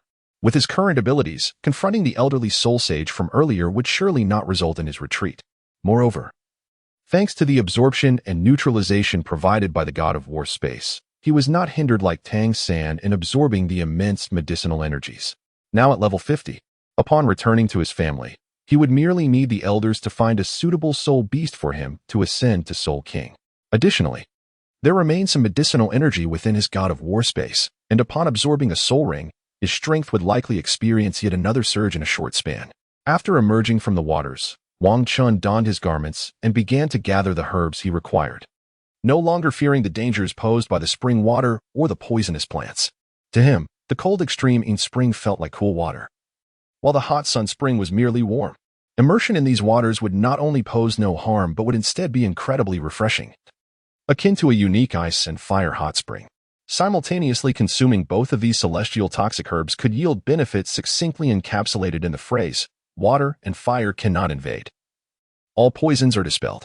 Wang Chun harvested all the herbs he recognized, leaving the unknown ones untouched. After completing his gathering, he departed from the ice and fire yin-yang eye, preparing to depart from the sunset forest and return to the diamond city of the Star Luo Empire. Wang Chun intended to present these celestial herbs to his family and the clan elders, thereby augmenting the strength of his lineage and enhancing his own prowess. However, instead of hastening directly back, he first returned to Heaven-Do City to freshen up, and then hired a carriage to leave for the Bala Kingdom, which bordered the Star Luo Empire. Upon his arrival there, Wang Chun reflected on his journey from the Heaven-Do Empire to the Star Luo Empire. After all, such cross-border ventures were seldom undertaken due to their considerable risks, which necessitated his solitary departure. Yet, for Wang Chun, this was not a significant concern. He had initially journeyed alone from the Star Luo Empire to the Heaven-Do Empire. He opted for a carriage as a means of departure, mindful that with such a large quantity of celestial herbs, a hasty exit might attract unwarranted attention. Such a prudent manner of departure is indeed the most commendable. While journeying in the carriage, one can diligently hone their skills, solidifying the prowess attained through fortuitous encounters, thereby enabling a more adept manipulation of one's abilities. After traversing the road for over a month, Wang Chun finally arrived at the Kingdom of Lac. Disembarking from the hired carriage to embark on a solitary journey across the border, returning to the Star Luo Empire. Upon entering the Star Luo Empire, the influence of the Golden family was evidently far more formidable than in the Heavenly Fight Empire. He was no longer inclined to continue the journey alone back to the Golden family, as solitary endeavors inherently entailed greater hardships. Moreover, having successfully procured the celestial herb, the primary objective of his solitary expedition had been fulfilled. It was unnecessary to continue alone. Conveniently, after Wang Chun had been ambushed previously, the elder had come to his aid and informed him about the Golden family's extensive influence across various regions. Now, it was opportune to seek a merchant convoy heading to Golden City, facilitating a joint venture. This way, Wang Chun would not have to endure the hardships of sleeping outdoors, restless nights, and the constant vigilance required when alone, as succumbing to slumber and isolation could prove perilously hazardous. Although the Golden family's influence was diverse, the most formidable and significant stronghold remained the Yulian. The Yulian has branches in various cities, akin to the Spirit Hall establishing its divisions across the continent. The Yulian operates grand establishments in major cities and smaller ones in minor locales. The smallest of these is situated in a town on the outskirts of the Stardo Forest. Due to its limited scale, it is infrequently visited directly from the city of King Kong, with such journeys occurring only once a year. Consequently, there are currently no merchant caravans heading directly to King Kong City. However, a caravan is en route to a city located over 300 kilometers from King Kong City, providing an opportunity to reach that city and then redirect back to King Kong. Wang Chun readily agreed, recognizing that even a detour is preferable to returning alone to the Wang family. Moreover, the prospect of resting amongst companions is far superior to solitary nights, allowing for a well-deserved respite without the burden of keeping watch. This team is led by a soul master in his 50s, and at his age and level of strength, it is unlikely for one to achieve much more without extraordinary fortune. They engage in tasks for the Diamond Clan, primarily to provide their descendants with a favorable starting point. Thus, they venture forth to transport goods. These soul masters, typically belonging to the lower ranks of a faction, hold significant importance. The Diamond Clan values them highly, offering substantial points and merits as rewards. This is a driving factor behind their enthusiasm. After all, successful completion of tasks guarantees commendable returns, which naturally fuels their motivation. Within the Diamond Clan, unless one possesses exceptional talent, the only means to access training is through the accumulation of considerable points and merits. Given the limited size of the Diamond Clan, it is impractical to gather everyone for instruction. Priority is given to those with remarkable potential or those whose elders have made significant contributions. Under the guidance of a powerful soul master, the training of the younger generation is bound to be more effective. Consequently, many soul masters who have reached their limits in cultivation choose to undertake missions, earning points to pave the way for their successors. The captain this time is a 37th level soul master, also bearing the surname Wang. However, he is not a member of the esteemed Golden family by birth. Rather, he joined the Southern Garrison after graduating from the Soul Master Academy, later becoming a part of the Golden family. He has since retired from the Southern Garrison and now, having established a family of his own, seeks to earn some points to lay a solid foundation for his descendants. This caravan, comprising over 30 carts and more than 60 individuals, constitutes a rather sizable group. However, aside from the leader, who is a soul master of considerable rank, there exists only one other soul master and a handful of powerful spiritual practitioners. The remainder are merely ordinary folk. This is to be expected, as they are transporting relatively mundane goods, which do not pose significant danger, thus necessitating only 2 soul masters for the journey, and those of rather average talent. After deliberating with the merchant, Wang Chen chose to join this caravan. Concealing the true extent of his abilities, he merely represented himself as a gifted descendant of the King Kong clan, stating his intention to visit the clan for safety reasons, thus opting to travel alongside them. After a brief overnight respite, Wang Chen set forth with the merchant convoy. They paused only at midday for lunch, providing their horses with water and fodder. The remainder of the time was spent on the road. Over the course of a day, the caravan traversed over 100 kilometers. While this pace could not rival his solo expeditions, it offered a far more comfortable journey. As night fell, the caravan began to establish camp, preparing meals and resting. True to their frequent travels, their experience was evident. They efficiently delegated tasks to erect the campsite and spread medicinal powder. Others commenced cooking, showcasing a clear division of labor that enhanced their efficiency. Once the campsite was set and dinner prepared, they could gather to eat. Xiaochen, come over for dinner. The captain called out to Wang Chen, recognizing his status as a young prodigy. They refrained from assigning him any duties, expecting only that he remain with the caravan without causing any inconvenience. As such, Wang Chen had mostly stayed atop the cart, taking the opportunity to rest, for it had been quite some time since he had enjoyed a proper break during his travels. All right, Uncle Wang, I'll be there shortly. He replied promptly to the captain's summons, making his way over. The captain handed him a portion of food, saying, "Here you go, Xiaochen, your dinner. Given that we are camping in the wilderness, the food may not be exquisite, so please bear with it." "It's quite all right, Uncle. This fare is already quite splendid. After all, I would have been grateful just for a cooked meal in the wild, so I could never disdain such a delightful dinner," Wang Chen responded with a smile. "It's good to hear you think so. It seems you have indeed been through some trials. I was worried that someone of your talents might find this experience unsettling." The captain replied, "Now, eat up. After a long day on the road, you'll need to rest well for tomorrow's journey." With that, the captain began to eat, no longer engaging Wang Chen in conversation. Wang Chen followed suit, savoring his dinner, aware that he was the youngest in the group and had only recently joined their ranks. Due to a lack of coordination with the team, he was not assigned to keep watch and was instead allowed to rest. Wang Chen, of course, did not make a fuss. Upon hearing the arrangements, he directly went to the camp to rest. Unaccustomed to sleeping in close quarters with many others, Wang Chen opted to rest in the cart where he had spent the day. After all, it was impractical for them to set up a separate tent just for him. After a night of undisturbed rest, the following day they had breakfast and set off again.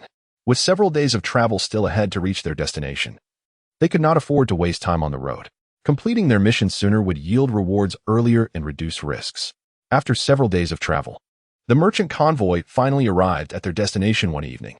Here, Wang Chen bid them farewell, for he needed to return to King Kong City, while the convoy would remain, completing their cargo transfer before taking on new tasks. Thus, he parted ways with them upon entering the city. Now, with only a little over 300 kilometers separating him from King Kong City, He knew he could return in a day through his own strength. However, as darkness had fallen, Wang Chun decided to rest for the night before continuing his journey back to King Kong City. The next day, before dawn, he set off with determination, eager to return to the King Kong family as soon as possible. He traveled swiftly, foregoing meals, and finally reached his destination by afternoon. He first returned home, intending to bring his parents a gift of celestial herbs, and then to present the herbs to the clan leader to strengthen their power, contributing to the family's welfare. Upon arriving home, he was surprised to find his father resting instead of working. "Dad, Mom, I'm back," he announced. Hearing his voice, they expressed a measure of surprise. "Xiaochun, didn't you go out to train? Why are you back?" his mother asked, her voice filled with delight. "Of course.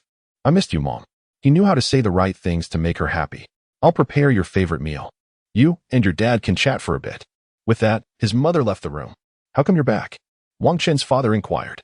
"I gained something valuable and plan to bring it back to the family, and I've reached level 50. So I require the family's assistance in obtaining a suitable soul ring." "Wait, you've already reached level 50? His father responded, astonished. "Why are you home today instead of working?" "I resigned from the soul beast meat job to prepare for other work, so I have a little free time now. That's why I'm home to spend time with your mother," his father explained. "Oh, Dad, what led to your reassignment? Was there some issue at work that caused you to be relieved of your duties? What are you speculating about?" "I have recently been promoted. Our family is in the process of establishing a prestigious Soul Master Academy, and I have been appointed as the Vice Dean and Logistics Minister. This is why I now have the opportunity to remain at home." You have to embark on new endeavors.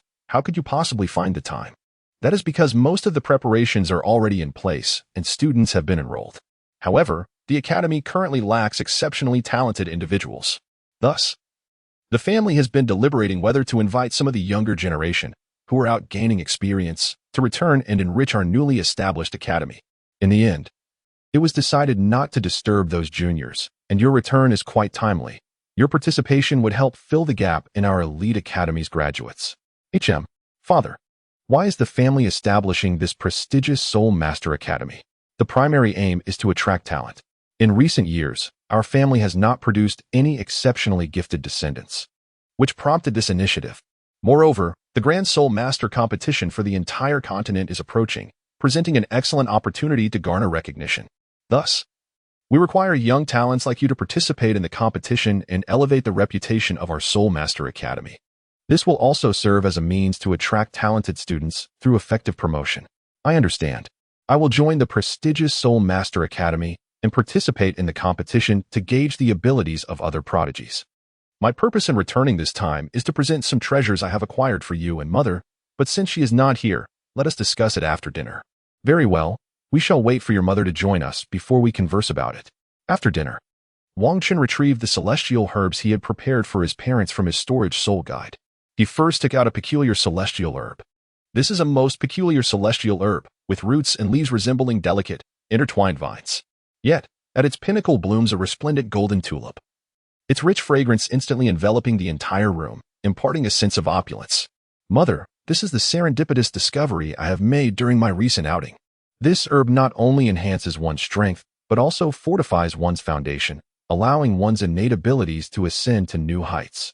The celestial herb I have selected for you is undoubtedly the most suitable. It is called the enchanting tulip, exuding elegance and grandeur.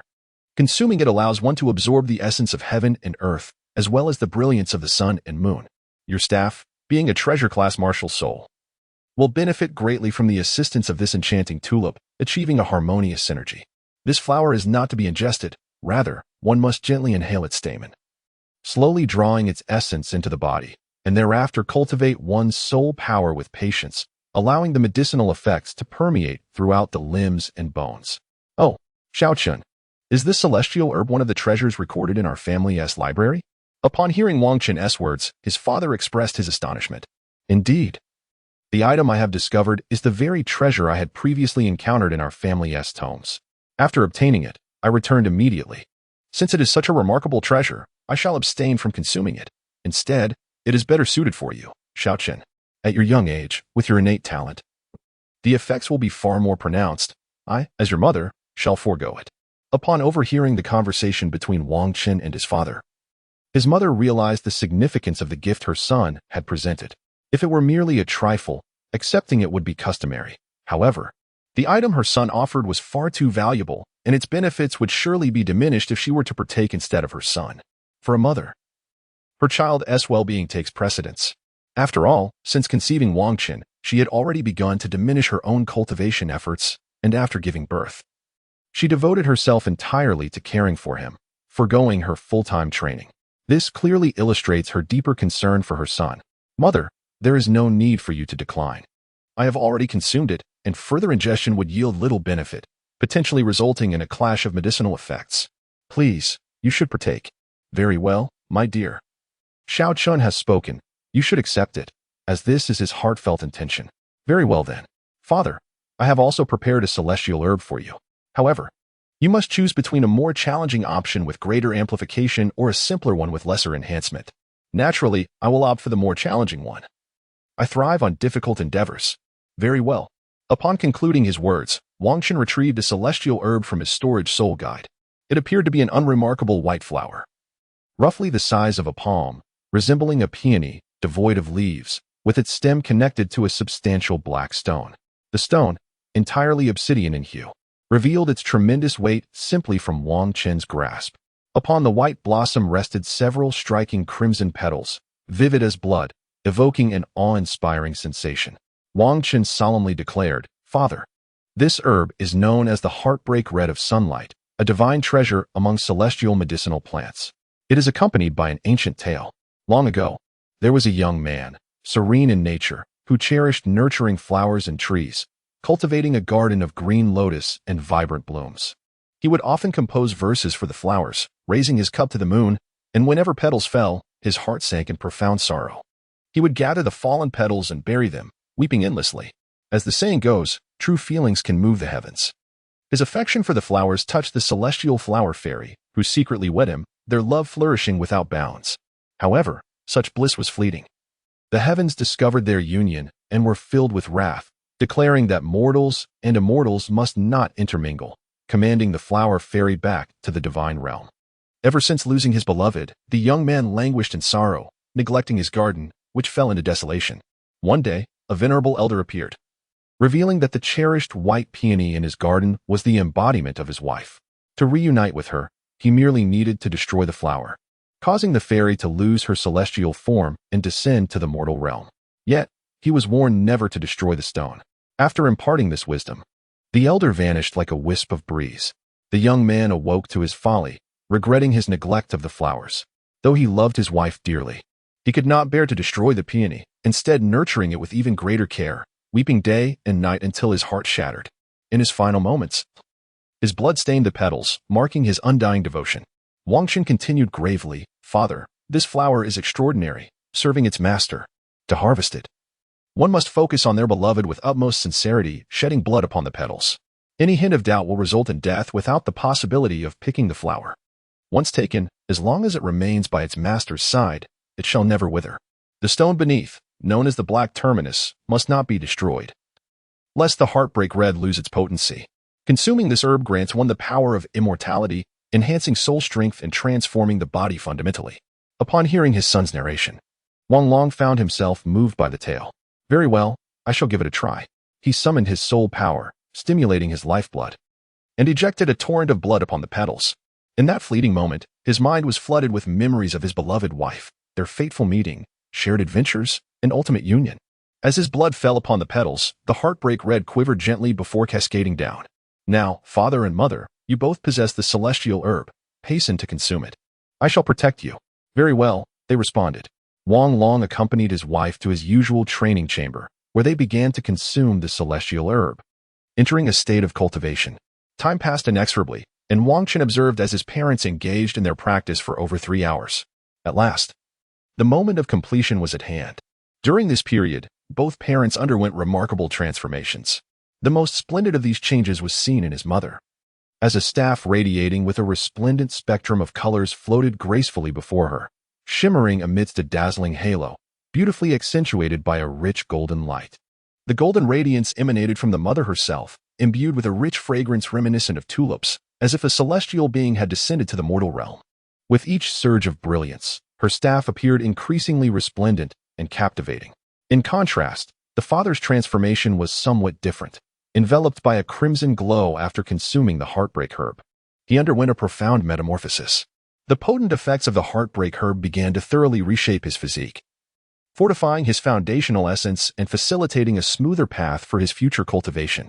Whereas Wang Long's innate talent previously limited him to attaining the rank of title Douluo, his newfound abilities now afforded him the potential to cultivate to the level of Super Douluo, and perhaps even challenge the realm of Peerless Douluo. After several hours of absorption and refinement, Wang Chen's parents finally awakened.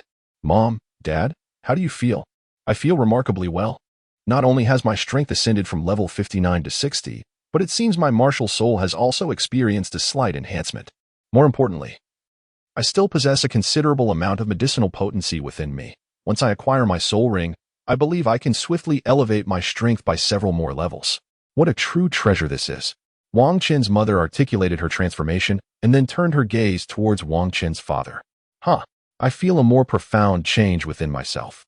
Not only has my strength surged from level 76 to 79, but my innate talents have also been enhanced. Moreover, the barrier to breaking through to level 80 has been surmounted. As long as I elevate my soul power, I shall directly ascend to the rank of Soul Douluo.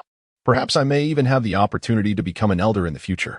Well, since you both have experienced enhancements, I shall take my leave to rest. After all, I have traveled a long way back and have not had sufficient rest. Having protected you for several hours has left me somewhat fatigued. All right, Shaochen. Since you're tired, you may retire for now." Upon hearing his father's words, Wang Chen promptly departed, returning to his chamber to rest. After Wang Chen left, his parents tidied up their gains before proceeding to freshen up.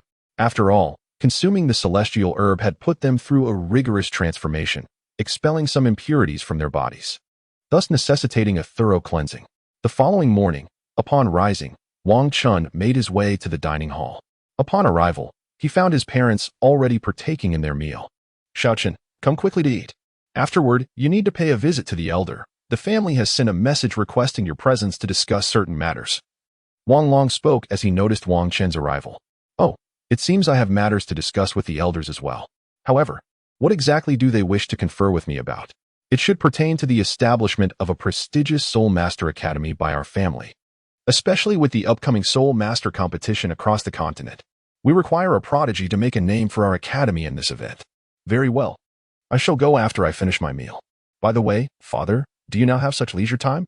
Were you not often absent from home during meals before?" "My current responsibilities differ from the past, allowing for a bit more free time.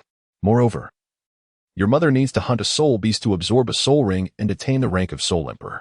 Hence, I have taken leave from the family. We are soon to depart with the family team to hunt soul beasts." "Oh, do take care." Inside the inner courtyard of the King Kong family. This was not Wang Chen's first visit. He navigated his way effortlessly to the elder's small courtyard and pushed the door open. "Ah, Shaochen, you have arrived. Come in quickly," the fourth elder, reclining on a chaise in the courtyard, exclaimed upon seeing Wang Chen and immediately rose to greet him. Very well. Wang Chen followed the fourth elder into the family's small conference room, where the clan leader and the other four elders had already gathered, engaged in a discussion. The fourth elder, being somewhat impatient and having summoned Wang Chen, chose to wait outside for him rather than participating in the deliberations. Upon Wang Chen's arrival, their discourse came to a halt. "Now that you're here, let us discuss the matter for which you were summoned," the clan leader began. "Since you have returned to the family from your travels, it is opportune that we require your assistance in enhancing the reputation of our newly established Advanced Soul Master Academy." "I am aware of this, leader. My father informed me of this matter upon my return home," Wang Chen replied. "Ah, indeed.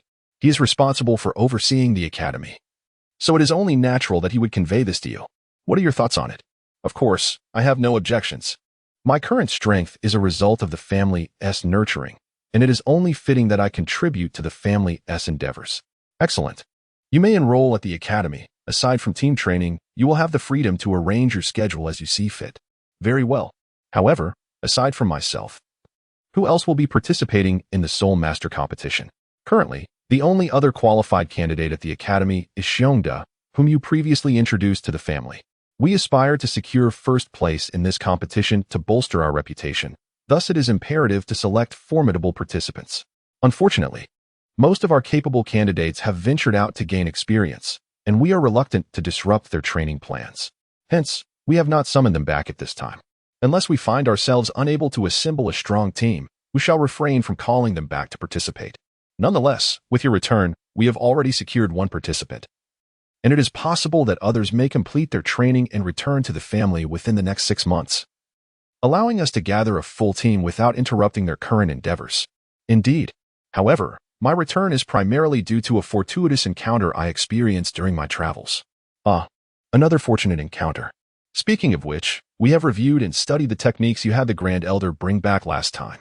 This particular method seems to enhance one's innate yang energy, thereby improving physical attributes and training aptitude. Thus, it has become necessary to impart the teachings of this technique solely to the male members of the family. Consequently, all the males within the clan have now mastered the initial level of this martial art. The subsequent stages will be bestowed based on their contributions. However, you have the option to selectively share this knowledge with others, which serves as a reward for your contributions to the family. Indeed, the clan leader speaks wisely. Although there are certain limitations to the technique you have contributed, it remains extraordinarily formidable. We have also distilled a simplified method for soul power cultivation from this technique, which can be taught to female soul masters. While it may not possess the full strength of the original, it effectively addresses the limitations of the martial art. The impatient fourth elder finally interjected during the exchange between the clan leader and Wang Chen. This will be arranged by the family. I shall now present the treasures I acquired during my travels. After Wang Chen spoke, he prepared to retrieve the precious herbs he had specially prepared for the clan leader and the 5 elders from his storage soul guide. These celestial herbs are impeccably suited to the martial spirits of the elders and the clan leader, akin to a bespoke creation. Wang Chen first presented the herb prepared for the clan leader. What materialized was a golden flower adorned with 9 petals, and upon its emergence, the room was suffused with an aura of pure yang energy. This is the pure yang 9-petal flower, exclaimed the 4th elder in astonishment as he perceived the extraordinary flower and felt the emanation of pure yang energy. At that moment, the clan leader and several other elders gazed in sheer disbelief at the wondrous bloom Wang Chen had unveiled. Indeed, every leader and elder within the Diamond Clan was aware of this celestial herb, as it had been consumed by a member of their lineage, with records to attest to its effects. Over 2 centuries ago, the first clan leader of the Diamond Clan had partaken of this very herb, leaving behind a detailed account. Hence, the astonishment of the clan leader and the elders was entirely justified. Without a doubt, this is the pure yang 9-petal flower, the most fitting choice for the clan leader's consumption.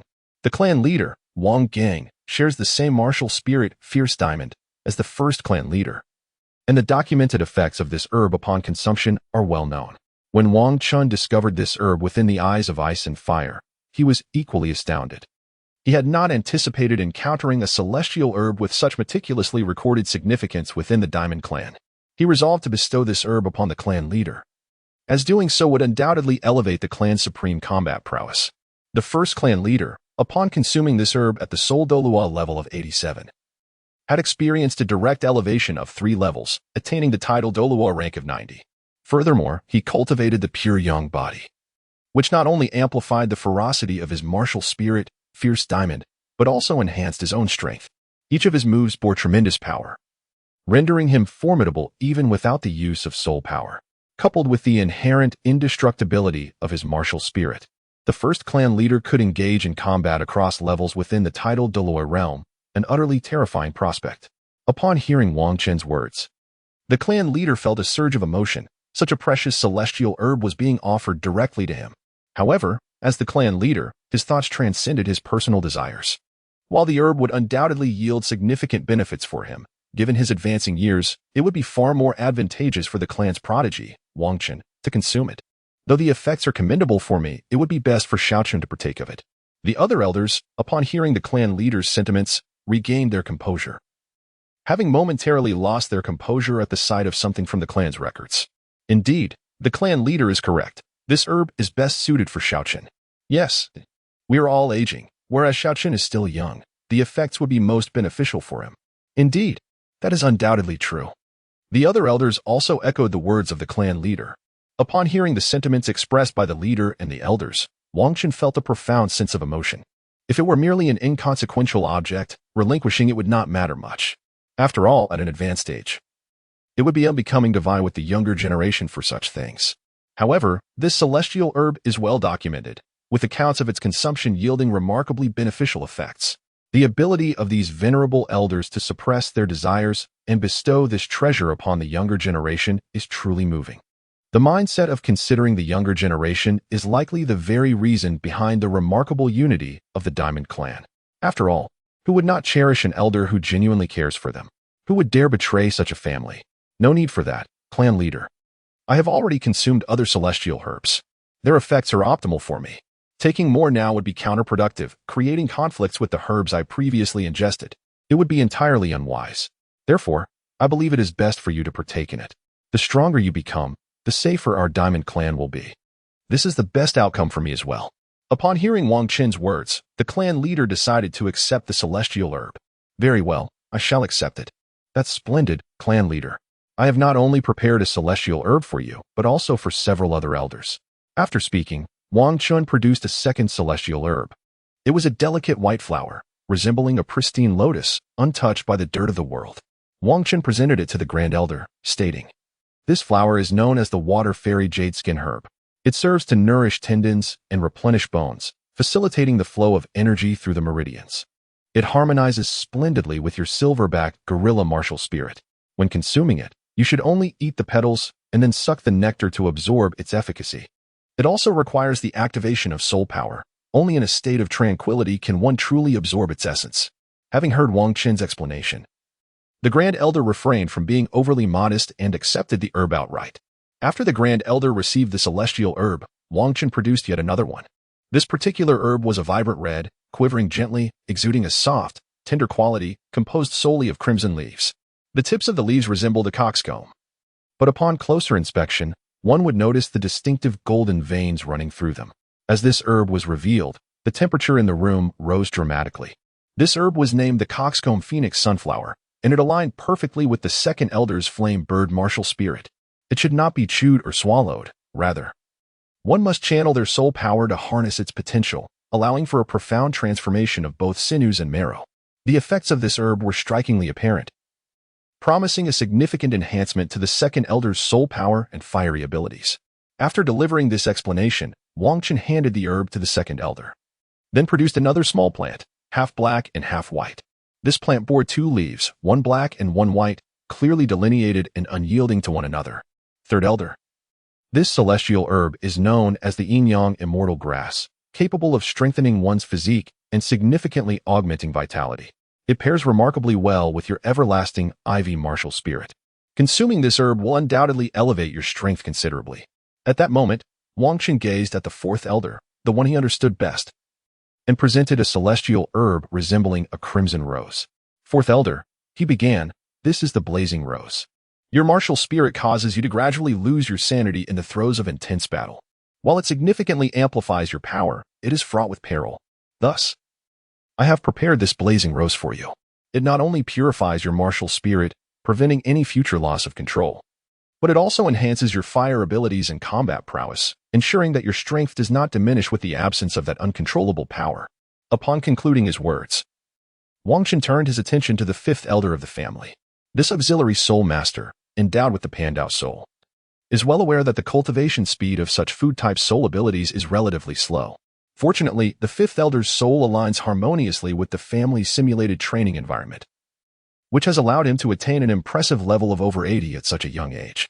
However, upon reaching the rank of Soul Douluo, his cultivation speed has significantly diminished, rendering him no longer the weakest among the elders of the family. It is noteworthy that in the past, at lower levels, the fifth elder's soul power was comparable to that of the Grand Elder. Regrettably, the Grand Elder has since surpassed him, along with several other elders who have also outstripped his capabilities. Wang Qin then produced a jade box from his storage soul guide. Upon opening it, an enchanting fragrance filled the room, the rich scent of orchids refreshing the spirit and invigorating all present, prompting involuntary inhalation.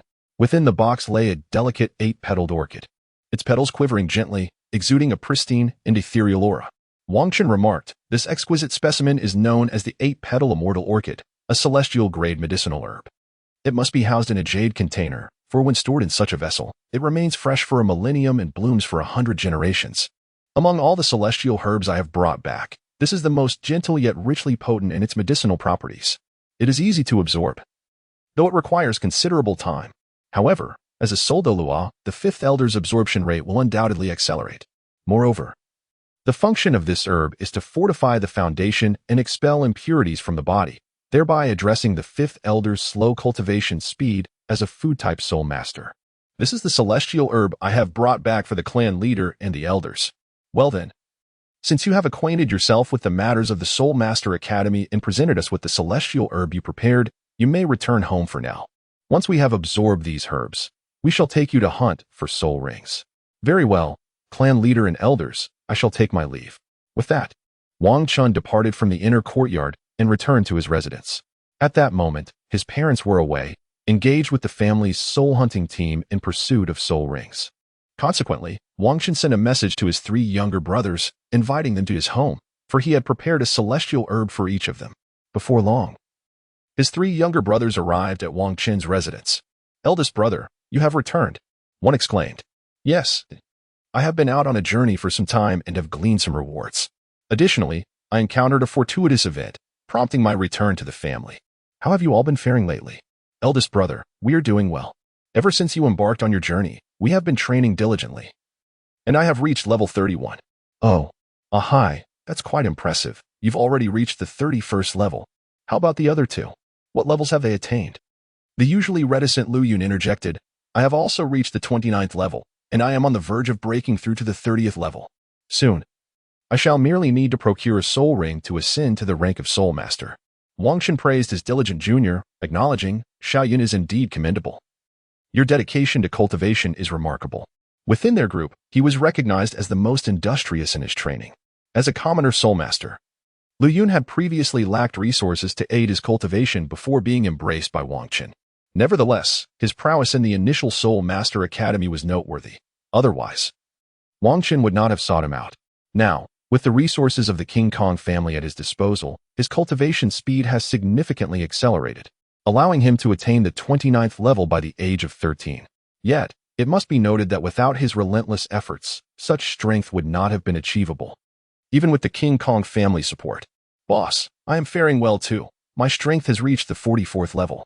After your departure, apart from exchanging insights on cultivation with the 2 of them, I have been honing my soul power in the simulated training environment of the King Kong family and sharpening my combat skills in the soul fighting arena." At this moment, Xiongda spoke to Wang Chun, expressing his satisfaction with everyone's dedication to cultivation during his absence. "I have returned with a treasure for you all. This remarkable item not only enhances your strength but also accelerates your training. Is such a treasure truly available? Perhaps you should partake in it, after all. Your innate talent surpasses ours," one suggested. "Since I have prepared it for you, I have already consumed it myself. Overindulgence can lead to conflicting medicinal properties, which would be detrimental," Wang Chun replied as he retrieved a prepared celestial herb from his storage soul guide. It was a magnificent chrysanthemum, resplendent in deep purple hues, each petal appearing delightfully fuzzy, harmoniously unified without any fragrance emanating. The central pistil rose a full half-foot above the petals, glimmering with a subtle golden radiance. "What is this, boss?" Wang Hai asked first, while the other 2 were equally captivated by the plant Wang Chun had produced. Wang Chun smiled gently, addressing Wang Hai. "This is specially prepared for you. It is known as the Qirong Tongtian chrysanthemum, a neutral celestial grade herb. Consuming it invigorates your limbs and enhances the flow of blood through the 8 meridians, ultimately aiding in achieving an indestructible physique." Wang Hai gasped in astonishment. "Is it truly that powerful? An indestructible physique?" Wang Chun smiled. "While the notion of an indestructible physique is somewhat exaggerated, this herb aligns perfectly with your martial spirit. Your soul power is neutral, vast, and powerful. With this, your cultivation will yield twice the results with half the effort, and it will not only elevate your soul power, but also hasten your subsequent training." Wang Hai cautiously accepted the Qirong Tongtian chrysanthemum, casting a grateful glance at Wang Chun. "I want to utter my thanks, boss. Just call upon me whenever you need, and regardless of the peril, I will not hesitate." Wang Chun felt a sense of satisfaction. After all, nurturing his younger brother meant being able to rely on one another in times of need. "Now, let us dispense with formalities. Allow me to instruct you on how to consume it. First, eat the central pistil, followed by each petal, while avoiding the root. Once you have finished, begin cultivating immediately to absorb the medicinal effects and enhance your strength. After I have presented all the items, you may cultivate together, and I shall provide you with protection." Understood, boss, they replied in unison. At this moment, Wang Chen retrieved a small sprig of verdant grass from his storage soul guide. The small grass possesses 4 leaves, each adorned with the emblem of a hurricane. Shaolin, this celestial herb is known as the 4-leaf hurricane grass. It facilitates the flow of vital energy through the 8 channels, enhancing the power of hurricanes, which harmonizes splendidly with your martial spirit. After consuming it, you may find an augmentation of your martial abilities. Upon concluding his words, Wang Chen offered the herb to Lu Yun. He then revealed the final celestial herb he had prepared for his younger brother. He presented a unique white herb, boasting 9 pure white leaves, each exuding an aura reminiscent of ice, continuously emanating a chilling energy. As Wang Chen unveiled this celestial herb, a palpable chill enveloped the surroundings.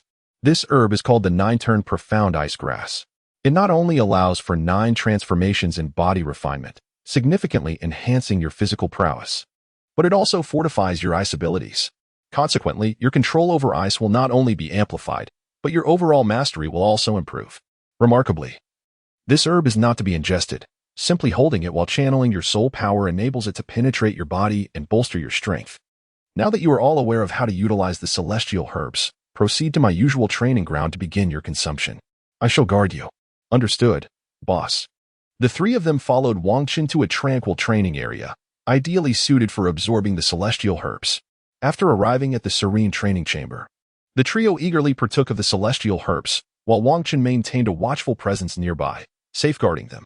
Time passed, second by second, and soon 3 hours had elapsed. As the effects of the extraordinary herbs took hold, each of Wang Chen's companions began to exhibit varying degrees of transformation. Having consumed the enchanted mushroom and heavenly chrysanthemum, Wang Hai found himself enveloped in a layer of white fur, reminiscent of the colossal ape summoned during his martial spirit manifestation. Once seated in a meditative posture, he now lay sprawled on the ground, limbs noticeably swollen to more than double their original size, while the sound of cracking bones echoed around him. The 3 soul rings on his body gleamed with astonishing brilliance, flashing in rapid succession, while low growls resonated from his throat, akin to distant thunder. His entire being vibrated with a unique rhythm. Among them, Lu Yun's transformation was the most subtle, apart from a layer of wind enveloping his body, elevating him from a seated position to a standing one. The only noticeable change was the emergence of his martial spirit behind him. The feathers of his golden eagle spirit began to shift from a radiant gold to a serene azure. Although the transformation appeared minimal, the implications were undoubtedly significant. The alteration in the feathers indicated that his martial spirit was likely undergoing a beneficial mutation. Once he absorbed the celestial herb, it could very well ascend to the rank of a supreme martial spirit. In stark contrast, the transformation of Xiongda was the most pronounced. He was entirely surrounded by ice, with frigid air continuously infiltrating his body. This relentless influx was not only reshaping Xiongda's physique, but also enhancing his martial spirit. Upon completion of his absorption, his ice abilities were bound to experience an explosive enhancement. Wang Chen observed as they gradually absorbed the celestial herb, their bodies beginning to strengthen. Time continued its relentless passage, and the sky darkened, marking the gradual conclusion of their cultivation. Among them, Wang Hai was the first to complete his absorption. He stretched widely and rose from the ground. How do you feel? Wang Chen inquired of Wang Hai. It was only upon hearing Wang Chen's question that Wang Hai snapped back to reality, the exhilaration of awakening from his cultivation leaving him momentarily dazed. At this moment, he truly began to appreciate the transformation he had undergone. Soon, an expression of bewilderment, a blend of astonishment and disbelief, overtook his visage. My goodness! I have ascended 7 levels. This is utterly unbelievable. The celestial herb you bestowed upon me is remarkably potent. He continued, now that I have sensed the change. Let us pause here for a moment. Once they have completed their absorption, we shall venture out together. Indeed, my leader. As Wang Chen and his companions engaged in quiet conversation, Lu Yun successfully finished assimilating the celestial herb. The winds enveloping him dissipated entirely. Moreover, the appearance of his martial spirit, the golden eagle, underwent a complete transformation. No longer adorned with golden feathers, it was now cloaked in azure plumage. With a mere flap of its wings, a tempest ensued. This indicated that Lu Yun's martial spirit had undergone a mutation, evolving from an ordinary golden eagle to a tempestuous divine eagle capable of commanding hurricanes. Retracting his martial spirit, Lu Yun turned to Wang Chen, his eyes brimming with gratitude. From the time he had entered the Elementary Soul Master Academy, Wang Chen had welcomed him into the Diamond Clan, providing him with abundant cultivation resources. Without such support, he would not have reached his current level of advancement. Furthermore, the invaluable celestial herb gifted to him had significantly bolstered his strength. Although he was not particularly loquacious and had not uttered grand declarations of loyalty, he had resolutely resolved to follow Wang Chun wholeheartedly. Henceforth, he would offer unwavering support in all of Wang Chun's endeavors. Thank you immensely for your assistance, my leader. Now enough of that. How do you feel? Wang Chun inquired. I feel splendid. Not only has my martial spirit successfully mutated, but my strength has also reached level 30. Additionally, I still have the residual potency of the celestial herb within me. Once I absorb the soul ring, my power will increase further in a short span of time. That is excellent news. Xiongda is nearing the end of his process. Let us wait for him. Yes, my leader. Before long. The icy shroud encasing Xiongda melted away completely. With a deep exhale, Xiongda opened his eyes and rose to his feet. Xiongda, how do you feel? How much have you improved? Wang Hai eagerly inquired upon witnessing that Xiongda had completed his absorption. Xiongda carefully assessed his newfound abilities and discovered a substantial increase in his strength, as well as an enhancement in his martial spirit. My power has risen by 3 levels, and I am now at level 47. Furthermore, my martial spirit has been fortified, greatly enhancing my control over ice, as well as its potency. Very well, since we have all successfully absorbed the celestial herbs, let us proceed to dine and subsequently consolidate our gains. Wang Chun, accompanied by 3 loyal companions, exited the training chamber, intent on visiting the family dining hall for a meal. With his household currently devoid of anyone but himself, the prospect of preparing a meal seemed rather daunting. Thus, he resolved to make do with a casual meal at the dining hall, anticipating a more sumptuous feast in the future once they had thoroughly consolidated the powers of the celestial herbs. In the ensuing days, Wang Chun dedicated his time to rigorous training alongside his 3 companions, who sought to firmly establish the strength bestowed by the celestial herbs. Meanwhile, Wang Chun awaited the moment when the elders of his clan would fully absorb the essence of the herbs, at which point he would join them in the pursuit of spirit rings. It was imperative for him to acquire spirit rings from soul beasts of no less than 50,000 years, a feat beyond the capabilities of the typical clan hunting teams, thereby necessitating his patience within the clan until summoned by the elders. After 3 long days, the 4th elder delivered the awaited news. They would embark on a quest to the Star Doe Forest in 3 days to hunt for spirit rings. By this time, Wang Chun's companions had sufficiently absorbed the celestial herbs, and they no longer lingered in the training chamber. Upon receiving the 4th elder's message, Wang Chun decided it was time to gather with his companions, having been back for several days. Previously, the trio had been preoccupied with the absorption of the celestial herbs, leaving little time for camaraderie. Now that they had consolidated their gains, it was the perfect opportunity for a reunion. They chose their usual gathering place, a tavern where Wang Chun reserved a private room in anticipation of his companion's arrival. Soon, Wang Hai and the others joined him, ordering an array of food and drinks. They began to recount the intriguing experiences Wang Chun had encountered during his training journey, while Wang Chun shared tales of his initiation into the mercenary group. As their conversation flowed, the feast was laid out before them. Before indulging in the meal, they agreed to raise a toast to their leader, expressing their gratitude for the precious celestial herbs he had provided. Without further ado, they lifted their glasses in unison, honoring their bond as brothers. To us, and to our brotherhood, they exclaimed, and together they drank heartily, enjoying a night filled with laughter and camaraderie. The following day, after a night of revelry, they returned home to rest. After 2 days of recuperation, Wang Chun set forth with the clan leader on their expedition to procure spirit rings. On this occasion, the expedition to procure the soul ring was not solely undertaken by Wang Chun, but also by the 2nd and 3rd elders. The primary objective of the patriarch's expedition this time is to procure soul rings for the 2 elders of the clan, thereby augmenting the strength of the family with 2 additional titled Douluos, significantly enhancing the prowess of the Golden Armor clan. Following the consumption of the celestial herb, the patriarch's strength has ascended to the remarkable level of 96, manifesting as an astonishingly powerful titled Douluo, far surpassing others of the same rank. The Grand Elder has also experienced an elevation, reaching a formidable level of 93. Moreover, the nurturing effects of the celestial herb have further enhanced the Grand Elder's innate qualities, essentially eliminating any bottlenecks prior to attaining the Super Douluo rank. The 4th Elder has similarly progressed to level 89. However, His martial spirit has undergone purification, ensuring that he will no longer succumb to irrationality during battle as he once did. This should indeed be the greatest gain for the fourth elder. After all, he can now devote himself entirely to his pursuits without the fear of losing his sanity and becoming unable to distinguish between friend and foe. Meanwhile, the fifth elder has absorbed the 8-petal celestial orchid, elevating his prowess from level 87 to level 89, marking the most significant advancement among the elders. Of course, this could also be attributed to the fact that the fifth elder possessed the lowest soul power level, thus allowing for such a notable increase in strength. Nevertheless, bolstered by the enhancement from the 8-petal celestial orchid, the fifth elder's cultivation speed has significantly improved, and with the advantages of the family's simulated training environment, he can now rival other non-support soul masters, with the title Douluo of the elder rank already safeguarding the family. This time the clan leader can lead the expedition to hunt for soul rings without the secrecy and caution that characterized the previous hunt for the elder's soul ring, alleviating the concerns of placing the family, devoid of protective strength, in jeopardy. This time, there was no need for nocturnal excursions or hasty travel. They could leisurely journey in a horse-drawn carriage into the depths of the Douluo forest, taking their time to search meticulously.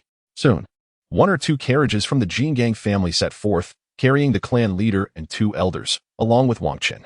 Their destination was a small town on the outskirts of the Douluo forest, where they would commence their on-foot search for soul beasts. After 2 days of travel, they finally reached the town of Douluo, the nearest settlement to Jingang City. As night had fallen, Wang Gang and his companions opted to rest for the night at the Yulian, planning to embark on their expedition into the forest the following day. On the morrow, Wang Gang and his team set out. Their quest was not only for Wang Qin, who sought a soul beast of approximately 50,000 years, but also for the 2 elders, who required soul beasts of at least 80,000 years.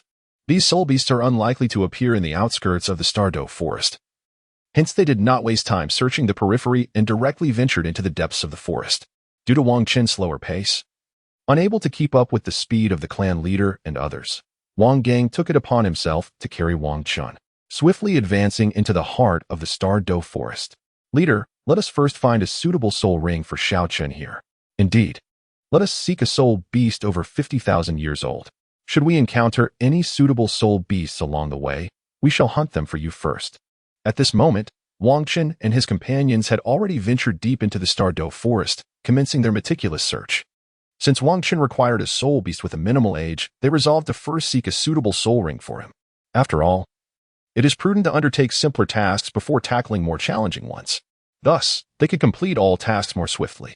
The Douluo forest is vast, with towering trees and a significantly reduced presence of soul beasts compared to the outskirts.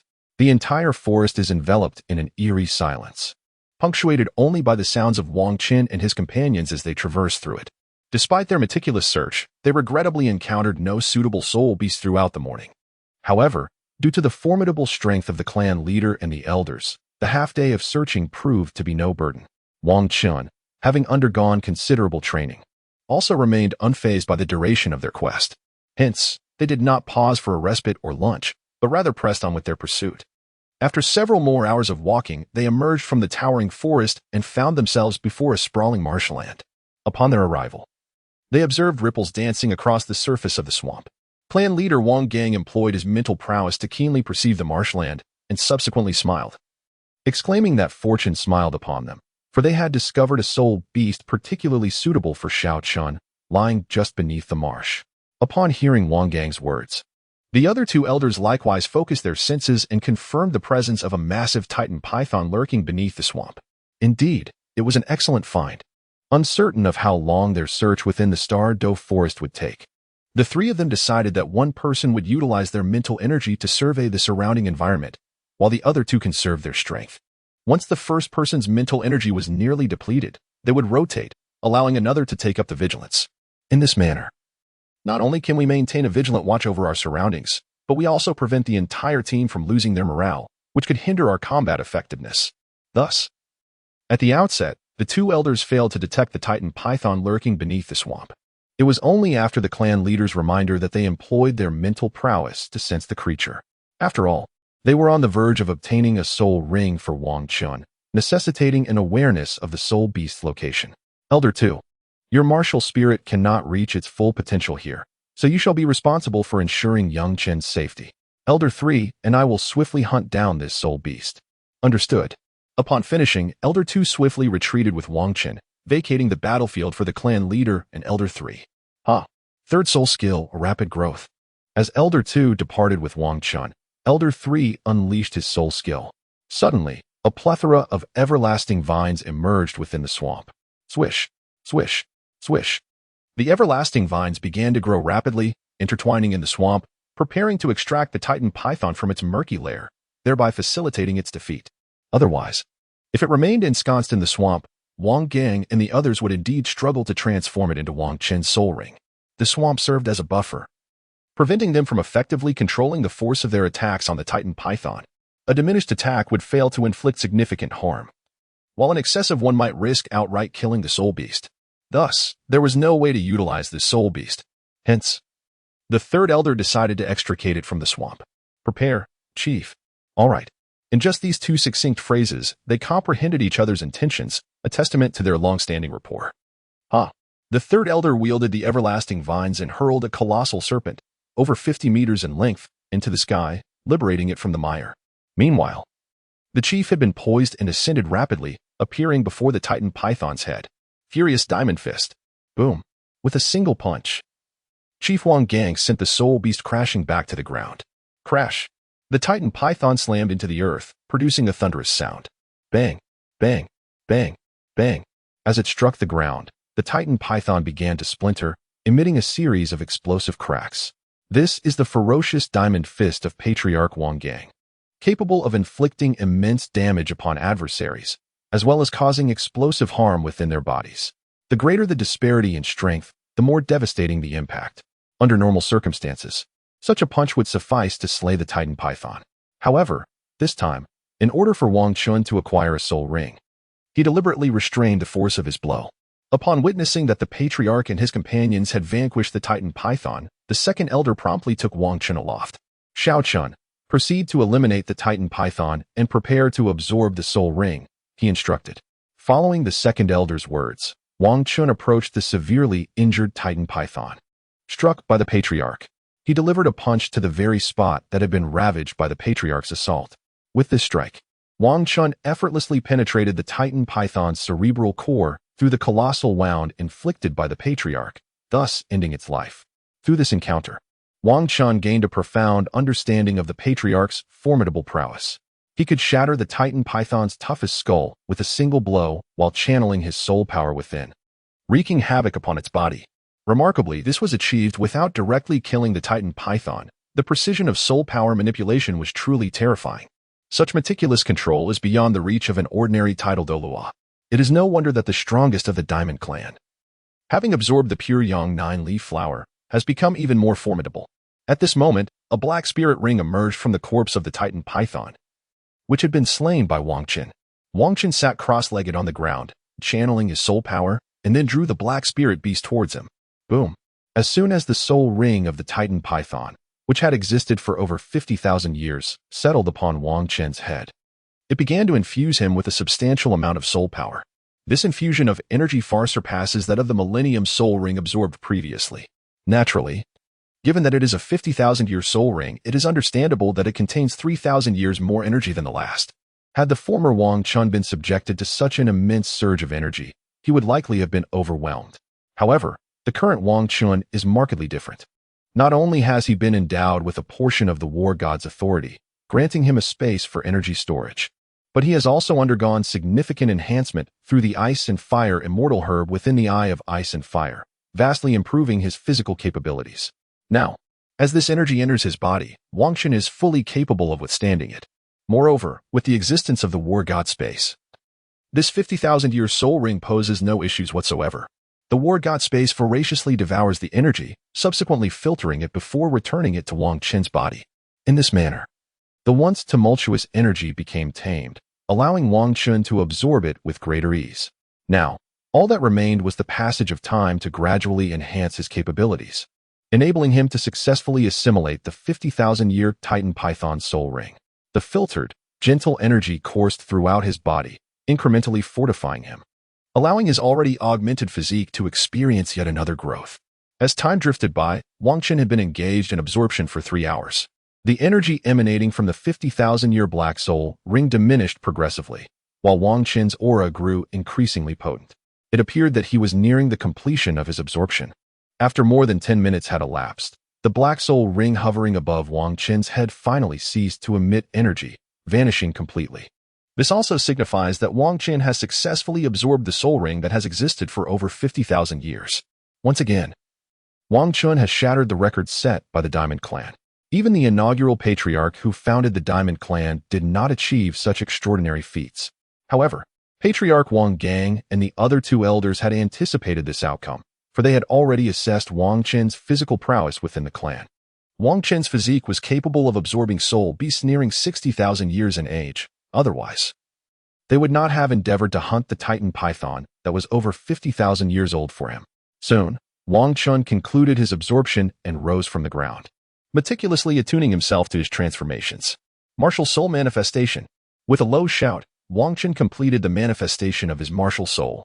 Upon this occasion of possession, Wang Qin was elevated to a stature exceeding 2 meters, with a formidable soul energy coursing through his being. Beneath his feet, 5 soul rings, 1 yellow, 2 purple, and 2 black, pulsated rhythmically, accentuating Wang Qin's extraordinary prowess. After a meticulous introspection, Wang Qin came to realize that his physical attributes had once again ascended, rendering him formidable even among soul masters of the Soul Sage rank.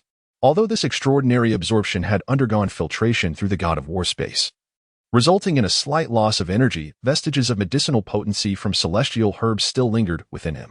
Now, with the amplification of the Soul Ring's energy, some of that medicinal power had been awakened, further augmenting Wang Qin's strength. He now stood as a top-tier battle soul king at level 53, possessing physical attributes that far surpassed the conventional soul power levels. His actual combat capability had become comparable to that of typical soul sages who had manifested their martial souls.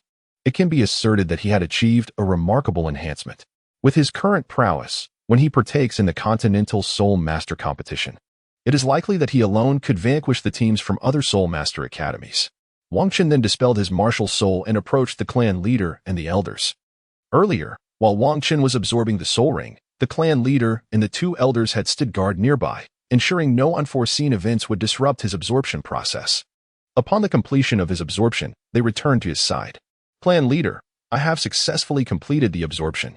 I extend my gratitude to you and the elders for your assistance. Now, let us set aside our discussions for the night and rest here. Tomorrow we shall embark deeper in search of soul rings. The soul beasts inhabiting this region predominantly range from 50,000 years to below that age. It is solely due to Wang Qin's specific requirements for soul beasts of this age that they venture here in search of them. After all, the 2nd elder and the 3rd elder seek soul rings that are at least 80,000 years old, making it nearly impossible to find suitable soul beasts in this vicinity. They must delve deeper to locate those formidable creatures. In a clearing, Wang Qin and his companions set up camp to rest. At the center of the clearing, a bonfire blazes, where they roast the meat of the Titan python they hunted earlier that day. This is the dinner for Wang Qin and his companions.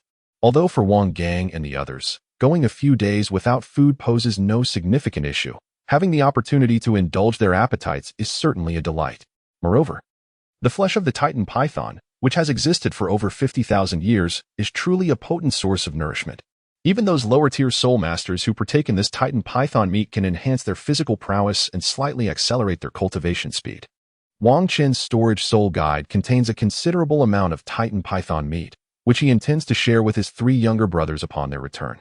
After all, while they may have tasted snake meat before, they have undoubtedly never experienced the exquisite flavor of this ancient Titan python. It serves as a delightful treat for his brothers. And given the ample space in his storage soul guide, not to fill it would be a waste. In contrast, the clan leader and the elders did not store any of the Titan python meat, for at their level, they have savored countless delicacies and do not share Wang Qin's enthusiasm. The flickering campfire illuminated Wang Qin, marking his first camping experience without the need to scatter medicinal powder to ward off soul beasts. After all, they were accompanied by a super Douluo and 2 quasi-tidal Douluos. What soul beast would dare intrude upon their camp? As long as they did not encounter more than 200,000-year soul beasts, their group was remarkably secure. With a super Douluo and 2 quasi-tidal Douluos in their midst, there was little concern for disturbances during the night. Wang Qin enjoyed a restful night. fully recuperating from the mental fatigue incurred from absorbing the soul ring. After a rejuvenating night's sleep, Wang Chun and his companions set out deep into the Douluo forest in search of soul beasts. This time, the chieftain Wang Gang and his companions did not venture as deeply into the Douluo forest as they had at the outset. The soul beasts in this region are predominantly over 10,000 years old, although a couple of them would pose little threat to Wang Gang and his group. Engaging in combat with these ancient soul beasts could easily attract the attention of other formidable creatures. If they were dealing with soul beasts of utility, a skirmish might be justifiable. However, the presence of soul beasts several tens of thousands of years old renders them ill-suited for the ninth spirit ring of a titled Douluo.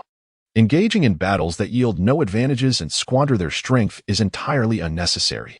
After all, they must not allow these lower-tier soul beasts to deplete their soul power, jeopardizing their ability to maintain peak combat readiness in the perilous depths of the Douluo forest. This is exceedingly perilous. Therefore, they are gradually traversing from the ground into the depths of the starry forest. Thus, the journey became considerably safer. Moreover, during this time, they could meticulously survey the surroundings, hoping for a serendipitous encounter with a suitable spirit beast. Thus began their expedition into the Douluo forest. After a day of diligent searching, they regrettably found no fitting spirit beasts. However, they had ventured deeper into the heart of the Douluo forest, where the spirit beasts possessed greater longevity, making it easier to discover those suitable for the elders. In the depths of the Douluo forest at night, a vibrant atmosphere emerged as various spirit beasts came forth to forage. Wang Chun and his companions had a light meal to replenish their energy before resuming their nocturnal quest for spirit beasts. Although the Douluo forest at night posed greater dangers than during the day, the likelihood of encountering higher-tier spirit beasts was significantly increased. Given Wang Gang and his companions' prowess, they faced little peril, even under the cover of darkness. Thus, they embarked on their nighttime pursuit to locate a worthy spirit beast. The nighttime Douluo forest proved to be exceedingly perilous. Within just over an hour of searching, they encountered 3 spirit beasts that were over 10,000 years old. The number of spirit beasts aged around 1,000 years was overwhelming, yet those of a mere 100 years were virtually non-existent, as they could not survive in such an environment. Despite encountering several 10,000-year-old spirit beasts, none met the elders' stringent criteria. Gradually, they pressed onward, traversing for another hour until they arrived at the base of a towering mountain, nearly 1,000 meters high. Upon reaching the foot of the mountain, they took a moment to attune themselves to the surroundings. Elder, this mountain is an active volcano. It should harbor a plethora of fire attribute spirit beasts. Let us ascend and investigate. Indeed, came the reply. With that, Wang Gang once again led Wang Chun as they commenced their swift descent. In no time, they reached the summit. At the summit of the mountain lies a hollow, revealing the vibrant crimson magma within. Standing near the edge of this hollow, one can distinctly feel a wave of warmth enveloping them. Wang Gang, positioned at the entrance of the hollow, meticulously scans the magma with his mental prowess. Although the magma slightly interferes with his mental scanning, his extraordinary strength as a super Douluo enables him to conduct the examination of this volcano. Moreover, he does not require an overly detailed scan. A cursory inspection suffices. Should there be formidable soul beasts within, they would undoubtedly perceive the presence of his mental energy. An unfamiliar mental intrusion into the territory of soul beasts is certain to provoke their ire, compelling them to emerge and discern the source of this provocation. Conversely, lower-tier soul beasts typically lack the capacity to detect such mental energy, thus remaining undisturbed within the magma. In this manner, Wang Gang and his companions could ascertain whether formidable soul beasts resided within, thus avoiding any unnecessary delay in their exploration. Soon, the magma ceased its stillness and began to surge chaotically. Sensing this, the third elder remarked, "Your martial soul cannot be fully manifested here. You should escort Xiao Chun to a safer distance. The second elder and I will handle the situation."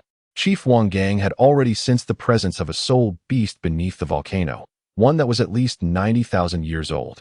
A soul beast capable of thriving in such a volcanic environment would undoubtedly possess a fire attribute, perfectly aligning with the second elder's requirements.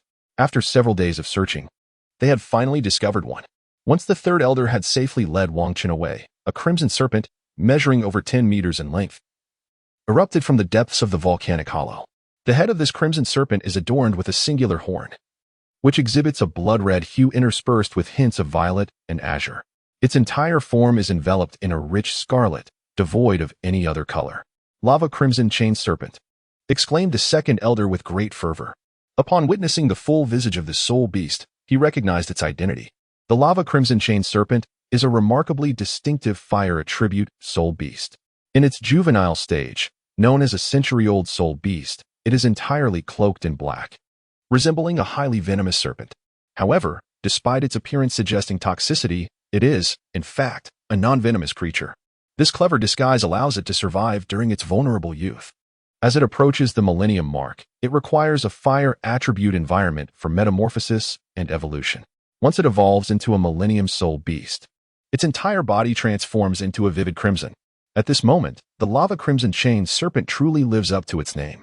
They have acquired the ability to spew molten lava, no longer reliant on mere camouflage for survival as the feeble spirit beasts they once were. At this juncture, the lava crimson chain serpent enters a phase of rapid growth, absorbing the power of magma to swiftly elevate its soul beast age. Upon reaching a millennium, for every subsequent 1,000 years it grows by 10 meters. When it nears 10,000 years, it can attain a maximum length of 99 meters, never surpassing the 100-meter mark. At this stage, to break through, it requires external forces for assistance. During thunderstorms, it harnesses the power of lightning to enhance its physical form, utilizing this celestial energy to achieve a 10,000-year cultivation. Upon reaching this milestone, it develops its most distinguishing characteristic, a singular horn, purple with hints of blue, protruding from its head. This horn grants it the ability to manipulate electricity with relative ease. Furthermore, when the lava crimson chain serpent continues to evolve beyond 10,000 years, its physical form will no longer ascend. Instead, with each breakthrough, it diminishes by 10 meters. Once it shrinks to 9.9 meters, it can then transcend to 100,000 years. This particular lava crimson chain serpent has already exceeded 10 meters, indicating it is over 90,000 years old, making it an ideal target for the second elder to absorb. Wang Gang and his companions are certainly not inclined to let such a magnificent top-tier soul beast escape. Let us first lure it out, suggests the second elder. Agreed. If this lava crimson chain serpent remains submerged in the magma, it would be challenging for Wang Gang and the others to deal with it. However, once we coax it out, with a super Douluo and a quasi-tidal Douluo on their side, they could easily overpower it, perhaps due to the rapid leveling granted by its magma absorption. The serpent's intelligence is somewhat lacking and its temperament exceedingly volatile, making it susceptible to provocation. Boom. The second elder unleashes a fiery attack upon the lava crimson chain serpent, then begins to retreat from the volcano's mouth. Naturally, the serpent, enraged by the assault, pursues the fleeing human, launching magma projectiles in retaliation. As the lava crimson chain serpent emerges from the volcano, the concealed clan leader, Wang Gang, reveals himself. Empowered by his martial spirit, he delivers a powerful punch to the serpent mid-flight, sending it crashing down. Observing that the leader has effectively cut off the serpent's escape, the second elder promptly returns. Boom. Struck by Wang Gang, the lava crimson chain serpent crashes to the ground, stirring a considerable cloud of dust. It shakes its head and lets out a furious roar directed at Wang Gang, then spews forth a torrent of magma, despite being struck. This assault is trivial for the serpent. After all, although its rapid advancement has dulled its intelligence slightly, its physical prowess remains superior even to that of a typical 100,000-year soul beast. This is also the reason why Wang Gang and his companions decided to hunt this soul beast. It has already reached a level comparable to that of an ordinary 100,000-year soul beast. If the second elder were to acquire the soul rings, his strength would undoubtedly experience a significant enhancement. In this manner, the strength of the King Kong family has significantly increased. However, given the formidable nature of this soul beast's soul ring, it is evident that its power is equally impressive. Despite the presence of a super Douluo and a quasi-tidal Douluo, vanquishing the soul beast is not a straightforward endeavor.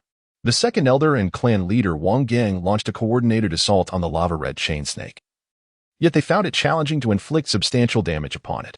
Second elder, you hold it off for a moment. I shall take care of it, Wang Gang commanded. Understood. Clan leader, the second elder replied, comprehending the clan leader's intentions.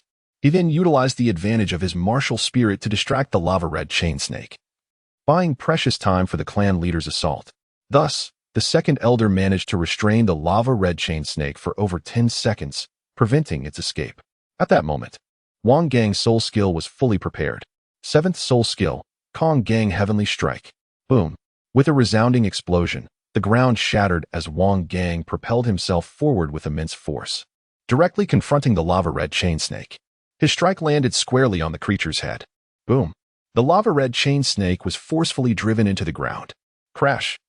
As it hit the earth, a thunderous noise erupted once more. Beneath Wang Gang's feet, 9 soul rings pulsated rhythmically before settling onto the ground. Notably, the 9th soul ring displayed a mix of black and a hint of crimson, signifying its origin from a soul beast nearing 100,000 years in age. One can only imagine the magnitude of power inherent in this soul skill. Wang Gang's 9th soul skill is known as the Kong Gang Heavenly Technique. The name alone suggests the overwhelming nature of this skill, capable of even parting the heavens. While this may be a hyperbolic expression, it undeniably indicates the extraordinary strength of this soul skill. This soul skill, wielded by Wang Gang, can be activated instantaneously, albeit with diminished potency. However, with sufficient time devoted to charging, his 9th soul skill can unleash a force that far exceeds his inherent capabilities. With prolonged accumulation of energy, it is even conceivable to achieve a magnitude of power tenfold or greater. Nevertheless, this technique is primarily effective against stationary targets. In the throes of battle, an adversarial soul master is unlikely to permit such a build-up. They will either disrupt your concentration or flee, rendering your efforts futile. Generally, if the disparity in strength is not excessively pronounced, one would struggle to land a hit. Conversely, if the gap in power is overwhelming, there would be little need to charge this particular skill. Thus, it is evident that Chief Wang Gang's ability typically necessitates the support of allies to realize its full potential. This time, the Patriarch Wang Gang harnessed his power for 10 seconds, resulting in a remarkable enhancement of 50% in the potency of his 9th soul skill. With unwavering confidence, he struck, fully believing that he could severely wound the lava-red chain serpent, a creature whose physical prowess rivaled that of typical 10,000-year soul beasts. As anticipated, the serpent, now sprawled on the ground, exhibited virtually no capacity for resistance. Its horn had been shattered by Wang Gang's ferocious blow, and its body was marred by numerous wounds, appearing as if it were on the verge of demise. The second elder approached and, with a single strike, ended the life of the lava-red chain serpent. He then seated himself on the ground to recuperate. After all, this soul ring would not vanish in the immediate future, allowing him to first stabilize his condition before commencing the absorption of this exceptional soul ring. As the second elder regained his equilibrium, half an hour elapsed. During this time, the clan leader, the third elder, and Wang Chun gathered to provide protection for him. Once he felt prepared, the second elder began the process of absorbing the soul ring, which was predominantly black with flecks of red. With a surge of soul power, the prestigious soul ring of over 90,000 years floated above his head. Boom! A tremendous force surged into the second elder's body. However, this influx of energy was manageable for him. He channeled his soul power to assimilate this external energy, diligently fortifying his physique and fully committing to the absorption of the soul ring. Time passed steadily, and the second elder continued his absorption of the soul ring. Observing his demeanor, it was evident that he had surpassed the most perilous phase. He merely needed to complete the absorption of this energy to successfully claim the 90,000-year soul ring, thereby attaining the status of a true title Douluo. A day slipped by, and as nightfall gradually enveloped the land, the second elder finally completed the absorption of this extraordinary 90,000-year soul ring. The lava crimson chain serpent indeed stands as a formidable contender among the elite soul beasts that have existed for nearly 100 millennia. Despite possessing a soul bone and an exceptionally robust physique, the second elder took nearly an entire day to assimilate this soul ring. A dark crimson soul ring materialized beneath his feet, pulsating erratically alongside the other 8 rings, signifying that at this moment, the second elder had officially ascended to the coveted title Douluo realm, a dream cherished by all soul masters across the Douluo Continent. At that moment, the aura emanating from the second elder underwent a dramatic transformation. With the rhythmic undulation of the 9 soul rings, an overwhelming pressure of soul power enveloped the area. Second elder, please manage your soul power pressure, the clan leader, Wang Gang, interjected as he observed the second elder struggling to control his newfound strength after his breakthrough. He positioned himself before Wang Chun to shield him from the second elder's soul power pressure and offered a gentle reminder. Indeed, the second elder acknowledged, regaining his composure and retracting his soul power pressure. Thank you, clan leader. Now that you have successfully absorbed the soul ring and ascended to title Douluo, we are merely awaiting the third elder's soul ring to complete our objective. Let us rest for a while to recuperate our strength before we continue our quest to assist the third elder in locating his soul ring. Following this exchange, Wang Qin and the others settled down to rest. Given that they had recently endured a fierce battle, ordinary soul beasts would be deterred from approaching, allowing them to prepare for a night's respite before setting off again the following day. The next day, Wang Qin resumed his search for soul beasts on behalf of the third elder. The current quest primarily involves seeking a plant-type eternal soul beast that possesses a high affinity for the third elder. Through extensive theoretical research conducted by the family, it has been established that plant-based martial souls can indeed absorb animal-type soul beasts. However, under comparable conditions, the affinity for absorbing plant-type soul beasts surpasses that of animal-type soul beasts. In other words, a soul master with a plant-based martial soul derives significantly greater benefits from absorbing a plant-type eternal soul beast of the same age than from an animal-type soul beast of equivalent age. Therefore, whenever feasible, soul masters of plant-type martial souls should prioritize the absorption of plant-type soul beasts.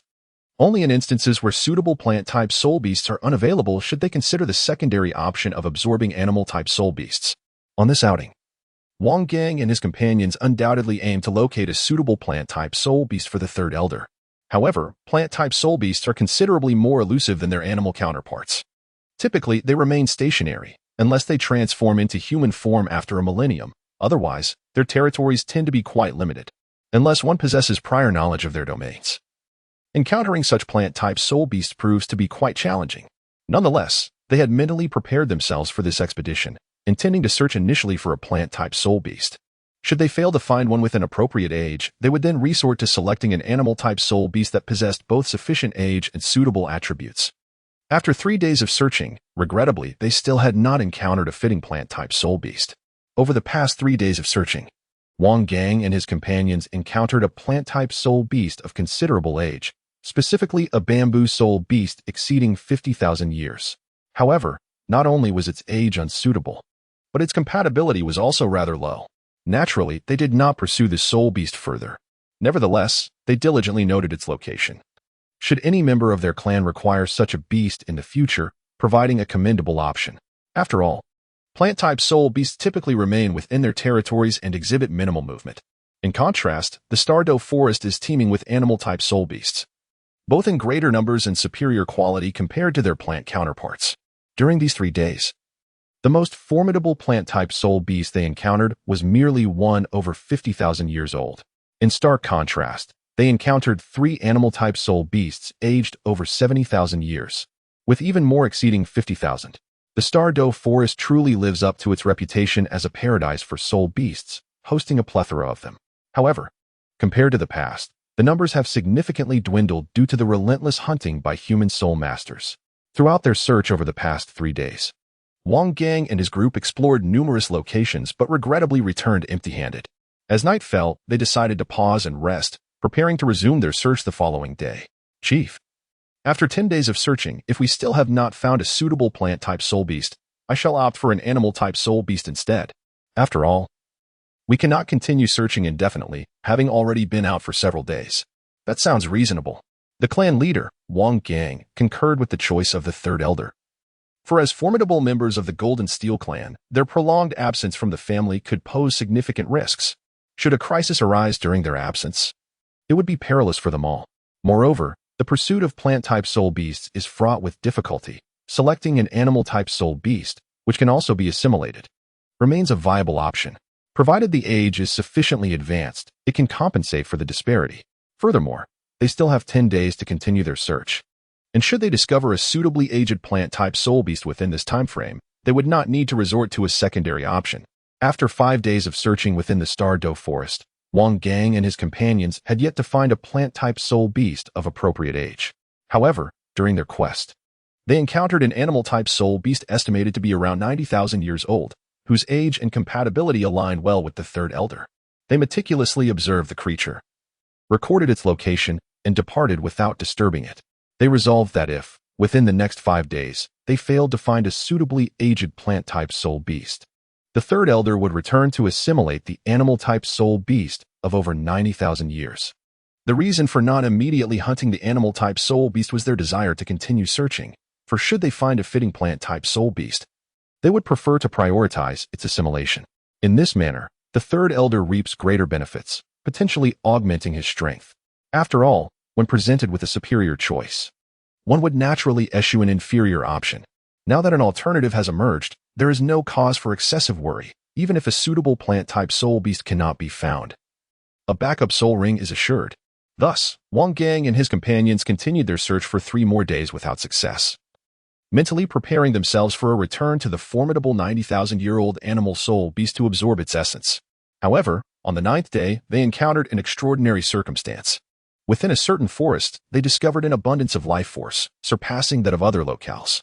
This revelation ignited excitement among Wang Gang and the clan leader, as areas teeming with vitality typically harbor advanced plant-type soul beasts. Only these elevated beings possess the capacity to transform the life force of their surroundings. Ironically, while they had intended to hunt the animal soul beast, they stumbled upon this vibrant and unique region. Although the existence of a powerful plant-type soul beast was not guaranteed, and it could merely be a site of extraordinary resources, either scenario presented an unexpected boon for Wang Gang and his team. Should it be a remarkable treasure site, they might uncover formidable treasures. Conversely, if a mighty plant-type soul beast resided there, the third elder could acquire an impressive soul ring. Moreover, for Wang Gang and his companions, hunting a plant-type soul beast is generally less arduous than pursuing an animal counterpart, as the former typically lacks mobility, simplifying their assault. Wang Gang's charged soul skill would not be thwarted by evasion, allowing him to significantly amplify his attack power through sustained accumulation, thereby swiftly dispatching the plant-type soul beast. Additionally, the presence of the second elder, a powerful soul master with attributes that counteract plant-type soul beasts, would make the hunt considerably easier. Wang Gang and the second elder forged ahead, eager to ascertain the nature of this area, while the third elder remained behind with Wang Qin, ensuring his safety. Should a formidable plant-type soul beast emerge, the clan leader and the second elder would confront it, allowing the third elder to step in for the final blow and absorption once the creature was incapacitated. As they ventured into this vibrant haven, Wang Gang activated his mental powers for a meticulous reconnaissance, wary of ambushes from lurking soul beasts. After an exhaustive scan, he finally discerned the true nature of the surroundings. It turned out that an ancient, evergreen soul beast, over 90,000 years old, thrived here. The primary characteristic of the evergreen soul beast is its remarkable vitality. This soul beast reveals its vibrant vitality at the centenary mark. Upon reaching this age, it gradually transforms its habitat, rendering it increasingly conducive to its existence. As its life force alters the environment, it accelerates its cultivation progress after 100 years. Furthermore, the higher its cultivation level, the more significant the environmental changes, resulting in an even swifter pace of advancement. This particular soul beast finds its existence increasingly challenging during its first decade. However, once it surpasses the century mark, its rate of cultivation accelerates significantly. Its growth rate becomes more rapid, increasing by 1 meter every 100 years until it reaches a height of 10 meters after a millennium. Beyond this point, it ceases to grow taller and instead begins to extend downward, swiftly transforming its habitat. By the time this soul beast attains an age of 10,000 years, the surrounding area becomes teeming with vibrant life. Consequently, the exuberance of this life force can be sensed from considerable distances due to its remarkable vitality. Nevertheless, after undergoing such extensive alterations to its environment, this creature possesses formidable strength, allowing it to remain unconcerned about other soul beasts encroaching upon its territory. The locale has been entirely reshaped by its life force, rendering it akin to a realm belonging to an eternal, evergreen pine. In this domain, the beast can unleash powers that far exceed its own cultivation level. Thus, once it has survived its first century, it generally encounters no human soul masters, allowing it to thrive uninterrupted. Other soul beasts typically do not challenge it, and its resilience to external conditions is extraordinary, as it is capable of enhancing its surroundings on its own. When Wang Gang and his companions entered this exceptional realm of life, they beheld a magnificent 10-meter-tall pine tree. Though this pine tree is not particularly tall, its branches and leaves are exceedingly lush. Surrounding it lies a barren expanse, devoid of any life. This area's vitality is solely dedicated to the tree's own growth, preventing other life forms from encroaching upon its energy. Beneath the ground, its roots extend, serving as a means of defense against any potential intruders. Indeed, this ancient evergreen has existed for over 90,000 years, not only boasting an impressive age, but also possessing attributes that are exceptionally suited for the third elder. The clan leader, Wang Gang, accurately assess the age of this venerable pine, for after a millennium, it ceases to grow taller, remaining at a constant height of 10 meters. Thus, its cultivation level is not determined by its height, but rather by the life crystals that adorn its trunk. With every 10,000 years of growth, a new life crystal emerges. This ancient evergreen pine possesses 9 crystallizations of life, signifying that it has cultivated its essence for at least 90,000 years. These crystallizations of life are indeed a hallmark of the evergreen pine. After enduring immense injuries, it can utilize these life crystals to mend its wounds. By expending these life crystals, it can swiftly restore itself. This is akin to a formidable blood pack. If these life crystals cannot be entirely depleted, they will continuously regenerate, rendering the entity virtually immortal, unless one can deliver a singular blow that surpasses its life limit. No individual or soul beast can vanquish it before it consumes its life crystals. Furthermore, as a premier plant-type soul beast, although its offensive capabilities may be lacking, its defensive strength and vitality are exceptionally formidable. Thus, it is exceedingly rare for anyone to exceed its life threshold. Consequently, to eradicate the ever-living pine, the typical strategy involves relentless assaults to deplete its life crystals, preventing it from recuperating, ultimately leading to its demise when its life crystals are fully exhausted. Indeed, let us embark on the hunt for this soul beast. The second elder possesses attributes that are particularly effective against plant-type soul beasts. Generally, such creatures are no match for him. Although the ever-living pine boasts a slightly enhanced vitality, he is wholly confident in his ability to inflict severe damage upon it. For it is immobile and can only passively endure his fiery onslaught. With his prowess, he can swiftly deplete its life crystals through the might of his flames. Once its life crystals are exhausted, he will be able to inflict significant harm with ease. Third Elder, retreat with Shaoqin. Understood. The third elder responded and led Wangqin away from the life domain of the ever-living pine. Observing their departure, the second elder turned to the clan leader and declared, "Clan leader, I shall take the offensive. You provide cover." Agreed. With a powerful shout, the second elder activated his martial soul, unleashing his soul skill, Purgatory. Boom. A fierce fire attribute attack erupted from the second elder, aimed at the ever-living pine. In response to the potent flames, the ever-living pine did not remain passive. It summoned its deeply entrenched roots to counter the Purgatory assault. Nevertheless, fire inherently counters plant life, and the roots succumbed to the flames within mere seconds. Yet, endowed with immense vitality and 9 life crystals, the ever-living pine was not so easily defeated. It harnessed the power within its life crystals to swiftly regenerate its roots, resisting the second elder's Purgatory. Moreover, it directed its roots to assault the second elder, attempting to disrupt his powerful fiery attack. However, standing beside the second elder was the formidable Super Douluo Gang, who would not permit the ever-living pine to succeed. He swiftly severed the roots, ensuring that the second elder could attack with unwavering focus. Thus, the battlefield fell into a stalemate. The evergreen pine, lacking formidable offensive capabilities, found itself unable to breach Wang Gang's defenses and interrupt the second elder's onslaught. While the second elder's fiery assaults were particularly effective against the evergreen pine, they were insufficient to swiftly and decisively inflict damage on a being fortified by 9 life crystals. The only feasible strategy was to persistently unleash flames to deplete its strength, awaiting the moment when it would be vulnerable to a significant blow. It must be acknowledged that the ferocity of the second elder's attacks was truly formidable. Even Wangqin, who had distanced himself from the area, could sense an intense heat emanating from the site of conflict. One can only imagine the oppressive temperature endured by the evergreen pine at the epicenter of the assault.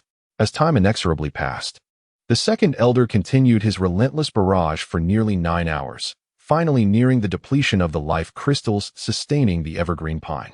This signifies that the second elder's fiery onslaught is particularly effective against the everlasting green pine. Otherwise, it would not have been possible to deplete its life essence in approximately 9 hours. Even the clan leader, Wang Gang, a formidable Super Douluo, would find it exceedingly challenging to achieve such a feat. This illustrates the principle of counteraction within the realm of soul masters.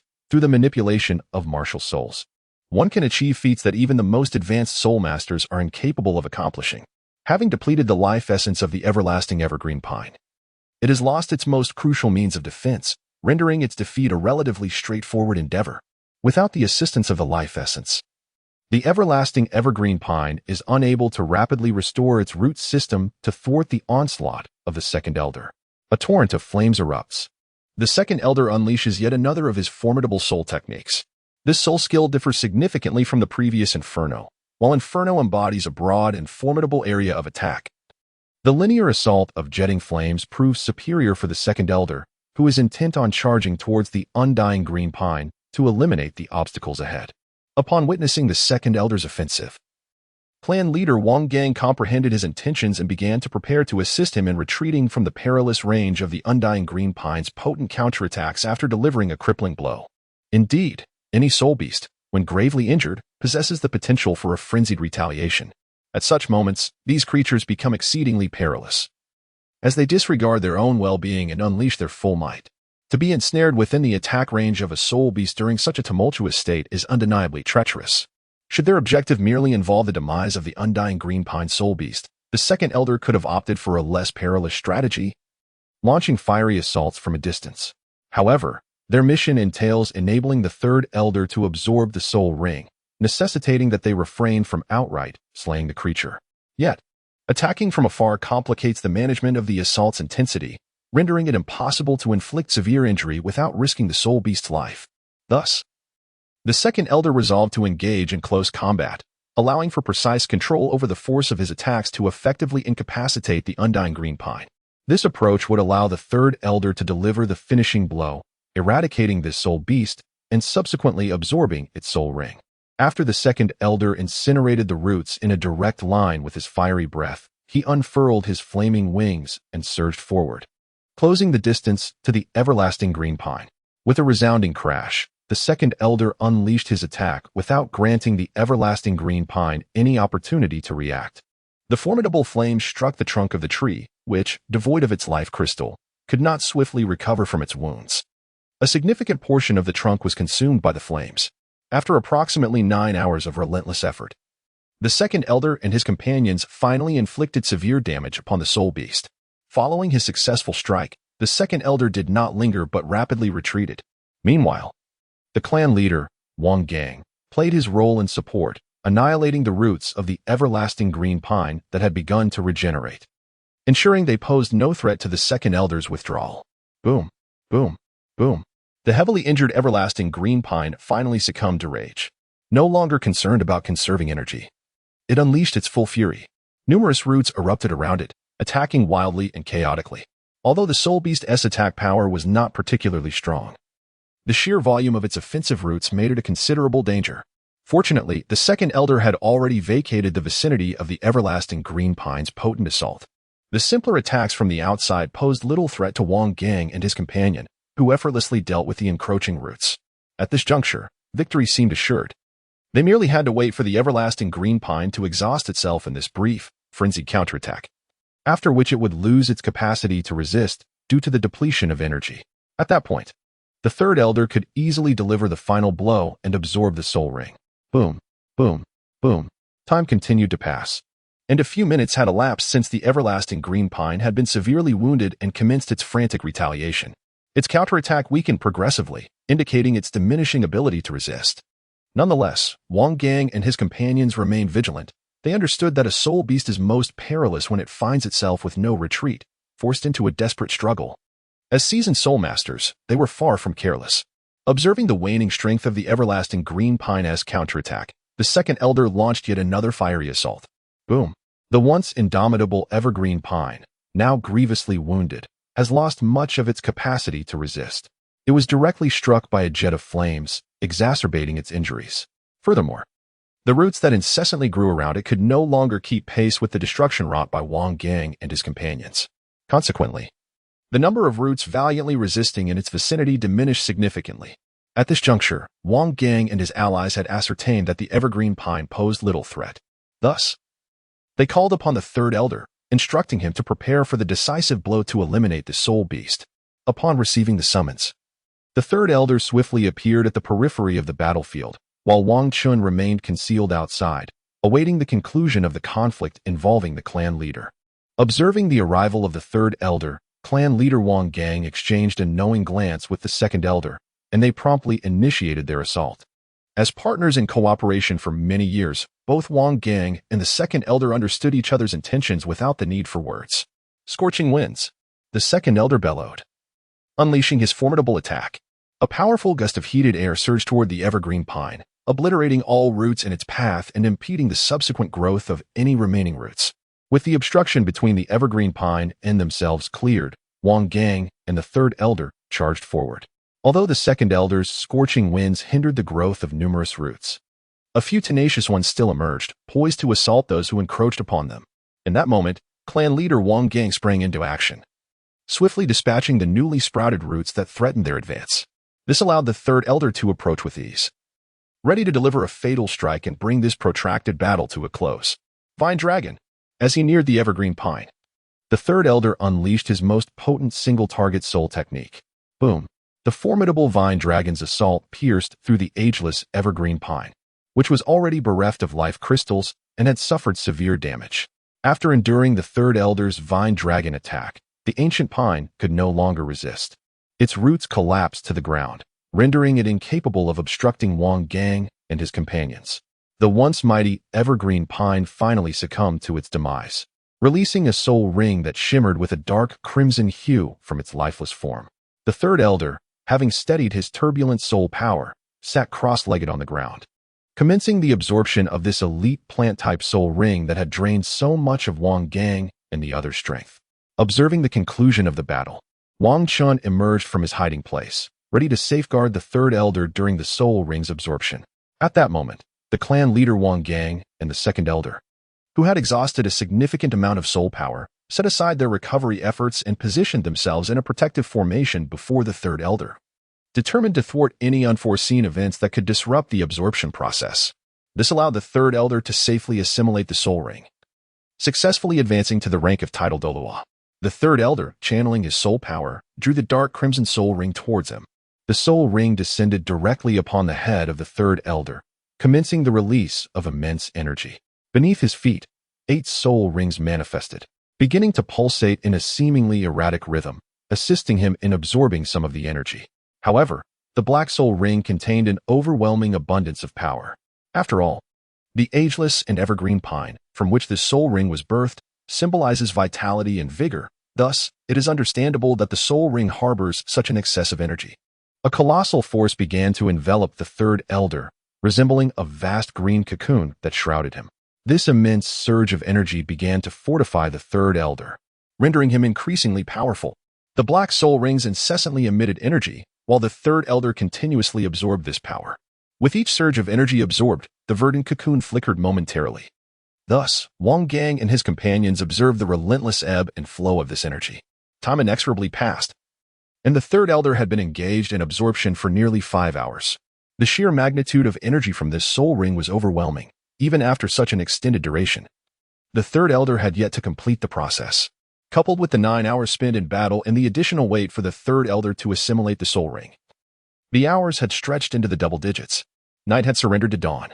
The second elder, having expended considerable energy while safeguarding the third elder, found himself unable to swiftly recover his soul power, leaving him at a nadir of strength. Similarly, the clan leader, Wang Gang, as the highest combatant present, was compelled to dedicate his efforts to protection, leaving no time for recuperation. Fortunately, his innate prowess was somewhat superior, and given that the second elder served as the primary offensive force, his energy expenditure was comparatively lesser, allowing him to retain half of his strength. At this juncture, it could be said that the combat capabilities of Wang Gang's team were at their lowest. The second elder, drained of energy, possessed scant fighting capacity, while Wang Gang had only half of his potential remaining. The third elder, in the throes of soul ring absorption, was entirely incapacitated in terms of combat effectiveness. Additionally, there was Wang Chen, whose strength as a soul king was merely supplementary. It was apparent that should a formidable soul beast, aged 90,000 years, appear at this moment, it would likely be left to Wang Gang to confront it, as the others were largely bereft of power. Fortunately, the fierce battle that had transpired seemed to deter many soul beasts from approaching, providing a temporary reprieve for Wang Chen and his companions. Another 2 hours elapsed, and the third elder's absorption finally approached its conclusion. The dark red energy of the soul ring began to dwindle, ceasing its outpouring. The green cocoon enveloping the third elder gradually thinned, revealing him seated within, fully engaged in absorbing the soul ring. With a sigh of relief, after a further 10 minutes, The third elder completed the assimilation of this supreme soul ring. A black and red ninth soul ring materialized beneath his feet, signifying his ascension to the coveted title Douluo realm, a dream cherished by all soul masters in the Douluo Continent. Moreover, due to the immense energy contained within the evergreen pine soul ring he had absorbed, he immediately attained a soul power level of 131, experiencing a rapid surge in strength. Moreover, within him lingered remnants of energy, which could expedite the ascension of his soul power, until he reached the 92nd level. His cultivation speed would undoubtedly be remarkably swift. Furthermore, having absorbed a significant amount of the life force from the everlasting pine, he had further fortified his physique. His innate talent had thus been enhanced, now sufficient to support his cultivation beyond the 97th level. Should he encounter further fortuitous events, he might even transcend to the 98th or even 99th level of power.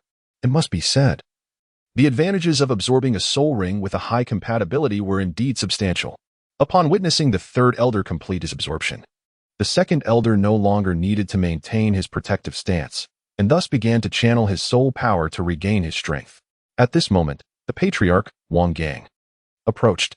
Third elder, we need to rest and recuperate here. You shall keep watch over our surroundings. Very well. You need not worry about anything else.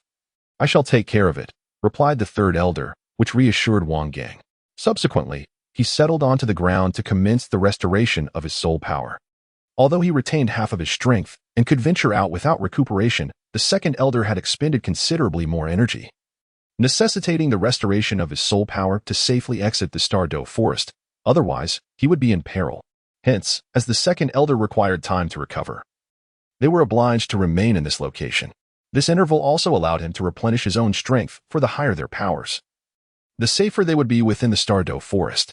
Observing the patriarch and the second elder begin their meditative recovery, the third elder turned to Wang Qin and said, Shaoqin, I shall keep watch over the perimeter to ensure our safety. You should prepare a modest meal so that once the patriarch awakens, he can regain some strength with sustenance. Understood, Wang Qin replied, and commenced his culinary preparations.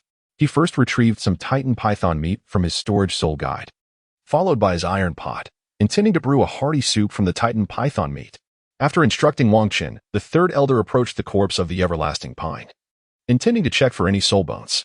After all, it had been a soul beast for over 90,000 years, and given its unique and potent life force, the likelihood of yielding soul bones was considerable.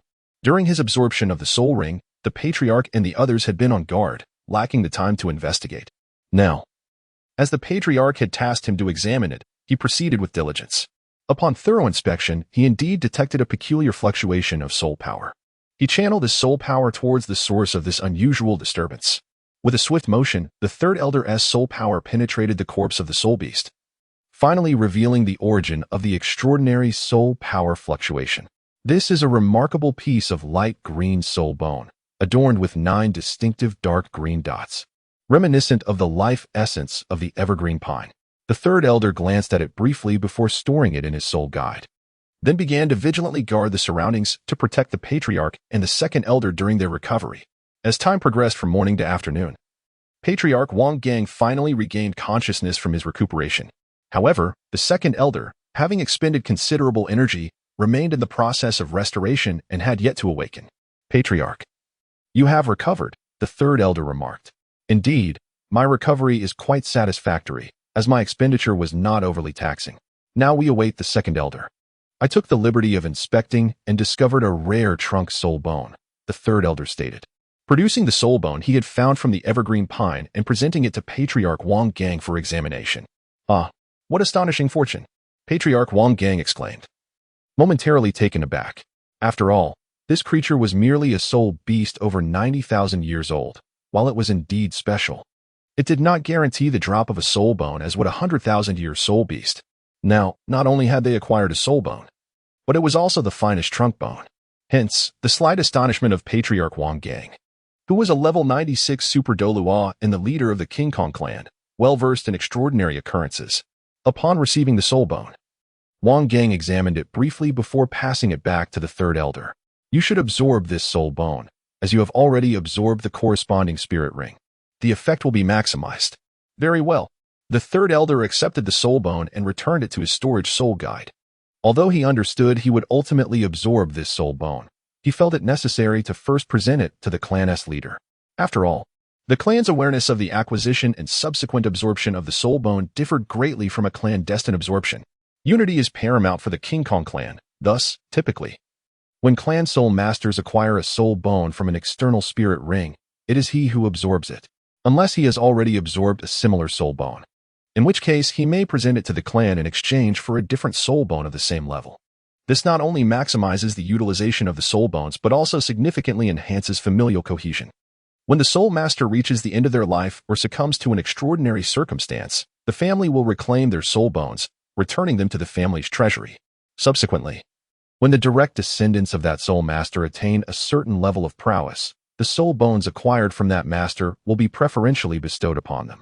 In this manner, the family not only acquires some commendable soul bones, but also ensures that the unity of the family remains unscathed. Of course, should the direct descendants of the soul master fail to meet the requisite standards, yet a remarkably gifted junior within the family emerges in need of a soul bone, precedence will be granted to that exceptional individual. It is akin to the head soul bone that Wang Chen initially obtained, which was bequeathed by the ancestors of the family. When the family required it to nurture the extraordinarily talented Wang Chen, they presented him with that head soul bone. Now that the third elder has acquired this torso bone, it is undoubtedly intended for his absorption, as this is the custom of the Jingang family. However, prior to absorption, it is essential to inform the clan leader, ensuring that the existence of this soul bone is duly noted. Otherwise, it would remain unrecorded within the family and could not be reclaimed. Just as with the soul bone Wang Chen absorbed previously, it was customary for it to return to the family first, to be handed over to the clan leader before being returned to Wang Chen, thus adhering to established protocols. Yet, at that time, the Grand Elder was accompanying Wang Chen and had the authority to make decisions as necessary. Upon returning to the family, he could inform the clan leader, which was permissible, allowing him to permit Wang Chen's immediate absorption of the soul bone. Meanwhile, clan leader Wang Gang and others were savoring the Titan Python soup prepared by Wang Chen while awaiting the recovery of the second elder. Now, clan leader Wang Gang's strength had fully returned, significantly enhancing their safety. Moreover, the second elder was merely recuperating his strength, unlike the third elder, who was absorbing a soul ring. Even if interrupted, he would only sustain minor injuries without any severe repercussions. Consequently, the need for vigilance surrounding him was less stringent than that required for the third elder. Thus, they could leisurely enjoy the soup while patiently awaiting the second elder's revival. However, the second elder had exerted an immense amount of energy, and after merely a brief period of recuperation, he continued to utilize his mental strength to safeguard the third elder, resulting in a somewhat slower recovery. Nevertheless, the second elder gradually regained his strength, his complexion becoming increasingly vibrant. Given sufficient time, his recovery would be relatively uncomplicated. Just as clan leader Wang Gang and the others had concluded their tasks, they had ample time to await the second elder's restoration. As time passed, the day transitioned into night. The second elder finally achieved complete recovery. Upon opening his eyes and rising to his feet, he observed the clan leader and the third elder returning from their vigilant watch. "Second elder, have you fully recovered?" "Yes. I am now completely restored, and after this intense battle, I sense a slight enhancement in my strength." "That is splendid news. Since you have recovered, come over and partake in the meal to replenish your energy." "Very well." Wang Chen's meat soup simmered gently over the fire. At that moment, the clan leader and the others had merely taken a few bites to replenish their strength before resuming their vigilance around the area. Now, with the second elder fully recovered, the entire team's combat capability had reached its zenith, necessitating less caution. Thus, the clan leader, Wang Gang, and his companions returned from their watch to invite the second elder to partake in the meal. On this expedition, our objectives had been entirely fulfilled, and preparations to return to the clan could commence. Indeed, fortune smiled upon us, as we effortlessly discovered a remarkably suitable soul ring for absorption, enabling our ascent to the rank of title Douluo. It was also true that our breakthrough to title Douluo was largely thanks to the celestial herbs found by Shaolin. Without them, a breakthrough would likely have taken several more years, and our physical prowess would not have matched the current state, making it exceedingly difficult to absorb such a powerful soul ring. Indeed, we owe much to Shaolin. Haha, there is nothing more to say. Moreover, the clan has provided substantial assistance as well. They even permitted me to select a soul bone from within the clan, although I contributed some celestial herbs. The clan has extended numerous benefits in return. This is precisely how a family should operate, mutually supportive. Well then, let us not dwell on these matters any longer. It is time to eat. After our meal, we shall rest, for tomorrow we depart from the Douluo Great Forest and return to the clan. With that, Wang Chun began his meal and subsequently retreated to his prepared tent to rest. The third elder took the watch, while the clan leader and the second elder also returned to their tents to recuperate. After all, during this expedition, the majority of the battles had been resolved by the two of them, so it was only fitting that they take advantage of this opportunity to rest well. The third elder, having abstained from combat during the soul ring acquisition due to his martial soul, maintained his strength well and was thus entrusted with the night watch. The night passed serenely without any unforeseen events. Perhaps it was due to the fact that this area was the domain of a formidable soul beast, rendering the vicinity devoid of any significant threats. Additionally, a fierce battle had previously transpired, which had frightened away the other soul beasts. Consequently, no soul creatures ventured into this space throughout the night. The clan leader, Wang Gang, and the others rested quite well. As dawn broke the following day, Wang Chun and his companions had a modest meal before departing from their location, making their way towards the outskirts of the Douluo Forest, preparing to leave and return to the Golden Giant clan. After a day of arduous travel, they finally reached the vicinity near the outer edges of the Douluo Forest. As dusk approached, they resolved to pause their journey and rest, intending to set forth again the following day, though they could have continued traveling without significant danger. Given their capabilities, the completion of their tasks rendered haste unnecessary. They simply established a makeshift camp, kindled a fire, and prepared a modest soup from Titan python meat, enjoying a night of restful slumber. Upon the break of dawn, they resumed their expedition. They were now nearing the outskirts of the small town they had previously visited, and the surroundings no longer demanded the same level of vigilance as the depths of the Douluo Forest. The clan leader, Wang Gang, guided Wang Chun directly through the skies, his title of Douluo allowing for an astonishingly swift passage. Within mere hours, they arrived at the town. Wang Gang led them to the Yulai Inn for a brief respite, where they planned to enjoy a midday meal before returning to their family. Moreover, the carriage they had arrived and remained at the inn, awaiting their return, thus facilitating their journey back. It had been 2 days since Wang Chun and his companions departed from Douluo town. After 2 days of travel, they finally reached the residence of the Golden Hammer clan. Xiao Chen, accompany us to the inner courtyard. Once we have made the necessary arrangements, we shall guide you in selecting a soul bone. Are we going now? Wang Chun inquired. Indeed, it is best for you to join us now. The sooner you choose and absorb it, the sooner you can enhance your strength. All right. Thus, Wang Chun followed clan leader Wang Gang to the familiar courtyard. The fourth elder was on duty there, as the third elder had departed to hunt for soul rings. With half of the clan's elite combatants absent, the fourth elder's responsibilities were considerably more burdensome than in previous times. Not only did he have to oversee the courtyard, but he also needed to confer with the first and fifth elders on various clan matters. In the past, he never had to go through such complexities because other members of the family could resolve matters. However, this time, the elders of the clan acquired the celestial herbs from Wang Chun, resulting in 2 of them breaking through to the realm of quasi-title Douluo, necessitating a hunt for soul rings. Achieving the 9th soul ring at the quasi-title Douluo level typically requires soul beasts of considerable age, and this occasion calls for 2 soul rings. Naturally, this demands a significant amount of time. The longer the clan leader is absent, the more decisions accumulate that require their attention. Thus, he finds himself burdened, unable to enjoy the ease he once had. Clan leader, you have returned. Yes. Fortune was on our side this time. The time spent searching for soul beast was minimal, allowing for an early return. Please summon the other 2 elders so we may discuss the acquisition of the soul rings before we take young Chun to select an appropriate soul bone. Understood. Our expedition to hunt soul beast for the second and third elders was quite successful. Not only did both elders acquire a soul ring exceeding 90,000 years, elevating them to title Douluo, but the third elder also obtained a powerful soul bone from a beast of the same age. Oh, the third elder truly has exceptional luck, acquiring such a formidable soul bone. Once absorbed, his strength will undoubtedly surge. Haha, it's all a matter of fortune. This success owes much to the clan leader and the second elder. Otherwise, I doubt I would have obtained this soul ring, let alone such a soul bone. Very well. This summarizes our endeavors in hunting for soul rings. Do share if there were any developments in the clan during our absence. Clan leader, after your departure, there were no significant issues within the clan. Most matters were routine. There was, however, a young member who returned to the clan, intending to rest before continuing his training. We have informed him to participate in the Continental Advanced Soul Master competition, and he has agreed. He is just over 23 years old and will fully meet the competition requirements in just over 6 months.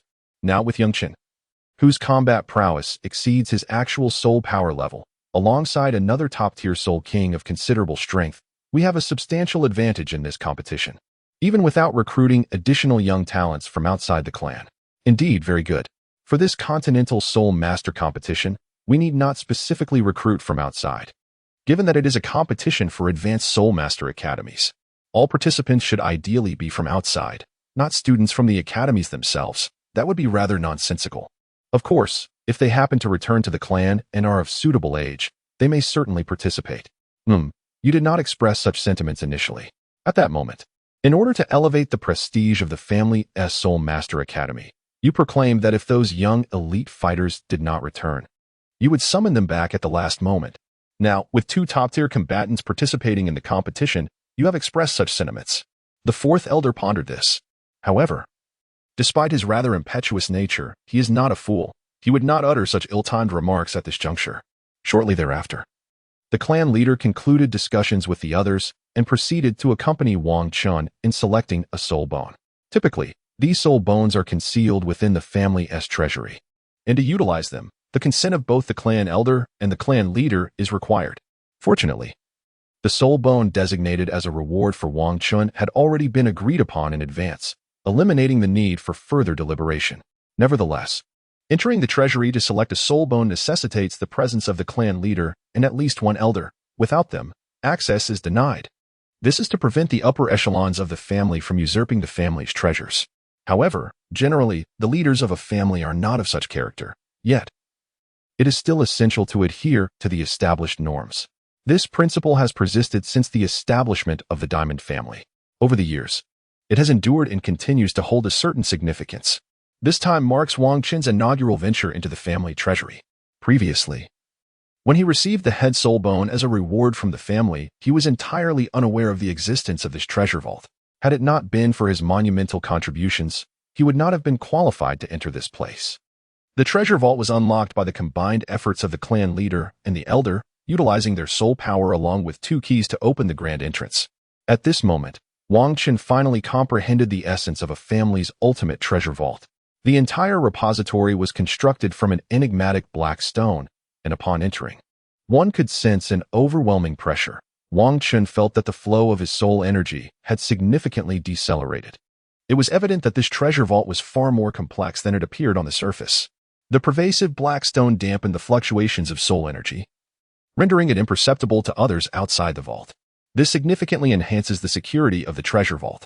Wang Chun followed the clan leader and others towards a display of treasures, where 4 seemingly exquisite boxes were arranged. Xiaochen, take a moment to consider which soul bone to choose.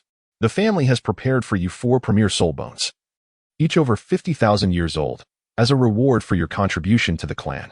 After the clan leader Wang Gang spoke, he handed Wang Chun a small booklet, which detailed the unclaimed soul bones collected by the King Kong family. Wang Chun examined it closely and discovered that the King Kong family possessed more than 10 soul bones. However, aside from 4 that exceeded 50,000 years in age, the rest were all over 1,000 years but under 50,000. This also illustrates that the King Kong family is indeed quite affluent, and their lineage possesses considerable strength. Otherwise, they would not have accumulated such an abundance of soul bones. Not to mention those that are currently in use by the family. If we account for those, the number of soul bones within the King Kong family would be even more substantial. Wang Chun meticulously examined the descriptions of all the soul bones and ultimately resolved to select the left leg bone of a 70,000-year-old void magic dragon. Although there was also an 80,000-year-old soul bone provided by the family, its attributes and effects were not particularly suited to Wang Chun, leading him to opt for the left leg bone of the void magic dragon instead. Patriarch, I have chosen the left leg bone of the void magic dragon. Ah, I see. Once you make your choice, there is no turning back. Yes, I have made my decision. Very well then. The skills associated with this soul bone are quite formidable. If you are certain, you may proceed. After the patriarch concluded his words, he handed the soul bone to Wang Chun and then escorted them out. Patriarch Wang Gang was somewhat taken aback. He had anticipated that Wang Chun would choose the 80,000-year-old venomous spider soul bone rather than the 70,000-year-old void magic dragon soul bone. This is not solely due to the higher age of the venomous spider soul bone, but also its superior completeness. It is important to note that while soul bones may not prioritize age as their foremost criterion, they certainly value completeness. However, in instances where completeness is comparable, a higher age undoubtedly signifies greater quality. Moreover, the current high-age soul bones exhibit even greater integrity, thus selecting the 80,000-year soul bone would undoubtedly enhance one's power significantly. Furthermore, it must be noted that the 70,000-year soul bone is merely a left leg bone, whereas the 80,000-year soul bone is a torso bone. The torso bone, being the most precious among soul bones, is clearly superior to a left leg bone, although the soul skill may be somewhat inferior. The other attributes entirely compensate for this minor drawback. Hence, it is understandable that the clan leader, Wang, would feel a tinge of surprise at Wang Chen's choice. Nevertheless, within the Golden Armor clan, the choices made by family members are not subject to interference from others. For instance, some members with commendable talents, after completing their training, may choose to return to the clan and take on simpler family responsibilities rather than pursuing further education to attain higher positions within the clan. While the clan may feel a sense of regret regarding these members' untapped potential, they refrain from imposing any coercion. Ultimately, this choice also contributes to the clan, regardless of the nature of the profession undertaken. At present, he merely feels a slight regret regarding Wang Chen's decision, but would not compel him to relinquish the 70,000-year void demon dragon soul bone in favor of the 80,000-year torso bone. These are the rules of the King Kong family. After leaving the treasure vault, the patriarch, Wang Gang, addressed Wang Chen. Little Chen, you may first go to the discussion courtyard to absorb this soul bone. The fourth elder will be there to protect you. All right, patriarch, Wang Chen replied without a moment's hesitation, readily agreeing to Wang Gang's suggestion. After all, while absorbing a soul bone is not as perilous as assimilating a soul ring, one remains largely oblivious to the external world during the process. Having a senior soul master as a safeguard naturally enhances the safety of the absorption.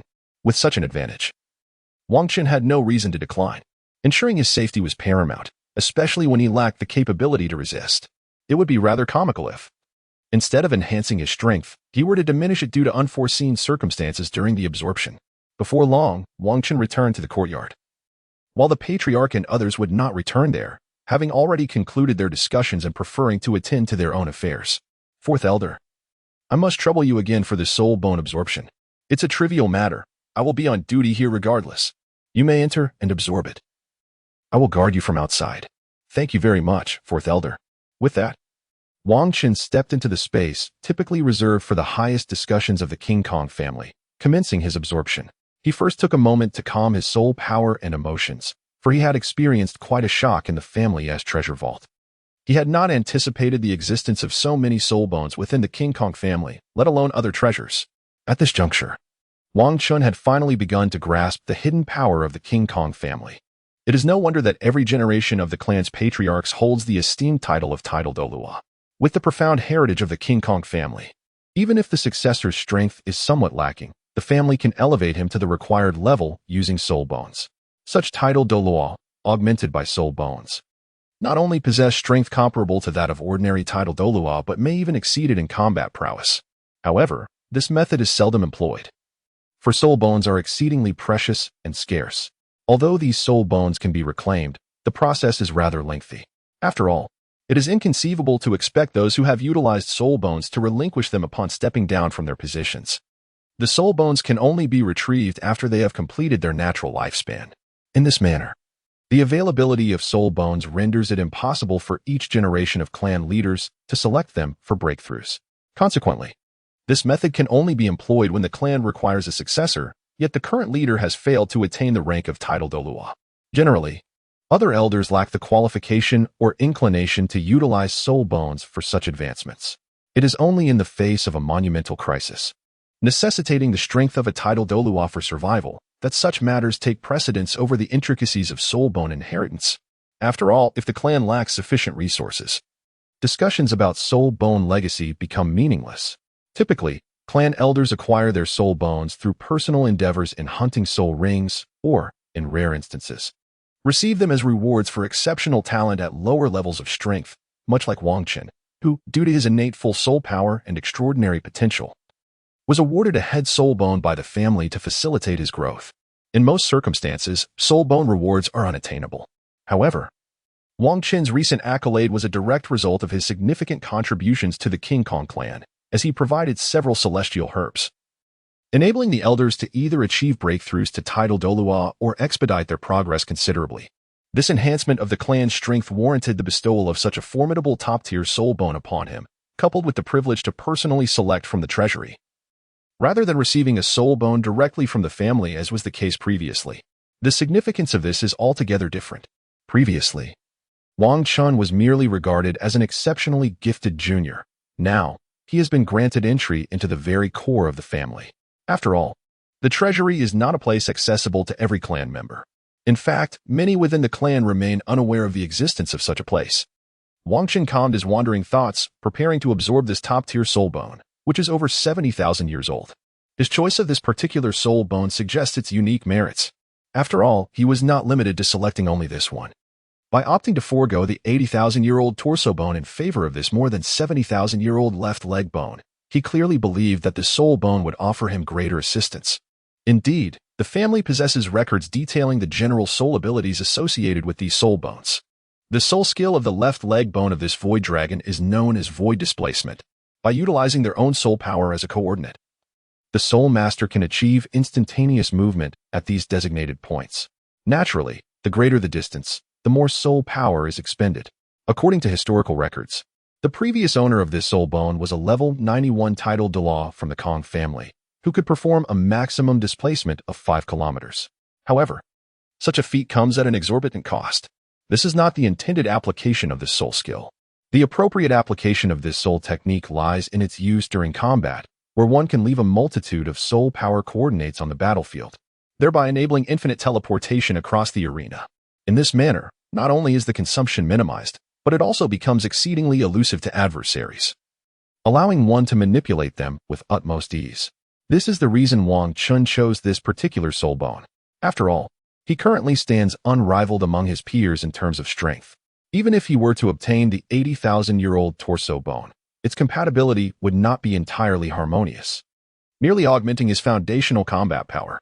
Its soul skills would not align with his unique fighting style, thus failing to significantly enhance his overall prowess. Essentially, it would raise his lower limit of strength without substantially increasing his upper limit. Conversely, by opting for the soul bone of the void magic dragon, which is over 70,000 years old, Wang Chun would find that the skills it grants are profoundly aligned with his combat framework, providing a remarkable enhancement to his upper limits of strength. Therefore, he chose this soul bone, which, while not the finest within his family's collection, is indeed the most suitable for him. After all, the best is not always the most fitting. Only what is most compatible can truly be considered the best. Once Wang Chun composed himself, he retrieved the soul bone awarded by his family from his storage soul guide. This is a relatively intact left leg bone.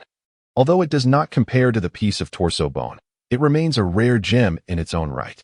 Holding this black bone interspersed with silver, Wang Chun gazed at the shimmering silver glimmers.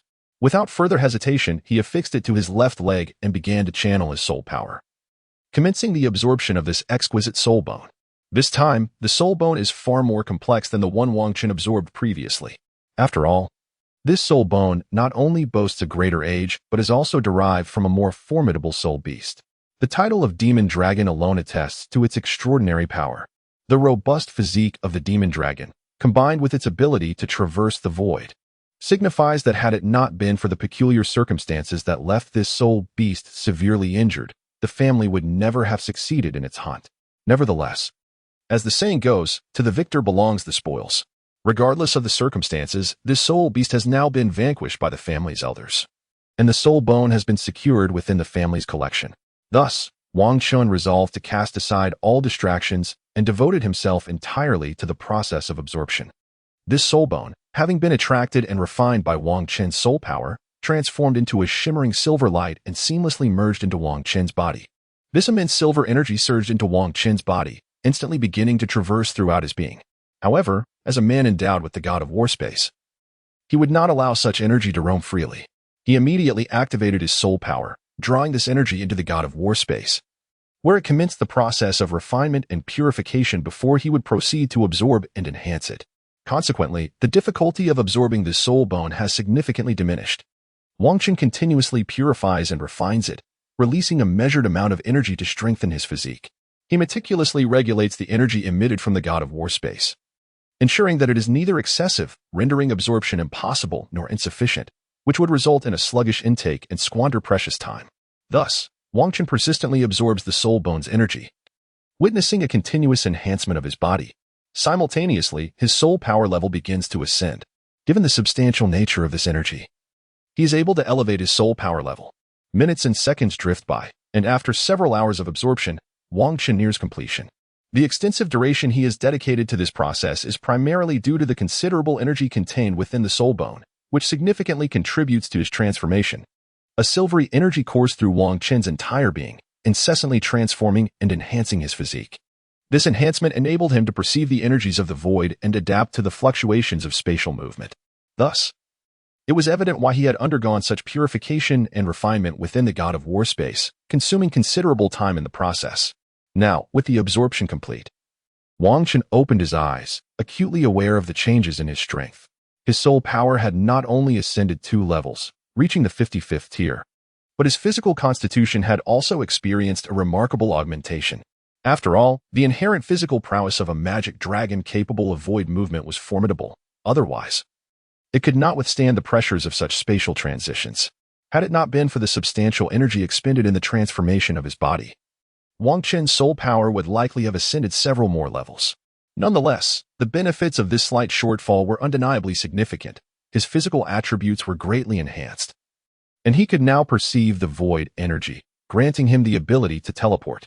With this newfound capability, Wang Qin envisioned the magnitude of his enhanced combat prowess. His original strength was already substantial, yet his previous speed may have constrained his ability to strike opponents of remarkable agility. However, with the power of void movement now at his disposal, such concerns were rendered obsolete. No matter how swift his adversaries may be, they could not possibly outpace his teleportation. Wang Qin had also devised a plan for his future development. From this point forward, he would focus on amplifying his offensive capabilities, free from the anxiety of whether he could land a strike. In this manner, one can embark on a path of extreme enhancement through aggressive tactics.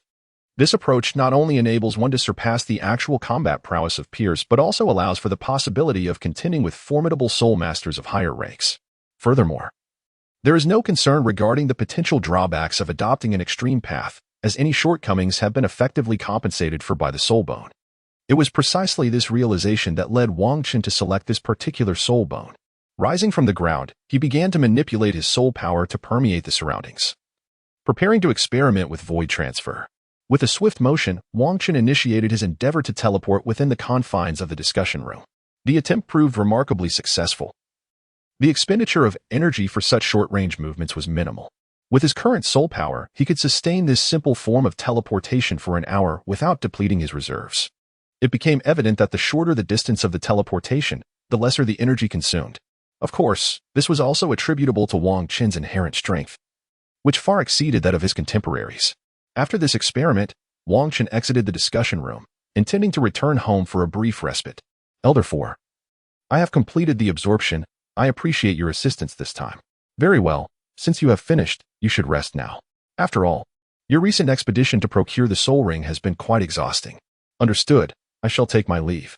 The 4th elder spoke wisely, indeed. Wang Qin felt immensely fatigued after this excursion to procure a soul ring. Although he did not engage in the hunting of soul beasts, he had the invaluable opportunity to witness the formidable combat prowess of top-tier soul beasts alongside the clan leader and others. While this experience was profoundly significant for Wang Qin, it also proved to be a considerable drain on his mental fortitude.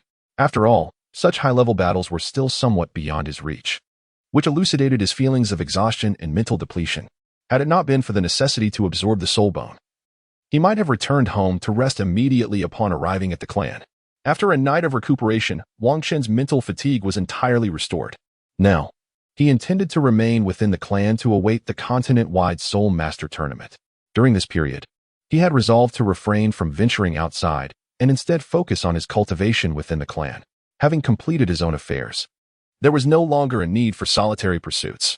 Moreover, the clan provided an exceptional simulated training environment, which would undoubtedly facilitate his growth at a pace far superior to other locales. Presently, He needed only to cultivate to level 70 before inheriting the mantle of the war god, and no other tasks awaited him. He had also acquired the celestial herb, eliminating the need for the incessant strategizing that once characterized his quest for other advantages from the original narrative. Given that he could no longer access the legacies of other deities, the only remaining legacies in the original work, aside from the celestial herb, were two divine inheritances that now held no relevance for him. Thus, Wang Qin found himself liberated from the relentless grind of prior days. He could leisurely explore the city. After all, since his birth, he had never truly roamed the streets of Diamond City. However, despite this newfound freedom from constant cultivation, he maintained a sense of purpose. In this continent, where power reigned supreme, he would not allow himself to become complacent and hinder his ascent. Nonetheless, a degree of relaxation was now permissible, freeing him from the rigid constraints of before. Consequently, on the following morning, Wang Qin set out to leisurely explore Diamond City. In this moment of profound relaxation, he felt as though his mental faculties had reached a new zenith, and even his foundational skills had experienced enhancement. After such an elevation, Wang Qin finally comprehended the significance of balancing effort with rest in the pursuit of cultivation. One cannot simply engage in relentless toil, otherwise, the anticipated rewards may elude one. Although Wang Qin had grasped this principle in his previous life, knowing it did not equate to the ability to practice it. In pursuit of benefits, he had tirelessly cultivated and meticulously strategized. Now, having fully reaped the rewards of his preparations, he was at last able to relax wholeheartedly. This is likely the saying that everyone understands, yet not everyone is capable of embodying it. After a day of aimless wandering, Wang Qin chose not to invite anyone this time, instead opting for a solitary stroll. As dusk approached, he returned to his abode. At this moment, his parents had yet to return. After all, their pursuit of soul rings was not akin to Wang Qin's, who could accompany the clan leader and elders. With their formidable strength, they could directly hunt suitable soul beasts. Unlike the family soul hunting group, which comprised numerous members working in unison to secure their prey, the latter would only return to the clan after acquiring soul rings for all participants. Consequently, their expeditions typically span 1 to 2 months, although, with favorable fortune, they could potentially return within a month or even sooner. However, such fortunate circumstances were rare, and thus, despite Wang Qin embarking on his quest for soul rings later than his parents, he was poised to return before them. After enjoying dinner, Wang Qin chose not to rest. Instead, he settled in the small courtyard where he often practiced, preparing to attempt a breakthrough to the 4th layer of his boyhood cultivation technique. Achieving this milestone would significantly enhance his strength, as this particular cultivation method was characterized by gradual accumulation leading to explosive growth. The initial layers offered only modest improvements to the cultivator's abilities, enhancing physical attributes and soul power traits slightly. However, upon reaching the 3rd layer, the enhancements became markedly pronounced, greatly augmenting both physical prowess and soul power characteristics, endowing the cultivator with the ability to discern and manipulate energy with precision. Upon attaining the 4th layer, the Moonlight Decision, he would gain the capability to absorb Imperial Flow Essence, substantially strengthening his mental acuity while yielding a modest enhancement to his physical attributes. A breakthrough to the 4th layer would usher in a period of remarkable advancement for him. Only when his mental prowess surpassed his physical strength would he truly enter this phase of rapid growth, yet that moment still lay far ahead. From the outset, this cultivation technique had been designed to elevate the practitioner's physical attributes. Although the initial gains were modest, the cumulative effect over time was considerable. It would typically take several years for one's mental acuity to catch up to their physical prowess. Thus, once Wang Qin achieved the 4th layer, he would embark on a period of accelerated growth lasting several years. After all, upon reaching level 50, he noticed a pronounced deceleration in his cultivation speed. Although he had recently advanced to level 55, seemingly at a swift pace, this was merely a result of his prior accumulation. Harnessing the residual energy of celestial herbs and the energy from superior soul rings, he had managed to break through to level 53. Following that, after absorbing a top-tier soul bone over 70,000 years old, he advanced another 2 levels to 55. Without such advantages, his cultivation speed would undoubtedly have slowed. Now, the prospect of breaking through to the 4th layer of his boyhood cultivation technique promised to restore his cultivation speed, and thus he was determined to pursue this endeavor. After all, his leisurely excursions earlier that day had elevated his mental state, and he had reached the pinnacle of the 3rd layer of his cultivation technique. This could be considered a significant opportunity for him to achieve a breakthrough. He sat cross-legged on the ground, commencing the operation of his cultivation technique, preparing for the impending breakthrough. Bathed in the silvery glow of the moonlight, the pace of his technique accelerated, and the immense soul power surged through his body with remarkable speed. The formidable essence of soul energy began to incessantly traverse the myriad meridians within him, striving to reach the fourth tier. Thus, Wang Qin diligently practiced, endeavoring to break through to the fourth level of the Minghui technique. Regrettably, today was not the 15th. The moonlight was not at its zenith, compounded by the fact that he had only just ascended to the pinnacle of the third tier. Consequently, he was unable to achieve his desired breakthrough to the fourth layer. Nevertheless, this endeavor yielded significant benefits, as he had now garnered invaluable experience for future attempts. The prospect of success would be considerably heightened upon his next trial.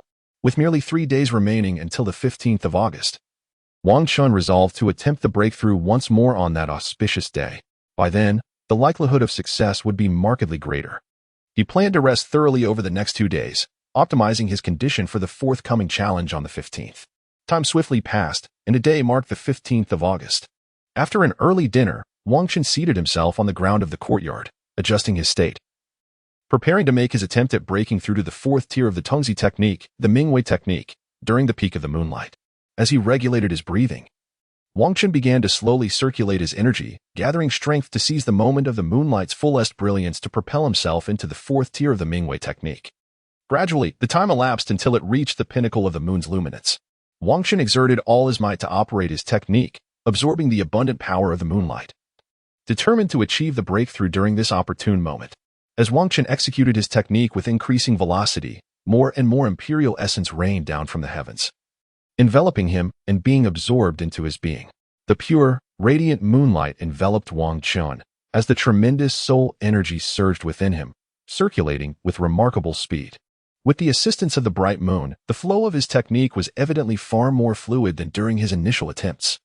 This signifies that Wang Chun has taken a significant step closer to his breakthrough.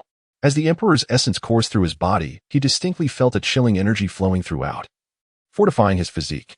Moreover, as this energy permeated his being and intertwined with his soul power, he became aware of a profound transformation occurring within his soul energy.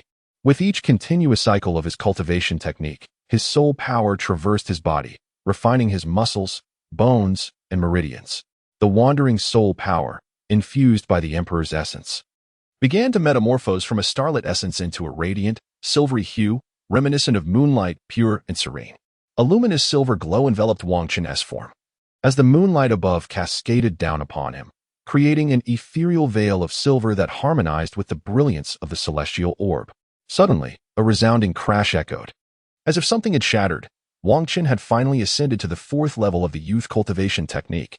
Following his breakthrough, he continued to circulate his energy through several cycles, solidifying his newly attained mastery of the technique. Once he completed this, he rose from the ground, eager to explore the distinctions of his newfound prowess at the fourth level. He activated his technique, allowing his soul power to envelop his right hand. At this moment, he observed that his soul energy had transformed into a lustrous silver hue. With a swift motion of his right hand directed at a tree within his courtyard, a beam of silvery energy erupted forth, slicing through the trunk with the precision of a blade.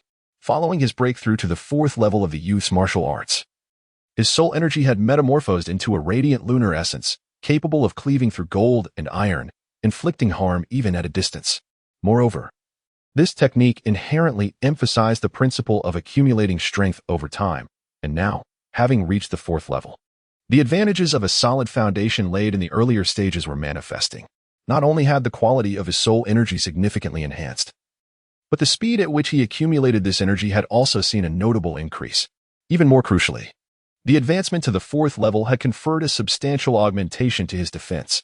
When he activated his soul energy, barring his eyes and vital areas, the muscles across his body became as resilient as tempered steel, capable of withstanding formidable blows from adversaries without sustaining any harm. Admittedly, this might be somewhat of an exaggeration. However, as long as the attacks did not vastly exceed his defensive capabilities, he could essentially disregard assaults from opponents of similar rank. This can indeed be regarded as a significant enhancement.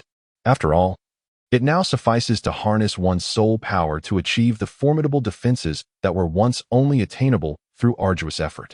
Furthermore, Utilizing the second soul skill now allows for a defensive capability that is effectively the sum of both effects, resulting in a considerable elevation of one's protective strength. Most importantly, having ascended to the 4th level, he can now absorb the Imperial Essence nightly to fortify both his body and mental acuity. No longer restricted as he was at the 3rd level, when he could only absorb a meager amount during the full moon. The quantity of Imperial Essence he can now absorb on any given night far exceeds what was previously attainable under special circumstances. Having reached this stage, Wang Chun can once again swiftly elevate his soul power level as he did before, without the risk of compromising his foundation due to such rapid advancement, thus preventing any hindrance to achieving his ultimate potential. After testing his strength, Wang Chun continued to sit cross-legged on the ground, commencing the practice of his youthful cultivation technique to absorb the Imperial Essence from the sky, enhancing his mental fortitude. Throughout the night, as he engaged in this practice, he not only felt invigorated but also experienced a profound sense of mental clarity and vitality. This is the extraordinary effect of the 4th layer of the juvenile cultivation technique, which allows individuals to fully utilize their nights without suffering from diminished spirits due to overnight training. Moreover, during the night, one can engage in a state of intense cultivation that consumes mental energy to the fullest. This particular state of cultivation yields the most remarkable results. However, it demands a considerable expenditure of mental energy, rendering it unsustainable over prolonged periods. Nevertheless, for Wang Chun, who has successfully ascended to the 4th tier of the youthful technique, this presents no obstacle. When he fully engages in the practice of the youthful technique, he is able to absorb the Imperial Essence to replenish and restore his mental energy, thus enabling Wang Chun to sustain his cultivation indefinitely. Thus, Wang Chun not only possesses a significantly superior cultivation speed and efficiency compared to others, but he also enjoys an additional night for his training. Thus, Wang Chun's strength may be swiftly and significantly enhanced. Observing that the day had brightened, he exited the courtyard, intending to first partake of a meal before proceeding to the family's simulated training environment for some cultivation. Furthermore, he planned to remain in the simulated training environment throughout the evening, eager to ascertain how much his power could be augmented through continuous absorption of the Imperial Essence, supplemented by the advantages of the training environment. Without hesitation, after finishing his breakfast, Wang Chun made his way to the family's simulated training area, returning to the very spot where he had previously cultivated. As he commenced his training for the day, he immediately sensed a difference. Not only had the speed of his cultivation technique's operation accelerated, but the rate at which his soul power increased had also improved significantly. Additionally, due to the enhancement of his mental acuity, he found himself capable of exercising more refined control over his techniques. Unlike before, when he was compelled to either fully exert his techniques to absorb a considerable amount of soul power, which left him unable to completely refine what he had gathered, or to operate his techniques at a relatively slow pace, resulting in minimal absorption that allowed for complete refinement but at a sluggish rate of advancement. He no longer faced such dilemmas. Now, he could perceive the speed of his refining process and adeptly regulate the pace at which he absorbed soul power. In this manner, Wang Chun could continuously absorb and refine, thereby elevating his soul power. Since it was not yet night, he was unable to harness the Imperial Essence to replenish his mental energy. Consequently, Wang Chun opted not to employ the most efficient cultivation method available for enhancing his soul power. Although the current pace of advancement was not exceptionally rapid, the benefits derived from the simulated cultivation environment ensured that his progress was still commendable. At present, Wang Chun engaged in rudimentary cultivation, biding his time until nightfall when he could access the Imperial Essence, after which he intended to attempt the most effective cultivation technique, augmented by the simulated environment, to ascertain the extent of his progress over the course of the night. After a day of cultivation within the simulated environment, Wang Chun ventured out for a meal to replenish his physical strength, as he had yet to reach the stage where he could forego sustenance entirely. As night descended and the bright moon ascended, Wang Chun prepared to explore the advancements he could achieve under these circumstances. Following his meal, instead of returning home as he typically would, he chose to remain within the simulated cultivation environment to continue his practice.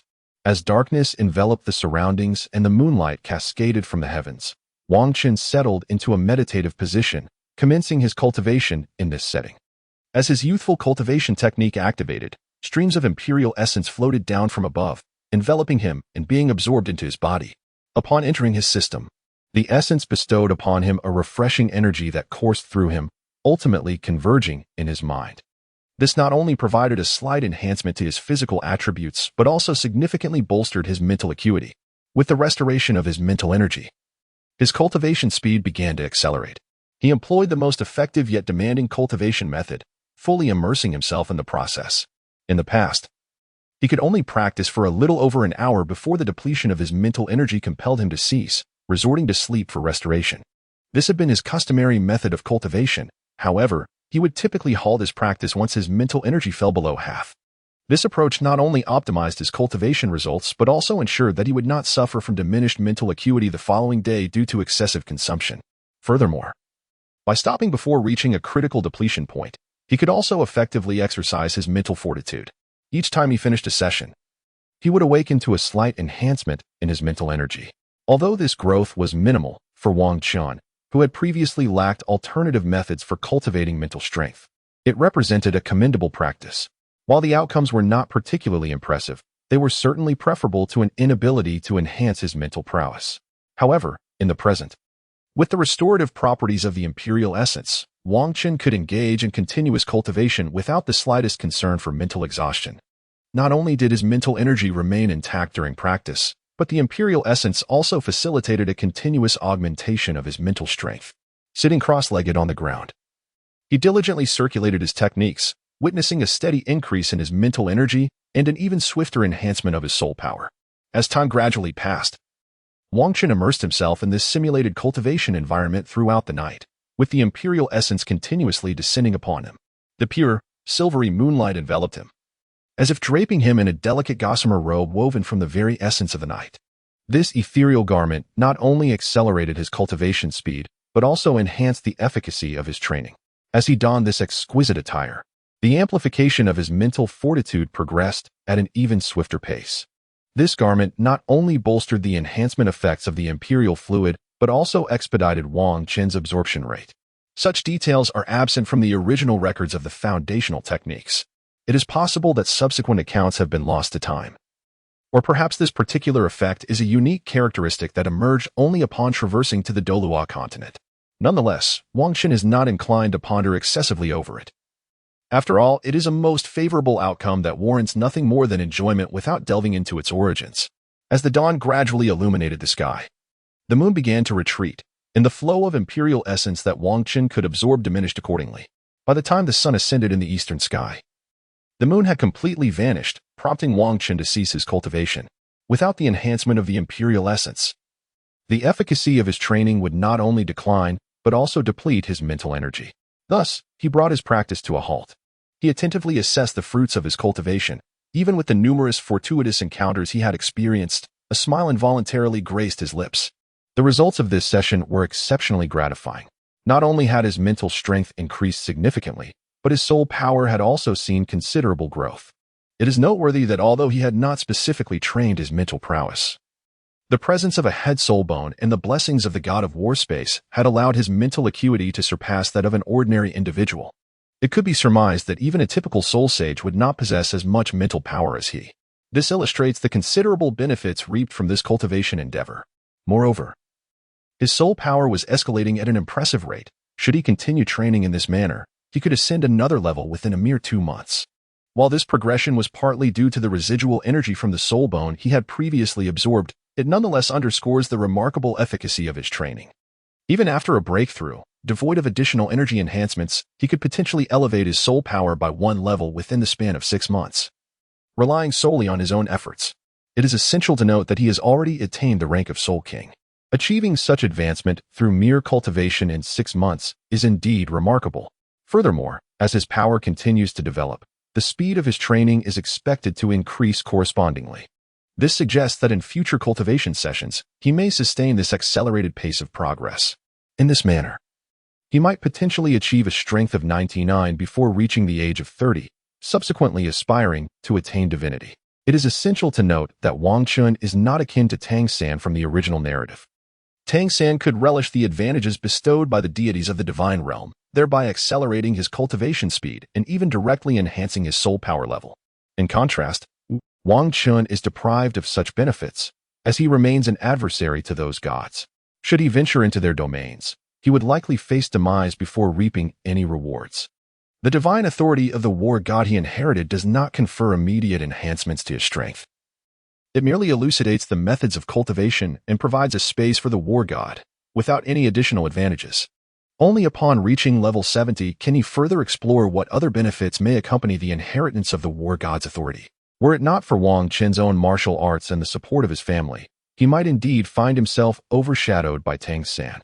Although Tang San initially struggled with his cultivation speed and lacked resources, he later experienced a transformation. Not only did his martial soul evolve from blue-silver grass to blue-silver emperor, significantly amplifying its potency, but he also inherited a century-old soul bone from his mother. This soul bone, perfectly aligned with his blue-silver grass martial soul, likely granted him advantages far exceeding the mere possession of a century-old soul bone. Moreover, he acquired the domain of the god of killing, further enhancing his combat prowess. Subsequently, he journeyed to Sea God Island, where he received the legacy of the sea god, which greatly expedited his cultivation. However, at present, Wang Qin has elevated his youthful cultivation technique to the 4th level, resulting in a remarkably swift cultivation pace. While he may still fall short of Tang San's speed, the disparity in their cultivation rates has undoubtedly diminished. And there remains the potential for Wang Qin to advance to the 5th level of his youthful technique. The practice of this foundational technique emphasizes the principle of gradual accumulation leading to explosive growth. As one advances in their training, the challenges of breaking through become increasingly formidable. Yet, the rewards for such breakthroughs are manifold. Currently, merely reaching the 4th level allows for the absorption of Imperial Essence to enhance one's mental fortitude. Should one ascend to the 5th level, it is conceivable that one could directly absorb the essence of the sun to elevate their cultivation. At that juncture, not only could one practice tirelessly through the night, expediting their progress, but one could also engage in continuous training throughout the day, thereby significantly accelerating their advancement. Wang Qin's rate of cultivation would effectively double, considerably shortening the duration required to attain the pinnacle of mastery. After a night of diligent practice, Wang Qin became acutely aware of the speed of his cultivation following his breakthrough to the 4th level of the foundational technique. He resolved to return home for a brief respite. Although his spirit was remarkably invigorated, and he could continue cultivating here without rest, he recognized that he could only absorb Imperial Essence at night to restore his mental energy and hasten his training, given that it was daytime. The efficacy of his practice would not match that of the night, thus prompting his decision to return home for a brief rest and to engage in further practice of his foundational technique. While he had only just achieved the 4th level, he understood the necessity of consistent practice to expedite his journey to the 5th level.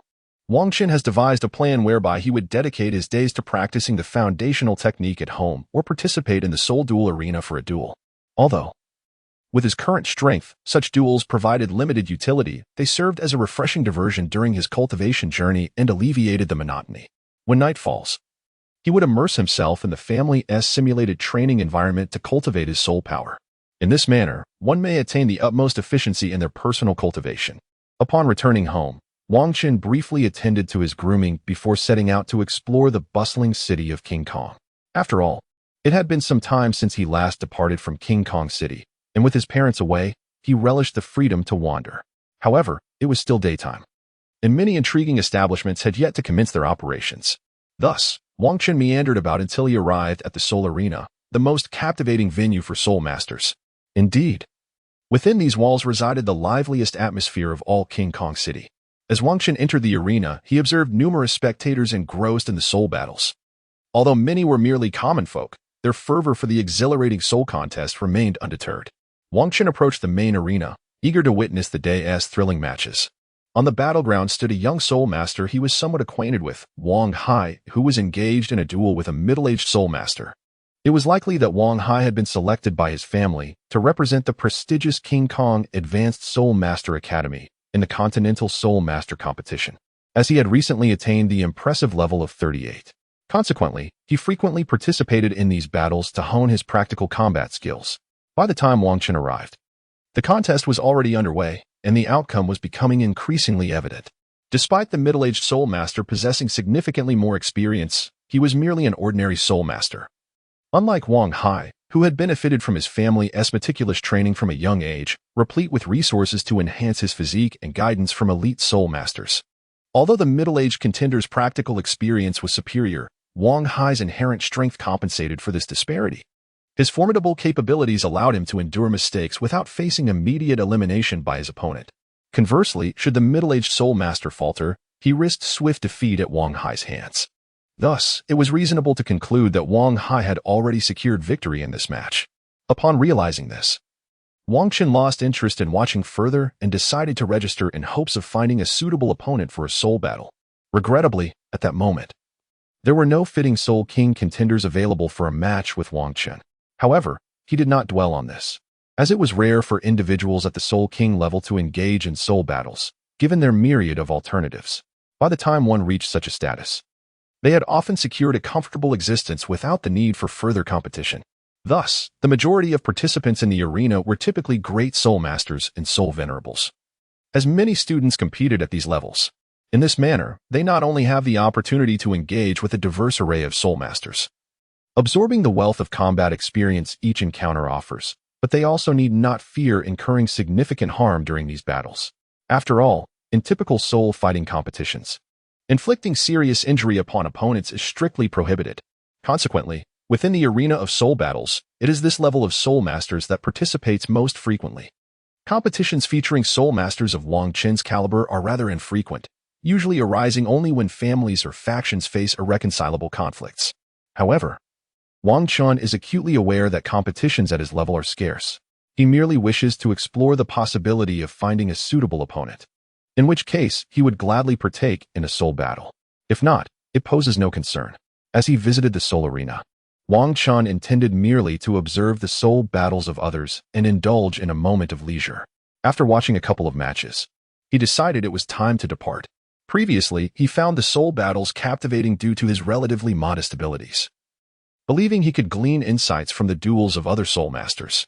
However, with his strength significantly enhanced, watching these esteemed soul masters now seemed devoid of purpose. For Wang Qin, their battles were akin to the sparring of novices. Thus, he resolved to leave the arena without seeking out Wang Hai, who was diligently absorbing experience in preparation for the forthcoming Continental Soul Master Tournament. After a brief meal in the city of King Kong, Wang Qin returned home to commence his training in the child technique. He devoted his evening to cultivating his soul power within the family's simulated training environment, striving to elevate his cultivation. This routine continued for half a month, during which Wang Qin experienced a remarkable enhancement in his prowess. The fourth level of his child technique allowed him to absorb imperial essence to fortify his mental faculties, resulting in a profound transformation of his mental strength. It was as if his mental prowess had transitioned from a gaseous to a solid state, significantly bolstering both his mental defenses and offensive capabilities. Now, he could manipulate objects with his mental power, signifying a qualitative leap in his abilities. Furthermore, during this fortnight, he had begun to develop a method of mental assault. He could condense his mental energy into a sharp spike, using it to directly target the minds of his adversaries. Although this technique remained somewhat rudimentary, Wang Qin was confident that with continued refinement, it would evolve into a more sophisticated form of attack. This method proved to be more elusive than mere mental manipulation, rendering it difficult for opponents, especially those who did not primarily focus on mental power, to detect. Many could potentially fall victim to Wang Qin's stealthy strikes without realizing it. Nevertheless, Wang Qin was not solely engrossed in solitary training. He also frequented the family's library to peruse various texts. The library housed numerous methodologies on mental attacks left behind by esteemed ancestors, which, while not guaranteed to be profoundly powerful, provided Wang Qin with invaluable insights into the development of mental assaults. Many of these predecessors possessed strengths comparable to Soul Duo, or even titled Douluo, thereby possessing far greater experience in the domain of mental power than Wang Qin, a mere Soul King. By assimilating their wisdom, Wang Qin made significant strides in his mental attack techniques. A month had passed since Wang Qin's considerable breakthrough in mental strength. During this time, his parents finally returned. After a brief exchange, they encouraged him to resume his training. Fully aware that he was the ace of the family destined to compete in the prestigious Continental Soul Master Tournament, despite his overwhelming prowess, Wang Qin understood the importance of continuous training to further fortify his abilities and minimize unforeseen challenges. The stronger one is, the better equipped they are to handle unexpected circumstances. After this month of diligent practice, the family conveyed a message to Wang Qin, summoning him to the King Kong Advanced Soul Master Academy. As the selection process for the Continental Soul Master Tournament participants had commenced, being the star candidate for this competition, It was imperative for Wang Qin to visit the academy during the selection phase to familiarize himself with his future teammates. This approach will undoubtedly demonstrate a profound respect for the competitors, fostering a stronger sense of unity among them. After all, if the participants are not valued from the outset, achieving cohesion and synergy during the Seoul duel competition will prove exceedingly difficult. Although their prowess may be somewhat inferior to that of Wang Qin, this contest is not a solitary endeavor, but rather a collective undertaking. Only through unwavering unity and sincere collaboration can they hope to attain commendable results in such an event. Thus, upon receiving news from his family, Wang Qin promptly made his way to the esteemed Golden Spirit Master Academy. Eager to ascertain the identities of his teammates for this competition, it is worth noting that the family has dispatched 2 young prodigies to partake in this contest, which is a reasonable arrangement. It would be unrealistic to expect the entire roster to consist solely of members from the Golden family. Otherwise, the Seoul duel competition at the Golden Spirit Master Academy would merely become a family affair, rendering the very establishment of this prestigious academy devoid of purpose. This academy was originally established to attract exceptional talents who are not part of the family, allowing them to study here and gradually win them over. Even if not all can be integrated into the Diamond family, a portion can certainly be drawn in. In this manner, the strength of the Kong family could experience a significant enhancement.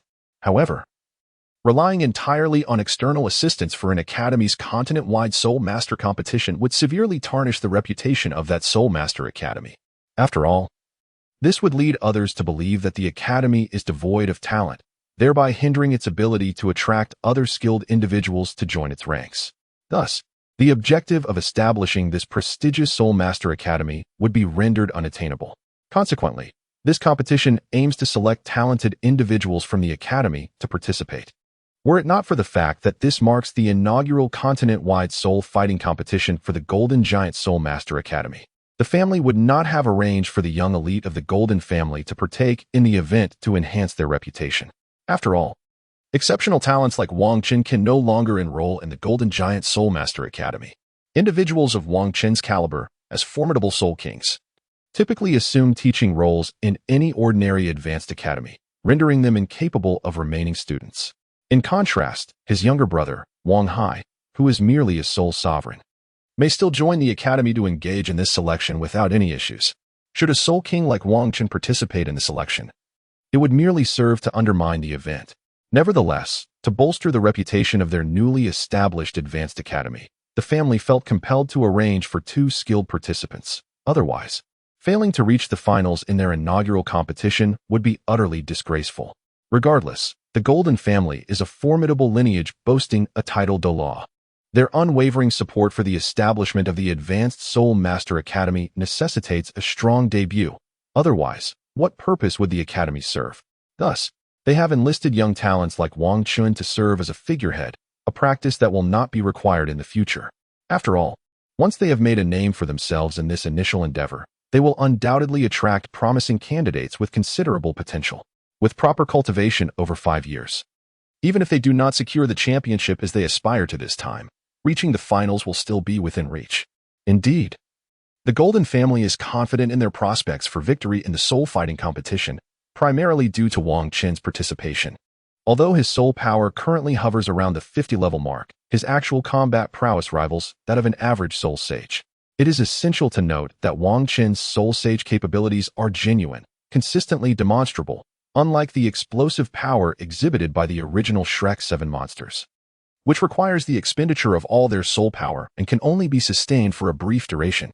Wang Qin possesses an innate ability to maintain Soul Sage-level combat strength consistently.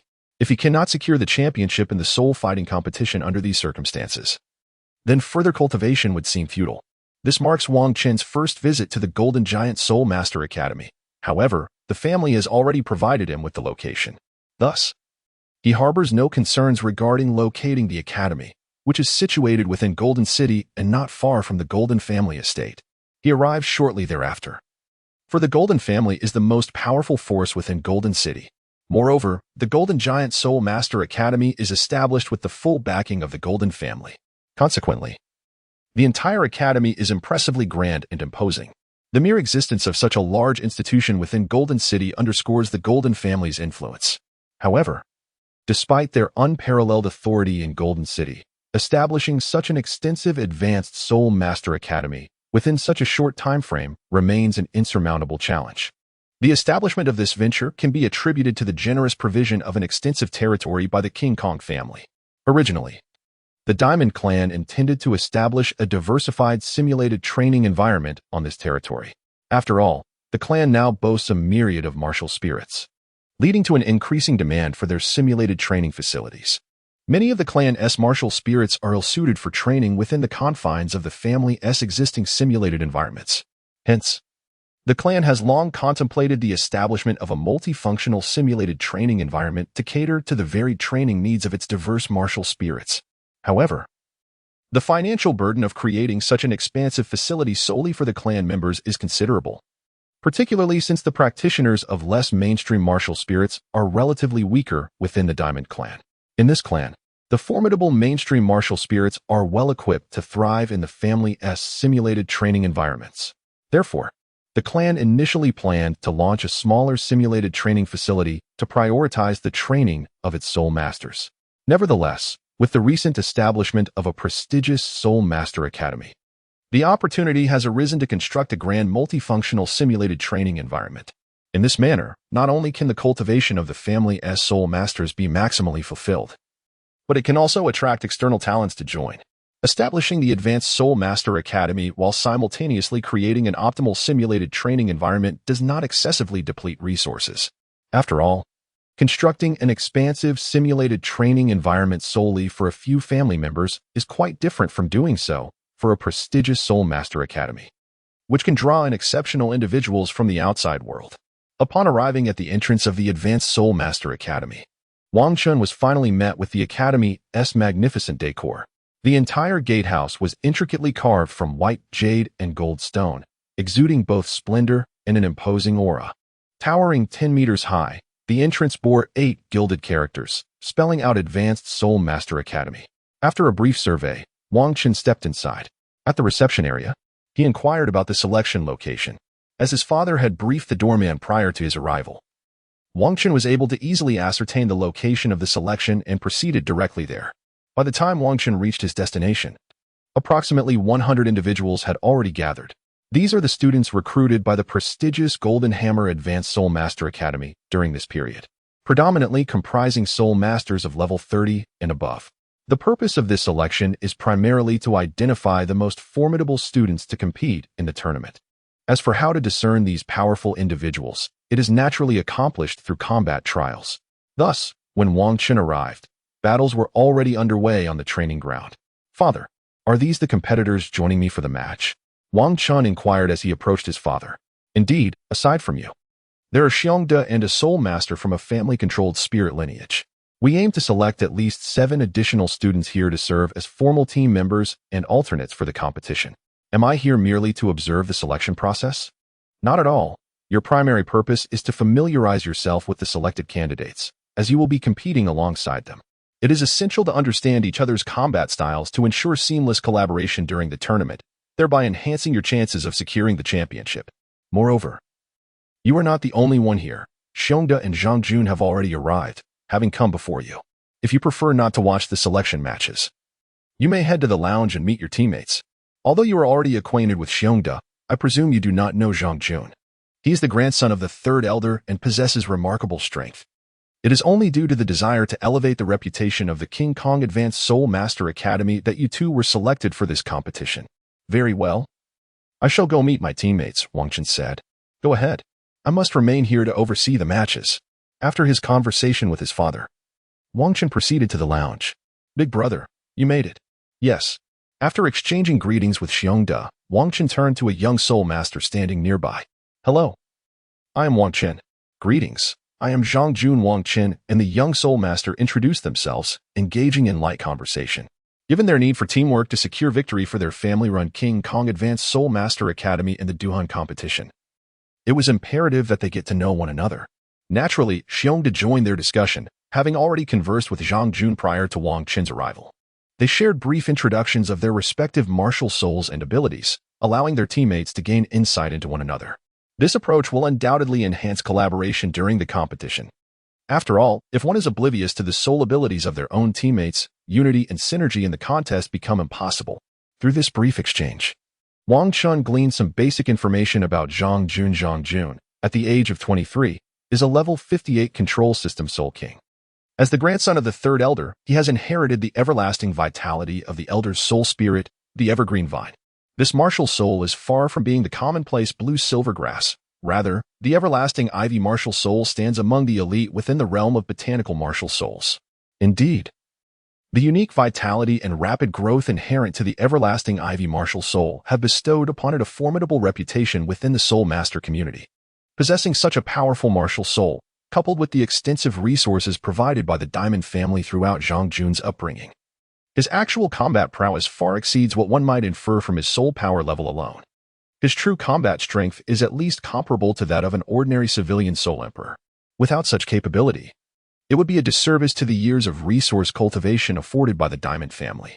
It is precisely the family's access to superior resources and training methodologies that distinguishes soul masters nurtured within such families, making them significantly more formidable than their civilian counterparts. On the continent, most high-ranking soul masters are cultivated by families or sects, and apart from a few exceptionally gifted civilian soul masters, those of comparable rank generally fall short when pitted against their family or sect-trained peers. The advantages enjoyed by resource-backed soul masters enable them to consistently outclass their civilian counterparts. Given the limited availability of resources, many sects tend to suppress civilian soul masters, thwarting their opportunities to rise and contest the interests of these powerful factions. Should they encounter a particularly talented soul master, they will attempt to recruit them, though the conditions offered are seldom as favorable as those extended by the Diamond family. The Diamond family has never been a purely familial power, having been established by a formidable Diamond Douluo in collaboration with several capable soul masters. This initial alliance with other martial soul wielders allowed them to offer exceptionally attractive conditions when uniting other gifted soul masters.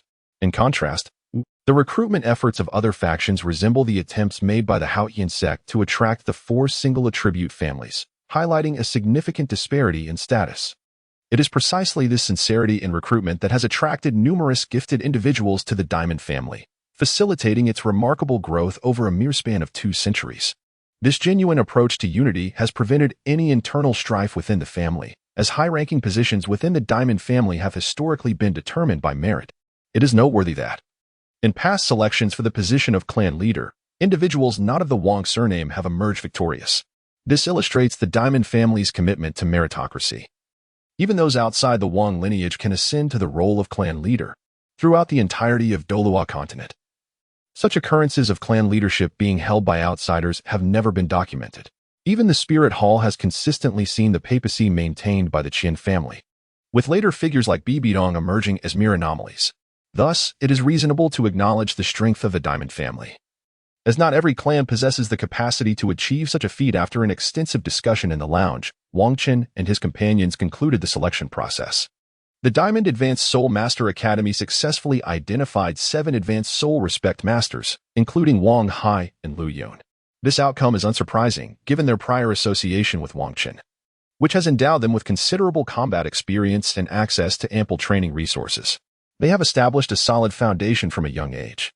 Coupled with the divine herbs prepared by Wang Qin, their martial souls and soul power have seen a remarkable enhancement.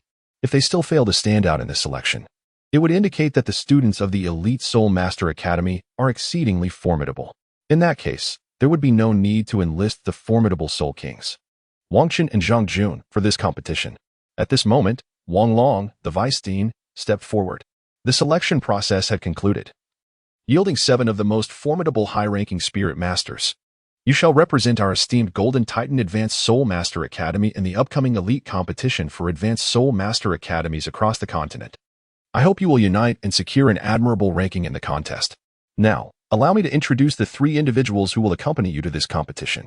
Please take turns to introduce yourselves, so that everyone may become familiar with their teammates. What? They are not participating in the selection, yet they are allowed to compete directly? Who are these individuals? Such privileges exist? Among the 7 who entered with Wang Long, aside from Wang Hai and Lu Yun, the other 5 began to converse among themselves. After all, they had endured arduous battles to earn their places in this Soul Master competition. The fact that Wang Qin and his companions could participate directly was rather difficult for them to accept. Of course, This was also due to the fact that they were all newly recruited by the academy and were unfamiliar with Wang Qin and the others. Had they known of Wang Qin's prowess, they likely would have harbored no such doubts. Now, quiet down. I shall allow them to introduce themselves, Wang Long interjected. Noticing the growing murmur of questions below, he understood that once these selected students were aware of Wang Qin's strength, their doubts would dissipate.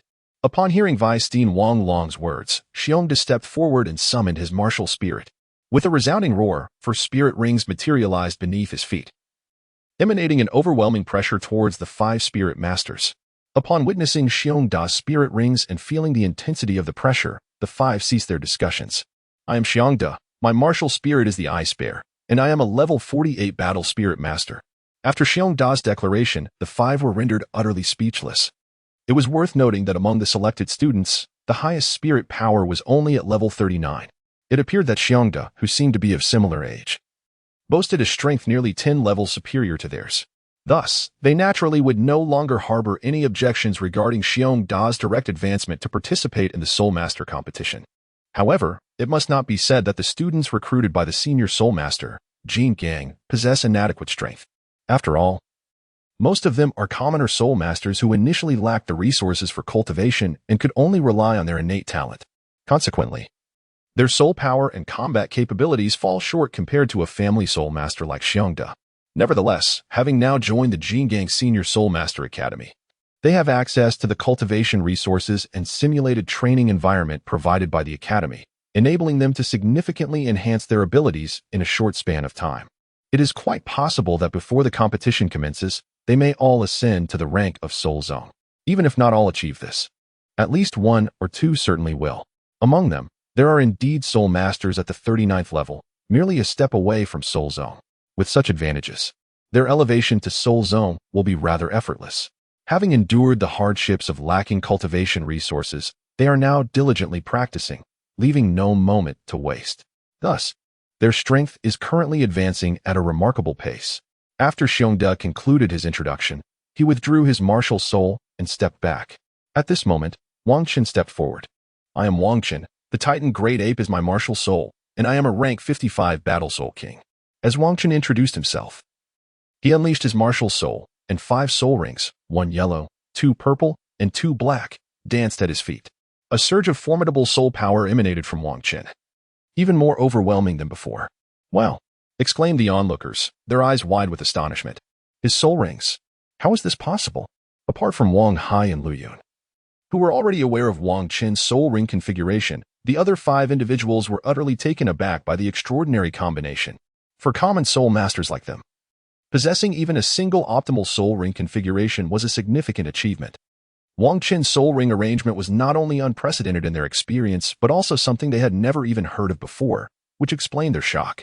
However, Wang Qin paid no heed to their astonishment. After concluding his introduction, he retracted his martial soul and stepped back. Next, it was the turn of the last member among them, Zhang Jun, to introduce himself. I am Zhang Jun, with the Evergreen Vine as my martial soul, and I am a rank 58 Control System Battle Soul King. He too activated his martial soul, but this time the audience was less surprised. After all, while Zhang Jun possessed a higher level of soul power, his soul ring configuration was not as extraordinary as Wang Qin's. He merely had an ordinary optimal configuration of 2 yellow, 2 purple, and 1 black ring. Not everyone, after all, could boast of the myriad fortuitous encounters that allowed Wang Qin to enhance his physical prowess and absorb soul rings beyond his level.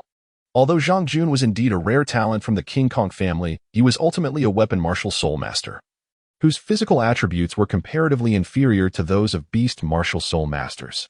Thus, despite benefiting from family resources, his soul rings only yielded a modest enhancement, unlike Wang Qin's remarkable ability to absorb at a higher level. Once the 3 of them had finished their introductions, the other 5 had no further questions. The disparity in their strengths was glaringly evident. Even in the selection process, it was clear they would stand out.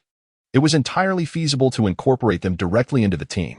After Zhang Jun stepped back, the individuals selected in this round began their self-introductions. I am Wang Hai, with the arm-thrusting giant ape as my martial soul, and I am a rank 39 Battle Soul Sovereign. I am Lu Yun, with the Hurricane Golden Eagle as my martial soul, and I am a rank 38 Battle Soul Sovereign. Once all had introduced themselves, Vice Dean Wang Long stood up. By now, everyone had gained a certain understanding of their teammates. Subsequently, the position of team leader will be determined through your own selection. This matter is beyond my purview. Only a leader chosen by you will earn your wholehearted recognition and be able to guide you during the competition. This will ensure that we, the King Kong Advanced Soul Master Academy, achieve remarkable results and enhance our academy's reputation. In the forthcoming 2 months, you are all to commence training together, fostering a deeper synergy among you. After all, this competition hinges upon collaborative efforts. It is not a solitary endeavor. Hence, it is imperative that you embark on this journey of teamwork training. Additionally, there is no need for concern that these exercises will impede your individual skill development. The esteemed King Kong family has generously allocated resources specifically for your specialized training. Therefore, rest assured that all your apprehensions have been duly addressed. Now, your affairs for today have concluded. You may either return to rest or remain at the academy. Commencing tomorrow, you will engage in 2 months of intensive training. This endeavor will be overseen by the principal and myself. It is noteworthy that the principal is a formidable soul master. Individuals of your caliber rarely have the opportunity to be trained by one of such renown. Were it not for the aim of enhancing the academy's reputation, you would not be able to enjoy such privileges. Very well, you are dismissed. After Wang Long finished speaking, he departed. Following the closure of the training session, Wang Qin naturally had no intention of leaving. After all, training began tomorrow, and he wished to explore the simulated training environment at the King Kong Soul Master Academy. It was worth noting that this was Wang Qin's first visit since the establishment of the academy, and he was eager to familiarize himself with the training environment he would be engaging with over the next 2 months. However, as the others had not yet left, he chose to remain. These individuals were to be his teammates in the forthcoming competition, and his 3 subordinates were also present, necessitating some interaction. As others observed Wang Qin and his companions engaged in conversation, they too joined in. Given that they were all set to compete together, it was only prudent to cultivate an understanding among themselves. Not wishing to dismiss anyone, Wang Qin and his group welcomed the newcomers, allowing the dialogue to flourish. Apart from Wang Qin and Zhang Jun, the others possessed similar capabilities, fostering a shared language for their discussions. They exchanged ideas in the lounge for quite some time before heading to the academy's cafeteria for a meal, after which everyone returned to their dormitories to rest. However, Wang Qin did not accompany them. His purpose for staying at the academy was to experience the simulated training environment at the King Kong Advanced Soul Master Academy. Although the enhancement provided by this environment for primate-type martial souls was not as significant as that from the King Kong family's millennia-old peach tree, the academy had transplanted several century-old peach trees as well. Furthermore, Wang Qin had yet to utilize the millennia-old peach tree for his training. Thus, the simulated environment at the King Kong Advanced Soul Master Academy should suffice for him. After inquiring around the academy, Wang Qin easily located the simulated training environment.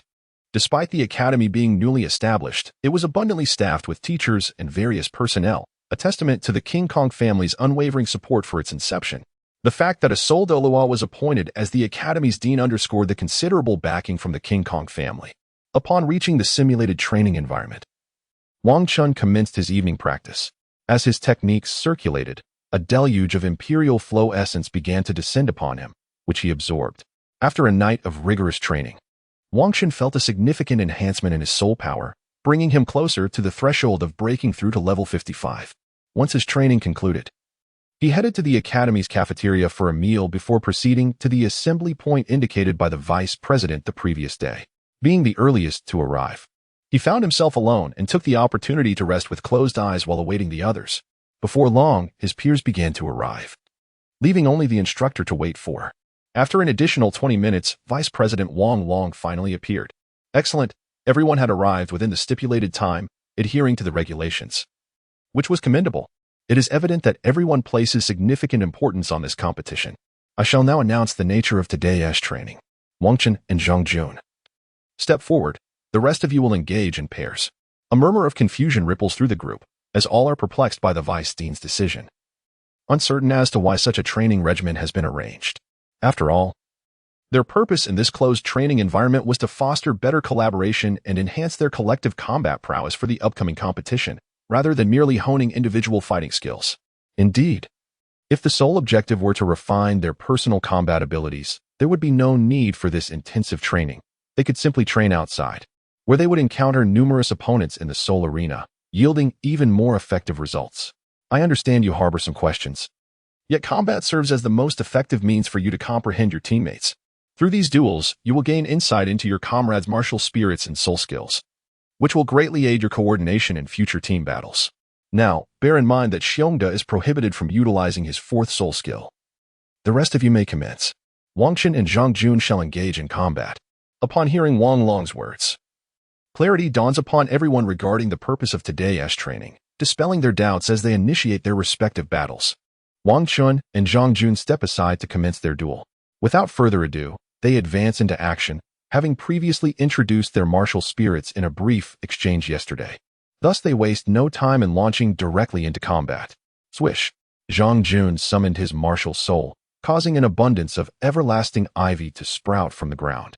Given that the combatants were all soul masters, the arena was spacious enough to prevent any interference from outside parties. Consequently, despite the multitude of everlasting ivy he controlled, Zhang Jun did not disrupt the others. Meanwhile, Wang Qin, having not engaged with a soul master of equal rank for quite some time, resolved to rely solely on his soul skills for this battle, refraining from employing his soul bone abilities. As a control-type soul master, Zhang Jun's combat strategy revolved around the proliferation of everlasting ivy to ensnare his opponent and secure victory. Typically, control-type soul masters engage from a distance, avoiding close encounters. In contrast, a power-type soul master like Wang Qin needed to approach his adversary to unleash a potent attack. Thus, at the onset of the battle, Wang Qin charged directly at Zhang Jun. However, Zhang Jun would not permit Wang Qin to advance unimpeded. He directed the vines toward him, intending to secure an early control over his foe.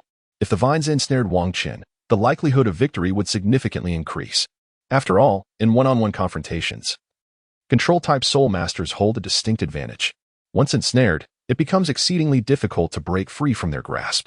The disparity in effort required to escape from within the confines of control versus breaking free from the outside is substantial, at least a five-fold difference. To illustrate, if it takes 1 unit of strength to release oneself from outside bindings, it necessitates 5 units of strength to break free from within. Therefore, Wang Qin was determined not to allow the vines to entangle him. With his formidable strength, he shattered the vines as he charged forward, only for more to sprout in their place, seemingly without end. Nevertheless, the distance between Wang Qin and Zhang Jun continued to diminish rapidly. Zhang Jun was compelled to maintain his distance. He had already witnessed Wang Qin's astonishing power in their previous skirmishes. Should Wang Qin close in, he risked an immediate defeat. The everlasting ivy was renowned for its rapid growth and considerable strength, factors that contributed to its esteemed reputation across the continent. However, in their earlier encounter, Zhang Jun's vines had been effortlessly obliterated by Wang Qin, underscoring the latter's formidable offensive capabilities. It was noteworthy that even during his battles against Soul Kings stronger than himself, no one had managed to so easily shatter the everlasting ivy. Thus, he resolved to create distance, seeking an opportunity in the ongoing battle to deliver a decisive blow to Wang Qin. Observing Zhang Jun's retreat, Wang Qin accelerated his pursuit, eager to capitalize on the moment to close the gap and unleash a series of attacks. While the purpose of this contest was to foster camaraderie among teammates rather than to secure victory, Wang Qin believed that understanding his allies through triumph was far preferable to learning through defeat. Therefore, he was keen to claim victory in this match. After all, with his multitude of fortuitous enhancements, if he could not overcome even Zhang Jun, further training would be futile. Although Wang Qin had not yet tapped into his full potential, he was confident that even at his baseline strength, he could prevail against Zhang Jun. While Zhang Jun possessed commendable talent and power, he remained at a disadvantage in comparison to Wang Qin. Titanic roar of the primordial ape. Boom, boom, boom, boom. The immortal vine that stood before Wang Qin was shattered by his assault. With the obstruction of the vine removed, Wang Qin soon caught sight of Zhang Jun. Approaching him became significantly easier. However, after the vines were destroyed, Zhang Jun was relentlessly cultivating new ones. Yet, their growth could not keep pace with Wang Qin's advance. Faced with this predicament, Zhang Jun was compelled to activate his first soul skill, accelerated growth. Instantly, the growth rate of the immortal vine surged, and numerous vines obstructed Wang Qin's path. Nonetheless, Wang Qin had already discerned Zhang Jun's location and was remarkably close. Thus, he unleashed his first soul skill, the mighty Vajra Fist. As a Soul King, Wang Qin's soul skills had significantly strengthened. Previously, his first soul skill could only deliver direct contact attacks. However, with his enhanced prowess, Wang Qin's mighty Vajra fist could now unleash a powerful external force. Boom. Although the external force lacked the sheer power of a direct contact attack, it was formidable nonetheless. The vines blocking his way were obliterated, and the force surged toward Zhang Jun. Yet, as an experienced soul master, Zhang Jun swiftly evaded the attack, changing direction and leaping aside at the first sight of the incoming force. However, in his full effort to dodge, his control over the vines inevitably weakened. Seizing this opportunity, Wang Qin would not let it pass. With a powerful push against the ground, he accelerated toward Zhang Jun. In that fleeting moment, he closed the distance between them. With a swift motion, Wang Qin launched a punch at Zhang Jun, who was momentarily suspended in midair and unable to evade. At this juncture, Wang Qin felt he was on the brink of securing an advantage in the match. Should this strike connect, given Zhang Jun's physical constitution as a control-type soul master, he would undoubtedly be unable to disregard the damage. This would inevitably hinder his performance. Therefore, it would be all the more challenging for Zhang Jun, whose raw strength paled in comparison to Wang Qin's, to emerge victorious. However, upon witnessing Wang Qin's impending attack, Zhang Jun displayed no trace of panic. Instead, a smirk graced his lips, suggesting the fruition of a scheme. Wang Qin felt a flicker of doubt at Zhang Jun's expression. Yet, having reached this critical moment, with his attack about to land, he could not afford to retreat. Just as Wang Qin was about to strike Zhang Jun, several tendrils of the immortal vine suddenly erupted from the ground, encircling him completely. Swish! The vines that erupted from the ground ensnared Wang Qin without hesitation. At that moment, Zhang Jun, who had just landed, exhibited no reluctance. The third soul ring at his feet shimmered brightly as he unleashed his first Millennium Soul skill, Super Absorption. The instant he activated this ability, Wang Qin felt the vines binding him release a paralyzing toxin. Although this toxin posed little threat to Wang Qin, it nonetheless induced a fleeting relaxation in his body. In that very instant, the vines lunged directly towards Wang Qin's form. Sizzle! Though the vine had not penetrated too deeply, it nonetheless pricked Wang Qin during a moment of relaxation. However, he paid it little heed, for such minimal harm would not hinder his ability to triumph even after 10 hours of combat. Yet, Wang Qin's expression swiftly shifted as the vine began to siphon his soul power. At this juncture, it became untenable for him to continue feigning control under Zhang Jun's influence. Initially, he had intended to simulate being ensnared, awaiting the perfect moment to deliver a grand surprise to Zhang Jun as he approached. Now, he had no choice but to extricate himself from the vine's grasp prematurely. With a resounding roar, he invoked the transformation of the savage ape. Boom! Utilizing his fourth soul skill, Wang Qin effortlessly broke free from the entangling vines and charged directly towards Zhang Jun. Realizing that simplistic methods would no longer suffice to vanquish his adversary, he ceased to hold back and commenced unleashing his most formidable conventional prowess. Zhang Jun was taken aback by Wang Qin's ease in shedding the restraints. Although he had heard from his grandfather about Wang Qin being the most gifted member of the Golden Ape family, he had not anticipated such effortless liberation from his control. It is worth noting that his soul skill was no mere bind. It not only released paralyzing toxins to weaken opponents but also absorbed their soul power, thereby fortifying the strength of the vines while simultaneously debilitating the foe. Throughout his years of training, not a single soul master of equal rank had managed to escape his grasp, and even those of a higher rank found it exceedingly difficult to break free. Thus, witnessing Wang Qin's unencumbered escape was nothing short of astonishing for Zhang Jun. However, there was no time for contemplation, as Wang Qin's assault loomed imminent. Regrettably, Zhang Jun's astonishment had prevented him from creating distance in a timely manner. With no avenue for evasion remaining, he was left with no choice but to confront the oncoming attack head-on. Grow! Zhang Jun commanded, summoning numerous vines to expand before him in an attempt to diminish Wang Qin's offensive.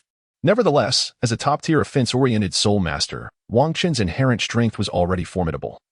And with the blessing of the war goddess authority, his power surged even further. Zhang Jun's vines failed to impede Wang Qin's onslaught entirely, though they did manage to exert some degree of weakening effect. Boom! Wang Qin unleashed a powerful strike with his right fist. However, Zhang Jun crossed his arms to deflect the attack, which had been weakened by the vines. Upon contact, Zhang sensed an immense force emanating from the blow. As a control-type soul master, Zhang was not inclined to remain engaged in a stalemate with Wang Qin, a formidable assault-type soul master. Seizing the momentum from Wang Qin's attack, he propelled himself backward, deftly manipulating the growth of the vines to obstruct Wang Qin's subsequent assault. Wang Qin felt a tinge of disappointment. as he had intended to deliver a counterstrike with his left hand while they were locked in combat. Nevertheless, Zhang had skillfully distanced himself, thwarting Wang Qin's plans for a follow-up attack. Despite the failure of his subsequent offensive, Wang Qin had gained the initiative in the confrontation and was determined not to grant Zhang an opportunity to regroup. He immediately pursued, intent on maintaining the pressure to subdue his opponent. Although Zhang conjured numerous vines along his path, they proved insufficient to impede Wang Qin's advance. Realizing that the vines could not halt his opponent, Zhang activated his fourth soul skill, hoping to buy himself some time to recalibrate. With a swift motion, a colossal vine net emerged before Wang Qin, who had no time to evade it during his relentless charge. Yet, Wang Qin felt no need to evade, with sufficient power. Shattering the net was the most logical course of action. With a resounding impact, Wang Qin executed a powerful Vajra fist, creating a significant breach in the net and continuing his pursuit.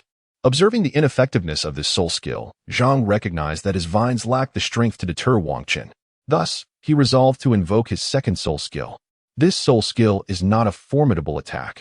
Rather, it transforms the vines into a soft and intertwining form, effectively absorbing blunt force, thereby impeding Wang Qin's advance.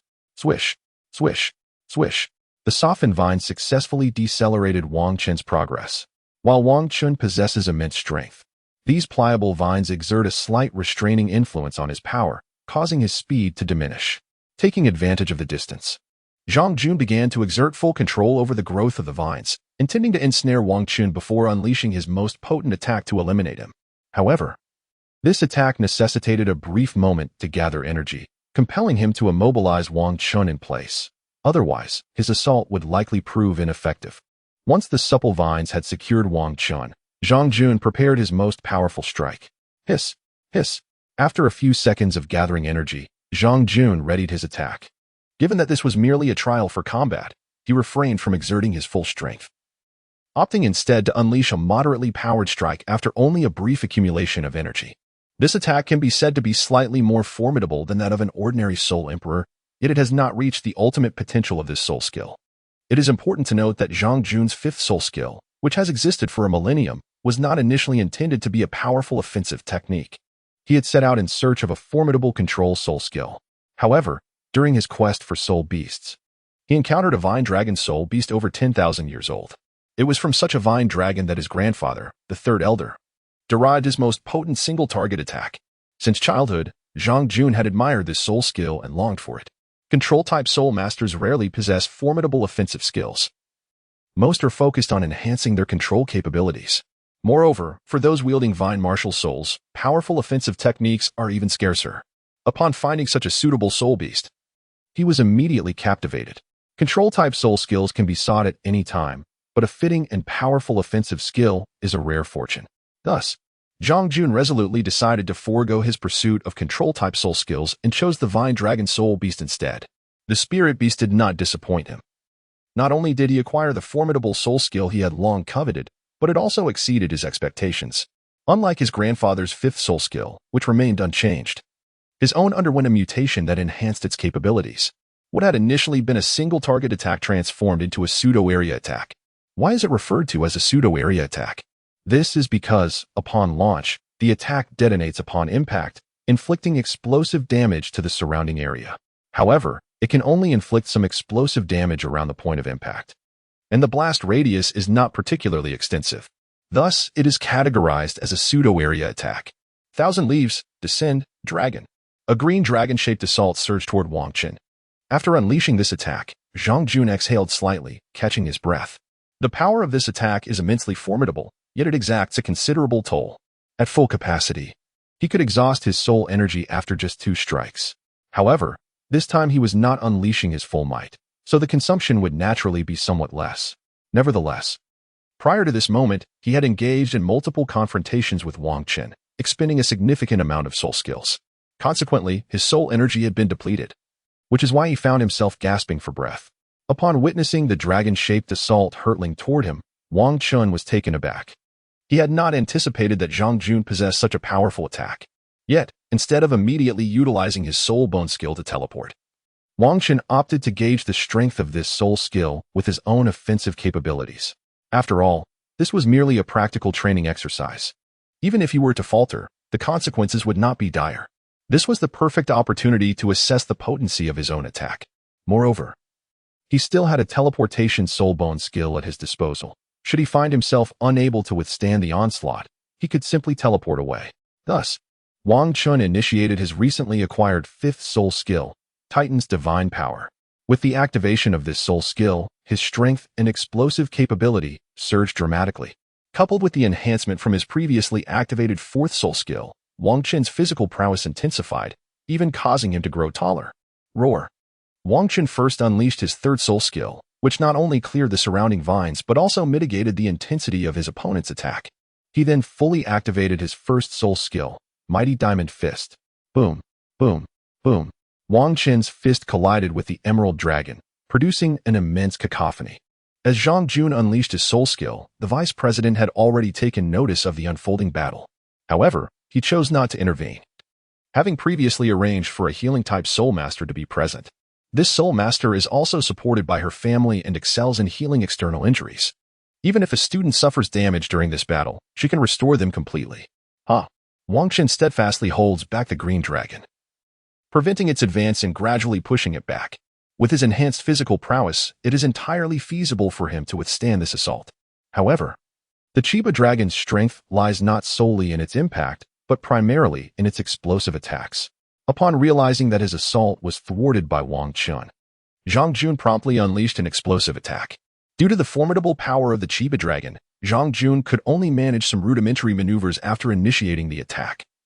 Relying on the predetermined coordinates of the soul technique's trajectory, following a violent collision, an explosion would ensue, or Zhang Jun could trigger an early detonation. At this moment, he opted for the latter. Bang! Boom! A powerful explosion hurled Wang Chun away. Nevertheless, he did not sustain significant damage, as the soul technique had already been considerably weakened. Moreover, at the moment of the explosion, Wang Chun activated his indestructible body technique, bolstering his defenses and mitigating a substantial portion of the impact. Although propelled by the force of the explosion, his physical condition and various soul technique enhancements ensured he remained largely unscathed. His strength was not diminished significantly, allowing him to continue the fight. As the smoke from the explosion cleared, Zhang Jun beheld Wang Chun, who appeared almost unharmed. At this moment, he also came to comprehend the formidable prowess possessed by the members of the clan referred to as the Diamond family by his grandfather.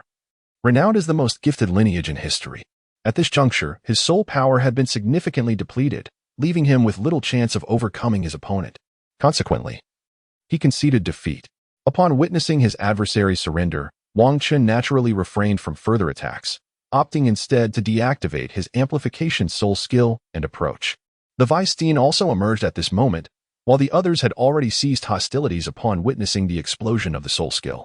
Those who continued to battle included Zhang Jun and Wang Chun, who made their way to my side. After the Vice Dean's remarks, the others resumed their skirmishes. Wang Chun and Zhang Jun promptly approached the Vice Dean.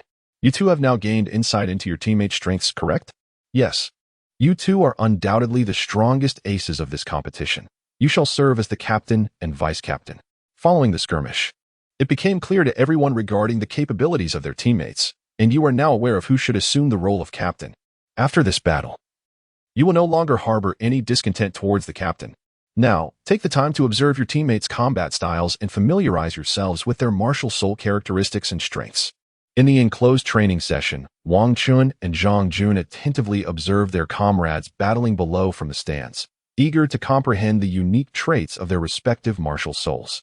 Indeed, a battle serves as the most opportune moment to understand one's companions, as their combat tendencies are likely to be revealed during such encounters. After a period of observation, Wang Chun noted that while several students possessed considerable combat experience, their fighting techniques were rather rudimentary. This may well be the reason why they have not received systematic training. For soul masters like Wang Chun, who belong to powerful families, their elder soul masters will impart various combat techniques once they embark on their cultivation journey. These techniques enable Wang Chun to exert a greater impact in battle while utilizing less soul power. With the same amount of soul power, those influential soul masters can unleash capabilities that far surpass those of their civilian counterparts. These techniques are precisely the reasons why spirit masters can triumph over ordinary spirit masters. The recently recruited civilian soul masters are, at this stage, devoid of any considerable combat skills, which is entirely reasonable. In due time, the academy shall impart their teachings. Shortly thereafter, the battles concluded, and everyone gathered here. Upon witnessing the completion of all the duels, Vice Dean Wang Long summoned everyone together. Excellent, he began. Through these skirmishes, you have gained insights into your teammates' strengths and the characteristics of their soul weapons. Such an approach accelerates your understanding, fostering unity in subsequent battles. As newly recruited individuals, you are assembled here, preparing to participate in the competition. However, your comprehension of your respective teammates pales in comparison to that of the other participants. Consequently, your collaborative combat abilities lag significantly behind. Nevertheless, you now have the opportunity to deepen your understanding through the Academy's specialized training, without the fear of injury. The combat has concluded, and the morning's training session has come to an end. It is now time for everyone to familiarize themselves with each other's soul weapons. Each individual shall showcase their soul skills before their teammates, facilitating better cooperation in the forthcoming Soul Master competition. Once the healing has been completed, we shall commence. Upon hearing the Vice Dean's words, all the students responded affirmatively. Very well. Teacher Zhang, please attend to their healing. Understood. A female Soul Master approached. Light of healing. As she activated her soul skill, a wave of verdant radiance enveloped everyone, mending the wounds sustained during the earlier skirmishes. Additionally, their soul power experienced a restoration. However, for Wang Chen, the effects were less pronounced due to the innate robustness of his soul power. This degree of recovery was insignificant. Perhaps Zhang Jun experienced a similar sensation, given that he, too, possessed the formidable strength of a top-tier Soul King. Furthermore, the Evergreen Ivy Soul weapon inherently embodies vitality and substantial soul power, resulting in a naturally swift recovery rate. Thus, this minor restoration could only be deemed a negligible improvement. Soon, the female Soul Master concluded her healing and departed from the gathering.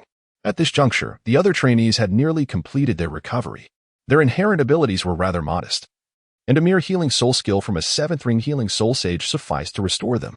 With their recuperation accomplished, they proceeded to the next training session. Subsequently, all the Soul Masters showcased the unique characteristics of their martial souls and soul skills. During this time, Wang Chen also familiarized himself with the soul skills of his peers. Naturally, he too demonstrated his own soul skills. Zhang Jun, however, opted to present only his first 4 soul skills, as his 5th soul skill demanded excessive energy, rendering its use unnecessary at this moment. Furthermore, the others had previously observed the power of his soul skill attacks, thus possessing a degree of understanding. A brief explanation would suffice for the rest.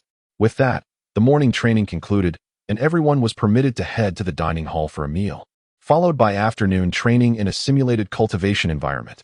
At 1 o'clock in the afternoon, all were instructed to gather outside the simulated training ground, where I would introduce them to the environments most suitable for their cultivation.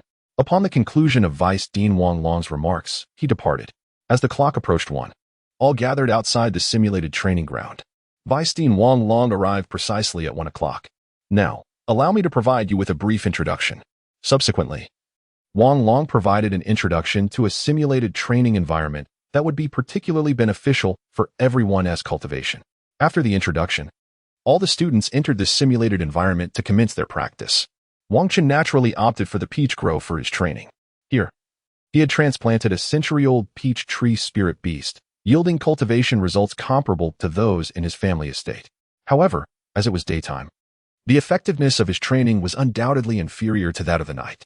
Without the restorative effects of the Imperial Flow Essence to replenish his mental fortitude, his training speed was inevitably diminished.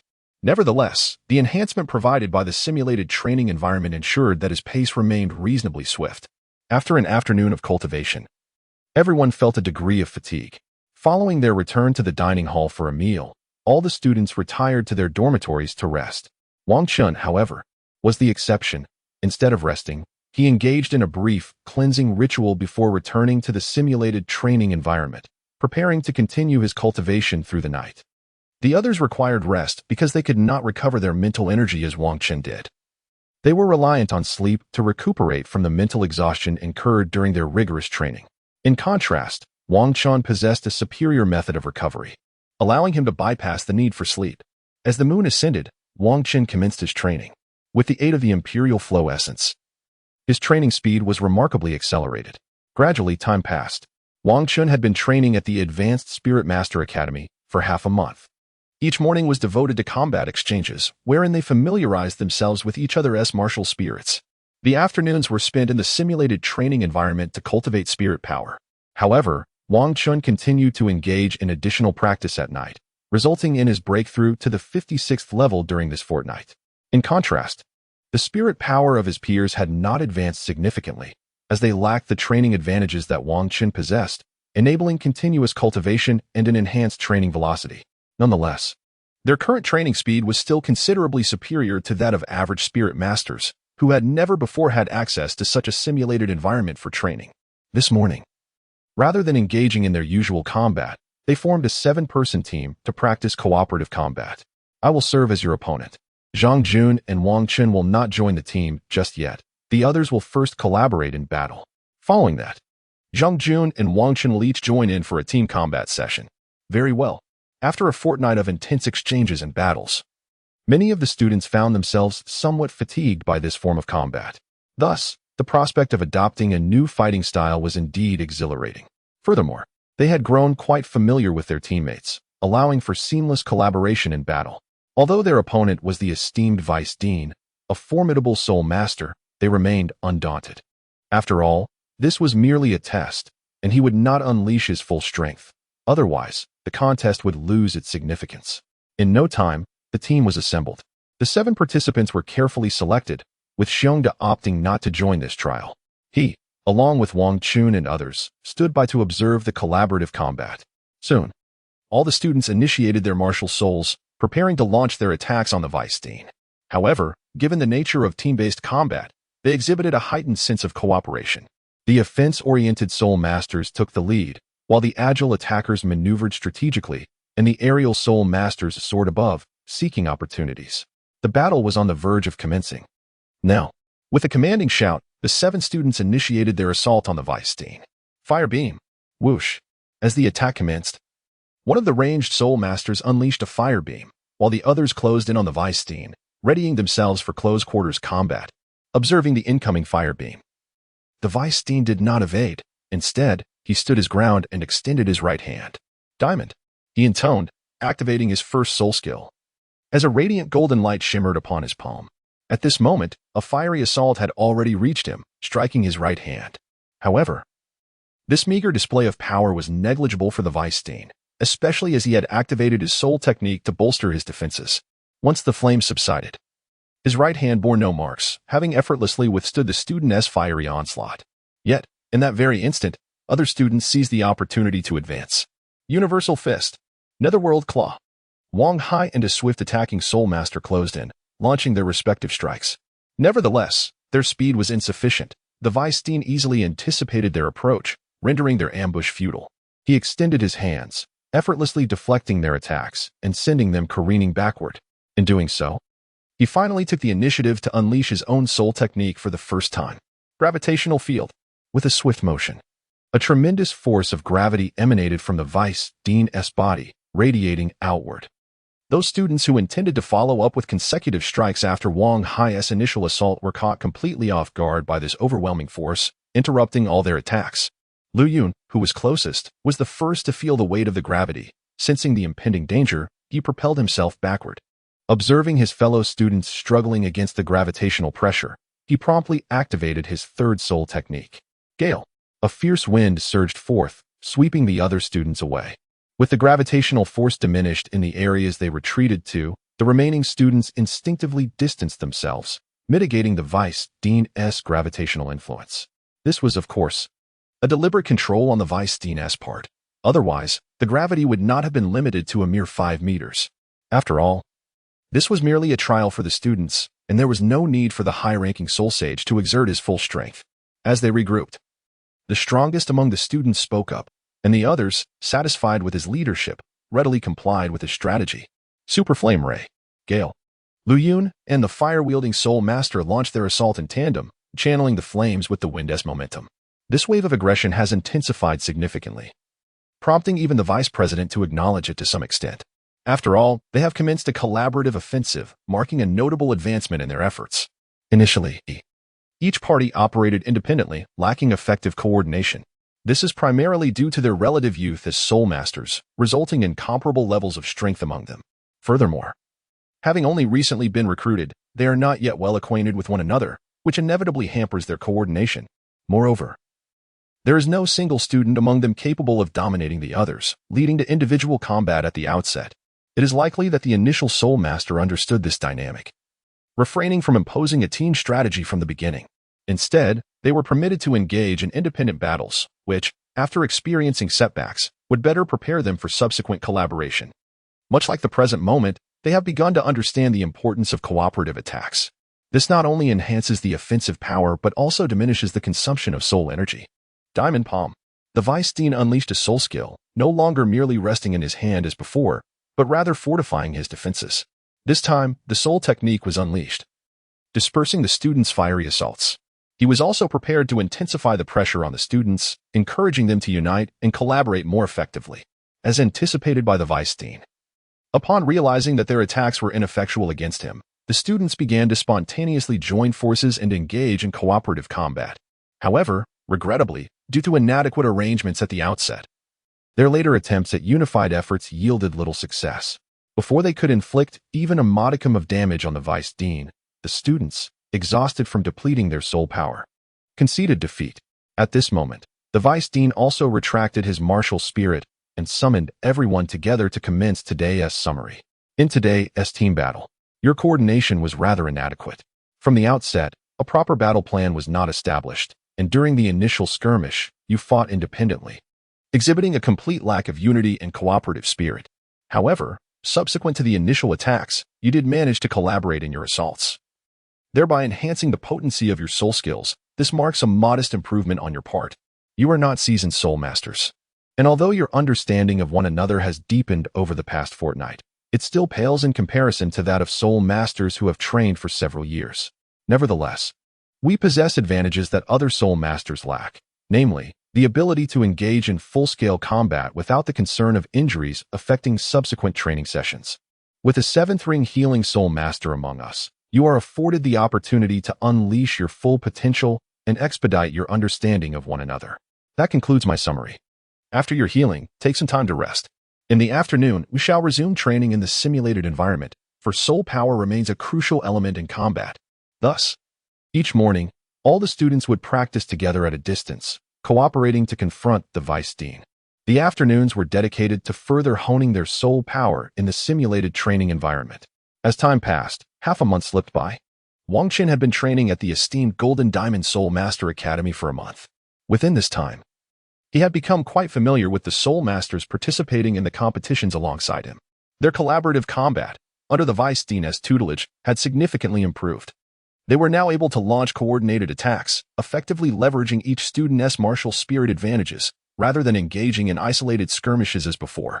Furthermore, with the addition of Wang Chun and Zhang Jun, teamwork had become even more effortless, as the other students held great respect for these two formidable soul kings and willingly adhered to their directives. However, they were not assigned to the same training sessions. One would participate in a training bout while the other observed from the periphery to learn. Thus, in the brief span of half a month of team battle training, all the students underwent a remarkable transformation, becoming exceedingly proficient in collaborative efforts. Excellent. In this short period, your teamwork has significantly improved.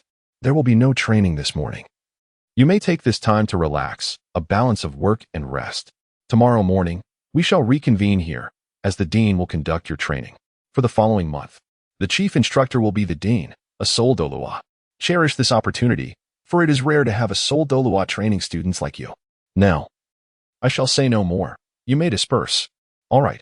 Everyone chose to take a well-deserved rest, and Wang Qin was no exception. After a month of rigorous training, he found himself quite fatigued. This was the perfect opportunity to unwind and relax. The students who had taken a day off returned to the assembly point early the next morning. Today, they were to be trained and guided by a soul fighter, which prompted everyone to arrive ahead of schedule. Shortly thereafter, both the Dean and the Vice Dean arrived. At this moment, Wang Qin also beheld the appearance of the Dean. Standing nearly 2 meters tall, he possessed a remarkably robust physique. Though in his 60s, his countenance was resolute, exuding an air of integrity and selflessness. This may indeed be the reason for the family's arrangement for him to take on this role. Greetings, everyone. I am the Dean of the King Kong Advanced Soul Master Academy, and my name is Wang Chong. I am an 84th level Soul Douluo. In the coming month, I shall be your special instructor. To enhance your training, the Academy has assigned Soul Saints and Soul Douluos to guide you through this intensive program. I hope you can achieve commendable results in the competitions ahead. Now, without further ado, let me elucidate the training regimen for the upcoming month. Having undergone a month of special training, you have gained a certain understanding of your teammates. The next month will focus on further enhancing your teamwork in combat. From this moment forth, you will all form a team to engage in training sessions with me, allowing me to assess the level of your collaborative combat skills. Upon hearing the Dean's arrangements, all the students began to gather on the training grounds, preparing to face the Dean, the Soul Douluo. They all looked to Wang Qin and Zhang Jun, the two Soul Kings, as their leaders, following their directives. Our opponent is a Soul Douluo, and even if we exert ourselves to the utmost, victory seems unattainable. However, our objective is not merely to win. The Dean is here to evaluate our level of cooperation. If we can work well together, that alone will signify success. Wang Chun addressed his fellow students, articulating the plan. The others listened intently, with even Zhang Jun refraining from dissent. Over the past month, he had come to recognize Wang Qin's capabilities, not only in strength but also in tactical planning. He acknowledged Wang Qin's role as the team leader. Our combat strategy is to create distractions, allowing Zhang Jun and myself to seize the opportune moment to unleash our team's strongest attack on the Dean, as we are the two most powerful students.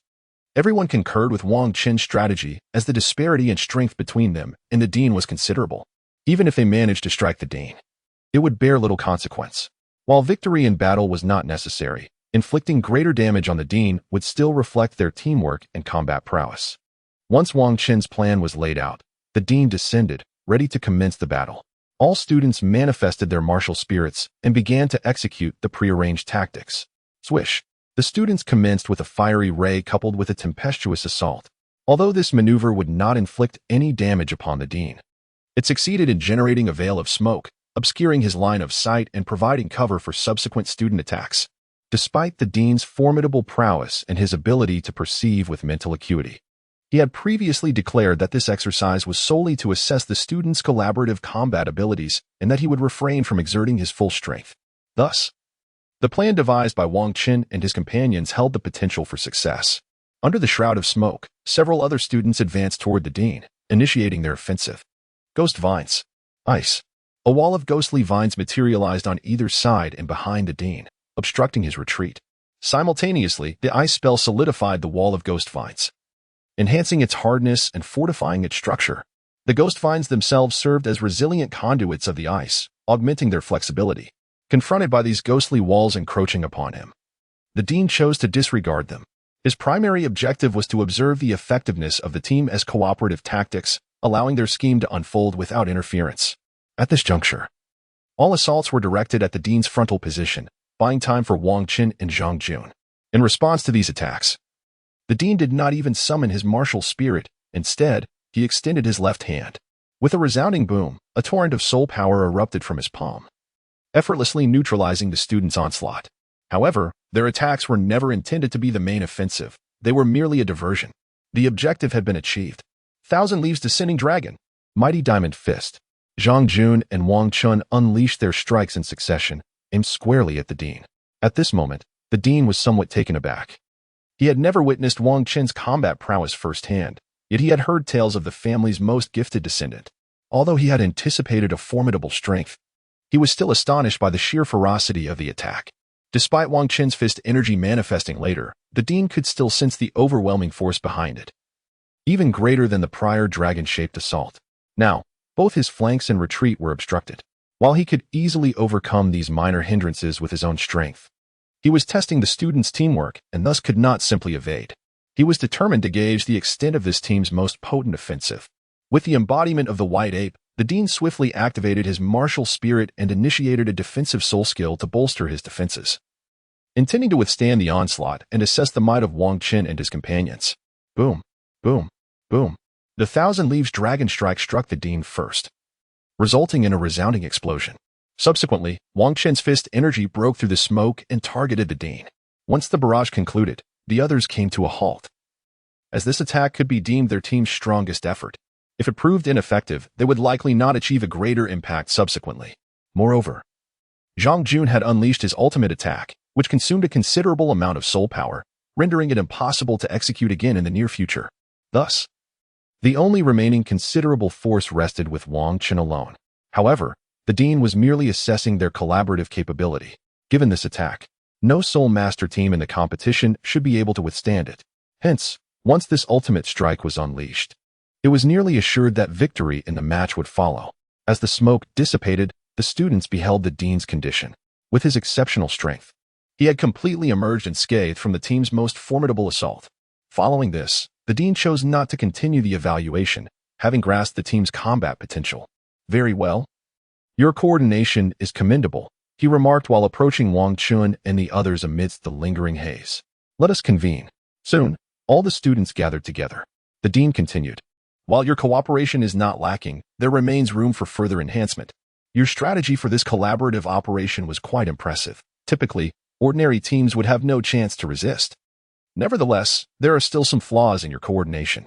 Many of your peers did not contribute effectively, merely casting a soul skill that delayed Wang Qin and Zhang Jun. These students could certainly have played a more significant role, but your team's collaboration has been brief. Achieving this level is commendable. In the forthcoming month, we shall enhance your collaborative combat efforts, enabling each participant to fully unleash their potential on the battlefield, rather than merely tapping into a fraction of their capabilities as is currently the case. Following the conclusion of the 110 training session, the students, enlightened by the Dean's discourse, recognized certain deficiencies in their combat performance, realizing that they had not effectively harnessed their collective strength. However, after the Dean's thorough elucidation, which bore semblance to that of a soul fighter, all participants began to gradually transform. Once the Dean had highlighted the shortcomings in their team combat, he proceeded to analyze and instruct them on how to cooperate effectively to maximize their combined prowess. With the presence of a formidable soul fighter to serve as a sparring partner for Wang Qin and his team, they were able to identify and address issues encountered during combat. Consequently, Wang Qin and his team's progress in cooperative warfare was remarkably swift. Throughout the subsequent month, Wang Qin and his companions were required to form a team daily to engage in battles with the Dean. Gradually, their synergy and teamwork improved significantly, now rivaling that of teams who have trained collaboratively for 1 or 2 years. This is only to be expected, as they benefited from the guidance of a highly skilled soul fighter, who adeptly pointed out the flaws in their combat strategies. Thus, it has become exceedingly difficult to avoid progress. Throughout this month, all the students, including Wang Qin, are required to engage in combat with the Dean in the mornings, followed by immersing themselves in simulated training environments to cultivate their spiritual energy. During this period, the students have devised several tactical combat plans. There are strategies centered around Wang Qin as the primary force, as well as those led by Zhang Jun. Furthermore, there exists a formidable combat plan that positions both Zhang Jun and Wang Qin as co-leads. This team's combat strategy represents the pinnacle of their collective prowess. This plan is also intended for use in the finals of the Soul Master competition. Naturally, should any other academies possess hidden strategies during this competition, this tactical plan can be employed in advance to address unforeseen circumstances. Wang Qin and his team have meticulously devised their strategy for this grand event. If they do not encounter any exceedingly formidable opponents in the early stages, Wang Qin will refrain from revealing his prowess, serving as their ultimate trump card. Meanwhile, Zhang Jun will take on the role of the team's anchor, ensuring their advancement to the finals by making a striking appearance early on. Throughout the month of intensive training, the competitors from the Advanced Soul Master Academy have significantly enhanced their teamwork and combat synergy. Additionally, during this period, 2 students who were at level 39 have successfully ascended to level 40, requiring only 1 soul ring to attain the rank of Soul Scholar. This indeed serves to strengthen the prowess of the participating team, thereby enhancing the likelihood of concealing Wang Qin while simultaneously increasing their chances of reaching the finals. Students, your progress over the past month has been remarkable, as you have all gained valuable experience in combat and improved your cooperative synergy. This is splendid. On the final day, the Dean decided against scheduling further battles and instead began to address the assembly. This year, there will be no more combat practice. I am here to elucidate the rules of the Soul Master competition. It is essential that you all pay close attention to these regulations. While strength is paramount in the competition, understanding the rules is equally crucial. A lack of clarity regarding the rules could easily result in being outmaneuvered and eliminated by your opponents. Upon hearing the Dean's explanation, everyone listened intently, including Wang Qin, who concentrated on the Dean's words. After such a lengthy period, he found himself somewhat unclear about the rules of the Soul Master competition. After all, These regulations are not of the utmost importance, and it is only natural that he may have forgotten them over time. The Great Continental Advanced Soul Master Academy Competition, initiated and hosted by the royal families of the Tiando and Xingluo Empires with the assistance of the Spirit Hall, is the grandest martial spirit competition in the Soul Master realm. The prowess of the participants ranks just below that of the elite selection of the Spirit Hall. Among the rules, there are several that must be strictly adhered to. Firstly, the contestants sent by participating academies must be Soul Masters under the age of 25, and each match must consist of 7 competitors.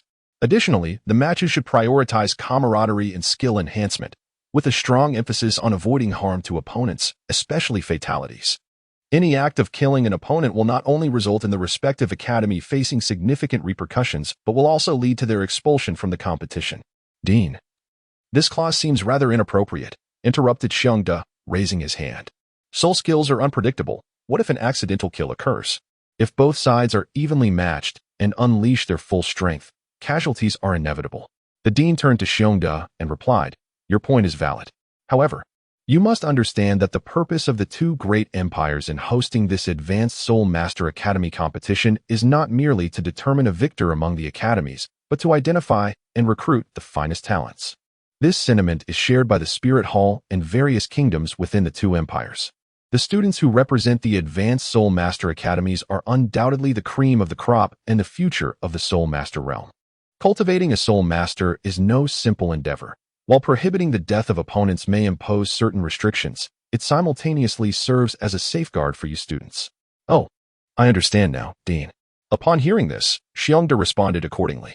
The Dean, noticing that Xiongde had grasped the answer, continued to elaborate. Beyond these 2 rigid rules, there exist several more standardized regulations, all predicated on the principle of fairness. For instance, during the competition, no substances or food manufactured by non-food or non-healing spirit masters may be utilized. Only food or healing spirit masters present on the field possess the authority to replenish their teammates. In other words, should one wish to secure supplies within the arena, an auxiliary spirit master must occupy a position on the field. This regulation effectively mitigates the potential for teams with food spirit masters to engage in deceitful practices. Furthermore, there is a prohibition against the use of any weapons that do not originate from one's martial soul. After outlining these regulations, the Dean paused briefly before continuing. The fundamental rules are as such. Now, allow me to explain the structure of the upcoming competition. Among the 2 great empires, the total number of Advanced Spirit Master Academies sums to nearly 100.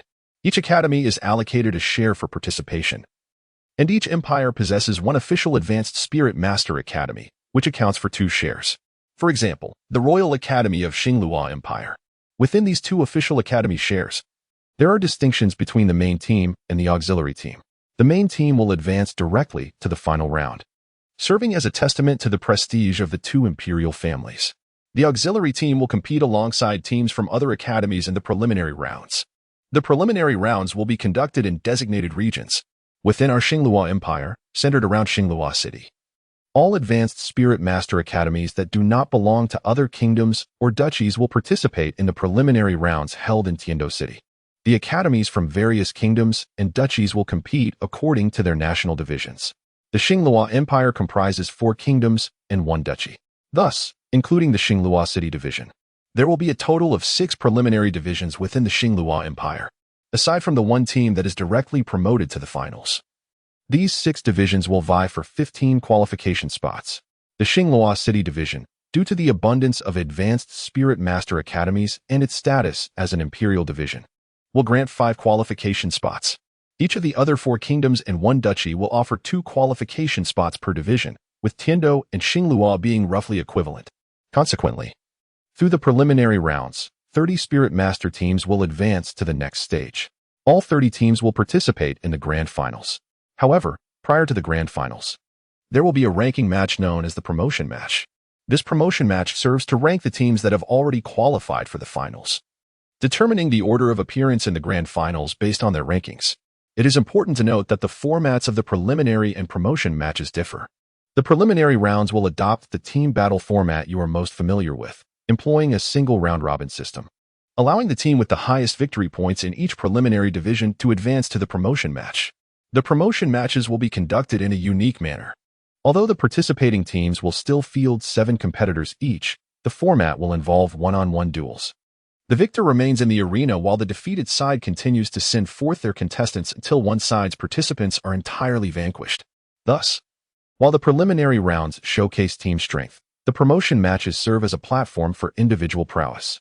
The purpose of these promotion matches is to allow the 2 great empires and the higher-ups of the Spirit Hall to better identify particularly exceptional young spirit masters among the contestants.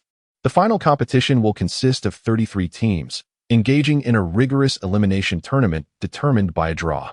The rankings for the promotion matches will be conducted separately in both empires, establishing positions from 1 to 15.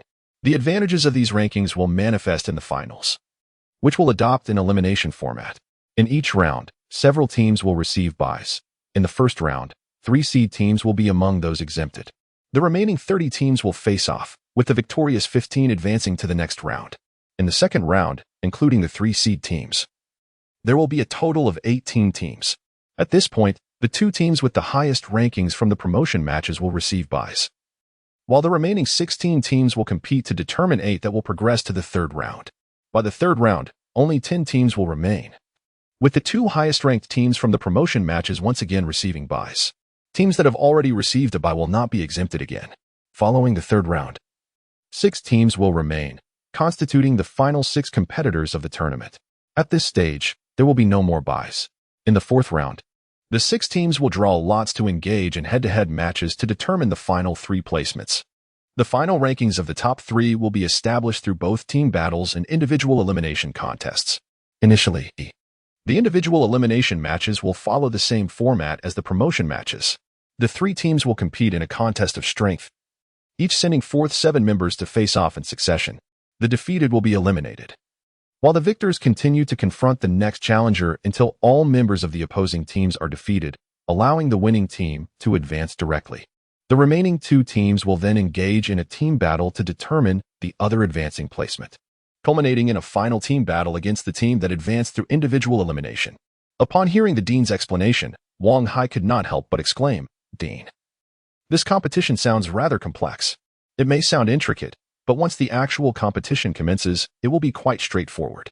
Ultimately, it is a contest of individual strength." The dean replied, "I will remind you of the competition format as we progress. This explanation merely serves to provide a basic understanding. Just remember the 2 absolute rules I mentioned earlier." With that, the dean concluded his explanation. Are there any further questions? All the students exchanged glances, noticing that everyone seemed to have no issues. In unison, they replied, "No problems, Dean." "Excellent.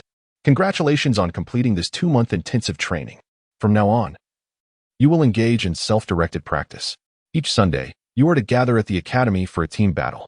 During these battles, I will arrange for various spirit masters to enhance your experience in confronting different opponents. Finally, I will assign you a straightforward team task. Over the course of these 2 months, 2 students have reached level 40 and need to hunt for spirit rings. Your mission is to assist your teammates in the Yuhui Forest to acquire the spirit rings. This will serve as practical training, with Wangchen and Zhang Jun leading the charge, while others collaborate in the hunt. Wangchen and Zhang Jun will act as the final force and typically will not intervene." "Understood, Dean." Everyone responded in unison, without any hint of reluctance. Throughout these 2 months, they had grown familiar with one another, forming solid friendships. Assisting friends in acquiring spirit rings was something they all eagerly anticipated. Moreover, after 2 months of intensive training, they were keen to test their progress in real combat. "Very well, you may return to rest and prepare for tomorrow's departure," the dean concluded. With that, everyone left the training ground to gather the necessary supplies for their upcoming hunt. They were set to venture into the Yuhui Forest at dawn, and there were no unexpected surprises anticipated. After all, most of the recruits were solitary spirit masters without any significant backing, having previously hunted spirit beasts on their own and possessing experience in outdoor camping. Hence, they were not apprehensive about the forthcoming spirit beast hunt. Upon leaving the academy, Wangchen headed straight home to inspect his storage soul guide, ensuring he had ample provisions of food and water. The recent expedition to capture soul rings differed greatly from previous ones, as it lacked the guidance of senior soul masters, alleviating concerns over resource acquisition. This time, I was at the helm, necessitating a thorough understanding of these matters. Shortly thereafter, I, Wangchen, completed my preparations. replenishing my supplies of water and dried meat, before taking a moment to rest. Throughout this intensive training regimen, I found myself rather fatigued. Each morning was dedicated to collaborative combat exercises with my team, while afternoons were spent honing my soul power in the Academy's simulated training environment. Although my focus was primarily on refining my foundational techniques, I still engaged in basic soul power cultivation. Each evening, I returned to the simulated training environment, where, aided by the effects of the Imperial Flow Essence, my soul power surged remarkably over the past 2 months. Furthermore, my mental acuity experienced rapid enhancement as well. If this pace of cultivation were to persist, I anticipated that within 2 months, I could potentially elevate my soul power to the 60th level, or at the very least, achieve level 59 before the competition commenced. Of course, I understood that this rate of advancement would eventually decelerate once my mental fortitude aligned with my physical capabilities. Nonetheless, until that juncture, my cultivation speed would remain remarkably swift. After a day of rest, I first indulged in a modest meal before proceeding to my family's simulated training environment to further cultivate my soul power. This time, I must venture out to procure soul rings for my comrades, though I am uncertain how long this endeavor will take. I must seize the opportunity to cultivate as much as possible. Seated in this familiar spot, Wang Chun feels that his cultivation speed is significantly enhanced here. Admittedly, this is largely subjective. The two simulated training environments are quite similar. However, the longer one practices in a particular location, the more conducive it becomes to their personal development. Wang Chun has spent considerable time cultivating here, hence his perception. Once he begins his cultivation, he dismisses all distractions, swiftly seizing the opportunity to elevate his soul power. After a night of diligent practice, as the moon began to set, he awakened. Knowing he must retrieve soul rings for his companions today, he departed early to the designated meeting point. Before their departure yesterday, Wang Chun and his companions had agreed to convene at the city gate, arriving well ahead of time. He did not have to wait long before the others gradually assembled. Before the sun had fully risen, everyone had arrived. Subsequently, they boarded the arranged carriage and set forth towards the twilight forest. This time, their primary objective was to find a suitable soul ring for their companions. Zhang San and Zhang Yi. Zhang San, possessing the martial soul of a balance scale, served as an auxiliary soul master. His initial 3 soul skills enhanced strength, speed, and defense. The current quest was to discover a 4th soul skill that would provide amplification in a different aspect, which was relatively straightforward to pursue. Conversely, Zhang Yi's martial soul was the ghost vine, akin to the 2nd soul ring absorbed by Tang San in the original narrative. Its defining characteristic is the ability to parasitically absorb, making it quite challenging to locate a fitting plant-type soul beast. Fortunately, Zhang Yi's ghost vine martial soul bore resemblance to Tang San's in the original tale, thus finding an appropriate animal-type soul beast proved to be less daunting. After all, the original text offered ample reference material. They merely needed to seek a soul beast of a younger age. In the source material, Tang San's soul skills were commendable. Now, Zhang Yi was following that trajectory, significantly reducing the difficulty of their search. After a day's journey, Wang Chun and his companions arrived at Yuhui Town, planning to rest for the night before embarking on their quest the following day. They chose to stay at the Yulai Inn, a place with which Wang Chun was quite familiar, having often rested there during his training in the Yuhui forest. At the break of dawn the next day, Wang Chun and his companions set out once more. The twilight of the forest is a realm with which Wang Chun is quite familiar. Having spent a considerable amount of time residing here, he possesses a modest understanding of the habitats of various soul beasts. This has indeed accelerated their quest for spirit beasts. After all, it merely requires venturing into the general vicinity where these creatures thrive, searching briefly to discover a suitable spirit beast. Although their departure from this place has not been excessively prolonged, Wang Chun experiences a profound sense of nostalgia, perhaps due to the rapid enhancement of his own abilities. When he first arrived here for training, he was merely a novice spirit master at the level of 10 or 20. Now, he has ascended to the rank of a spirit king, surpassing the 50-level mark. It evokes a poignant sense of transformation, reminiscent of the saying that everything changes with time. The Radiant Forest, serving as the hunting ground for most cities centered around Diamond City, has a vast expanse. Yet the lifespan of the spirit beast residing within is relatively short. Very few creatures here reach the venerable age of 10,000 years. Most are either in the range of 1,000 or merely 100 years old. Thus, the pursuit of a spirit beast with both suitable age and attributes demands not only patience but also a modicum of luck. However, With several months remaining until the Spirit Master competition, Wang Qin and his companions are not in a hurry, as they possess ample time to seek appropriate spirit beasts for their team, alleviating their concerns. Having traversed the Radiant Forest for the better part of a day, they encountered a considerable number of spirit beasts along the way. Yet, the majority were merely century-old creatures, with only a handful being thousand-year beasts. Unfortunately, even those few thousand-year beasts had only just reached that threshold, completely failing to meet the requirements of Wang Qin and his comrades. Naturally, they refrained from engaging with these beasts, which in turn showed no inclination to challenge such a formidable group. After several more hours of searching, they regrettably yielded little in terms of success. Let us take a moment to rest. We shall continue our search tomorrow. As the twilight deepened, Wang Shan called to the other students. With the assistance of spirit guiding devices, they swiftly commenced the establishment of their campsite. In a short span of time, they successfully erected a large tent. This arrangement was made to facilitate a better response in the wilderness. Thus, only a single large tent was erected. This tent is remarkably sturdy, accommodating all the trainees within, although it is their inaugural experience camping outdoors. The specialized training received at the academy has fostered a strong sense of cooperation among them. Led by Xiongda, several trainees took charge of setting up the tent, while Zhang Jun attended to the preparation of food with a few others. Meanwhile, Wang Qin circled the campsite, sprinkling a special powder he had prepared around the perimeter. This not only served to deter certain soul beasts, but also helped to ward off intrusions by snakes, insects, and rodents. Upon Wang Qin's return from his patrol, the tent had been successfully erected. Li Si, whose martial spirit is the flame giant lizard, was in the process of igniting a bonfire with his soul power, preparing for dinner. Thanks to the team's possession of storage soul guides, they had brought an ample supply of food. Consequently, their first dinner in the Daiyuhui forest was quite plentiful. After the meal, 2 trainees took the watch while the others retired to the tent for rest. Camping in the wild is an entirely different experience from that in the academy. Within the academy, one can easily spend the night in meditation and cultivation. However, meditation requires intense concentration, and while it may enhance physical condition, it often leads to a period of mental fatigue afterward. The pursuit of soul beasts is fraught with peril. Should one's concentration waver during such endeavors, the repercussions of a soul beast assault could be dire. Thus, it is imperative for every soul master to restore their state to its zenith through slumber. However, Wang Qin is not beholden to the necessity of sleep for rejuvenation. He possesses the unique ability to absorb the essence of the imperial flow during his cultivation, replenishing his mental fortitude rather than succumbing to fatigue.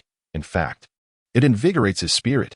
Consequently, Wang Qin chose to remain by the campfire to cultivate rather than retreat to his tent for rest, serving as a rudimentary sentinel for the camp.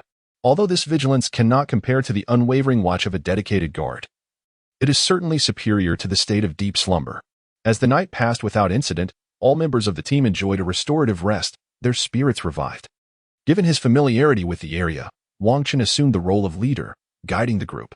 Their initial objective was to assist Zhang Yi in locating a soul ring, as his was somewhat easier to procure. Previously, Wang Qin had discussed with him the prospect of selecting a more formidable animal soul beast for his 4th soul ring. Zhang Yi concurred, having previously absorbed a serpent soul beast that significantly enhanced his abilities. Therefore, he had no objections to opting for another animal-type soul beast. With this consensus, Wang Qin led them towards the territory known for the presence of the human-faced demon spider, intending to seek out a powerful specimen to serve as Zhang Yi's 4th soul ring. The location was a considerable distance away, prompting the group to quicken their pace. Wang Hai took the lead, flanked by Lu Yun and Feng Xing Zhangsan. The support-type soul master occupied the center, while the remaining soul masters formed the rearguard. Wang Qin and Zhang Jun functioned as an independent unit, bringing up the rear. This also serves to observe the degree of cooperation among the other students. After all, in the competition, Wang Qin is the ultimate trump card, and generally, if he can refrain from appearing, he will. Zhang Jun is similar, albeit with slightly less discretion than Wang Qin, and is likely to make more appearances. However, the primary focus remains on the other students. Thus, the current emphasis is on fostering the synergy among them. The students have been traveling for over 5 hours and are still some distance from the location Wang Qin mentioned. Before reaching that point, however, they encountered a suitable spirit beast for Zhang San, a righteous lion, nearly 5,000 years old. Not only is the spirit beast appropriate, but its age is also quite fitting. Consequently, Xiongda and the others decided to hunt this encountered righteous lion first, before seeking a spirit beast for Zhang Yi. This will be a test of our teamwork. Our leaders will not intervene at this moment, and we must rely solely on ourselves. Nevertheless, we have already coordinated well within the academy, so this is merely a practical application. Xiongda is briefing the other students on the arrangements. I will now take command. Lu Yun, begin by patrolling the surrounding area to ensure no other spirit beasts interfere with our hunting plans. Zhang Yi will serve as the control, immobilizing the righteous lion to create opportunities for the team. Wan Er and Feng Xing will act as scouts, seizing the moment to attack the spirit beast. Li Si, await Lu Yun's return and coordinate with him to unleash your maximum potential. Zhang San, amplify my strength, as I will be the primary attacker. Xiongda has organized everyone, and as the student with the most experience in coordinating with others in the academy, he is regarded as the chief strategist. Among the students, he commands considerable respect, and they willingly adhere to his directives. Is everything clear? Understood. Then let us proceed. Lu Yun is the first to manifest his martial soul and begins to scout the surroundings. Wang Er and Feng Xing, both agile attack-type spirit masters, stealthily advance into the vicinity, preparing for a surprise attack on the spirit beast. The remaining members await Lu Yun's signal. Soon, Lu Yun provides a safe signal. Onward. Upon hearing the call from Xiongda, the others began to advance towards the noble lion. However, it became evident that the noble lion had also sensed the approach of Xiongda and his companions. Nevertheless, this awareness was of little consequence. Previously, Xiongda and his team had not believed they could achieve a decisive ambush against the noble lion. This particular soul beast is acutely attuned to malevolent changes in its surroundings. Thus, when Xiongda's group resolved to hunt the noble lion, it likely sensed their intentions. However, this sensitivity is limited to a single signal at a time, allowing only one alert to be registered. Consequently, Xiongda strategically deployed 2 agile soul masters to prepare for the ambush. Even if one is detected, there remains the possibility of a successful ambush. Furthermore, it is conceivable that after the onset of battle, its sensing abilities could become solely focused on the formidable bear and his companions, thus increasing the likelihood of success for both parties. Entangle. Whoosh, whoosh, whoosh. Zhang Yi commanded the growth of his martial spirit, directing it to entwine around the noble lion of justice, intent on immobilizing it to create an opportunity for his allies to strike. However, the lion of justice would not yield easily. It firmly planted its feet upon the ground and unleashed its righteous shockwave. This righteous impact is not only powerful but also possesses the ability to cleanse the soul, eradicating the malevolent thoughts of the spirit masters. It can diminish the opponent's fighting spirit and morale, thereby directly reducing their strength, for without the will to fight, how much of one's true potential can be unleashed? As the chilling wave approached, Bear, upon witnessing the assault of the righteous lion, promptly activated his 4th spirit ability to counter the attack from the soul beast. Divine power, divine movement, divine protection. Zhang Xin immediately employed all enhancements to bolster Bear's strength.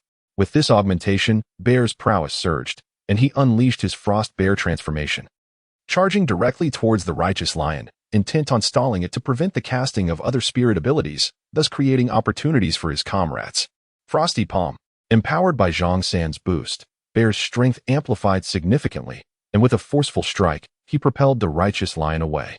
At that moment, the righteous lion was at its most vulnerable, suspended in midair with no chance to evade the impending assault. The 2 agile attack-oriented spirit masters, who had been lurking nearby, seized this opportunity without hesitation. Shadow Claw, Gale Claw, crack, crack. Their strikes landed on the righteous lion's abdomen, inflicting 2 substantial wounds in its most defenseless area. After successfully landing their blows, they swiftly retreated from the injured righteous lion, aware that a wounded soul beast could retaliate fiercely. As seasoned agile attack masters, they were well aware of the necessity to avoid remaining stationary. The essence of agile attacks lies in speed, enabling multiple strikes against the enemy. Since their attacks are inherently less powerful, if one blow cannot vanquish the foe, they must create distance and await the next opportunity. Furthermore, by distancing themselves, they can leverage their speed to enhance their subsequent strikes. Roar. The wounded righteous lion let out a pained roar. Seizing the moment, Zhang Yi would not let this opportunity slip by. Binding. He unleashed his 3rd spirit ability, causing numerous ghostly vines to sprout beneath the righteous lion's feet, ensnaring and immobilizing it. The ghostly vines had been under his control from the very beginning, growing beneath the surface. Upon seizing an opportunity, he unleashed their full potential, ensnaring the noble lion of justice. Parasitism. After binding the noble lion, he activated his soul technique once more. Through the seeds of the ghostly vines parasitizing the soul beast, he tightened the bindings around the noble lion even further. Moreover, the ghostly vines would siphon the noble lion's soul power to enhance their control.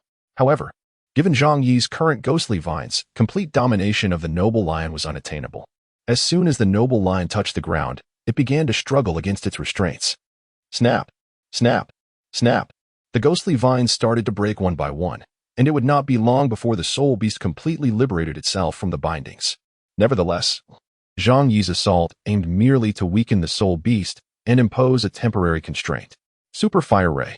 Hurricane. Once the noble lion was grounded, Li Si and Lu Yun launched their attacks. Boom. The fire borrowed the wind's momentum, and the wind fueled the flames, resulting in a powerful fiery assault that struck the noble lion directly.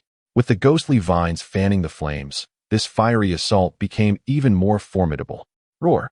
The noble lion, struck by the flames, emitted a pained howl. As the fiery onslaught continued, the ghostly vines dissipated more rapidly, allowing the noble lion to break free from its restraints. Huh. The noble lion breathed heavily. The recent assault inflicted severe injuries upon him, leaving much of his fur charred by the flames. His condition has deteriorated significantly, and he likely possesses little capacity for retaliation. The group led by Berda, having dealt a heavy blow to the righteous lion, did not cease their onslaught. Rather, they seized the opportunity presented by the soul beast's weakened state to accelerate their attack, aiming to eliminate the noble lion in one fell swoop. Cold Wave. Berda unleashed his fourth soul skill once more. This time, unlike the first, the impact of the righteous lion's justice was not neutralized. Instead, it directly immobilized the wounded spirit beast's limbs. The instant the righteous lion was ensnared in ice, Zhang Yi unleashed his soul skill, reinforcing his control over the majestic creature. Swift Blade of the Gale. Shadowed Divine Claw. Wang Er and Feng Xing simultaneously launched their assaults upon the righteous lion, targeting its forelegs on either side. Boom! As both forelegs were struck at once, the righteous lion faltered and collapsed forward. Frosty Grasp. At this moment, Berda had advanced to stand before the Justice Lion, striking directly at its head with a single palm. Of course, this attack was intentionally restrained, aimed solely at diminishing the Justice Lion's strength to the greatest extent, rather than seeking to extinguish its life. Boom. After enduring a series of devastating blows, the Justice Lion finally succumbed and fell completely. At that moment, Zhang San rushed forth and plunged a sharp dagger into the head of the Justice Lion, thus slaying this spirit beast that had existed for nearly 5 millennia. He prepared to absorb the Soul Ring and ascend to the Soul Master level. Upon the demise of the Justice Lion, a purple Soul Ring emerged from its head. Zhang San seated himself on the ground, adjusting his state to prepare for the absorption of the Soul Ring. Meanwhile, the other students began to restore their soul power, and Wang Qin and Zhang Jun took on the role of guardians for their peers. In the Yuwei Forest, the overall strength of the spirit beast was relatively weak, leaving no threats to disturb Wang Qin and his companions. The fierce battle that had previously transpired deterred ordinary spirit beasts from approaching. Thus, the guardians had a relatively easy task, merely needing to remain vigilant for any poisonous insects in the vicinity. As time passed gradually, Zhang San continued to absorb the soul ring, while other students had begun to fully replenish their soul power. Upon regaining consciousness, they joined the ranks of the guardians. 2 hours later, apart from the heavily drained Xiongda, all other students had completely recovered. Wang Qin observed Zhang San, who was still engaged in the absorption of the soul ring, and addressed the other awakened students. It seems we shall not be departing today. Zhang Jun and I will take on the guardianship here. The rest of you, please set up camp in the nearby clearing and prepare some provisions. The previous battle has taken a toll on everyone, and it is essential that we partake in some hearty food to regain our strength. Understood. Upon hearing Wang Qin's arrangement, the other students wholeheartedly concurred with his assessment. After all, Zhang San showed no signs of completing his absorption, and it was likely that he would require additional time. By the time he finished, the day would have waned, making it imprudent to embark on a journey then. Furthermore, although their battle against the righteous lion had concluded swiftly and appeared effortless, they had expended a considerable amount of soul skills, resulting in significant fatigue. Thus, establishing camp and resting for the night was indeed the most judicious decision. Apart from the recovering Xiongda and Zhang San, who was in the midst of absorbing his spirit ring, Wang Qin and Zhang Jun remained vigilant while the other students busied themselves with setting up the camp. Having collaborated successfully the previous day, their efficiency had markedly improved. Before long, the students had erected a large tent and kindled a bonfire, preparing their evening meal. Once the food was thoroughly prepared, Wang Chun instructed the other students to begin their meal while he and Zhang Jun took turns on watch. By the time the students finished dining, Xiongde had fully recovered, coinciding perfectly with mealtime, as he had endured the greatest depletion of energy that day. As the other students took over the watch, Zhang Xin finally completed his absorption. The violet spirit ring enveloping his head ceased to emanate energy. With a crack, it seemed as if something had shattered. The spirit ring that had surrounded Zhang San vanished, and at his feet appeared a purple spirit ring. He summoned his Libra spirit, and the 4 spirit rings beneath him began to resonate, emanating a peculiar aura that enveloped the students. With a deep exhale, Zhang San opened his eyes. How do I feel? Remarkably well. It feels as though my power has received a tremendous enhancement. And what is your 4th soul skill? My 4th soul skill is Justice Empowerment, which grants immunity to any negative effects. Oh, is it a complete immunity? Indeed. It not only negates poison, paralysis, fear, and a plethora of other adverse effects, but it also shields me from the negative repercussions of self-inflicted injuries. Even if I am wounded, I can still unleash my full potential without being hindered by damage. However, it only provides immunity to negative effects. It does not directly negate damage. So I must still tend to my wounds. That's incredibly impressive. It is nothing short of a divine skill. Well then, let everyone eat first, and afterward, we shall rest. Once we return to the academy, we can discuss the intricacies of cooperative combat. Tomorrow, we must seek out soul beasts for Zhang Yi. So everyone should take this opportunity to rest well. Who knows what formidable battles await us on the morrow? Upon hearing Wang Qin's words, everyone fell into a contemplative silence, preparing to rest.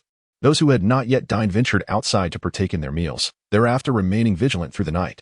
As the midnight hour approached, other trainees arrived to take turns standing guard, allowing the others to finally seek repose. The night passed uneventfully, and the following morning, spirits were notably high, for they had accomplished half of their arduous tasks, and it was indeed the more challenging segment.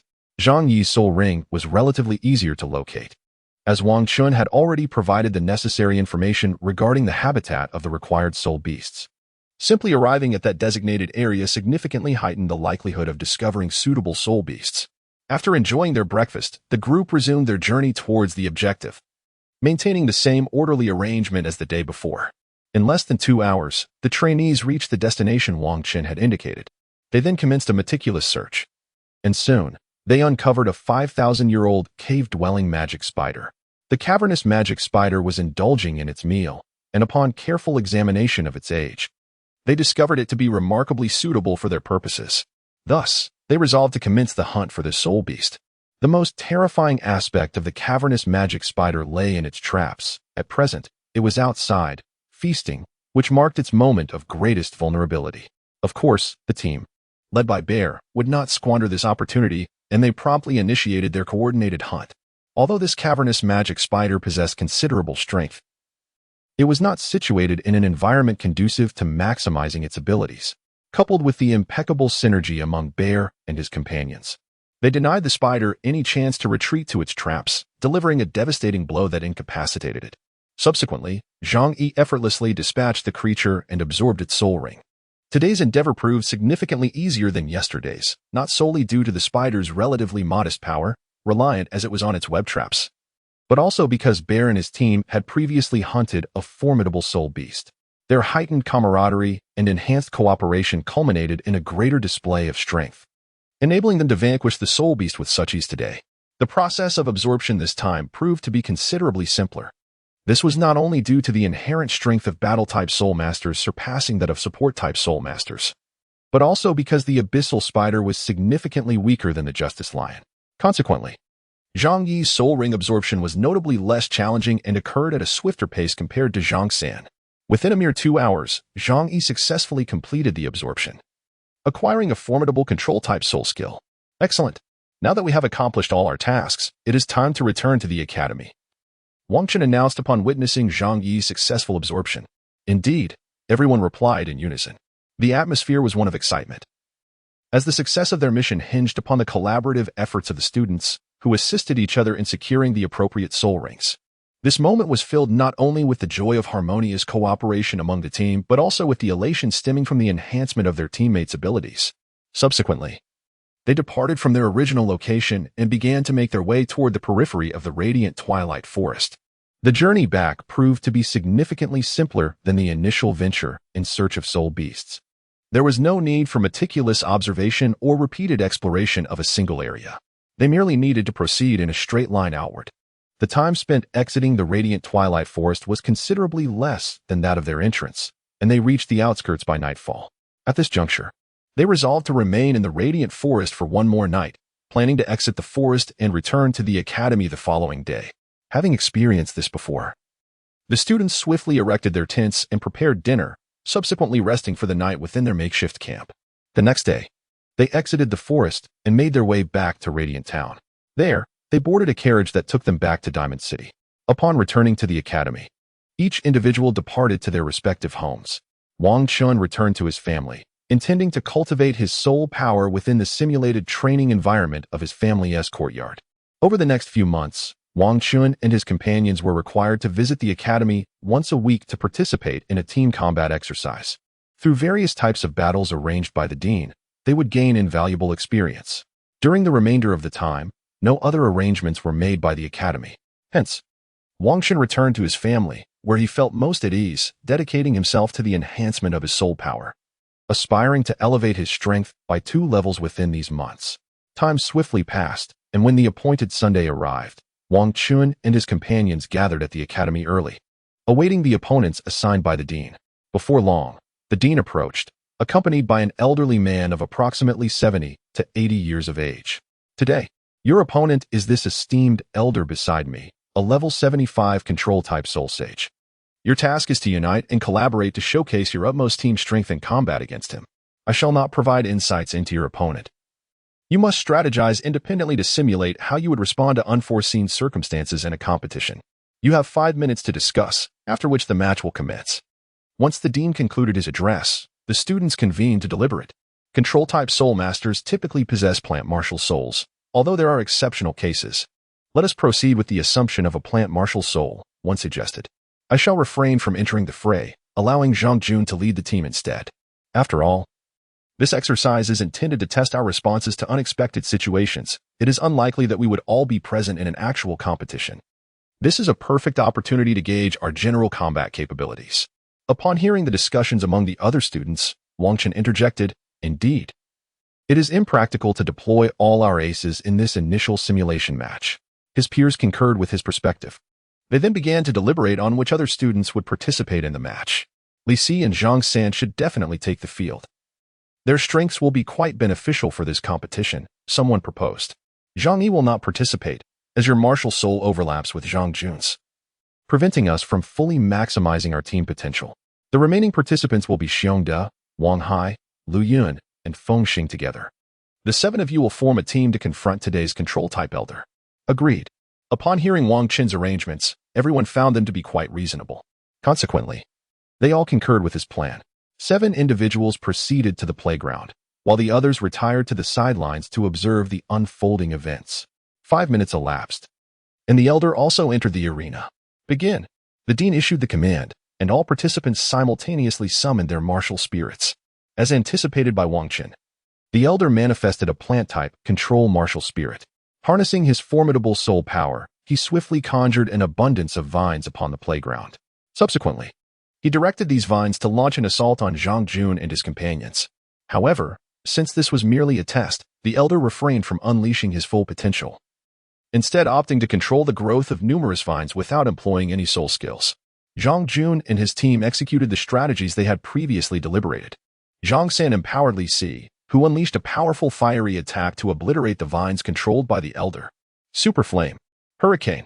As Li Si activated his soul skill, Lu Yun simultaneously invoked his own Hurricane soul skill to augment the fiery onslaught. Boom, boom, boom. Despite the elder's considerable strength, the inherent vulnerability of plants to flames remained unchanged. His immense soul power merely prolonged the burning of the vines. Yet, they could not escape destruction. Seizing the opportunity presented by the fierce flames, Feng Xing maneuvered around, searching for an opening. Meanwhile, Xiongde and Wang Hai advanced towards the elder, one after the other. Zhang Jun took this moment to command his everlasting ivy to occupy a favorable position, preparing to counterattack against the elder. In response to such an assault, the elder first severed his control over the ignited vines, then swiftly cultivated other vines to take their place. This not only curtailed the spread of the flames but also preserved his extensive control over the remaining vines. Witnessing how effortlessly the elder neutralized his team's formidable attack, Zhang Jun couldn't help but marvel at the seasoned wisdom of age. This elder was indeed experienced. Although their attack yielded limited results, they successfully eliminated the outer vines, allowing their teammates to approach the elder. Cold Wave. As Xiongde approached, he unleashed his formidable ultimate move. Given the vast disparity in their strengths, it was evident that such a powerful soul technique was necessary to have any effect.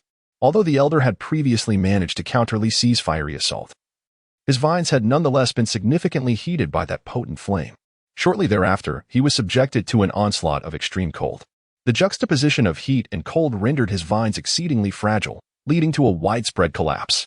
Observing this predicament, the other students were quick to seize the opportunity. A control-type soul master places immense value on the external elements they manipulate. Without these controlled entities, their prowess diminishes drastically. This is also why most control-type soul masters prefer to first establish dominance over their manipulated entities, thereby enhancing their own capabilities. As most of them are solitary cultivators, they possess a keen sense of seizing opportunities. First, Fengxing launched a surprise attack on the elder from a diagonal rear. Blade of the Gale. With a swift motion, two razor-sharp wind blades were unleashed from Fengxing's hands, hurtling towards the elder. Frost Palm. Arm of the Thunder Fist. Simultaneously, Wang Hai and Xiongde initiated their assaults. Yet, in the face of these three formidable attacks, the elder remained unfazed, effortlessly activating his soul skill. A colossal vine cage swiftly enveloped him, completely neutralizing the trio's onslaught without inflicting any harm. Had this been a genuine confrontation rather than merely a test, the elder could have employed a far simpler method to counter the attack. However, constrained from fully unleashing his true power, he opted for his fourth soul skill to deflect the assault. This soul skill was previously employed against opponents to manipulate their movements, this time for personal use. Although it resolved the assaults from those students, it nonetheless influenced my actions to a certain extent. Super Flame. Hurricane. Upon witnessing the soul skill unleashed by the elder, Li Si and Luyan once again executed their combined soul skill. When their previous attacks proved ineffective, Xiongde and his companions promptly vacated the elder's vicinity. Thus, Li Si's assault bore no impact on Xiongde and the others. Super Control. At this moment, Zhang Jun, who had been awaiting his opportunity, also activated his soul skill. Swish, swish, swish.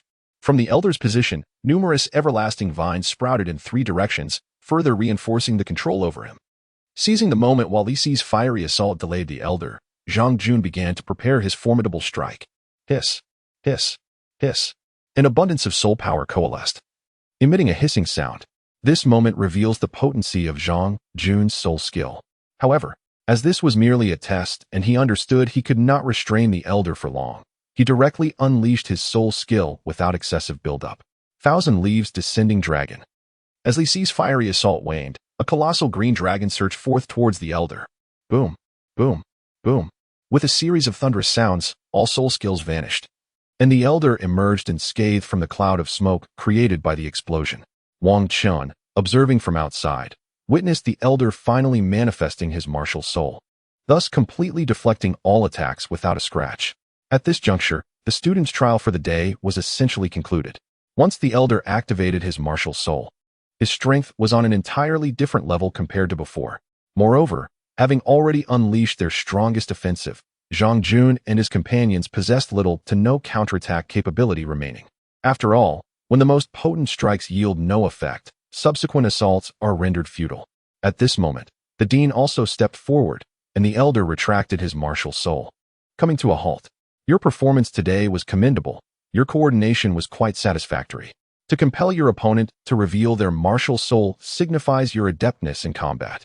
You have successfully showcased your team's utmost strength, ensuring that your attacks were not squandered. That concludes today's session. I shall not inform you of the type of soul master you will face next time. At that moment, it will be up to your strategy. All right, you are dismissed.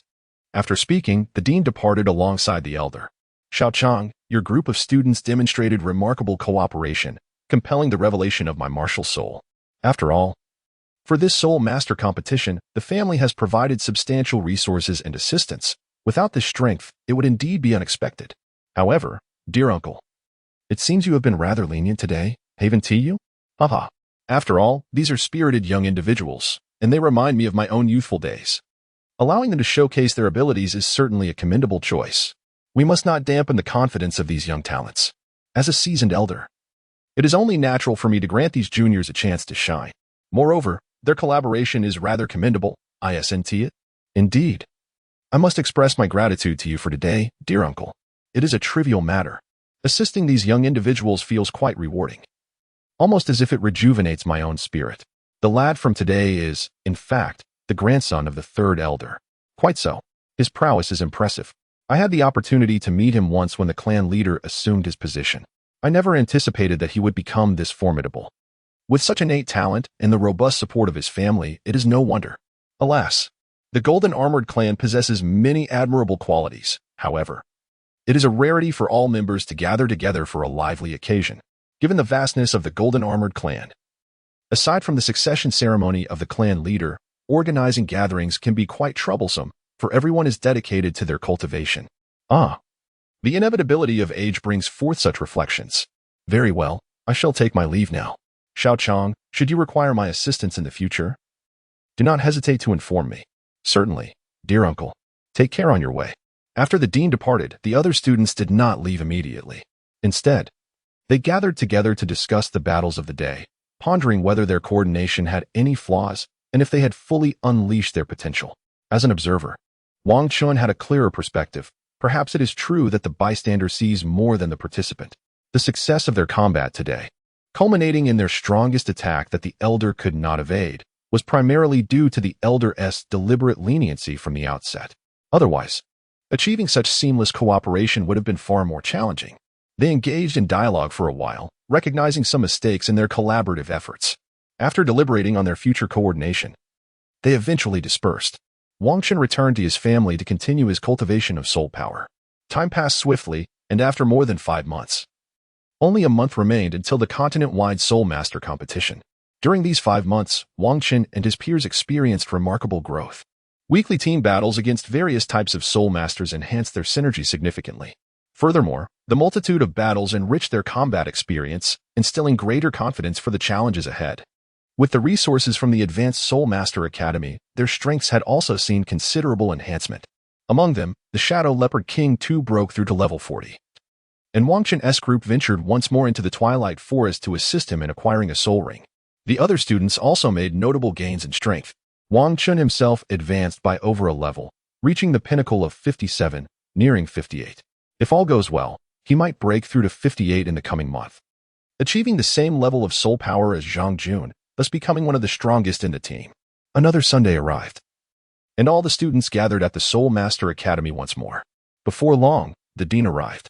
However, this time he came alone. Unlike before when he always accompanied a healing-type soul sage or another high-ranking soul master to serve as opponents for the students. Just as the students anticipated the dean would be their adversary again, Dean Wang Chang spoke up. Students, during these past 5 months, you have all trained diligently and improved rapidly.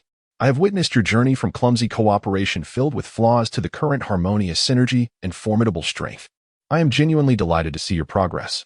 In the coming month, we will not need to engage in further battles, as your teamwork has nearly reached its limits.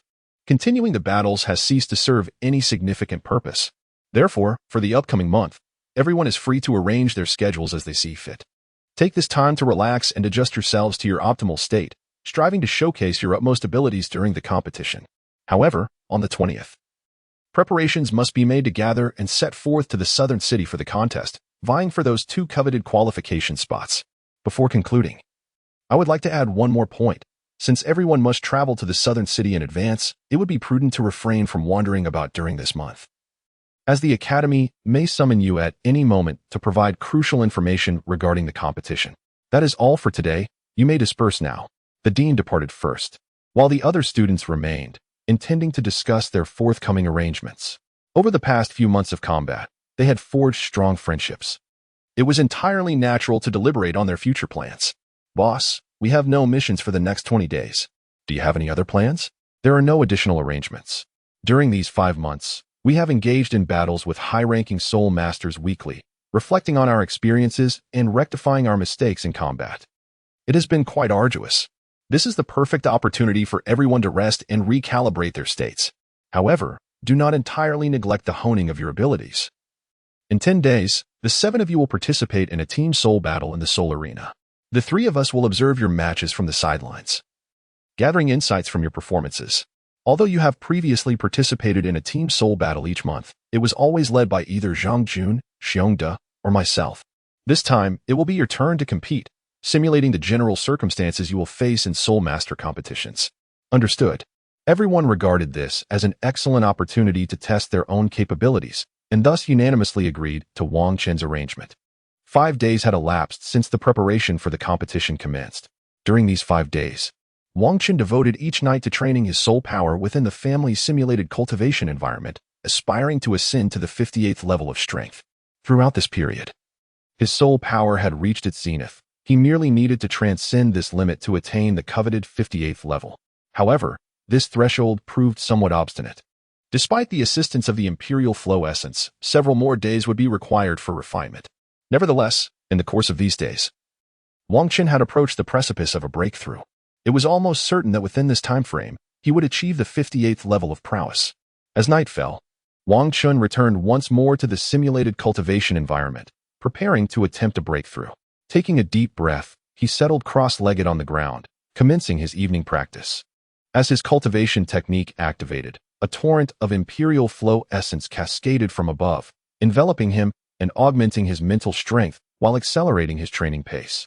The pure, silvery moonlight bathed Wang Chen, rendering him an ethereal figure of unblemished sanctity.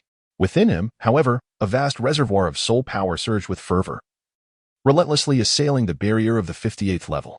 Boom, boom, boom. The rapid circulation of soul power resonated with thunderous roars. Crack.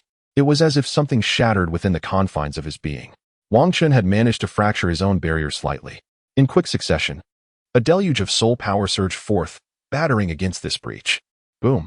With the might of his formidable soul power, Wang Chen ultimately shattered the barrier of the 58th level, successfully emerging as a 58th level soul master. Following this breakthrough, he did not immediately depart. Instead, he seized the opportunity afforded by the moonlight to continue his cultivation, solidifying the foundation of his recent advancement. The following day, Wang Chen awakened from his training, having reached the pinnacle of 57. Further cultivation would not lead to an increase in soul power. However, after achieving the 58th level, a night of practice had resulted in a notable augmentation of his soul power, having previously endured the painstaking refinement of his barrier. The rapid enhancement of his soul power during the session ensnared Wang Chen's attention, compelling him to train until dawn. Once he had calmed his soul power, Wang Chen exited the simulated cultivation environment, preparing to return home for a well-deserved rest.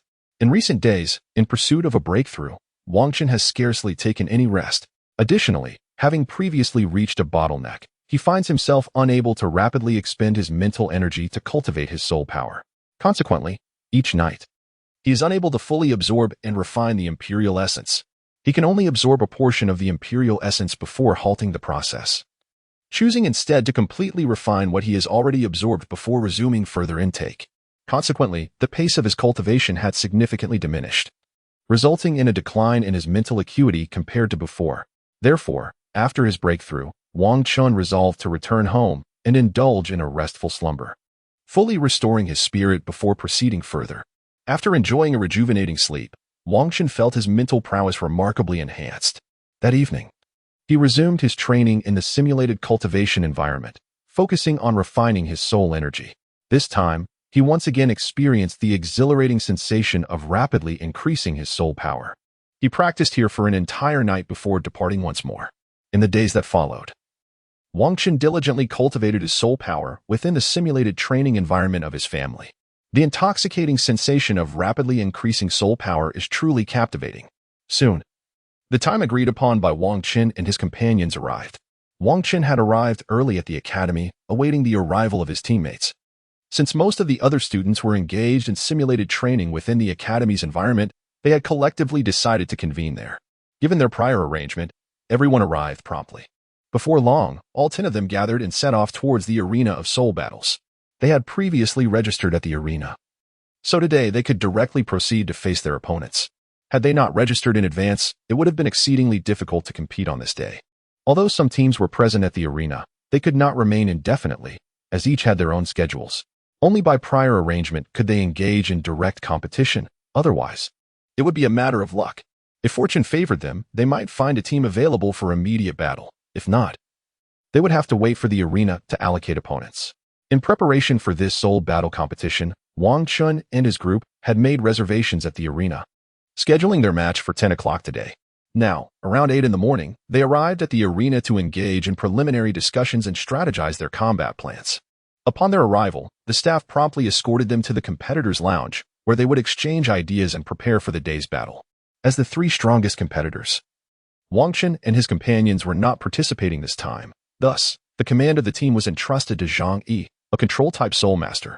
Although his strength might slightly lag behind that of Wang Chun and his peers, as a level 41 soul master, he was still among the most formidable in their group. Moreover, his leadership skills were commendable. During prior engagements with senior soul masters as arranged by the Academy's director, he had demonstrated his tactical prowess. Therefore, it was entirely reasonable for him to assume command in the absence of other senior soul masters. As they conversed, time seemed to fly, and it was soon 9:45.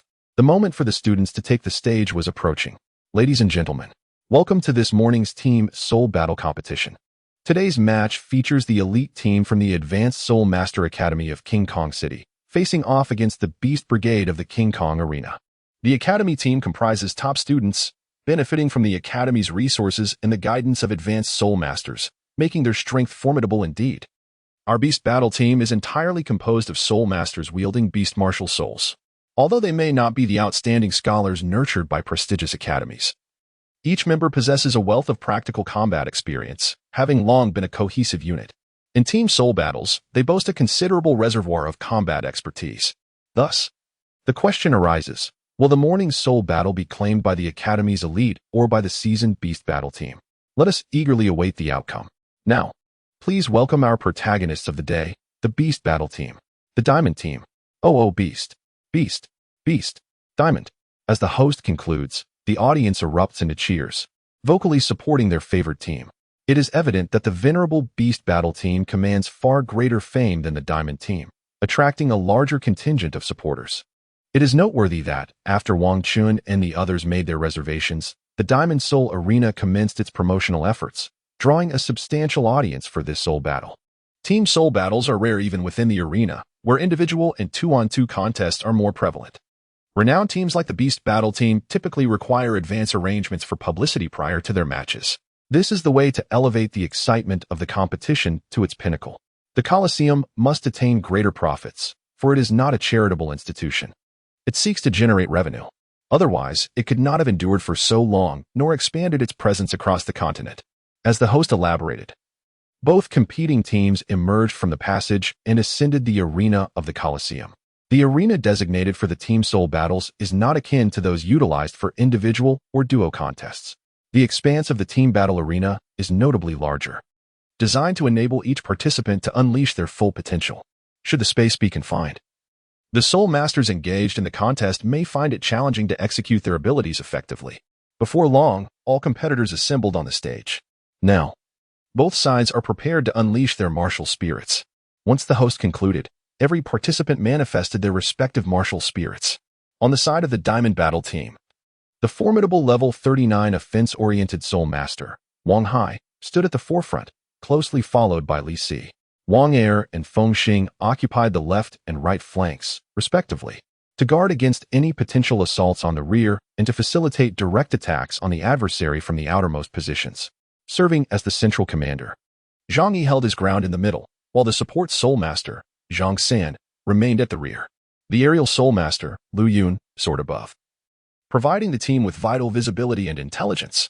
Conversely, the Beast Battle team adopted a rather straightforward approach, with all members positioned at the front line. Upon activating their martial spirits, they all manifested beast-related abilities. Notably, apart from 2 members who appeared to embody agile attack styles with their wolf and leopard martial spirits, The remainder were composed of formidable offense-oriented soul masters embodying bears, tigers, and lions.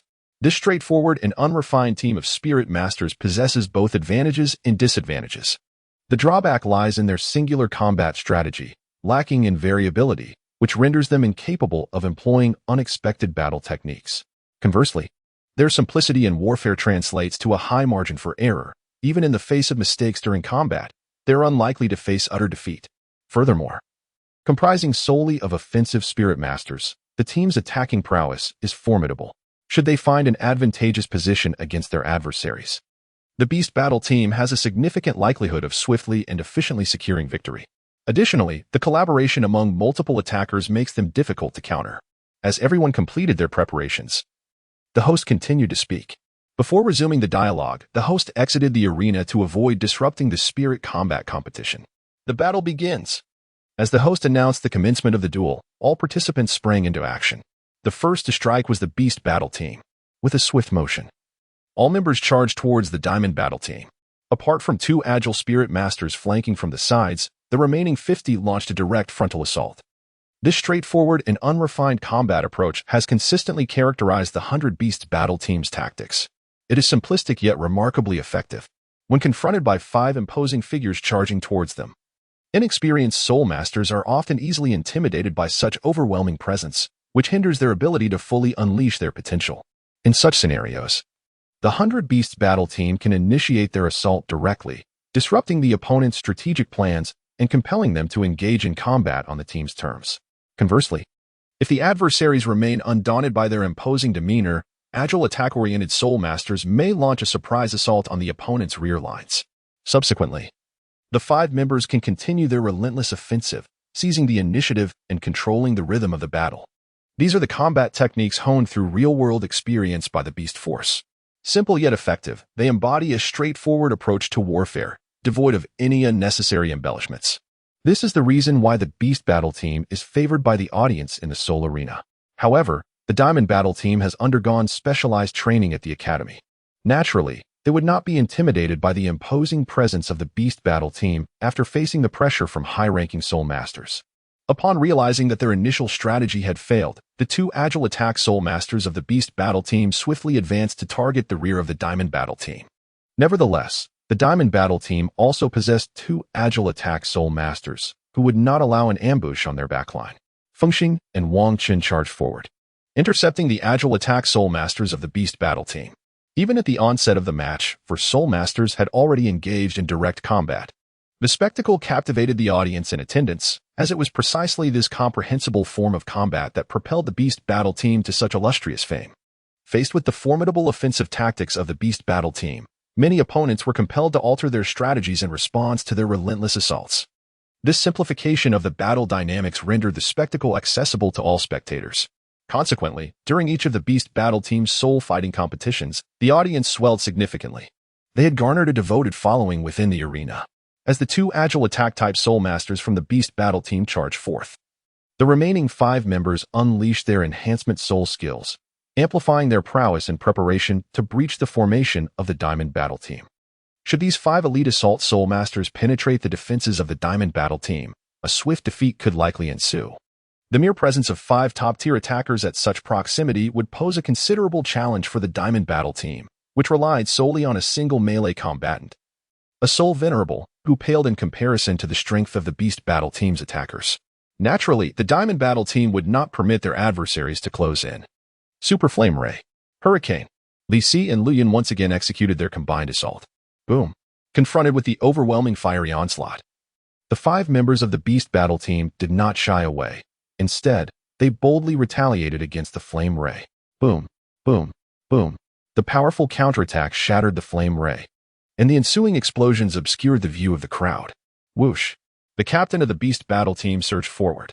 Noticing the absence of his teammates, he felt a twinge of confusion.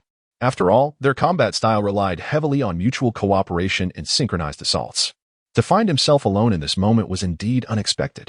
However, having already closed the distance to the opponent, retreat was no longer an option. He could only persist in launching his attack against the foe. In this instance, the Beast Warriors were represented solely by their captain, a strategic maneuver orchestrated by the Ironclad team. From the onset of the battle, the ironclad team had diligently gathered intelligence on their adversaries for the day, ascertaining that their combat strategy was exceedingly straightforward and aggressive. Consequently, this led to the formulation of their current plan. Once the agile spirit beasts of the beast warriors were intercepted, they would undoubtedly launch an all-out assault. Thus, Li Si and his companions would execute their combined attacks to thwart the oncoming foes. Based on the intelligence regarding the beast warriors, it was certain that they would initiate an offensive to dismantle their opponent's soul techniques. Thus, the interference in the line of sight is effectively resolved. At this moment, Zhang Yi from the control system unleashed his soul technique, effortlessly incapacitating the others for a few seconds, allowing the captain of the beast battle team to become isolated. Within this brief interval, they concentrated their assault, eliminating him swiftly.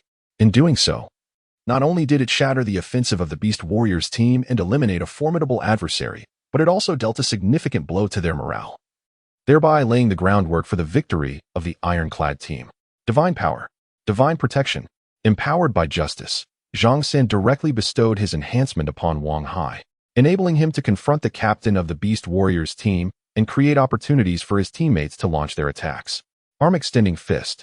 With Zhang San's augmentation, Wang Hai unleashed his soul skill, determined to impede the captain of the beast warriors team and allow his allies to attack with confidence. Boom! The clash of Wang Hai's and the captain's attacks resonated through the air.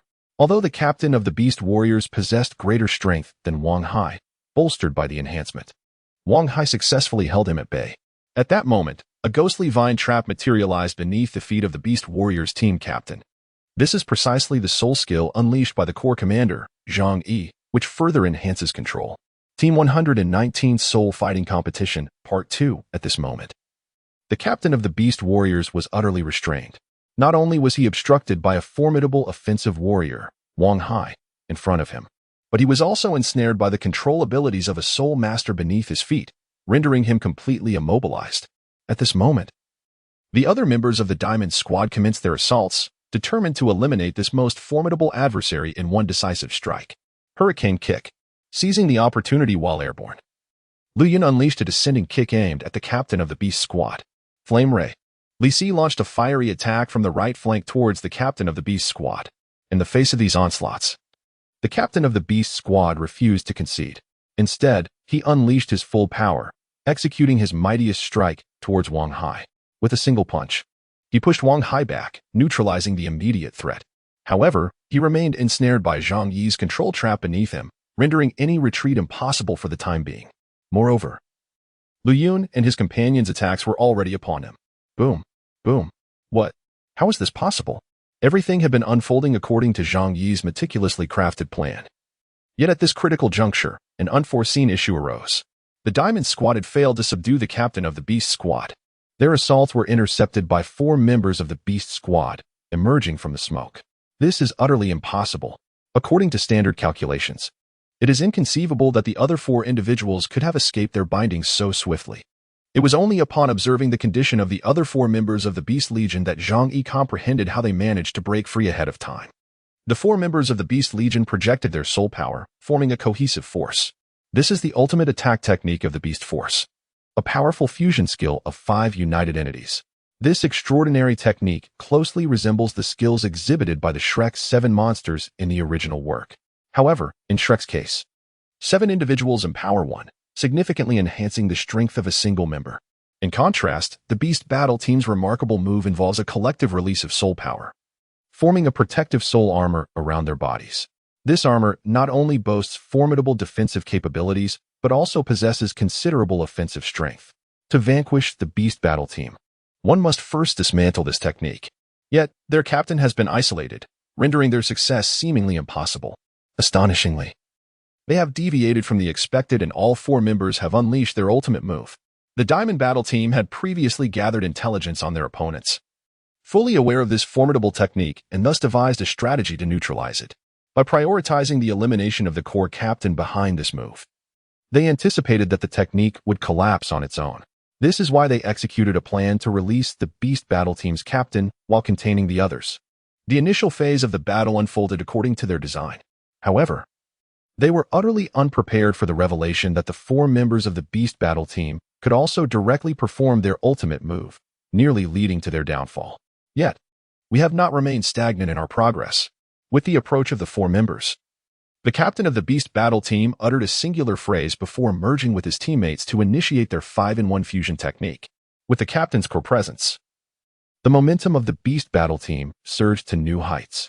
However, this ultimate move was executed under duress, depleting their energy disproportionately compared to their usual performance, revealing a glimmer of hope. As the core commander of the Diamond Battle Team, Zhang Yi had been meticulously observing the opponent since the onset of the battle. He noted that after executing their ultimate move, the four members of the Beast Battle Team were drenched in sweat and exhibited signs of significant exhaustion. Even the captain, after joining the 5-in-1 fusion technique, was experiencing accelerated energy consumption, starkly contrasting with their typical execution of the technique. It is essential to recognize that these 5 core members of the Beast Battle Team have fought together since their youth. Decades have passed, and their synergy is undeniable. Furthermore, as powerful assault-type soul masters, their soul power and combat styles harmonize exceptionally well. It is precisely this synergy that enabled them to develop their 5-in-1 fusion technique. Although it may not rival the potency of a martial soul fusion technique, the 5 of them executing this ultimate move can undoubtedly overcome a typical Soul King. Such formidable soul power armor, when wielded during the execution of their ultimate techniques, certainly does not deplete at such a rapid pace. This time, the 4 members of the Beast Force unleashed their ultimate techniques, and the consumption of energy must have been considerable, especially in the absence of their core leader. This is the opportunity for the Diamond Squad to claim victory. Super absorption. Zhang Yi was the first to launch an attack. Recognizing the outward flow of the opponent's soul power, he activated a soul skill capable of absorbing their energy, thereby accelerating the depletion of the Beast Squad's resources. The Beast Squad, fully aware of their predicament, wasted no time and charged directly at the Diamond Squad, intent on eliminating their adversaries before their soul power was entirely exhausted and securing victory in this soul battle. The other students who had been shaken by the Beast Squad's earlier assault also heeded Zhang Yi's words, regrouping to unleash their soul skills once more against the Beast Squad. As the soul-close combat powerhouse of the Diamond Squad, Wang Hai surged forward again, striving to impede the advance of the Beast Squad. Divine power, divine movement, divine sovereignty, justice empowerment. Zhang San applied all his enhancements to Wang Hai, bolstering his strength in an effort to buy time and wear down the Beast Squad's ultimate moves. However, faced with the quintuple unity of the Beast Squad, Wang Hai's strength proved inadequate. Boom! Wang Hai struck the Beast Squad's soul armor, only to be sent flying by their counterattack. His brief obstruction of their advance was swiftly overcome. Nevertheless, the soul power expenditure of the Beast Squad was considerable. The ultimate move they had forcibly activated demanded an immense amount of energy. Although the captain's involvement slightly mitigated the consumption, it still paled in comparison to their usual execution of such techniques. Now, after being forcefully struck by Wang Hai, despite sending him flying, their energy expenditure was substantial. If this continued, their soul armor would soon be depleted. It is crucial to note that once they executed their quintuple fusion technique, their soul power would be entirely released. Should this energy be exhausted, they would be left defenseless, compelled to surrender. During the brief moment Wang Hai managed to delay the Beast Squad, the other members of the Diamond Squad also unleashed their formidable soul skills, targeting the armor of the Beast Squad. Superfire, Hurricane. The most synergistic duo within the Diamond Squad, Lu Yun and Li Si, launched their powerful combination attack. Boom! The fierce flames struck the Beast Squad's soul armor, further intensifying their energy consumption. Coupled with Zhang Yi's super absorption, the Beast Squad's soul power flowed forth like a torrent unleashed from breached gates.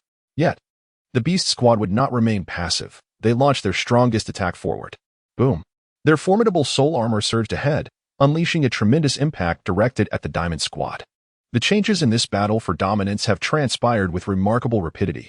Initially, the Diamond Team was established, isolating the captain of the Beast Team, intending to decisively eliminate the very heart of their opposition. However, to their surprise, the other 4 members of the Beast Team were also capable of unleashing their formidable skills, thwarting the Diamond Team's meticulously laid plans. Nonetheless, due to the forceful exertion of their ultimate techniques, the Beast Team suffered considerable exhaustion, compelling them to launch a relentless assault upon their adversaries in a bid for swift victory. In the 120-team battle for dominance, the Diamond Team proved no simple adversary. They discerned the vulnerabilities of the Beast Team and launched a powerful counterattack, effectively obstructing their advance with the intent of overwhelming their opponents. The swift combat left the four agile soul masters flanking the sides utterly unprepared as they were struck directly by the forceful surge of the beast battle team's soul energy. It was indeed a stroke of misfortune for the two soul masters from the beast battle team, who found themselves collateral damage, inadvertently harmed by their own comrades' assault. Nevertheless, at that moment, there was no time for the beast battle team's soul armor to dawdle. They could only muster their utmost offensive before their soul energy was entirely depleted, hoping to vanquish their adversaries and secure victory in the match. Boom. A tremendous wave of soul energy surged toward the direction of the Diamond Battle Team. Following this formidable strike, the 5 members of the Beast Battle Team found themselves utterly devoid of the strength to resist. Exhausted, they collapsed to the ground. Their soul energy completely depleted. They gazed toward the Diamond Battle Team, hoping that this powerful blow might vanquish their adversaries. After a brief moment, as the smoke cleared, the situation of the Diamond Battle Team became apparent. Near the edge of the arena, a colossal wall of ghostly vines emerged, shielding the Diamond Battle Team and preventing them from being hurled off the stage by the overwhelming force of the impact. Nevertheless, despite the cushioning effect of the ghostly vines, the Diamond Battle Team still suffered considerable damage from the shockwave. Wang Hai, who had already been injured, was the first to be propelled away. Though the ghostly vines provided some protection, he ultimately lost his ability to fight. Zhang San, the support-type member with the weakest physical constitution, was rendered unconscious by the force of the shockwave. Only Lu Yun, airborne, was minimally affected as the shockwave primarily struck the ground beneath the Diamond Battle Team, causing him only incidental damage. Fortunately, in that crucial moment, Zhang Yi, the commander, unleashed his martial spirit, summoning an abundance of ghostly vines to act as a barrier behind them. This not only prevented the Diamond Battle Team from being knocked off the stage and eliminated, but also mitigated the damage they sustained. Had it not been for this timely intervention, the Diamond Battle Team would have been completely incapacitated by the direct assault of soul energy. Instead, they still had Li Si, Lu Yun, and Zhang Yi, who retained the ability to fight amid the onslaught. Although they had lost Wang Hai and Zhang San, the remaining members were still injured and lacked even half of their full strength. Yet, compared to the Beast Battle Team, their situation was considerably better.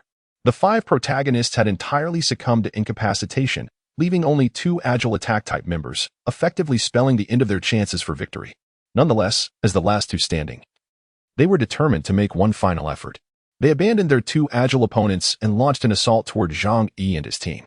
Believing that their captain's formidable attack had severely weakened the frontline members of the Diamond Battle Team, they surmised that their adversaries were likely in a state of disarray.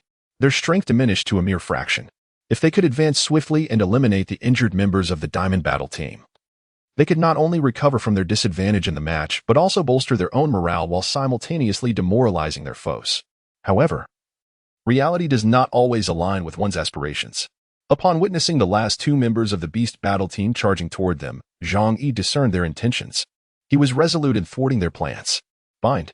With a swift sound, a multitude of ghostly vines manifested before Zhang Yi and the 2 members of the Beast Battle Team. All the vines surged toward the 2 contestants, obstructing their path forward. Initially, upon witnessing the members of the Beast Battle Team charging towards Zhang Yi, Fengxing and Wang Er swiftly discerned their intentions. Consequently, they rushed forward as soon as they comprehended the situation. However, since they had not intercepted their adversaries at the outset, the agile attack-oriented Soul Masters seized the upper hand, making it somewhat challenging to close the gap. Fortunately, Zhang Yi's ghostly vines effectively hindered the opponents, granting Wang Er and Fengxing the precious time necessary to pursue. In an instant, as the 2 members of the Beast Battle Team were ensnared by the ghostly vines, Wang Er and Fengxing swiftly closed in, effectively barring their opponents from advancing. Lu Yun and Li Si, having recovered from the shockwave, also launched their assaults against the adversaries. The current scenario stood at 5 against 2, the Diamond Battle Team with 5 members, while the Beast Battle Team was reduced to 2. Although 3 members of the Diamond Battle Team bore injuries, their strength diminished. The 2 agile attack-oriented Soul Masters remained relatively unscathed, making their prowess comparable to that of the 2 remaining members of the Beast Battle Team, fully capable of containing them. Moreover, with 3 teammates providing support, the overall strength of the Diamond Battle Team had surpassed that of their opponents. At this juncture, the Beast Battle Team had entirely forfeited any chance of victory. Before long, the last 2 members of the Beast Battle Team were eliminated by the Diamond Battle Team, with the Beast Battle Team rendered incapable of further combat. The Diamond Battle team emerged victorious in the match. Observing this outcome, the host of the Soul Arena promptly took to the stage to announce the results of the battle. "Oh, Diamond!" The audience erupted in cheers as the day's competition unfolded with thrilling twists and turns, leaving the spectators thoroughly exhilarated. The match was truly worth the ticket price. Soon, the members of both teams departed from the arena, yet the cheers of the audience continued to resonate. As the competition concluded, Wang Qin and his two companions left the stands and returned to the lounge to await their teammates. Today's performance was commendable, culminating in a victory over their opponents. "Let me examine you first," Zhang Jun spoke up, proceeding to inspect Wang Hai. With meticulous attention, he utilized his soul energy for the examination and then stated, "Xiao Hai has a slight fracture in his right arm. We should return to the academy for the teacher to tend to it, and it will be fine." Upon hearing Zhang Jun's words, everyone felt a sense of relief. After all, it was Wang Hai who had sustained the most severe injury during the competition.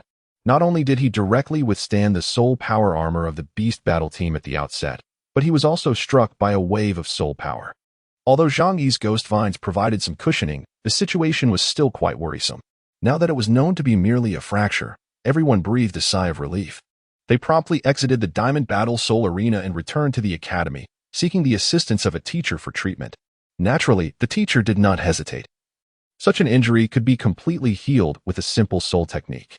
Shortly thereafter, the teacher had successfully treated Wang Hai's arm. The group expressed their gratitude to the teacher before departing from his presence. Once outside the teacher's location, they gathered to discuss the day's competition, reflecting on their shortcomings. Zhang Yi believed that they had been overly hasty in placing their trust in the intelligence regarding the Beast Battle team, leading them to focus solely on the captain. They had not anticipated that the absence of this central figure would still enable the Beast Battle team to execute their ultimate moves, resulting in a perilously close victory. Had it not been for Zhang Yi activating the ghost vines at the critical moment, all the students could have been defeated by the Beast Battle team's final strike. After some further discussion, they decided to leave the academy, intending to enjoy a meal together. Following their feast, they parted ways, preparing for the upcoming Continental Soul Master competition. 10 days had elapsed since the students of the Diamond Advanced Soul Master Academy had competed in the battle arena.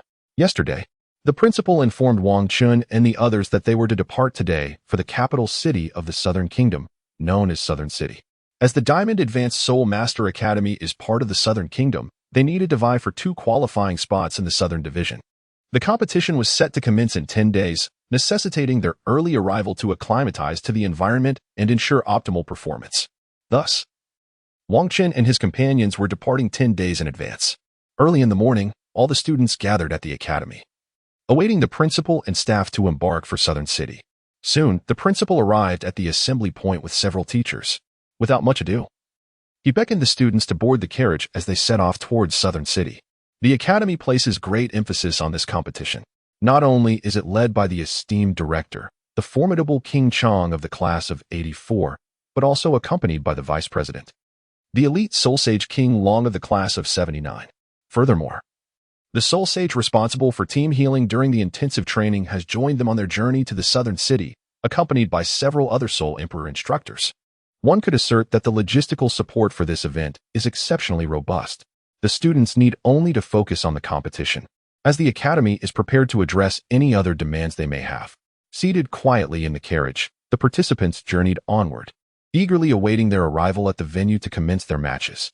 After months of specialized training, every individual has experienced considerable enhancement in their abilities. The overall strength of the 10-member team has undergone a remarkable transformation since the beginning of their training. Wang Qin, wielding the Titan Great Ape Spirit, stands as a level 58 Assault-type Spirit King. Zhang Jun, with the Everlasting Ivy Spirit, has achieved level 59 as a Control-type Spirit King. Xiongda, embodying the Ice Bear Spirit, is a level 49 Assault-type Spirit Sovereign. Zhang Yi, channeling the Ghost Vine Spirit, is a level 41 Control-type Spirit Sovereign. Zhang San, utilizing the Scales Spirit, serves as a level 41 Support-type Spirit Sovereign. Wang Er, with the Shadow Leopard Spirit, is a level 41 Agility-type Spirit Sovereign. Li Si, wielding the Flame Lizard Spirit, holds a level 39 Assault-type Spirit Sovereign rank. Feng Xing, with the Gale Leopard Spirit, also stands at level 39 as an Agility-type Spirit Sovereign. Lu Yun, channeling the Hurricane Golden Eagle Spirit, is a level 38 Assault-type Spirit Sovereign. Lastly, Wang Hai, using the Long-Armed Great Ape Spirit, is a level 39 assault-type spirit sovereign. Remarkably, in these final days, Zhang Jun has achieved a breakthrough, reaching level 59, thus positioning Wang Chun as the second highest in spirit power within the team. After a day of travel, they finally arrived at their destination, the capital of the Southern Kingdom. The carriage did not pause at the city gates but proceeded directly to the Eula Inn, operated by the King Kong family, where they intended to rest before the competition commenced. 9 days later, in the capital of the Southern Kingdom, the Southern City, the grand opening ceremony of the Continental Elite Soul Master Academy competition for the Southern Kingdom region took place. As the most prestigious tournament in the Soul Master realm, it attracted not only the attention of the Soul Masters but also the royal family, nobility, and common citizens, who regarded this event as the grandest of festivals. The opening ceremony was held at the Southern Grand Arena, where tickets had sold out a month prior. It is noteworthy that the price of these tickets matched that of entry to the primary battle center of the Southern Grand Arena. As the main venue for the Southern region, the Southern Grand Arena had suspended all matches a month ago for renovations, merging all sub-arenas with the main battle center to create an immense competition space. Aside from the VIP area situated at the northern side of the arena, the revamped Grand Arena can accommodate up to 80,000 spectators simultaneously. While the ticket sales yielded substantial revenue, the expenses incurred by the Grand Arena were equally considerable. In the forthcoming period, all preliminary rounds for the southern region will take place here. In the early morning, before the sun had risen in the east, the transformed Southern Grand Arena welcomed a vast audience. The early arrivals were not seeking to enter the venue ahead of time, as each ticket was assigned a specific seat. Rather, they wished to catch a glimpse of the youthful soul masters competing on the very first day of the ceremony. Among them are numerous young maidens in the throes of budding affection. After all, the total number of soul masters across the continent is not exceedingly high, and those who represent prestigious advanced soul master academies and competitions are indeed the C-Army de la C-Army. Coupled with the age limit of 25 years, they undoubtedly become the most coveted objects of desire for these young women.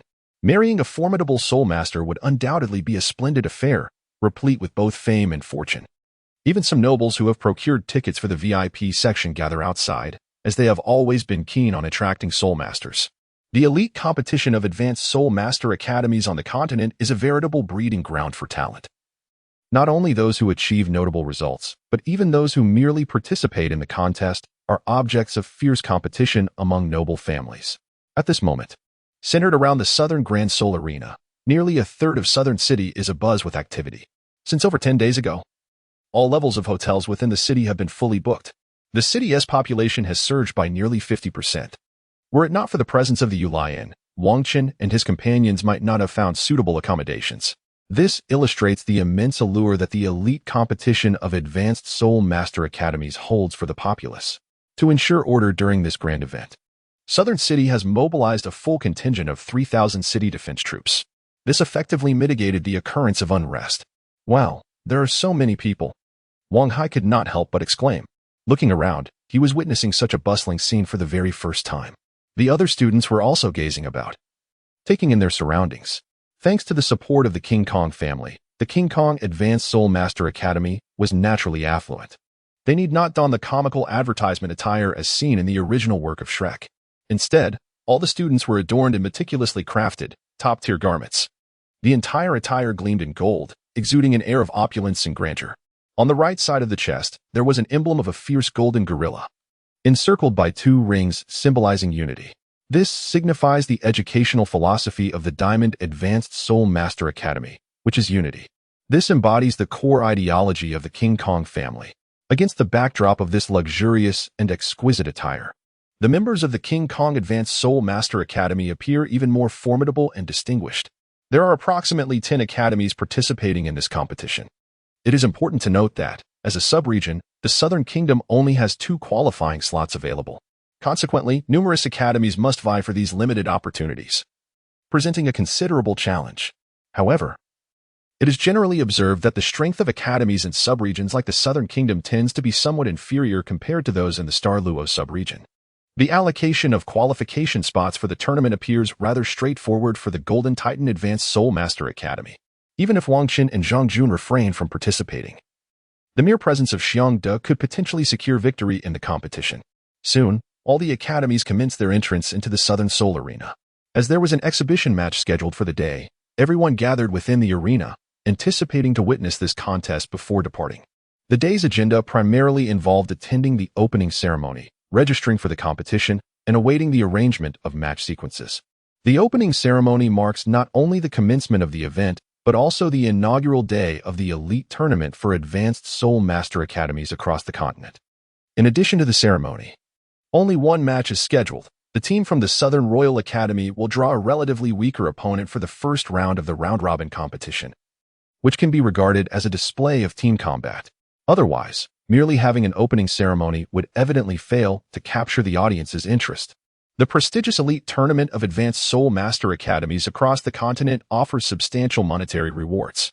For each victory in the preliminary rounds, participants receive 500 gold soul coins, and those who advance to the qualifying rounds are awarded an additional 3,000 gold soul coins. Furthermore, reaching the finals not only grants the Southern Kingdom the honor of bestowing the title of Baron upon the victor, but also rewards each participant, whether a main player or a substitute, with 1,000 gold soul coins. The prize for the ultimate championship is even more substantial. However, the Golden Hammer Academy, bolstered by the support of the illustrious Golden Hammer family, does not require such financial incentives. The Academy has informed its students that all earnings from this competition will be entirely theirs to keep. This news has generated considerable excitement amongst several other trainees. Although this sum of money may not be significant for the esteemed Soul Master Academy, it represents a substantial income for these independent practitioners. Naturally, they are quite exhilarated. With 2 elite Soul Kings within their ranks for this competition, it is almost certain that they have secured the championship title. This effectively means that the funds are already secured, not merely a fleeting promise, but rather tangible benefits. At this moment, the students of the Diamond Advanced Soul Master Academy have already entered the Southern Soul Fighting Arena. They are currently situated in a designated rest area provided by the organizers. Although they were not the first to arrive, they were certainly not the last. The spacious rest area boasts nearly 1,000 seats, divided into various sections to accommodate the different academies for relaxation and waiting. All the students have gathered under the guidance of their respective team leaders, awaiting the opening ceremony. Simultaneously, each academy has a designated teacher conducting the final registration and confirmation of participants. Once the registration of the competing students is finalized, no substitutions will be permitted in the ensuing competitions. Before long, the Vice President, Wang Long, returned after completing the registration. The registrations have been confirmed, and from here on, it depends on your performance in the competition. Acknowledging his words, the students replied, "Understood, Vice President. We will certainly give our utmost effort to achieve excellent results." Very well. The opening ceremony is about to commence. Prepare to enter, Wang Long stated. Soon, Zhang Jun will lead the entry, and I shall take my place in the stands to observe your splendid appearances. Nodding in agreement, he departed swiftly to the stands, where he took his seat beside the president and engaged in conversation. Shortly thereafter, the event staff arrived at the rest area to organize the students for entry. Each academy had a staff member assigned to facilitate their orderly entrance according to the arranged sequence. While other academies began to enter, the Diamond Academy remained in place. However, Wang Chen and his peers were not anxious, for Vice President Wang Long had previously informed them of the entry order. The Diamond Academy was scheduled to enter last. Certainly, this is not akin to the original portrayal of Shrek, who was underestimated and consequently relegated to the final entrance. After all, a prestigious academy presided over by a figure of renown like the Soul Master of the Contra and bolstered by the esteemed Douluo family is not easily dismissed. The arrangement of the entrance does not stem from reputation or the rankings of the previous competition. Rather, it is dictated by the duration of the academy's participation in the contests. Thus, the longer an academy has been competing, the more prominent its position in the entrance sequence. The newly established King Kong Academy, participating for the first time in the Continental Senior Soul Master Competition, therefore finds itself entering last. This method of sequencing avoids offending the other competing academies, for to arrange the entrance based on competition rankings would imply that the last academy to enter is the weakest, a notion that would be quite disrespectful to these esteemed institutions. Hence, this approach allows for an equitable representation. The last entry merely signifies their shorter participation duration, not a deficiency in strength. Moreover, it conveys a respect for the predecessors, as those at the forefront cannot necessarily be deemed the strongest. Yet they are certainly the most seasoned in terms of participation. Though they are the last to enter the arena upon their arrival, they are still awestruck by the spectacle before them. The vast and expansive square is alive with the cheers and roars of countless spectators. At the forefront of the central arena stands a podium adorned in gold, with the VIP area behind it, transformed for this occasion. The arena boasts a diameter exceeding 150 meters, and the academies that entered before have already formed an orderly formation in the center. Each academy's entrance is accompanied by a dedicated announcer on the podium. The final entrants are the representatives of the King Kong Academy.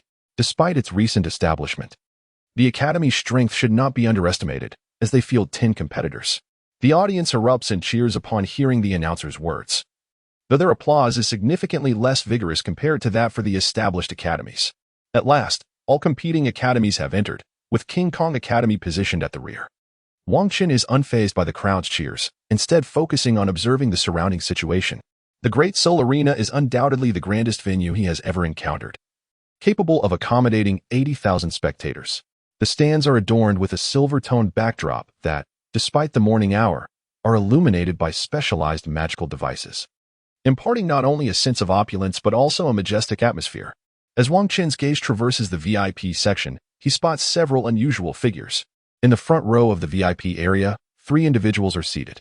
At the center, a man clad in a black and gold robe, adorned with a crimson gold crown, possesses a visage reminiscent of ancient monks. Though he appears somewhat aged, his dignified presence evokes a feeling of authority, as if everything around him orbits his essence.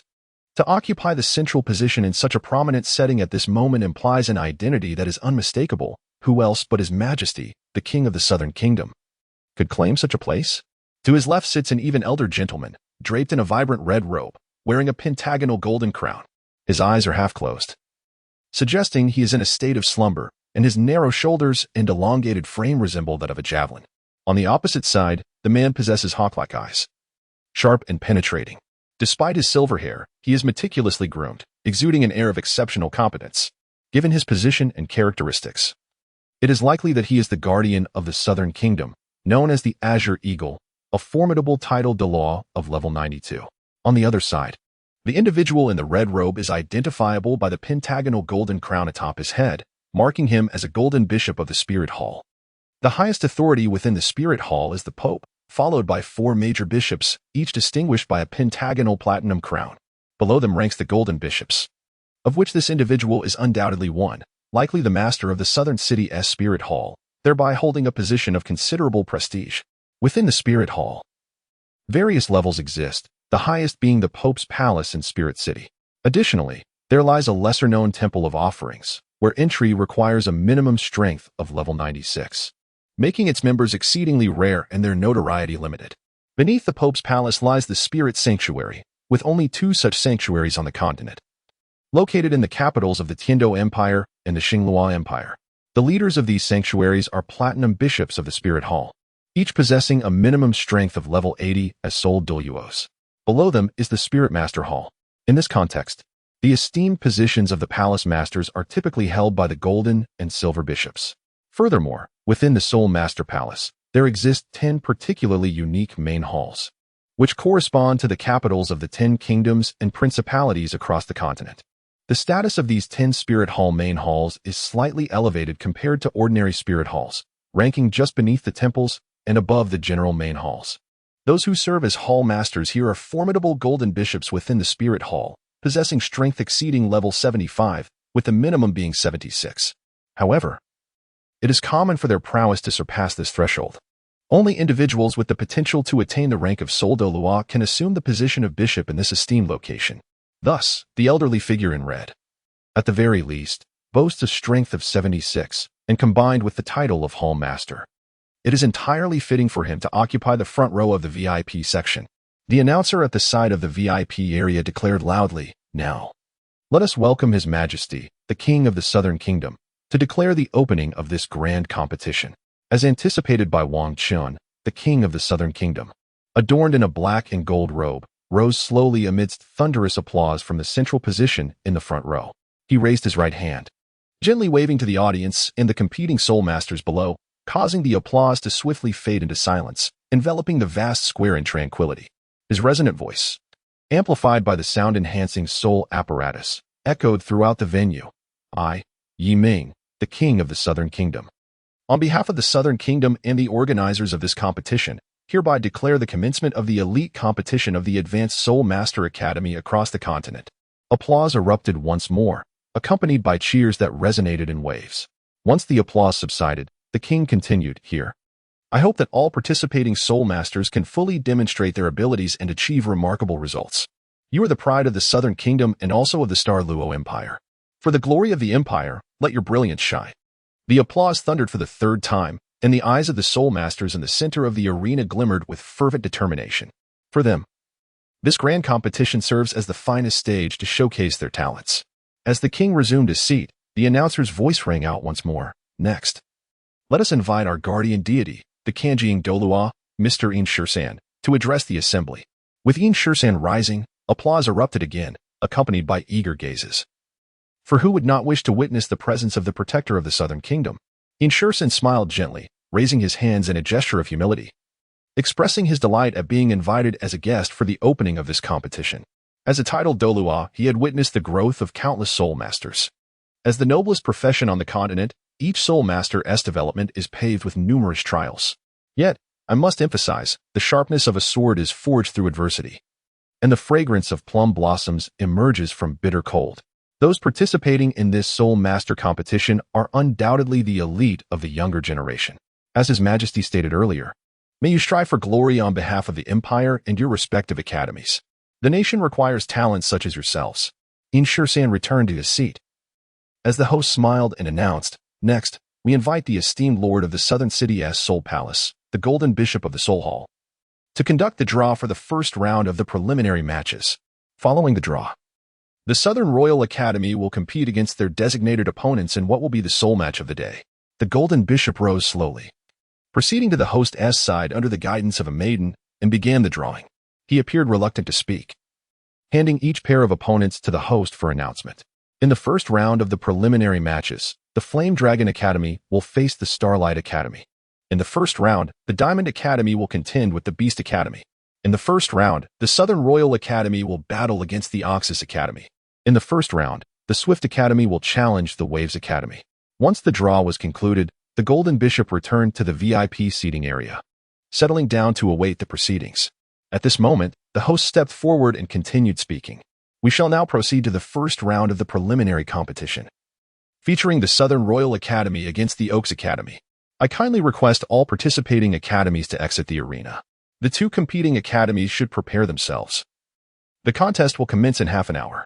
As the host concluded his announcement, all participating academies gradually departed, making their way to the designated viewing stands prepared for them. Naturally, the two principal academies of the day did not join the others. They retreated to their respective resting areas to prepare for the upcoming match. Before long, the time had elapsed. The preliminary exhibition match was about to begin. The contestants from both sides arrived successively at the battle platform. The venue had undergone a transformation. In just half an hour, the arena had been meticulously constructed. The platform stood 10 meters high, circular in shape, with a diameter exceeding 30 meters, providing a vast expanse for the competition. This was merely a single platform. The true preliminary contest would unfold tomorrow. Here, 5 arenas will be simultaneously set up. 10 teams will engage in 9 rounds of preliminary matches. Each team will face 9 opponents. A victory will earn a team 1 point, while a defeat will yield no points. After 9 rounds, the teams with the highest points will advance to the qualifying rounds, which will essentially lead them to the grand finals. The 10-day preliminary competition poses a formidable challenge for any collegiate team. A relentless series of 9 consecutive matches is sufficient to exhaust even the most resilient squads. Fortunately, in comparison to the Douluo division, the intensity of the competition here is considerably less daunting. It is worth noting that the Douluo division boasts nearly 30 teams competing for almost an entire month. An arduous endeavor indeed. Furthermore, the institutions within that division generally possess a level of prowess that surpasses that of their counterparts in other divisions. With a greater number of competitors, the pressure on these academies is significantly heightened, compelling all students to exert greater effort in their training. This competitive environment is a primary reason why the advanced Soul Master academies in such prominent regions thrive. After all, progress is born from the crucible of competition. Additionally, the Douluo division offers 5 qualifying spots, more than any other region, which naturally results in a larger number of academies within its ranks.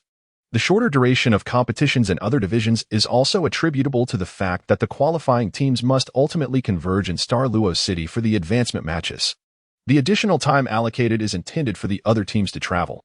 Otherwise, if the competition duration were uniform, it would be rather unjust to the academies from other regions vying for qualification. Thus, while the slots for advancement from other divisions are fewer, the competition time must also be shorter. After all, in the entirety of the elite competition for advanced Soul Master academies across the continent, the preliminary rounds occupy a substantial half of the schedule. Naturally, this time must accommodate the travel of academies from other divisions. The grand finals will take place in the city known as Douluo City, located at the intersection of the Xingluo Empire and the Xingluo Empire, as well as the Wuhuan Hall. The ultimate champion will receive their prize directly from the Pope, a most esteemed honor. Soon, the teams from the two academies ascended the competition stage. Both sides exchanged bows, and the non-participating personnel stepped down from the platform. Regardless of whether it was the Southern Royal Academy or the Oshi Academy, both teams sincerely inclined their bodies in respect towards one another. Unlike the profound conflicts depicted in the original narrative of Shrek, these teams bore no such animosities. After the formalities, the extraneous team members vacated the stage, leaving only the 7 participants for the first match of the preliminary rounds. Both the Oshi Academy and the Southern Royal Academy arranged their formations similarly. At the forefront stood 3 robust figures, likely representing the offense or defense Soul Masters. Flanking them were 2 male Soul Masters, somewhat leaner than the towering trio, presumably agile attackers providing support on either side. At the center was a seemingly composed young Soul Master, likely the strategic core of the team. Following him was a female Soul Master, typically positioned at the rear, generally indicative of a supportive role. It was evident that the arrangement of the Oshi Academy's team was quite reasonable. However, due to their overall strength being rather lacking, they had finished last in the previous preliminary round, resulting in a noticeable decline in their reputation. Consequently, their recruitment efforts became rather challenging, and it seemed that achieving a commendable performance in this competition would prove difficult once again. This is precisely the reason why the Diamond family has arranged for Wang Chun and Zhang Jun to participate in the competition. The significance of first impressions is paramount. Should the esteemed reputation of the Diamond Advanced Soul Master Academy be established in this tournament, it would facilitate the recruitment of exceptionally talented students in subsequent admissions. This, in turn, would cultivate a cohort of formidable scholars, thereby enhancing the likelihood of achieving commendable results in future competitions. Conversely, a lack of notable achievements and renown would render the recruitment process exceedingly challenging. Without a cadre of skilled students in later contests, the prospects for success would diminish further. This creates a perpetual cycle. Prestigious academies, capable of attracting exceptionally talented students, cultivate their skills, enabling them to participate in the elite competitions of Soul Masters across the continent. With their superior abilities, they secure impressive results, further enhancing the academy's reputation. Consequently, they continue to attract gifted students, perpetuating the cycle and elevating the institution's standing.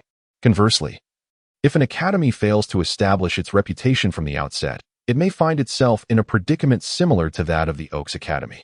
Poor performance in previous contests makes it challenging to recruit talented students, resulting in participants with relatively weak abilities, most barely surpassing level 30, with not a single student reaching level 35. Thus, the outcomes of this competition are likely to be disappointing once more. This has led to an increasingly deteriorating cycle. Without extraordinary circumstances, it seems the academy will struggle to thrive. It may remain in such a dismal state for a lifetime, and should it fail to recruit suitable students, the institution could face closure. Thus, the Golden family has arranged for 2 formidable Soul Kings to participate in this competition, aiming to elevate the academy's reputation. Were it not for the potential gossip surrounding an all-foreign aid lineup, it is likely the Golden family would have included 2 additional elite Soul Masters in the contest. Nevertheless, even with the current strength, the chances of securing victory are quite promising. After all, the prowess of Zhang Jun and Wang Chun, these 2 advanced Soul Kings, transcends mere soul power levels.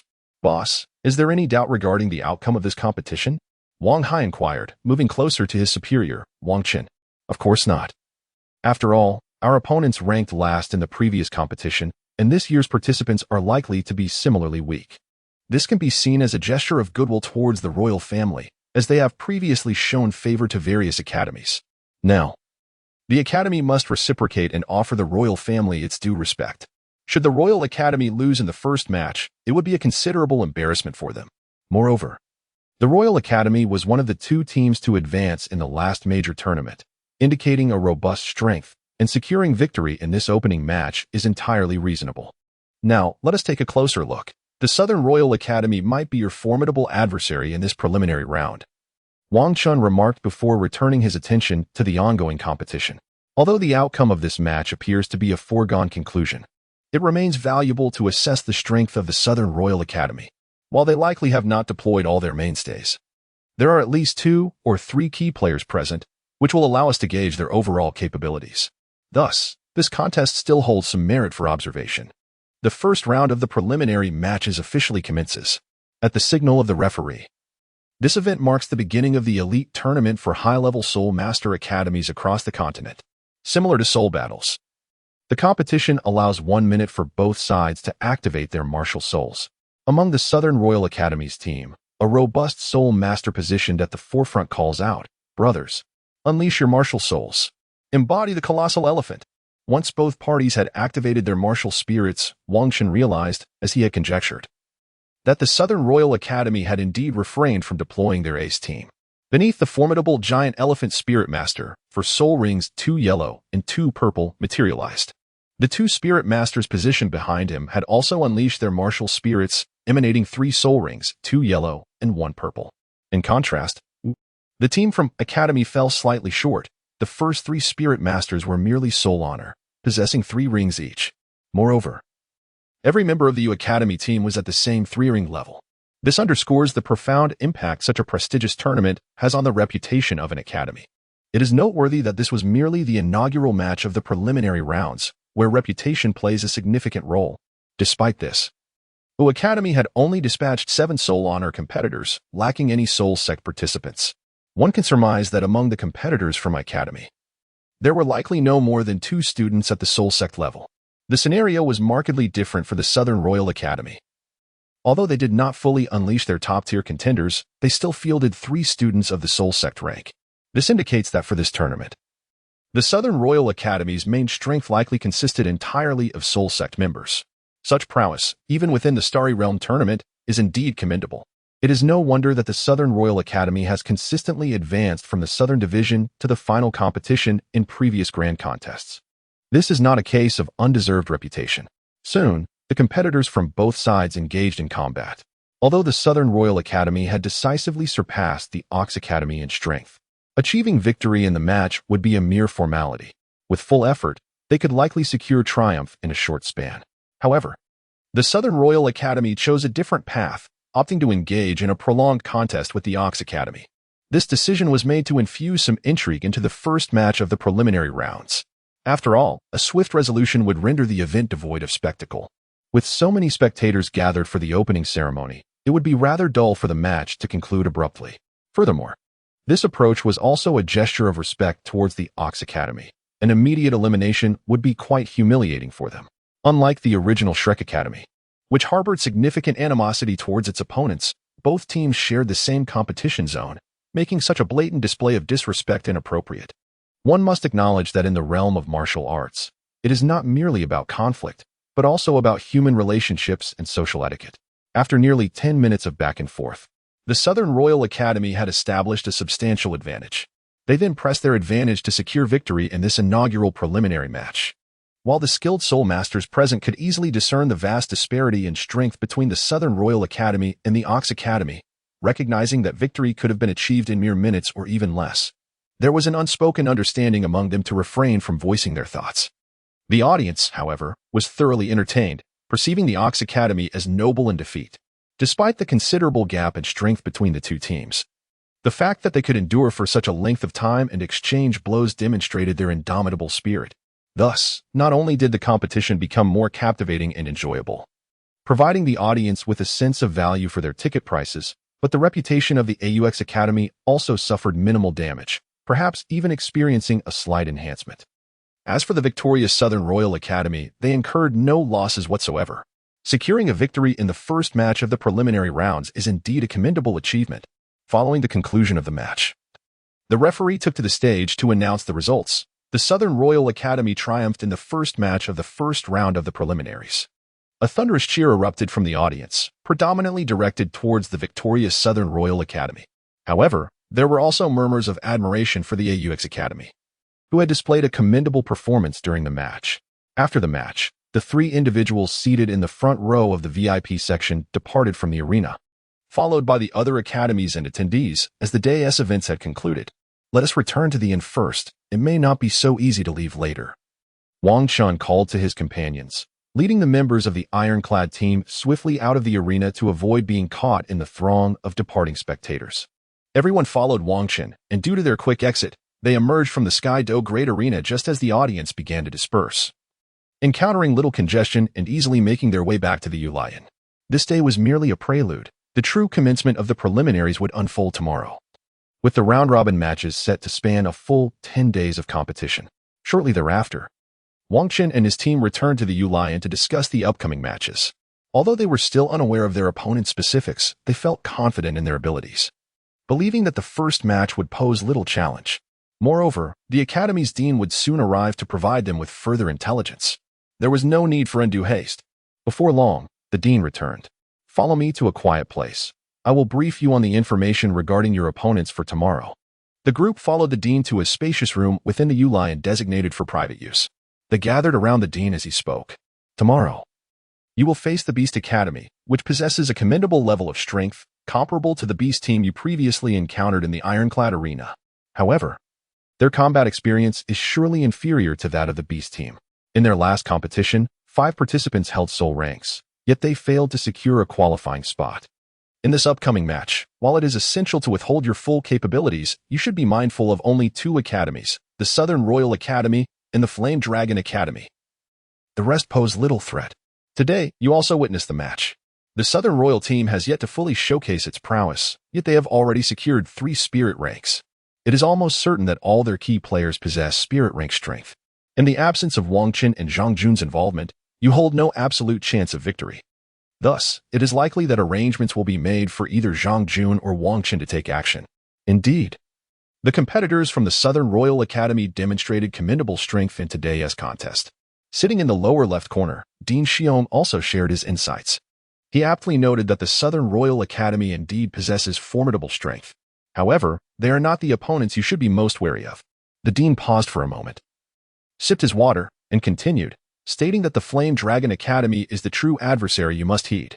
This institution not only consistently advances but also excels in the subsequent promotion matches and finals, having achieved an impressive 3rd place in the grand finals. This academy exclusively enrolls students with dragon martial souls or those of fire attributes.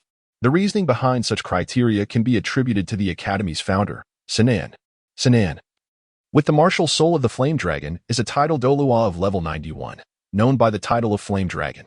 300 years ago, a team known as the 5 Elements emerged on the Douluo Continent.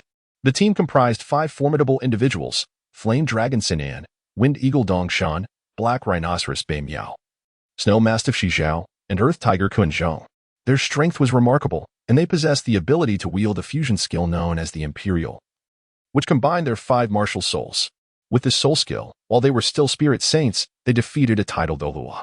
Although this title Douluo was only at level 91. This incident remains the only recorded instance of a low-ranking spirit master vanquishing a title Douluo across the continent. Subsequently, they all ascended to the ranks of title Douluos. However, for reasons unknown, disputes arose among them, leading to the establishment of 5 advanced spirit master academies in the 5 regions of the Douluo Empire.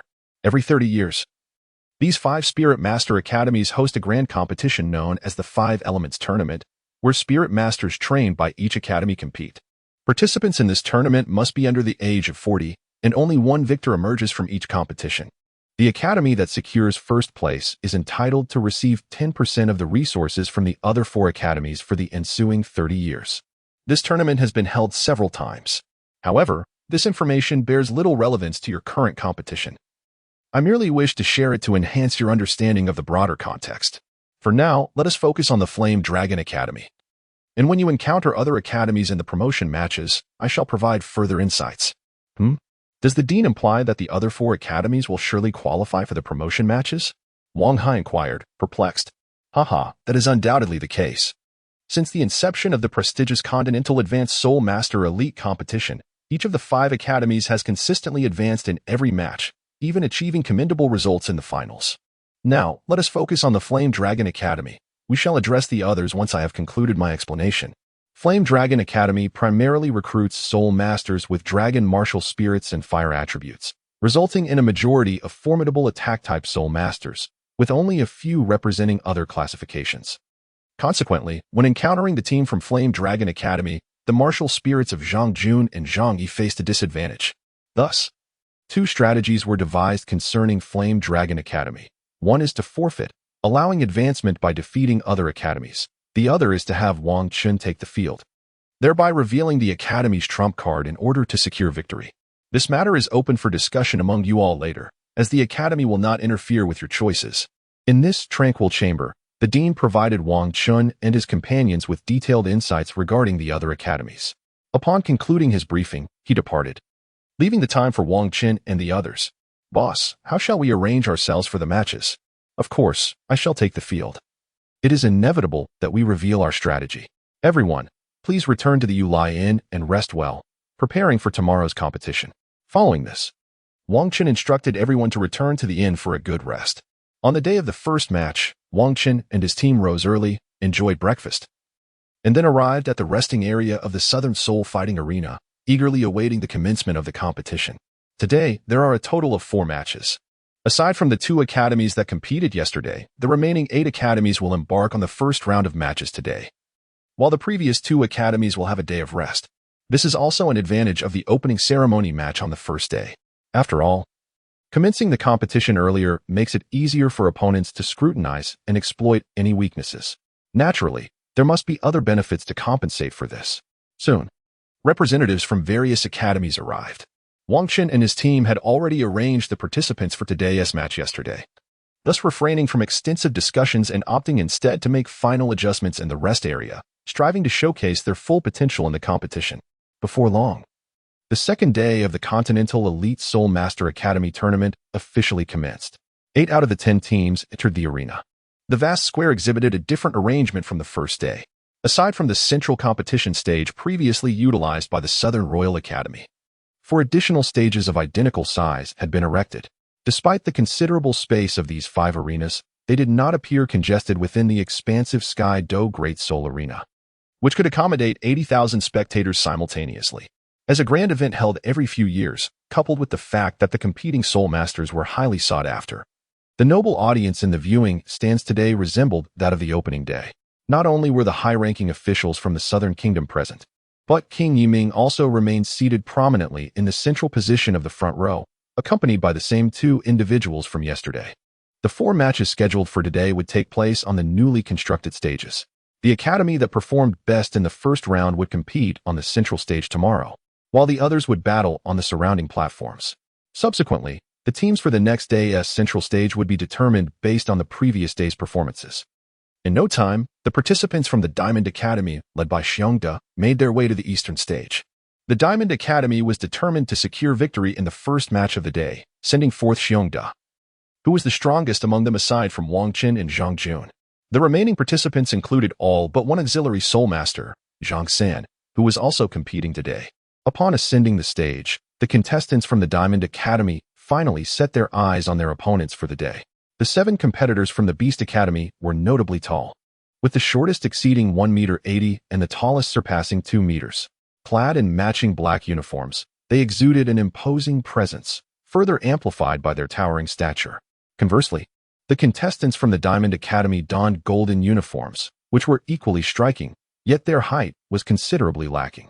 Only Xiongda, the most formidable assault-type soul master, matched the height of his opponents. The others fell short. Standing at the center of the Beast Academy was the most robust figure among them. He stepped forward, prepared to deliver a statement intended to intimidate, especially considering that the opposing academy was relatively new. Beast Academy, Wei Chi Ming, level 44 defense-type battle soul master. Please. The member of the Beast Academy addressed the team from the Iron Academy with a commanding presence. His towering physique radiated an immense aura of intimidation, aimed at demoralizing his opponents before the battle commenced, thereby ensuring a more manageable confrontation thereafter. Observing this, The formidable Xiongda from the Iron Academy stepped forward, undeterred. His stature was comparable to that of his adversary, capable of instilling a sense of shock within the Beast Academy.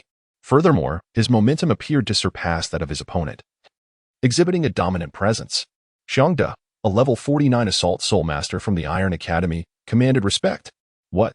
The imposing aura exuded by Xiongda startled Wei Qiming from the Beast Academy. He had not anticipated that his actions would not only fail to undermine the morale of his rivals, but would instead adversely affect his own team's spirit. The competitors bowed in respect. The referee's voice rang out loudly, commanding attention. Leading the way, Xiongda and Wei Qiming, along with a total of 14 participants, simultaneously inclined their bodies in a gesture of deference. In that instant, the atmosphere within the arena grew palpably tense. The second match of the first round of the preliminary competition was about to begin. Concurrently, 4 matches were announced to commence simultaneously. At that very moment, 56 students from 8 academies activated their soul rings. Suddenly, the entire Southern Grand Soul Arena was awash with vibrant colors, and the cheers of the audience erupted in unison. With the manifestation of their martial spirits and the summoning of their weapon spirits, a dazzling halo of soul rings enveloped the arena. Simultaneously, the members of the Beast Academy, standing opposite the Iron Academy, completed their martial spirit manifestation. Their already formidable physiques swelled even further amid the resounding battle cries. Moreover, as the 7 of them embraced their martial spirits, their appearances began to transform, adopting the fierce characteristics of beasts. Notably, Wei Qiming at the forefront sprouted a formidable rhinoceros horn atop his head. This is the unique training method of the Beastmaster Academy, which enables soul masters with powerful beast martial souls to achieve a greater degree of integration with their martial spirits. This not only serves to enhance the strength of the soul masters at the Beast Academy, but also accelerates their cultivation pace.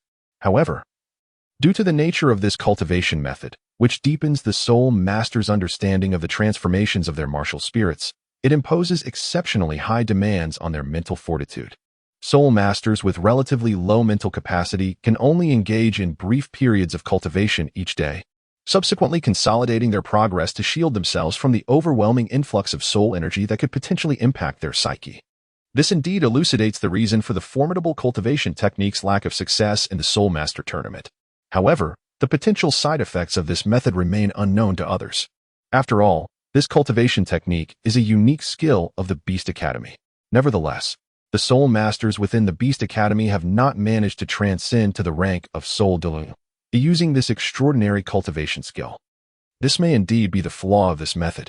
However, to speak frankly, the Soul Masters of the Beast Academy, who have mastered this extraordinary skill, are undeniably formidable.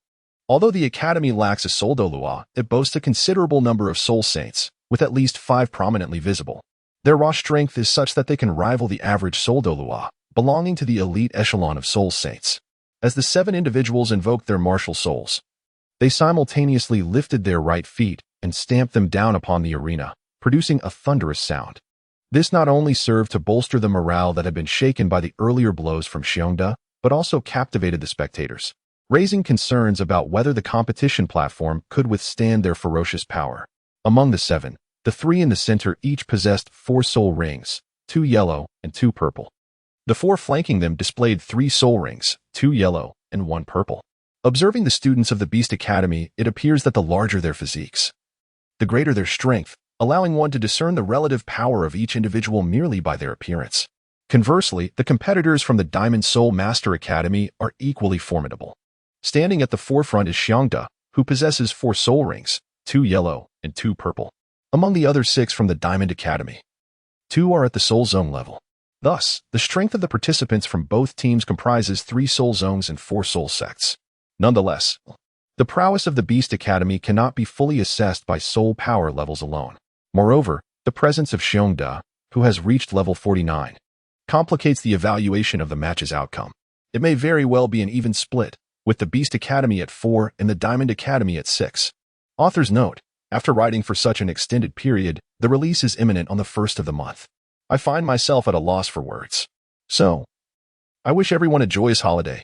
I hope that those capable will support with a first subscription. Thank you. Thank you. Chapter 127. The First Match, Part 2. As the minute allotted for the martial soul manifestation by the tournament elapsed, the referee promptly announced the commencement of the match. With a swift motion, the team from the Beast Academy charged towards the Diamond Academy, initiating a fierce offensive from the very outset.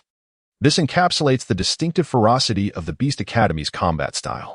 In a prior discourse, the esteemed dean of the Guerrilla Academy, Wang Chang, briefly elucidated the characteristics of the Beast Academy to Xiangde and his companions. Students of this academy exhibit a remarkable intensity in short bursts, however. They falter when it comes to sustaining their efforts over a prolonged period. This may indeed be a flaw inherent in the ferocious beast's ultimate technique. While it can enhance the explosive power of the Soul Masters, it simultaneously diminishes their endurance. Should the initial 3 strikes of the Beast Academy prove ineffective, their chances of victory dwindle significantly. The earlier perception that the Beast Academy and the Diamond Academy could be evenly matched stems from the fact that the initial onslaught of the Beast Academy is no trivial matter. Their full-force eruption is something most academies find arduous to withstand. If the Diamond Academy fails to counter the Beast Academy's explosive assault, victory will likely be within the Beast Academy's grasp. However, the Diamond Academy boasts a formidable Soul Master of level 49, which increases the likelihood of withstanding the Beast Academy's onslaught. Therefore, in this match, the Diamond Academy appears to have a greater chance of triumph than the Beast Academy. The members of the Beast Academy predominantly consist of robust Soul Masters specializing in offensive and defensive techniques, whether due to the ferocious beast's ultimate technique or other unique reasons. The Academy exclusively enrolls individuals with exceptionally strong physical attributes. Consequently, their explosive attacks are exceedingly potent, as 7 burly figures charge forward. The Diamond Academy also initiates its own offensive. Boom. The familiar preemptive strike is executed, with Li Si and Lu Yun launching a combined assault. A powerful burst of flames hurtles toward the Beast Academy. Boom. The 7 students from the Beast Academy do not falter. Rather, the defensive Soul Master who spoke earlier, Wei Qi Ming, advances boldly. He employs his soul technique to block the Diamond Academy's fiery onslaught while the other 6 team members continue their relentless charge toward the Diamond Academy. In such explosive attacks, the potency increases with the number of Soul Masters involved. Therefore, they typically launch their assault collectively, leaving no members behind for support. In the preceding tactical arrangement, the agile Soul Masters, Feng Xing and Wang Er, were designated to rush forward and intercept the 2 Soul Masters flanking the Beast Academy, thereby diminishing their explosive attack power. With a swish, as the match officially commences, the 2 agile Soul Masters from the Diamond Academy surge forth, flanking the Beast Academy on both sides to disrupt and intercept their 2 Soul Masters. In this way, the members of the Beast Academy were effectively separated. Although there remained numerous formidable assault-type Soul Masters at the forefront of the Academy's charge, the challenge had become significantly more manageable than at the outset. With the strongest among them, Bear Da, leading Wang Hai at the forefront to intercept the 4 Soul Masters from the Beast Academy currently advancing, and with Li Si providing tactical support alongside Zhang Yi's straightforward assistance, the task seemed quite feasible. Meanwhile, Lu Yun, soaring through the air, coordinated with Zhang Yi's control to eliminate the 2 Soul Masters from the Beast Academy who had been isolated first. Consequently, the number of Soul Masters in both teams has shifted, thereby enhancing the victory probability of the Diamond Academy. This was a plan meticulously devised by the Diamond Academy from the very beginning, and everyone was executing it flawlessly. Moreover, their opponents were acting in accordance with their expectations, which presented a splendid opportunity for the Diamond Academy. Boom. Xiangde and Wang Hai were the first to charge forward. Xiangde faced off against the 2 Soul Masters from the Beast Academy, while Wang Hai intercepted one of the Soul Emperors. The remaining Soul Emperor was subdued by Zhang Yi, who continued to exert pressure on Wei Qi Ming of the Beast Academy, laying the groundwork for the victory of the Diamond Academy.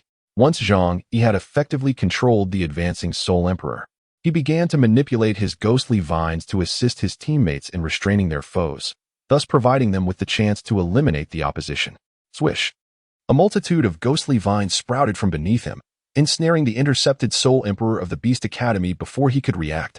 With the Soul Emperor of the Agility type disrupting him from the front, he could not afford to be careless, or he would easily fall victim to the high-level Agility type Soul Master of the Diamond Academy. Consequently, he was compelled to focus his attention on the front line, leaving him vulnerable to Zhang Yi's control. Blade of the Gale. With the opponent ensnared, Feng Xing wasted no time and unleashed his formidable attack. Lu Yun, observing the enemy's predicament from above, also launched his assault against the immobilized member of the Beast Academy. A powerful descending kick struck the shoulder of the Beast Academy player. Boom! Given that this player was the weakest among the Beast Academy, he was swiftly eliminated by the attacks of the 3 members of the Diamond Academy. With a resounding crash, he was kicked off the stage by Lu Yun's strike. The Diamond Academy achieved an early victory, successfully eliminating a Soul Master from the Beast Academy. Meanwhile, the opponent that Wang Er had intercepted found himself in an even graver situation. After all, Wang Er had broken through to become a Soul Master, boasting 4 soul rings, thus possessing 1 more soul skill than his adversary from the Beast Academy. This is not merely a trivial disparity in soul power, rather, it signifies a profound qualitative difference. The reason the Diamond Academy seeks to eliminate the opponents of Windwalker first is due to Wang Er's formidable strength, which presents a greater opportunity to thwart adversaries. Now that Windwalker's opponents have been vanquished, it is naturally time to commence the elimination of Wang Er's adversaries as per the established plan. At this juncture, Windwalker has returned to the ranks of the Diamond Academy, intercepting the opponent who had been effortlessly subdued by Zhang Yi. After all, it was merely a simple control maneuver, compounded by Zhang Yi's need to coordinate with his teammates to dispatch the isolated foe. Consequently, the control exerted was not particularly robust. The ability to maintain such control for a duration was due to Zhang Yi's superior strength, which provided him an additional advantage over his opponent. Otherwise, it would have been impossible to achieve such effortless domination. At this moment, it was only natural for others to intervene and thwart this opponent. Boom! The swift Windwalker returned, positioning itself before the Soul Master from the Beast Academy before he could break free. It effectively barred the path of the liberated Soul Master from the Beast Academy. With no reservations, Zhang Yi unleashed his full strength, manipulating his martial spirit to swiftly subdue Wang Er's adversary. Boom! In the air, the remarkably agile Lu Yun once again coordinated with Wang Er to eliminate the Soul Master from the Beast Academy. The audience was astounded. In such a brief span of time, the Diamond Academy had directly dispatched 2 opponents. Not only were the spectators taken aback, but even the rivals from the Beast Academy were left in disbelief at the prowess displayed by the Diamond Academy. They had never anticipated that the Diamond Academy could so effortlessly eliminate 2 members of their team. It is worth noting that at the onset, when 2 of his team members were intercepted, Wei Qiming felt no concern. He was well aware of the capabilities of his own academy's members. Even when Wang Er, a Soul Master of the Agility type, obstructed his teammates, he remained unfazed. He knew that a single agile Soul Master could not possibly eliminate his team members in such a short time. Had the Diamond Academy dispatched 2 members from their ranks to assist the agile Soul Masters in dispatching his team members, he would have welcomed that strategy. For if the Diamond Academy's frontline strength waned, it would be much easier for the Beast Academy to breach their defenses, thereby directly eliminating the frontline members of the Diamond Academy. Sacrificing 1 member to eliminate several from the Diamond Academy would be an exceedingly advantageous exchange. However, to his utter astonishment, the players from the Diamond Academy managed to thwart 4 members from the Beast Academy with just 2, leading to the direct elimination of 2 members from his own team. In this manner, the Beast Academy found itself ensnared in a significant disadvantage. Achieving victory in this match seemed an arduous task. However, the members of the Beast Academy were characterized by their ferocity and would certainly not capitulate easily. With a powerful surge, Wei Qiming dispersed Li Si's fiery assault. Without Lu Yun's enhancement, Li Si's flames paled in comparison to those of a formidable Soul Master. Nevertheless, their objective had been accomplished. Even if Li Si could not halt Wei Qiming, it was of little consequence. After all, Zhang Yi had freed his hands. He first commanded the ghostly vines to grow, erecting a wall of vines between Wei Qiming and his 4 teammates. Subsequently, Zhang Yi unleashed his soul skill, rendering the ghostly vines more pliable and enhancing their resilience. This prevented Wei Qiming, a defensive Soul Master, from swiftly breaching the barrier to reach his comrades, thereby granting the Diamond Academy precious time to eliminate the remaining 4 members of the Beast Academy. Once Wang Er and Lu Yun had dispatched their adversaries, they hastened back to collectively confront the 4 opponents from the Beast Academy.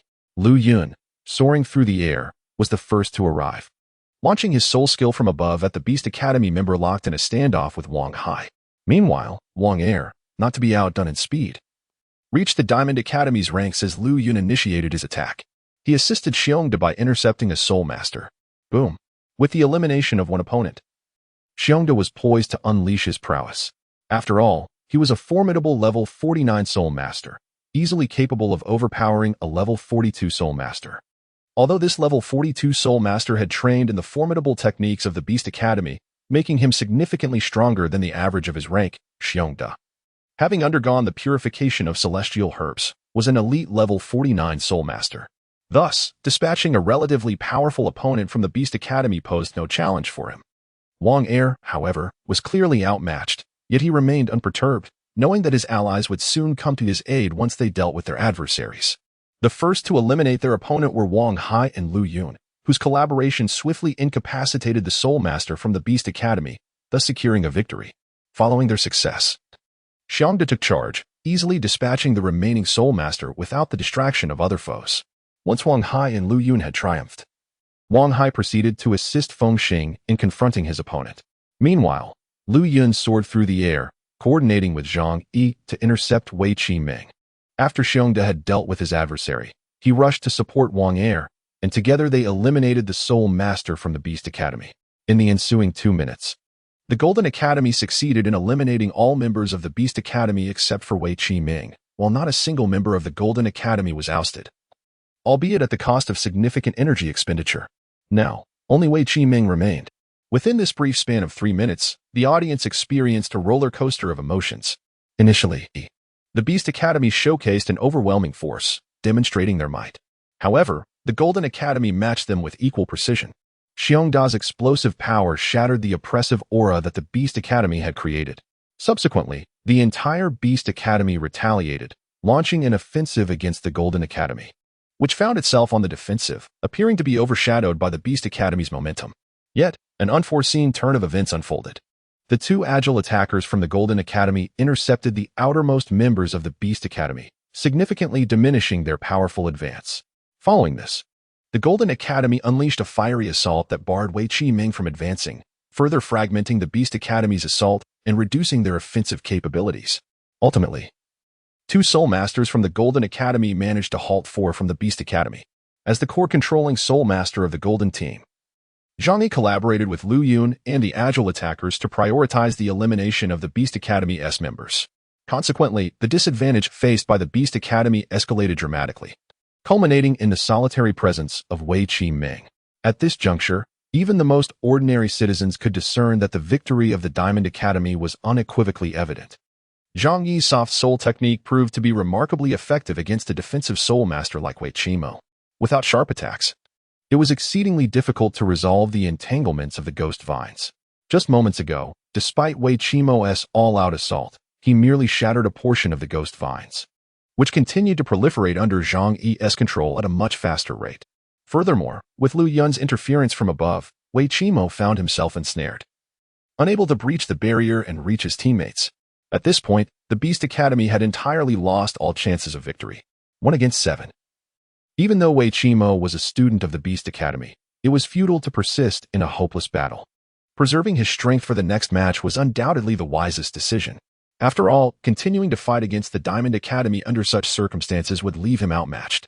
Sustaining injuries now could adversely affect his performance in future encounters, which would be an imprudent choice. Wei Qimo, being a key player for the Beast Academy, declared his surrender, opting to conserve his strength. The Diamond Academy, in turn, relished their uncomplicated victory. It was evident that both teams had expended considerable soul energy. Notably, the Diamond Academy's members had seemingly engaged in combat for only a few minutes, yet the toll was substantial. They needed to execute their strategies flawlessly, eliminate their adversaries swiftly, and maneuver quickly to assist other members of the Beast Academy, creating opportunities for their teammates. Thus, Wei Qimo's decision to concede was indeed a favorable outcome for the Diamond Academy. The second match of the first round of the preliminaries concluded within 5 minutes of its commencement, marking the first victory of the day for a participating academy. As the battle drew to a close, the audience erupted in cheers, celebrating the ascendance of the Diamond Academy as a premier institution, defeating a renowned advanced Soul Master Academy, such as the Beast Academy, in such a short span of time significantly bolstered the reputation of the Diamond Academy. Following today's competition, their renown would not only resonate within the Douluo Empire but would also extend throughout the Southern Kingdom. Unlike before, when their fame was limited to the confines of Diamond City, now, outside its borders, people would undoubtedly recognize the existence of this esteemed advanced Soul Master Academy. Should they achieve even greater success in the finals, the prestige of the Diamond Academy would undoubtedly resound ever more profoundly. This will serve as a significant promotional tool for the Golden Academy in its forthcoming recruitment endeavors. This elucidates the rationale behind the participation of numerous prestigious Soul Master Academies in this competition. Once a reputation is established, it becomes increasingly facile to attract gifted students and nurture their talents. Consequently, in subsequent grand tournaments, achieving commendable results becomes significantly more attainable. In this manner, the academy will flourish increasingly, gaining a more prominent reputation. Hence, this is one of the myriad reasons why numerous academies place such great importance on their rankings and competitions. Even the esteemed Diamond Senior Soul Master Academy, supported by the illustrious Diamond family, has decided to enlist the top-tier Soul Kings, Wang Chun and Zhang Jun, to participate in the contest. This is all in a bid to enhance the academy's reputation and to prepare for future development. After securing victory in the second round of the competition, Xiangda and his companions returned to the stands to exchange insights regarding the match with Wang Qin and his team. Once all the academies had concluded their competitions, Wang Qin and his colleagues accompanied the dean back to the Yulian. Along with them was a healing soul saint. Although none of the students suffered significant injuries today, minor wounds were, unfortunately, inevitable during the confrontations. While these do not currently impact the students' abilities drastically, their cumulative effect is quite serious. Thus, the healing soul saint accompanied them to provide treatment to the participants, addressing all minor injuries incurred. Once the healing was complete, Wang Qin and his team convened to discuss the roster for the upcoming battle. Tomorrow, their adversaries will be the favored team in this competition, the Southern Royal Academy. Furthermore, due to the exceptional performance of the Diamond Academy today, they have been scheduled to compete on the central stage tomorrow. This is certainly of greater significance than competing in the square arena, for it unfolds in the very heart of the audience. The impact of this contest surpasses that of the square arena. Moreover, tomorrow's opponent is no pushover. They are, at the very least, stronger than today's Beast Academy, as they lack the evident flaws that characterize the latter. Therefore, to secure a decisive victory tomorrow, one must deploy our trump card. Otherwise, we may find ourselves needing to expend additional time to clinch the win. The essence of today's discussion among Wang Chun and his companions revolves around whether to achieve a clean victory or to conceal our true prowess. Boss, how shall we arrange our strategy for tomorrow? Asked one. Indeed, boss, which of our students will take to the field? Enough with the chatter. Allow me to elaborate. He replied, based on the intelligence provided by the dean and our observations of their match yesterday, I have deduced their general strength. Their main force appears to consist of 6 or 7 Soul Masters, presenting a formidable challenge for us. Of course, if we were to deploy our main players, victory would be quite straightforward. However, as this is merely the preliminary round, they are unlikely to unleash their full potential. Furthermore, within this competition zone, they face another formidable opponent, the Flame Dragon Academy, which has consistently triumphed over them. Thus, it is reasonable to assume they will not reveal their full strength until they confront the Flame Dragon Academy. Consequently, we need not resort to our ace players. Tomorrow, let Zhang San replace Feng Xing. With 4 Soul Masters and 3 Soul Emperors, our strength should suffice for victory. Very well, that will be our arrangement for tomorrow. Does anyone have further questions? Well, what if our opponents decide to unleash their full strength right away? Wouldn't that put us at a disadvantage? Zhang Yi, the most cerebral among the team, raised his concern. Fear not. Even if they deploy their entire main force, we are not without our chances. Moreover, should we lose tomorrow, as long as I compete in the subsequent matches and secure victories, we can still earn a spot in the next round. Therefore, there is no need to feel excessive pressure. Each of you should simply focus on showcasing your true abilities without overthinking. Then I have no objections, Wang Chun remarked. Glancing at the others, I have no issues either, came the responses from the remaining students. Good. Since there are no further inquiries, return and rest well. Everyone has exerted considerable effort in today's match. We have several more contests ahead. Let not these minor concerns hinder your ability to perform at your utmost capacity. After discussing the competitors for tomorrow's tournament, everyone departed from the venue. Upon returning to their quarters, they prepared to rest and recuperate. Although the healing abilities of the Soul Saint provided some comfort, the mental exhaustion remained insurmountable. Only through rest could they hope to recover. As night passed, the group rose early, ready to set forth towards the Soul Arena in the south, eagerly anticipating the day's contest. Upon their arrival at the destination, they found a considerable number of spectators already present, having arrived even before the competitors. After all, such a prestigious tournament, showcasing talented and powerful Soul Masters, occurs only once every few years. The opportunity to witness such a competition is a rare privilege for the ordinary populace. Before long, all the participating academies had arrived. Today, 10 academies were competing simultaneously, and everyone remained in the resting area, preparing for the contest. Soon, the guests of honor also gathered. In the front row of the VIP section sat 3 individuals. His Majesty, the King of the Southern Kingdom, nodded toward the host beside him. The host then stepped forward and announced to the entire arena, "The second round of the preliminary competition is now ready to commence. May the contestants from the 10 participating academies enter the arena." Upon hearing the host's announcement, the audience erupted in cheers once again. After the first round of preliminaries, the spectators had gained a general understanding of the strengths of the competing academies. The anticipation of witnessing another thrilling competition ignited their excitement, and they cheered to rally support for their favorite academies. After all, such an event occurs only once every few years, featuring the most prestigious Soul Master academies from across the continent. The betting industry naturally seized this splendid opportunity. Many spectators had purchased bets on the academy's rankings in advance, knowing that should their chosen academy perform well, it would not only fulfill their aspirations, but also satisfy their material desires. After all, no one ever complains about having too much money. Following yesterday's arrangements, Xiongda led the students onto the arena today, positioned at the very center of the competition grounds, the focal point for all spectators.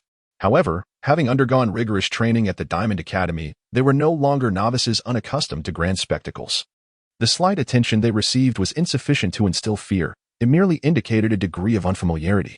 Nevertheless, this posed no significant issue and would not hinder their performance. Soon, all participants from the competing academies arrived at the arena.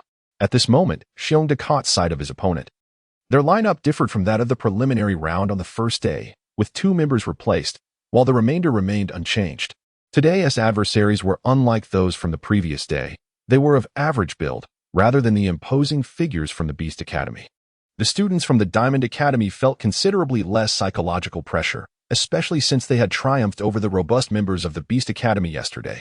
Facing the male students from the Southern Royal Academy, who possessed a more typical physique, further alleviated their strain. However, this was merely a comfort to the Diamond team. After all, the Southern Royal Academy had secured one of the 2 coveted spots in the Elite Soul Master competition across the entire continent. Their strength undoubtedly surpassed that of the Beast Academy. Yet, this psychological reassurance was beneficial, as it alleviated tension and enabled them to unleash their full potential, laying the groundwork for victory in this contest. "Participants, bow!" the referee proclaimed loudly from the center of the arena. Xiongda and the Diamond team exchanged bows with their opponents. "Prepare your martial souls." Following the bows, the referee continued. Boom! The arena erupted as all 10 academy teams, comprising 70 soul masters, simultaneously activated their martial souls, casting a radiant glow throughout the venue. The second round of the preliminary competition, first match, officially commenced. After a minute elapsed, the referee announced the start of the match with great authority. The teams, already empowered by their martial souls, launched their assaults. The lineup of the Southern Royal Academy mirrored that of the Diamond Academy, featuring 4 Soul Masters at the Soul Sect level and 3 at the Soul Master level. Additionally, a support-type Soul Master remained at the rear of their formation. At the forefront stood a formidable attack-type Soul Sect Master, flanked by 2 attack-type Soul Masters. However, the agile attack-type Soul Masters from the Southern Royal Academy were all at the Soul Sect level, making them slightly superior to those of the Diamond Academy. Nonetheless, Xiongda, being a top-tier Soul Sect Master at level 49, balanced the scales between the 2 agile attack types. Furthermore, the Southern Royal Academy lacked control-type Soul Masters. Currently, the visible strength of both teams appeared comparable, each possessing a fair chance of victory. There was no clear dominance from either side. It now hinged upon the competitors' performances, as they vied to seize the opportunity and secure a victory for their respective academies in this second match. Boom! The first confrontation involved 2 agile Soul Masters from opposing teams. Wang Er engaged directly with his adversary. Their strengths were comparable, both being level 40 Soul Masters, resulting in a well-matched contest. At the forefront of the Diamond Battle team, Xiongda initiated the assault towards his opponent. As he advanced halfway, he unleashed his 4th soul skill, Frigid Invasion. Boom! A formidable wave of cold surged towards the Southern Royal Academy. Whoosh! Apart from the 2 agile Soul Masters lingering outside, the remaining members of the Southern Royal Academy were all struck by the icy onslaught. Although this cold wave will not inflict severe harm upon them, it will nonetheless impede their movements due to the chill. Furthermore, this frigid front will cause a deceleration in the flow of their soul power. While those of greater strength may experience lesser effects, within the Southern Royal team subjected to this cold onslaught, only 2 Soul Masters are present, who remain largely unaffected. However, the 3 Soul Elders are significantly impacted. Fortunately, one of them, a support-type Soul Master from the Southern Royal Academy, promptly activated his soul skills to enhance the capabilities of his teammates. In this manner, their resilience against the cold wave has significantly strengthened, rendering them less susceptible to its effects. At this juncture, the members of the Southern Royal Academy began their counterattack. After all, it was inconceivable for them to remain stationary, enduring relentless assaults. The formidable assault-type Soul Master at the forefront of the Southern Royal Academy transformed into a raging bull, charging towards the direction of the Diamond Battle Team. His intention was to engage in close combat, thereby minimizing the impact of the cold wave to the greatest extent possible. It was evident that Xiongde could not unleash his soul skills within his own ranks, as doing so would adversely affect not only the opponents, but also his own team. However, the Diamond Battle Team was not so easily deterred from allowing them to advance. Following a discussion the previous day, they had meticulously devised a plan for today's offensive strategy. Wang Chen and his team scrutinized the opponent's capabilities and established a tactical blueprint for the match. The efficacy of their strategy would ultimately be determined by the unfolding circumstances, as combat is ever-evolving and cannot always adhere to preconceived plans. They could only guide their opponents towards the desired course of action. Be vigilant in tomorrow's battle. The adversary is formidable. Wang Chen instructed the Diamond Battle Team within their quarters. Do not initiate your attacks with the usual fire-based onslaught. Instead, let Xiongda's frigid erosion serve as your opening strike. When the opponents are subjected to this assault, they are likely to gravitate towards close-quarter combat, inevitably advancing forward. Moreover, due to the varying levels of strength among them, their pace of advancement will not be uniform. This presents an opportunity for you. As Xiongde observed the Southern Team's countermeasures, he realized that they aligned perfectly with their leader's expectations. At this moment, they naturally seized the opportunity. Super Flame, Hurricane, boom. A colossal fiery assault was launched directly towards the Southern Team. The rampaging Bull Soul Master from the Southern Team promptly initiated his offensive, countering the fiery onslaught from the Diamond Team. He was not averse to evasion. After all, the combined attack from 2 Soul Masters was immensely powerful, especially with the synergistic nature of wind and fire techniques. However, while he could potentially evade, the members behind him might not be so fortunate. The previous icy assault had significantly impacted his teammates, rendering them less agile and likely unable to dodge the impending flames. Should the subsequent members be struck by this fiery barrage, it could very well signify their defeat. The stark contrast between the preceding cold and the current heat could incapacitate his 4 teammates entirely. Thus, he was left with no choice but to confront the opponent's attack head-on with his own offensive technique. Fortunately, as a Soul Master, he possessed a slight edge and strength over his adversary, making it feasible to withstand the fiery attack. Boom. The clash of these 2 formidable soul techniques resulted in a powerful explosion. The rampaging Bull Soul Master successfully dispersed the Diamond Team's fiery assault, sustaining only minor injuries compared to the severe damage his 4 teammates might have faced. The explosion created a significant cloud of smoke at the collision site, obscuring the vision of both the audience and the participants. Additionally, the rampaging bull, propelled by the explosion, was sent hurtling backward. Ice palm. Bang. Suddenly, Berda appeared, delivering a crushing blow to the rampaging bull, sending him flying.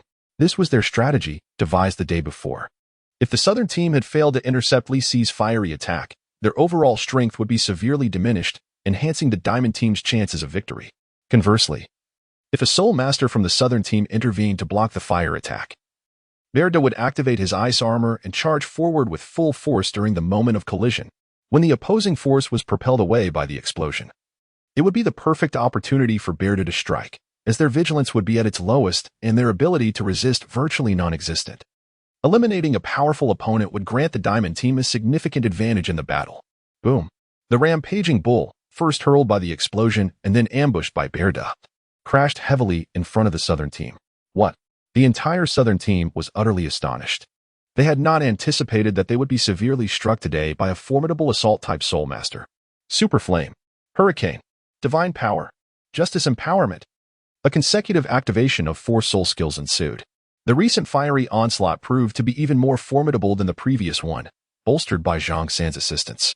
The initial reluctance to employ such support stemmed from an intention to observe the adversary's response. Furthermore, enlisting assistance would consume precious time, preventing the execution of this fiery strike at the swiftest pace. Hence, Zhang San's aid was absent in the earlier attempt. Rock Shield. Boom. The defensive spirit master of the southern team promptly activated their defensive spirit skill, poised to thwart the assault from the diamond team. A brief moment had passed since Xiong Da's icy attack, and the members of the southern team, previously affected by the frost, had now largely dispelled its effects. Consequently, the defensive spirit master was able to react in time and unleash their defensive skill to intercept the fiery barrage unleashed by the diamond team. Boom.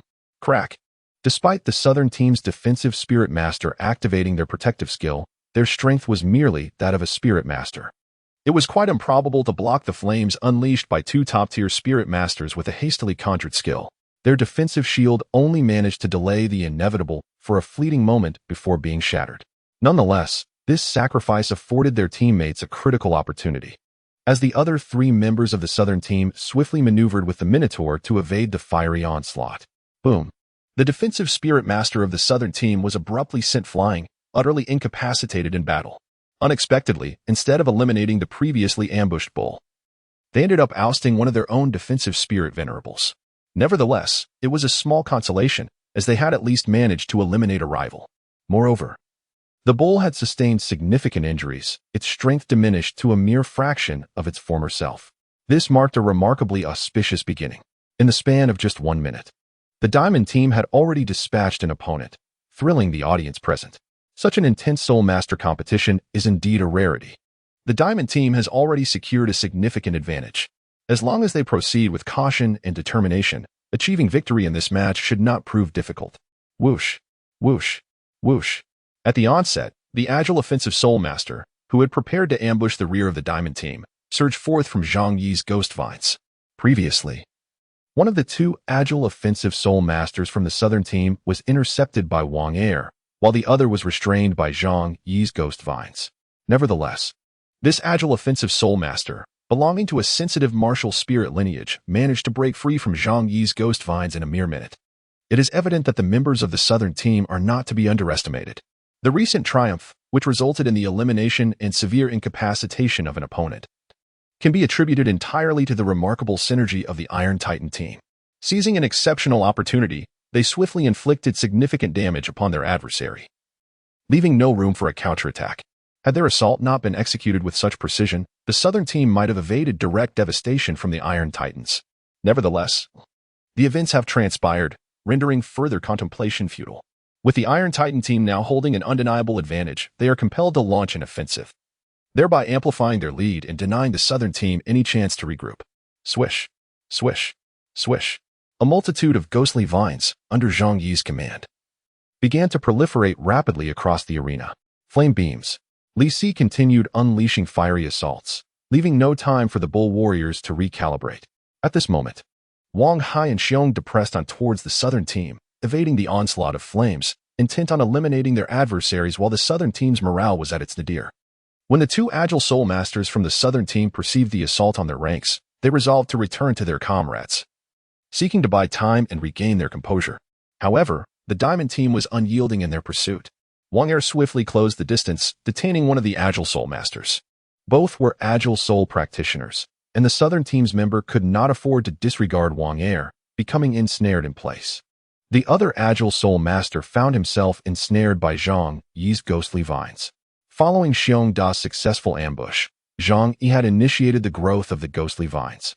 Presently, with a multitude of vines at his disposal, although he could not entirely restrain his opponent, it was a simple task to hinder them from providing aid. Ice Palm. Long Arm Fist. Xiongda and Wang Hai struck simultaneously at the southern team. Yet, after a brief interval, the formidable Manu began to regain some strength, capable of unleashing his soul skills and mounting a counteroffensive. Observing the diamond team members charging toward him, he communicated with his allies, "Support me. I will intercept the strongest one. You two handle the soul master following closely." As a seasoned soul master, despite having suffered significant damage, he rapidly devised a strategy for retaliation. If his team could eliminate the diamond team's soul master during this assault, they could potentially reverse their considerable disadvantage. However, could events truly unfold as Manu envisioned? Certainly not.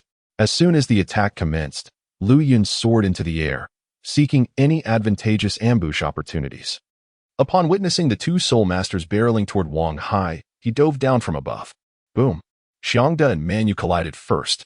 Though Manyu had the full support of a support-type soul master, he had previously been ambushed and was severely weakened. Now, facing Xiangda, a top-tier soul master of level 49 enhanced by celestial herbs, he was no match for his might. Fortunately, as a defensive soul master, Manyu possessed exceptional resilience. Moreover, he did not need to defeat Xiangda.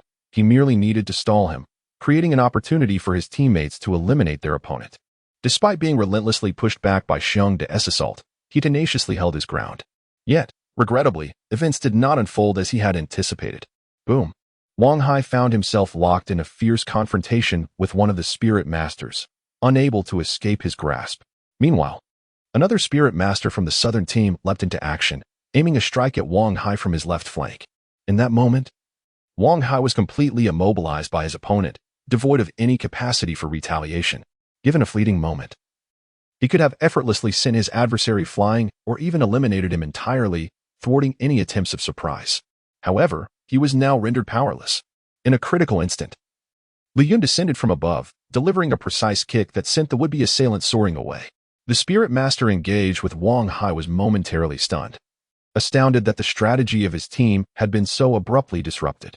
He had never truly been a match for Wang Hai. His intent was merely to stall for time. Now, having exhausted his strength and witnessing his ally being dispatched, he realized he alone stood no chance. Seizing the opportunity presented by the adversary's distraction, Wang Hai channeled his energy and launched the spirit master away. Onward, he called out to Lu Yun, charging forward. Wang Hai and Lu Yun had long cultivated a profound synergy, their unspoken understanding evident even in the brevity of Wang Hai's command. His intent was clear. They would capitalize on this moment to eliminate the opponent he had just dispatched. Without hesitation, Wang Hai surged ahead, and Lu Yun followed closely, wings unfurled and propelling him swiftly into the fray. Before the spirit master had even touched the ground, Wang Hai reached him, delivering an upward punch that sent the foe soaring. Lu Yun, arriving at breakneck speed, followed up with a forceful kick that propelled the opponent out of the arena. The audience was once again left in awe, astonished by the prowess displayed by the Diamond team. In a mere span of 2 minutes, they had decisively eliminated 2 adversaries. The strength displayed is truly formidable. At this moment, the advantage of the Diamond Battle team is exceedingly evident. After eliminating one opponent, Wang Hai and Lu Yun surged towards another Soul Master, poised to dispatch this adversary and subsequently assist Xiongda. Meanwhile, Li Si also charged forth, adjusting his position to unleash a fiery assault aimed at the support Soul Master of the southern team, intent on disrupting his assistance to the Manticore, thereby granting Xiongda an opportunity to gain the upper hand. Faced with such a powerful flame attack, the support Soul Master could only evade, leading to a diminished effect of his support. The Manticore, already at a disadvantage, became even more vulnerable. With a resounding crash, the Manticore was sent flying by Xiongda. With such a significant advantage secured, the Diamond Battle team was destined for victory. In the ensuing attacks, they methodically eliminated all members of the Southern team, claiming triumph in the second round of the preliminary matches. As the Diamond Battle team vanquished the Southern team, the audience was once again astounded. They had never anticipated that this newly established Diamond Advanced Soul Master Academy could defeat the Southern Royal Academy, which had consistently ranked second in the Southern Division. It is worth noting that in previous competitions, the Southern Royal Academy had always secured a spot to advance, except for the most formidable Yanlong Academy. No other institution posed a challenge to them. However, in today's match, they were unexpectedly overthrown by a relatively unknown Diamond Academy. Following a brief moment of astonishment, the audience erupted into a chorus of discussions. A wave of admiration mingled with a few skeptical voices echoed throughout the stands. Even the esteemed King Yiming of the Southern Kingdom, seated prominently in the front row of the VIP section, was taken aback. Although he was aware that the Diamond Advanced Soul Master Academy was supported by the Diamond family, he believed that their recent establishment would leave them lacking in experience. Even if they managed to cultivate powerful students, it would likely be a matter for future cohorts. While the Diamond team had performed admirably in the previous day's match, securing victory swiftly due to the Beast Academy's errors, it was unlikely they would triumph so easily otherwise.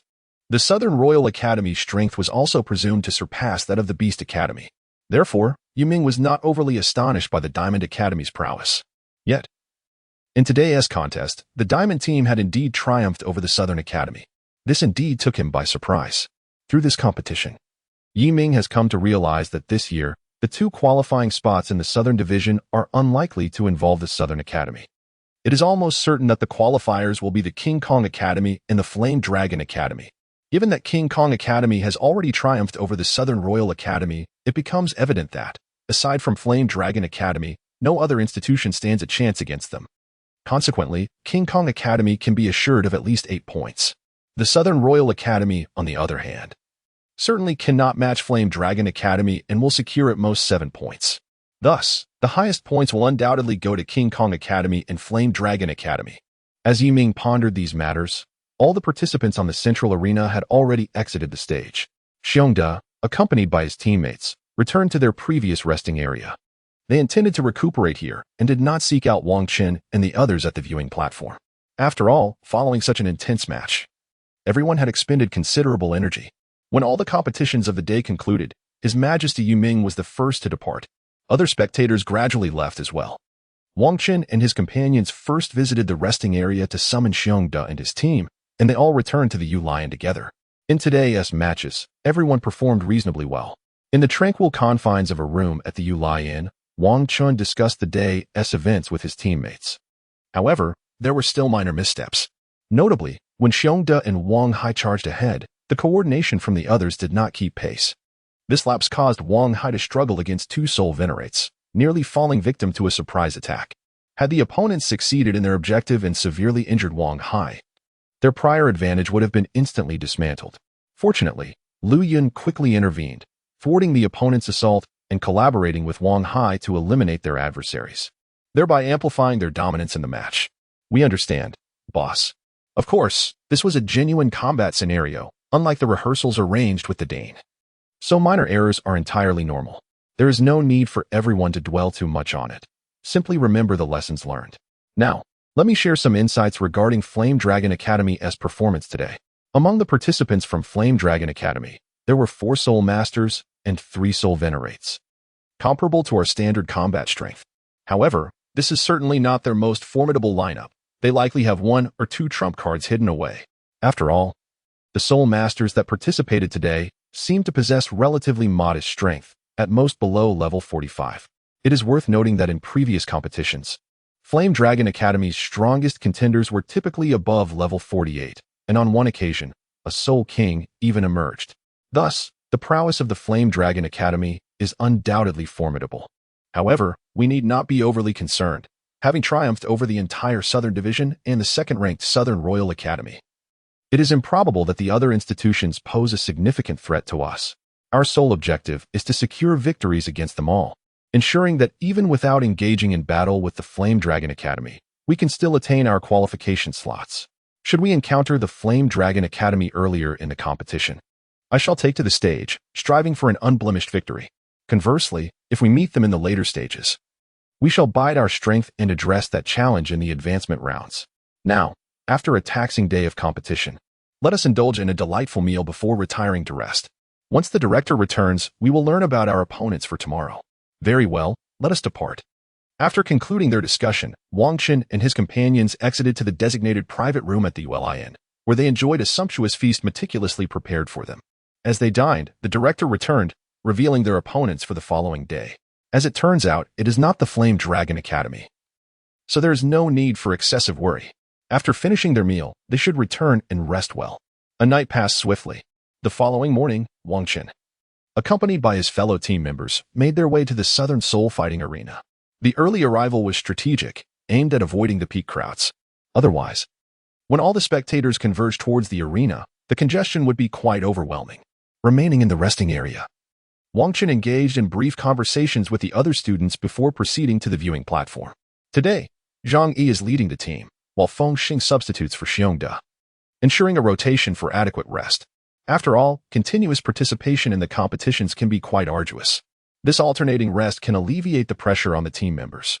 Today, the opponents of the Iron Fist Academy are the AUX Academy, which is considered the weakest among all participating teams. Wang Qin harbors no concerns regarding the Iron Fist team's potential defeat. After all, time is on their side. with the 3 Spirit sect alongside 4 nearly level 40 Spirit Elders. Securing victory against a team composed entirely of Spirit Elders is hardly a challenge. Thus, Wang Qin chose not to focus on the Iron Fist team's match today, but instead devoted his attention to closely observing the Yanlong Academy's competition. Undoubtedly, Yanlong Academy stands out as the strongest rival to the Iron Fist Academy in the southern region. By studying them now, he can strategize more effectively for the upcoming matches. Furthermore, even if they encounter each other in the preliminary rounds, there is no need to reveal their true strength during battle. They will inevitably face off in the advancement rounds, where a direct confrontation will be unavoidable.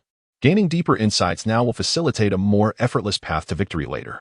Interestingly, Yanlong Academy's opponents today are not formidable at all, lacking even a single Spirit Elder, perhaps in anticipation of an inevitable loss. They have dispatched their weakest competitors to conserve strength for future matches against other academies. Even if they do not secure a qualification spot, their overall winning probability remains relatively promising, and they can still enhance their reputation slightly. This is perhaps an inevitable predicament for these academies. Lacking in hard power compared to their rivals, they can only strive to attain a modicum of minor prestige. Competing for a qualifying spot alongside a prestigious institution like the Flame Dragon Academy is beyond their reach. The competition commenced swiftly on the day of the second match. The Flame Dragon Academy emerged victorious first, as their opponent's strength proved woefully inadequate. Furthermore, the adversary did not deploy their full capabilities, leading to a swift defeat that was hardly surprising. Conversely, the Diamond Academy took longer to secure victory. Although the overall strength of the Ox Academy was relatively weak, their teamwork was commendable. Moreover, the Diamond Academy had substituted their formidable Soul Master, Berda, making it no easy feat to gain the upper hand. Nevertheless, under the overwhelming pressure of absolute strength, overcoming the Ox Academy was merely a matter of time. As anticipated, shortly thereafter, the Diamond Academy claimed victory. After observing the matches, Wang Qin had yet to fully grasp the prowess of the Flame Dragon Academy. However, he had formed a rough estimation of their strength, surmising that they were composed entirely of Soul Masters, including several advanced Soul Masters nearing the Soul King level. Yet, as they had not yet encountered them, speculation served little purpose. Their focus remained on performing well in the matches ahead, addressing challenges as they arose. Upon returning to the Yulian for discussion, the dean arrived with news. He informed Wang Qin that their opponent for the third round would not be the Flame Dragon Academy. This was not a significant concern. Even if Wang Qin refrained from participating, victory would still be easily attainable. The following day, Wang Qin and his team returned to the Southern Soul Arena for the next set of matches. The outcome unfolded as Wang Qin had predicted, with the Diamond team effortlessly securing victory. After 3 rounds of competition, they boasted an impressive record of 3 wins and no losses. In the subsequent matches, the 4th round did not feature the Flame Dragon Academy, nor did the 5th. The 6th and 7th rounds also passed without their presence. Now, on the 8th day of the tournament, Wang Qin and his team had yet to face the Flame Dragon Academy throughout these 7 rounds. All that remained was to await the match schedule for the next day. Should they encounter the Flame Dragon Academy? The decision loomed: to unleash their full strength and engage in a fierce battle, or to conceal their capabilities and advance as the second qualifier from the southern region. Uncertainties lingered, for if they were to meet the Flame Dragon Academy in the 8th round, conceding defeat would mean that for the 9th round, securing a qualifying spot would necessitate deploying formidable strength. In this way, it is necessary to reveal some degree of strength. However, the focus now lies on tomorrow's adversary, whether it be the Flame Dragon Academy or the Swift Academy. Should it be the Swift Academy, one may choose to conceal some capabilities, refraining from exerting full force. Even in the event of a setback, one could unleash their full potential in the final round of competition to triumph over the Flame Dragon Academy and secure a place in the next stage. Conversely, if the opponent turns out to be the Flame Dragon Academy, it presents a more challenging scenario. Should one unleash their strength immediately, or opt for a concession? After several rounds of competition, Wang Qin has roughly assessed the true strength of the Yanlong Academy. Should Wang Qin refrain from participating in the matches? Even if Zhang Jun were to take the field, victory would not be guaranteed, as the martial soul of Yanlong Academy possesses a significant advantage over Zhang Jun. Although his Everlasting Ivy is indeed formidable, it remains a plant-based martial soul, which is inherently susceptible to the suppression of fire. Wang Qin believes that encountering the Shinsu Academy tomorrow would be the most advantageous scenario, providing a solid fallback option. By deploying Zhang Jun, the likelihood of triumph would be considerably higher for Zhang Jun, as a control-type Soul Master, holds a distinct advantage over agility-focused Soul Masters. Currently, Wang Chun and his companions await news from the Academy President at the Yuan. Shortly thereafter, the President returned amidst their anticipation. Delivering favorable news, their opponent for tomorrow is the Shinsu Academy. Armed with this information, they convened to strategize their approach for the impending battle. In that tranquil room, each member shared insights they had gathered. Ultimately, they concluded that the strength of Shinsu Academy ranks just below that of Yanlong Academy and the Southern Royal Academy, likely on par with the Beast Academy. However, due to a pronounced weakness in the Beast Academy, Shinsu Academy's standing is likely superior. After an extensive discussion, they settled on the competitors for the next day, designating Zhang Jun as the team leader while substituting the two agility-type Soul Masters from the King Kong team. This decision stemmed from the fact that Shinsu Academy specializes in nurturing agility-type Soul Masters, and their entire roster predominantly comprises such fighters. They possess a profound understanding of the strengths and weaknesses inherent to agility-type Soul Masters. Thus, sending agility-type competitors into the fray would render them vulnerable to elimination by Shinsu Academy. Agility-type Soul Masters thrive by maneuvering around their opponents, seeking opportunities. Yet, as a team composed entirely of agility-type fighters, the Shinsu squad does not need to remain stationary. Their fundamental strategy revolves around flanking the backline. Should the two agility-type Soul Masters from the King Kong team take the field, they would either fail to exert their full potential while remaining defensive or fall prey to a coordinated assault from the opposing seven, making elimination highly probable. Consequently, Wang Chun and his team decided against deploying agility-type Soul Masters. On the following day, they arrived early once more at the Southern Soul Arena. It was the 9th day of the preliminary rounds, having progressed through 7 rounds thus far. The preliminary contests in the southern region were nearing their conclusion, with those securing advancement set to head to Xingluo City. In light of the King Kong Academy's commendable performances, the audience in attendance swelled even further. Today, due to the impressive showings of both the King Kong and Shinsu teams, they were slated to compete on the central stage. Previously, the King Kong team had participated in 2 matches on this very platform. When the competing teams boast commendable prowess, it is commonplace for them to be assigned to the central arena, as such arrangements not only amplify spectator enthusiasm, but also enhance the overall atmosphere for those present. The Southern Soul Arena, having invested significantly in this tournament, naturally aims to bolster its reputation and revenue. Thus, attracting an audience is of paramount importance. After all, attendees pay to witness these encounters, and if the matches lack excitement, continued patronage would be unlikely. Moreover, this serves as motivation for the participating academies. Exceptional performances warrant the opportunity to battle on the central stage. This presents a splendid opportunity to enhance the academy's reputation, inspiring the competitors to strive with greater fervor. Soon, all the academies gathered in the resting area, awaiting the commencement of the competition. After 7 rounds of contests, there was a general consensus regarding the potential candidates for advancement. It was almost certain that the 2 qualifying spots from the Southern Division would be claimed by the Diamond Academy and the Flame Dragon Academy. As the premier institution of the Southern Kingdom, it was understandable for Flame Dragon Academy to secure a spot. However, the recently established Diamond Academy astonishingly achieved a flawless record of 7 victories, leaving other academies in disbelief. Nevertheless, the results were indisputable, and skepticism could not alter the facts. Now, all that remained was to silently witness the rise of Diamond Academy, with the illustrious Flame Dragon Academy already securing 1 qualifying spot. The emergence of Diamond Academy further diminished the chances of other Southern academies in future elite competitions across the continent. Historically, while the Southern Royal Academy held a significant advantage in past tournaments, it never reached the extraordinary heights displayed by Diamond Academy. It is noteworthy that Diamond Academy has revealed only 8 members thus far, with the formidable Xiong De being the only one to showcase his prowess in the initial round. However, this revelation occurred in the very first match, indicating that Diamond Academy must possess other formidable talents. After all, even someone as powerful as Xiong De, a level 49 elite spirit master, does not claim to be the captain of the Diamond team. The strength of the team captain is likely to surpass that of Xiong De. Although many remain skeptical, it is plausible that the captain's power is on par with that of a Soul King. If he were not a Soul King, it would be improbable to reveal Xiong De, a level 49 elite spirit master, so early in the competition. Such prowess could certainly be regarded as a trump card even by the Flame Dragon Academy. Presently, the other academies have succumbed to a sense of resignation, knowing they are unlikely to secure a spot in the next round. Consequently, there is no need for undue pressure.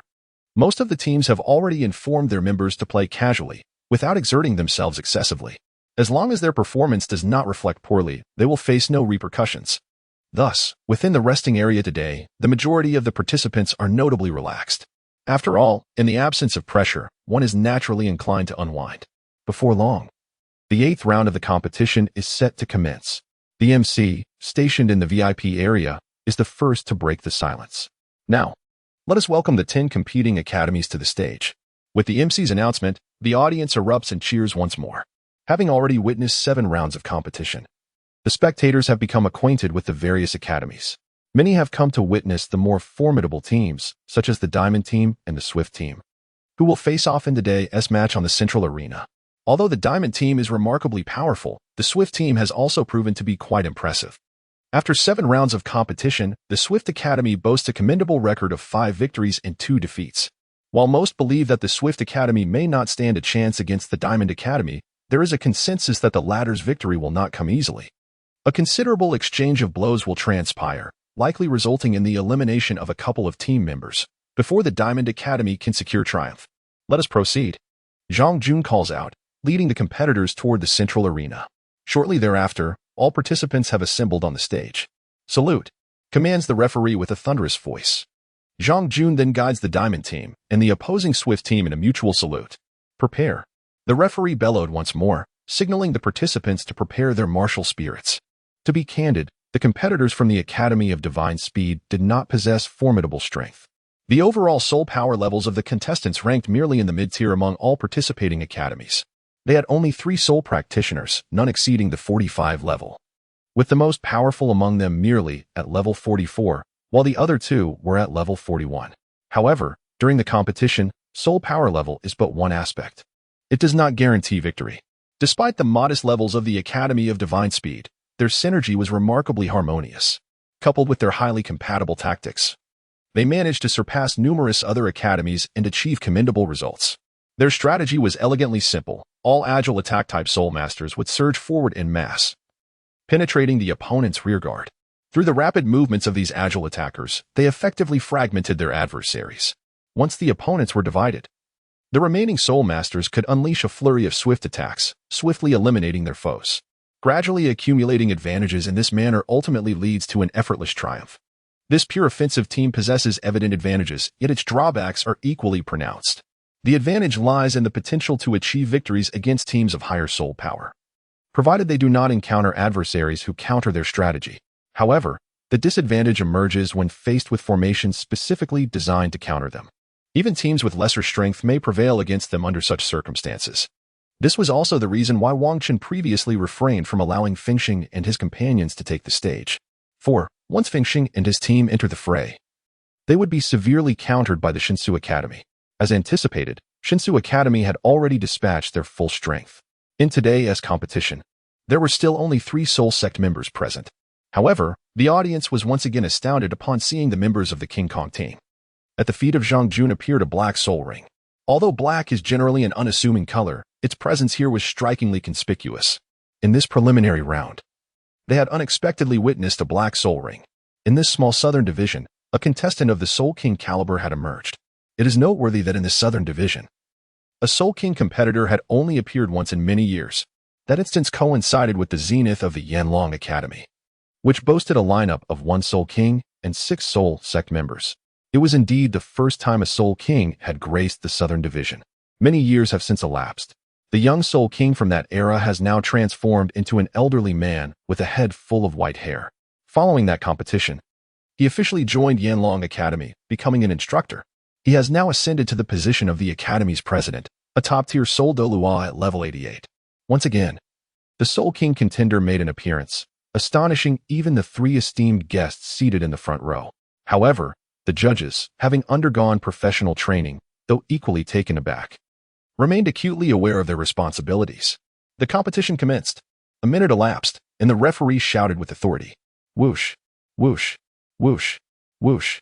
The members of the Divine Speed Academy swiftly surged from all directions towards the rear ranks of the Diamond Warriors, poised to launch a surprise attack and seize an opportunity. This time, the beginning is unlike the familiar.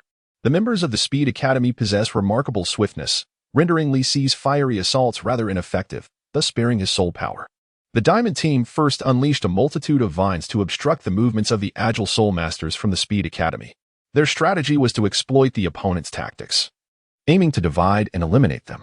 Consequently, the formation of the Diamond team was entirely distinct from their previous ones. They opted for a diamond formation. Zhang Jun occupied the forefront, flanked by Li Si and Lu Yun, while Zhang Yi stood in the rear, accompanied by Xiang De and Wang Hai. Zhang San positioned himself centrally, effectively fortifying their defenses against the various attacks from the Speed Academy. Rather than allowing the Speed Academy to seize an opportunity, they intended to leverage the abundance of vines to isolate their adversaries, thereby securing victory in the competition. Faced with this predicament, the Speed Academy felt a sense of helplessness. However, being a battle-hardened team, they quickly recognized the absence of an ambush opportunity and prepared to enhance their offensive strategy. They aimed to utilize a flurry of rapid strikes to tear a breach in the opponent's formation. With a mere exchange of glances, the captain of the Speed Academy issued the command to target the rear of the Diamond team, where the defenses were comparatively weaker, especially since a Soul King stood at the forefront. Moreover, it is a Soul King of the control system, which significantly counters the Swift Academy. Thus, they intended to launch a surprise attack from behind to create an opening. However, regrettably, all of this was anticipated in Zhang Jun's strategy. Regardless of where the Swift Academy attempted to break through, they would be met with the full force of the Diamond team. As the members of the Swift Academy began their assault against Zhang Yi's ghostly vines, an abundance of eternal green vines suddenly erupted from behind them, effectively severing the Swift Academy's forces. Subsequently, the battle rhythm of the Diamond team commenced. One by one, they eliminated their opponents, ultimately ousting all competitors from the Swift Academy. This victory in the 8th round can be regarded as securing one of the 2 qualifying spots in the Southern Division. Having already secured a qualifying spot, the Diamond team felt remarkably at ease. They lingered in the resting area, taking a brief respite. Today's match was notably the longest in terms of combat duration throughout the entire competition, lasting over 20 minutes. The participants of the Diamond team were quite fatigued, with the exception of Zhang Jun and Xiang De, who possessed higher soul power levels.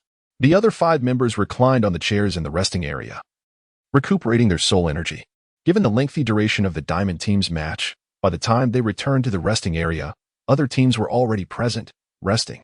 Before long, all matches for the day concluded. Wang Chen also made his way from the viewing platform to the resting area. Let us head back to the Yin. All right.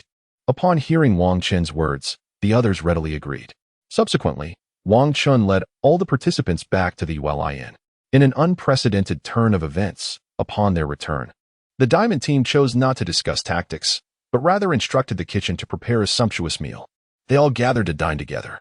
With the Diamond Academy's impressive record of 8 victories, out of a total of 10 competing academies, the tournament consists of 9 rounds. Having completed 8 rounds, only 1 match remains. As the Diamond Academy stands with 8 victories, they have already secured their qualifying spot. Regardless of the outcome of tomorrow's match, it will not affect the Diamond Academy's advancement. After all, the preliminary rounds are not of paramount importance. As long as they possess a qualifying spot to participate in the final showdown, that suffices. The ranking in the preliminary rounds of a division is indeed not of great significance.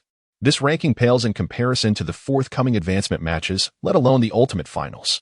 Thus, in this preliminary round, Wang Chen and his companions resolved to conceal their true capabilities. This approach will undoubtedly enhance their winning probability in the forthcoming matches. After all, the less information about oneself that is accessible to others, the more challenging it becomes for opponents to devise strategies against them. With the pressure of the preliminaries entirely lifted, Wang Chen and his companions will certainly take the opportunity to celebrate in style. After numerous days of competition, all participants are undeniably fatigued. The intensity of such battles is immensely taxing, leaving little time for the contestants to recuperate. They have engaged in relentless contests for 8 consecutive days. Even machines would feel wearied under such circumstances, let alone living beings. It is only natural for them to celebrate after securing their advancement to the next round. Soon thereafter, the dean returned. Observing the students' revelry, he refrained from making extensive remarks, as Wang Chen had informed him the previous day about the decision of the Steel team. He wholeheartedly endorsed Wang Qin's choice, recognizing that concealing some of their strength could prove advantageous in the forthcoming matches. After delivering a few brief comments, he departed from the celebration room occupied by Wang Qin and the others. As a highly skilled elder, coupled with the significant age difference between him and the students of the Steel Team, his presence might inhibit their enjoyment. Therefore, he opted to speak briefly and allow the students their space. Given the commendable performances of the students in this grand competition, it was entirely reasonable for him to extend some privileges to these achievers, thereby enhancing the reputation of the Steel Advanced Soul Master Academy. The celebration lasted for a considerable duration, and it was not until the afternoon that they each retreated to their quarters to rest. During the festivities, they discussed their future plans, recognizing that with the preliminary rounds concluded, the time leading to the advancement matches was critical for their strategic arrangements. The students of the Steel Team, all under the age of 25, have already attained impressive strengths nearing level 40, with some even exceeding that threshold. This also indicates that their talents are quite commendable. Previously, they simply lacked sufficient resources. Otherwise, they might have already ascended to the Soul Realm. Now that the Vajra Academy has provided these cultivation resources, their strength has rapidly advanced several levels in just a few months of intensive training. This further illustrates that their talent is indeed considerable. After enduring 8 rounds of intense battles, their strength has experienced a slight enhancement. Therefore, in the forthcoming period, everyone intends to persist in their training, hoping to achieve another level of breakthrough before the finals. Thus, their strength has been significantly enhanced, and the opportunity to secure the championship title in the final has become even greater. Early the next morning, Wang Qin and his companions did not set off prematurely. Instead, they enjoyed a simple breakfast before continuing their journey to the Southern Soul Arena. Since there were no matches scheduled for today, there was no need to arrive early to acclimatize. Were it not for the fact that today marked the final round of the preliminary competition in the Southern Division, Wang Qin and his friends might not have ventured to the Soul Arena at all. Following the conclusion of today's events, His Majesty, King Yiming of the Southern Kingdom, will bestow qualification certificates for the advancement matches upon the top 2 academies in the preliminary competition at the Southern Soul Arena. In this circumstance, Wang Qin and his companions could not be absent. Since they opted to forfeit today, they did not remain in the resting area, but rather proceeded to the viewing platform, intending to observe the competition and absorb some combat experience. While the current strength of those academies may not be overwhelmingly formidable, their combat techniques are indeed quite commendable, as they are the products of meticulous training from prestigious Soul Master academies. If they lacked any prowess, they would not have been selected to participate in this competition. The reason for the numerous victories of the Diamond Academy lies in the exceptional strength of the Diamond Team, rather than the perceived weakness of the other academies. As Wang Qin and his companions engaged in conversation on the viewing platform, the Dean of the Diamond Academy, Wang Chang, also appeared at the registration area of the tournament. He had come to inform the competition center of the Diamond Academy's decision to withdraw from today's contest. Upon reaching the backstage center, he encountered an individual emerging from within, not a staff member, but rather the Vice Dean of the Flame Dragon Academy. Wang Chang was taken aback to find him there, and as their eyes met, they exchanged a smile. Soon after, Wang Chang located a staff member and communicated the decision of the Diamond Academy. After the staff confirmed the information, Wang Chang departed from the competition's backstage. In the Southern Division of the Douluo Empire, the 9th round of the preliminaries is now officially underway. All participating contestants, please take the stage. The same MC, stationed in the VIP area, announced the commencement of the final round of the preliminaries. Several academies took the stage in succession. What is happening? Indeed. Why hasn't the Flame Dragon Academy taken the stage yet? And the Diamond Academy has yet to appear. Now, the audience has witnessed representatives from 800 other academies ascend the square arena, yet the 2 academies with the highest expectations in this tournament have not made their entrance. This situation has incited a lively discussion among the audience present at the venue. After all, the 2 academies that have opted out today are considered the strongest contenders in the competition. Many spectators came specifically to witness their match, and with their absence, it is only natural that the audience has begun to murmur amongst themselves. The clamor of discontent grew increasingly fervent. Observing the escalating discourse among the attendees, the host finally spoke up.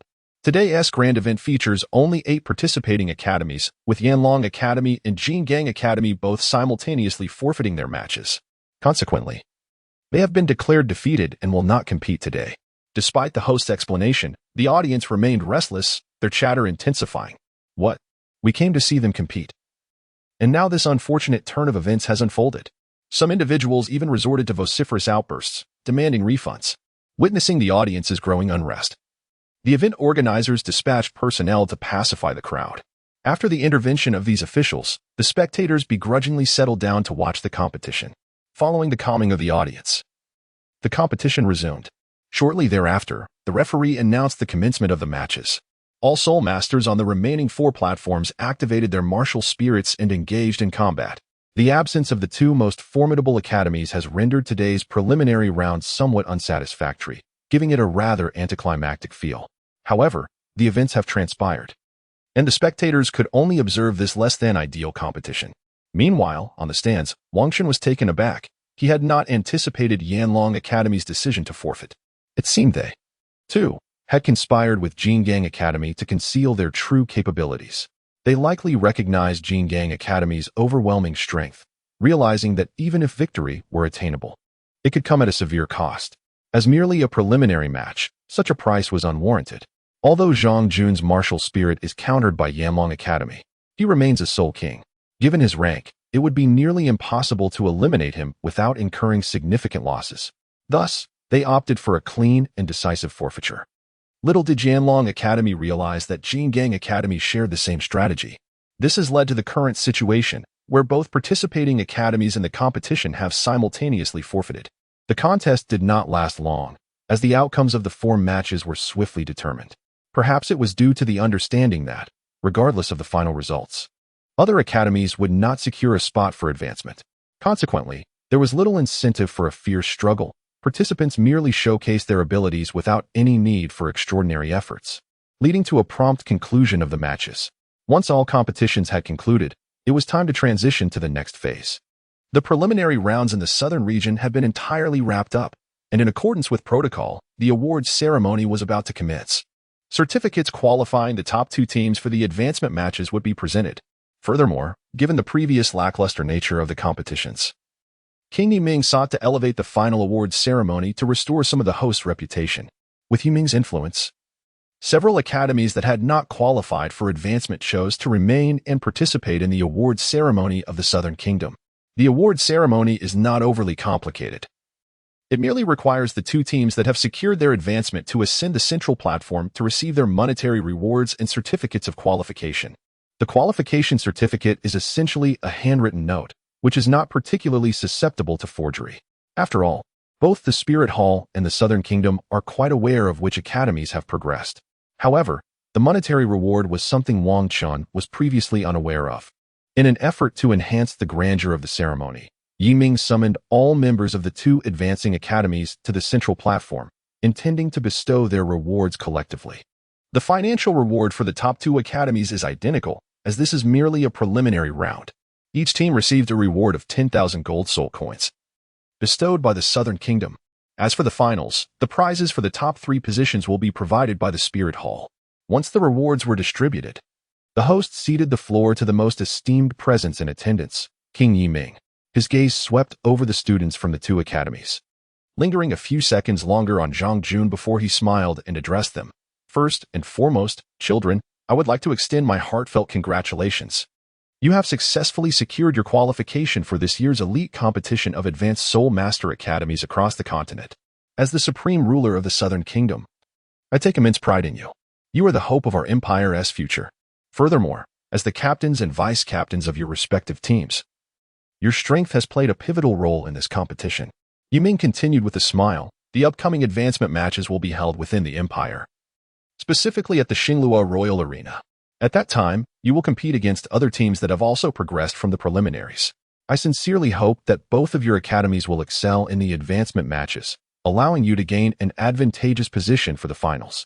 The advancement matches serve as the finest stage to showcase your individual prowess. The 3 students who achieve the highest number of victories in the advancement matches will be awarded Soul Beast by the Kingdom for their next title promotion. You may select the type of Soul Beast you desire, and the Kingdom guarantees the availability of Soul Beasts below 30,000 years of age. In an effort to salvage some dignity and attract a few prodigies, Yiming made a substantial concession, promising both teams a remarkable incentive.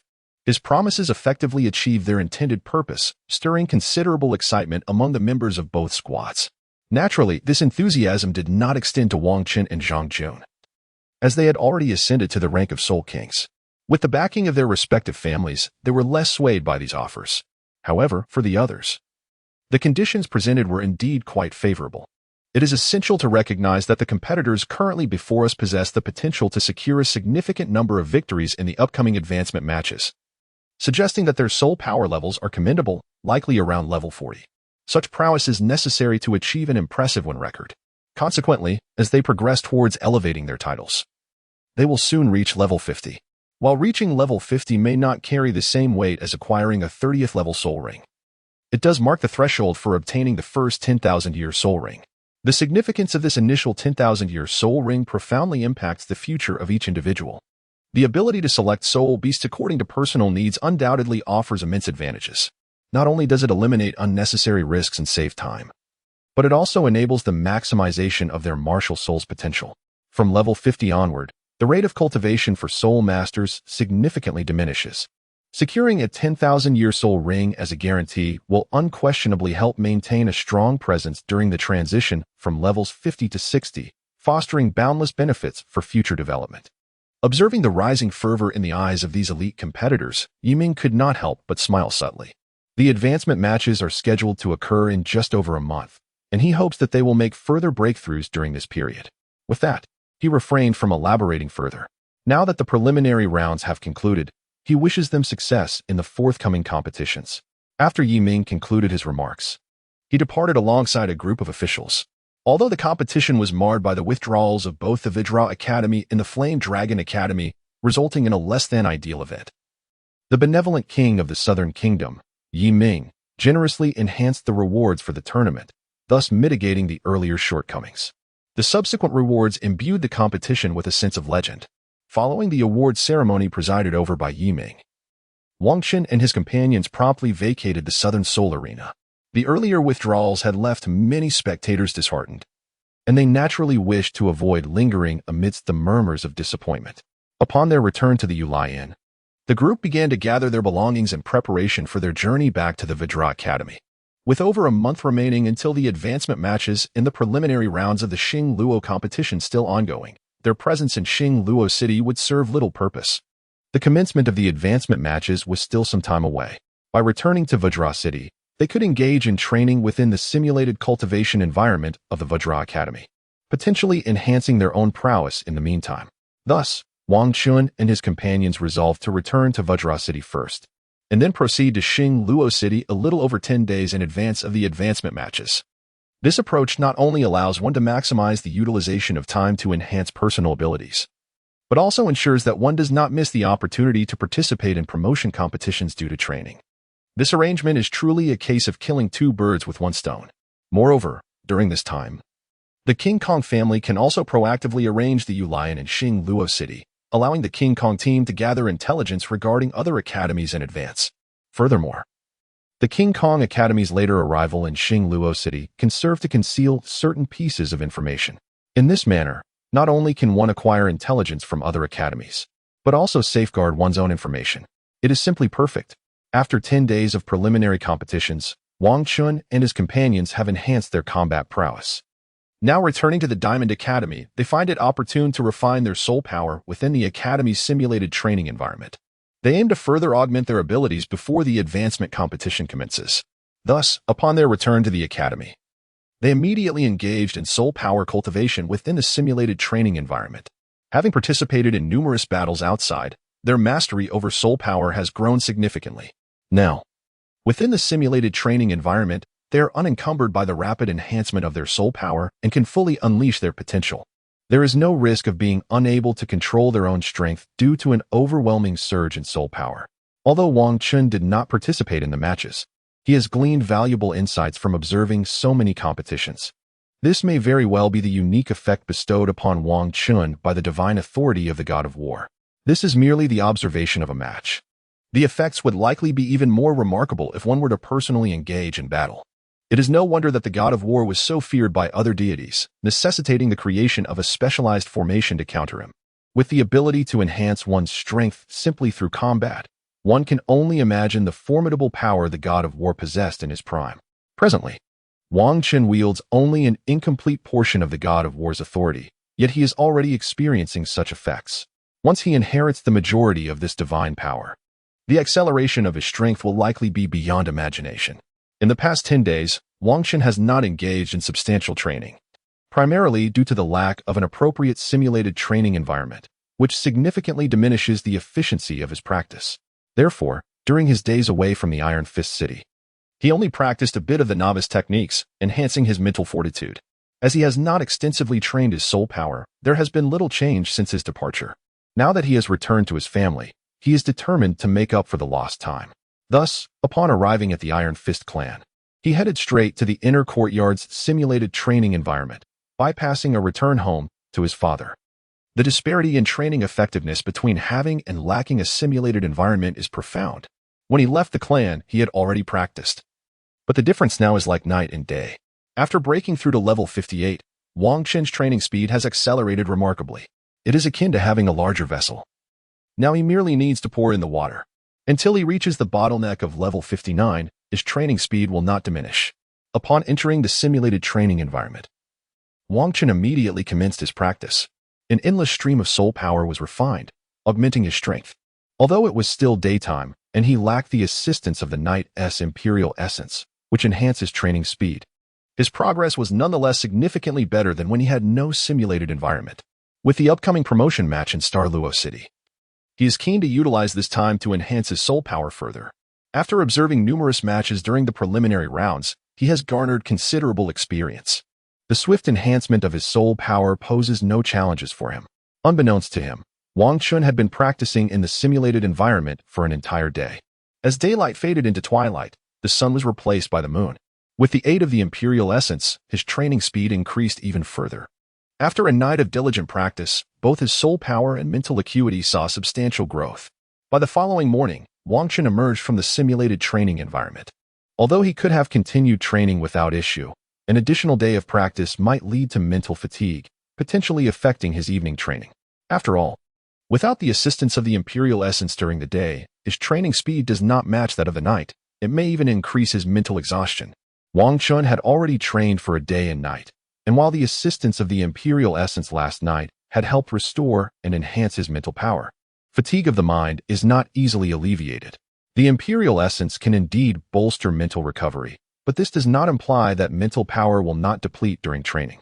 Rather, the Imperial Essence merely replenishes what is consumed during practice. It is as if Wang Qin were a barrel filled with water during training. A hole is open to let the water flow out, while the Imperial Essence acts as a vessel pouring water back in, surpassing the amount being drained. Upon closer inspection, it appears that Wang Qin's cultivation not only does not deplete his mental energy, but rather significantly enhances it. However, this back and forth inevitably leads to a degree of fatigue for Wang Qin.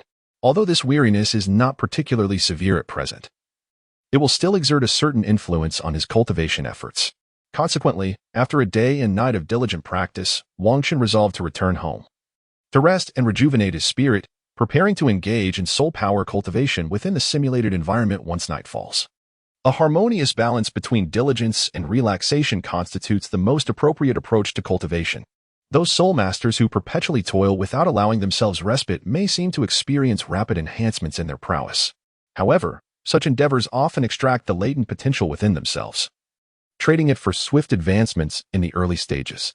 Once they reach a later phase, their unstable foundations may lead to stagnation in their growth, resulting in an inability to progress. Typically, it is the ordinary soul masters, devoid of esteemed mentors, who adopt such reckless strategies. In contrast, family soul masters like Wang Qin, having been nurtured under the guidance of formidable instructors from a young age, naturally refrain from engaging in such short-sighted practices. After experiencing fatigue, they understand the necessity of rest and relaxation, only resuming their cultivation once they have restored their optimal state. This practice may appear to progress slowly in the initial stages, yet it undeniably represents the most promising path of cultivation. As long as one's foundation is solid, subsequent advancements will come far more easily than for the average soul master. Upon returning home, Wang Qin discovered that his parents were absent. He did not dwell on the matter, retreating directly to his room to rest. He was well aware of the reason for their absence. Both had consumed celestial herbs, significantly enhancing their innate talents. Consequently, their cultivation had accelerated considerably compared to the past. They had gone to the simulated training environment at the Diamond Academy to cultivate their soul power. The necessity of training at the academy stemmed from Wang Qin's father, Wang Long, serving as the vice president, and thus, he was obliged to conduct his duties there. His mother, too, had a compelling reason. The newly established simulated training environment at the academy was exceptionally suited for her cultivation needs. Previously, their family had no such martial spirit, making the establishment of such a training facility impossible. Now that the Diamond Academy had constructed an environment suitable for her, it was only natural for her to seize the opportunity to enhance her strength.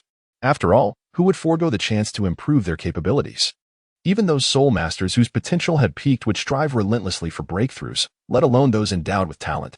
Furthermore, Wang Long was on the cusp of reaching level 80. Once he ascended to the rank of Soul Douluo, his status within the family would transform entirely. Among the current generation of the Diamond family, only 2 Soul Douluo existed, with the strongest being Wang Chang at level 84. There is indeed a possibility that he could achieve the title of Titled Douluo before the next selection for the clan leader. However, this remains uncertain, as he might stagnate at level 89. In contrast, Wang Long has been empowered by celestial herbs, making his breakthrough to Titled Douluo a foregone conclusion. Although he has not joined the family S-Guard Corps, which would enhance his claim to the leadership position, his unmatched strength would still provide him with an opportunity to inherit the title of clan leader. This augmentation occurs only when 2 individuals possess equal strength. It is then that a soul master from the Guardian Legion is selected to inherit the position of clan leader. As long as Wang Long stands as the most formidable among the middle generation, he shall be entitled to assume the role of clan leader. This is the principle of the King Kong family. The capable ascend, while the defeated descend. Only the strongest may inherit the position of the family patriarch. Ambition intensifies with the increase of power. With Wang Long's talents significantly enhanced, it is only natural for him to strive for the patriarchal position. A month has passed since Wang Qin and his companions returned from the southern city to King Kong City. The preliminary rounds of the Xingluo competition concluded over 10 days ago, and only about 10 days remain until the official commencement of the promotion matches. Thus, Wang Qin and his companions have resolved to set out tomorrow for the Star City to participate in the promotion matches. During this month, their strengths have seen considerable improvement. Wang Hai has reached the pinnacle of level 39, nearing the 40th level, on the verge of breaking through to the Soul Sect. Lu Yun has directly advanced a level, progressing from 38 to 39. Others have also made their own advancements, albeit less pronounced than Lu Yun's. Wang Qin, too, has experienced notable growth during this month, advancing from the early stages of level 58 to now being at 58.5. With another month, he may well reach level 59. However, during this month, Wang Qin has sensed a gradual deceleration in the progress of his mental prowess. While there has still been considerable advancement, the rate of improvement has noticeably slowed compared to the initial phase. This likely indicates that the gap between his physical constitution and mental strength has diminished. Presently, the rate of mental enhancement may be slowing, but once his mental strength and physical constitution align completely, such rapid progress may cease entirely. Yet, there is no need to contemplate such distant matters now, at least until Wang Qin breaks through to the Soul Emperor level. The speed of his mental advancement should not diminish significantly. After achieving that breakthrough, he can consider other methods. Wang Qin then proceeded towards the family's simulated training environment, preparing for one final training session before departure. The next day, Wang Qin followed the carriage led by the dean towards Xingluo City. This time, the number of participants traveling to Xingluo City surpassed that of the preliminary rounds. It was not only those who had previously attended the preliminaries who boarded the carriage. Even the patriarch of the King Kong family joined Wang Qin and the others, intending to travel together to Xingluo City. Before boarding, the patriarch called for Wang Qin to share a carriage with him. Once everyone was aboard, the caravan slowly set forth towards the venue of the upcoming promotion matches, Xingluo City. Patriarch, you are actually accompanying them this time? One elder inquired. Indeed. However, this seems entirely unnecessary. Couldn't he, the Grand Elder, handle it alone? This competition is crucial, as it pertains to our King Kong family's future talent recruitment plans. Thus, it is imperative for the Diamond Academy to secure the championship in this grand competition. Only then can we recruit those gifted soul masters for future instruction at the Academy. This will allow our Diamond Clan's talent recruitment initiative to continue its implementation. The crux of the entire plan hinges upon this competition, as the reputation of the Diamond Academy must be established. To achieve this recognition, they must exert every ounce of their strength, which undoubtedly means that Shaoqin will reveal his true capabilities. However, did we not foresee this situation prior to arranging for Shaoqin's participation in the contest? Elder 4 inquired, perplexed. After all, we had anticipated this scenario. Would it not be an overreaction for the clan leader to persist in his involvement? Indeed, this was a precaution we had prepared in advance. Yet we must remain vigilant against other factions. In that case, shall we not make further contingency arrangements? That will not be necessary. My presence alone ensures safety is not an issue. Moreover, the Grand Elder has previously communicated that he has achieved a breakthrough. Thus, I informed him of our arrangements, and he will subsequently travel to Seoul Dual City. With the two of us, ensuring the safety of these students will be exceedingly straightforward. Upon Wang Qin's arrival, clan leader Wang Gang paused his contemplation and smiled at him. Greetings, clan leader. Ah, indeed, your strength is formidable. You truly embody the most talented soul master in the history of our diamond clan. You flatter me, clan leader. Haha, I am merely stating the truth. Your humility is commendable. Are you aware of the reason I have chosen to accompany you this time? That is something I am not quite certain of. In truth, Wang Qin had a rough understanding of the purpose behind Patriarch Wang Gang's accompanying them. Every power yearns for its successors to produce exceptional talents, thereby bolstering its own strength. However, he harbored no desire for other factions to unveil any prodigies. Although they would not overtly suppress the geniuses of rival forces, they would certainly seize any opportunity to undermine or eliminate them. As Wang Qin and his companions prepared to participate in the prestigious elite soul master competition across the continent, their innate talents would inevitably be exposed. This could potentially attract unwelcome attention from various malevolent entities. Hence, Patriarch Wang Gang's presence was warranted. Nonetheless, Wang Qin typically refrained from showcasing extensive knowledge of the various powers on the continent, nor did he express awareness of its darker undercurrents, leading him to remain silent on the matter. Upon hearing Wang Qin's words, Patriarch Wang Gang was not surprised. Although Wang Qin possessed remarkable talent and formidable strength, some truths elude even the most gifted individuals. After all, no faction would publicize such sordid affairs. Therefore, it was entirely understandable for a prodigy like Wang Qin to remain unaware of these matters. My purpose in accompanying you is primarily to assist with any peculiar circumstances that may arise. You are now a peak soul king at level 58. And it is time for you to become acquainted with the intricacies of other powers. Oh, are there any special circumstances? Wang Qin inquired, remaining cooperative. Indeed. The overt powers on the continent consist of 1 hall, 2 nations, 3 sects, and 4 families. The aforementioned hall refers to the Spirit Hall, the largest soul master organization on the continent, whose members span the entire realm. The lower-tier soul masters are dispersed throughout, awakening martial souls for the common populace and consequently attracting a multitude of soul masters, thus establishing a robust hierarchical structure. The 2 nations are the Douluo and Xingluo Empires, which command vast territories, possess abundant resources, and have cultivated extensive armies. Although their top-tier strength pales in comparison to that of the Spirit Hall, their foundational strength far surpasses it. The 3 sects, known as the 3 upper sects, comprise the Haotian sect, the 7 Treasure Glaze Tile sect, and the Blue Lightning Tyrant Dragon sect. Each of these sects boasts at least 1 title de law and ensures the inheritance of title de law across generations. Finally, the 4 families, which can also be regarded as 4 sects, have similarly established their own sects, yet the disparity among them is considerable.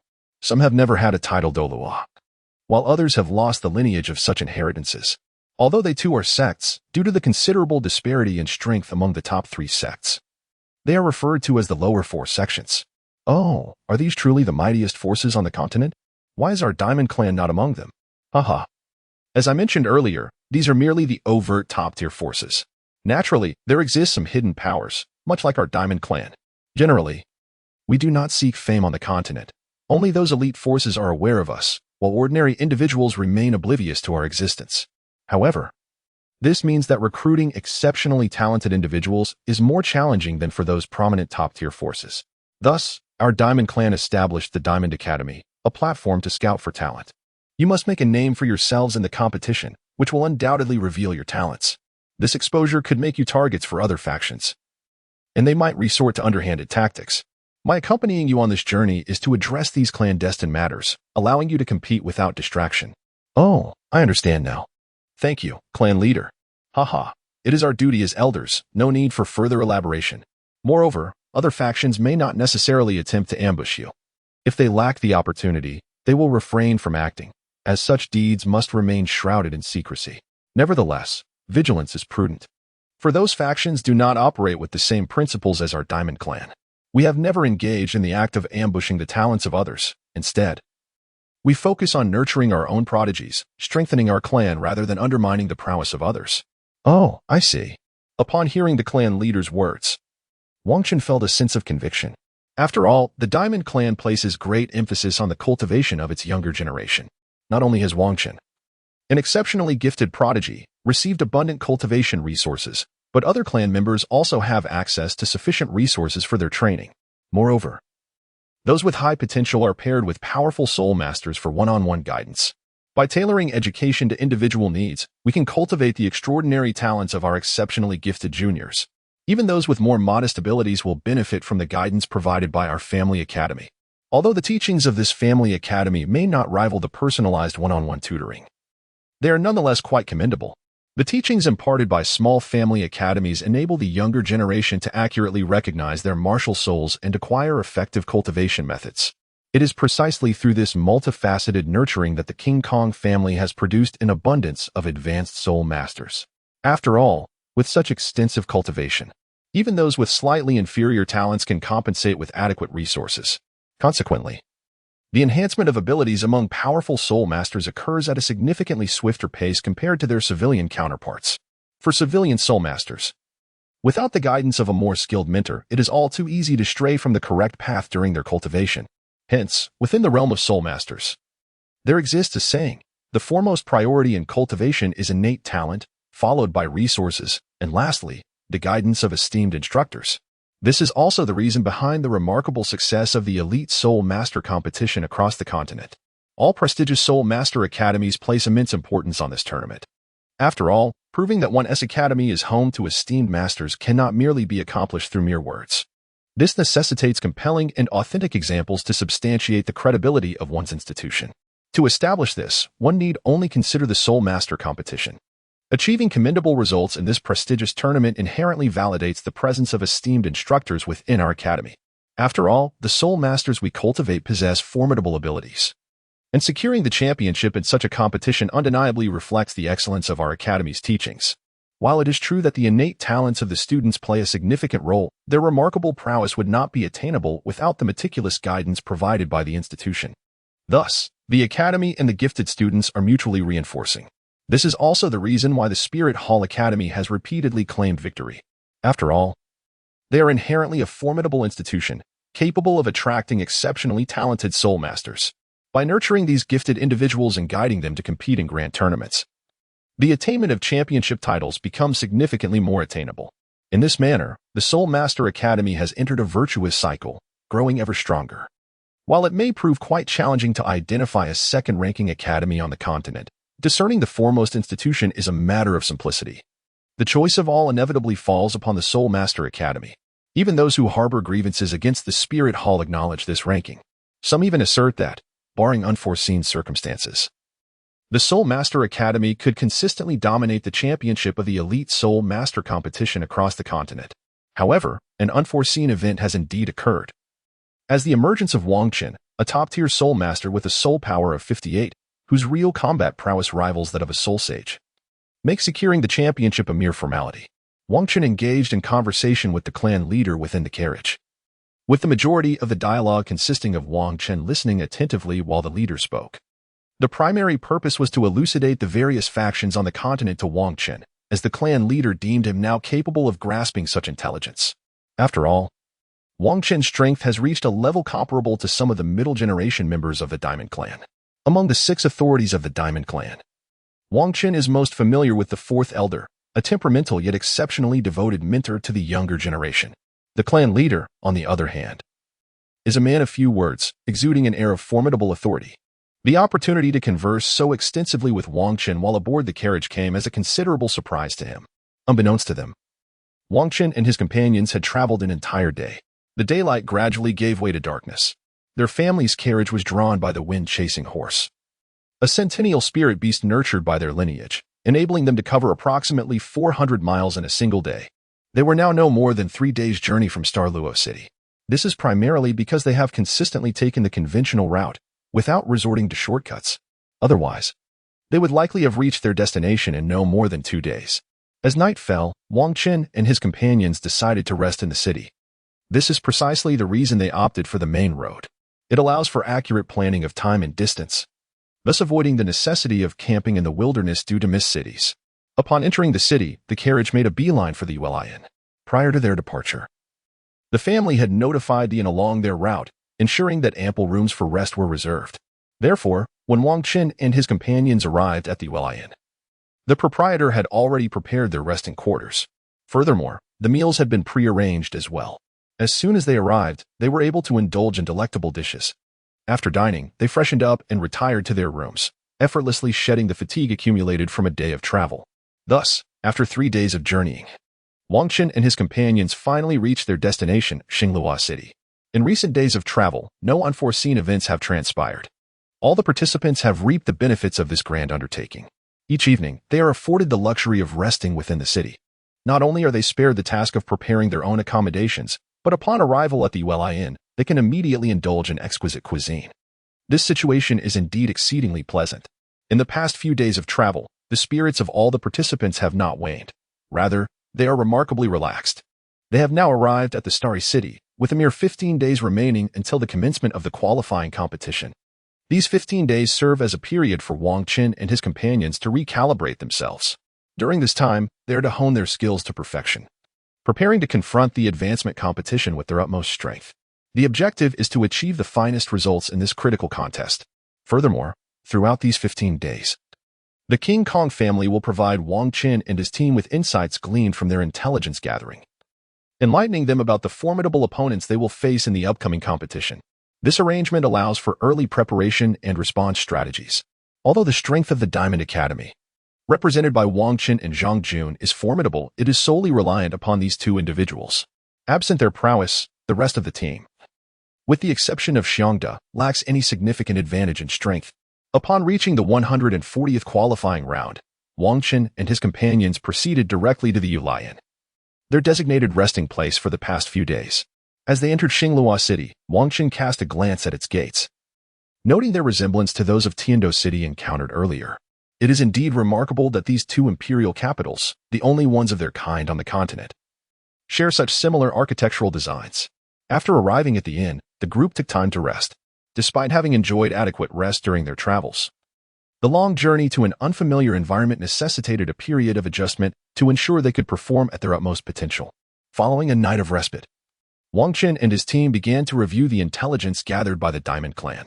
They sought to ascertain whether there were any teams within the Xingluo competition that posed a threat to the Diamond Academy. Upon digesting the information provided, they recognized the formidable caliber of the competing academies in this major tournament.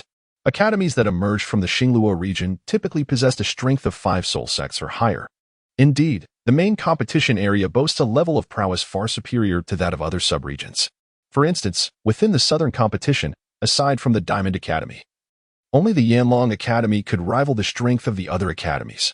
The top team in the Xingluo region was none other than the Dihu Academy from the 5 Elements Academy, which achieved an impeccable victory record.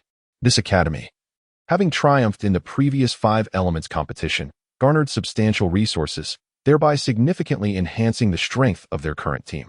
In contrast, the other 4 academies paled in comparison to the Dihu Academy. After gaining a general understanding of the competitive landscape, Wang Qin and his team chose not to dwell further on the matter. Despite the impressive performance of the Dihu Academy, their strongest participant remains at level 48, a considerable distance from Wang Qin's own capabilities. Moreover, their martial souls predominantly possess terrestrial attributes, unlike the Yanlong Academy, which effectively counters a certain Soul King within the Diamond Battle team. Thus, Wang Qin and his companions harbored no excessive concerns. Their intention to familiarize themselves with the general information of these academies stemmed primarily from prudence. They wished to avoid the pitfalls of negligence. Wang Qin and his team practiced diligently at the Yuan for over 10 days, enhancing their strength incrementally. Of course, this locale lacked the simulated training environment of a formal academy, so their training was rather rudimentary, ensuring they could adequately harness their abilities. They were determined not to let a few days of rest render them unfamiliar with their soul power. thus hampering their performance. Before they realized it, the commencement of the promotion matches had arrived. Early that morning, Wang Chen and his colleagues accompanied the dean to the venue of the promotion matches. The promotion matches of the elite competition of advanced Soul Master academies across the continent were far less boisterous than the preliminary rounds. In order to safeguard the privacy and security of the Soul Masters, no spectators were permitted to observe the promotion matches. The matches were still organized by the two empires, with the 30 teams that had advanced from the preliminary rounds competing within their respective territories. The 3 teams that had already secured their place in the finals would not partake in the promotion matches from the Luo Empire, including the 5 teams that emerged from the preliminary rounds in Luo City. A total of 15 teams had completed the registration process in the morning and gathered at the venue, although the number of teams was reduced. Those who advanced from the preliminary rounds were undoubtedly the elite among elites. The 10 teams from the 5 kingdoms and principalities arrived even earlier. Much like Wang Chen and his group, needing to acclimatize to the environment, they came bearing numerous promises representing their respective kingdoms or principalities. Should they achieve commendable results, the rewards they could obtain would surpass even those offered by the Luo Empire. After all, these kingdoms and principalities had a more profound thirst for talent. Who would not wish to possess more formidable soul masters? In the wars of the Douluo Continent, soul masters had long since become a decisive factor on the battlefield. The quantity of high-level soul masters served as a fundamental measure of a faction's power. It is precisely for this reason that the status of the Spirit Hall remains so transcendent, instilling a fear in even the 2 great empires, which dare not offend it lightly. Despite being acutely aware that these kingdoms and principalities received covert support from the Spirit Hall, they found themselves unable to voice their grievances. The royal hunting ground is situated 50 kilometers southwest of Luo City. The terrain within the hunting ground is varied and expansive, serving as a locale for royal personnel to hunt and train. Under normal circumstances, no commoners are permitted to approach. A contingent of 10,000 royal knights is responsible for patrolling and guarding the area, simultaneously conducting their training there. Every 3 months, a rotation occurs, alternating training to maintain combat readiness. The Royal Knights are considered the most formidable military force under the auspices of the Luo Empire as royal family. To avert unnecessary troubles and conflicts, as well as to prevent the strength of each team entering the promotion tournament from being scrutinized by other academies. All 15 elite Soul Master Academy teams participating in the tournament have been assigned to distinct resting locations. Clearly, the royal family of the Luo Empire had made ample preparations for the promotion tournament. Upon the arrival of the members of the Diamond Academy, the first sight that greeted them was the imposing royal knights, clad in dark, gleaming armor. The royal knights of the Luo Empire are equipped with robust plate armor that offers exceptional defense. Even their steeds are meticulously selected, being the heavenly soul horses, which possess a certain lineage of soul beasts. While these horses lack offensive capabilities, they boast remarkable speed, substantial carrying capacity, and extraordinary endurance. Furthermore, they are relatively easy to breed, making them a perennial favorite among cavalry. Not only the Luo Empire, but even the Tiando Empire holds a fondness for these steeds. The Tiando Empire has also established its own Tiando Royal Knights, though their strength pales in comparison to that of the Luo Empire. The heavenly soul horses are similarly adorned with armor, and despite the weight of both the knights and their gleaming armor, the speed of these noble steeds remains utterly unfazed. Once this cavalry charge is initiated, its might is bound to be astonishing. Even high-ranking soul masters cannot afford to disregard such a formidable legion. The Royal Knights have always been an elite force meticulously cultivated by the imperial family of the Starfall Empire, comprising a total of 50,000, the captains, each of whom holds a rank exceeding 100, are all composed of soul masters. This is also an extremely costly army, yet its deterrent power is equally formidable. At least in the realm of the Luo Empire, several kingdoms and principalities dare not act rashly under its looming threat. Please present your credentials. The members of the Diamond Academy were halted by the perimeter guards of the Royal Knights. The so-called credentials serve as proof of qualification for advancement. Wang Chang handed the document to the armored knight clad in black and purple, whose head bore a red plume, and the knight immediately bowed to the assembly. Welcome, esteemed soul masters from the Diamond Academy. I am Captain Mark of the 3rd Division of the Luo Royal Knights. Please follow me. With that, he did not mount his steed, and the group from Diamond Academy, accompanied by 50 fully armed Royal Knight Guardians, proceeded into the hunting grounds. Upon cresting a small hill, the vista before them opened up dramatically, revealing a vast expanse of grassland. The broad view invigorated their spirits, evoking an indescribable sense of comfort. In the meadow, a large military camp was arranged in a circular formation. Mark gestured towards the encampment, stating that the qualifying rounds of the elite tournament of advanced Soul Master Academies from across the continent would be held at the center of the camp, ensuring the safety and privacy of all participants. The group from Diamond Academy was escorted into the extensive military encampment, where they were allocated 5 barracks for their rest. While the accommodations were not opulent, they were impeccably clean, indicating prior preparation for their arrival. The 13 members of Diamond Academy would reside here until the conclusion of the qualifying rounds. The qualifying rounds operated on a cyclic system, but with a significantly reduced number of teams, the competition would only span half a month. Following this, there would be a 2-week respite before the final championship would take place in the Seoul Arena, located at the intersection of the Tiando and Douluo Empires. Alongside the Spirit Hall, Captain Mark rendered a formal military salute to Wang Chang. Esteemed Dean, I encourage you all to rest early. The qualifying rounds will officially commence tomorrow. A designated individual will guide you to the competition venue. There will be no opening ceremony. The matches will begin directly. The outcomes will be determined by designated officials from the Empire and the Spirit Hall to ensure fairness. Thank you, General Mark. Wang Chang replied with a smile and a return salute. Mark appeared somewhat taken aback and said, I am unworthy. I shall take my leave. As the captain of the 3rd Division of the Royal Knights, he was naturally a Soul Master himself, albeit at a level just above 40. In the presence of the dean of a prestigious advanced Soul Master Academy, he held a deep respect. Wang Chang, being an 84th level Soul Douluo, graciously expressed his gratitude to someone of a lesser rank. This is a rare occurrence on the continent, where strength is revered above all. However, for Soul Masters who have received the esteemed education of the Diamond family, such politeness is quite customary. It is precisely due to this elevated education that the Soul Masters of the Diamond family do not exhibit the arrogance of the powerful over the weak. They believe in expressing gratitude to those who have offered assistance, regardless of their status.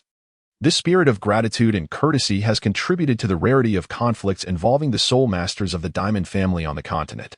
Soon, Dean Wang Chang allocated the rooms. First, the female healing-type Soul Saint who had arrived with them occupied one chamber. Following that, Dean Wang Chang and Vice Dean Wang Long shared another room. Next, Zhang Jun and Wang Qin were assigned to a room together. The last 2 rooms were divided among the remaining 8 individuals, with 4 people in each room, which was quite appropriate.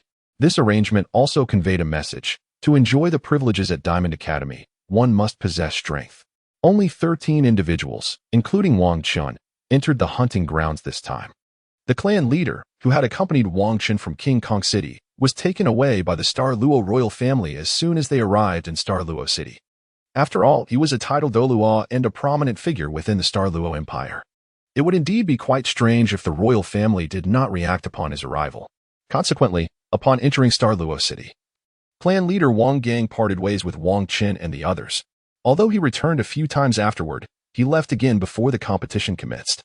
Once the rooms were assigned, everyone went to rest. The promotion matches differ from the preliminary rounds in that there is only one competition venue, namely the Grand Arena of the Royal Knights. A total of 15 teams will compete in the promotion matches, engaging in 14 rounds of a round-robin tournament, with one team resting each day, resulting in 7 matches daily. All of these contests will take place within the same arena. The Grand Arena has been renovated, with a circular competition area marked at a diameter of 100 meters.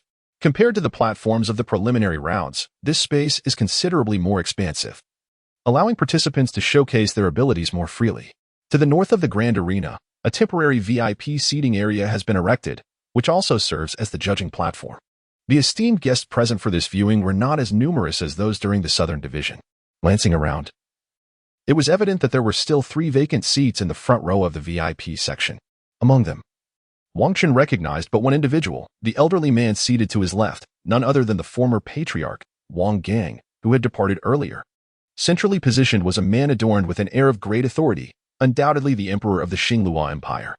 To his right sat a figure draped in a magnificent crimson robe and crowned with a 5-pointed platinum diadem, unmistakably the platinum bishop of the Spirit Hall in Xingluo City. Behind them were several military officials clad in battle attire, alongside the senior members of the Spirit Hall. The team battles were inherently chaotic, making it difficult to discern many details. However, the upcoming individual matches would be markedly different. Each participant would have the opportunity to showcase their personal prowess under the watchful eyes of all. This also serves as the most opportune moment to assess the strength of a soul master. Outside the grand arena, a formidable assembly of 10,000 royal knights encircled the area, leaving no room for passage, their armor gleaming resplendently. The warriors of the Royal Knight Regiment stood firmly on the ground in the front row, while those in the rear were majestically seated upon their steeds, forming an immense circle. Such a meticulously crafted defense can indeed be described as impenetrable. Undoubtedly, the Luo royal family's arrangement serves the dual purpose of allowing their most elite warriors to assess the prowess of the new generation of soul masters, thereby igniting their fighting spirit. Between the grand circle formed by the knights and the competition arena, 15 participating teams have already arrived on the scene, including those who were fortunate enough to have a bye today. Even without the necessity of competing, they are determined to grasp the strength of their opponents. The rules of the competition are exceedingly straightforward. Each side is to dispatch 7 members to participate, with every combatant required to fight until defeated. A victory leads to facing the next adversary, continuing until one side has all 7 members vanquished. The draw was conducted last night, and the Diamond Academy did not draw a bye in the first round. Their opponents hail from a prestigious Soul Master Academy within the Luo division, scheduled to compete in the 4th match of today's 7 bouts. Teams from various divisions, having emerged from preliminary rounds, are grouped together. Wang Qin naturally observed the opponents from the Yanlong Academy, who belonged to the same subdivision. Aside from the Yanlong Academy students, he was unacquainted with the others. For since his arrival in Luo City, he had not partaken in any social gatherings, leaving him unfamiliar with the rest. At this moment, Wang Qin was engaged in discussions with others regarding the participants for the battle. Wang Er would take to the field first, followed by Zhang Yi, with Xiong closing the performance. "Boss, aren't we supposed to arrange for 7 students?" Wang Hai inquired, standing beside Wang Qin. "Our opponents today are not particularly formidable. With the 3 of us, we should be adequately prepared. Moreover, while the opponents in the advancement rounds may be slightly stronger than those in the preliminaries, it is not excessively daunting. One-on-one matches do not require coordination, relying solely on individual strength." This simple declaration instantly rekindled the fighting spirit among the students of Diamond Academy. Wang Er, Zhang Yi, and Xiong exchanged glances, each seeing the unwavering belief in victory reflected in the other's eyes. The Luo Emperor rose from the VIP seats and, through the soul guiding device, proclaimed loudly, "The advancement matches officially commence today. Over the next 14 days, I hope that each academy's team fully exhibits their strength and showcases the prowess befitting a soul master." As his voice fell, a thunderous cheer erupted, reverberating like a landslide or tidal wave. Long life! The royal knights raised their lances high. The resounding clang of their armor coupled with their vigorous shouts startled the competing soul masters.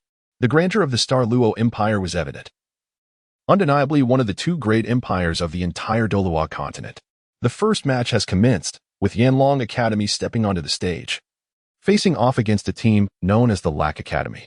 This team, much like the Flame Dragon Academy, ascended from the sub-region qualifiers. In terms of strength, they are indeed vastly inferior to the Flame Dragon Academy, and it is likely that even the Southern Royal Academy from the Southern region surpasses them. The first representative to emerge for the Flame Dragon Academy is none other than the Firewolf Spirit Master, who made quite a splash during the sub-region preliminaries. It is evident that the instructors of the Flame Dragon Academy share similar sentiments with Wang Qin and his companions. They not only aim to secure victory in this initial match, but also strive to achieve a significant score margin in the final rankings of the advancement matches. Apart from the overall score, the number of victories holds considerable importance. Should there be a tie in the overall points, rankings will be determined based on these lesser scores. The first match progressed swiftly. In battles between spirit masters, when a disparity in strength is present, the outcome can often be decided in an instant. The superiority of one's spirit abilities and the level of spirit power can easily lead to a triumph over the opponent. Instances of possessing spirit bones are exceedingly rare. In a one-on-one match, the absence of martial spirit fusion techniques is inevitable. Everything relies solely on one's own prowess. In the inaugural contest, the Firewolf Spirit Master triumphed over 4 opponents consecutively, only to be defeated after a significant depletion of spirit power.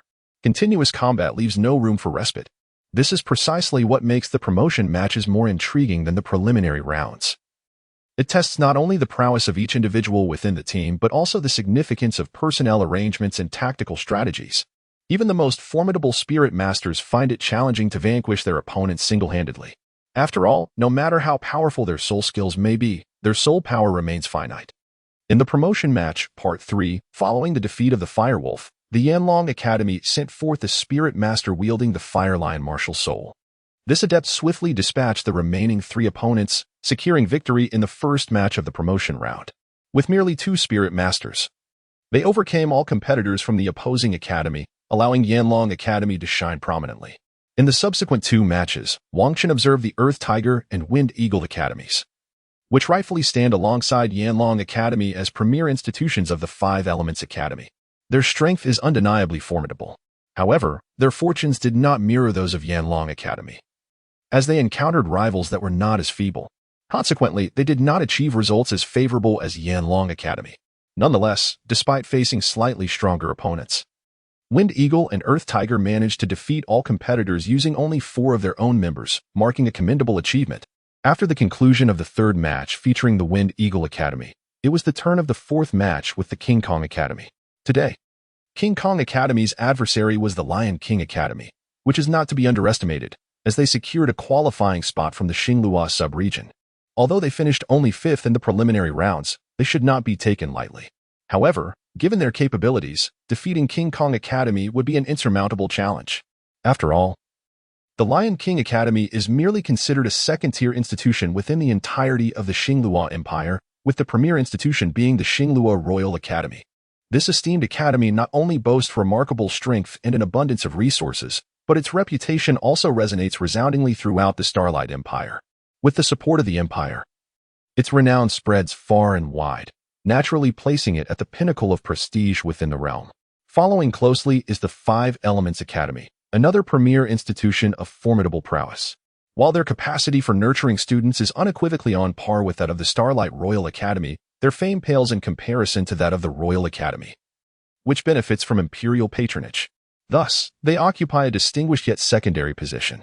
Next in line are institutions like the Lionheart Academy, which, while notable, do not possess the same level of fame or strength as the 5 Elements Academy. The 5 Elements Academy, being an esteemed institution founded by a titled Douluo, offers invaluable manuscripts that guide soul masters in their cultivation, enabling them to avoid unnecessary detours and enhancing their chances of achieving higher realms. This elucidates the reason why the 5 Elements Academy is headed by a soul Douluo. After all, without access to such supreme cultivation manuals from a titled Douluo, it is exceedingly challenging for the gifted civilian soul masters within the academy to ascend to the ranks of soul Douluo. Furthermore, it becomes nearly impossible to retain these burgeoning civilian soul masters in the academy as leaders without these esteemed cultivation manuals. Attracting talented civilian soul masters to remain becomes an arduous task, for everyone yearns to advance further. Should the academy fail to provide guidance, these civilian soul masters will inevitably seek opportunities elsewhere. Unlike their elite counterparts, who benefit from the mentorship of familial elders and can methodically cultivate to the pinnacle, these civilian soul masters must rely solely on their own exploration, gradually enhancing their abilities. Moreover, they remain uncertain whether they are traversing the correct path. Thus, for those gifted civilian soul masters with mutated martial spirits, the absence of a proficient mentor makes it exceedingly difficult to fully unleash their potential. Therefore, it is only natural that the 5 Elements Academy, endowed with such premier resources, occupies a position among the elite. In contrast, second-tier academies, led solely by soul saints, lack access to such top-tier cultivation manuals. These second-tier institutions represent the majority of advanced soul master academies across the continent. The Lion King Academy, emerging from the Douluo competition, ranks among the upper echelons of second-tier academies, while the Diamond Academy has yet to enter this ranking, having only recently been established. With a notable performance in this competition, they will undoubtedly secure their place in the hierarchy. Soon, the 4th match commenced. Wang Er and the first student from the Lion King Academy ascended to the arena simultaneously. With the referee's resounding announcement, the competitors swiftly engaged in combat. As both were the initial representatives, each participant surpassed the 40th level of Soul Master. Coincidentally, both competitors were agility-based Soul Masters, which simplified the contest. As there were no inherent counteractive dynamics at play, it became a matter of who possessed greater speed and richer experience. Wang Er, as a Shadow Leopard Soul Master, wielded a martial spirit that was marginally more formidable than his opponents. coupled with the rigorous training from the esteemed Principal Wang Chong, a top-tier soul master. His practical experience was vast. Within mere exchanges, Wang Er seized the opportunity to strike at his opponent's ankle. For an agility-based soul master lacking a flight martial spirit, sustaining an injury to the ankle effectively signals the conclusion of the battle, as the opponent has lost their most formidable asset. An agility-based soul master, deprived of their speed, becomes akin to meat on a chopping block, at the mercy of their adversary. Just as Wang Er prepared to launch another assault, his opponent conceded defeat. This is indeed a most judicious choice. After all, the contestants from the Lion King Academy have proven themselves utterly incapable of contending with Wang Er. Even during his undefeated streak, he managed to inflict an injury upon Wang Er's ankle. The prospect of a comeback now seems utterly implausible. By conceding at this juncture, one might mitigate further injuries, thereby preserving some potential for future matches. Should one stubbornly persist in the fight, not only would victory remain elusive, but the risk of exacerbating one's injuries would also increase. In such a scenario, it is conceivable that participation in forthcoming contests could be rendered impossible. Following the withdrawal of the opponent, the Lion King Academy promptly dispatched a second contender. This is a formidable assault-type spirit master, possessing strength comparable to the previous one. It appears that the Lion King Academy lacks control-type spirit masters. Otherwise, they would not have dispatched an assault-type spirit master. However, as this is not a swift assault type, it will not be as effortless for Wang Er to secure victory as it was before. As the battle commenced, Wang Er once again employed his spirit abilities, swiftly maneuvering across the arena. After all, for a swift assault-type spirit master, speed is of paramount importance. Otherwise, the competitor from the Lion King Academy would not have conceded after injuring his ankle. Given that his offensive power does not rival that of the assault-type spirit masters, Wang Er must be even more vigilant in his movements. Should he allow his opponent an opportunity, he risks being eliminated by a decisive combination attack from the assault-type spirit master of the Lion King Academy. Nonetheless, as long as his speed remains sufficient, his attacks will be enhanced. Wang Er circled rapidly around his opponent. This can also be considered a subtle technique employed by sensitive soul masters. While swiftly circling around an opponent, one can not only disrupt their line of sight but also seek out their vulnerabilities, thereby enhancing one's own offensive capabilities. Such rapid sprinting, when launching an attack, is further enhanced by an increase in speed. This is also a subtle method for an assault-type soul master to enhance their attack power. After circling twice, Wang Er discerned a slight flaw in his opponent. The formidable combatant from the Lion King Academy primarily focused his gaze to the right, resulting in a diminished awareness on the left. Wang Er could not ascertain whether this was an inherent weakness of his adversary or a deliberate ruse to draw him in. Nevertheless, there was no time for further contemplations. After all, constant movement was quite taxing on soul power. He could not simply dash down without purpose. Now that he had identified a weakness, he had to take a calculated risk. With a swift motion, Wang Er maneuvered to the right rear of his opponent, then surged forward, feigning an assault from that angle to bewilder his rival. As the opponent braced for defense, Wang Er executed a sidestep and swiftly attacked the left rear of his adversary. The impact was thunderous. With the advantage of speed augmenting his strike, Wang Er's attack proved formidable.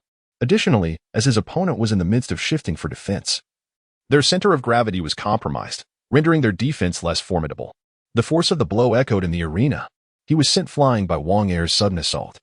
As a sensitive attack-type soul master, Wang Er had never anticipated that he could defeat his opponent in a single blow. When the formidable attack-type soul master from the Lion King Academy was propelled away, Wang Er immediately surged forward, intent on continuing his assault to eliminate his adversary once and for all. However, his opponent was a top-tier soul master from a prestigious academy. As he was sent flying, he was acutely aware that a relentless barrage of attacks would soon follow. He understood that he might not be a match for Wang Er. Yet, he had come to this realization from the outset. After all, as the first teammate to take the field, his strength was not inferior to his own. Nevertheless, he had been wounded in the ankle by Wang Er's attack and rendered incapable of fighting. Thus, he had not anticipated defeating his opponent from the very beginning. His battle strategy was to achieve a one-for-one exchange. Even if he could not directly take Wang Er down, he aimed to inflict significant damage on his opponent, depleting his soul power.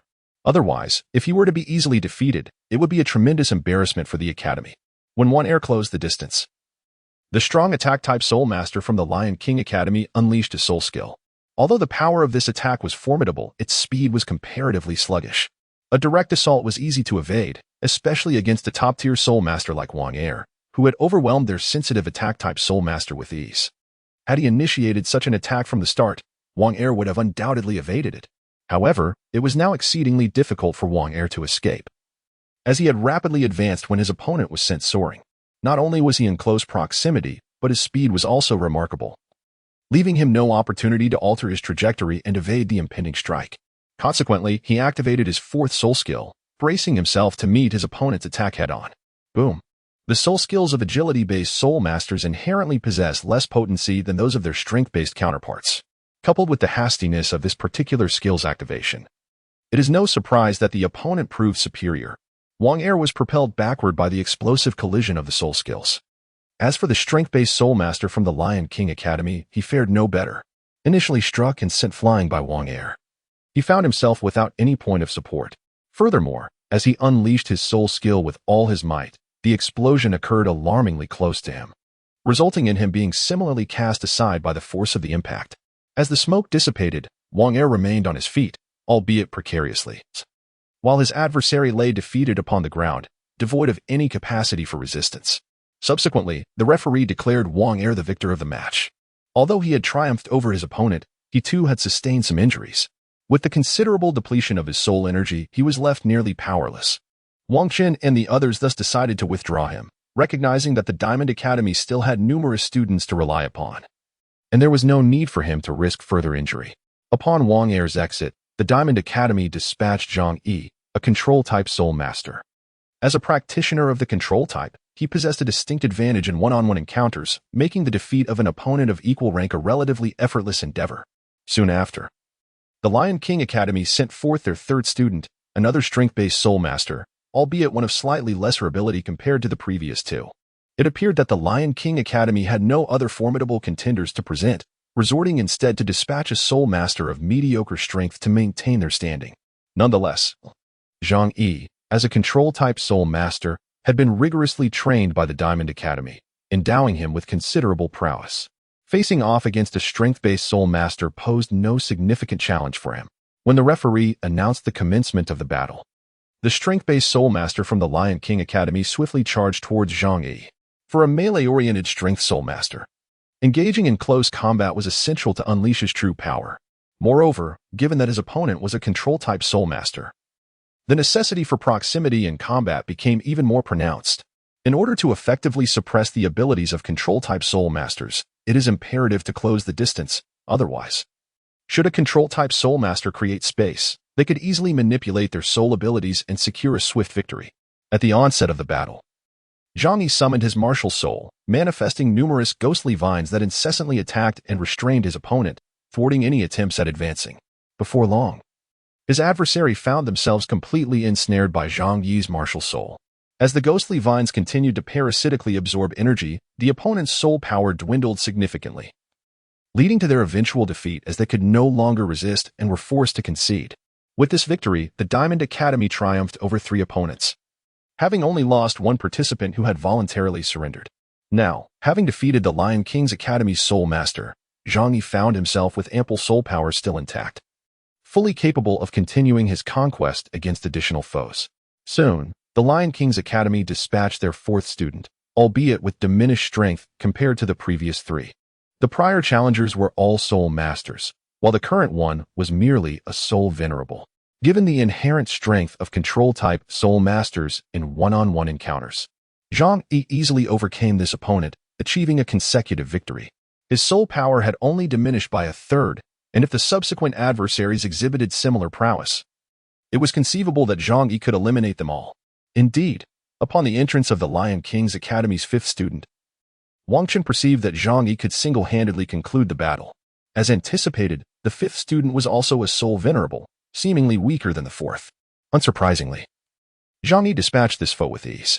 Following this, the 6th and 7th students from the Lion King's Academy were similarly vanquished by Zhang Yi. His soul power had only decreased by a mere 1/6, leaving him under no duress.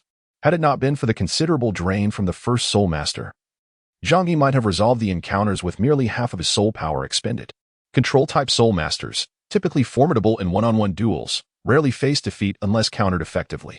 Generally, unless one possesses a significantly higher soul power level, it is exceedingly challenging to overcome a control-type Soul Master in single combat. Once Wang Qin and the Diamond Academy concluded all their battles, they proceeded to the 5th round of the advancement tournament, where the spotlight now shone upon the first-place contender from the Xingluo sub-region, Douluo Academy. The Douluo Academy's remarkable achievement of securing the first position in the Xingluo division undoubtedly attests to their formidable prowess. However, their adversaries are not to be underestimated. The second team of the Xingluo Royal Academy, which ranks 4th in the division, may not rival the first team that received direct admission. Yet they are undeniably stronger than the Lion King Academy that was previously vanquished by the Jingang Academy. Nevertheless, Douluo Academy, as their opponent, demonstrates even greater strength, dispatching 3 Soul Masters to swiftly eliminate 7 members of the Xingluo second team.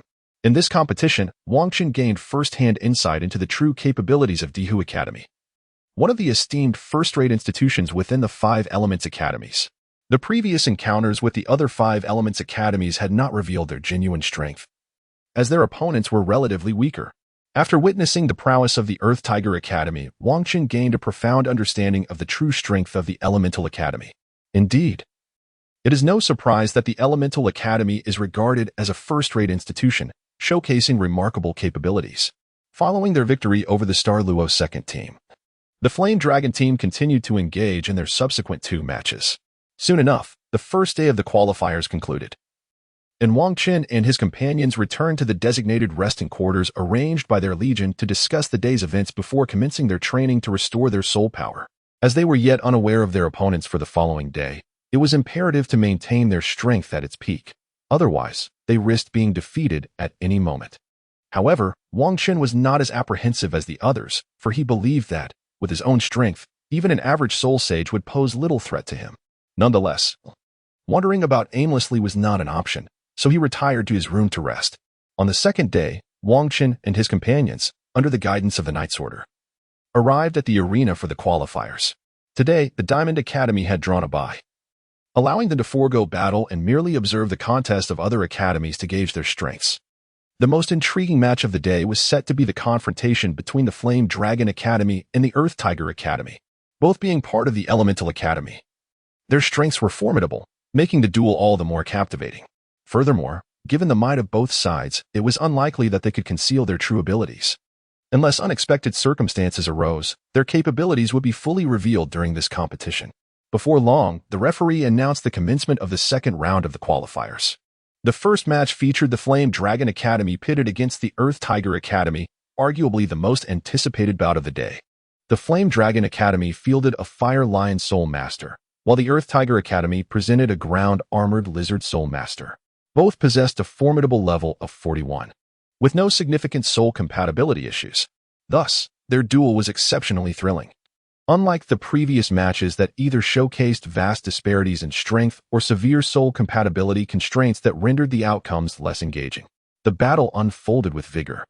As the Fire Lion Soul Master, a powerhouse in offense, clashed with the Ground-Armored Lizard Soul Master, renowned for its formidable defense, they exchanged blows for dozens of rounds, neither gaining a decisive advantage.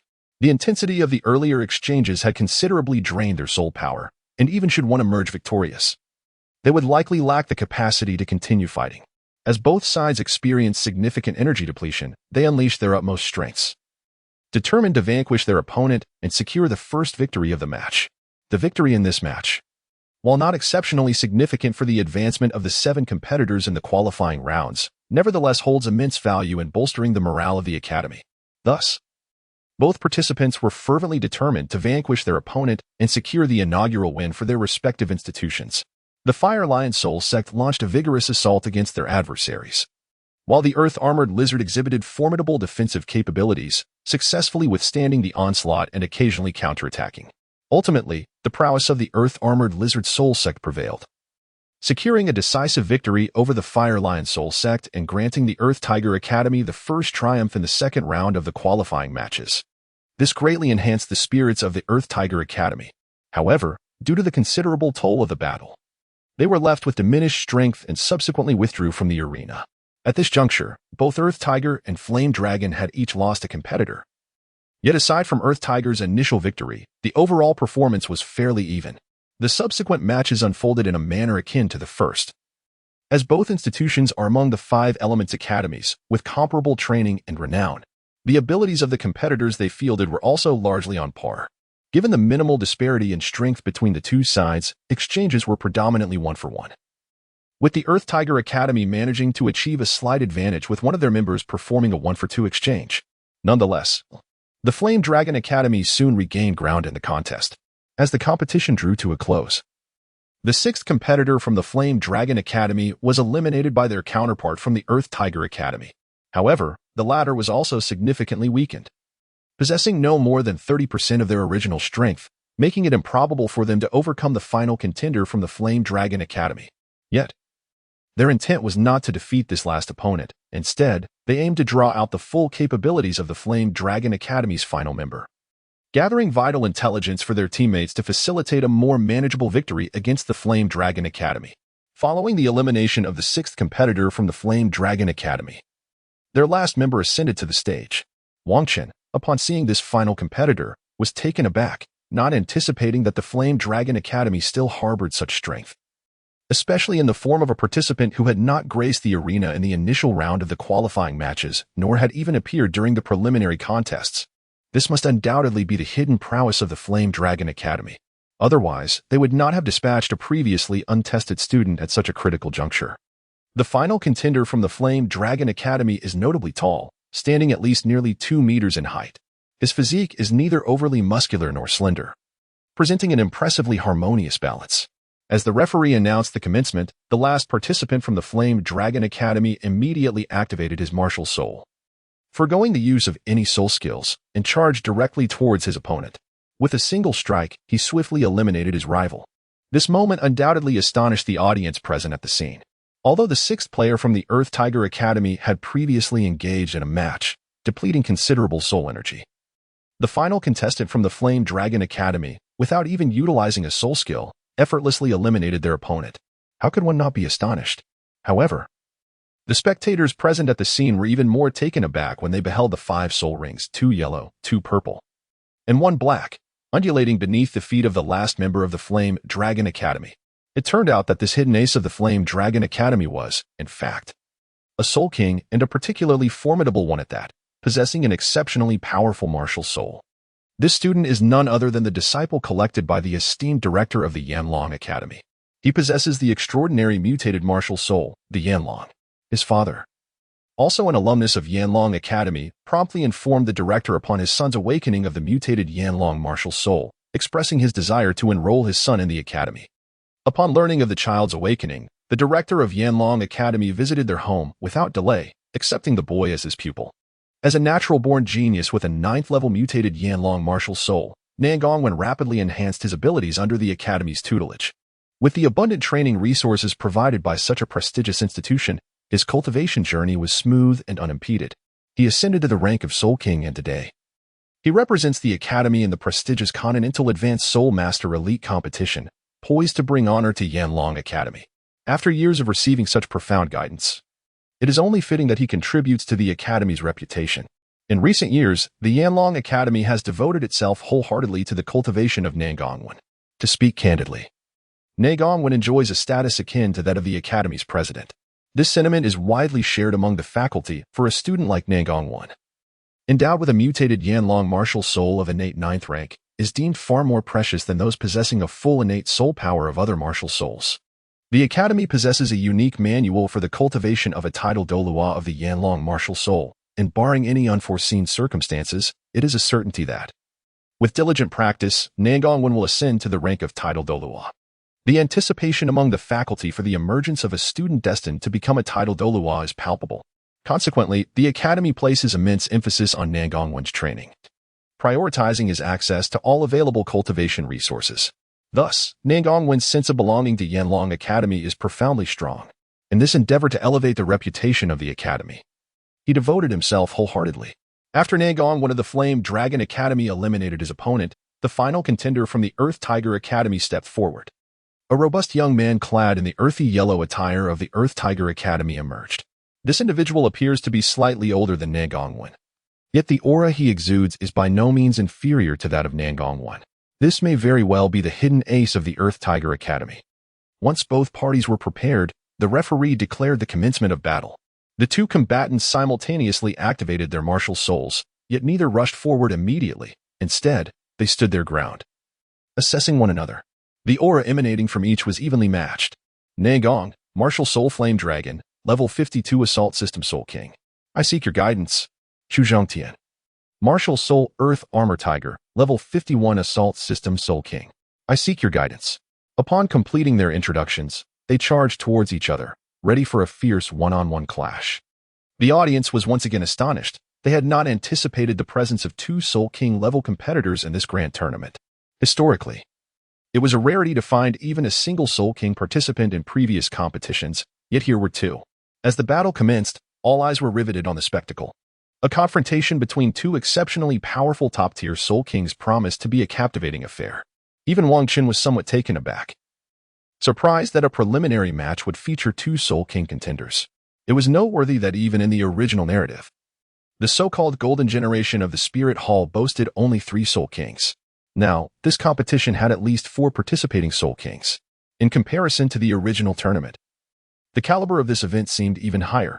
Wang Qin pondered, realizing that the original narrative referred specifically to the Golden Generation of the Spirit Hall, not the entire continent. Moreover, the original text mentioned that the Master had noted that in the previous 3 Continental Advanced Soul Master Elite tournaments, the Spirit Hall had only secured victory twice.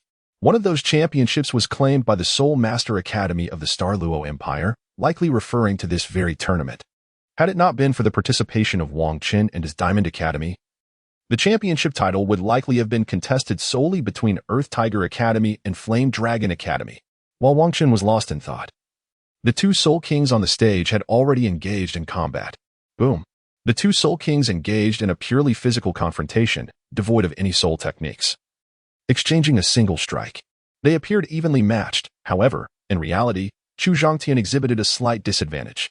During their clash, Jingang retreated only 3 steps, while Chu Zhongtian was compelled to step back 4. Furthermore, Chu Zhongtian, being older than Jingang, had spent more time in cultivation. Additionally, as the victor of the previous 5 Elements competition, the Earth Tiger Academy enjoyed significantly greater resources compared to the Flame Dragon Academy. As a prize student nurtured by the Earth Tiger Academy, Chu Zhongtian undoubtedly had access to more resources than Jingang. Yet, despite these advantages, Chu Zhongtian's strength still fell short of Jingang's. It must be said that sometimes, talent remains an enigma. Jingang's martial soul closely resembles that of the title Douluo who founded the Flame Dragon Academy, allowing him to seamlessly absorb the cultivation notes of the title Douluo. In contrast, while Chu Zhongtian's Earth Armor Tiger bears similarities to that of the Earth Tiger Douluo, it does not match the complete alignment of Jingang with the Flame Dragon Douluo. Consequently, he can only glean a substantial portion of cultivation experience from the Earth Tiger Douluo's notes, but must still engage in personal reflection, making it less straightforward than for Jingang. Thus, it is understandable that his capabilities do not reach the same heights. After their initial exchange on the arena, both parties began to employ their soul techniques. The renewed clash commenced, flames surging forth as Jingang let out a fierce roar, propelling himself into the air and charging towards Chu Zhongtian. In terms of combat style, Jingang, possessing the Flame Dragon martial soul, was undoubtedly akin to Chu Zhongtian. Both being formidable attackers, the very essence of the Flame Dragon martial soul coursed with aggressive vigor. Offense is the best defense. Only through attack can one decisively shatter the opponent. The claws of the Flame Dragon erupted simultaneously as Jingang unleashed 2 fierce strikes of Dragon Claws. This is precisely the formidable strength of the Flame Dragon martial soul. With each ascension, the might of the martial soul intensifies significantly. Similarly, the same soul skill, when executed at varying levels, benefits increasingly from the enhancements of the martial soul itself. As a premier martial soul, the Flame Dragon undoubtedly possesses such an advantage. This is precisely why Yanlong Sinan was the strongest among the 5 titled Douluos. Chu Zhongtian did not evade in battles of this nature. To be the first to dodge signifies defeat. Thus, rather than retreating, he advanced with an even more formidable stance, unleashing his first soul skill. Under the influence of his second defensive soul skill, a yellow luminescence surged forth, and sharp claws erupted from his tiger paw, resulting in a violent clash of the 4 tiger palms in midair. Boom. The 2 figures were propelled backward almost simultaneously. Flames enveloped Chu Zhongtian, while his yellow hair bore a hint of singe from the fiery intensity. The scales of the earth armor tiger on his arms also exhibited a slight charred hue. The fire element of the Yanlong martial spirit is incomparable to that of mere firebirds, enduring the impact of the Yanlong's dragon claw. Chu Zhongtian's body was subjected to the fierce searing of flames. However, his opponent was not without suffering. Ne Gongwen's hands, adorned with dragon scales, bore 5 distinct white marks, and the scales had begun to crack. The powerful eruption of the earth armor tiger and its sharp claws had likewise left their mark. From this collision, it was evident that both sides were evenly matched. A faint earthy yellow glow emanated from beneath the scales of the earth armor tiger. As the earth element swiftly mitigated the damage inflicted by the flames upon Chu Zhongtian, as soon as their bodies touched the ground, they sprang back into action, charging once more towards each other. In the previous match, Ne Gongwen had only experienced a slight depletion of soul power, and with his level surpassing that of Chu Zhongtian. Their soul powers were now perfectly balanced. This competition hinges upon the martial souls and soul skills of both contenders.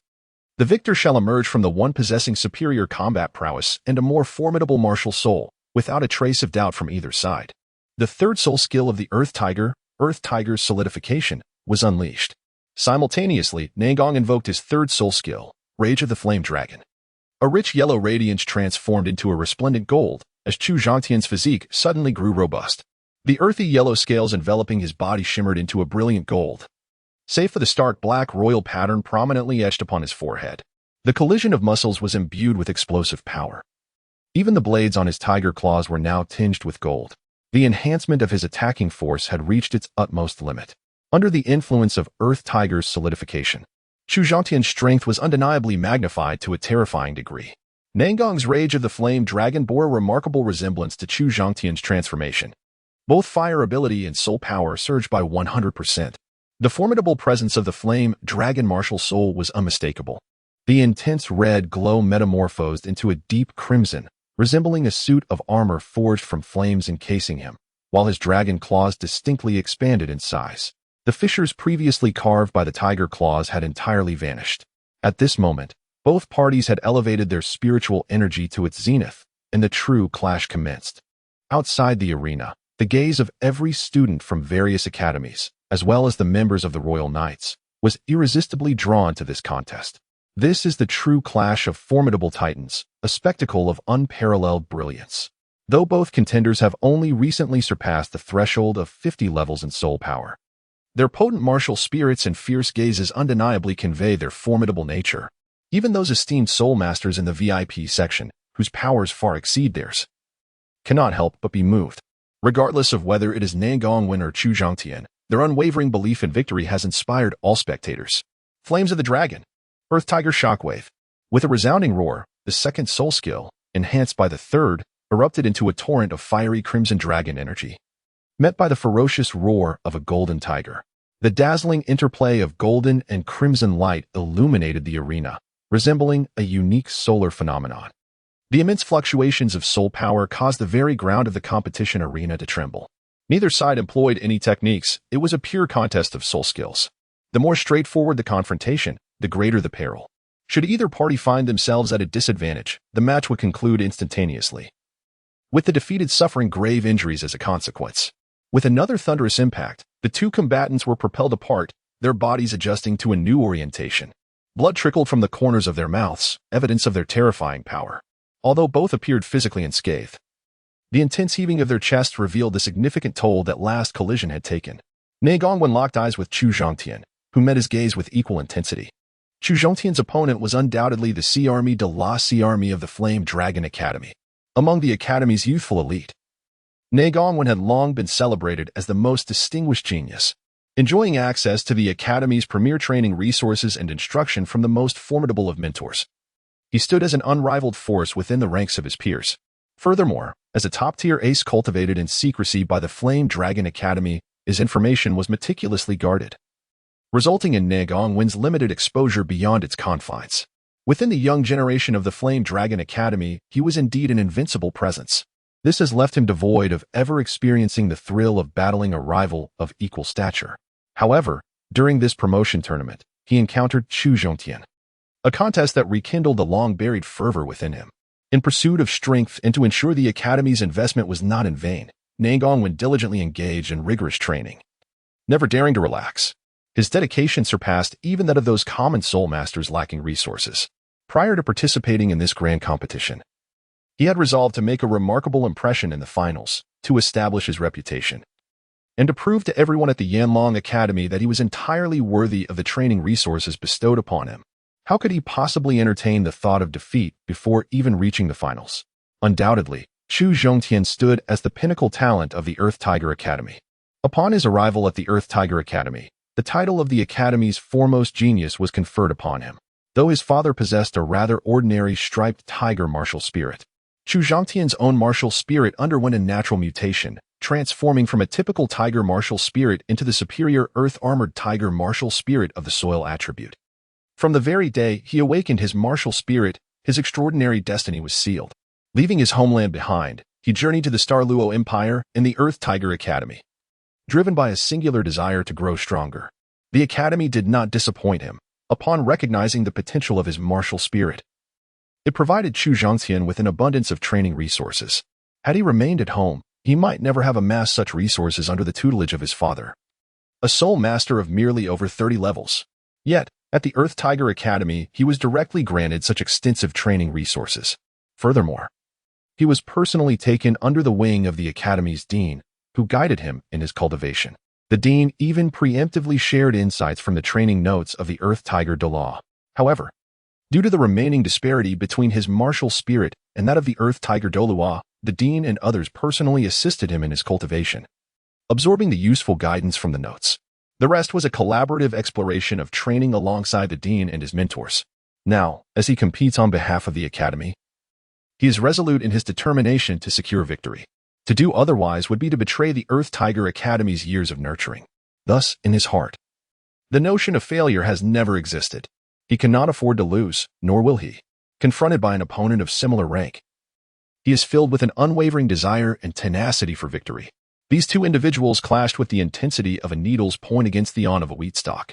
The outcome rests solely on the strength they exhibit in the end.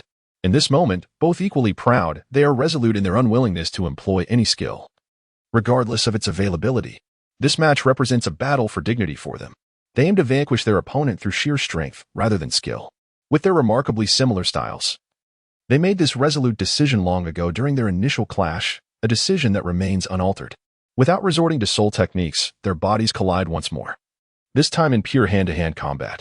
Tiger claws and dragon claws strike against each other, unleashing formidable power. Dragon scales shatter, and tiger armor is sent flying, propelling their rivalry into a state of intense ferocity. Each impact inevitably inflicts injury, blood begins to flow, and scars manifest upon the bodies of these two formidable men. Yet, their gazes remain unwavering, unreservedly revealing their thirst for victory. Boom, boom, boom, boom, boom. After an intense battle, Chu Zhongtian's palms slammed against his opponent's chest, while Jingang Wen's dragon claws struck his shoulder. Once again, they were hurled away, but this time, neither could regain their footing, both crashing to the ground almost simultaneously, carving deep grooves in the earth. The consumption of soul power surged dramatically under the influence of the third soul technique. Chu Zhongtian rose, followed closely by Jingang Wen, their speeds mirroring one another. Their faces betrayed no emotion, their garments stained with blood. The sound of bones cracking from exertion emanated from Chu Zhongtian, his eyes now ablaze with wild intensity. Come, let us determine the victor. Whoever remains standing in the end shall be the champion. The cold and sinister voice resonated with an overwhelming dominance. Though he was still in his 20s at this moment, he appeared as a true stalwart of strength. Very well. Jingang Wen responded without hesitation.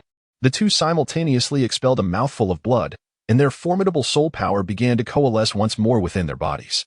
Both were poised to unleash their fifth soul skill, a technique they had hitherto refrained from using. The reason for this restraint lay in the fact that the fifth soul skill possessed unparalleled might, yet it also demanded an exorbitant amount of energy. Their strengths were closely matched, and thus neither dared to employ such a resource-draining skill prematurely. Should they fail to strike their opponent, the one who expended their energy would face imminent defeat. Now, with both having depleted their reserves considerably, they were left with little more than a singular decisive blow. Hence, they declared that a single strike would determine the victor. Beside Chu Zhongtian, the golden radiance morphed once again into a rich earthy hue. A tawny tiger materialized at his side. In contrast, a crimson flame dragon coalesced next to Jingang Wen. An overwhelming aura of soul power emanated from both of them. The fifth soul skill of the Earth Armor Tiger, Earth Tiger's Ground Shatter. The fifth soul skill of the Flame Dragon's Fiery Slash. This is the final clash that will determine victory or defeat, devoid of any embellishments, merely a contest of sheer strength. In the VIP section, the Emperor of Stars has risen, his expression grave. As the sovereign stands, how could the others remain seated? All the faculty and students from various academies have also risen to witness the outcome of this climactic battle, regardless of the result. The formidable presence of these two individuals is destined to be etched deeply within their hearts. The third soul skill is on the brink of collapse.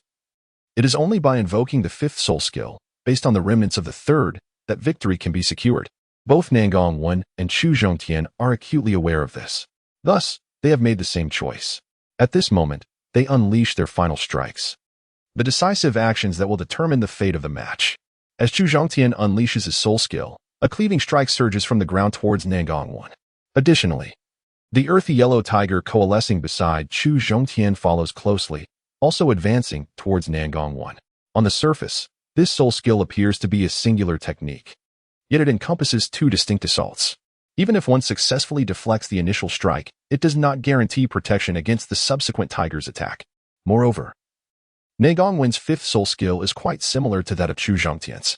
It begins with a slicing blow, followed closely by a fiery dragon that surges towards the opponent. The arena erupted with a cacophony of sounds as the fierce collision resounded, unleashing a mournful wail from the ground. A significant amount of soil was propelled into the air due to the overwhelming force of the explosions. In that fleeting moment when the clash commenced, none could discern whether it was the dragon that vanquished the tiger or vice versa. The outcome would soon unveil itself. The tumultuous roars obscured the figures of the two imposing men within the arena. The shockwaves generated by their immense soul power compelled the competitors nearest to the battlefield from various academies to summon their own soul energy for defense. The banners of the Douluo Empire fluttered wildly in response to the tremendous impact. It was over. Everything had concluded. As the dust settled, and all brilliance faded into nothingness, both the dragon and the tiger vanished simultaneously. Standing amidst the aftermath were two men, both battered yet unyielding, neither having succumbed to the ground. They locked eyes with one another, motionless. Chu Zhongtian smiled, and so did Nangong Wen, though their expressions bore a hint of rigidity. They were imbued with sincerity. "You were formidable, even stronger than I had anticipated." After this battle, Nangong Wen gained a deeper understanding of the prowess of his opponent, whose soul power was ostensibly inferior, and he calmly articulated this acknowledgement. Chu Zhongtian reciprocated, "You are also quite powerful. You rank among the strongest adversaries of my generation. I look forward to our next encounter." "Agreed," they both exclaimed, laughter erupting simultaneously from their lips. However, in the next instant, they could no longer restrain their bodies. Like mountains collapsing, they fell heavily to the ground. The dragon scales and tiger armor on their arms shattered simultaneously, showering blood into the air. Upon witnessing their fall, instructors from both academies rushed forth to assist their students, swiftly escorting them away. Although they appeared grievously injured, most of their wounds were superficial. With a few days of adequate rest, full recovery was assured, posing no hindrance to future competitions. Once both were taken off the field, the referee announced the outcome of the match. The battle between the Flame Dragon Academy and the Earth Tiger Academy concluded in a draw. This marks the first draw since the inception of this qualifying tournament. Although the match has concluded, the harrowing scene from earlier lingers in the minds of all. Following such a spectacular contest, the subsequent matches seemed to lack allure. Soon, the day's events came to a close, and Wang Qin and his companions returned to their resting camp. The members of the Diamond Academy, enjoying a day without competition, felt remarkably at ease, with everyone's condition showing considerable improvement. Subsequently, the headmaster approached to inform Wang Qin and his team that their opponents for tomorrow would be the Fengying Academy, another institution among the 5 Elements Academies.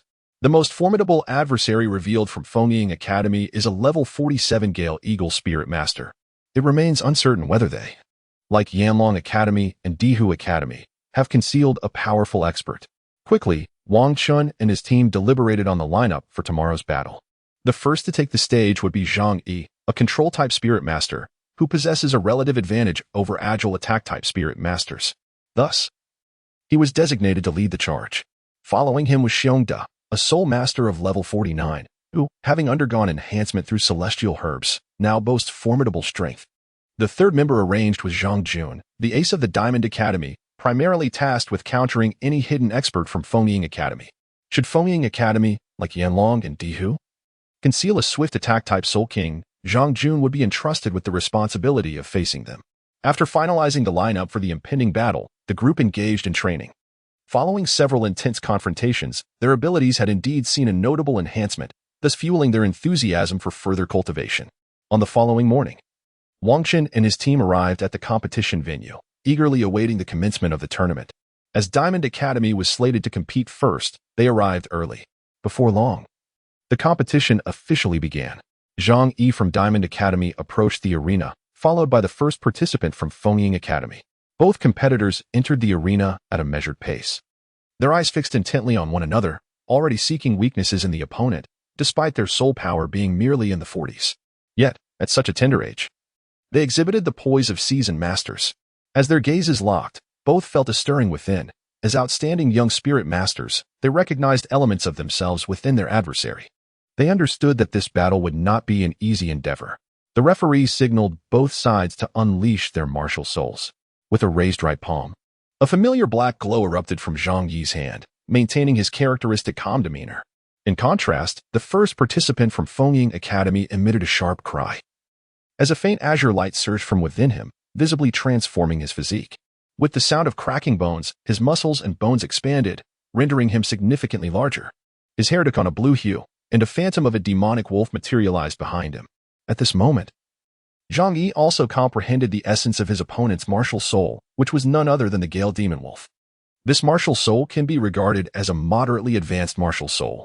The soul power level of the Gale Demon Wolf Soul Master is comparable to that of Zhang Yi, both standing at the formidable rank of 42. Indeed, after enduring numerous days of combat and rigorous training, Zhang Yi has also experienced a significant enhancement in his prowess, elevating him to the same rank of 42. Let the match commence. With the referee's declaration, both combatants sprang into action almost simultaneously. The Gale Demon Wolf Soul Master accelerated in an instant, hurtling towards Zhang Yi with astonishing speed, a streak of azure light trailing behind him like a long shadow. Zhang Yi felt a surge of astonishment.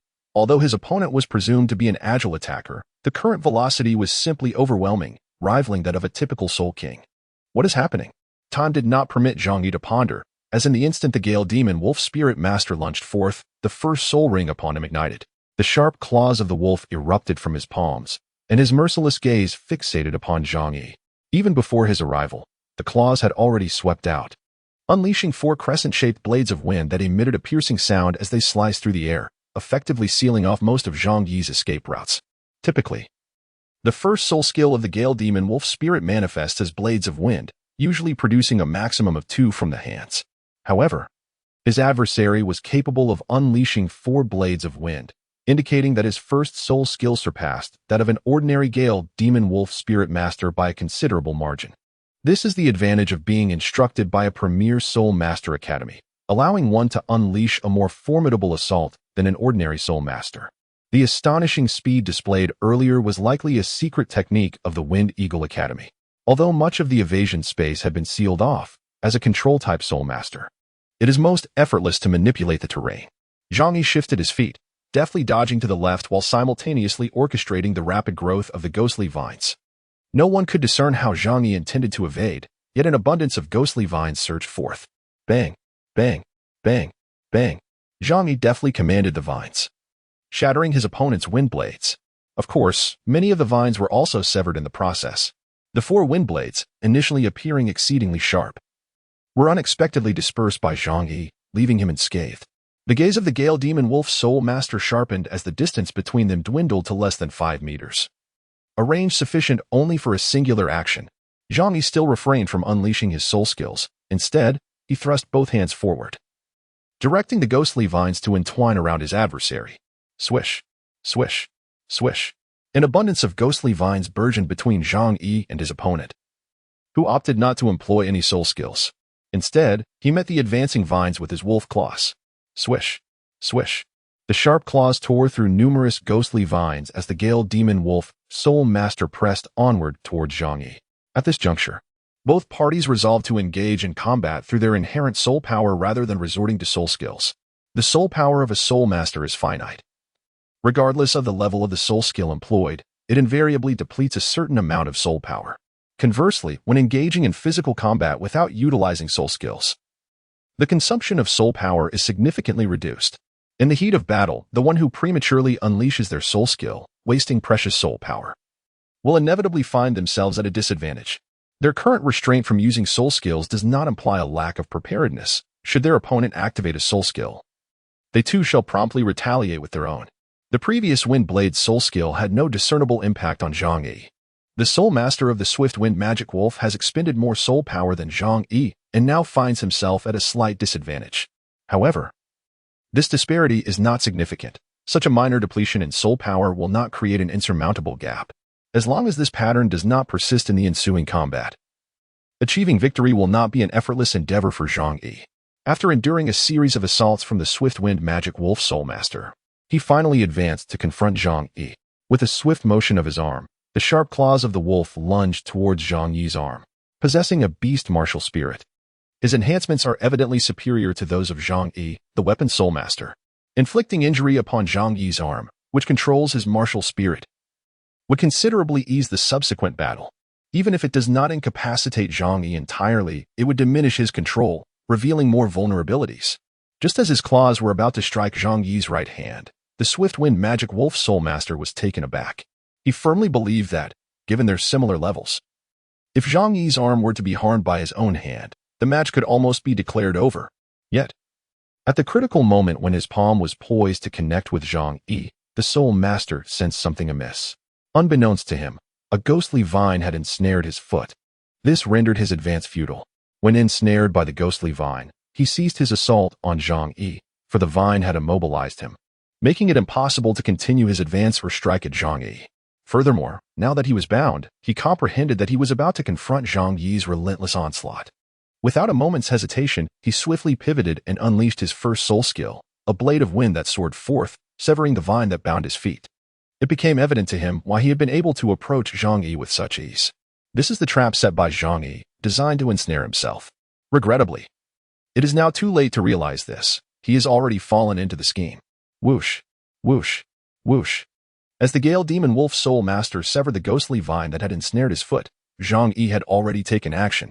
Numerous ghostly vines erupted around him, entwining towards the Gale Demon Wolf Soul Master, who remained at the center. This is Zhang Yi's fourth soul skill. In order to decisively conclude the battle and deny his opponent any chance of retaliation, Zhang Yi unleashed his most formidable soul skill, aiming for a swift victory.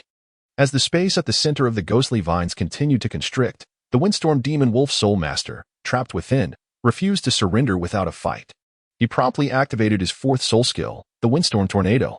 A copious amount of soul power transformed into a fierce gust of wind, allowing the Windstorm Demon Wolf Soul Master to dash rapidly within the confined space. The previously chaotic winds began to organize as he moved. Swish, swish, swish, swish. A diminutive tornado materialized at the heart of the ghostly vine's control. The numerous entangling vines were swiftly obliterated by this whirlwind. Upon witnessing the formation of the tornado, Zhang Yi intensified his control. An abundance of ghostly vines sprouted around him, ensnaring him firmly in place. This was not affected by the tempestuous tornado. After wreaking havoc upon those malevolent vines, the tornado vanished into oblivion. This, after all, is a soul technique of a soul master, distinct from the ordinary tornadoes found in nature. As the soul master ceases to channel their soul power, it gradually dissipates. When the tornado vanishes, the Storm Wolf Soul Master appears at the eye of the tempest, breathless. The consumption of this soul skill is exceedingly substantial. He typically employs this fourth soul skill in open, breezy locations, where he can harness the power of the natural winds. This not only amplifies the potency of the soul skill, but also mitigates his own expenditure of energy. However, on this occasion, he was unable to benefit from the natural winds, and he was performing the skill in a confined space. Consequently, the energy consumption was immense. Moreover, he expended a significant amount of soul power to enhance the skill's efficacy in an effort to break free from control. This consumption has reached a new pinnacle.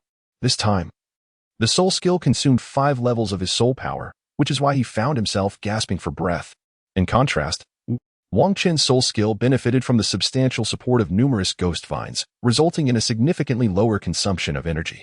After engaging in battle for a while, his soul power had diminished by less than 3 levels, and Zhang Yi had entirely seized the upper hand in the confrontation. naturally with the advantage. Zhang Yi would not afford his opponent a moment's respite. He directed the ghost vines to ensnare the Gale Wolf Soul Master.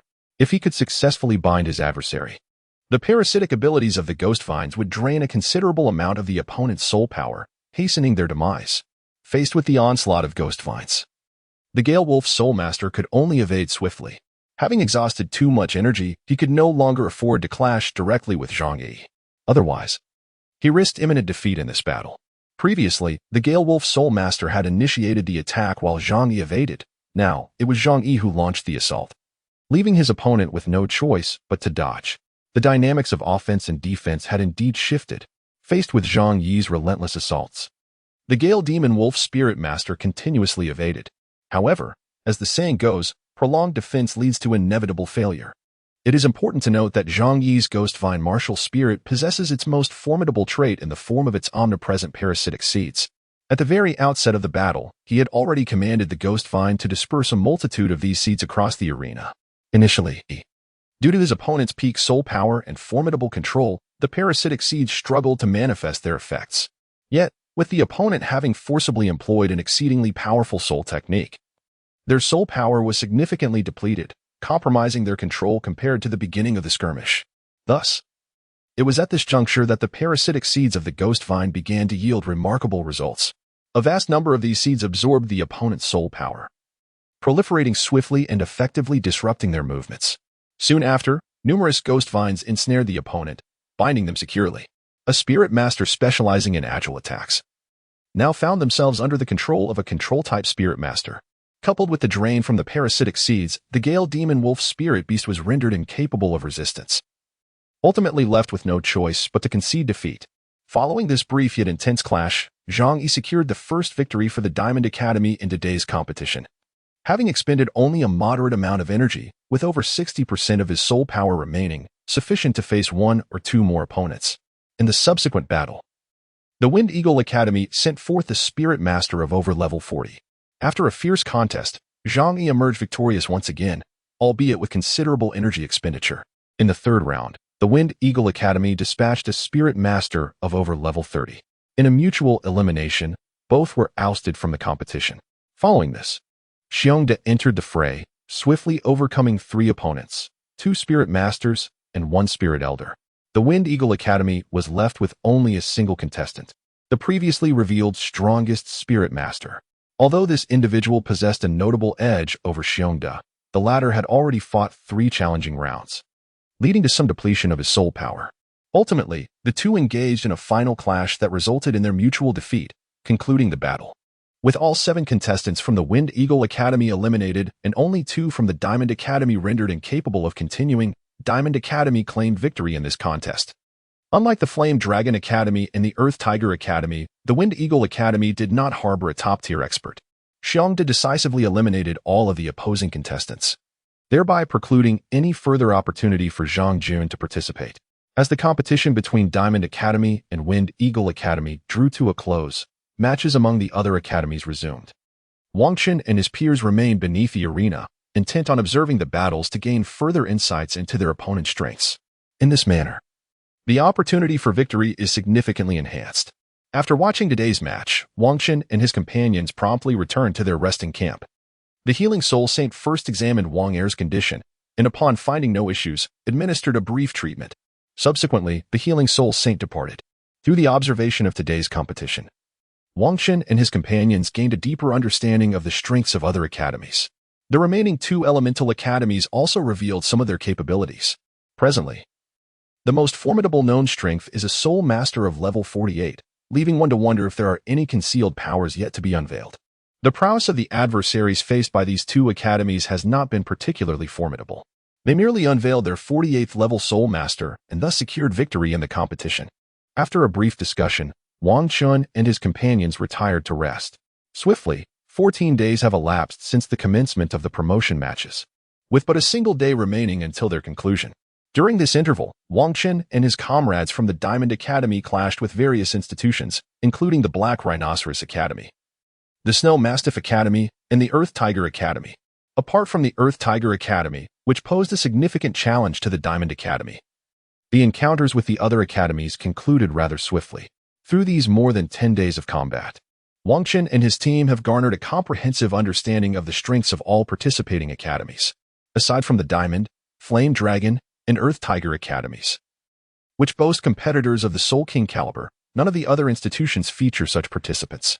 The highest-ranked contender among the remaining academies is the captain of the Black Rhinoceros Academy, a 49th-level Soul Master, on par with Xiongda. However, Xiongda's abilities surpasses slightly, having undergone enhancement through celestial herbs, which effectively equalize the opponent's advantage gained from years of accumulated training resources.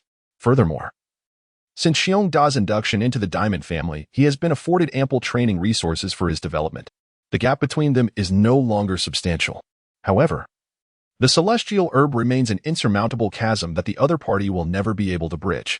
In recent days, the Diamond Academy has achieved an impressive record of 13 victories in 13 battles, greatly enhancing its reputation. Among the competitors, Zhang Jun, representing the academy, has emerged as the most formidable contestant in terms of soul power.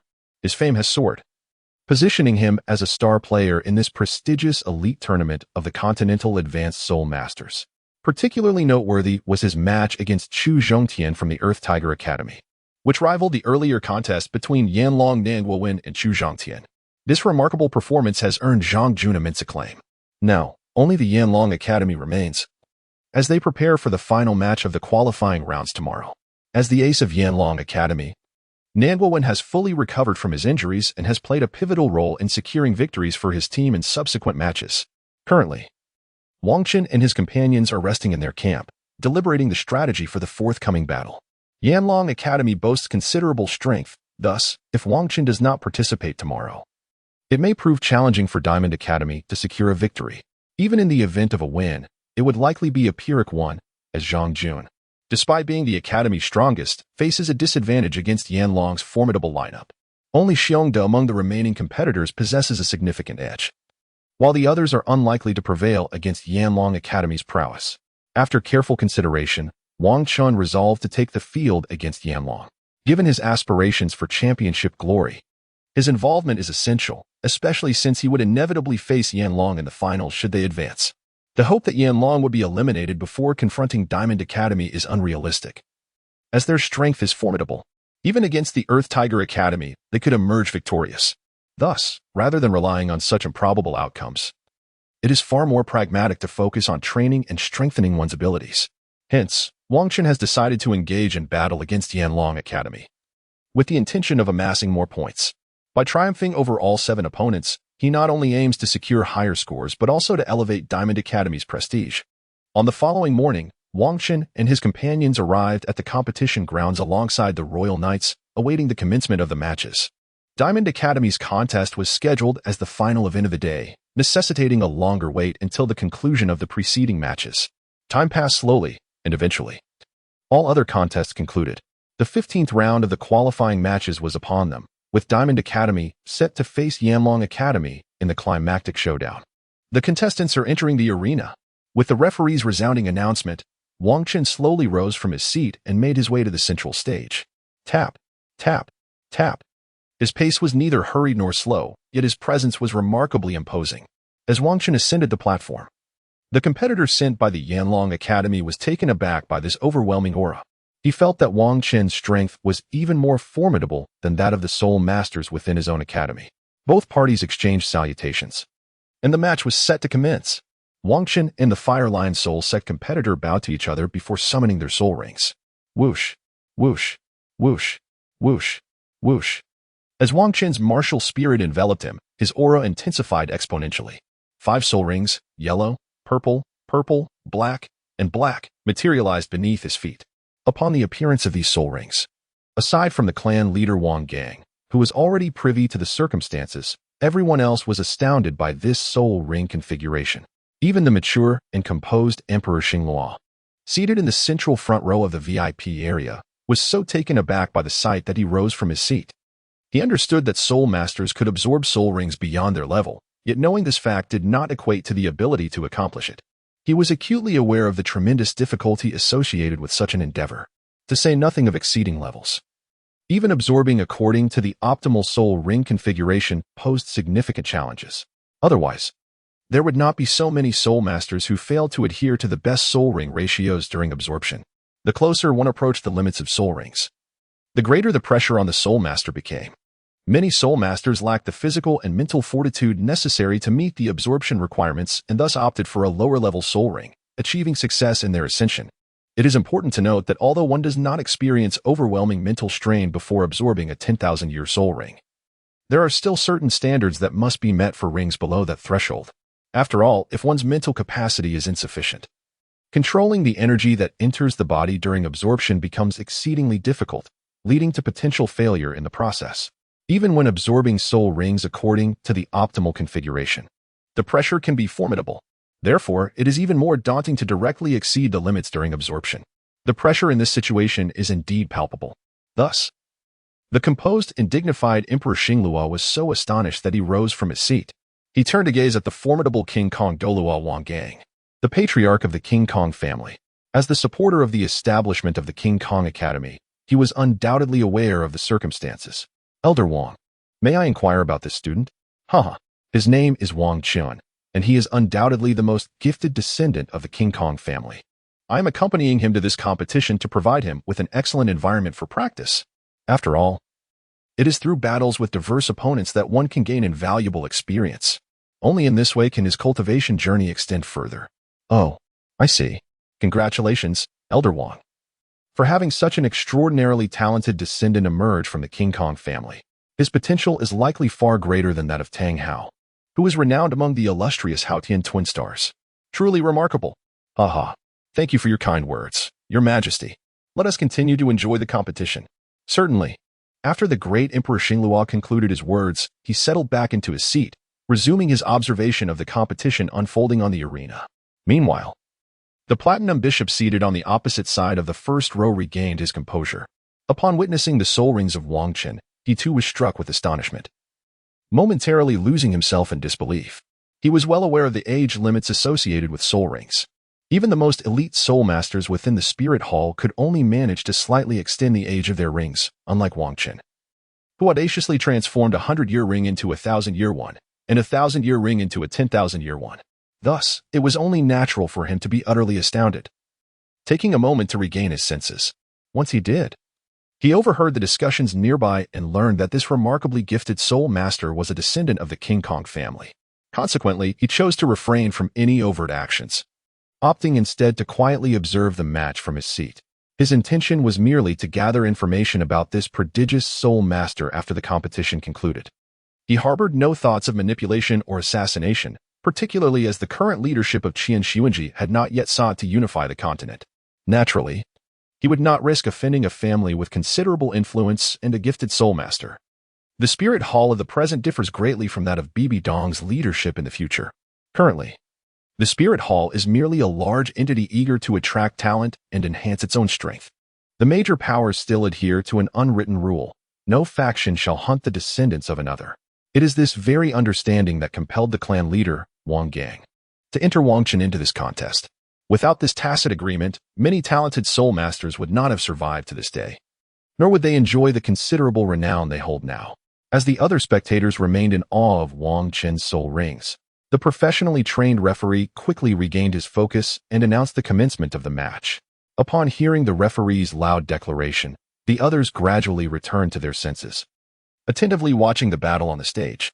The Fire Lion Soul sect wasted no time in launching an offensive, fearing that hesitation would lead him to lose the will to counterattack. One can only imagine the immense pressure Wang Qin imposed upon him.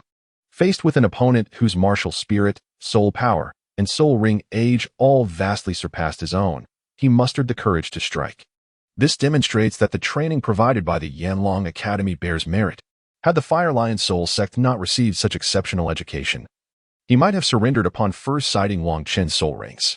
Of course, while the bravery of the Fire Lion Soul sect is commendable, in reality, he was far too weak for Wang Qin. As he charged towards his opponent, Wang Qin stood his ground, opting not to employ any soul skills, merely channeling his soul power. As the Fire Lion Soul sect drew near, Wang Qin finally unleashed his soul skill. Boom! A massive fireball hurtled towards Wang Qin. The velocity of the fireball was not particularly swift, and compounded by the fact that the Flame Lion Soul sect was astounded by Wang Qin's overwhelming presence. They failed to fully harness their own strength. Consequently, this fiery assault posed little challenge for Wang Chun, who could effortlessly evade it. However, this would not yield a particularly glorious victory. Thus, Wang Chun harbored no intention of retreating. Instead, he charged directly towards the fireball. Boom! With remarkable speed, Wang Chun advanced and shattered the fireball with a single punch. What? The Flame Lion Soul sect could scarcely believe that their formidable soul skill had been crushed without the opponent even employing a soul technique. This startled him once more. Before he could regain his composure, he found Wang Chun already within arm's reach. At this moment, he could only give it his all. The Fire Lion Spirit Master activated his second soul skill, Fire Lion Roar. The reason for employing this particular skill was not due to its immense power, but rather because it was the quickest to execute, thus the most likely to succeed before Wang Chun could close the distance. In this critical moment, the Fire Lion Spirit Master finally unleashed his skill. A fiery lion roared toward Wang Chun. However, this skill posed little threat to Wang Chun with his physical prowess. He could easily shatter this second soul skill. Moreover, with his soul power now in motion, he had augmented both his defense and attack. Boom! Wang Chun surged through the heart of the flaming lion, causing it to disintegrate as he passed. Bang! Having traversed through the fiery lion, Wang Chun approached the Fire Lion Spirit Master, leaving no opportunity for retaliation. With a decisive punch, he struck the Fire Lion Spirit Master, sending him flying. Boom! The forceful blow propelled the Fire Lion Spirit Master out of the ring, resulting in his defeat in this match. Nevertheless, as this was merely a contest and not a life-or-death struggle, Wang Chun had exercised restraint. Although his opponent was cast out of the ring, he sustained little harm and would recover fully with a brief respite. As the Fire Lion Spirit Master rose from the ground, he clasped his fist toward Wang Chun and expressed his gratitude, saying, "Thank you for holding back." Wang Chun nodded in acknowledgement without uttering a word. The other students from the Flame Dragon Academy, witnessing Wang Chun's formidable strength, realized that victory in this match was beyond their reach. They also felt a sense of gratitude for Wang Chun's restraint, for in such competitions, even if an opponent were injured, as long as the wounds were not severe, the referees would not intervene. For Wang Chun, this concession held little significance. However, for the Flame Dragon Academy, it was a gesture worthy of gratitude. Otherwise, the impending finals might witness the absence of several soul masters. After a discussion among the other students of the Flame Dragon Academy, they concluded that victory was unlikely. Thus, there was no need to dispatch their weaker soul masters to face Wang Chun. Instead, the Academy's captain, Jingang would directly take the stage to confront him. Soon, Jingang ascended the arena, expressing, "Thank you for your earlier concession. I shall now be your opponent. Should I lose, our academy will forfeit. If I emerge victorious, the competition shall continue." Wang Chun readily acquiesced to this proposition. Although he was confident in securing victory even if the Flame Dragon Academy engaged in all 7 matches, he appreciated the prospect of fewer contests. Who would desire unnecessary complications when a more relaxed path to triumph lay before them? Upon hearing Wang Chun's words, Jingang murmured to himself, "The victory may elude me. I shall exert all my strength to seize that slender chance of success." With that resolve, he activated his martial spirit, ready to unleash his utmost power. It is worth noting that prior to this competition, Jingang had never encountered an opponent of his age.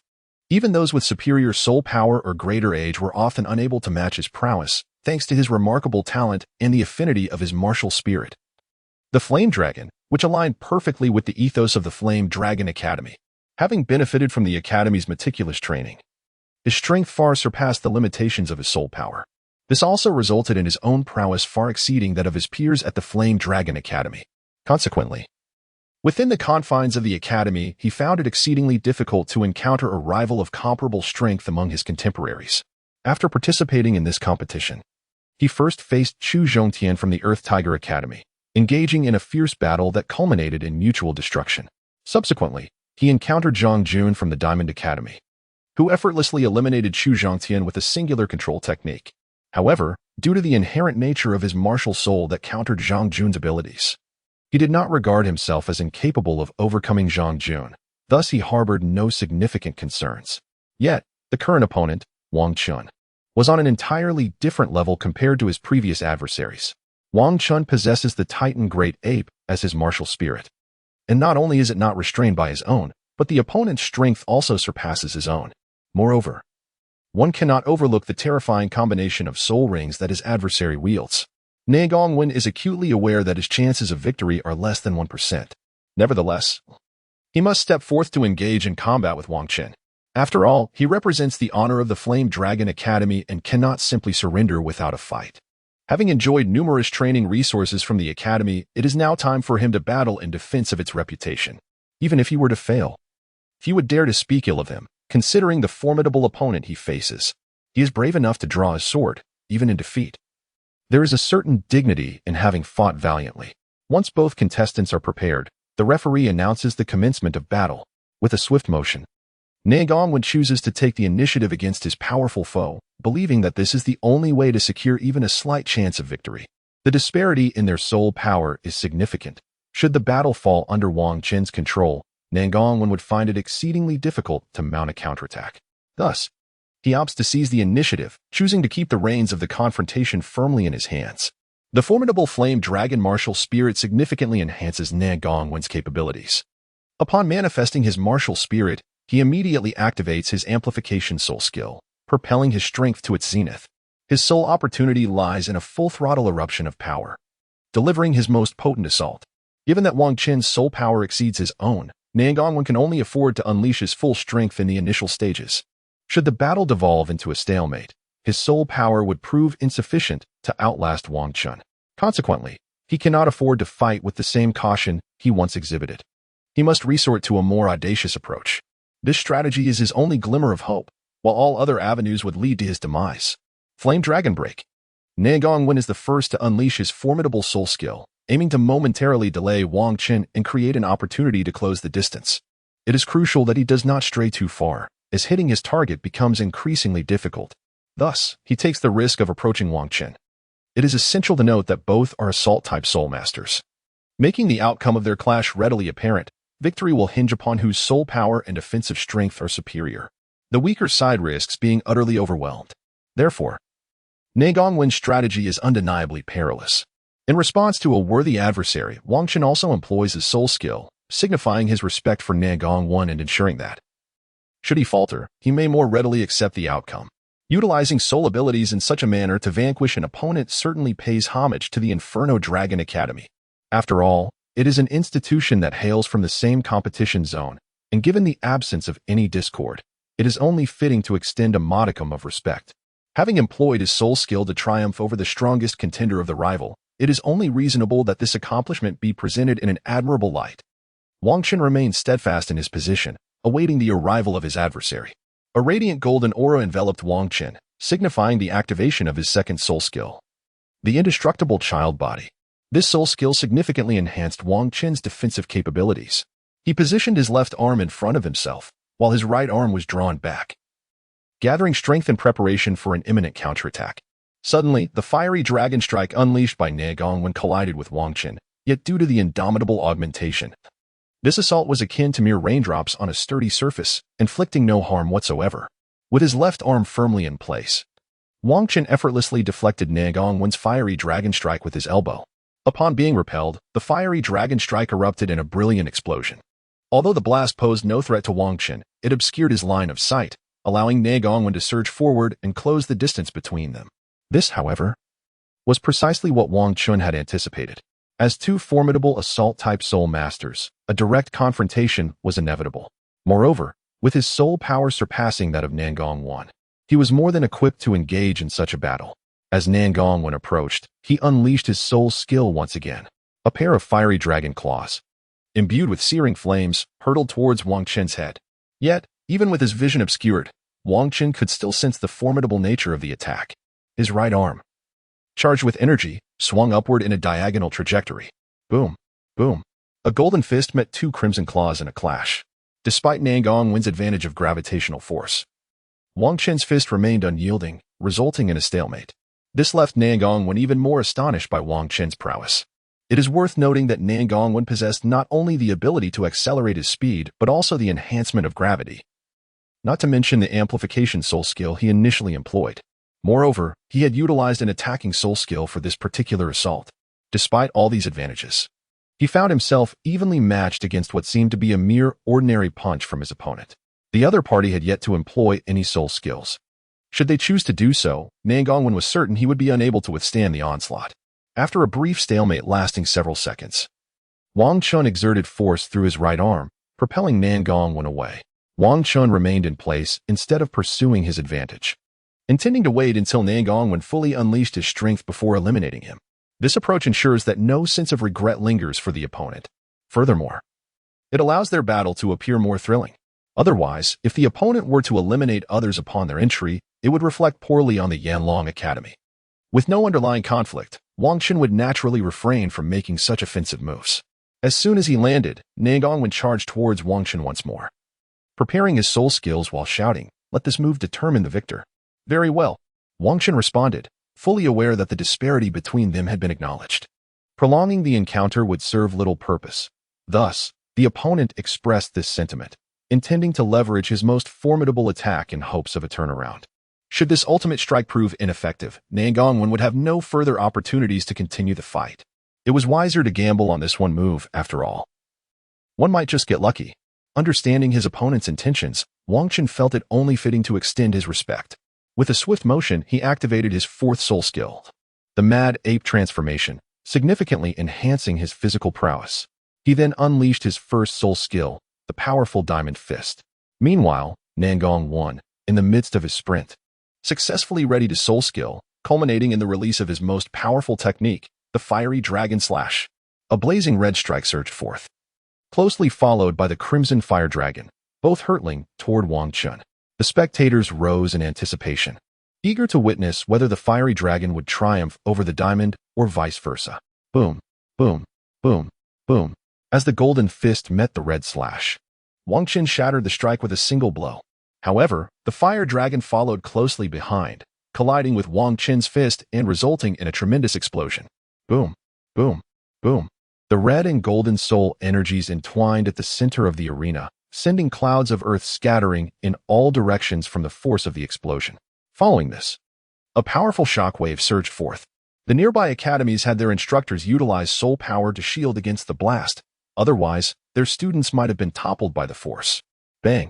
A resounding sound emerged from the billowing smoke of the explosion, followed by the sight of Nan Gongwen from the Flame Dragon Academy being hurled out of the haze, crashing onto the central arena's floor. The elimination round had concluded, and the fallen Nan Gongwen exhibited no capacity for retaliation. All eyes were now on the fate of Wang Chun amidst the smoke, if he too had been gravely injured by the explosion. There remained a possibility for the match to continue. Conversely, if Wang Chun emerged unscathed, the 15-day elimination tournament would reach its conclusion. Before long, the spectators discerned the outcome. Tap, tap, tap, tap. A steady cadence of footsteps resonated from the smoke, and Wang Chun emerged unscathed from the haze. The victor had been determined. Lying on the ground, Nan Gongwen lifted his head and remarked, "Thank you for holding back." To which Wang Chun replied, "A trivial matter." Wang Chun calmly responded. It turned out that during the recent clash of soul skills, Nan Gongwen had intended to follow up his own soul skill with a fiery assault. The Flame Dragon God Claw, taking advantage of Wang Chun's momentary distraction from the soul skill confrontation. However, Wang Chun's formidable strength shattered the Flame Dragon Slash with a single blow, unhindered by the soul skill. It was impossible for Wang Chun to fall prey to Nan Gongwen's ambush. After enhancing his power through the soul skill, Wang Chun's strength became astonishingly formidable. He effortlessly countered Nan Gongwen's Flame Dragon God Claw with a single punch, sending Nan Gongwen hurtling away. Originally, Wang Chun's punch was aimed at Nan Gongwen's head, but at the last moment, he deftly redirected his attack to strike his chest instead. Hence, Nan Gongwen expressed his gratitude. Although he was momentarily winded by the force of Wang Chun's blow, Wang Chun had tempered his strength, ensuring that Nan Gongwen sustained minimal injury. He was merely left breathless from the exertion and the impact on his chest, necessitating a brief respite on the ground to recover his breath. Once he regained his composure, he would be able to move independently. After a couple of days of rest to restore his soul power, he would fully recuperate without affecting his performance in the upcoming finals. Once he recovered, Nan Gongwen rose from the ground and conceded defeat. The promotion matches, spanning 15 days, concluded with his surrender. The King Kong Academy achieved an impeccable record of 14 victories in 14 matches, securing the top position in the Douluo Empire's promotion round. Both the Flame Dragon Academy and the Earth Tiger Academy shared the same record of 14 matches, 12 victories, 1 draw, and 1 loss, ranking second in the Douluo Empire's promotion round. Following the conclusion of the matches, the Luo Emperor delivered an impassioned speech to inspire and motivate. The finals were imminent, promising to determine the strongest academy on the continent. As the emperor, the Luo Emperor could not leave Luo City. After his address, he announced that the vice president of the Luo Offering Group, an esteemed Douluo of over level 80, would represent him as the ambassador of the Luo Empire in the upcoming tournament's adjudication. The Luo Cultivation Corps is a force exclusively established by the Luo imperial family, entirely belonging to their authority. The status of the entire Luo Cultivation Corps is revered, answering solely to the commands of the emperor, with no one else capable of issuing orders. It is precisely due to this formidable power that the Luo Emperor can adeptly govern the empire.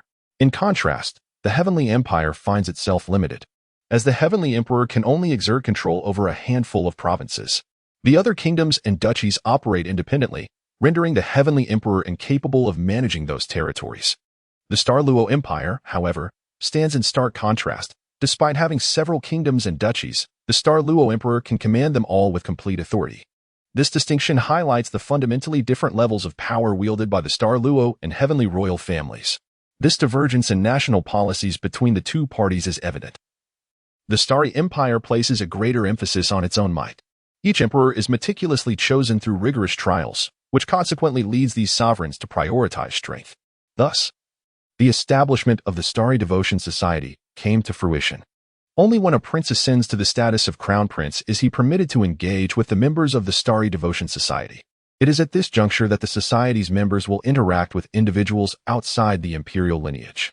Naturally, this interaction is predicated on mutual respect. Should the crown prince seek assistance from the society's members, he is obliged to offer compensation. Furthermore, he must willingly present his own resources. The crown prince lacks the authority to compel the devotees to act against their will. Apart from the Starry Emperor, no individual possesses the power to dictate the actions of the devotees. The Starry Emperor firmly retains this influence within his grasp, which elucidates why each Starry Emperor is a figure of formidable authority. The fact that the Emperor Xingluo has dispatched such a formidable Douluo, the vice-captain of the Xingluo worship group, as an escort, underscores his profound regard for these students. It is noteworthy that in previous grand tournaments, the Emperor typically sent only a common Douluo as an escort and had never arranged for a vice-captain to accompany them. This time, the 15 teams from the Luo Empire will be personally accompanied by the vice president to the Soul Fighting City, located at the confluence of the two great empires in the Spirit Hall for the final showdown. The grand finale will be hosted by the Spirit Hall. Luo has allocated only 3 days for each team to prepare. After this brief interlude, a total of 15 teams, along with their instructors and 500 soldiers from the Royal Knights, will embark on their journey to the venue of the finals, the Soul Fighting City. The championship match is set to take place in the heart of the Soul Fighting City. This city is co-owned by the Spirit Hall and the two great empires. It was constructed specifically prior to the inauguration of the first Continental Advanced Soul Master Elite Competition. The Soul Arena is situated at the confluence of two great empires and the Spirit Hall, with the entirety of the city's governance shared among the three parties. It is precisely for this reason that the two empires consented to host the final championship here. The newly constructed Soul Fighting City boasts at its heart the Central Soul Arena, renowned as the most magnificent edifice across the entire Douluo Continent. It is precisely due to this Central Soul Arena that Soul Fighting City has emerged as the hallowed battleground for all Soul Masters. Those who have not engaged in combat within this arena often hesitate to regard themselves as formidable Soul Masters.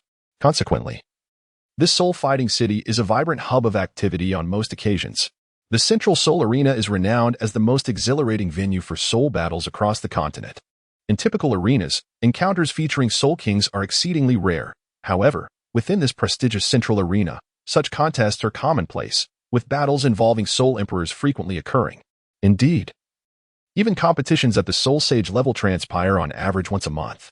Therefore, it is entirely reasonable for the Central Arena to make such bold claims. The journey from Luo City to Soul Arena City spans nearly 20 days, prompting all academies to commence their travels immediately after a brief 3-day respite, without any delay. The duration of the finals is relatively brief, as it solely consists of elimination rounds. With a total of 33 teams, the outcomes can be determined in under 10 days. The Spirit Hall places significant emphasis on each finals event during the preliminary rounds. The designated inn for participating academies in Seoul Arena City has been thoroughly prepared and awaits their arrival. Moreover, the Central Seoul Arena has suspended all battles in anticipation of the grand finals. Simultaneously, Seoul Arena City has decreed that during the tournament, non-Seoul masters must pay a substantial entry fee to witness the matches. Even nobles are required to comply. Without payment, entry is strictly forbidden. This has long been an established rule of the grand tournament, instituted to ensure the event's successful execution. The arrival of 153 to the Seoul Arena does not evoke dissatisfaction among the common folk due to such regulations.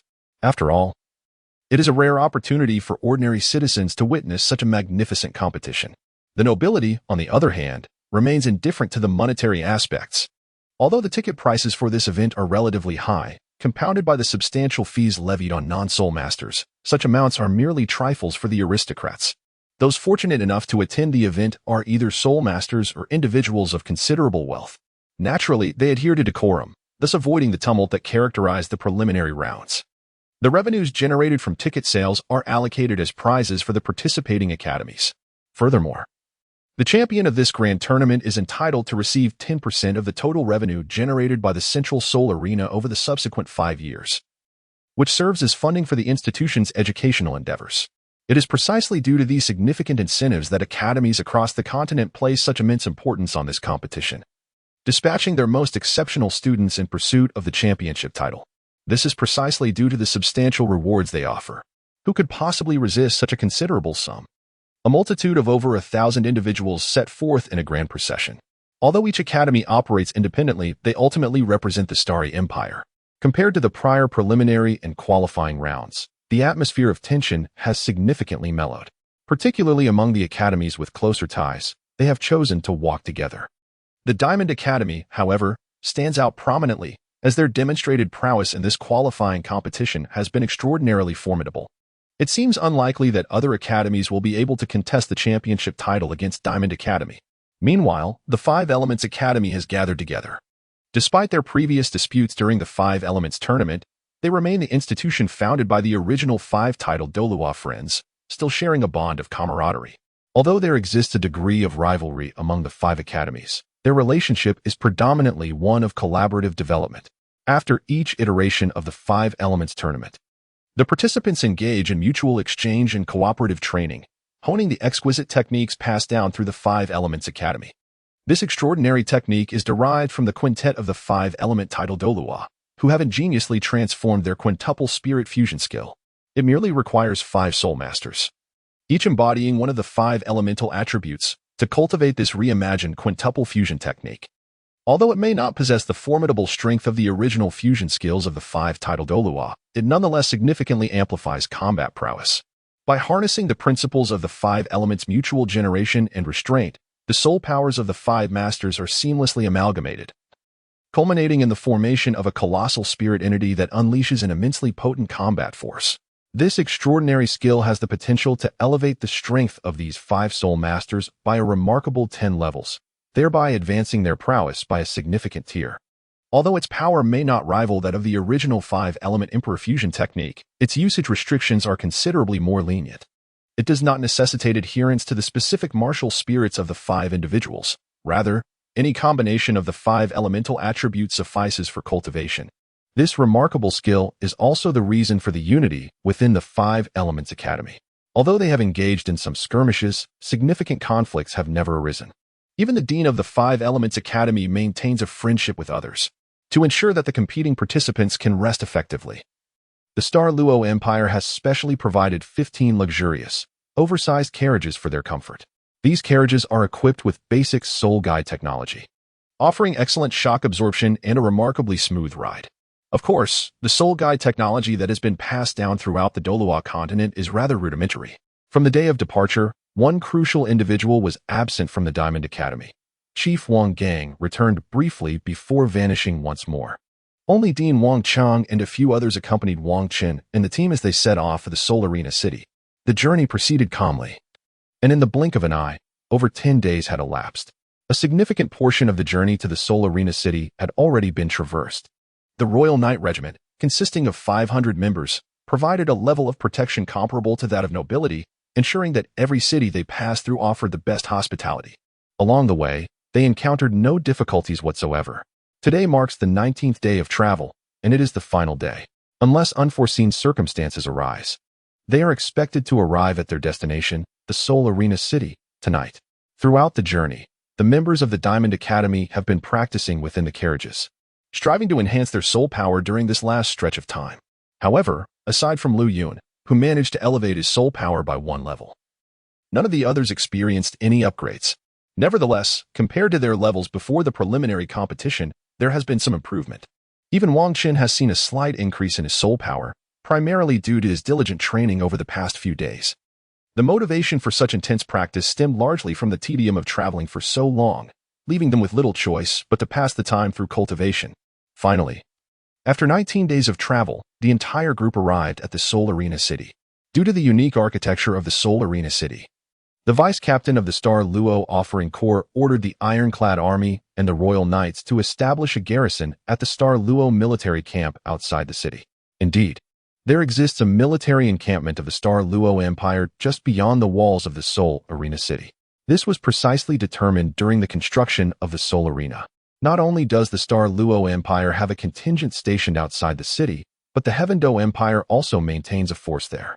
In addition to the Spirit Hall, both empires have deployed their armies for the garrison. However, the numbers are modest, with each force comprising merely 1,000 soldiers. This army is not only capable of providing logistical support to the soldiers of the empire during the course of the competition, but also assumes the responsibility of maintaining security in the Soul Arena of the Starry Empire during peacetime. The preservation of the operational integrity of the entire Soul Arena is indeed the reason for the establishment of this battalion by the two great empires. Although the Spirit Hall has not stationed troops to guard the area, they have commissioned the construction of a Spirit Main Hall and appointed a Platinum Bishop of the Soul Douluo rank as its master. This arrangement underscores the significance of the Spirit Main Hall, indicating that its status is on par with that of the two Sacred Halls, as only the two Spirit Sacred Halls would appoint a Platinum Bishop to preside over such a domain. The Spirit Hall, while nominally merely a main hall, holds a status slightly superior to that of the two Spirit Sanctuaries. Each time the elite competition for high-ranking Soul Masters across the continent is held, the Pope of the Spirit Hall arrives at the Soul Arena's main hall to preside over the final championship match. After the appointed attendants arrange for the accompanying troops, he personally leads 15 teams of Soul Masters into the Soul Arena. In comparison to the vast cities of Heavendo and Star Luo, the Soul Arena is considerably smaller, even lacking 1/10 of the area of Star Luo City. Nevertheless, the awe it inspires amongst Soul Masters is no less than that elicited by the two grand cities. Despite its modest size, the walls of the Soul Arena were constructed to the specifications of a capital city, towering at 80 meters. The walls appear extraordinarily majestic from the outside. The thickness exceeds 30 meters, entirely crafted from granite. Even Wang Qin, who has witnessed both Heavendo and Star Luo cities, cannot help but marvel upon seeing the Soul Arena. It is worth noting that this city did not exist initially. It was entirely built through the investment of 3 factions. The undertaking of creating such a city is no simple feat remarkably. The Soul Arena is not shaped like an ordinary city with 4 sides, but rather forms an equilateral triangle. This means it possesses only 3 walls. The patrol duties along these walls are managed by personnel from the 3 factions, with each faction responsible for its respective area, refraining from encroaching upon the territories of others. Each of the 3 walls features a grand relief sculpture, each distinct, depicting the emblematic symbols of Star Luo, Heavendo, and the Spirit Hall. Upon entering the Soul Arena, one is enveloped by a vibrant atmosphere. However, the streets are not crowded, as the factions have deployed personnel to manage traffic and facilitate the entry of academies participating in the competition. Those arriving at the Soul Arena are aware of this protocol and, consequently, refrain from wandering aimlessly at this time. Although foot traffic is sparse, the number of shops is quite abundant. The establishments in this city predominantly cater to the needs of Soul Masters. In fact, this city is a haven for Soul Masters, and many who venture forth on their journeys make it a point to visit here, for otherwise, their experiences would be deemed incomplete. Consequently, most of the shops here offer a variety of items essential for Soul Masters. They provide not only weapons such as swords and halberds, but also armor and even spatial storage soul tools.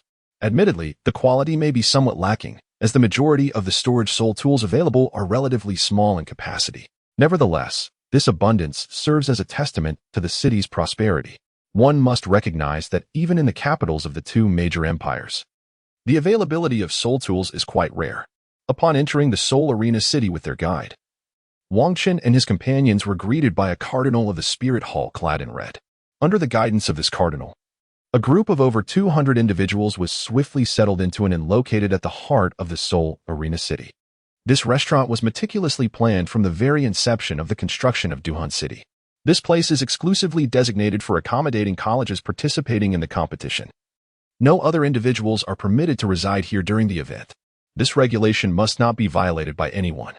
This signifies the profound respect held by the three great powers towards the participating academies. Moreover, during the competition, all service personnel must be soul masters. Ordinary individuals who typically manage the hotel are granted a respite during this period and are not required to work. They will return only after the competition concludes to resume their duties. After all, these soul masters are only summoned to serve during the competition at other times. Their presence as service personnel is unnecessary. Otherwise, even the mightiest spirit hall on the continent could not possibly allocate such a multitude of soul masters for service roles. It is essential to note that the staff within the hotel are all at least Grand Soul Masters possessing soul power exceeding level 20. Once settled, Wang Chen took the opportunity to step outside the hotel, eager to explore the renowned Soul Arena city of this continent. Had he not embarked on his previous outing with a specific purpose, he might have visited this Soul Arena city sooner. As he wandered about, he discerned that this triangular Soul Arena city was likely constructed around the central Soul Arena. The central Soul Arena itself stands as the most colossal and magnificent edifice within the entire city. The central arena of the Soul Fighting City boasts 3 grand gates, each aligned with the 3 city gates of this illustrious domain. The 3 avenues are of equal width and length, symbolizing the equal partnership among the 3 factions. However, the most remarkable feature of the entire central arena is the towering tri-pillar structure that stands at its center. This magnificent tri-pillar is intricately adorned with the emblems of the Douluo Empire, the Xingluo Empire, and the Spirit Hall, making it the very heart of Soul Fighting City. It serves not only as the literal center but also as the focal point of significance in a more profound sense. The distances from the 3 pillars to the 3 city gates are precisely equal. The central arena of the Soul Duel is constructed in a semicircular form, with its exterior adorned in a golden material that shimmers brilliantly under the sunlight. After wandering for a while, Wang Chen returned to the hotel to rest, as the impending competition necessitated further discussions among them. According to the information received from the Spirit Hall, the competition is set to commence in 3 days. After a tiring journey, this 3-day respite is sufficient for the various academies to make necessary adjustments. Both the academies representing the Douluo Empire and those from the Xingluo Empire are accommodated in this hotel. Even the 3 seed teams that arrived early have been arranged to rest here, and the same applies to the teams granted direct entry by the Spirit Hall. This also signifies the Soul Hall's equitable treatment of the participating academies. Throughout the 3 days, the members of the Diamond Academy remained in a state of repose, dedicating all their time to meditative cultivation of their soul power, striving to maintain themselves in optimal condition. However, Wang Chen stood as an exception, for his strength was truly formidable. The recent competition exerted no pressure upon him. Moreover, Wang Chen had cultivated his foundational skills to the 4th level, allowing him to maintain his peak condition with merely a brief night training session. Consequently, he did not require the extensive rest that other participants deemed necessary to achieve optimal performance. After a 2-day respite, Dean Wang Chong convened all competitors from the Jingang Academy, intending to provide a final briefing before the commencement of the contest. Once everyone had gathered, Dean Wang Chong began his discourse.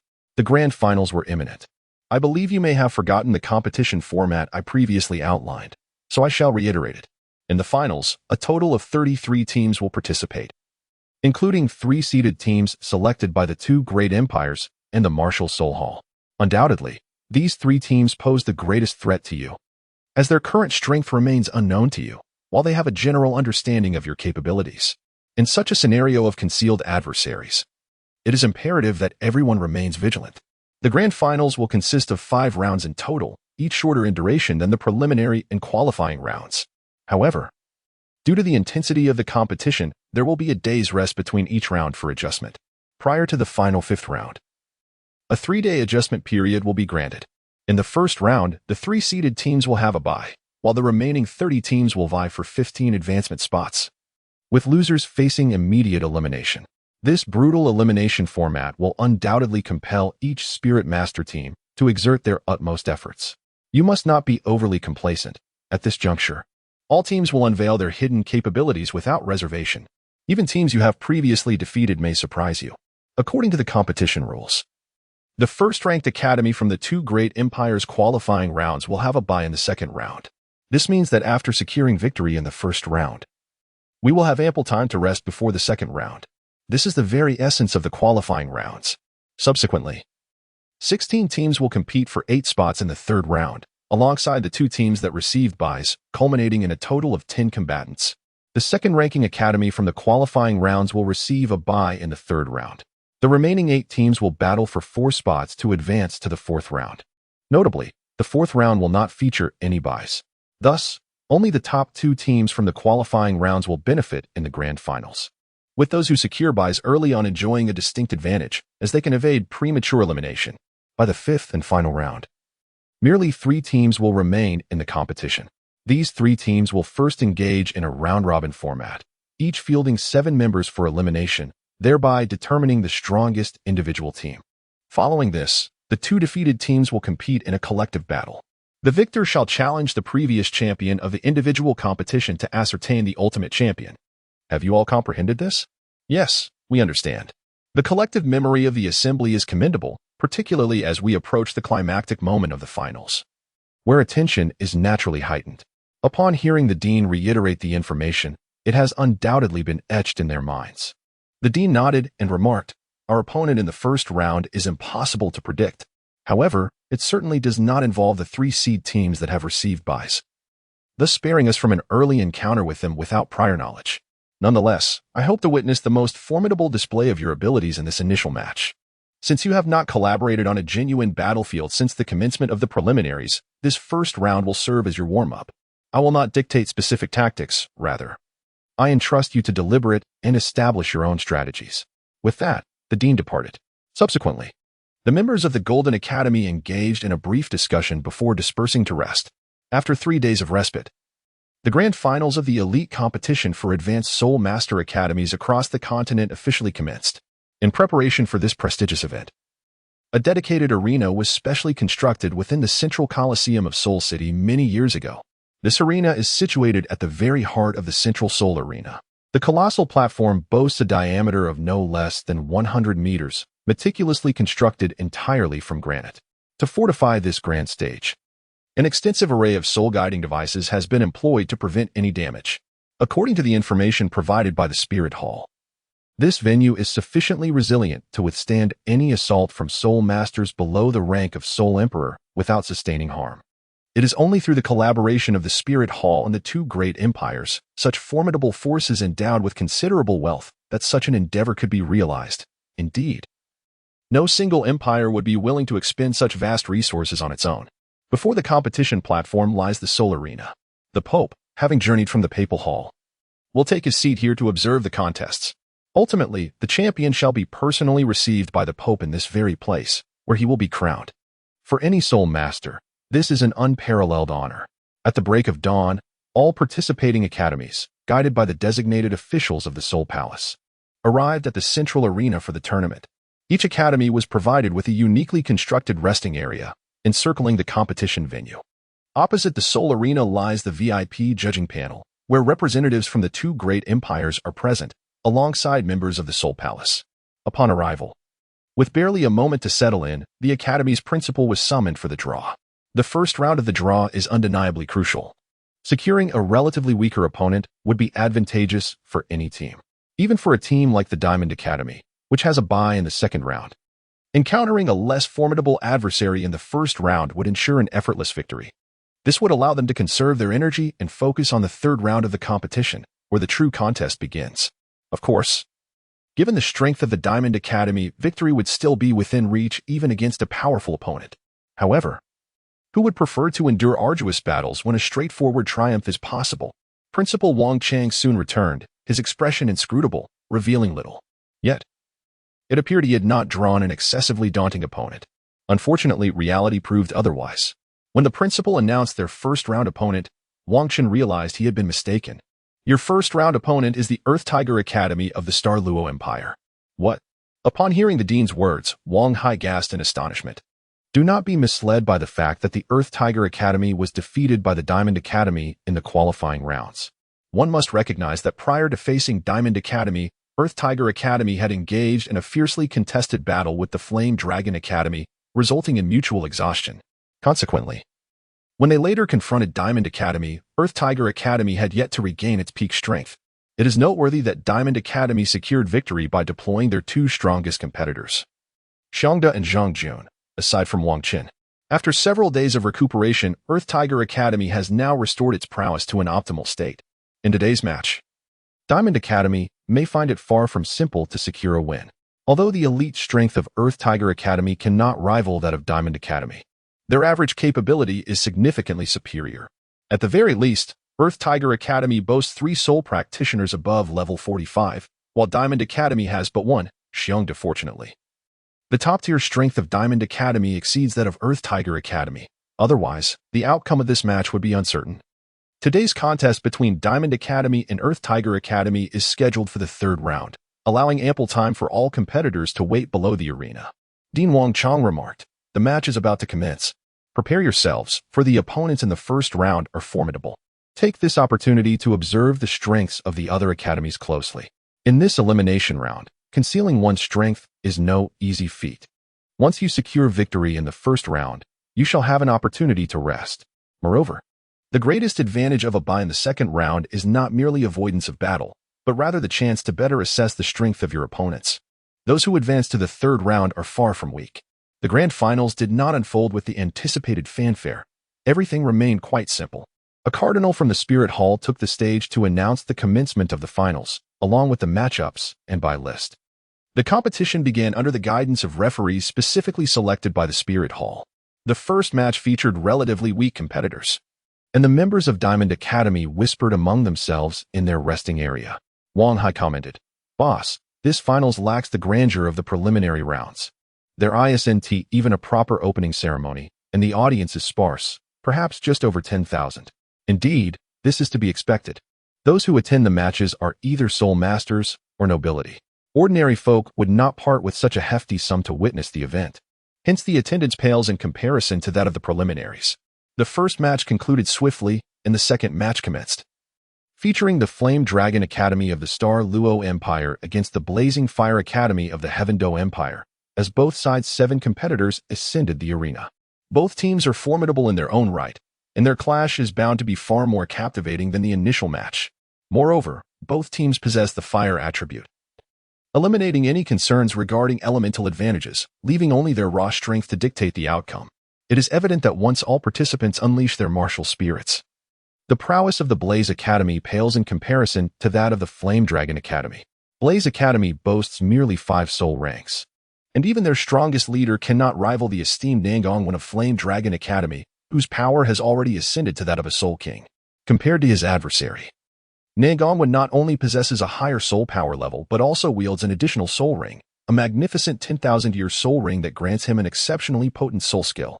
Consequently, it is clear that the overt strength of Blaze Academy cannot contend with that of Flame Dragon Academy. With no elemental advantages and significantly lower strength, Blaze Academy seems destined for defeat. Unless unforeseen circumstances arise, the conclusion of this match appears inevitable. Blaze Academy harbors little chance of triumph. Ultimately, as Wang Qin anticipated, despite Blaze Academy's valiant efforts, the disparity between the two institutions was too pronounced to overcome through sheer determination. After an arduous 10 minutes of combat, Flame Dragon Academy emerged victorious. Although Blaze Academy faced defeat, their indomitable spirit was truly commendable. Meanwhile, Jingang Wen, as the first Soul King to enter the finals, captured considerable attention, thereby elevating the reputation of Flame Dragon Academy and achieving his goal of bringing honor to his institution. Following the conclusion of the second match between Flame Dragon Academy and Blaze Academy, the stage was set for the 3rd contest, the fierce battle between the Diamond Academy and the Earth Tiger Academy. With the referee's announcement, Wang Qin led the competitors of Diamond Academy onto the arena, poised for the impending clash. As both teams positioned themselves on the stage, the referee took his place between them, signaling the commencement of the match. "You may now unleash your martial spirits." The rules remain unchanged. The defeated shall be eliminated, while the victors advance to the next round. Diamond Advanced Soul Master Academy versus Earth Tiger Advanced Soul Master Academy. Prepare yourselves. Standing at the forefront of Earth Tiger Academy, Chu Zhongtian fixed his gaze intently on the formidable Wang Chen of Diamond Academy and the previously victorious Zhang Jun. His expression grew serious, and his body, heightened by concentration, radiated an air of confidence. With broad shoulders and striking features, he appeared even more dependable in that moment. Brothers, unleash your martial spirits. Let us give our all and leave no regrets. Suddenly, all members of the Earth Tiger Academy channeled their soul power, unleashing their martial spirits. At the forefront of the entire team stood Chu Zhongtian, whose fluctuations in soul power were the most pronounced. Beneath him, 5 soul rings appeared, 2 yellow, 2 purple, and 1 black. Behind Chu Zhongtian, his teammates manifested 4 soul rings, 2 yellow and 2 purple. Every contestant from Earth Tiger Academy possessed a minimum strength of over level 40. Had the Golden Steel Academy not participated in this tournament, it would not have been impossible for Earth Tiger Academy, boasting a Soul King and 7 formidable Soul Sect competitors, to seize the ultimate championship. However, that prospect has now evaporated, for the prowess of the Golden Steel Academy is simply extraordinary. In this match, not only are there the 2 formidable Soul Kings, Wang Chen and Zhang Jun, but also the exceptionally powerful Xiong De, who has attained the remarkable level of 49. Accompanying them are the support-type Soul Master Zhang San and the agile attack-type Soul Master Wang Er. The final duo consists of Lu Yun and Li Si, whose soul techniques are notably complementary. The absence of the more powerful Zhang Yi, a Soul Master of greater prowess, is due to the unfortunate overlap of his martial soul with that of Zhang Jun, rendering him less effective in the competition. Thus, 2 Soul Elders have been appointed as replacements. With the formidable strength of Wang Chen and his companions participating in the tournament, the Earth Tiger Academy finds itself with little hope of victory. Martial Soul Manifest, Wang Chen shouted as the entire Jingang Academy began to unleash their martial souls. Whoosh, whoosh, whoosh. 5 soul rings, 1 yellow, 2 purple, and 2 black, materialized beneath Wang Chen's feet. The moment his martial soul was released, the audience present was left utterly astonished. This exaggerated combination of soul rings has entirely overshadowed the presence of the other 2 Soul Kings on the arena. Were it not for Wang Chen's appearance, the sight of 2 Soul Kings competing in the finals would have undoubtedly captivated considerable attention. Regrettably, all focus has now been monopolized by Wang Chen. The referee, positioned at the center, was taken aback, but, being professionally trained, quickly regained composure and announced in a resounding voice, "The match begins." With the referee's command, the audience returned to their senses, eagerly resuming their observation of the contest unfolding on the stage. Of course, the competitors from Earth Tiger Academy were not left in awe by Wang Chen's soul rings, having previously witnessed them during the qualifying rounds. With a mental preparation in place, they remained unfazed. As the referee's declaration echoed, the participants from both sides commenced their battle. Prior to entering the arena, King Kong Academy had already positioned themselves strategically. The mightiest among them, the Assault-type Soul Master Wang Chen, took the forefront, while the Control-type Soul King Zhang Jun occupied the center to orchestrate the battle. The Support-type Zhang San remained at the rear, ready to bolster his teammates. Similarly, fellow Assault-type Master Xiong De stood to Wang Chen's left, confronting Earth Tiger Academy head-on. Li Si positioned himself behind Zhang Jun, providing cover for Zhang San while also ready to deliver ranged fire support for the team. Moreover, Lu Yun, whose soul skills complemented Li Si remarkably, hovered above him, offering visibility and the potential for powerful coordinated attacks. As for the last member, the agile attack-type Soul Master Wang Er, he refrained from initiating an assault, instead remaining in the back line to prevent any ambushes on their rear while having the freedom to move and assist throughout King Kong Academy's formation. This strategic arrangement aimed to enhance their collaboration and combat abilities before the finals commenced, fostering a more cohesive synergy among the team at this critical juncture. Earth Tiger Academy had also established their positions in preparation. Following the referee's announcement, they immediately launched their assault. The most formidable among them, Chu Zhongtian, directly confronted Wang Chen, intending to stall him and create opportunities for his teammates. Given the evident disparity in strength between the 2 academies, Earth Tiger Academy recognized that their only chance of victory lay in restraining the 3 most powerful Soul Masters from King Kong Academy. Allowing their allies to eliminate the weaker members of the opposing team, and subsequently coordinating with Chu Zhongtian to explore the possibility of securing triumph through this strategy. This represents the sole opportunity for the Earth Tiger Academy. To secure victory, they must seize this moment. Thus, as the battle commenced, the Earth Tiger Academy surged forward. Chu Zhongtian unleashed his full potential, directly confronting Wang Chen, the most formidable contender from the Diamond Academy.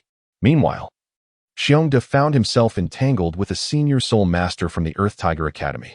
Although this soul master was no match for Xiongda, he could not swiftly overcome this adversary, effectively stalling him. In this regard, the stratagem of the Earth Tiger Academy bore some fruit.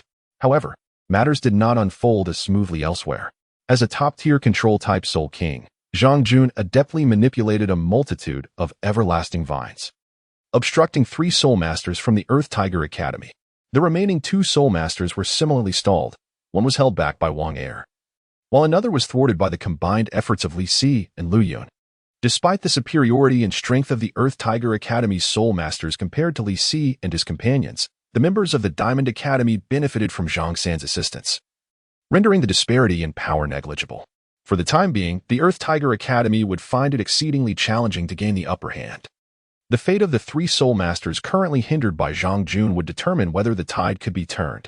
Should the standoff persist and Li Si's group remain uneliminated, the Soul Master opposing Xiongda would soon find himself overwhelmed.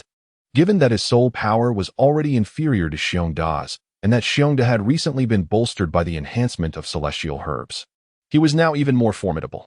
This Soul Master from the Earth Tiger Academy was, therefore, no match, destined to merely delay the inevitable. Interestingly, what initially seemed the most daunting for Chu Zhongtian now presented little difficulty, primarily because Wang Chen had not exerted his full strength. This battle serves as an opportunity to refine the coordination of the Diamond Academy. The current skirmish is indeed an excellent chance for training. Therefore, Wang Chen refrained from exerting his full strength and engaged in a contest of equal footing with Chu Zhongtian. Meanwhile, the 3 Soul Masters, hindered by Zhang Jun, were desperately advancing, acutely aware that the situation demanded their efforts to break the impasse. They unleashed their full power, with 2 Soul Masters creating an opening for the third, allowing him to escape Zhang Jun's grasp and swiftly charge towards the rear ranks of the Diamond Academy. Upon witnessing this development, Zhang Jun immediately activated his formidable soul technique. The 3 Soul Masters' synergy proved challenging for him to control. With only 2 Soul Masters remaining, managing them became considerably easier. Moreover, he harbored no concerns about the situation in the rear. As long as he resolved these 2 adversaries swiftly, he could directly assist his teammates. After such a prolonged collaboration, he understood that the members stationed in the back ranks were not so easily dealt with. Superb control. Whoosh, whoosh, whoosh, whoosh, whoosh. A multitude of everlasting vines surged rapidly from the ground under the influence of Zhang Jun's soul technique. The tendrils surged forth, entwining directly towards the 2 Soul Masters from the Earth Tiger Academy. Bolstered by the enhancement of soul abilities, these tendrils proved far more resilient than their previous counterparts. As an abundance of tendrils advanced menacingly towards them, the 2 Soul Masters activated their most potent soul techniques, striving to dismantle the encroaching tendrils and evade Zhang Jun's control. Their immediate objective was to delay Zhang Jun, preventing him from providing assistance elsewhere, should they fall victim to Zhang Jun's soul technique. Escaping the ensuing binds would become an arduous task, thereby undermining their mission to stall him.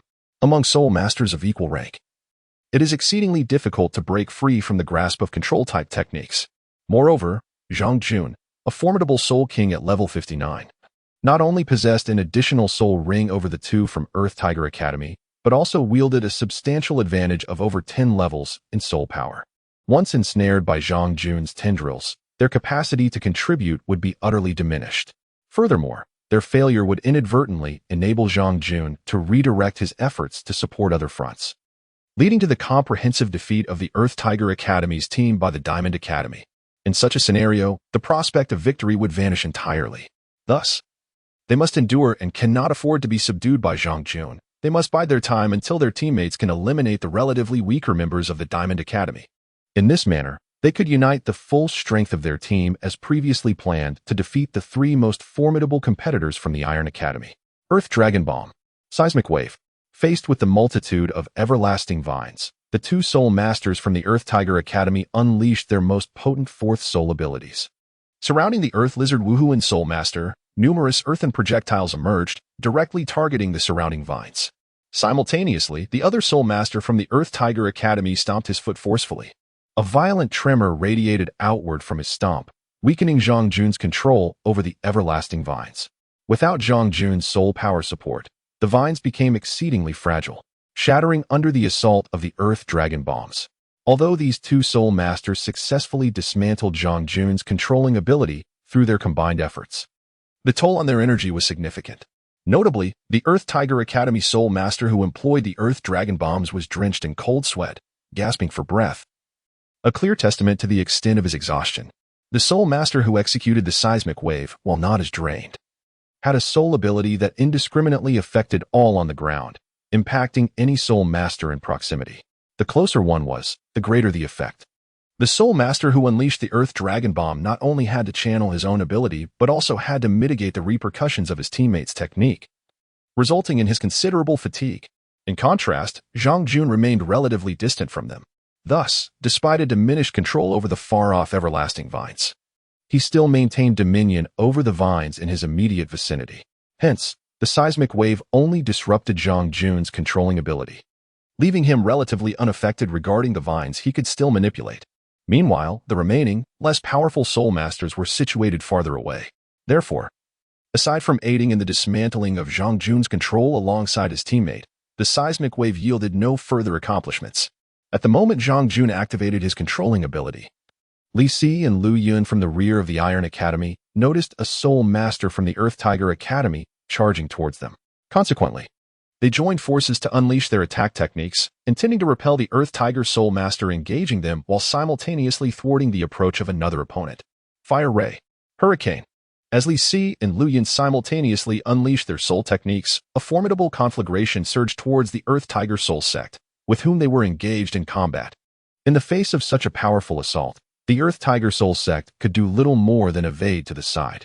Once the opposing sect was forced back, Li Si deftly redirected the flames towards the Soul Master who had just broken free from Zhang Jun's control, aiming to thwart any further approach.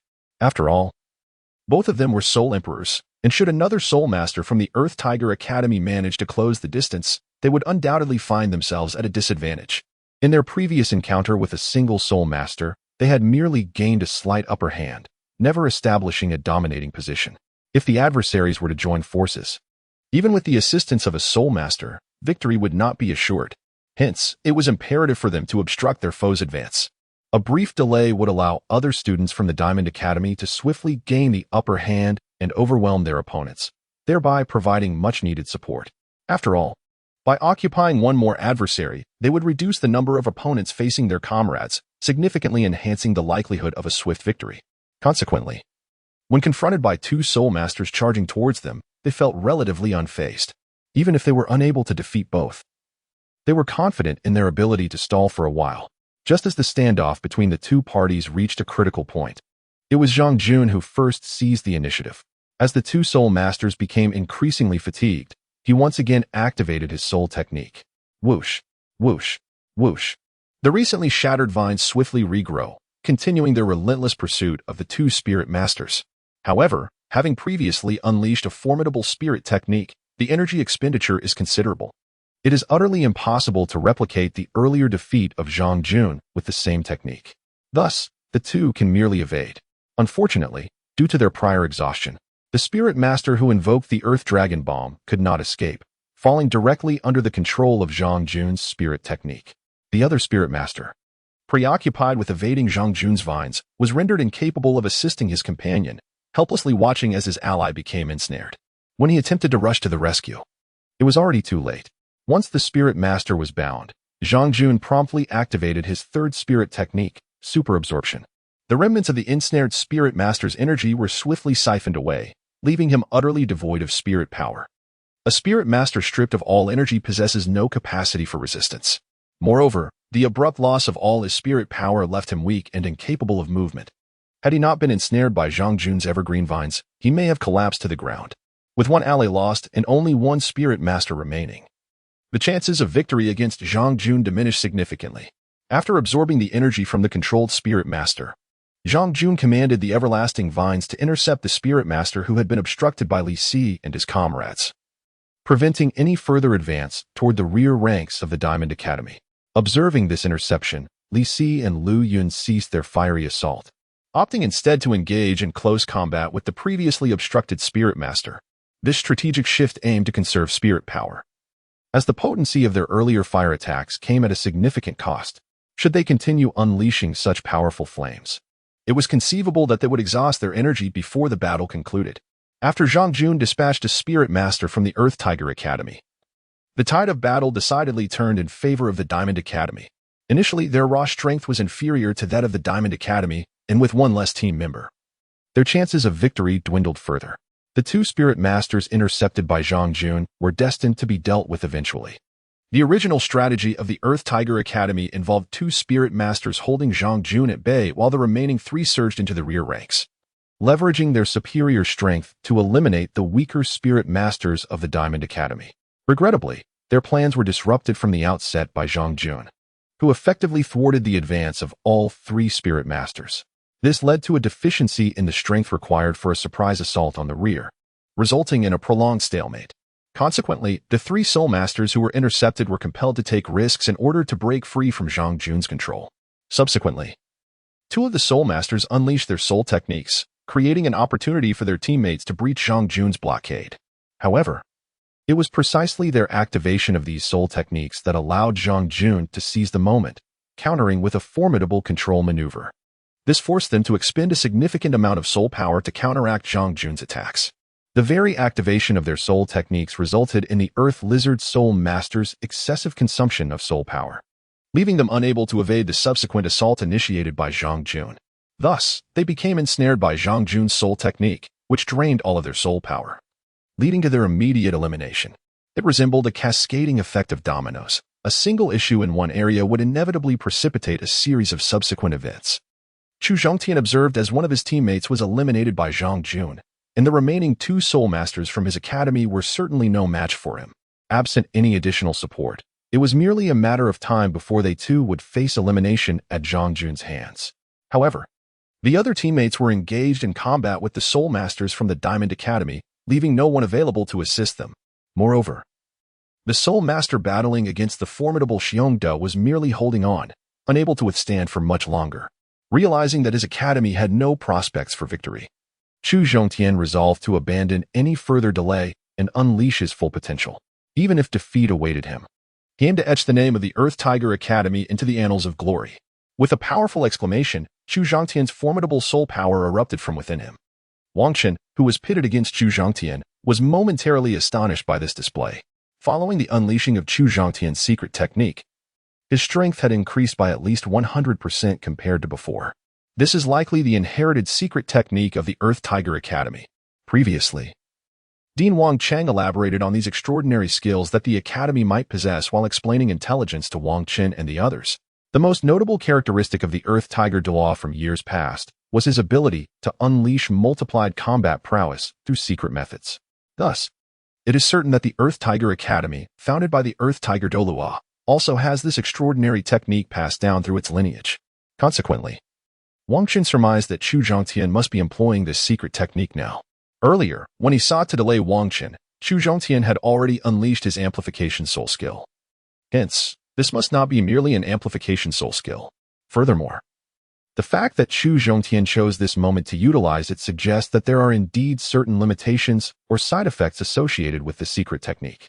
Otherwise, why did he not employ this explosive technique earlier against the Soul Masters at the rear of the Assault Diamond Academy, thereby enhancing their strength to decisively defeat Li Si and his companions, thus opening a path for the Earth Tiger Academy? Therefore, Wang Chen firmly believed that this secret technique must indeed have restrictions. Otherwise, it would not be solely wielded by Chu Zhongtian at this moment. As Wang Chen anticipated, the secret technique that Chu Zhongtian manifested does indeed come with considerable limitations. The purpose of this secret technique is to expedite the circulation of soul power within a Soul Master, thereby enhancing their overall strength. The rapid flow of soul power not only amplifies the Soul Master's explosive potential, but also fortifies their defensive and offensive capabilities. After all, the swift circulation of soul power naturally weaves a network within the human body, assisting the Soul Master in mitigating damage while simultaneously augmenting their own attack power. However, With such abundant benefits come inherent limitations. Otherwise, Chu Zhangtian would be able to deploy this secret technique the moment he enters the arena.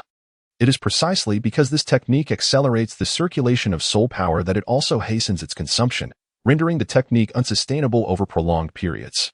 Moreover, it can inflict considerable harm on the soul master themselves. This is akin to a machine operating at high speed under excessive load, inevitably leading to wear and tear. Once employed, a recovery period of over a month is essential to regain one's strength. Thus, Chu Zhongtian has refrained from utilizing this technique. Even during his previous battle against Nangang, one of the Yanlong Academy, he chose not to employ it, fearing that its use would diminish his formidable combat prowess, rendering him ineffective in the finals. In the current competitive landscape, a single defeat results in immediate elimination, alleviating concerns about prior issues. Choosing not to use the secret technique leads directly to loss, while its application offers a glimmer of opportunity. Even if, after this match, Chu Zhongtian were to completely lose his combat ability, he could still advance further. Therefore, he boldly decided to employ this secret technique, embracing a more daring strategy. Prior to the match, the Douluo Academy deliberated extensively and ultimately established two viable battle plans. The first plan mirrored their previous strategy in the arena, prioritizing the elimination of the lesser-skilled soul masters from the Jingang Academy. Subsequently, they would consolidate the strength of Douluo Academy to collectively overpower the formidable experts from Jingang Academy and secure victory in the match. The second plan entailed Chu Zhongtian unleashing his secret technique to forcefully eliminate the Jingang Academy. In this manner, the Earth Tiger Academy suffered the loss of its most formidable strength, rendering them devoid of any advantage in subsequent matches. Regrettably, had Wang Chun been merely an ordinary Soul King, it is conceivable that he could have been vanquished by Chu Zhongtian's explosive might. However, Wang Chun is far from an ordinary Soul King. He is a top-tier Soul King whose combat prowess rivals that of a Soul Sage. Even without the aid of Soul Bones, as Chu Zhongtian unleashed his secret technique, Wang Chun too erupted with formidable power, although he did not exert his full strength. Defeating Chu Zhongtian was undoubtedly within his capabilities. Presently, the Diamond Academy had secured a comprehensive advantage, and the coordination among all team members was commendable. Thus, Wang Chun felt no necessity to prolong the battle. After all, their primary objective had been to hone the cooperative abilities of the Diamond Academy. Having sufficiently refined their skills, it was only natural to conclude the encounter. A colossal wave of soul power radiated from Wang Chun, surpassing the pressure exerted by Chu Zhongtian earlier. Naturally, Chu Zhongtian, positioned opposite Wang Chun, was the first to perceive this overwhelming force. Upon sensing the soul power pressure emanating from Wang Chun, he realized that overcoming him was beyond his reach. Even with his explosive secret technique, his strength paled in comparison to Wang Chun's released pressure. Not to mention, Wang Chun might still be holding back, not utilizing his full potential. Thus, Chu Zhongtian comprehended that their battle strategy had utterly failed. Nevertheless, at this juncture, he could not afford to dwell on such matters. Channeling all his energy, Chu Zhongtian resolved to unleash his full capabilities, striving to avoid any regrets in this grand competition. Earth Tiger Roar. Chu Zhongtian unleashed his Earth Tiger Roar soul skill with unbridled fervor. Although this soul skill is not his most formidable one, it boasts the shortest release time and possesses considerable power. Furthermore, upon its activation, it leaves behind a substantial amount of earth element in the vicinity. These earth elements not only diminish the difficulty of utilizing his soul skills, but also enhance the potency of his subsequent abilities. Thus, Chu Zhongtian opted to unleash this soul skill. As the Earth Tiger Roar surged toward him, Wang Chun exhibited no trepidation whatsoever. He remained firmly planted in his position, not moving an inch, and let out a low shout. Indestructible. He activated his soul power, invoking his second soul skill, which greatly augmented his defensive capabilities. Preparing to confront Chu Zhongtian's assault head-on. With a resounding crash, the empowered Wang Chun shattered Chu Zhongtian's Earth Tiger Roar with a single punch. Observing his soul skill being obliterated, Chu Zhongtian felt no surprise. After all, the power of the Earth Tiger Roar was not the most formidable. Coupled with Wang Chun's astonishing strength, it was entirely reasonable for him to dismantle his soul skill. Chu Zhongtian did not harbor any illusions about the efficacy of this skill. It was merely intended to buy him a brief moment of time and amplify the power of his forthcoming technique. Consequently, after unleashing the Earth Tiger Roar, Chu Zhongtian proceeded to invoke his most powerful soul skill, the Earth Tiger's devastating slash, bestowed upon him by a millennium-old soul beast. This fifth soul skill is even more formidable than the one demonstrated during the promotion matches against Jingang, one of the Flame Dragon Academy. This time, when activating the soul skill, Chu Zhongtian is not hindered by the severe depletion of soul power as he was after an extended battle.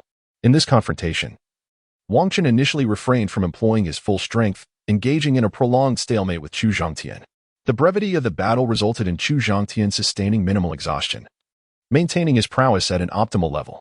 Moreover, he utilized a secret technique, which not only augmented his strength but also enabled him to activate the Earth Tiger Roar, a skill designed to amplify his subsequent soul technique. With such enhancements, the devastating power of the Earth Tiger Slash had escalated far beyond its previous capabilities. The current might of this technique surpassed the assaults of many Soul Kings, and even a typical Soul Emperor, at full throttle, could not unleash such formidable force. It is undeniable that the secret techniques bequeathed by the elite titled Douluos possess unique merits. After shattering the Earth Tiger Roar with his own skill, Wang Chen sensed the oppressive aura of the soul technique and smiled faintly. Quite intriguing, he murmured to himself. He then activated his fourth soul technique, the rampaging Golden Age transformation, significantly enhancing his physical attributes. In this direct confrontation, with his opponent unleashing their full power, Wang Chen could no longer hold back as he had before. He too needed to demonstrate his strength as a sign of respect for his adversary. A vast dark golden soul energy radiated from Wang Chen's body, enveloping his entire right arm in a golden glow, signifying his first soul technique, the mighty golden fist. Following the amplification from his fourth soul technique, the might of Wang Chen's mighty golden fist was formidable. As Wang Chen unleashed his soul technique, Chu Zhongtian, who had been preparing for this moment, executed his Earth Tiger Slash. After delivering the strike, Chu Zhongtian fell to one knee, supporting himself with his hand, gasping for breath. This maneuver depleted all of his soul power. If it proved ineffective, he would have no choice but to concede. In pursuit of a chance at victory, Chu Zhongtian employed the most formidable technique of the Earth Tiger's secret, a move that bore the gravest repercussions. By exerting extreme compression, he unleashed all of his soul power in a single strike. The magnitude of a soul skill released by a Soul King remains an enigma to all. As Chu Zhongtian executed this technique, Wang Chen sensed that its potency had exceeded his initial perception. If the initial Earth Tiger strike represented the pinnacle of a Soul Emperor's might, this iteration had now ascended to rival a typical Soul Saint's assault. It is crucial to acknowledge the significant disparity between a Soul Saint and a Soul Emperor. Presently, Chu Zhongtian was capable of delivering a Soul Saint-level attack while still in the form of a Soul King, although it could not match Wang Chen's prowess. It surpassed the abilities of numerous Soul Masters. When the Earth Tiger strike approached, Wang Chen shed any underestimation, fully acknowledging his opponent's strength. At the critical moment, Wang Chen activated his fifth soul skill, Titan's Might, further augmenting his formidable power. Following multiple enhancements, the Earth Tiger strike collided with Wang Chen's mighty golden fist. Boom, boom, boom, boom. As the two soul skills met, Wang Chen's golden fist clashed against the opponent's slash. However, the Earth Elemental Tiger that followed the strike charged in as well, resulting in a tremendous explosion. A powerful wave of soul energy surged outward, creating a shockwave that staggered the nearest participants, Xiongda and the Soul Master from the Earth Tiger Academy, momentarily halting their engagement. Conversely, the more distant Soul Masters remained largely unaffected, having anticipated the wave upon its emergence. As the explosion reverberated, the entire viewing platform seemed to hit the pause button. The assembled Soul Masters were astonished that two Soul Kings could unleash such an intense confrontation. Meanwhile, Chu Zhongtian, half kneeling and gasping for breath, focused intently on the smoke generated by the explosion, eager to ascertain Wang Chen's condition. In this contest, who ultimately gained the upper hand? The reason Chu Zhongtian is striving so fervently is that this is the first round of the finals. Should the Earth Tiger Academy be eliminated in the initial round, it would inflict a significant blow to its reputation. However, if Chu Zhongtian and his team can exhibit commendable prowess in this match, then even if they face elimination, it will be attributed to the formidable strength of the Diamond Academy rather than any shortcomings of the Earth Tiger Academy. This approach may also mitigate the damage to the reputation of the Earth Tiger Academy. Having received extensive training from the Academy, Chu Zhongtian naturally feels compelled to work towards enhancing its prestige. Therefore, he fixates intently on the smoke, hoping to discern whether he can eliminate Wang Chen. If he succeeds in ousting Wang Chen, even if they subsequently fall short against the Diamond Academy, it would still represent a significant achievement for the Earth Tiger Academy. After all, although we may have been defeated, we triumphed over the opponent's strongest contender. The reputation of this individual is undeniably commendable. However, as the sound of footsteps echoed through the haze, Chu Zhongtian's aspirations were abruptly dashed. Tap, tap, tap, tap. Wang Chun, resplendent in golden light, emerged from the mist, appearing unscathed. Yet, this was merely a superficial impression. In truth, Wang Chun had incurred some cost to neutralize Chu Zhongtian's soul technique. His soul power had diminished by 40%, a testament to the price he paid for this victory. It is noteworthy that throughout the entire promotion match, Wang Chun had not expended such a significant amount of soul power. This underscores the formidable ferocity of Chu Zhongtian's assault, with Wang Chun stepping forth from the smoke. The conclusion of this contest was inevitable. The Earth Tiger Academy had already suffered the elimination of one member by Zhang Jun, and now Chu Zhongtian had completely lost his capacity to resist. Conversely, Wang Chun of the Diamond Academy appeared to retain a considerable degree of his strength. With one less member and lacking any significant advantage, the situation was dire. Now, the formidable Wang Chun had the opportunity to eliminate the remaining members of Earth Tiger Academy at will. With the match reaching this juncture, Earth Tiger Academy had no hope of victory unless its remaining members could replicate the secret technique employed by Chu Zhongtian. Alas, this was an impossibility. Had they possessed the ability to wield such a technique, they would have done so earlier, rather than wait until now when even their captain faced elimination. Consequently, as Wang Chun emerged from the mist seemingly unscathed, Chu Zhongtian realized that the match was lost. Nonetheless, he took solace in the fact that he had unleashed formidable power, showcasing the prestige of Earth Tiger Academy. At the very least, they would not be ridiculed for being eliminated in the first round of the finals. Thus, the first round of the finals came to a close, with the captain of Earth Tiger Academy, Chu Zhongtian, being eliminated, followed by the subsequent defeat of the remaining students at the hands of the Diamond Academy competitors. The first round of the championship finals has concluded with the third match between the Steel Academy and the Earth Tiger Academy. Following the elimination of all members from Earth Tiger Academy, the official referee has announced the results. In the third match of the first round, the Steel Academy emerged victorious against the Earth Tiger Academy. Preparations for the fourth match of the first round are now underway for the participating academies. With the announcement from the referee, the contestants on the stage began to depart one after another. The participating academies then ascended from below the platform. Following their victory in the first round of the finals, the members of the Iron Academy were filled with a sense of joy. Although the battles on the stage had been arduous, everyone's spirits remained high. This was largely due to the extra round of rest they would enjoy after today's matches, allowing them to recuperate more effectively. Upon concluding their match, the Iron Academy returned to their seats to continue watching the ensuing contests. Unfortunately, the excitement generated by the previous matches, particularly the fierce showdown between the Flame Dragon and the Blazing Fire, followed by the Iron Academy and the Earth Tiger, left the subsequent battles feeling rather lackluster. Indeed, had it not been for the remarkable displays prior, these matches might have held more appeal. After all, this was merely the first round of the competition. The clash of elite academies like Iron and Earth Tiger was a rare occurrence in this initial phase. Such infrequency only heightened the thrill of the earlier bouts. Compared to these encounters, the following matches seemed rather dull. Nevertheless, the spectators remained patient, determined to witness the conclusion. After a series of intense battles, the first round of the prestigious Continental Elite Soul Master Academy tournament officially concluded. Aside from the 3 teams that received direct entry, 15 out of the 30 competing teams secured their spots for the second round of the finals. Excluding the unfortunate Earth Tiger Academy, all other capable institutions advanced. Indeed, had they faced any other academy, Earth Tiger could have leveraged Chu Zhongtian's secret techniques to claim victory. Alas, encountering the formidable Wang Chun from Iron Academy rendered their efforts futile, even with the activation of their secret skills. Thus, they departed in disappointment. In the second round, Wang Chun and his fellow participants from Iron Academy, along with the top-seeded academy from the Douluo Empire, enjoyed a bye. This additional period of rest provided a significant advantage. For Iron Academy, this was particularly beneficial, as aside from Wang Chun and his 2 companions, the remaining team members possessed relatively lower capabilities. The intensity of the battles could hinder their less experienced soul masters from regaining peak condition. Therefore, having a bye in the second round substantially increased Iron Academy's chances of triumph. After completing all matches of the first round today, all academies returned to their prearranged hotels for respite. Given that there was a day of rest after each of the earlier rounds of the finals, coupled with the bye in the second round, Iron Academy now enjoyed a total of 3 days to recuperate. The 3 days afforded ample time for the other members of the Golden Academy to restore themselves to peak condition. The day of rest swiftly elapsed, and Wang Qin and his companions remained in the hotel to recuperate, nearly fully restored by the following morning. At dawn, they set off for the Central Soul Arena.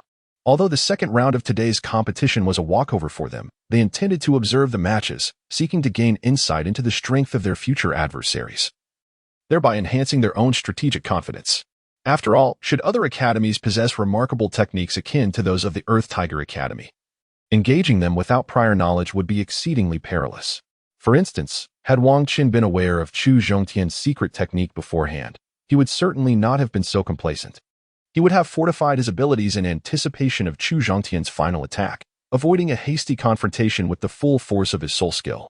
Consequently, Wang Qin would have conserved a significant amount of soul power, unlike the excessive expenditure he faced in countering Chu Zhongtian's ultimate strike due to his ignorance of critical intelligence. Thus, they arrived early at the Central Soul Arena, eager to witness the day's contests, particularly as 3 seed teams with minimal information would be competing. They were determined not to miss this opportunity to assess their capabilities. Soon, under the proclamation of a cardinal clad in crimson, the second round of the finals officially commenced. The inaugural match featured the Spirit Hall pitted against the Thunder Academy of the Xingluo Empire. Both teams were formidable, promising an exciting clash. The Thunder Academy had previously exhibited some of their prowess, showcasing 4 Soul Masters and 3 Soul Elders. However, it remained uncertain whether this represented the entirety of their strength. If this were indeed all they could muster, their chances of overcoming the Spirit Hall's endorsed team would be slim. Historically, the Spirit Hall's teams consistently comprised members of at least Soul Master rank, with even the weakest endorsed teams boasting 6 Soul Masters. Thus, if the Thunder Academy fielded only 4 Soul Masters, their prospects of victory against the Spirit Hall Academy appeared bleak. In no time, the competition commenced with the Cardinal's Declaration.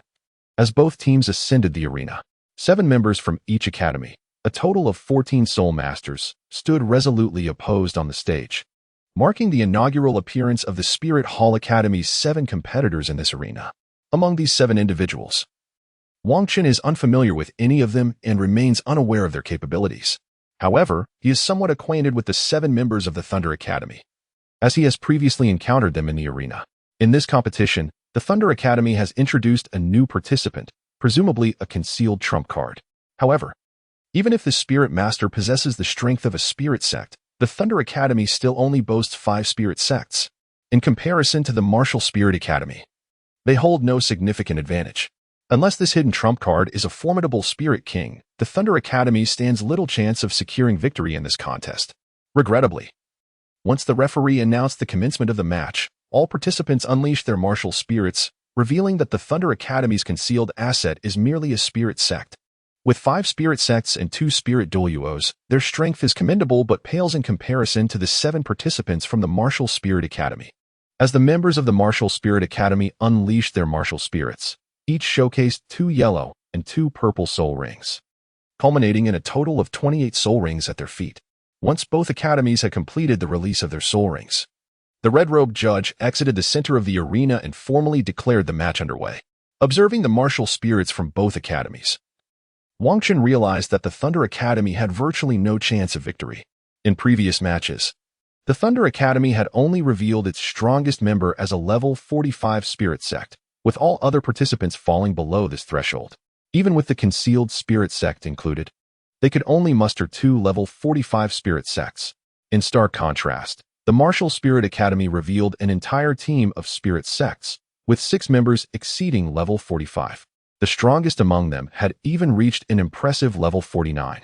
Although the Martial Spirit Academy lacked a Spirit King this time, their overall strength was formidable. If Wang Qin refrained from exerting his full power, even the Diamond Academy might struggle against the Martial Spirit Academy, let alone the Thunder Academy, which was significantly weaker across the board. As anticipated by Wang Qin, the Thunder Academy proved to be no match for the Martial Spirit Academy. From the moment they clashed, the Thunder Academy was overwhelmed. The Martial Spirit Academy launched a decisive strike, coordinating a full-scale assault. All members of the Martial Spirit Academy surged forward, effectively splitting the Thunder Academy and rendering them incapable of cooperative combat, forcing them into isolated one-on-one battles. This fully showcases the advantages of the Seoul Martial Academy. With its formidable strength, the Seoul Martial Academy decisively suppressed the Thunder Academy. Although the Thunder Academy was aware of the Seoul Martial Academy's intentions, they found themselves powerless to counteract them. The prospect of collaborative combat was rendered futile, as the Seoul Martial Academy was resolute in thwarting their efforts. Indeed, it was the overwhelming prowess of the Seoul Martial Academy that forcibly divided the Thunder Academy, leaving no room for cooperation. This is precisely the optimal battle strategy after overwhelmingly overpowering one's adversaries. It allows one to fully exploit the advantage of superior strength. Furthermore, the opponent is compelled to deploy forces to counter such an offensive. If no one is dispatched to thwart the assault, the adversary can launch a direct attack. Conversely, if forces are sent to intercept, the opponent successfully achieves the objective of dividing the battlefield. This combat strategy is remarkably straightforward. However, it is precisely this simplicity that renders its resolution far from easy. Unless one possesses strength that does not pale in comparison to the opponent's, it remains largely insurmountable. Yet, if both parties are evenly matched in power, they would seldom resort to such a tactical approach. For when their strengths are equal, employing this strategy does not guarantee the division of the battlefield. Furthermore, even if one succeeds in segmenting the arena, they hold no inherent advantage, leaving the outcome to chance and fortune, ultimately determining victory based on who is more fortunate in seizing the upper hand. In such moments, one cannot control the rhythm of battle. It becomes a matter of fortune. Therefore, teams of equal strength would refrain from employing such simplistic and crude tactics. Presently, the Spirit Soul Academy is overwhelmingly dominating the Thunder Academy, which allows them to utilize this strategy without hesitation. Moreover, this tactic possesses the added advantage of concealing the collaborative combat capabilities of the Spirit Soul Academy. This set of tactics relies solely on sheer strength to achieve victory, with nothing else to support it. This tactical approach merely reveals the capabilities of the students, without exposing the collaborative dynamics or habitual strategies of the teams from the Soul Master Academy. Faced with such an insurmountable tactic, Thunder Academy could only persist for a brief period before succumbing entirely. The Soul Master Academy concluded their inaugural formal match. The subsequent contests held little significance, as the opponents faced by the more powerful academies were predominantly weaker institutions. It appeared to lack any substantial interest, for these lesser academies were incapable of eliciting the true strength of their more formidable counterparts. Indeed, the brutish tactics of the Soul Master Academy seemed far more engaging. As the second round of matches unfolded, the absence of fierce confrontations between powerful academies led to the swift conclusion of all 8 contests. All academies subsequently returned to their previously designated hotel to rest and prepare for the third round of competition. The third round of competition promises to be significantly more engaging than the previous ones.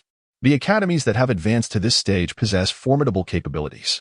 And while there may be a few less skilled institutions that have encountered a stroke of luck, they are certainly in the minority. Most of the academies making it to the third round are quite impressive in terms of strength. Regrettably, the Earth Tiger Academy met its demise in the first round against the Diamond Academy, resulting in its elimination. Had that not been the case, they would undoubtedly have progressed to the third round. Alas, lamenting is futile now. Luck is indeed a component of strength. Wang Shen and his companions took a day to rest at the hotel, and everyone's spirits were remarkably high as they awaited the competition the following day. Early the next morning, under the guidance of the staff, they returned to the central battle arena. Today's matches would determine the final 6 contenders. Aside from the Yanlong Academy, which had a bye, and the second-ranked academy from the Xingluo Empire, the remaining 8 academies would compete for the 4 available spots in the top 6. Upon arrival, the dean immediately went backstage to draw lots for today's opponents. Wang Chen and his group remained in the resting area, awaiting the dean's announcement. Shortly thereafter, Dean Wang Chang returned to inform them of their adversaries for the day. Your opponents today are from the Xingluo Empire Shuangqi Academy. Oh, finally, we've drawn a good lot today.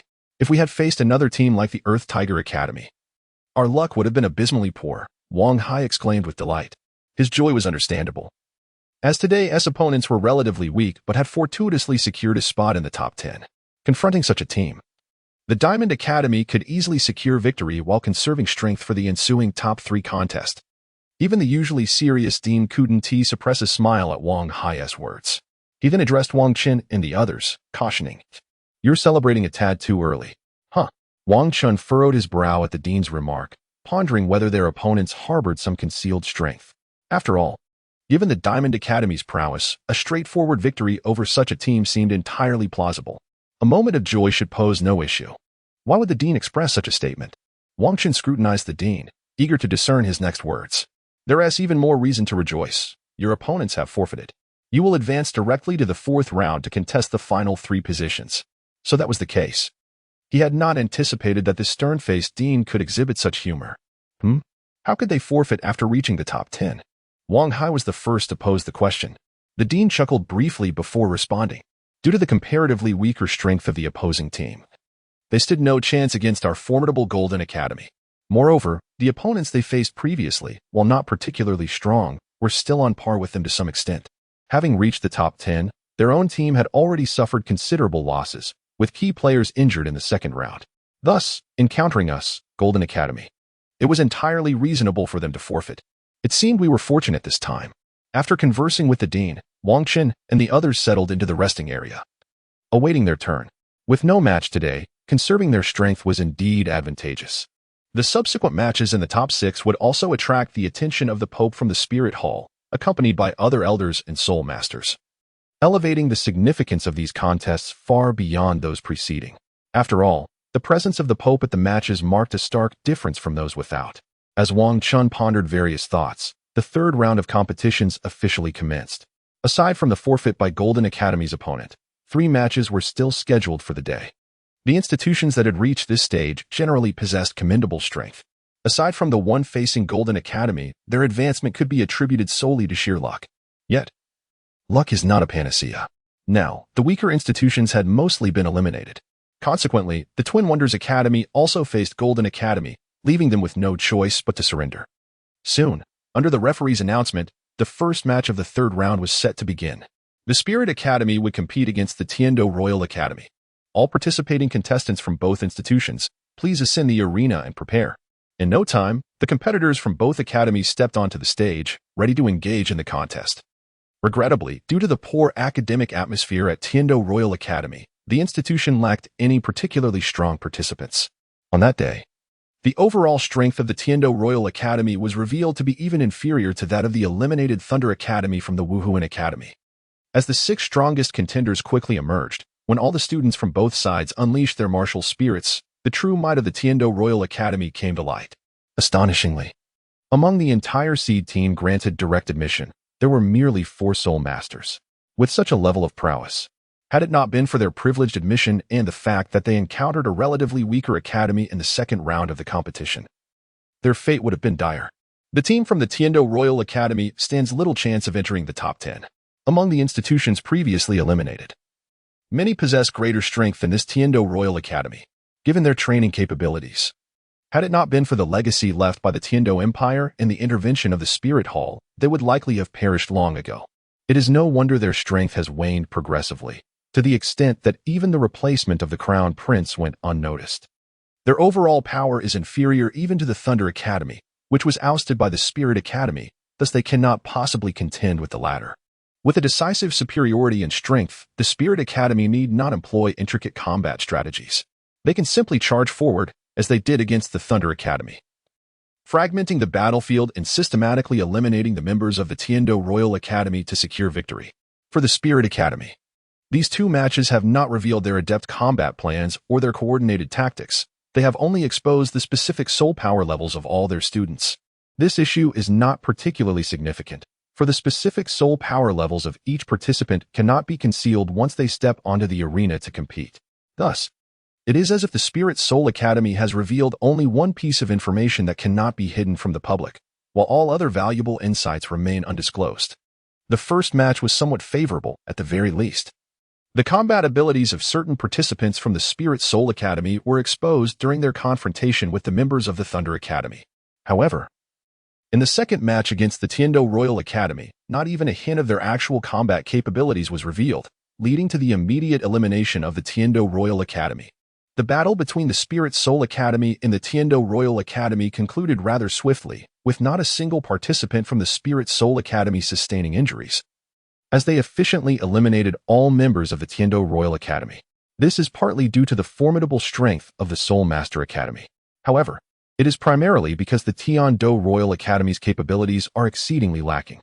Following the conclusion of the first match, the subsequent 2 bouts commenced in succession. The second match featured the Star Luo Royal Academy competing against the planned Academy of Tian-Do. The match has become significantly more thrilling. Both academies possess formidable strength. Among the 7 contestants from the Starry Royal Academy, 6 boast the prowess of Soul Masters. 3 of them exceed level 45.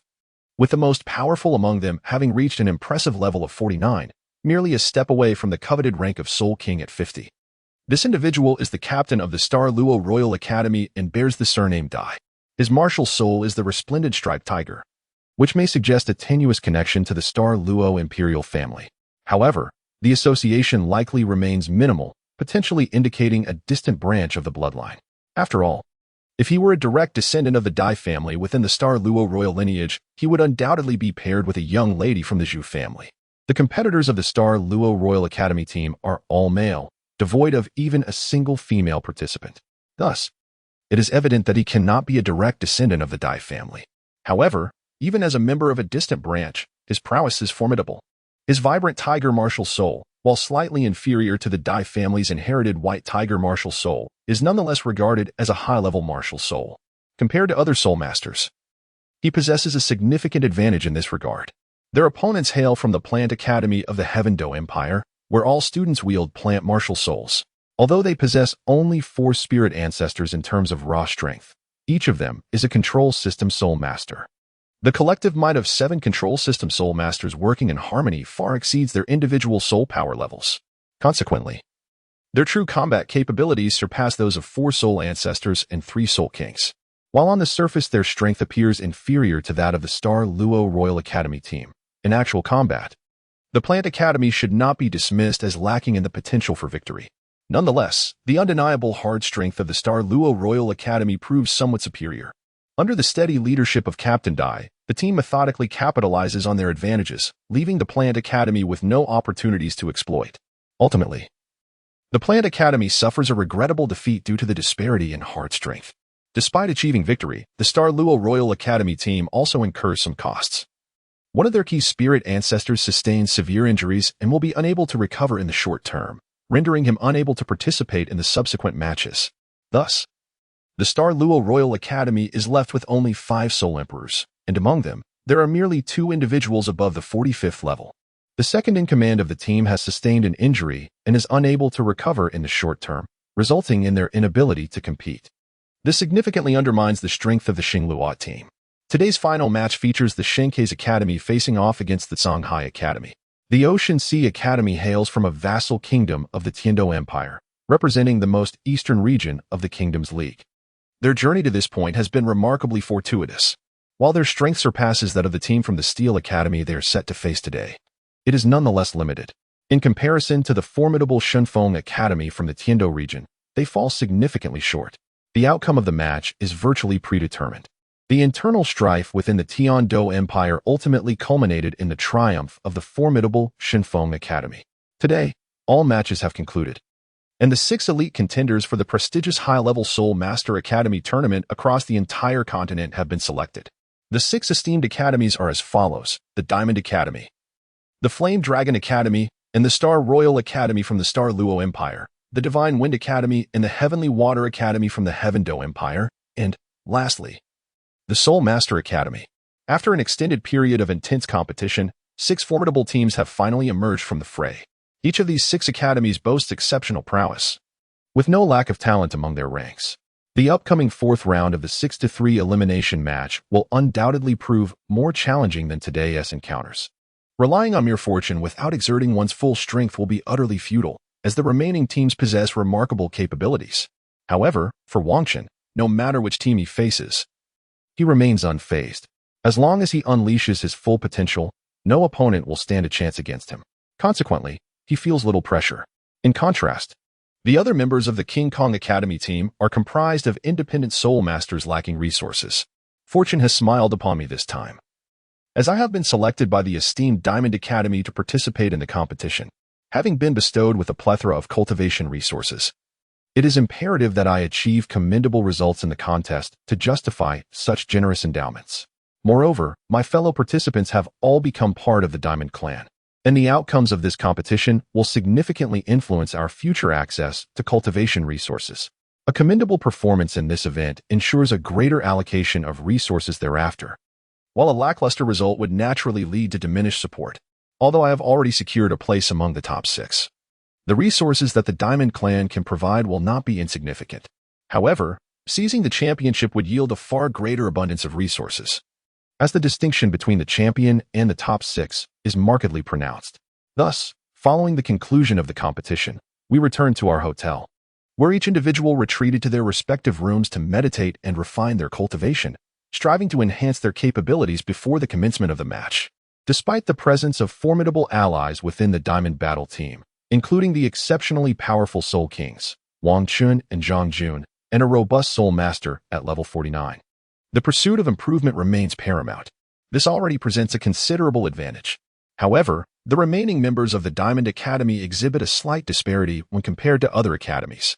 Their strength is considerably inferior to that of their counterparts, which has become a notable shortcoming for the Diamond Academy. Once Wang Chun and his companions become entangled, it becomes exceedingly easy for the others to be eliminated. It is akin to the battle against the Earth Tiger Academy. Had the few Soul Masters launching an assault on the backline possessed greater power, the Earth Tiger Academy would have effortlessly achieved their operational objectives. As the competition for the top 3 intensifies, the other members of the Diamond Academy diligently adjusted themselves throughout the day at the inn, eagerly awaiting the commencement of the match. On the following day, all academies arrived at the Soul Arena early, anticipating the start of the day's crucial competition. Today's match holds far greater significance than the previous ones, as it will be attended by the Pope of the Spirit Hall. The 6-man tournament is about to commence, drawing all academies one step closer to the coveted championship. As the sun rises, its radiant beams illuminate the earth. Under the sun's glow, the Soul Arena appears even more resplendent, resembling a celestial abode. Before the Spirit Platform, 2 rows of Guardian Knights stand in formation beneath the platform, their gleaming silver armor and formidable knightly swords bestowing an air of majesty upon the entire arena. In recent days, the entire Spirit Arena has been devoid of spectators. Only after the arrival of His Holiness the Pope of the Spirit Hall can one remain here to witness the competition. All teams have gathered at the Soul Arena, eagerly awaiting the Pope's presence. Early in the morning, the deans of the 6 teams that have advanced to the final round made their appearance backstage to draw lots. Following the draw, Wang Chun and his companions learned the identities of their opponents for the day. The opponents of the Diamond Academy are none other than the Star Luo Royal Academy. The other 2 matches feature the Flame Dragon Academy competing against the Godwind Academy, and the Spirit Academy facing the Heavenly Water Academy. The draw was relatively favorable for the Flame Dragon Academy, as they not only avoided the formidable Diamond Academy but also evaded a match against the Heavenly Water Academy, which poses a significant challenge to them. Unlike previous competitions, the matches did not commence immediately after the draw. Instead, they awaited the arrival of the Pope before officially beginning. Thus, all the academies gathered beneath the Soul Platform within the Soul Arena, anticipating the presence of their esteemed sovereign, His Holiness the Pope. The academies that made it to the top 6 positioned themselves at the forefront, while those that had been eliminated stood behind. The Spirit Hall Academy displayed the most relaxed demeanor, their eyes shimmering with the light of unwavering faith in the Spirit Hall and in the Pope himself. The Diamond Academy, on the other hand, maintained a low profile, with all its members standing in a straight line, led by Wang Chun, followed closely by Zhang Jun and Xiang Da, arranged in orderly fashion. Previously unnoticed, it was only upon standing before the Soul Platform that they realized the square plaza in front of it had been meticulously constructed. The square surface was paved with unique stone blocks, which, upon closer inspection, revealed a faint, lustrous glow, while not genuine jade. These stones were certainly far superior to ordinary rock, underscoring the esteemed status of the Soul Platform. A procession emerged from the rear of the Soul Platform, consisting of 12 cardinals, each second only to the Platinum Bishop, who approached with measured grace. They positioned themselves at the grand entrance behind the Soul Platform, dividing into 2 groups of 6 on either side. The foremost among them raised his voice and proclaimed, "His Holiness the Pope has arrived. Long live the Pope! Long live the Pope! Long live the Pope!" A thunderous cheer erupted throughout the entire arena, akin to the cataclysmic force of an avalanche or tidal wave. It was not merely the voices of the knights, meticulously arranged upon the Spirit Platform. Rather, it was the collective outcry of every Soul Master affiliated with the Spirit Hall. For them, The Pope represented the pinnacle of their faith. The grand doors slowly swung open, the intricate emblems upon them gradually shifting from their original alignment. All eyes instinctively gravitated towards the opening gates. Clad in resplendent golden attire from head to toe, adorned with a purple and gold crown and wielding a scepter, Qian Xuanji emerged first from the threshold of the spirit platform, his countenance imbued with solemnity. He exuded an ethereal aura, rendering him seemingly colossal. His dazzling robe sparkled with the brilliance of over 100 gemstones in hues of red, blue, and gold. The purple and gold crown atop his head radiated with a myriad of lights, concentrating all brilliance upon him at that moment. At this juncture, every member of the spirit hall knelt on one knee, paying homage to His Holiness, the Pope. The atmosphere in that fleeting moment was beyond description. Behind Chihiro, 3 individuals followed closely, clad in resplendent crimson garments. Their attire differed markedly from the cardinal-hued robes of a red cardinal, adorned with intricate gold and silver patterns. Their robes exuded an air of opulence, particularly accentuated by a gem of considerable size, gleaming with a golden radiance, which rested prominently on their chests, its dimensions akin to that of an infant's fist. For the average person, such attire might merely signify affluence. However, for soul masters, it represented the pinnacle of honor. This distinctive crimson robe is reserved exclusively for those of the title Douluo rank. It was evident that these 3 individuals belonged to this esteemed echelon. Among the 3 individuals, only one was familiar to Wang Qin, and that was the patriarch of the King Kong family, known as Wang Gang, a level 96 title Douluo who had vanished before the competition commenced. The other 2 were less recognizable. The one on the left was shrouded in a veil of azure wind that obscured his entire visage, rendering him somewhat ethereal. Despite donning similar attire, his features remained indistinct to all. The other figure, however, was more clearly discernible. He was extraordinarily imposing, towering at least 3 meters tall, with a gleaming bald head and a fierce countenance that exuded an aura of intimidation. His skin bore a rough texture, reminiscent of cowhide, indicating formidable defensive capabilities. Although Wang Qin had never encountered these 2 before, their distinctive characteristics allowed him to surmise their identities. The one enveloped in the illusory wind was likely the title Douluo known as Azure Wind, while the robust figure was presumably the title Douluo known as Iron Head. Wang Qin's ability to deduce their identities stemmed from the unmistakable nature of their traits, compounded by their status as renowned bodyguards of the Pope. They could be likened to the prominent figures of the Spirit Hall, such as the Ghost Douluo and the Chrysanthemum Douluo, who followed Bibidong in later generations. Wang Qin was also aware that these 2 were not long for this world, having accompanied Pope Qiang Sunji in the ill-fated pursuit of the Blue-Silver Emperor, ultimately meeting their demise at the hands of Tang Hao. Only 3 categories of individuals were permitted to observe the competition atop the spirit platform during the elite competition of the Advanced Soul Master Academies across the continent. The first was naturally the Pope, the second comprised the title Douluo who had proven their prowess, and the third consisted of the elders of the Spirit Hall. Beyond these 3, even the Platinum Bishop and the emperors of the 2 great empires lacked the privilege to witness the competition from the spirit platform. It was also unlikely for the emperors to attend, as they were obligated to remain in their respective capitals and could not afford to leave. Thus, it was improbable that they would travel to the Soul Arena, a battleground divided among 3 factions, to observe the contest. As Wang Qin scrutinized those present on the spirit platform, Pope Qiang Sunji and his entourage finally ascended the stage in its entirety. The Pope then uttered the words, "No need for courtesy," prompting all those kneeling on the ground to rise. A subtle smile graced Qiang Sunji's face as his gaze swept from left to right, encompassing all the young soul masters participating in the finals. "From you, I perceive hope. Before this spirit platform, I earnestly wish to witness the full extent of your talents and capabilities. The ultimate victor shall be awarded the most esteemed prize from the Spirit Hall." As he spoke, he gracefully waved his staff. No one could discern how he achieved it. In an instant, a glimmer of light magnified before Qianshuan, suspended in midair. It was an extraordinary object, not large in size, resembling a skeletal fragment, presumably that of a right arm. It radiated a soft, verdant glow. This was a soul bone, specifically a right arm soul bone. Even beneath the arena, the luminosity of this soul bone was unmistakably visible. In that moment, the entire arena erupted in fervor. Who could have anticipated the revelation of such a soul bone? Moreover, the brilliance emanating from it suggested that its quality was exceptional. Upon the sight of this soul bone, everyone was aflame with excitement. Even the members of the Spirit Hall exhibited glimmers of avarice in their eyes. Were it not for the central arena's stature and the imposing presence of several titled Douluo, it is likely that someone would have succumbed to their greed and rushed forth to seize it. Despite Wang Qin's cultivation from the esteemed Golden family and his fortuitous circumstances, he possessed merely 3 soul bones. The average soul master might not even have a single soul bone. Thus, when the Pope unveiled this soul bone, even Wang Qin, with his resolute spirit, felt a momentary wavering within. This is indeed a soul bone. For soul masters, it is the most precious of treasures, a rarity that one can only hope to encounter. Among soul bones, there exists a hierarchy of value, where the intrinsic quality is of utmost importance. The soul bones derived from higher-ranked soul beasts possess greater efficacy, with the exception of external soul bones, which are exceedingly scarce and exhibit the most remarkable potential for growth among all soul bones. Within the entire system, they are second only to the 10,000-year soul rings.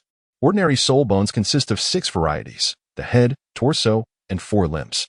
Among these, the torso bone is the most esteemed, followed by the head, and subsequently the right arm, left leg, and right leg in descending order of value. Even soul bones of the same quality can vary in worth based on their location on the body. Although the soul bone presented by Pope Xingluo is not the most coveted torso bone, the value of the right arm bone is surpassed only by the head and torso bones. Even the least valuable right leg bone is still a soul bone, an object of desire for every soul master. Moreover, this particular right arm soul bone clearly originates from a soul beast over 10,000 years old, marking it as a remarkable find. The iron-headed Douluo, standing behind the Pope, spoke in his rugged voice. This soul bone is the right arm of life, possessing rapid growth. It was obtained by the previous Pope himself. Having been slain from a 10,000-year soul beast, its benefits for a soul master are immense, classifying it among the finest soul bones. Second only to external soul bones and the highest grade soul bones derived from 10,000-year soul beasts, the Pope stated calmly, there can only be one victor. The champion is likewise singular. Thus, only the final champion team will have the privilege to claim this soul bone. I hope you can secure a place in the top 3 and strive to become the champion, giving your all to acquire this soul bone. No soul master, regardless of their level, could resist the allure of a soul bone, especially one of such supreme quality. An intense fervor for battle surged forth from all participating soul masters. The Pope continued, this morning, you will compete to determine the top 3 teams. The day after tomorrow, the top 3 teams will engage in a personal elimination match, each fielding 7 members. The surviving team will gain the advantage and proceed directly to the championship contention. The 2 losing teams will compete for another spot in the finals on the afternoon of the day after tomorrow. Now, you may commence the competition for the top 3. After the Pope finished speaking, he took his seat at the very center of the Soul Arena to observe the competition, gesturing for the other titled Douluos to sit and watch as well. The Diamond Douluo, Wang, settled to the left of Pope Xingluo, while the other 2 titled Douluos positioned themselves to his right. The match soon commenced, with the first battle pitting the Soul Academy against the Water Academy. However, at this moment, Wang Qin was not focused on the competition. Instead, he pondered the Pope's unusual decision to offer a soul bone as a reward for the champion. Historically, while the Spirit Hall would provide prizes for the winning teams, they had never before bestowed a soul bone. Furthermore, the current circumstances did not mirror those of the original narrative, where the Soul Academy held an undeniable advantage.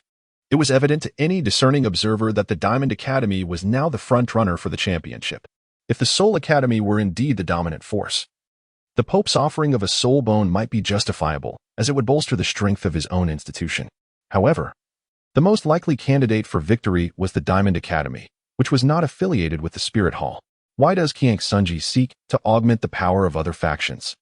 At this moment, Wang Qin recalled the long-absent clan leader, Wang Gang, who had unexpectedly emerged from the Spirit Hall alongside the Pope, Xingluo. Could it be that the Jingang clan and Xingluo of the Spirit Hall have forged some sort of alliance? Perhaps the offering of a soul bone as a reward for the champion was a gesture of goodwill in light of their collaboration. While Wang Qin deemed this to be the most plausible explanation, he possessed no evidence and was entirely unaware of whether clan leader Wang Gang had indeed struck a deal with Xingluo. Nevertheless, upon reflecting on the tournament, there were several elements that seemed quite irrational. If the intent was to provide protection for Wang Qin and the others, there would have been no need for clan leader Wang Qin to accompany them in person. Dispatching the Grand Elder would have sufficed. The presence of the clan leader was entirely unnecessary. Moreover, once he arrived, the this leader vanished without a trace, failing to remain with Wang Qin and the others at all. This matter reveals an array of irrationalities. However, if it is to forge a collaboration with a certain power, then the presence of the clan leader becomes comprehensible. For one cannot simply dispatch any individual to secure such an alliance. Only a figure of the clan leader's stature can demonstrate the significance placed on the partnership, thereby facilitating a more effective collaboration. Amidst Wang Qin's musings, the first match came to a close. Although the strength of the Tianshui Academy was not negligible, the disparity when compared to the Wuhuan Academy was strikingly apparent. After a few minutes of valiant struggle, the members of Tianshui Academy began to falter against the onslaught of Wuhuan Academy, resulting in the elimination of one of their team members. The subsequent matches became straightforward. Initially inferior to Wuhuan Academy, they were further weakened by the loss of a teammate. This is not merely a decline in strength, but rather a significant blow to morale. This also hastened the demise of Tianshui Academy. After the first member of Tianshui Academy was eliminated, the disparity between them and Wuhuan Academy became increasingly pronounced. Before long, they were entirely vanquished by Wuhuan Academy, ultimately facing the sorrow of defeat and missing the opportunity to secure a position among the top three. Following Tianshui Academy's downfall, the stage was set for a confrontation between Yanlong Academy and Shinfeng Academy. Both institutions boasted formidable prowess. Although Yanlong Academy featured a Soul King, Nangong won. Shinfeng Academy was not without its merits. While they lacked a Soul King, they possessed two competitors at the impressive level of 48. This has somewhat mitigated the gap with the Flame Dragon Academy.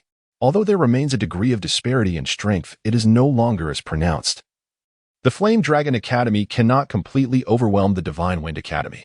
At the very least, the Divine Wind Academy is not devoid of opportunities for victory.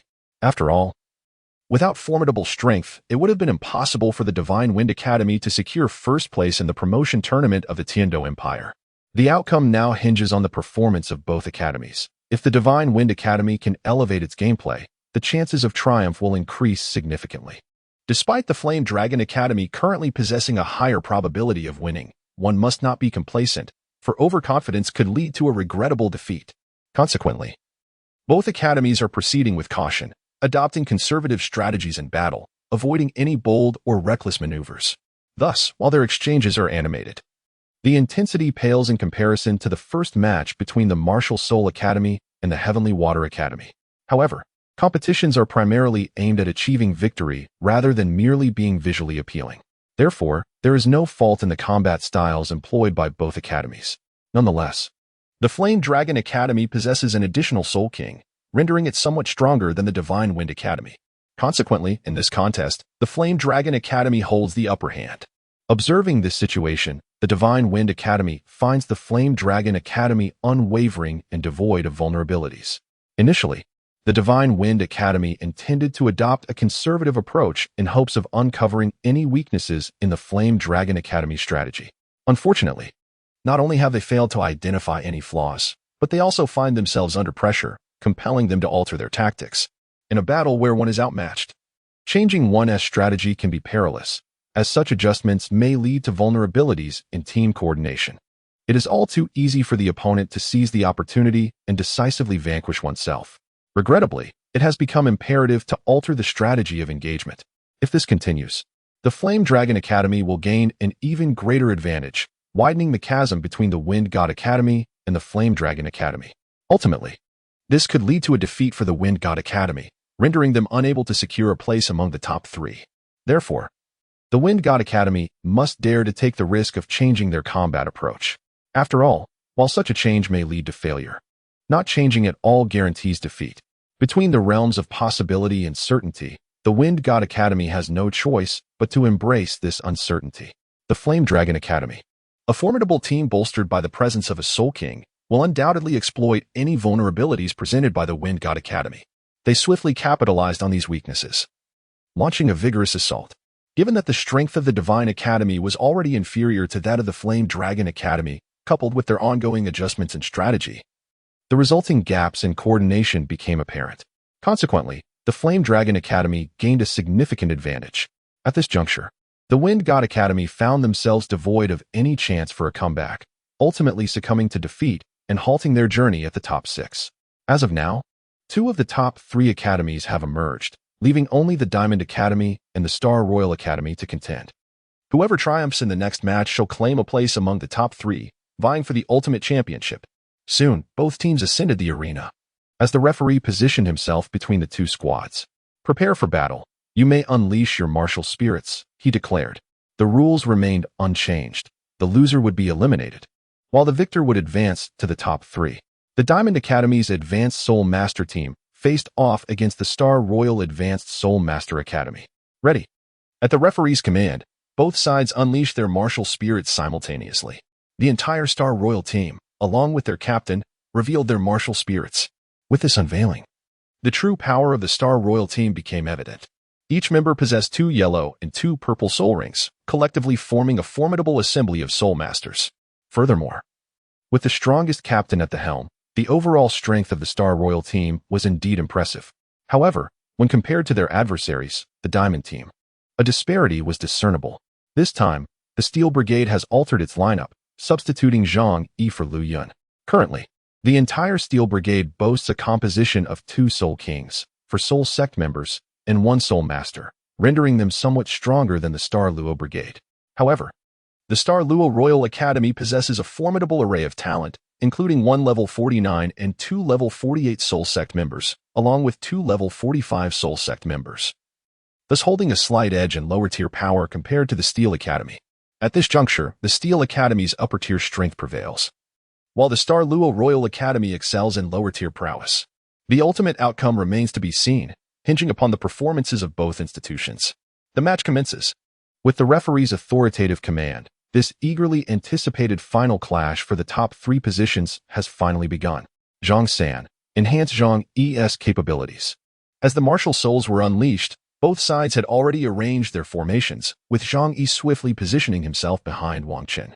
Xiang to step forward, taking his place to the left of Wang Chun, while Zhang Jun maintained his usual demeanor, commanding from the center. Li Si remained at the rear, providing protection for the auxiliary soul master Zhang San. Zhang Jun's voice rang out, and as Zhang San released his martial soul, he remained behind them, ensuring that their frontal adversaries had yet to witness the full extent of his powers. Upon hearing Zhang Jun's command, a brilliant flash of light, accompanied by a violet soul ring, surged into Zhang Yi's being, significantly amplifying his strength. Opposing them, the captain of the Xingluo team manifested the fierce tiger shield. Although his martial soul was the same, his soul skills, while not entirely identical to those of Dai Mubai in the future, shared the same 3 foundational techniques.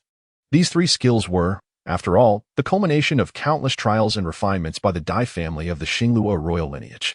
The captain of Xingluo charged ahead, exuding an overwhelming aura, and deployed the fierce tiger diamond transformation, propelling himself toward the Diamond Academy with formidable force. Undoubtedly, his soul power was the strongest within the Xingluo battle team, and his choice in that moment was astutely correct. The elite forces of Xingluo Royal Academy paled in comparison to those of Diamond Academy. If they failed to take the initiative and establish the rhythm of the battle, they would find themselves at a disadvantage once Diamond Academy commenced their assault. Thus, it was far more prudent to take the offensive now, to stall Diamond Academy's advanced combatants, and to gauge the performance of his teammates. If they could eliminate the lower-tier combatants of Diamond Academy, then the Xingluo Royal Academy could potentially shift the balance of power to confront Diamond Academy's elite fighters. Behind the captain of Xingluo, 2 other Soul Masters of level 48 also sprang into action. 2 beams of auxiliary light surged from their backs into their bodies, rendering them nearly invisible in an instant. 1 Soul Master engaged Xiongda, while the other charged toward Zhang Jun. The remaining 3, aside from the auxiliary Soul Masters, also surged forward. However, the ideal was beautiful, while reality proved harsh. The inclusion of Zhang Yi in the Diamond Academy's lineup was intended to expedite the conclusion of the battle. 2 Control Soul Masters launched their skills simultaneously, their combined control capabilities far surpassing those of Zhang Jun when he operated alone. With their synergy, the 2 Control Soul Masters effectively intercepted the level 48 Soul Master who sought to breach Zhang Jun's defenses, as well as the 3 Soul Masters attempting to infiltrate Diamond's rear. In total, 4 Soul Masters were thwarted, faced with an unending onslaught of vines. These 4 Soul Masters found themselves momentarily at a loss for a breakthrough strategy. After all, with the bolstered Zhang Yi assisting, Zhang Jun's control had become impenetrable. It was impossible for them to replicate the earlier success of breaching through with 3 Soul Masters. Now, with all 4 soul masters ensnared within the vines. It stood as the best testament to their predicament. The reason for Jingang Academy's decision to have Zhang Yi take the stage was to enhance their control capabilities, preparing for a decisive strike. Consequently, Wang Qin and Xiong did not hesitate, unleashing their formidable strength immediately. Cold Bear Transformation. Xiongdu employed his Amplification Soul skill, propelling the level 48 Soul Master away with a single blow, causing this Soul Master to fall into the grasp of Zhang Jun and his controlling vines. Simultaneously, Wang Qin managed to eliminate the captain of the Xingluo Academy. Now, aside from the auxiliary Soul Master of Xingluo Royal Academy, all 6 Soul Masters from Xingluo Academy were ensnared within the extensive vines. Of course, with 6 Soul Masters now trapped, maintaining control became nearly impossible. However, momentary obstruction was still feasible. While the numerous vines restrained the Xingluo Academy, Zhang Jun concentrated on channeling his soul skill. Meanwhile, the ever-present Wang Er advanced towards the opposing auxiliary Soul Master, intending to eliminate the support from Xingluo Royal Academy, thereby preventing them from bolstering their remaining teammates. After all, although the other 6 were held back by the vines, they were not shielded from the auxiliary Soul Master's enhancements. Were it not for Zhang Yi's parasitic seed providing auxiliary control, the 6 from Xingluo Academy would likely have already surged forth from the vines. Thanks to Zhang Yi's assistance, the 6 Soul Masters were contained at this moment. Nevertheless, such parasitic seeds could merely delay these powerful Soul Masters momentarily. They could not sustain the obstruction for long. However, an extended delay was unnecessary. Just a brief respite for Zhang Jun was all that was required. As Zhang Jun prepared his soul skill, Li Si, who had remained in the rear, activated his flame soul skill. A fiery strike landed squarely before the controlling vines, clearing a path for Zhang Jun's assault and preventing the vines from obstructing the eruption of his soul skill. Thousand Leaves Descending Dragon. Just as Li Si's fiery attack struck the vines, Zhang Jun unleashed his soul skill, perfectly timed with the opening created by Li Si's flames. Boom, boom, boom. Zhang Jun's formidable soul skill erupted dramatically at the heart of the Star Luo Royal Academy. A violent explosion emanated from the center of the vines.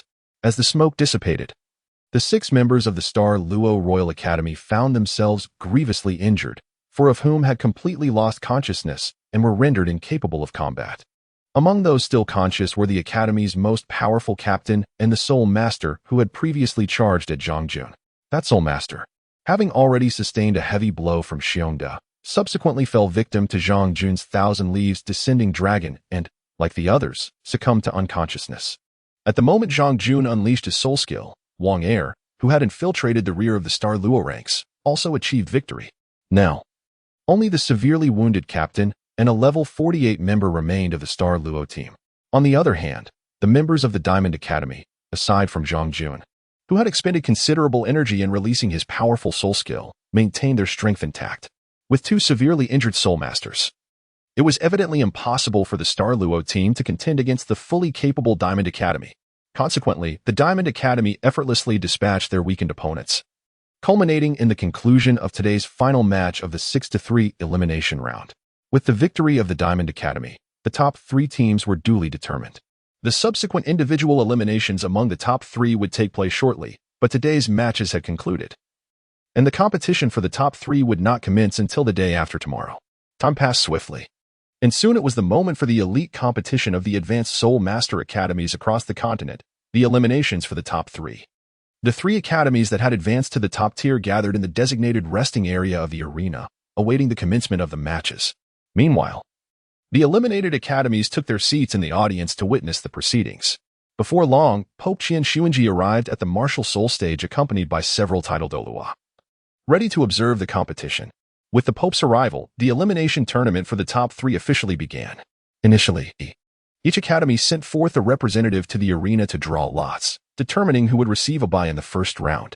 Remarkably fortunate, Wang Hai from the Diamond Academy drew a bye, allowing his team to enter the next round without contest. This not only afforded them a strategic advantage of rest in the first round, but also provided an opportunity to closely observe the strengths of the other competitors. This is undoubtedly an exceptional draw. After the lottery concluded, Wang Hai stepped down from the platform, allowing the arena to be graced by the competitors from the Wuhuan Academy and the Yanlong Academy. The initial contestants sent forth by both academies were of comparable strength, each a soul master of over level 40. However, the Wuhuan Academy's representative exhibited a slight edge in prowess, given that this was merely the first round of competition. Neither side deployed their aces, opting instead to field a relatively weaker participant to gauge the opponent's capabilities, thereby facilitating a more strategic path to victory. In the current triad elimination round, the contest is entirely a test of raw strength. The two combatants upon the stage, both fourth-ring soul masters, demonstrated similar levels of ability, compounded by the absence of any elemental advantages. Consequently, their battle unfolded with an ebb and flow, neither side dominating the other. After nearly 10 minutes of fierce engagement, the Wuhuan Academy's competitor ultimately triumphed, leveraging his superiority in soul power to secure the first victory. Nevertheless, despite eliminating his opponent from the Yanlong Academy, he experienced considerable depletion of his own energy. The disparity in soul power was not vast, and thus, a victory without significant energy expenditure was unattainable. In the second match, the contestant from the Jingang Academy entered the fray against the Wuhuan Academy. The first participant dispatched by Jingang was none other than Wang Hai, a 39th-level soul sovereign. Although Wang Hai was merely a third-ring soul sovereign, the enhancement from immortal herbs had rendered his combat capabilities on par with ordinary soul masters. Furthermore, the prior engagement had left the Wuhuan Academy's fighters substantially fatigued. Therefore, Wang Hai's entry as a third-ring soul sovereign positioned him favorably to conquer the Wuhuan Academy's representative. As anticipated by Wang Chun, Wang Hai easily achieved victory over the weary soul master from Wuhuan Academy, securing the first win for Jingang Academy while conserving a considerable amount of his soul power for future battles. However, the subsequent contestant from Yanlong Academy proved formidable, belonging to the elite ranks just below the Yanlong battle team. Despite Wang Hai's superior strength relative to his level, overcoming a fully energized top-tier soul master was beyond his reach. After a 10-minute exchange on the platform, Wang Hai regrettably succumbed to defeat. At this juncture, each academy had lost one participant, leaving 6 competitors remaining. While it appeared that all were evenly matched, Jingang Academy maintained a distinct advantage, given that their members were positioned to enter the arena last. Regardless of which contestant emerged victorious, the revelation of their capabilities would inherently expose their strengths and weaknesses. And with significant soul power depletion at play, the representatives from Jingang Academy were poised to capitalize on their advantageous position. This was also the first time Wang Chun and his companions sent forth Wang Hai, whose strength was not exceedingly formidable, in order to gain a better understanding of the capabilities of other academies. After all, if they dispatched the pinnacle of strength from the Diamond Academy for the initial match, it would undoubtedly be challenging to face elimination. However, this approach would result in the Diamond Academy standing alone against both the Flame Dragon Academy and the Martial Soul Academy. Such endeavors present an exceedingly formidable challenge, even if, in the end, victory in the triad competition is secured. The formidable prowess of the elite experts from the Iron Academy would have undoubtedly been significantly depleted. This would not only lay bare the full extent of the Iron Academy's capabilities, but also adversely affect their prospects in the subsequent championship contest. After all, excessive exertion in the triad competition may hinder their full recovery of strength for the upcoming championship. Hence, Wang Chun and his companions wisely refrained from adopting such a highly challenging tactical arrangement. Before long, more than an hour had elapsed in the triad competition, which was now halfway through. The participants from the 3 academies had seen nearly half of their ranks eliminated. Among them, the Iron Academy had lost 4 competitors, while the Martial Spirit Academy and the Flame Dragon Academy each faced the elimination of 3 participants. The primary reason for the relatively poor performance of the competitors from the King Kong Academy in comparison to those from other institutions is their overall strength. Despite having the advantage of a bye in the first round, 4 of their members were still eliminated. However, the remaining 3 competitors from King Kong Academy are exceptionally formidable. Even the weakest among them, Xiongda, in this competition, only falls short against Nan Gongwen from the Flame Dragon Academy. None of the other participants can claim to have the upper hand against Xiongda. Furthermore, there are now 2 elite Soul Kings whose strength surpasses that of Xiongda. The prospect of King Kong Academy securing victory in this triangular contest appears exceedingly promising. Before long, the battle between the 4th competitors from the Flame Dragon Academy and the Martial Soul Academy concluded, with the latter emerging victorious due to their superior strength. Following this, the 5th competitor from King Kong Academy eagerly ascended the stage, having been eager to fight long before, but held back by Wang Chun's arrangement. Upon entering the arena, Xiongda swiftly eliminated a Martial Soul Academy member, who was considerably drained from the match. He continued his momentum, achieving successive victories against participants from both the Flame Dragon Academy and the Martial Soul Academy. However, after dispatching 3 opponents, Xiongdu himself was significantly fatigued. The elimination rounds relied solely on raw strength, with no intermissions, making his achievements all the more commendable, bolstered by the enhancement from the Divine Herb. Without such aid, eliminating so many capable opponents would have been nearly impossible, especially at this advanced stage of the competition where every contender is formidable. Despite Xiongda's considerable exhaustion and diminished strength, his efforts have once again positioned King Kong Academy in an advantageous light. The other 2 academies now have only 2 competitors left, while King Kong Academy still boasts 3. However, all remaining competitors across the academies are now down to 2. Even if Xiongda's strength is waning, he can still provide King Kong Academy with a competitive edge, allowing the Flame Dragon Academy and Martial Soul Academy to engage one another first, effectively granting King Kong Academy another bye.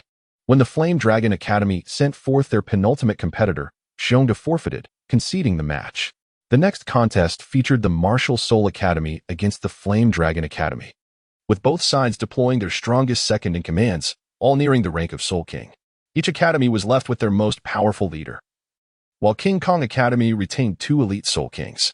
At this juncture, the victor of the triangular contest was glaringly evident, with King Kong Academy holding an undeniable advantage, rendering the possibility of defeat for the other 2 academies virtually non-existent. The subsequent battles unfolded without suspense. Initially, the second-in-command from the Flame Dragon Academy narrowly triumphed over their counterpart from the Martial Soul Academy. Following this, King Kong Academy entered the fray with their mightiest competitor, Zhang Jun. Although the Flame Dragon Academy's second-in-command possessed a slight advantage against Zhang Jun as martial spirit, their prior encounter with the Martial Soul Academy had severely drained their energy. Even with this minor counter, Zhang Jun effortlessly bested the competitor from the Flame Dragon Academy and subsequently vanquished the last member of the Martial Soul Academy. As Zhang Jun faced off against Nan Gong from the Flame Dragon Academy, he opted to forfeit. Recognizing the formidable strength of his opponent and the inherent disadvantage of his martial spirit, King Kong Academy still had the exceptionally powerful Wang Qin, whose martial spirit was not at a disadvantage.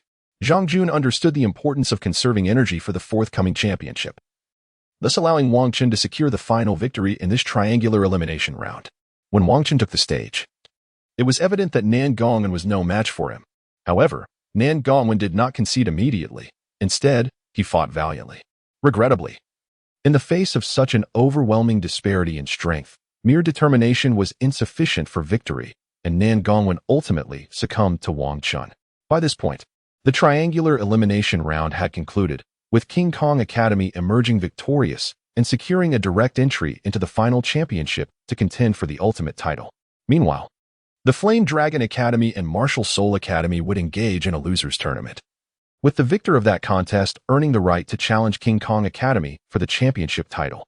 Upon the conclusion of the day's events, all academies returned to their accommodations to rest, awaiting the commencement of the losers tournament between the Flame Dragon Academy and the Martial Soul Academy, eager to see who would rise to challenge King Kong Academy for the title. The following day, all academies gathered at the Central Soul Fighting Arena, poised for the impending competition. Shortly thereafter, the losers tournament between the Flame Dragon Academy and the Martial Soul Academy commenced. After a day of recuperation, the competitors from both academies had nearly regained their strength. Each side was acutely aware of the stakes, fielding their most formidable forces, knowing that only a victory in this tournament would afford them a chance at the championship. Failure today would eliminate their opportunity to compete for the title. As both teams took their positions on the arena, the referee's signal initiated an intense confrontation. Initially, Nan Gongwen from the Flame Dragon Academy leveraged his considerable strength to press the offensive against the Martial Soul Academy, aiming to restrain their 3 most powerful members. However, he had no illusions of single-handedly defeating all 3, recognizing that even with an additional spirit ring, the disparity in spirit power was only marginal, making it exceedingly difficult for a single Soul King to overcome 3 formidable soul ancestors. Thus, his intent was merely to hold them at bay, creating opportunities for his teammates. Unfortunately, the Martial Soul Academy was far from inept. They quickly discerned Nan Gongwen's strategy and were unwilling to comply. A level 49 defensive soul ancestor from the Martial Soul Academy, fully committed to defense, advanced to engage Nan Gongwen directly. Despite Nan Gongwen's powerful martial spirit and formidable strength, he found himself unable to secure victory against such a dedicated defensive opponent. In this manner, the combat strategy of the Flame Dragon Academy has faltered, becoming ensnared within the rhythm of the Soul Spirit Academy's battles. Undoubtedly, the overall strength of the Soul Spirit Academy surpasses that of the Flame Dragon Academy. Had it not been for Nan Gongwen, whose soul power has reached the level of Soul King, this match would have been devoid of suspense. Now that Nan Gongwen is being held back, it is quite likely that the other members of the Soul Spirit Academy will directly eliminate the remaining participants from the Flame Dragon Academy. At that point, even if Nan Gongwen's soul power reaches the Soul King level, it would be implausible for him to simultaneously overcome multiple formidable Soul Sect adversaries. Therefore, it is imperative for Nan Gongwen of the Flame Dragon Academy to effectuate a change. He cannot afford to remain hindered by the opponent any longer, lest the match be lost. Regrettably, the Soul Spirit Academy will not permit Nan Gongwen to escape, promptly dispatching another agile attack-type Soul Sect member to support the defensive Soul Sect member. The exquisite synergy of attack and defense left Nan Gongwen momentarily ensnared. Unless he unleashed a powerful soul skill, it would be utterly impossible for him to return to his academy team. Initially, he had intended to leverage his advantage in soul power to create opportunities for his comrades. Regrettably, he found himself in a precarious position, devoid of any advantage and caught in a state of indecision. Without unleashing a formidable soul skill, he remained trapped, yet doing so would lead to significant depletion of his soul power. Nevertheless, he was compelled to make a choice. Otherwise, if his teammates were eliminated, his chances would vanish entirely. Thus, Nan Gongwen erupted with fervor, simultaneously shouting to his teammates to execute the second tactical plan. Upon hearing his command, the others from the Flame Dragon Academy wasted no time, swiftly rearranging their formation into a triangular shape, designated as 1-2-3. Following his surge, Nan Gongwen quickly extricated himself and positioned himself at the apex of the triangle. At that moment, everyone at the Flame Dragon Academy simultaneously unleashed a formidable surge of soul power. The 4 soul rings beneath each individual pulsated rapidly and intensely, before erupting in a brilliant display of light, signifying the fusion of their rings.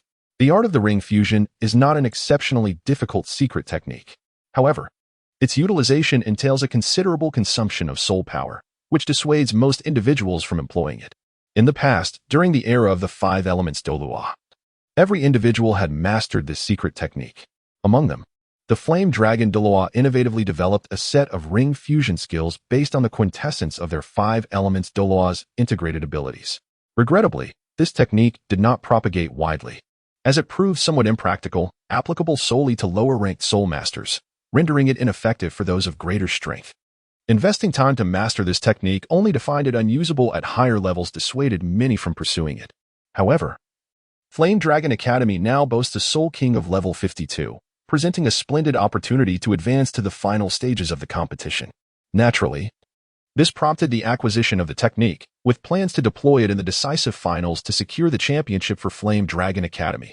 Alas, failure to utilize this technique would result in immediate elimination. Thus, the students of Flame Dragon Academy found themselves compelled to embrace this method, prioritizing victory in the current match before contemplating alternative strategies for the ultimate finals. 12 solid scarlet halos emanated from the feet of the 3 individuals at the rear of Flame Dragon Academy, transferring to their arms. Under the immense stimulation of this crimson soul power, their arms instinctively lifted, resting upon the shoulders of the 2 soul masters in front. Coupled with the 4 soul rings beneath the feet of those 2, the brilliance of the scarlet light intensified markedly.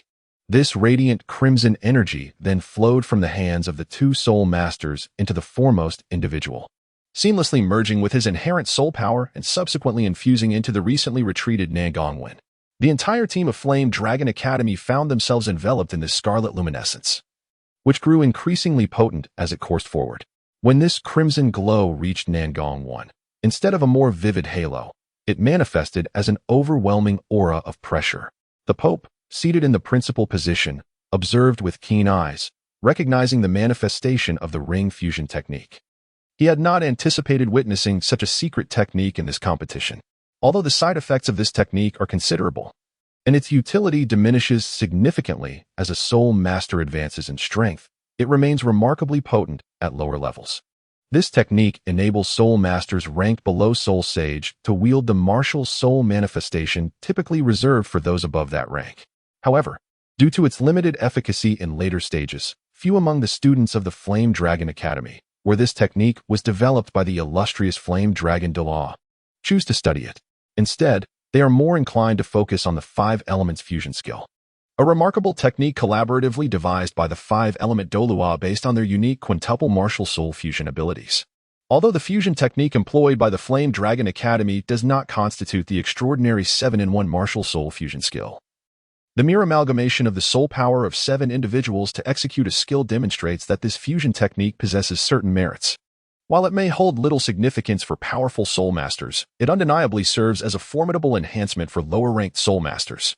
Typically, gifted soul masters seldom pursue the mastery of such secret techniques. They would be better served by dedicating their time to refining their soul power and bolstering their own strength. It is essential to recognize that each soul master possesses a unique martial soul, each with its distinctions. Generally, such fusion techniques are only observed among soul masters whose martial souls and soul skills are remarkably similar. Should soul masters with disparate martial souls attempt to employ this technique, they would likely suffer severe backlash following its execution. However, it is fortunate that the martial souls of the soul masters from Flame Dragon Academy are all of the fire attribute, and they are guided by the formidable Jingang, who serves as the ultimate controller of the operation. In this manner, the backlash should not be overly severe. Nevertheless, the fact that these 7 individuals, each possessing entirely distinct martial spirits, are capable of executing a unified fusion technique is indeed astonishing, even to the erudite Pope and the titled Douluos. After all, while such a secret art exists, the successful cultivation and application of it remains exceedingly rare. It is worth noting that once this secret technique is employed, one must take the time to recuperate and restore their strength. In this manner, one's cultivation of soul power is considerably hindered. Now, it is evident that the Flame Dragon Academy has successfully mastered this set of fusion skills. One can only imagine the extent to which the participants from the Flame Dragon Academy must have delayed their own training. Had the Academy not devoted time to this secret technique, the strength of its competitors would likely be even more formidable. However, this is not the time for such reflections. As the crimson light binds the 7 individuals together, the 7-in-1 fusion technique has now been completed. A crimson phantom of a flame dragon materialized above Jingang and his companions, gradually solidifying in tandem with their release of soul power. As the audience beheld the culmination of this extraordinary fusion technique, they could not help but exhibit expressions of awe and wonder. Not only the ordinary spectators but also the formidable soul masters understood that once this 7-in-1 fusion skill was unleashed, the outcome of the match was all but predetermined. In the realm of soul masters, the disparity between a soul sage and those beneath that level is vast. A soul sage capable of manifesting their martial soul's true form can effortlessly defeat 10 soul emperors of level 69. This is due to the fact that a soul sage utilizing their martial soul's true form can incessantly employ all soul skills below the 7th ring, excluding the true form, for 30 minutes with a power augmentation of 150%. Furthermore, depending on the nature of the martial soul, various enhancements may be conferred. However, such immense amplification comes with its own drawbacks. Each time the martial soul's true form is invoked, the user enters a state of vulnerability, wherein all attributes are diminished by 50%, necessitating 7 days for recovery. Thus, under normal circumstances, even soul masters exceeding level 70 would not dare to invoke their true form lightly. Even a standard soul sage requires a full week to recuperate after such an invocation. It is even more daunting for someone like Jingang, who forcibly utilizes their true form, as the backlash would be considerably severe, extending the recovery period further. Yet, the current situation leaves no room for hesitation. Failing to employ the martial soul's true form could very well lead to defeat, rendering this ultimate technique useless. Therefore, the only recourse is to unleash this powerful skill and strive for the final phase of the competition. Despite the immense pressure from the Flame Dragon Academy, the members of the Martial Soul Academy did not waver. Upon witnessing the Flame Dragon apparition, the team captain recognized its significance. Backed by the formidable Martial Soul Hall, these students were well acquainted with the martial soul's true form. However, they were astonished to see someone below level 70 successfully manifest it. Nonetheless, the current flame dragon form remains insufficiently solid, merely a faint illusion. If they could disrupt the Flame Dragon Academy's formation, this formidable soul skill could be neutralized. Moreover, The captain discerned the greatest weakness of the 7-in-1 fusion technique, the three soul masters at the rear, who initially channeled their soul power. While the collective soul power of the Flame Dragon Academy was concentrated on the forefront, with Nangongwen as the leading figure, the rear trio possessed no defensive capabilities. As the foundation of the entire formation, if they were targeted, the entire 7-in-1 fusion soul skill would be irrevocably compromised.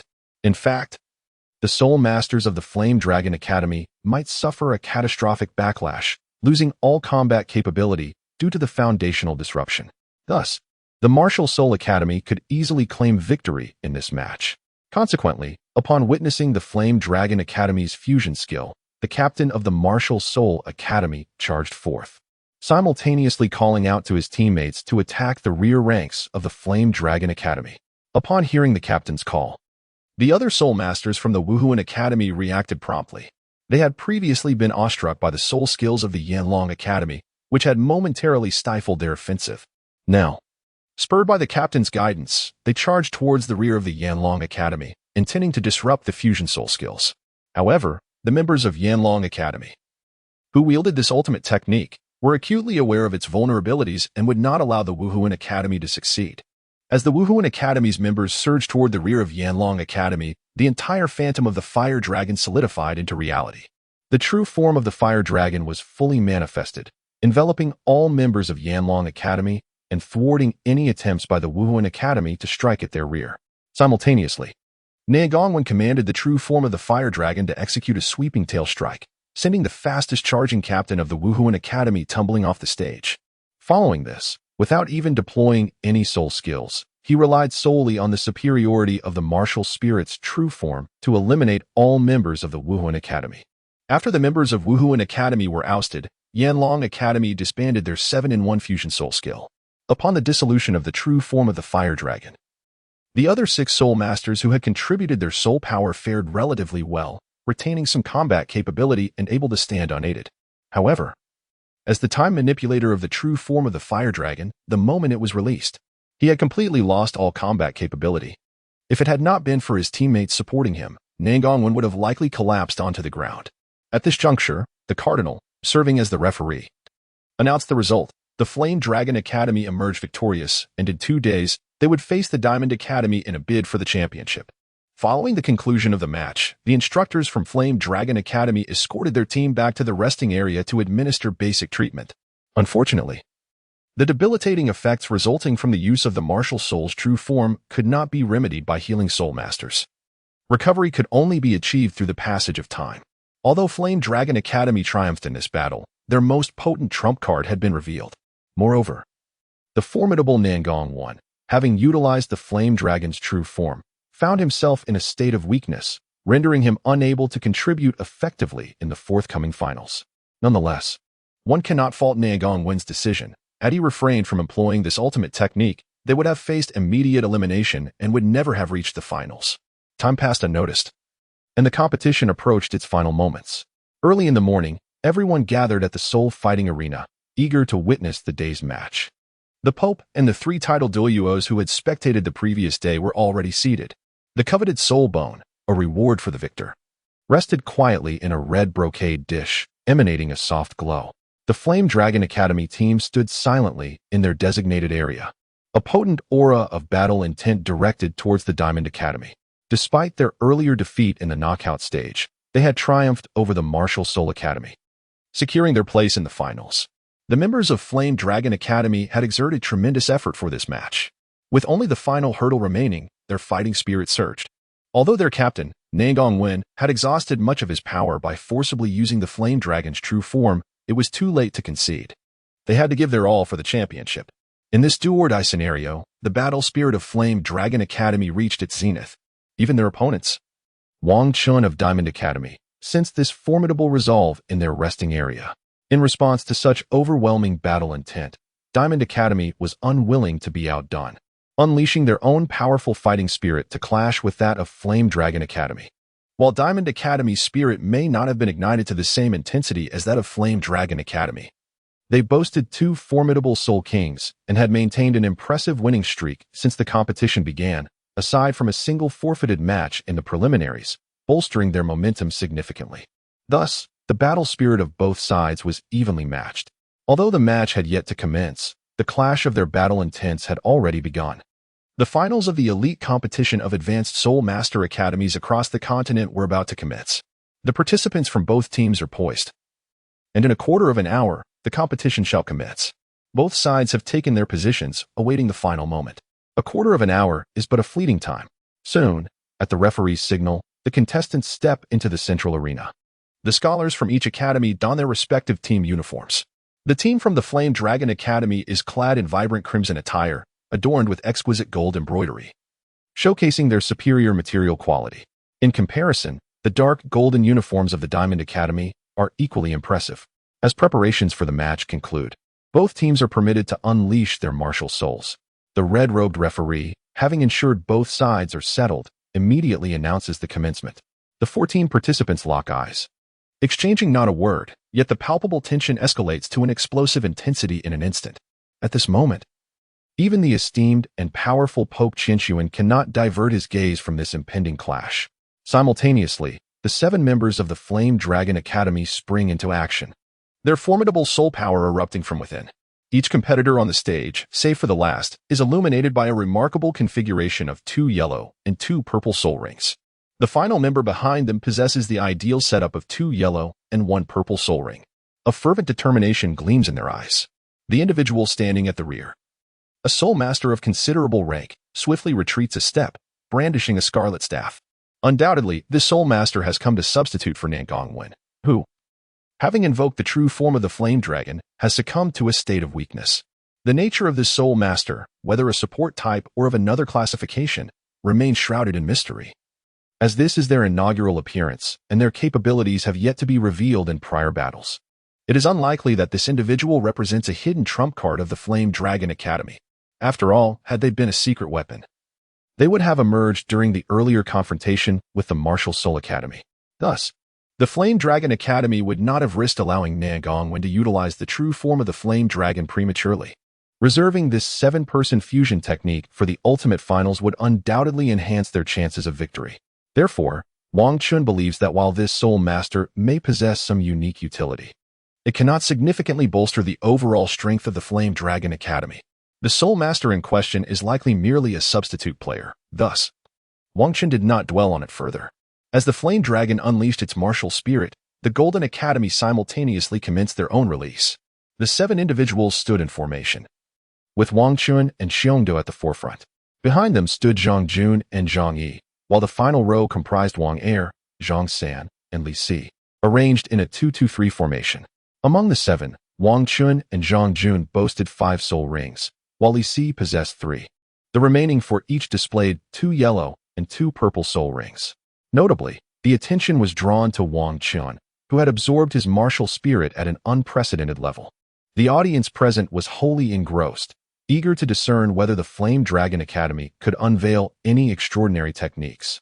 Should they fail to present something remarkable, it would seem that the Golden Academy was destined to triumph in this competition. As the match commenced, with the announcement of the final battle of the prestigious Continental Advanced Soul Master Academy Elite Tournament, the Cardinals swiftly retreated, clearing the arena.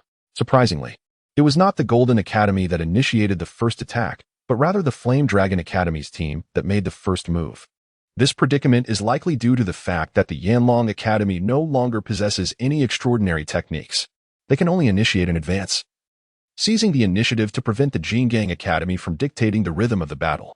The Fire Lion Spirit Master, standing at the forefront of Yanlong Academy, was the first to charge forward. In the blink of an eye, he had reached the very front of Jingang Academy. Immediately, a tremendous surge of soul power erupted from his being. As the second strongest contender in soul power at Yanlong Academy, following Jingang Wen, his prowess is indeed commendable. However, when compared to Wang Chun, he falls significantly short. Even if he were to unleash his full potential, achieving the peak of his attacking power for a brief moment, the disparity with Wang Chun would still be vast. It is essential to note that even if Wang Chun chose not to exert himself fully, the Fire Lion's soul power would not sustain a prolonged eruption. Once his soul power is depleted, even an ordinary Soul Douluo could easily defeat him, let alone a formidable Soul King like Wang Chun. Thus, Wang Chun perceives this approach to combat as entirely relinquishing the opportunity for victory. It seems they are merely intent on showcasing the prestige of Yanlong Academy in this final moment. In this manner, it can be deemed satisfactory. After all, since defeat is inevitable, one might as well strive for a more spectacular performance in the competition. With the full eruption of soul power, the aura of the Fire Lion Soul Master intensified remarkably. Nevertheless, he still paled in comparison to Wang Qin. In the face of the formidable Fire Lion Soul Master, Wang Qin merely activated his martial soul and did not even employ his soul skills. Instead, he directly struck at the soul skills of the Fire Lion Soul Master with his fists. With a resounding crash, Wang Qin effortlessly sent the Fire Lion Soul Master reeling. However, the Fire Lion Soul Master did not succumb to despair. On the contrary, he charged forward once more, engaging Wang Chun in a fierce exchange. In the blink of an eye, the Fire Lion Soul Master and Wang Chun exchanged more than a dozen blows. This left Wang Chun somewhat astonished. The soul power of the Fire Lion Soul sect showed no signs of fluctuation. It is well understood that when a Soul Master fully unleashes their soul power, they can deliver significantly more formidable attacks.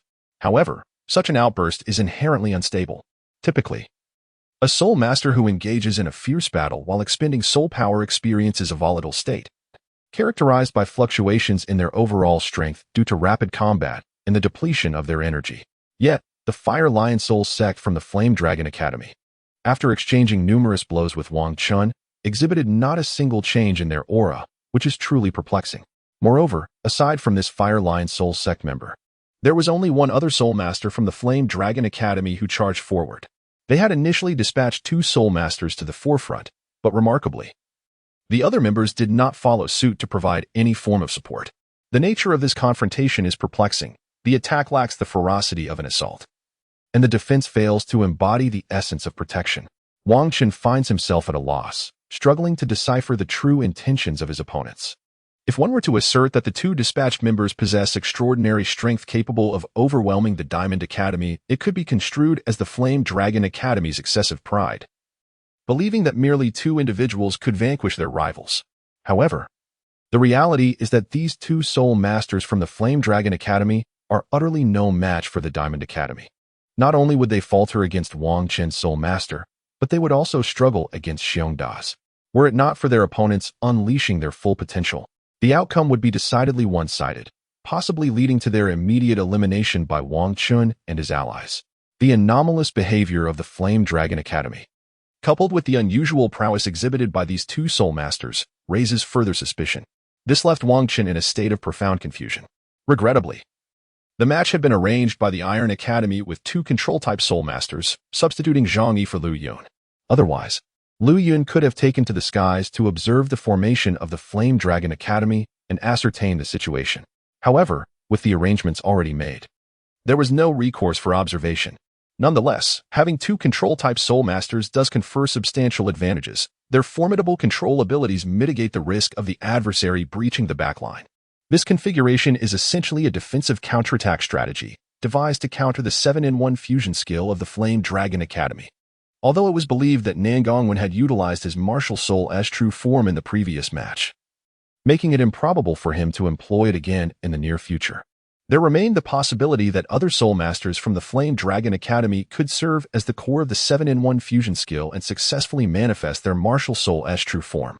Despite Wang Chun's unwavering determination and prowess, rivaling that of a soul sage capable of using their martial soul as true form, it does not guarantee that he could withstand the overwhelming force of an opponent's martial soul as true form without being cast from the platform. It is essential to understand that this is not a life and death struggle, but merely a contest on the arena. Should one be thrown from the platform, it would constitute a defeat. Even if one does not lose their combat capability, they would still be considered eliminated. Thus, the strategy of employing 2 Control-type Soul Masters was enacted. Should the Flame Dragon Academy deploy their 7-in-1 fusion skill and successfully invoke a martial soul as true form, Wang Qin and his allies could leverage the powerful control abilities of the 2 Soul Masters to temporarily restrain that true form, thereby creating an opportunity for an attack. Subsequently, Wang Chun and the 2 Control-type Soul Masters would collaborate to hold off the martial soul as true form, allowing other members of the Iron Academy to launch a surprise attack on the backline of the Flame Dragon Academy, thereby dismantling their 7-in-1 fusion skill. However, as the adversary has not yet activated this skill, Wang Qin and his team's plan remains on hold. Moreover, it is imperative to ascertain the true circumstances of the Flame Dragon Academy. If matters continue in this manner, the Iron Academy risks falling into a passive position, especially given the tenacity of the two Soul Masters from the Flame Dragon Academy.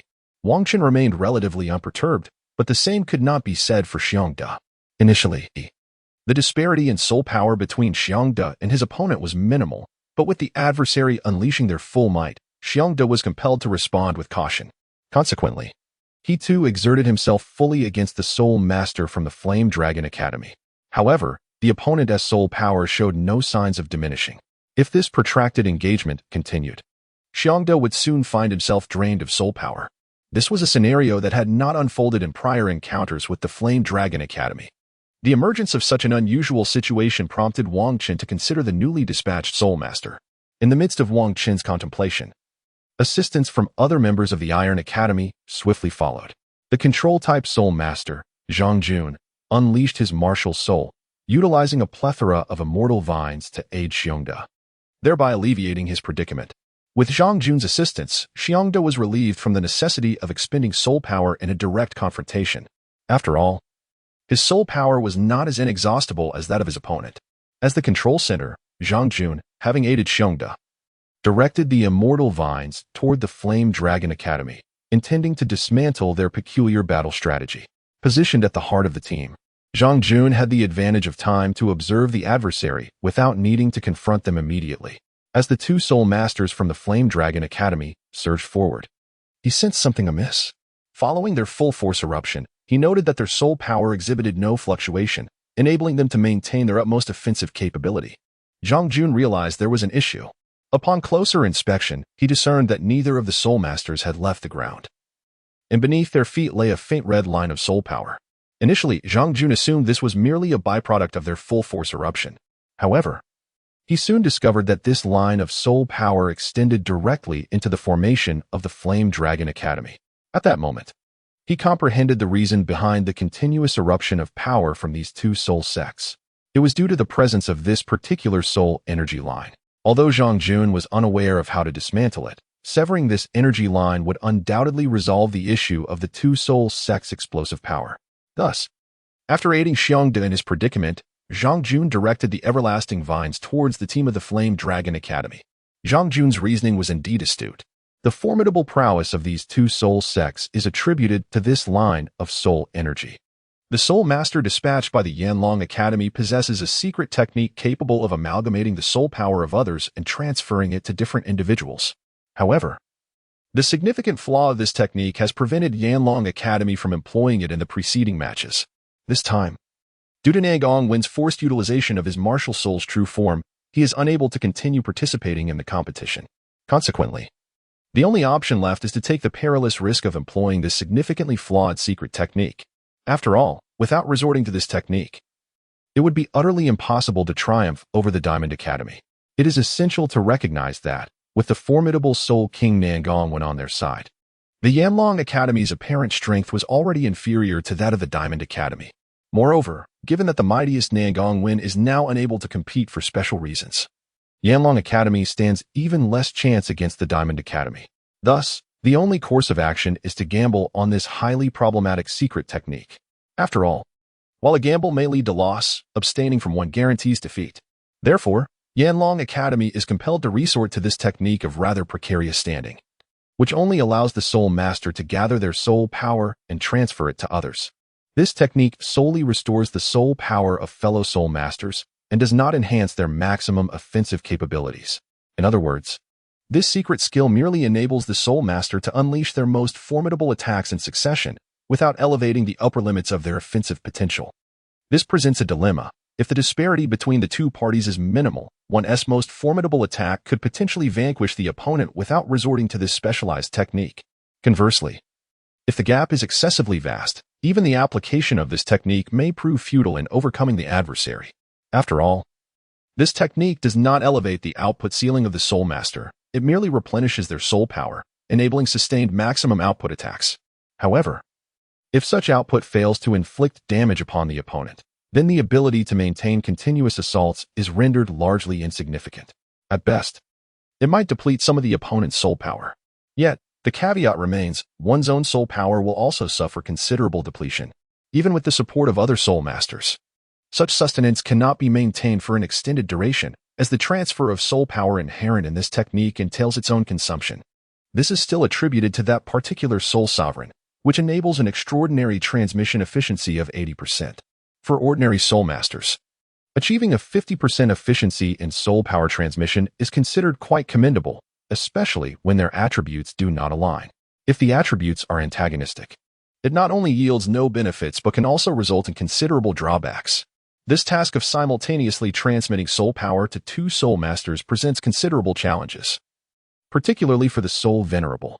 Indeed, the intricacies involved in this transference of soul power impose significant limitations. Firstly, the conduit of soul energy must traverse along the ground. Thus, the recipient soul master cannot ascend too high above the surface. Any elevation beyond a certain threshold risks the fragility of the energy line, potentially leading to its rupture due to the excessive difficulty in transmission. Secondly, the integrity of this energy conduit is not exceptionally robust or stable. The soul masters engaged in combat ahead must refrain from unleashing powerful shockwaves directed at this energy line. Otherwise, it becomes exceedingly susceptible to destruction. Furthermore, the soul venerable responsible for the conversion of soul power faces inherent dangers, as they are tasked with receiving energy from other soul masters. Should the process lack stability, it may incite a violent upheaval of soul power. This turmoil not only hampers the transmission of energy to the front lines, but also endangers the venerable themselves due to the repercussions of the unleashed energy. Thus, to ensure the stability of the soul power, both the contributing soul masters and the venerable overseeing the conversion must remain immobile.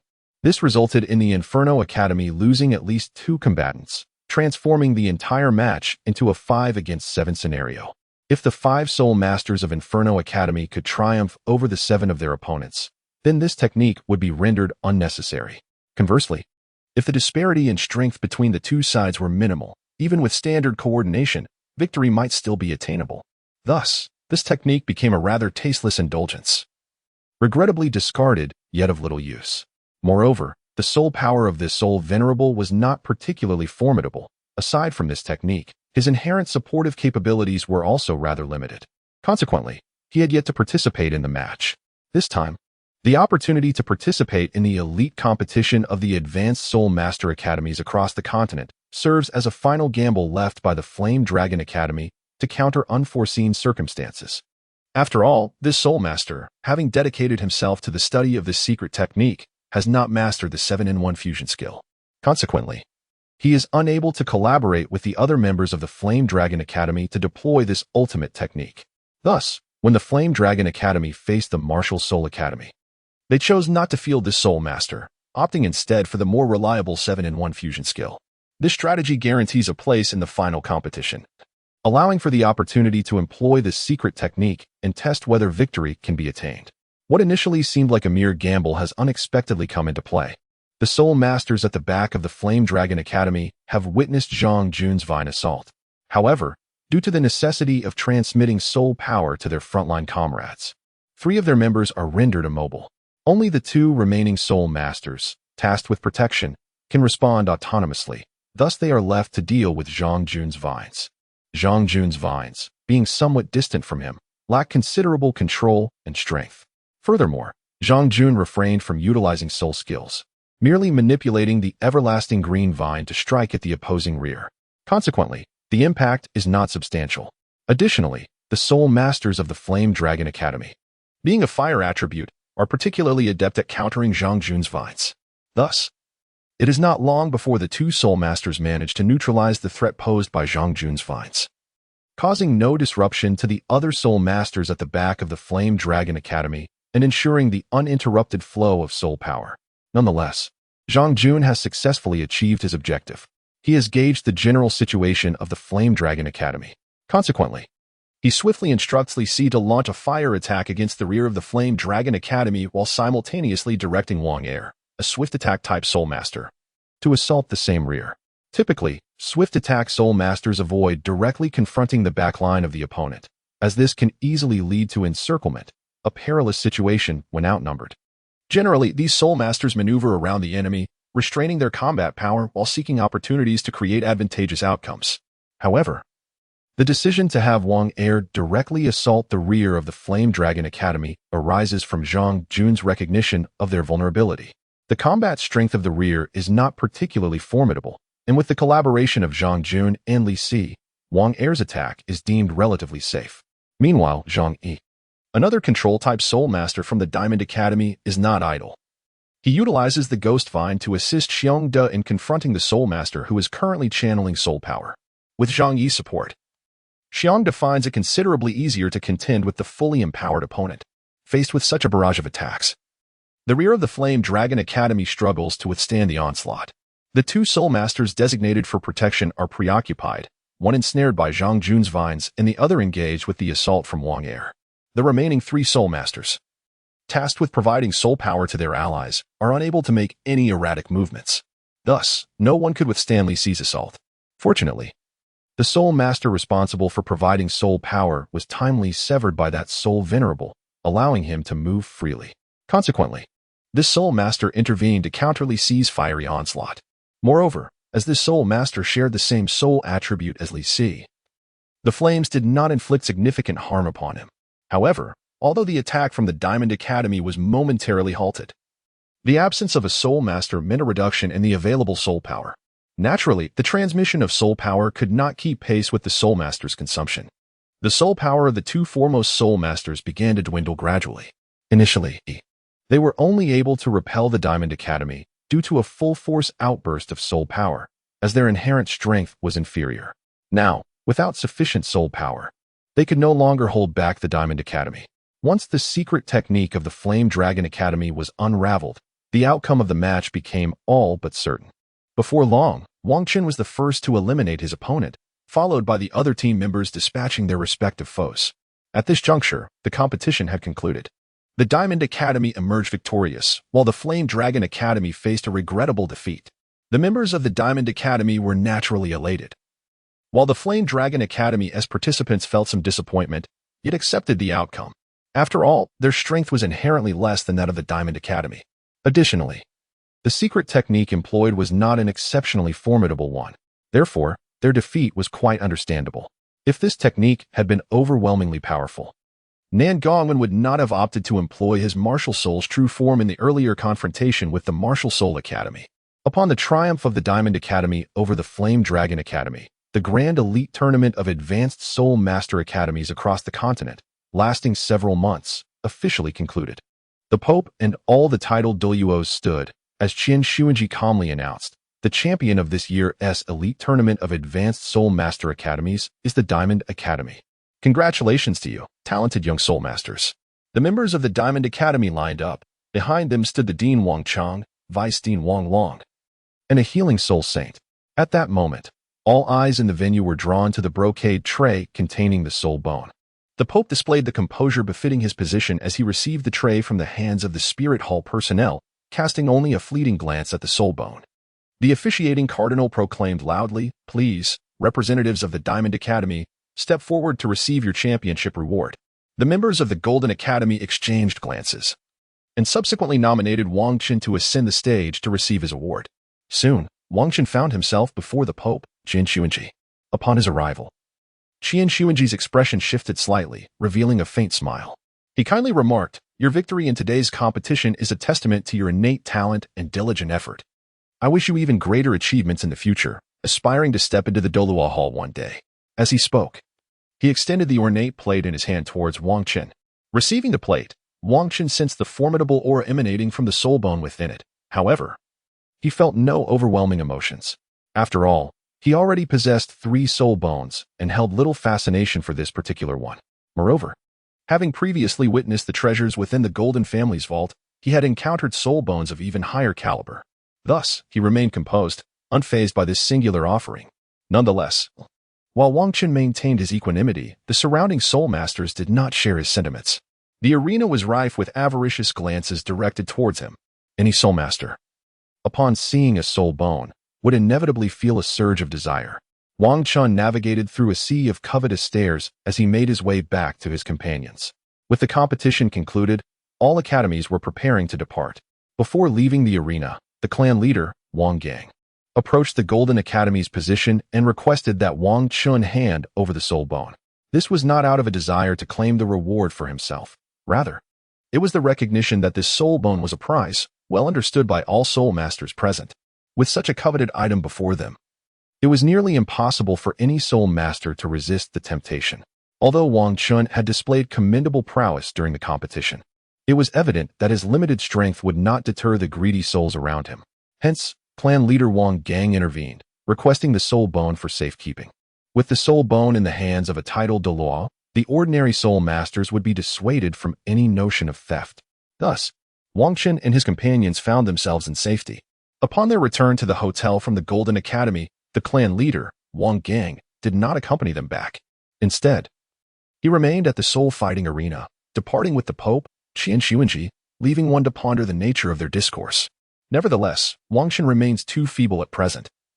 Although he has achieved considerable strength compared to his peers in the realm of spirit masters, he still pales in comparison to those seasoned experts.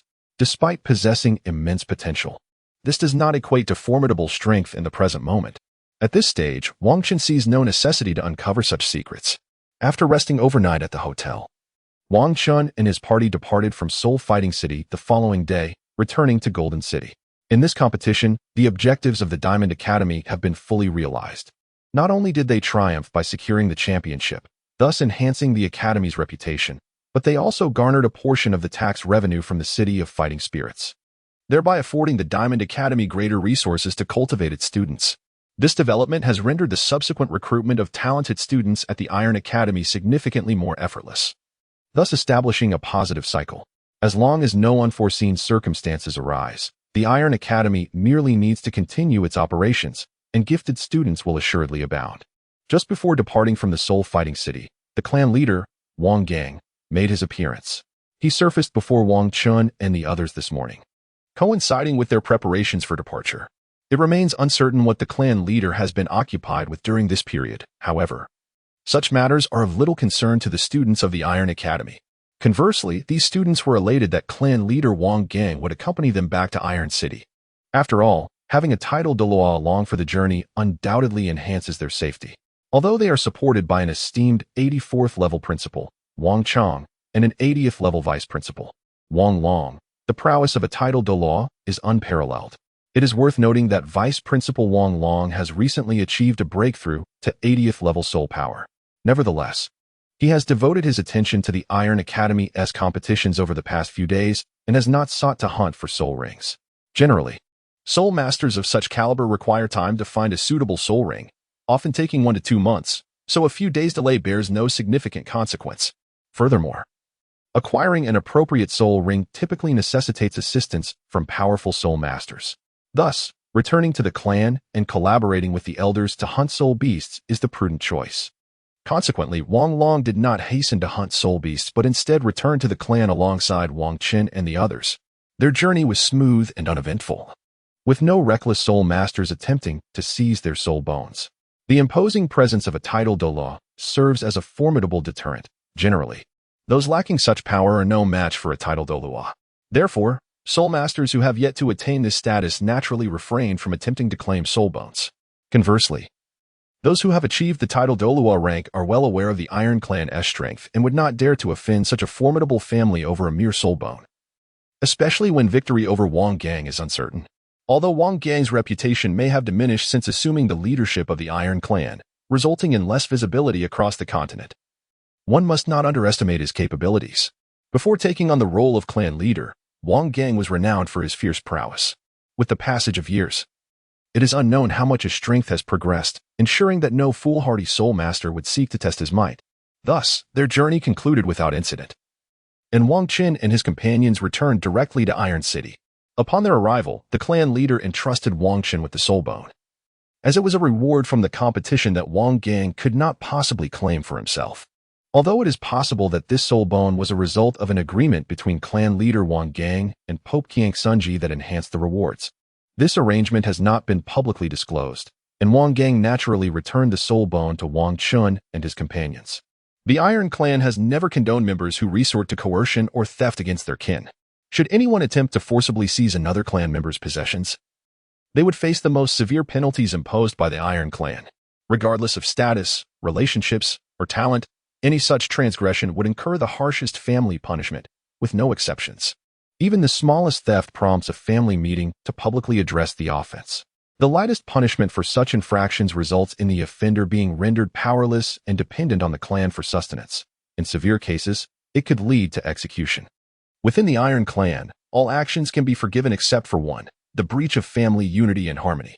Once committed, this transgression necessitates a family assembly to impose strict punishment.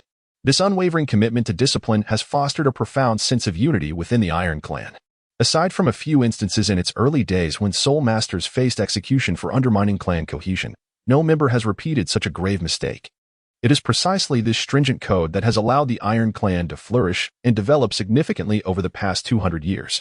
This is precisely why all the clansmen are willing to dedicate their lives for the advancement of their family. They are aware that even if they sacrifice their lives for the family's development, their descendants will not be neglected. It is inconceivable that a clansman would perish in service of the family, only for the family to disregard the affairs of that clansman's heirs.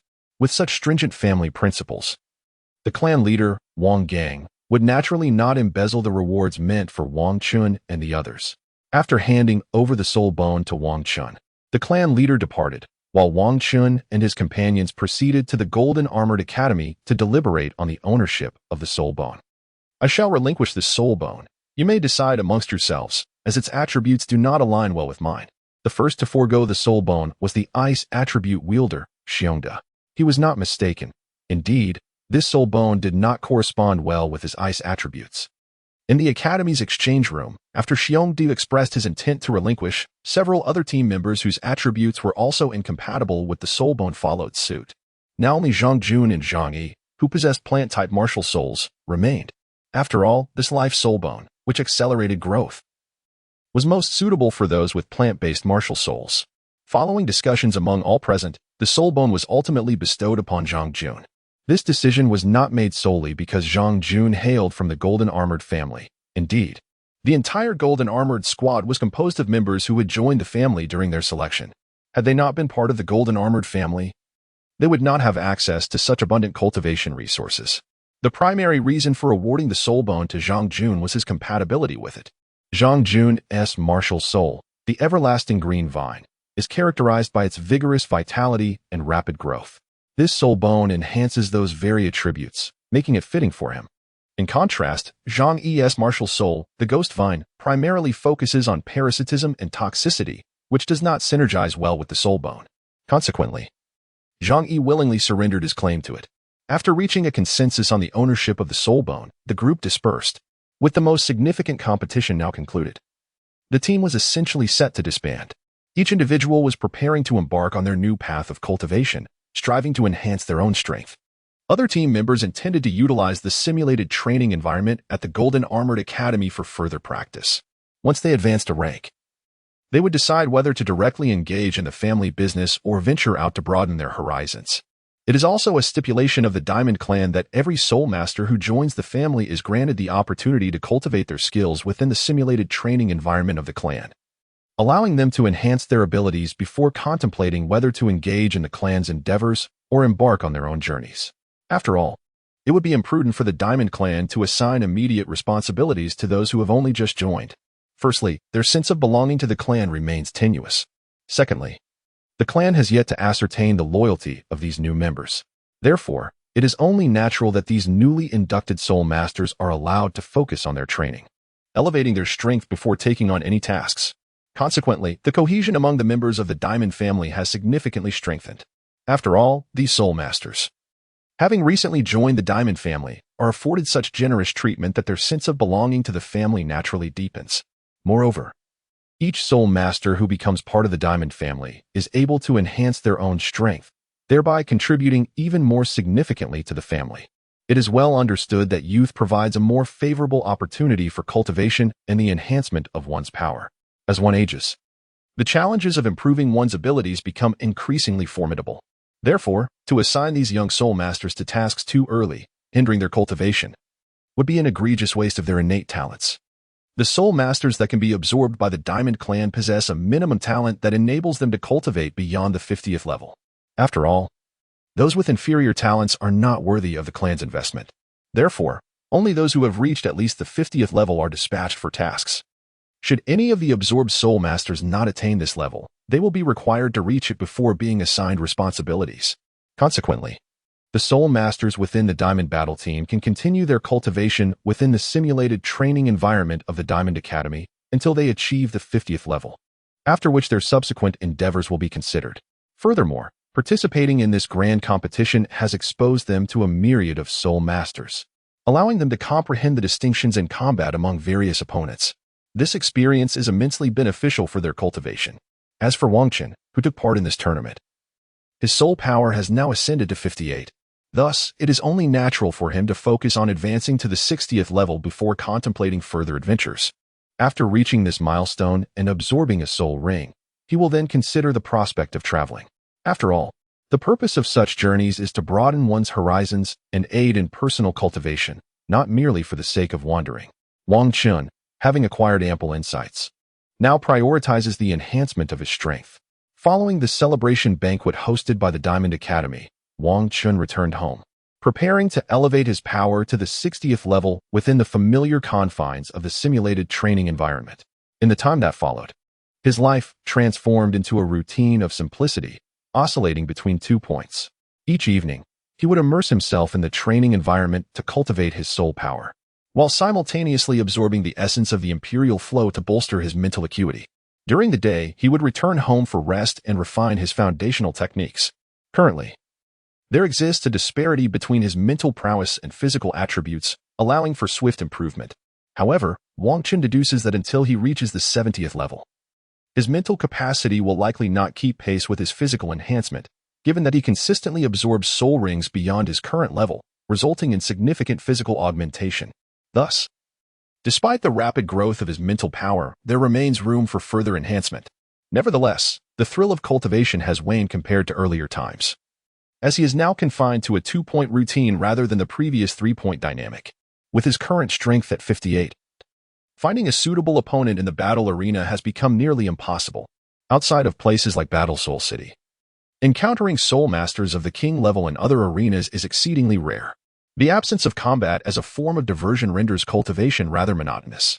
Fortunately, with the aid of his foundational techniques, he still experiences a relatively swift training pace, which alleviates the tedium by allowing him to perceive the growth of both his mental and soul powers. Having endured the trials of the competition, Wang Qin's combat experience has improved significantly, allowing for continued rapid advancement in his soul power. After 3 months of this 2-point lifestyle, he has finally broken through to level 59, bringing him closer to 60. Yet, he feels the need for further combat experiences to better grasp his rapidly escalating strength. However, in the Diamond Battle Arena, he can no longer find suitable opponents. The thought of venturing alone to Battle Soul City for combat seems overly cumbersome. Presently, he has not devised an appropriate method to hone his skills through battle. Thus, after reaching level 59, he chose to leave the simulated training environment. Intending to return home for some much-deserved rest, he had already devoted a full day and night to cultivation in the simulated environment to achieve this breakthrough. It is essential that he recuperate, especially since a lack of combat experience has rendered him somewhat unaccustomed to his newfound abilities. Thankfully, the issues he faces are minor for now, but if this continues, the problems may escalate. Combat not only sharpens one's abilities but also serves as a means of relaxation. With the absence of battles to refine his prowess, he decided to take a moment to unwind. Wang Qin initially planned to return home for some rest before exploring Diamond City to alleviate his mind. However, upon his return today, he discovered that his father, Wang Long, and mother were both at home, resting. It is worth noting that his father had been busy hunting for soul rings since the conclusion of the competition and had seldom stayed at home thereafter. Meanwhile, his mother had been occupied at the newly established simulated training environment at the academy, enhancing her soul power due to Wang Qin's miraculous herbs, and typically spent her time at the academy alongside his father. For the past few months, Wang Qin has been alone at home. On this occasion, the entire family remained at home, and thus Wang Qin decided against continuing his exploration of the Diamond City. He opted to stay indoors and engage in conversation with his parents. After all, since embarking on his cultivation journey, the family had seldom shared moments of dialogue together. Each day, Wang Qin was preoccupied with his training, leaving little time to converse with his parents. His father, Wang Long, was likewise engrossed in family affairs, striving to contribute more to the clan in order to secure additional resources for Wang Chun. Despite Wang Qin's extraordinary talent, it was impractical for the family to provide an infinite supply of cultivation resources solely for him. Nevertheless, the Diamond family, having established itself over the years, had adequately invested in nurturing its gifted descendants. Currently, the cultivation resources allocated to Wang Qin were sufficient to support his endeavors. However, for his parents, an abundance of resources was always preferable. Consequently, since Wang Qin's birth, his father had been diligently occupied with clan matters, amassing cultivation resources for his son. Furthermore, the Diamond family upheld a transparent and meritocratic system, emphasizing that rewards were proportionate to effort. Thus, Wang Long had previously dedicated his time to clan responsibilities, rarely engaging in conversation with Wang Qin. Particularly before Wang Qin awakened his martial spirit, Wang Long devoted the majority of his time to clan affairs, accruing considerable merit in anticipation of Wang Qin's cultivation journey, to exchange for resources when the time came. At that point, no one could have predicted the remarkable talent Wang Chun would later exhibit. After Wang Qin's astonishing abilities were revealed, Wang Long moderated his relentless pursuits, for the family had begun to provide ample resources in recognition of his son's exceptional talent. This allowed him to allocate more time to his family. Following Wang Qin's acquisition of celestial herbs, Wang Long experienced a significant enhancement in his own abilities, which naturally ignited his aspirations for the position of the next clan leader. However, due to his absence from the Diamond family's guardian military, he lacked a competitive edge under equal circumstances. To contend for the leadership role, he needed to rapidly elevate his strength, ensuring he stood as the strongest among the next generation. In the Diamond family, there was a principle of prioritizing members of the guardian military for leadership positions, but this was contingent upon equal qualifications. It was inconceivable to select a leader from the guardian military if they were considerably weaker than others. After all, one could not overlook the selection of a powerful title Douluo as the clan leader in favor of a less capable member emerging from the guardian military. Ultimately, in the world of Douluo Continent, strength reigned supreme. It was implausible to allow those of lesser power to command the formidable. The approach of utilizing the weak to defend against the strong is fraught with potential issues. However, under normal circumstances, the Diamond family does not encounter such problems. This is primarily because the members who join the Guardian Legion typically possess commendable innate abilities. Furthermore, with the unique training provided by the Diamond family, their strength generally surpasses that of those who have not joined the Guardian Legion. After all, the more exceptional one has talents, the more likely they are to become part of the Guardian Legion, as membership grants access to the Diamond family's distinctive training regimen. Those members of the clan who have joined the Guardian Legion possess an additional level of training compared to those who have not. Consequently, their strength is naturally expected to be greater. Therefore, the chieftain and elders of the Diamond clan are typically selected from within the ranks of the Guardian Legion.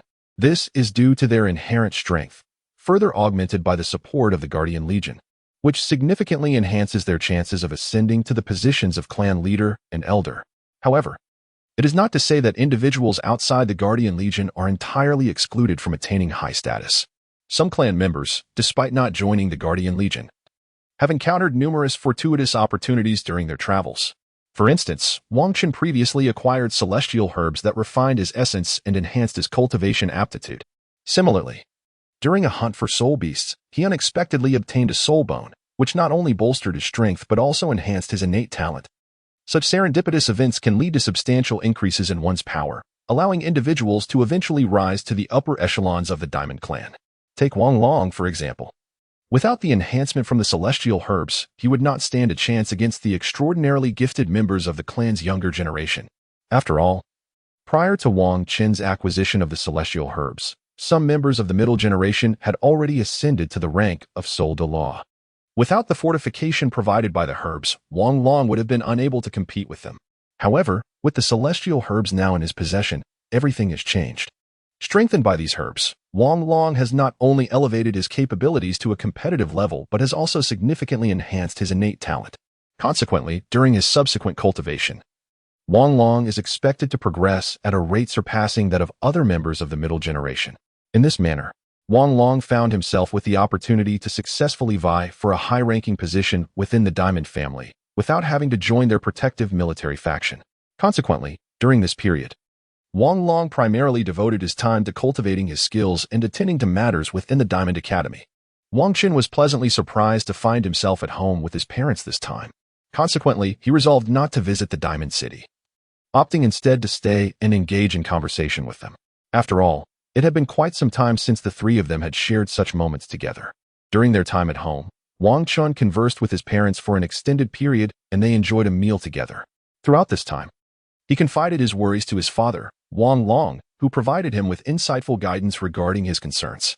Upon hearing Wang Qin's doubts, Wang Long devised a solution to join the Diamond family's Guardian Legion and partake in the grueling battles that would hone their skills. As the martial representation of the Diamond family, the Guardian Legion was inherently steeped in combat training. Moreover, those who joined the Legion typically possessed soul mastery at the Emperor level, with talents sufficient to support their advancement to the Saint level. Members of the Guardian Legion were afforded significant training resources from the Diamond family. However, as soul masters reached higher levels of soul power, their progression became increasingly sluggish. Although the Diamond family provided ample resources to these Legion members, their soul power could not be significantly enhanced in a short span. Therefore, to bolster the strength of the Guardian Legion, alternative methods had to be sought. This method was through combat. By engaging in numerous battles, the members of the Guardian Legion could refine their abilities. With extensive and intense combat experience, each soul master would see a substantial enhancement in their actual combat prowess. Armed with such experience, these Legion members could often achieve their objectives with minimal effort. These are the benefits derived from combat experience. Moreover, with such extensive battle experience, the members of the Guardian Legion need not worry about the inability to fully control their own strength due to the enhancement of their soul power. However, within the Diamond Clan, those endowed with talent and a desire to augment their combat prowess typically join the Guardian Legion. Those who do not enlist are generally either lacking in talent or possess insufficient ambition to grow stronger. Consequently, the combat arena of the Guardian Legion is exclusively accessible to its members, precluding other clansmen from entry. Individuals like Wang Qin, who have yet to join the Guardian Legion, cannot participate in battles within that arena. Therefore, Wang Long suggested to Wang Chun that he seek out the elders in the inner courtyard. In the Diamond Clan, all elders place great emphasis on nurturing the younger generation. As long as Wang Chun articulates to the elders his aspiration to join the Guardian Legion and hone his abilities through combat, they will undoubtedly acquiesce to his request. The following day, Wang Chun made his way directly to the small courtyard where the elders resided. There, he encountered the familiar fourth elder. Wang Chun conveyed his intentions to the fourth elder, who subsequently conferred with several other elders and the clan leader, ultimately granting special permission for Wang Chun to join the Guardian Legion. In this manner, Wang Chun naturally finds himself capable of engaging in combat with other soul masters to hone his skills. Moreover, joining the Guardian clan has its additional advantages. It is unnecessary to mention that being part of the Guardian clan bestows certain benefits when contending for the position of clan leader. After all, Wang Chun's innate talent and prowess are remarkably formidable. By the time his generation vies for the leadership, it is highly improbable that anyone could surpass Wang Chun in strength. Therefore, this particular benefit holds little significance. However, by joining the Guardian clan, he gains access to a wealth of cultivation resources. Although Wang Chun's talent is extraordinary and the King Kong family has already provided him with ample resources for cultivation, the family adheres to certain regulations. Despite his exceptional abilities, the allocation of resources must follow a standard. They cannot be distributed indefinitely. Given the numerous clan members, it is infeasible for the King Kong family to bestow resources upon a single soul master or a select few. Ultimately, the distribution of resources is based on talent. Those with greater aptitude receive more, while those with lesser abilities receive less. Thus, all members of the Titan family encounter no significant issues. After all, the distribution of these resources is governed by established rules, rather than being arbitrarily allocated. Furthermore, the method of resource allocation employed by the Titan family can be regarded as exceedingly fair and just within the realm of Douluo Continent. It is worth noting that, in most factions, resources are distributed based on the closeness of relationships. Direct descendants receive more resources, while collateral branches receive less. Even if a member from a collateral branch possesses greater talent, the resources allocated to them can never match those of the direct line. The effectiveness of identical resources, when utilized by individuals of varying talents, yields vastly different outcomes. Wang Chun possesses commendable talent. However, he cannot indefinitely monopolize the resources of his kin. Now, With his inclusion in the Guardian Legion, Wang Chun can access additional cultivation resources. While these resources may not significantly accelerate his strength, they will nonetheless enhance his cultivation speed to some extent. After all, these resources are undeniably valuable. Otherwise, why would the cultivation speed of soul masters with influence surpass that of those without? This disparity is not solely attributed to the differences in martial souls and innate talents. Resources play a significant role in this equation as well. Therefore, Wang Chun's decision to join the Guardian Clan Corps is indeed commendable. Not only will it provide him with the much-needed combat experience, but it will also augment his training resources. Once the elders concluded their discussions, Wang Chun accompanied the fourth elder to the station of the Guardian Clan Corps. This residence is nestled deep within the inner courtyard of the Diamond Clan, specifically situated at the heart of the simulation training environment. The simulation training area there is exclusively reserved for the clan's protective military and is not accessible to other clan members.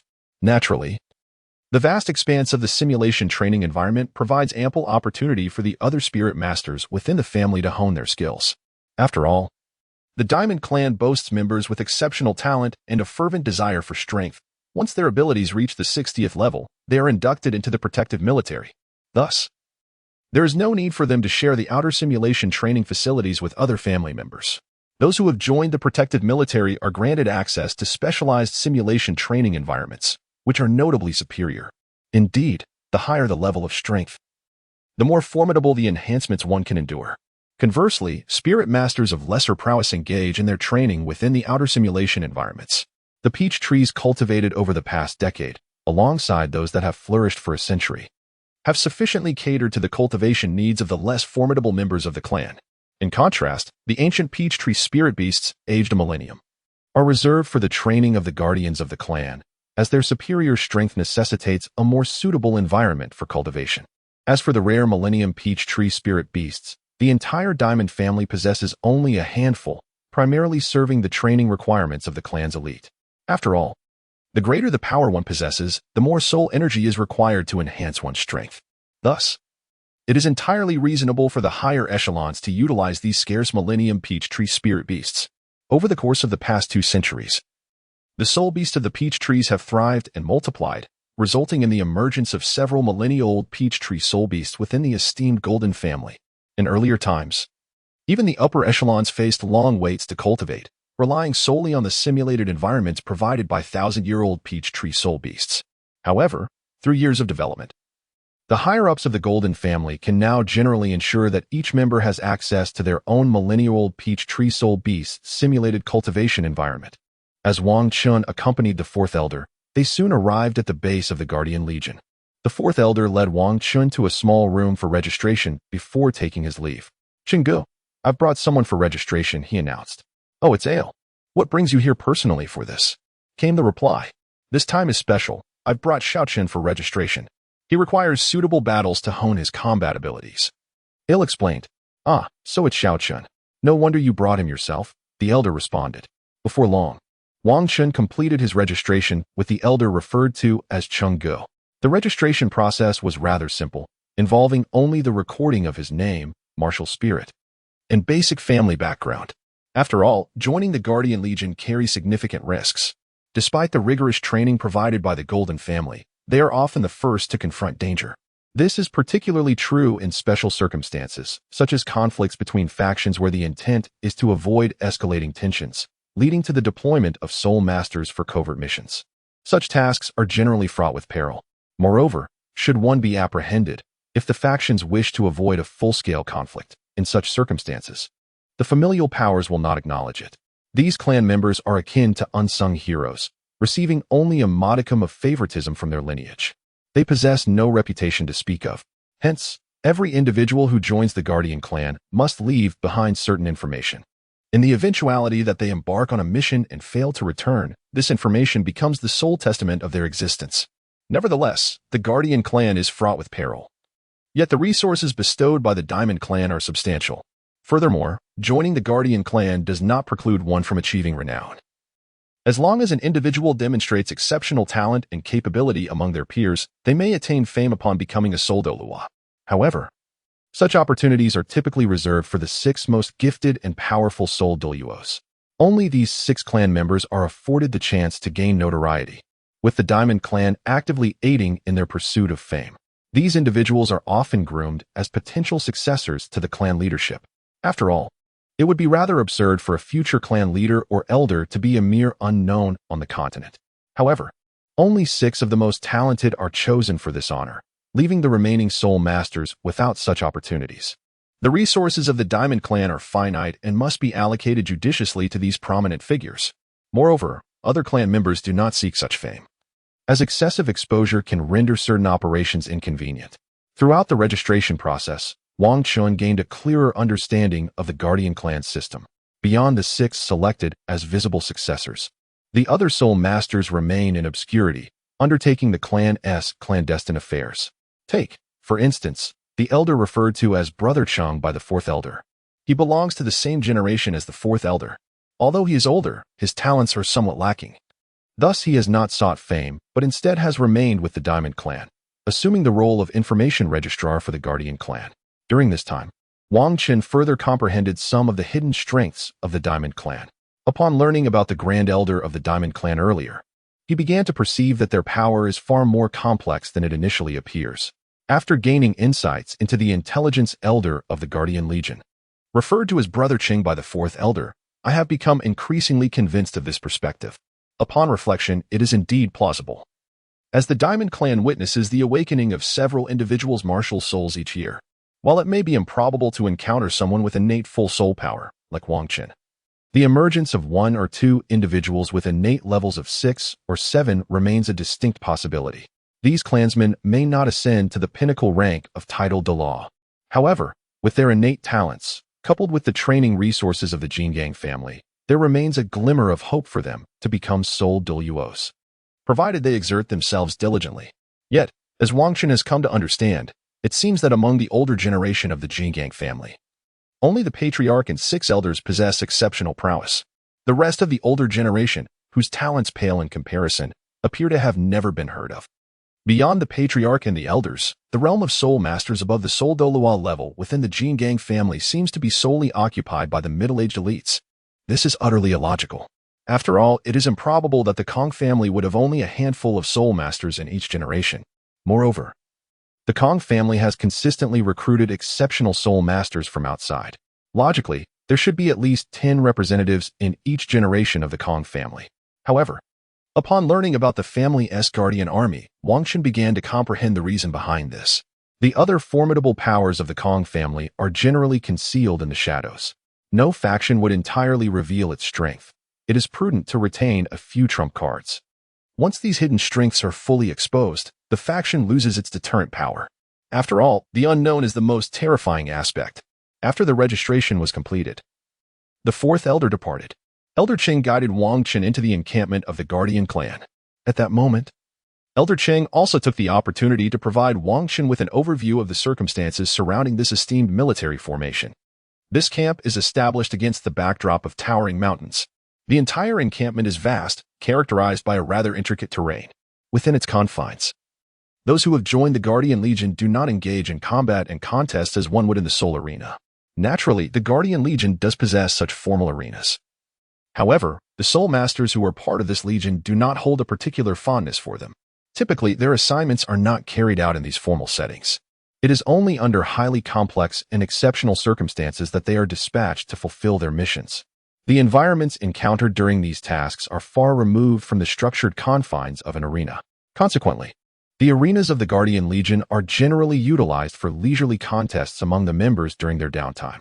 In their regular duties, each Soul Master here engages in battles within a myriad of challenging and multifaceted environments. The terrain here encompasses forests, marshes, caves, and more. In these battles, they typically do not resemble the direct confrontations found in the Soul Arena. More often, they are characterized by the roles of prey and hunter, engaging in special operations within these unique environments. This endeavor is also aimed at simulating combat under normal circumstances. After all, in reality, battles predominantly consist of ambushes and skirmishes, rather than grand confrontations with drawn swords and guns. Consequently, upon joining the Guardian Army of the Diamond Clan, the combat experience of these Spirit Masters has been significantly enhanced. With such an abundance of combat experience, the strength of the spirit masters within the Guardian army has become exceedingly formidable. In fact, even when their spirit power is comparable, the spirit masters of the Guardian army are capable of eliminating ordinary spirit masters without sustaining any injuries. This is the remarkable strength of the specially trained Guardian Legion. Upon hearing Elder Cheng's introduction of the Guardian Legion, Wang Qun felt that this was indeed the place suited for him. Each soul master here possesses a wealth of combat experience, and their soul power is no less than level 60.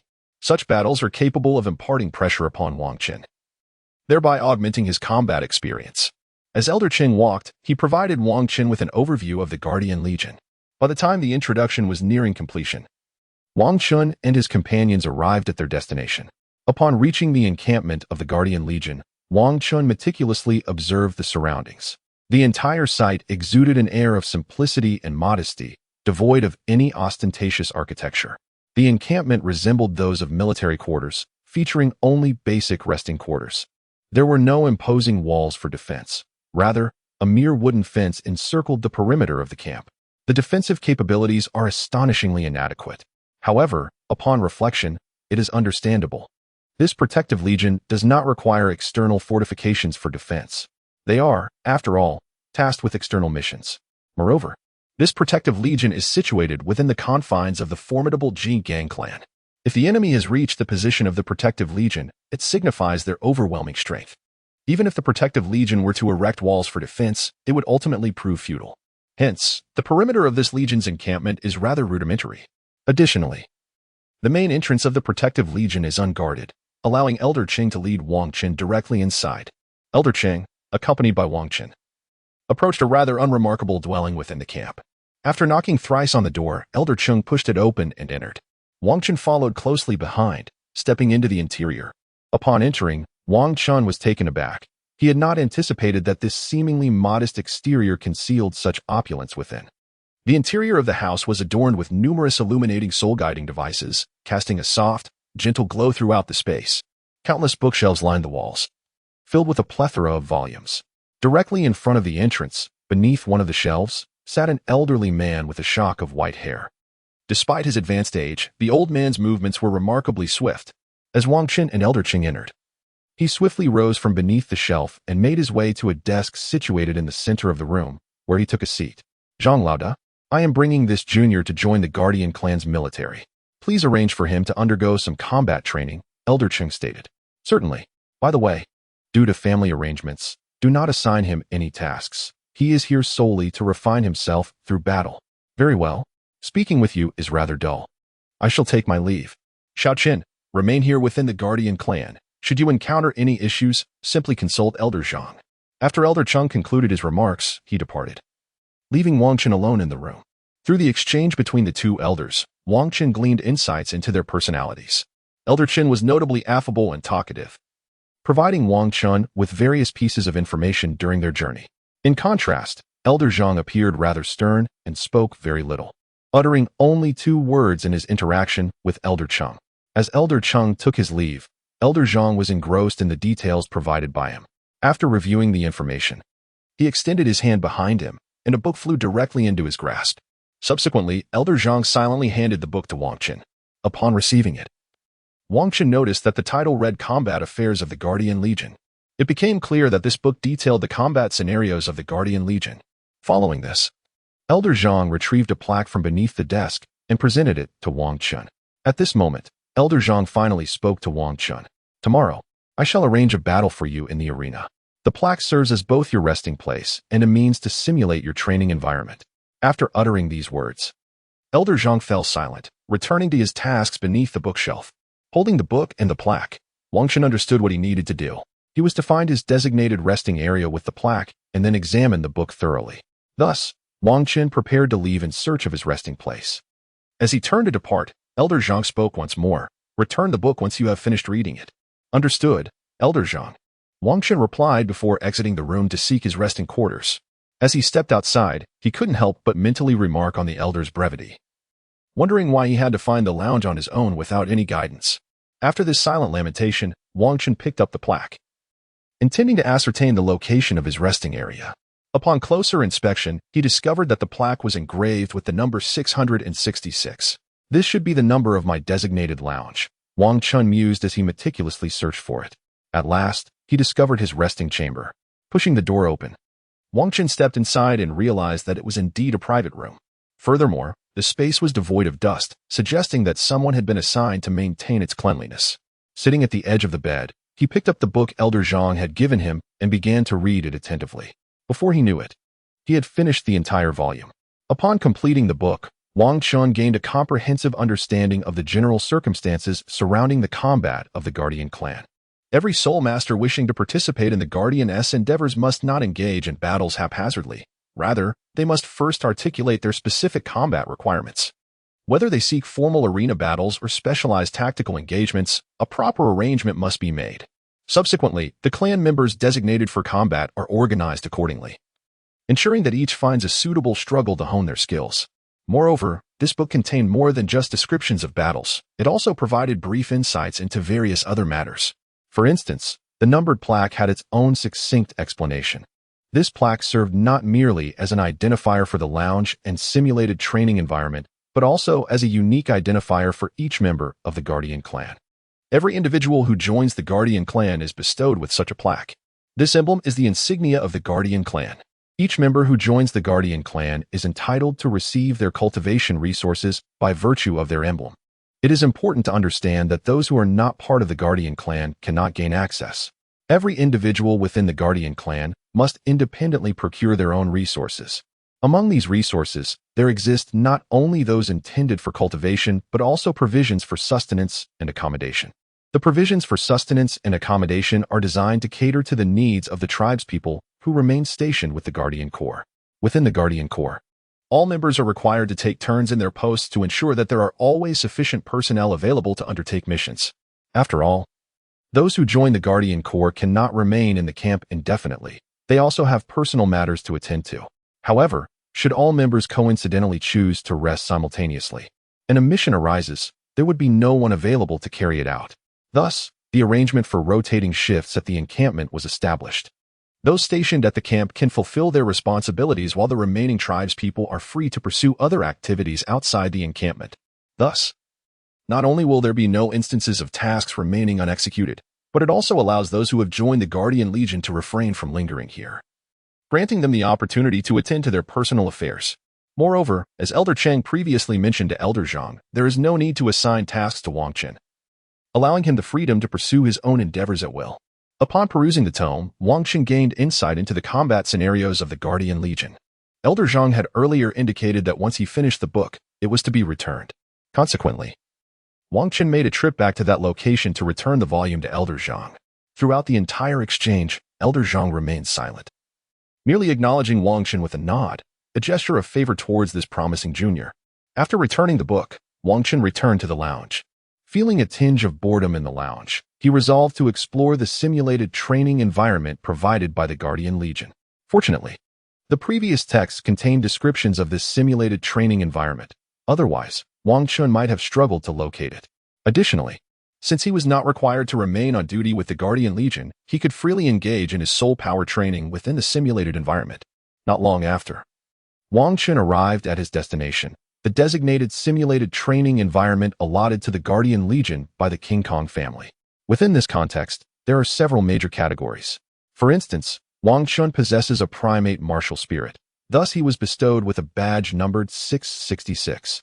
The initial 6 of this brand signifies the 6th category of the mimetic cultivation environment, the Peach Tree Spirit Beast's mimetic cultivation environment. This ranking is determined by the numerical designation of the locations of the simulated cultivation environments established initially. The Simian Peach Tree cultivation environment ranks within the 6th zone of all simulated environments. Consequently, the first digit on Wang Chun's plaque is 6. The subsequent 2 digits represent the plaque's unique identification number, indicating that Wang Chun's plaque is the 66th within the 6th zone. Presently, Wang Chun intends to explore the 6th simulated cultivation environment to discern the distinctions between it and his previous experiences in external cultivation. Upon arrival, Wang Chun observes from the outside, noting the absence of individuals within the simulated cultivation environment. This was also observed in that particular book. The cultivation methods within the mimicry training environment of the Guardian Legion differ slightly from those previously encountered. Here, The Soul Masters possess a minimum strength of level 60, necessitating a greater amount of soul power for their training compared to when they were at lower levels. Consequently, each Soul Master occupies a designated small area within the mimicry training environment. During their training, they display their tokens outside, indicating that the space is already in use. This contrasts with prior settings where training was conducted more casually, lacking formal delineation of the mimicry training zones. Later, Wang Qin was able to utilize the mimicry training environment of a century-old peach tree soul beast due to his extraordinary strength. Such privileges would otherwise be unattainable. For those with less remarkable talents, shared usage of the environment is the only option. However, Soul Masters with inferior talents cannot harness substantial enhancements, as their limited ability to refine soul power diminishes the necessity for potent amplifications. Currently, the new members of the Guardian Legion possess a minimum strength of Soul Emperor, and they are notably gifted. Thus, it is essential to allocate the mimicry training environments for individual use. Otherwise, shared occupancy would significantly diminish the effectiveness of the enhancements provided by the environment. In this manner, it would hinder the cultivation of Soul Masters. After searching for a while, Wang Qin finally discovered an unoccupied area. Consequently, he promptly hung his outside and stepped in, eager to explore what distinct features this place might possess. Upon entering, Wang Qin immediately noticed the stark contrast to the outside environment. Firstly, beneath the peach trees, there were dedicated meditation cushions specifically provided for Soul Masters during their cultivation. Furthermore, the peach tree soul beasts within were markedly different from those outside. The peach tree soul beast within this realm possesses a formidable strength, far surpassing its counterpart outside. The external peach tree soul beast appears to be merely a few centuries old, whereas this one boasts an age of approximately a millennium. The disparity between a 1,000-year soul beast and a 100-year soul beast is indeed significant. However, considering that the inhabitants here are all Soul Masters of the Emperor rank and above, this is quite understandable. After all, the more powerful one becomes, the greater the soul power required to ascend a level. Furthermore, with increased strength comes an accelerated rate of soul power absorption. Thus, providing such a high-level simulated training environment for the Guardian Legion is entirely reasonable, as they have always undertaken the most perilous missions for the family. It is only fitting that they receive the best treatment. Seated upon a cushion, Wang Qin prepared to engage in cultivation. Eager to ascertain how much his training speed would be augmented within this simulated environment. As he began to cultivate, he distinctly felt a tremendous enhancement. Training here is significantly more efficient than in the outside world. Even during the day, his training speed rivals that of the night outside. If he were to train here at night, the acceleration would be astronomical. After a brief session of cultivation, Wang Qin decided to depart, intending to return to the resting quarters for some well-deserved respite. The hour was growing late, and he had a battle arranged by Elder Zhang for the following day. It was imperative that he rested adequately to ensure he was in optimal condition. The Soul Masters within this realm possess extensive combat experience and formidable strength. If he were to be in poor form, he risked a swift defeat, which would serve no purpose. Wang Qin's purpose for being here is to gain combat experience, not merely to rapidly increase his soul power. A swift defeat would yield little in terms of valuable experience, and it is unlikely that other Soul Masters would wish to engage with him afterward. The Soul Masters joined the Guardian Legion primarily to enhance their own strength. Their participation in battles is aimed at improving their combat prowess. If they were to easily overpower him, it would be devoid of meaning. Only by demonstrating his worth can he attract challenges from other Soul Masters, ensuring a continuous flow of combat experience. Therefore, Wang Qin aims to fulfill his objective of gaining combat experience, and it is crucial that he performs admirably in his first match. Even in defeat, he must showcase his value. Otherwise, arranging further opponents post-match may prove challenging. After all, the members of this Guardian Legion are the heroes of the Golden Family, and the family would never impose upon them to engage in activities they do not enjoy. These insights were imparted to Wang Qin by the fourth elder prior to his arrival. Consequently, Wang Qin placed immense importance on this inaugural contest. In light of this, he refrained from practicing his soul power in the latest simulated training environment that evening, dedicating himself instead to achieving a state of optimal readiness for the forthcoming challenge against his opponent. Wang Qin retired early for the night. At dawn the following day, he visited Elder Zhang, awaiting the assignment of his adversary. His decision to seek out Elder Zhang stemmed from his unfamiliarity with the terrain of the Guardian Legion, leaving him uncertain about where to wait.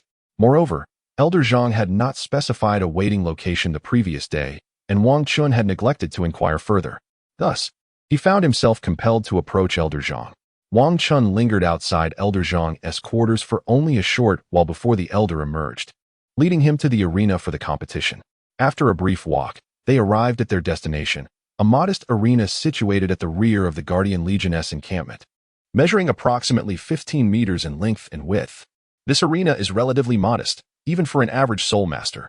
It is particularly unreasonable to serve as a competition platform for participants who are at least soul emperors. By the time Wang Chun and his companions arrived, there was already an individual awaiting them. This individual appears to be in his 40s or 50s, standing at approximately 1.7 meters, slightly shorter than Wang Chun. However, despite not being particularly tall, he emanates an aura of remarkable vigor. His physique, while not overly muscular, is exceptionally well proportioned, contrasting sharply with the exaggerated bulk of typical bodybuilders. This physique possesses both strength and agility. Coupled with the scar at the corner of his mouth, it enhances his fierce aura. When Elder Zhang and Wang Chun arrived, the middle-aged man, who had been seated on the ground, rose to his feet. Elder Zhang, this is my opponent. Upon hearing Elder Zhang's affirmation, the middle-aged man scrutinized Wang Chun closely. Upon realizing Wang Chun's youthful appearance, he was taken aback.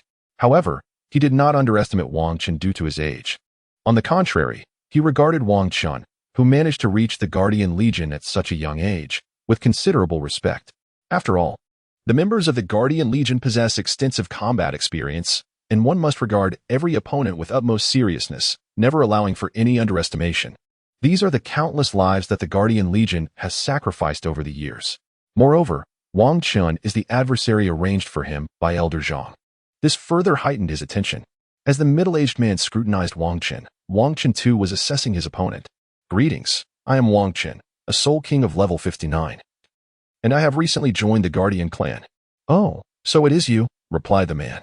I am Zhang Long, a Soul Emperor of level 69. Upon hearing Wang Chun's introduction, Zhang Long immediately recognized his opponent for the day. After all, with the awakening of the Titan Great Ape Martial Soul in the King Kong family, and possessing innate full soul power, Wang Chun's reputation was well known among the members of the Guardian clan.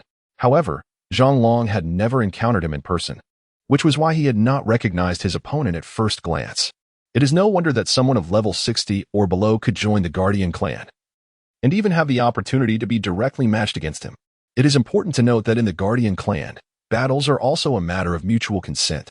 Typically, participants are aware of their opponent's situation beforehand. Only with the agreement of both parties is a combat match arranged. This time, he unexpectedly found himself directly assigned as an opponent, lacking any prior intelligence. Were it not for Elder Zhang's personal arrangement, he might have thought it a jest. Now that he is aware of his adversary, Zhang Long can comprehend the situation. After all, Wang Chun is the most gifted member of the King Kong clan, and it is entirely reasonable for him to be preemptively included in the Guardian Corps. The reason for assigning him as Wang Chun's opponent likely stems from his status as the most seasoned Soul Emperor among the Guardian Corps Soul Masters. The others either possess strength exceeding that of a Soul Sage or lack the extensive combat experience he possesses. To put it bluntly, Zhang Long can assert that he is the most experienced Soul Emperor in the Guardian Corps, and no one would dare dispute this claim. While his innate talent may not be exceptional, his combat experience is undeniably extensive. As a member of the middle generation in the Guardian Corps, he has been part of it for quite some time and has endured numerous battles and competitions. However, due to his relatively modest talent, most of his peers who joined the Guardian Corps alongside him have already reached the Soul Sage level. Thus, it is not incorrect to declare him the most experienced Soul Emperor among the Soul Masters in the Guardian Corps. You may not be well acquainted with the arena competitions of the Guardian Corps. Allow me to elucidate. The arena competition within the Guardian Corps is the simplest form of contest. The participating Soul Masters merely need to engage on this stage, refraining from utilizing soul skills. They may employ martial spirits and weapon summoning. The match concludes if one falls off the stage or concedes. Aside from that, there are no additional rules. If you understand, then let us proceed to the stage for the competition. Very well, I have a general understanding. Wang Chun did not expect the arena competition of the Guardian Corps to resemble that of the Southern Town Corps, focusing primarily on physical combat. However, it makes sense, as the weakest in the Guardian Corps are all Soul Emperors. If a full-scale battle were to erupt, How could such a diminutive arena possibly withstand it? However, if the contest were to rely solely on physical prowess, then this platform would suffice. After all, a battle predicated solely on physical capabilities does not necessitate an expansive stage.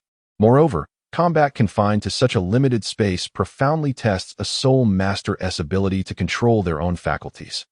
It is the accumulation of fundamental combat experience and the muscle memory honed through rigorous training that constitute the most vital elements in this competition. This contest is precisely what Wang Qin currently requires. After all, he is in dire need of this visceral combat to hone his mastery. Following Zhang Long's introduction, he ascended the competition stage, prepared to engage in the match of the day. On the platform, Zhang Long and Wang Qin stood opposed, each completing their martial soul manifestation. Upon achieving this, Wang Qin discerned Zhang Long's martial soul, which was also a beast type, an ordinary Black Panther. After the manifestation, Wang Qin's physique noticeably elevated, and his physical prowess became significantly more formidable. In contrast, Zhang Long's transformation did not result in a similar increase in stature, likely due to his specialization in agility-based attacks, which meant his physical form remained unchanged. However, it was evident that his speed had undoubtedly augmented. With their martial souls manifested, the duel commenced in earnest. Elder Zhang remained beneath the platform, observing the contest, effectively serving as a judge. After all, he had orchestrated today's bout, and it was essential for him to assess Wang Qin's combat experience. On the stage, Wang Qin launched himself forward with a powerful stride, utilizing the ground's recoil to propel himself rapidly towards Zhang Long. He then unleashed a straight punch aimed at Zhang Long. Yet, as an experienced soul master, Zhang Long did not choose to confront Wang Qin's blow directly. Being an agility-type soul master, his physical capabilities were inherently less robust than those of a strength-type soul master. And Wang Qin was no ordinary strength type. As a soul master possessing the Titan Giant Ape martial soul, Wang Qin could not precisely gauge the extent of his own physical prowess, but it was likely significantly superior to that of an average soul sage. In response to Wang Qin's forceful punch, Zhang Long opted to evade to the right while simultaneously counterattacking Wang Qin. This illustrates the disparity in combat experience. Wang Qin's punch, at first glance, appeared unproblematic. In the past, contests were primarily conducted using soul techniques, where the combatants maintained a certain distance. Even if a flaw emerged during an attack, there was ample time to rectify it. After all, the distance between the two ensured that any vulnerability could not be immediately exploited. Thus, minor imperfections were generally inconsequential. However, the current competition eschews soul techniques, demanding close-quarters combat, where any lapse in defense can be swiftly capitalized upon by the opponent. At this moment, Wang Qin exhibited a slight opening. His punch was delivered in a straightforward manner, lacking any variation. Consequently, when Zhang Long evaded, the attack missed its mark. Wang Qin was caught in a state of relying on old strength while his new strength had yet to manifest, rendering him unable to alter his attack strategy. As a seasoned observer of battles, Zhang Long, in response to Wang Qin's direct punch, chose not to retreat backward but rather to sidestep to the right. In this manner, not only could one evade Wang Qin's assault with minimal movement, but one could also approach him to launch a counterattack. As Wang Qin's fist was thrown, it left his right side vulnerable. Recognizing this opportunity, Zhang Long directly employed the claws granted by his martial spirit, aiming for Wang Qin's right rib. Should this strike find its mark, Zhang Long would gain a considerable advantage. Once Wang Qin was struck on the right rib, it would be impossible for him to unleash the full power of his right arm. Just as Zhang Long appeared poised to hit his target and secure a significant advantage in the contest, Wang Qin's left hand swiftly crossed in front of his chest, blocking his right rib. With a sharp sound, Zhang Long's formidable claws met Wang Qin's left palm, leaving several deep gashes. In that very moment, Wang Qin's right hand swept forth like a tidal wave, striving to regain a measure of control. However, the seasoned Zhang Long, upon making contact with Wang Qin's left palm, immediately distanced himself, leaving no opportunity for Wang Qin to continue his assault. This encapsulates Zhang Long's combat experience. A missed strike prompts an immediate retreat. One must not succumb to greed, but rather seek another opportunity. Observing the futility of a sweeping attack, Wang Qin withdrew his arm and adjusted his stance, casually glancing at his left palm to discover it was still bleeding slightly. Channeling his soul energy, he staunched the wound on his hand. Under ordinary circumstances, with the amplification of his soul skills, he would dismiss such a trivial attack entirely, even opting not to use his left hand for defense, instead seizing the opportunity to counterattack. However, this match prohibited the use of soul skills. Wang Qin's usual defense could not withstand the adversary's sharp claws aimed at his right side. Thus, he was compelled to use his left hand for protection, which in turn cost him the optimal moment to retaliate. Yet, such was the necessity. Had he neglected to defend, he risked severe injury to his right side, thereby impairing his ability to unleash his full potential.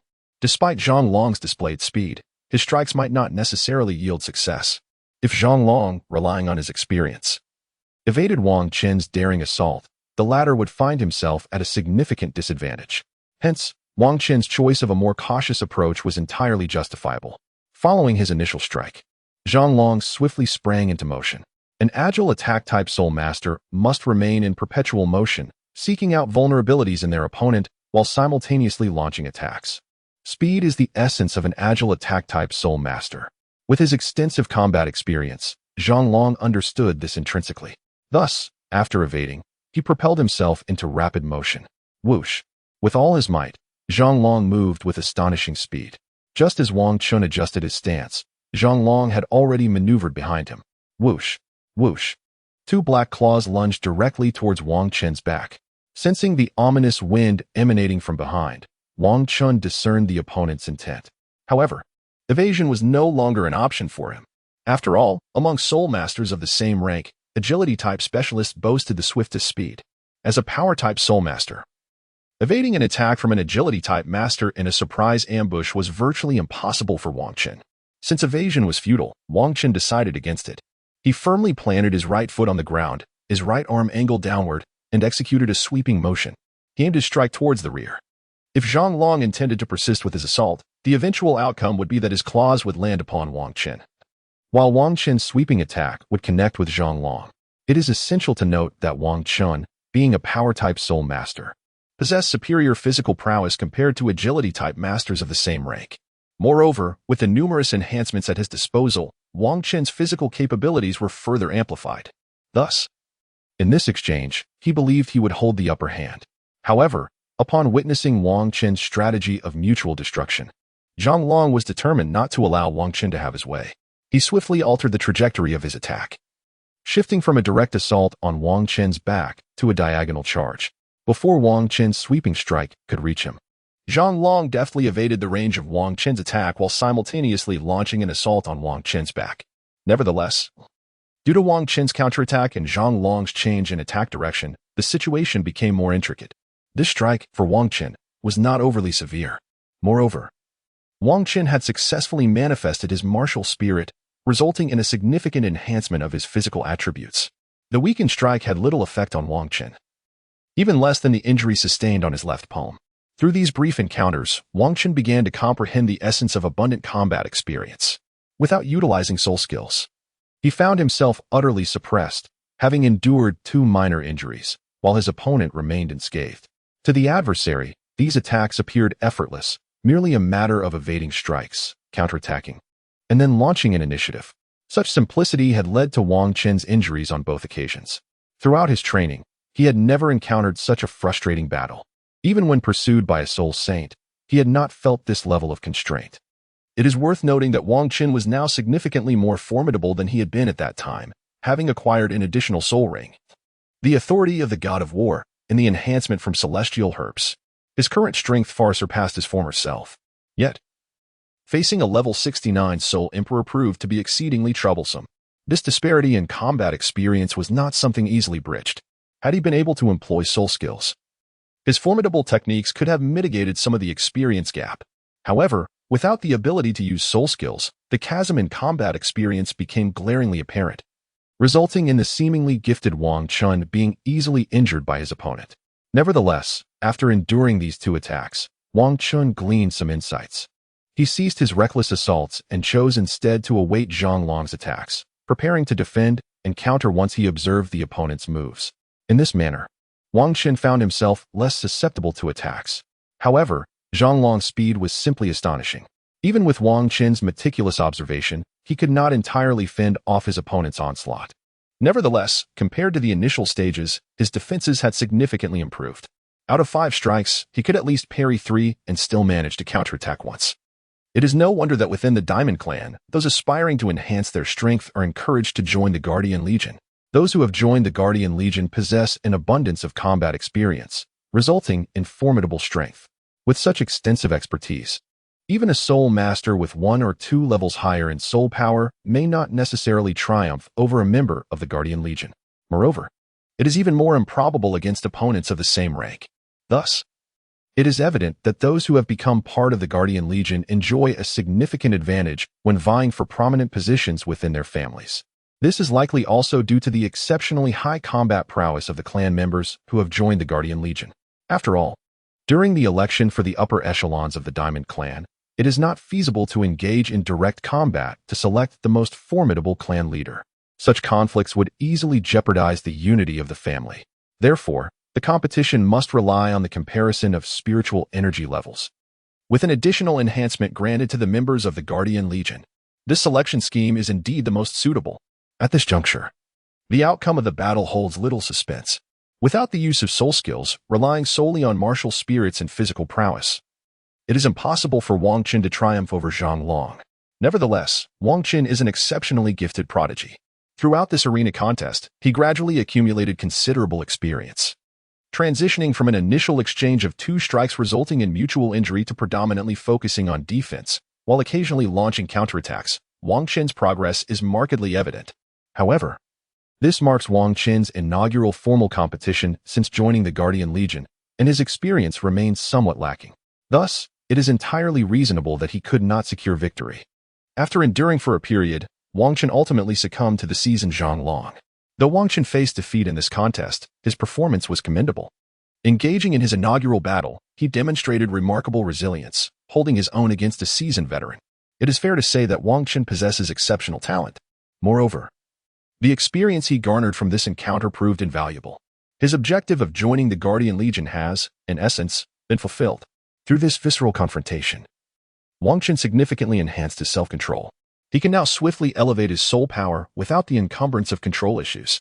Furthermore, within the Guardian Legion, he not only has access to abundant training resources but also benefits from an improved simulated training environment compared to before. Wang Qin believes that within a mere 3 months, he could ascend to level 60. At that juncture, he would be poised to venture forth once more in pursuit of soul rings to bolster his strength. At this moment, he has already contemplated the selection of his 6th soul ring, though it is not yet the time to divulge such intentions.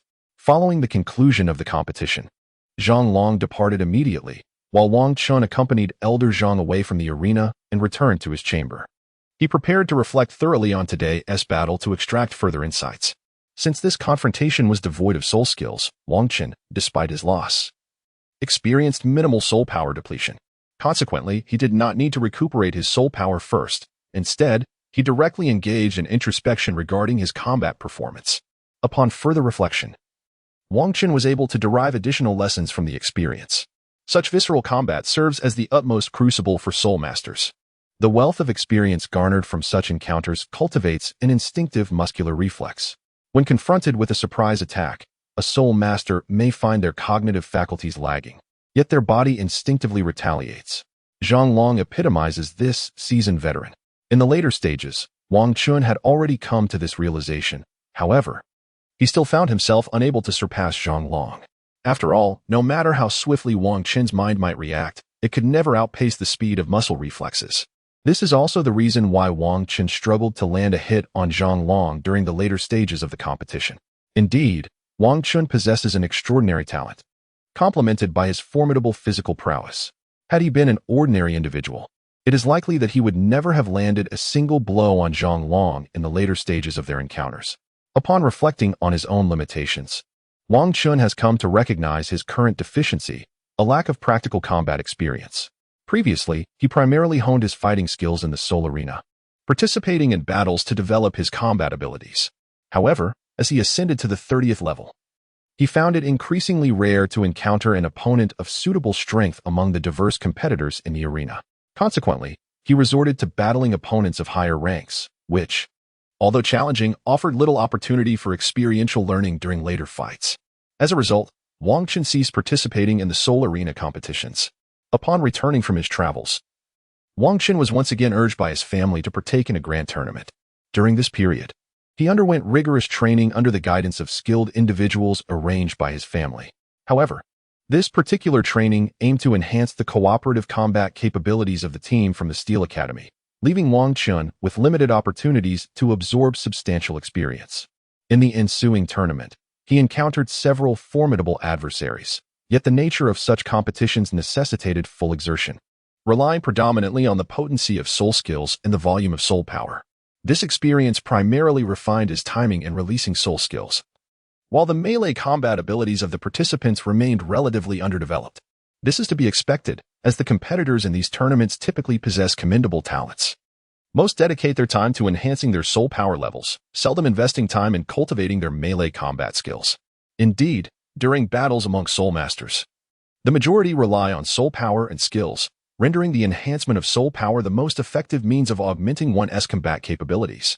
The elevation of soul power can visibly accelerate a soul master's strength, while the improvement of melee combat skills tends to progress at a much slower pace. The proficiency in hand-to-hand combat is predominantly observed among soul masters who have reached a plateau in their soul power, rendering further advancement unattainable. In their pursuit of augmenting their prowess, they resort to this particular method. When the opportunity to enhance soul power arises, they typically prioritize that path. However, upon conducting extensive research, the Diamond Clan has discovered that the fortitude in unarmed combat, coupled with heightened self-control, significantly increases the likelihood of transcending one's limitations. Consequently, after members of the clan attain the formidable level of 60 and join the protective military regiment, they are systematically subjected to rigorous combat training. This strategic decision to initiate training post-level 60 is rooted in the clan's findings. At lower levels of soul power, the demands for self-control during breakthroughs are relatively minimal. Thus, it is plausible to achieve breakthroughs even with diminished control at these nascent stages. Given this understanding, it follows that soul masters should first focus on enhancing their soul power. Once their capabilities have been sufficiently fortified and the exigencies for self-control become more pronounced, they may then engage in the refinement of their combat skills. This approach not only facilitates the enhancement of one's spiritual energy, but also does not impede future breakthroughs. Consequently, after attaining the current level of strength, Wang Chun must exercise an even stricter control over himself. Hence, Wang Long proposed such an idea for Wang Chun to hone his combat abilities within the Guardian Corps. After reflecting on the recent battle, Wang Chun proceeded to Elder Zhang's office. He intended to inquire whether Elder Zhang could provide an introduction to all the combat techniques employed by the Guardian Corps, specifically those aimed at enhancing personal capabilities. For instance, similar to the previous arena competitions where soul techniques were not utilized, this was intended to improve one's control. What, then, do the other forms of combat seek to enhance? This ought to be covered in a book specifically dedicated to the subject.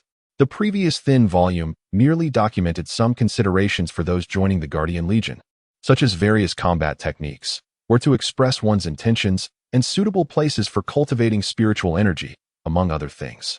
It did not contain the information Wang Chun now sought. Thus, he had no choice but to consult Elder Zhang once more to see what insights he might offer. Before long, Wang Chun arrived outside Elder Zhang's office. He first knocked gently on the door and entered only after receiving a prompt from Elder Zhang. Wang Chun conveyed his purpose to Elder Zhang, who responded with a silent nod. The elder then reached out towards the bookshelf on his right, producing a book that materialized in his hands. He handed it to Wang Chun, who expressed his gratitude before departing the office and returning to his quarters. Elder Zhang's display of skill had indeed astonished Wang Chun. Although the elder had demonstrated such prowess previously, Wang Chun had not observed it closely at that time, leaving him somewhat unfazed. However, this encounter allowed him to witness the phenomenon up close, leaving a profound impression. Elder Zhang directly summoned the tome at the very bottom, while the volumes above remained utterly undisturbed. This situation undoubtedly tests a soul master's control over themselves. Achieving this level of mastery with soul power is certainly no trivial feat. Yet, Elder Zhang seems to accomplish it with the ease of dining or quenching his thirst. One can only imagine the extent of Elder Zhang's prowess. Even if he does not hold the title of a titled Douluo, he is likely unmatched among soul Douluo ranks. It is perhaps due to his relatively modest cultivation talent that he has not ascended to the realm of titled Douluo. Otherwise, he would likely be an undeniable powerhouse within that elite tier. No wonder he is entrusted with managing the data for the Guardian Legion. His strength must indeed be formidable. Indeed, Those who oversee such critical information are never ordinary individuals. After acquiring the desired materials, Wang Qin swiftly returned to his quarters, intending to study diligently. He aimed to explore the various combat techniques within the Guardian Legion that could refine his skills. Once back in his room, he wasted no time and immediately opened the book in his possession. After an afternoon dedicated to reading, Wang Qin finally completed the book. Upon finishing, he gained insight into the training methods employed by the Guardian Legion. In addition to the simplest arena battles without soul skills, there are also forest and mountainous trials devoid of soul techniques, among others. These competitions rely solely on physical prowess, without the use of soul techniques. This combat style primarily serves to hone the soul master's responsiveness to adversaries and to enhance their own muscular counterattack abilities in the initial stages. This represents the most rudimentary and fundamental combat method. Typically, it is employed by those newly inducted into the Guardian Legion, who utilize this approach to hone their skills. Once this technique ceases to augment their strength, they progress to more intricate combat styles. Thus, they gradually enhance the capabilities of the new recruits in the Guardian Legion. Currently, Wang Qin has just joined, making it an opportune moment for foundational training. Consequently, Elder Zhang has arranged for Wang Qin to participate in a trial match today, aiming to bolster his strength through this simple method. However, he did not anticipate Wang Qin's remarkable aptitude. Even in his inaugural match, Wang Qin was able to absorb experience at an astonishing rate, ultimately engaging in a vigorous exchange with Zhang Long. It is essential to note that Zhang Long is one of the most seasoned soul masters at the Soul Emperor level. If Wang Qin were to engage in a couple more matches of this nature, the value of such contests might diminish for him. To expedite Wang Qin's enhancement of combat prowess, Elder Zhang has specifically arranged for him to face another opponent.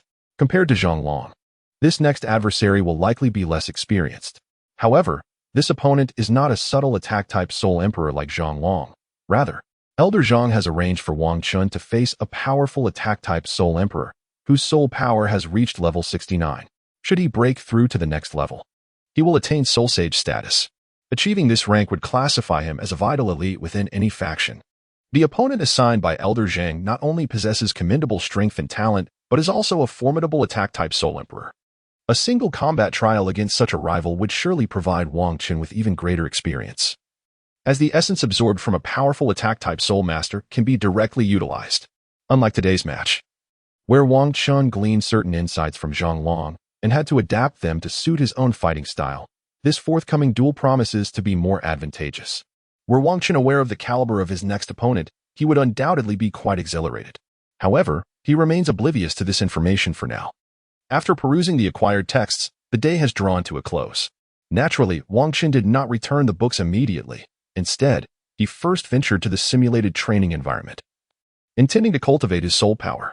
After all, the current simulated training conditions are vastly superior to those previously experienced. Moreover, following today's trial match, Wang Qin's control over his abilities has improved considerably. Thus, continuing to enhance his soul power would pose no difficulties.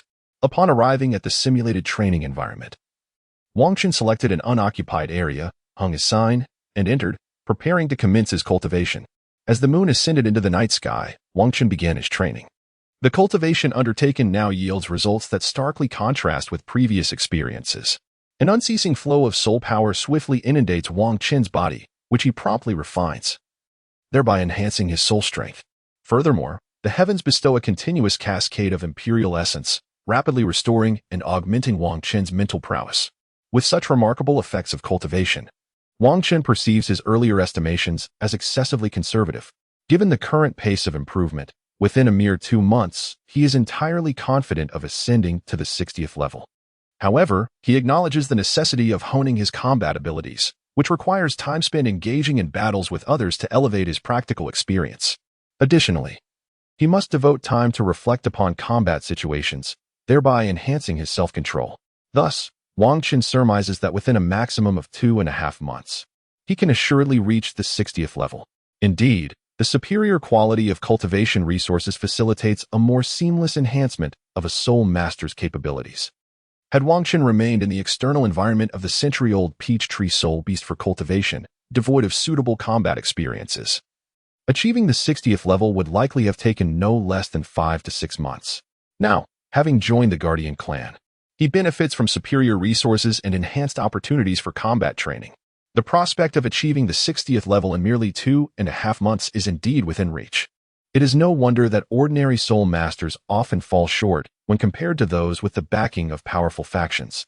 The disparity in innate talent aside, even with equal potential, the cultivation resources and combat experience available to those of noble lineage are not easily attainable by common soul masters.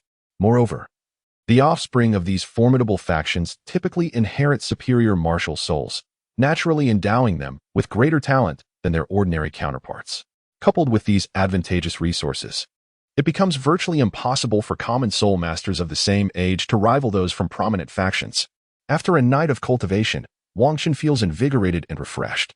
The sensation of rapidly enhancing one's soul power is exceedingly exhilarating. As the sun rose, Wang Chen exited the simulated training environment and returned to his resting chamber. He intended to return the book and casually inquire with Elder Zhang about the timing of the next duel. Before long, Wang Chen arrived at Elder Zhang's office. After returning the book, he seized the opportunity to pose his question. Elder Zhang responded succinctly with just 2 words: next week. Such brevity is indeed characteristic of someone who can leave Elder Qing speechless. After inquiring, Wang Chen prepared to take his leave. However, just as he was about to depart, he posed another question. Elder Zhang, are there any books here that summarize combat experiences? Yes. Then I would like to borrow one for review. No sooner had Wang Chen finished speaking than, with a swift motion, Elder Zhang produced a book from his hand and handed it to Wang Chen. On this occasion, Elder Zhang took the initiative to impart a piece of advice, cautioning against rigidly applying others' experiences. After delivering this counsel, he fell silent. Nevertheless, Wang Chen comprehended his implication. These battle summaries belong to others and should not be indiscriminately imposed upon oneself. Otherwise, they would yield little benefit. After all, every soul master is unique. What may be suitable for another may not necessarily apply to oneself. Consequently, the battle summaries of other soul masters should only serve as a means of broadening one's horizons, rather than as universal guidelines for combat. However, Wang Chen had no intention of imposing them directly. He merely sought to explore and gain insights. In due time, adapting a combat style that suited him would become significantly easier. Indeed, possessing a wealth of knowledge is far superior to having a scant understanding. Upon returning to the lounge, Wang Chen began to peruse the materials in earnest. This book bears no title, merely chronicling the battle experiences of a soul master along with some of his reflections. Wang Chen primarily focused on the narrative of his combat encounters, paying little heed to the summaries of his battles. Upon meticulously examining the documented experiences, Wang Chen gained a broader perspective. After spending the entire morning engrossed in the text, he began to feel a pang of hunger and resolved to have a meal first. Thus, he prepared a pot of soul beast meat soup on the small stove outside his lounge. Within the Guardian Legion, there exists no grand dining hall where everyone can partake in meals. Apart from the elders, who seem to have designated attendants for their sustenance, the rest must fend for themselves to ensure they are well fed. The absence of a communal dining area stems from the fact that the soul masters who join the Guardian Legion are all of at least the Soul Emperor rank. Even a day or two without food poses no significant issue for them. Moreover, the soul masters of the Guardian Legion are often engaged in their rigorous training. In this endeavor, one naturally becomes indifferent to the passage of time. Moreover, the majority of the clan members within the Guardian Legion predominantly reside within the specialized combat arena. After all, those who join the Guardian Legion primarily seek to enhance their prowess. Engaging in intense battles within this arena significantly bolsters one's combat capabilities. Consequently, even with the arrangement of a mess hall, it would be an inefficacy, as few would avail themselves of its offerings. Thus, the Guardian Legion has opted not to design a dining hall. Instead, they have incorporated dried soul beast meat into the training resources. Should one desire a meal, they must prepare it themselves or venture outside the Guardian Legion for sustenance. Therefore, when Wang Chen sought a meal, he resorted to cooking on a small stove outside the lounge. After savoring the meat broth, Wang Chen returned to the lounge to continue perusing the borrowed tomes. As night fell, he engaged in cultivating his soul power within a simulated training environment.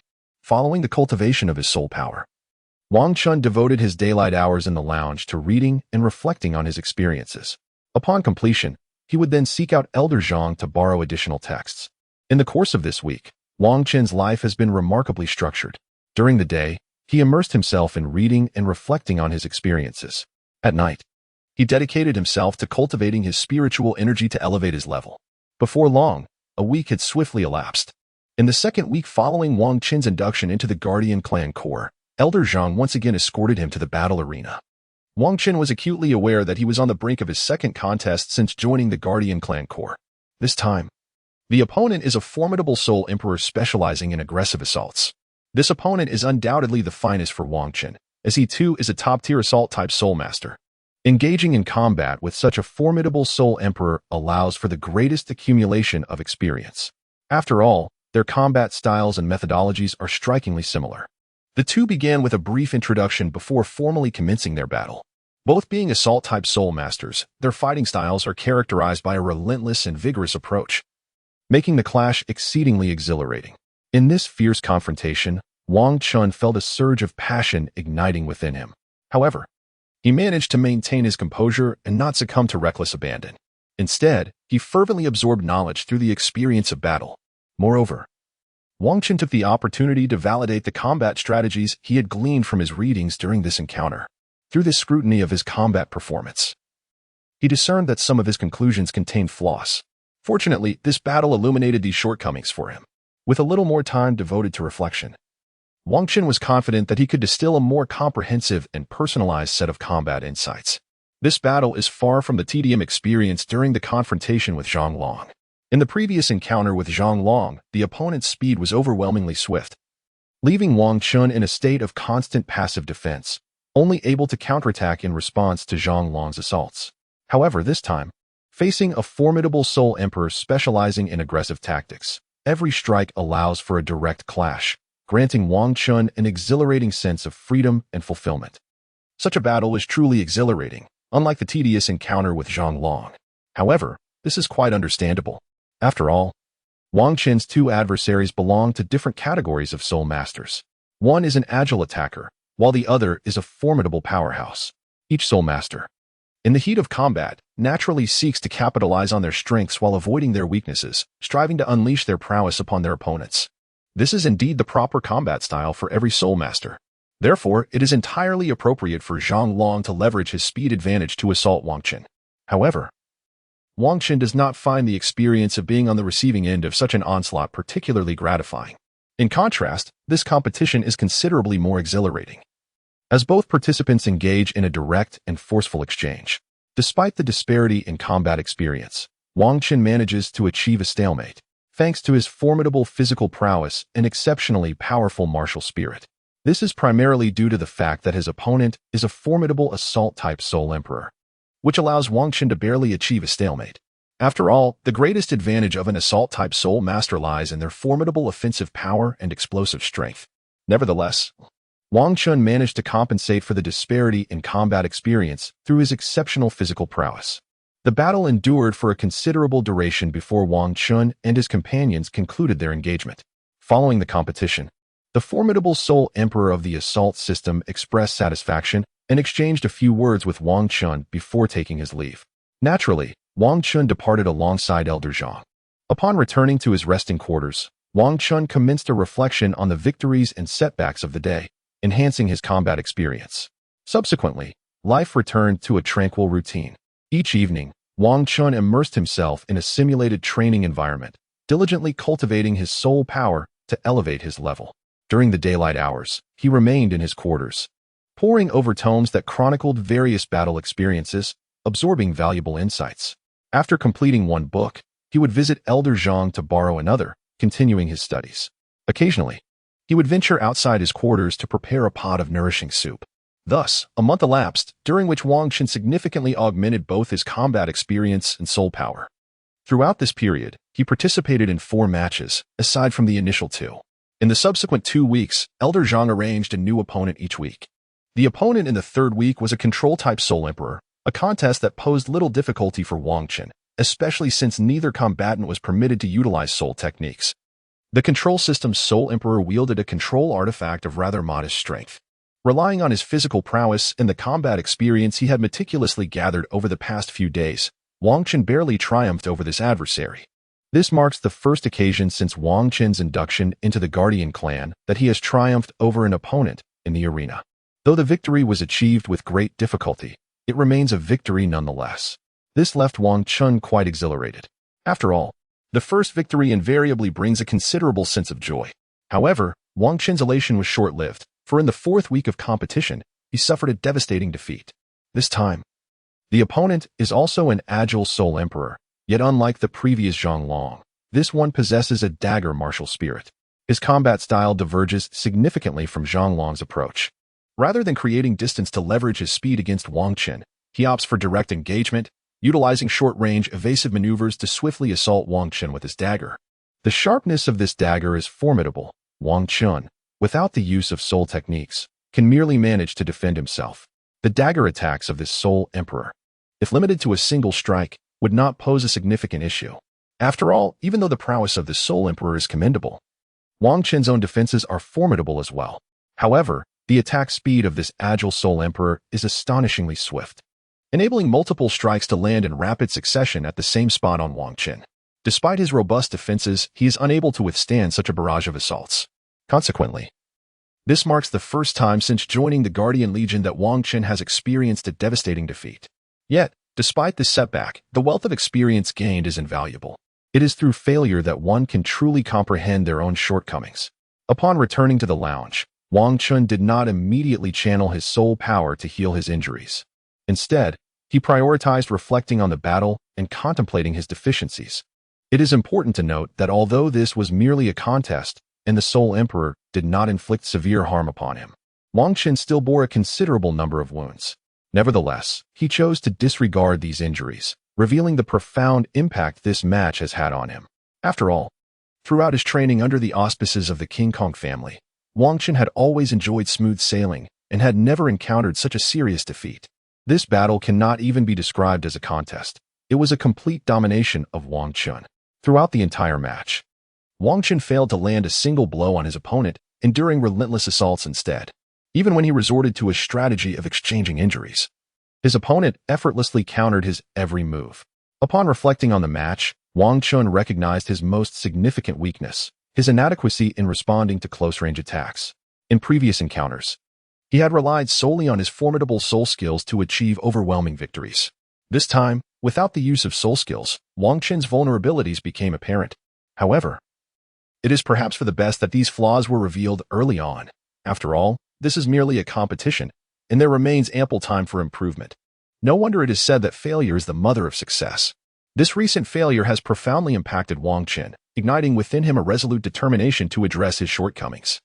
In the ensuing days, he dedicated himself even more fervently to his training. Each night was spent in a simulated environment, honing his soul power, while the daylight hours were devoted to perusing combat literature in the lounge. He also practiced various combat techniques and strategies outside the lounge, all with the aim of enhancing his martial prowess. Over the course of the following month, Elder Zhang arranged 4 competitive matches for Wang Qin, all of which were soulless technique contests held on the arena. These encounters significantly enriched Wang Qin's combat experience. These battles have significantly enhanced Wang Qin's self-control. Coupled with the benefits of the Protective Clan's simulated training environment, his cultivation speed of soul power has seen remarkable improvement. After 2 months of joining the Protective Clan, Wang Qin finally ascended to level 60. Upon reaching this milestone, he first sought out Elder Zhang to inform him of his need to venture outside in search of a soul ring. The subsequent arrangements for battles and competitions would have to be postponed for a while.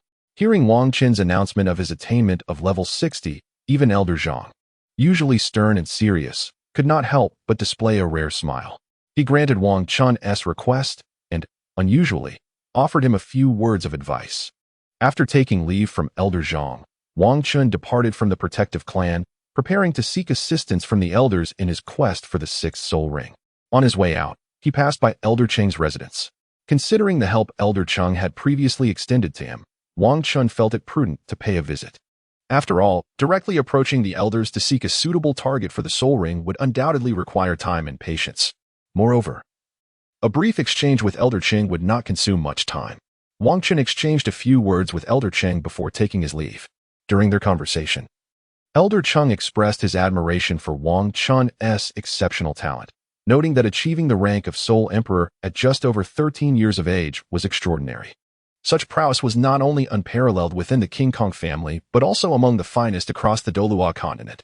He reminisced about his own youth, acknowledging that his talent, while decent, did not stand out in the King Kong family, preventing him from rising as a prominent figure. However, he held no envy towards Wang Qin. Rather, he felt immense joy at the emergence of such a prodigious talent within the family, which bode well for their future. After reflecting on these thoughts, Elder Chung encouraged Wang Qin to seek out the clan leader and the others to pursue the soul ring, suggesting that they could chat leisurely once he had further elevated his abilities. Before long, Wang Qin left the protective clan and arrived at the inner courtyard of his family. He first visited the Elder's courtyard, pushing the door open to find Elder C keeping watch. Noticing someone enter, Elder C opened his eyes from the recliner and inquired, "Xiao Chun, what brings you here? Were you not honing your combat experience within the protective clan?" "Elder C, I have broken through to level 60. What?" Upon hearing Wang Qin's words, the fourth elder sprang from his reclining chair and hastened to stand before him. After a thorough confirmation, the fourth elder finally accepted the news of Wang Qin's advancement to level 60. It is noteworthy that Wang Qin had previously spent a considerable amount of time moving from level 58 to 59, taking several months during the competition, followed by an additional 3 months after returning to the family, before finally achieving this milestone. Although the competition had somewhat delayed his cultivation speed, it had also enhanced his control in battle. Thus, one could estimate that it took him at least 4 to 5 months to ascend a single level. Now, having joined the Guardian Corps, he managed to elevate his rank to level 60 within merely 2 months. While the fourth elder was aware that joining the Guardian Corps could augment one's strength, after all, he himself had once joined the Corps, he could hardly fathom that Wang Qin could elevate his soul power so swiftly. Nevertheless, upon confirmation, the fourth elder was exceedingly pleased.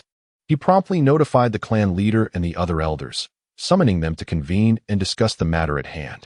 After all, in order for Wang Qin to acquire the soul ring he needed, it would require the assistance of either the elders or the clan leader to ensure a successful hunt. Before long, the clan leader and the other elders arrived at the courtyard. Following the fourth elder's explanation, they were informed of Wang Qin's circumstances. They then proceeded to a small conference room to deliberate on who would assist Wang Qin in his quest for the soul ring. Additionally, they needed to consult with Wang Qin regarding which soul beast he aimed to hunt for his 6th soul ring. "Xiao Chun, have you decided which soul beast you wish to pursue for your 6th soul ring?" The clan leader inquired as everyone settled into their seats. The reason for this inquiry was due to the fact that Wang Qin's current strength was formidable, necessitating a soul ring from a soul beast of considerable age. It was imperative to ascertain this in advance, so they could purposefully seek out the appropriate soul beast. After all, as the age requirement for the soul beast increases, their numbers dwindle. Unlike in the earlier stages, when one could easily find a suitable soul beast, now it was crucial to ask specific questions and then refer to the family's records to conduct a focused search, thereby maximizing the chances of locating an appropriate soul beast. Should they continue with a haphazard approach, it could result in a significant expenditure of time without yielding any suitable candidates. "I intend to seek a gravity-type soul beast aged 80,000 years, Wang Qin replied. "After all, my Titan giant ape martial soul possesses the innate ability to manipulate gravity. I aim to absorb a gravity-type soul ring in hopes of awakening a talent domain or something similar. Moreover, even if I do not awaken a talent domain, the gravity soul skill is itself quite formidable. Furthermore, as I am a Titan giant ape martial soul user with a gravity affinity, the consumption of utilizing gravity soul skills may be somewhat reduced. Therefore, I intend to seek out a gravity-type soul beast. It is sufficient to have a goal." After much deliberation, it was ultimately decided that the clan leader and the third elder would accompany Wang Qin on his quest for the soul ring. Once the arrangements were made, they set off without delay, for the urgent need to locate an 80,000-year-old soul beast beckoned them deep into the Douluo forest.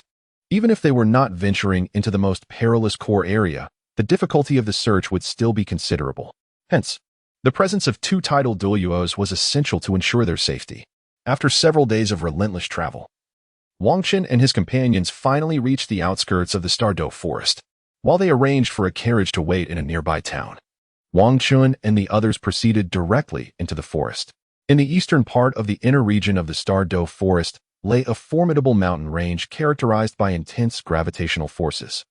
Inhabited by a significant number of gravity-type soul beasts, the gravitational pull in that mountain range was several times that of other areas, making it exceedingly challenging for an ordinary person to hunt suitable soul beasts there. However, Wang Qin and his companions were far from ordinary. Both the clan leader and the elder were titled Douluos, and although Wang Qin had yet to attain that level, his physical prowess was exceptionally formidable. It is noteworthy that most soul masters absorb an 80,000-year-old soul ring typically during their 8th or even 9th ring.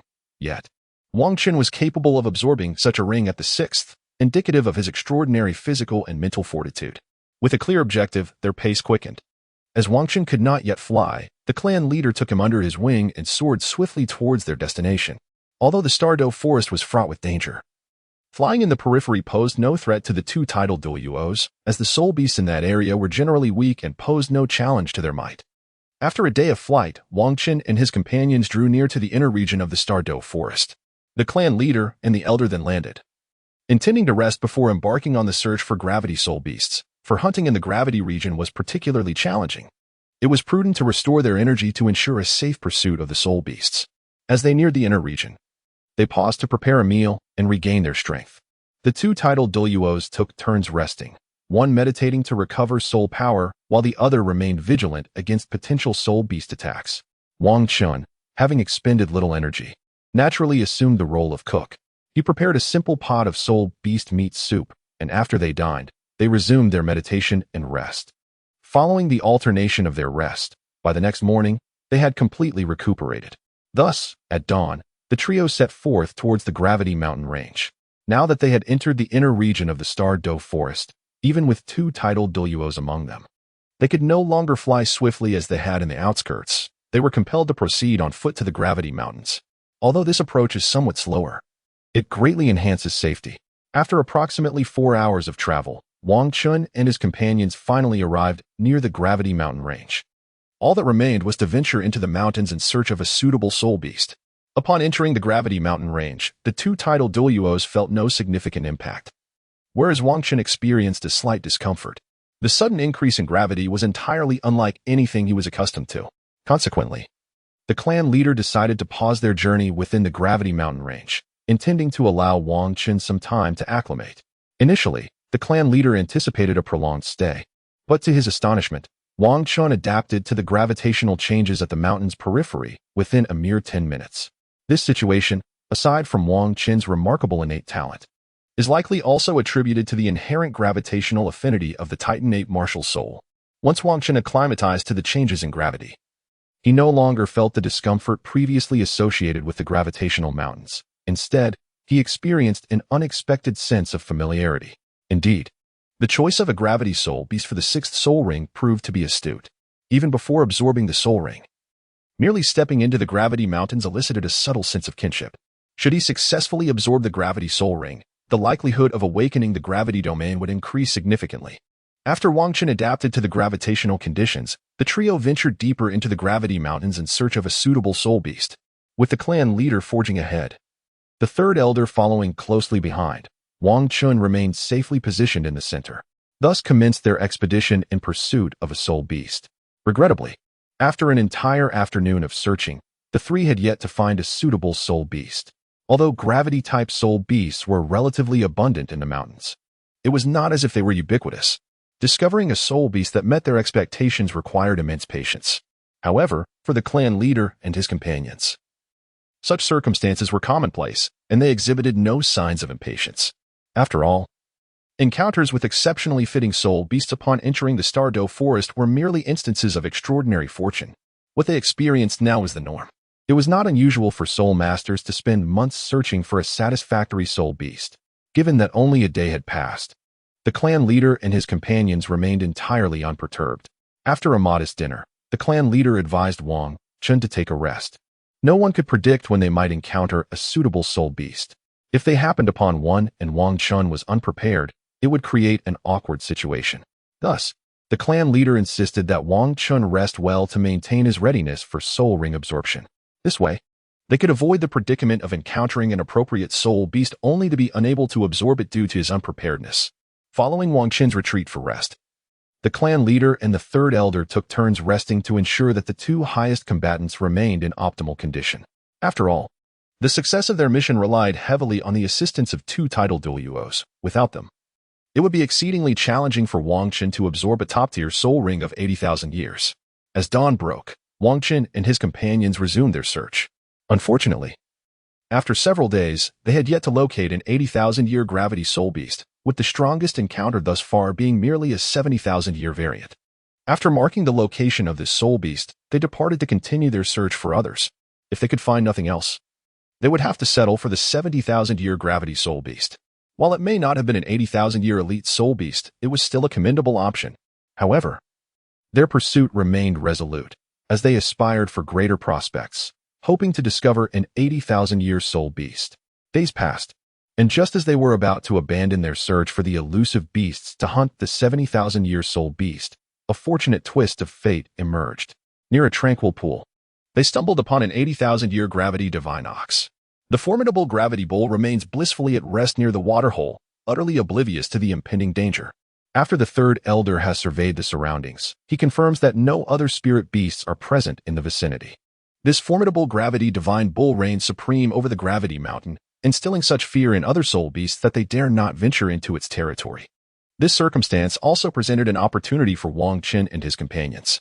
After all, should other soul beasts be lurking in the vicinity, unforeseen complications could easily arise during the hunt for the gravity divine bull. Upon thoroughly assessing the surroundings, the clan leader and the third elder resolved to engage in the hunt for this formidable creature. The two titled Douluos swiftly activated their martial spirits and launched an assault on the gravity divine bull. As they did so, the creature, which had long dominated this small pond within the gravity mountains, finally sensed the impending danger. Though the gravity divine bull was accustomed to its reign over this territory, it had grown somewhat complacent as other soul beasts dared not approach. Nevertheless, the intense fluctuations of soul power emanating from the two titled Douluos did not go unnoticed. Upon detecting the violent energy, the gravity divine bull sprang to its feet, its gaze fixed upon the source of the disturbance. Yet, as it turned its head, the two titled Douluos had already unleashed their strike. The forceful soul technique struck the gravity divine bull with tremendous impact, eliciting a resounding bellow of pain. In retaliation, the creature stomped its front hooves against the ground, releasing a powerful gravitational wave that radiated from its form. The gravity in the vicinity underwent a dramatic transformation, intensifying the closer one drew to the gravity divine bull. However, this posed little challenge to the two titled Douluos.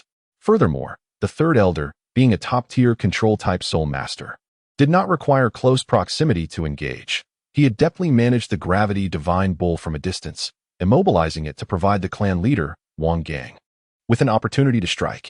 Given the formidable gravity soul techniques wielded by the gravity divine bull, the clan leader refrained from close combat as well. Only after the third elder successfully confined the creature did the clan leader unleash a powerful attack. Particularly, with his ninth soul technique charged, he delivered a devastating blow that severely injured the gravity divine bull. Faced with the combined force of a powerful attack-type titled Douluo and a control-type titled Douluo, even the formidable gravity divine bull could not withstand such relentless onslaught. Moreover, among the two, one was a level 96 attack-type titled Douluo, whose overwhelming strength was beyond the creature's capacity to endure. After an intense battle, the gravity divine bull succumbed to the joint efforts of the clan leader and the third elder, reduced to a state of near defeat, barely clinging to life. At this moment, the clan leader Wang Gang called forth Wang Qin, who vanquished the gravity divine bull. Following its demise, a soul ring imbued with a rich, dark light emerged. Wang Qin seated himself upon the ground, channeling his soul power to draw in this ebony soul ring, commencing the formal absorption of the 80,000-year soul ring. Meanwhile, the clan leader and the third elder, having endured the battle, stood vigilant around him, safeguarding Wang Qin from any disturbances by other soul beasts during his absorption process. Wang Qin's expression remained serene. As the dark soul ring was drawn in, a gentle luminescence emanated from his right arm, left leg, and head, stimulated by his soul power. The three soul bones simultaneously activated. Wang Qin's intentions were clear. He unabashedly unleashed his full power from the outset. With the assistance of the soul bones during the absorption of the soul rings, he could endure a greater influx of soul power during the initial phases without inflicting excessive pain upon his body. The enhancement from the soul bones facilitated a smoother absorption process for Wang Qin. This serves as a testament to the extraordinary value of soul bones. They not only bestow an additional soul skill upon the soul master, enhancing their physical prowess, but also play a crucial role in aiding the absorption of soul rings. By assisting the soul master in withstanding the onslaught of soul power, these bones enable the acquisition of higher-level soul rings. Consequently, the initial resistance to the influx of soul power accelerates Wang Qin's absorption rate, significantly reducing the overall time required for this process. Moreover, with the soul bones facilitating the absorption of soul ring energy, the duration of Wang Qin's suffering from the impact of soul power is inevitably diminished. Indeed, upon the activation of his 3 soul bone abilities, the black soul rings enveloping his form exhibited a marked transformation. Previously, they unleashed a fierce black energy that assaulted Wang Qin's body.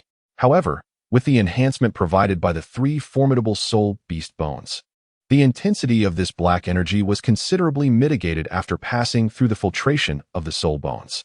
The dark energy, having been filtered through the 3 soul bones, transformed into a gentle stream of black energy that continuously circled around Wang Qin's body. Accompanying this ethereal flow, subtle ripples began to manifest upon Wang Qin's visage. While his soul power was unleashed without reservation, the spiritual skull enabled Wang Qin's mental strength to concentrate entirely within his mind, coalescing in an unprecedented manner. Coupled with his already formidable mental fortitude, this amalgamation rendered Wang Qin's spirit even more resilient. Even when confronted with the psychic onslaught of an 80,000-year soul beast, he faced it with remarkable composure. The left leg bone's ability of spatial displacement was activated, allowing a significant portion of energy to be transferred into Wang Qin's divine combat space through the skills of this soul bone. After undergoing filtration by the left leg soul bone and further transformation within the divine combat space, this energy became wholly benign, exerting minimal impact on the human body and gradually enhancing Wang Qin's physical capabilities. However, the soul power transmitted by this soul bone was not limitless. It was constrained by certain boundaries. After all, the energy from this 80,000-year soul ring was undeniably immense. Nevertheless, with the aid of this soul bone, the process of absorption became considerably more manageable for Wang Qin. Yet, despite the assistance of the 3 soul bones, absorbing this supreme soul ring of 80,000 years was no trivial endeavor. Wang Qin continued to endure the overwhelming pressure emanating from the layers of this ancient soul ring. Time elapsed steadily, and in the blink of an eye, over an hour had passed. A sheen of fine sweat adorned Wang Qin's forehead. Astonishingly, these droplets were black. At that moment, the dark energy surrounding Wang Qin experienced another transformation, as torrents of black energy relentlessly battered his body. Each impact sent ripples through his form, causing further beads of sweat to form on his brow. Moreover, black blood began to seep from every pore of his being. The tremors of his quaking body and the continuous oozing of black blood starkly illustrated the magnitude of the onslaught Wang Qin was enduring. This is amplified by the enhancement of 3 powerful soul bones and a multitude of fortuitous encounters. Otherwise, Wang Qin would have no possibility of successfully absorbing an 80,000-year soul ring. An 80,000-year soul ring is generally only bearable by soul masters of the soul Douluo level, or even those of the title Douluo level. Yet, Wang Qin is merely at the threshold of advancing from Soul King to Soul Emperor. However, as the foremost genius of the King Kong family, who once led the King Kong Academy to triumph over the young talents of the Douluo Continent, securing victory in the elite competition among advanced soul master academies across the continent, he is far from an ordinary individual. He possesses 3 soul bones that ordinary soul masters lack, has ingested 2 rare medicinal herbs, and has refined his golden body in the eye of ice and fire. Moreover, he has practiced a unique technique since childhood, significantly enhancing his physical capabilities. Additionally, Wang Qin has inherited the divine authority of the war god, granting him a space that can filter and transform energy. In terms of physical condition alone, he already rivals the strength of a typical title Douluo, despite his soul power being comparatively inferior. Nevertheless, under the influence of these numerous factors, he indeed possesses the qualifications to absorb an 80,000-year soul ring. The remaining challenge lies in his determination and willpower. Just how much determination and willpower does Wang Qin possess? Even he himself is uncertain. As he endures the trial of the 80,000-year soul ring, his mind remains clear, with only 2 words resonating within. These 2 words embody his utmost determination and unwavering willpower. Become a deity. These words encapsulate his aspirations and represent everything that Wang Qin can currently conceive. With these 2 words as his guiding light, he expels all distractions from his mind. It is as if, amidst the relentless onslaught of immense energy, he transcends his own self. In this unique emotional state, the successive waves of impact do not overwhelm Wang Qin. Instead, it is the very force of this colossal energy that fortifies his physical prowess. The dark blood that is forced out symbolizes the resilience of Wang Chen's being.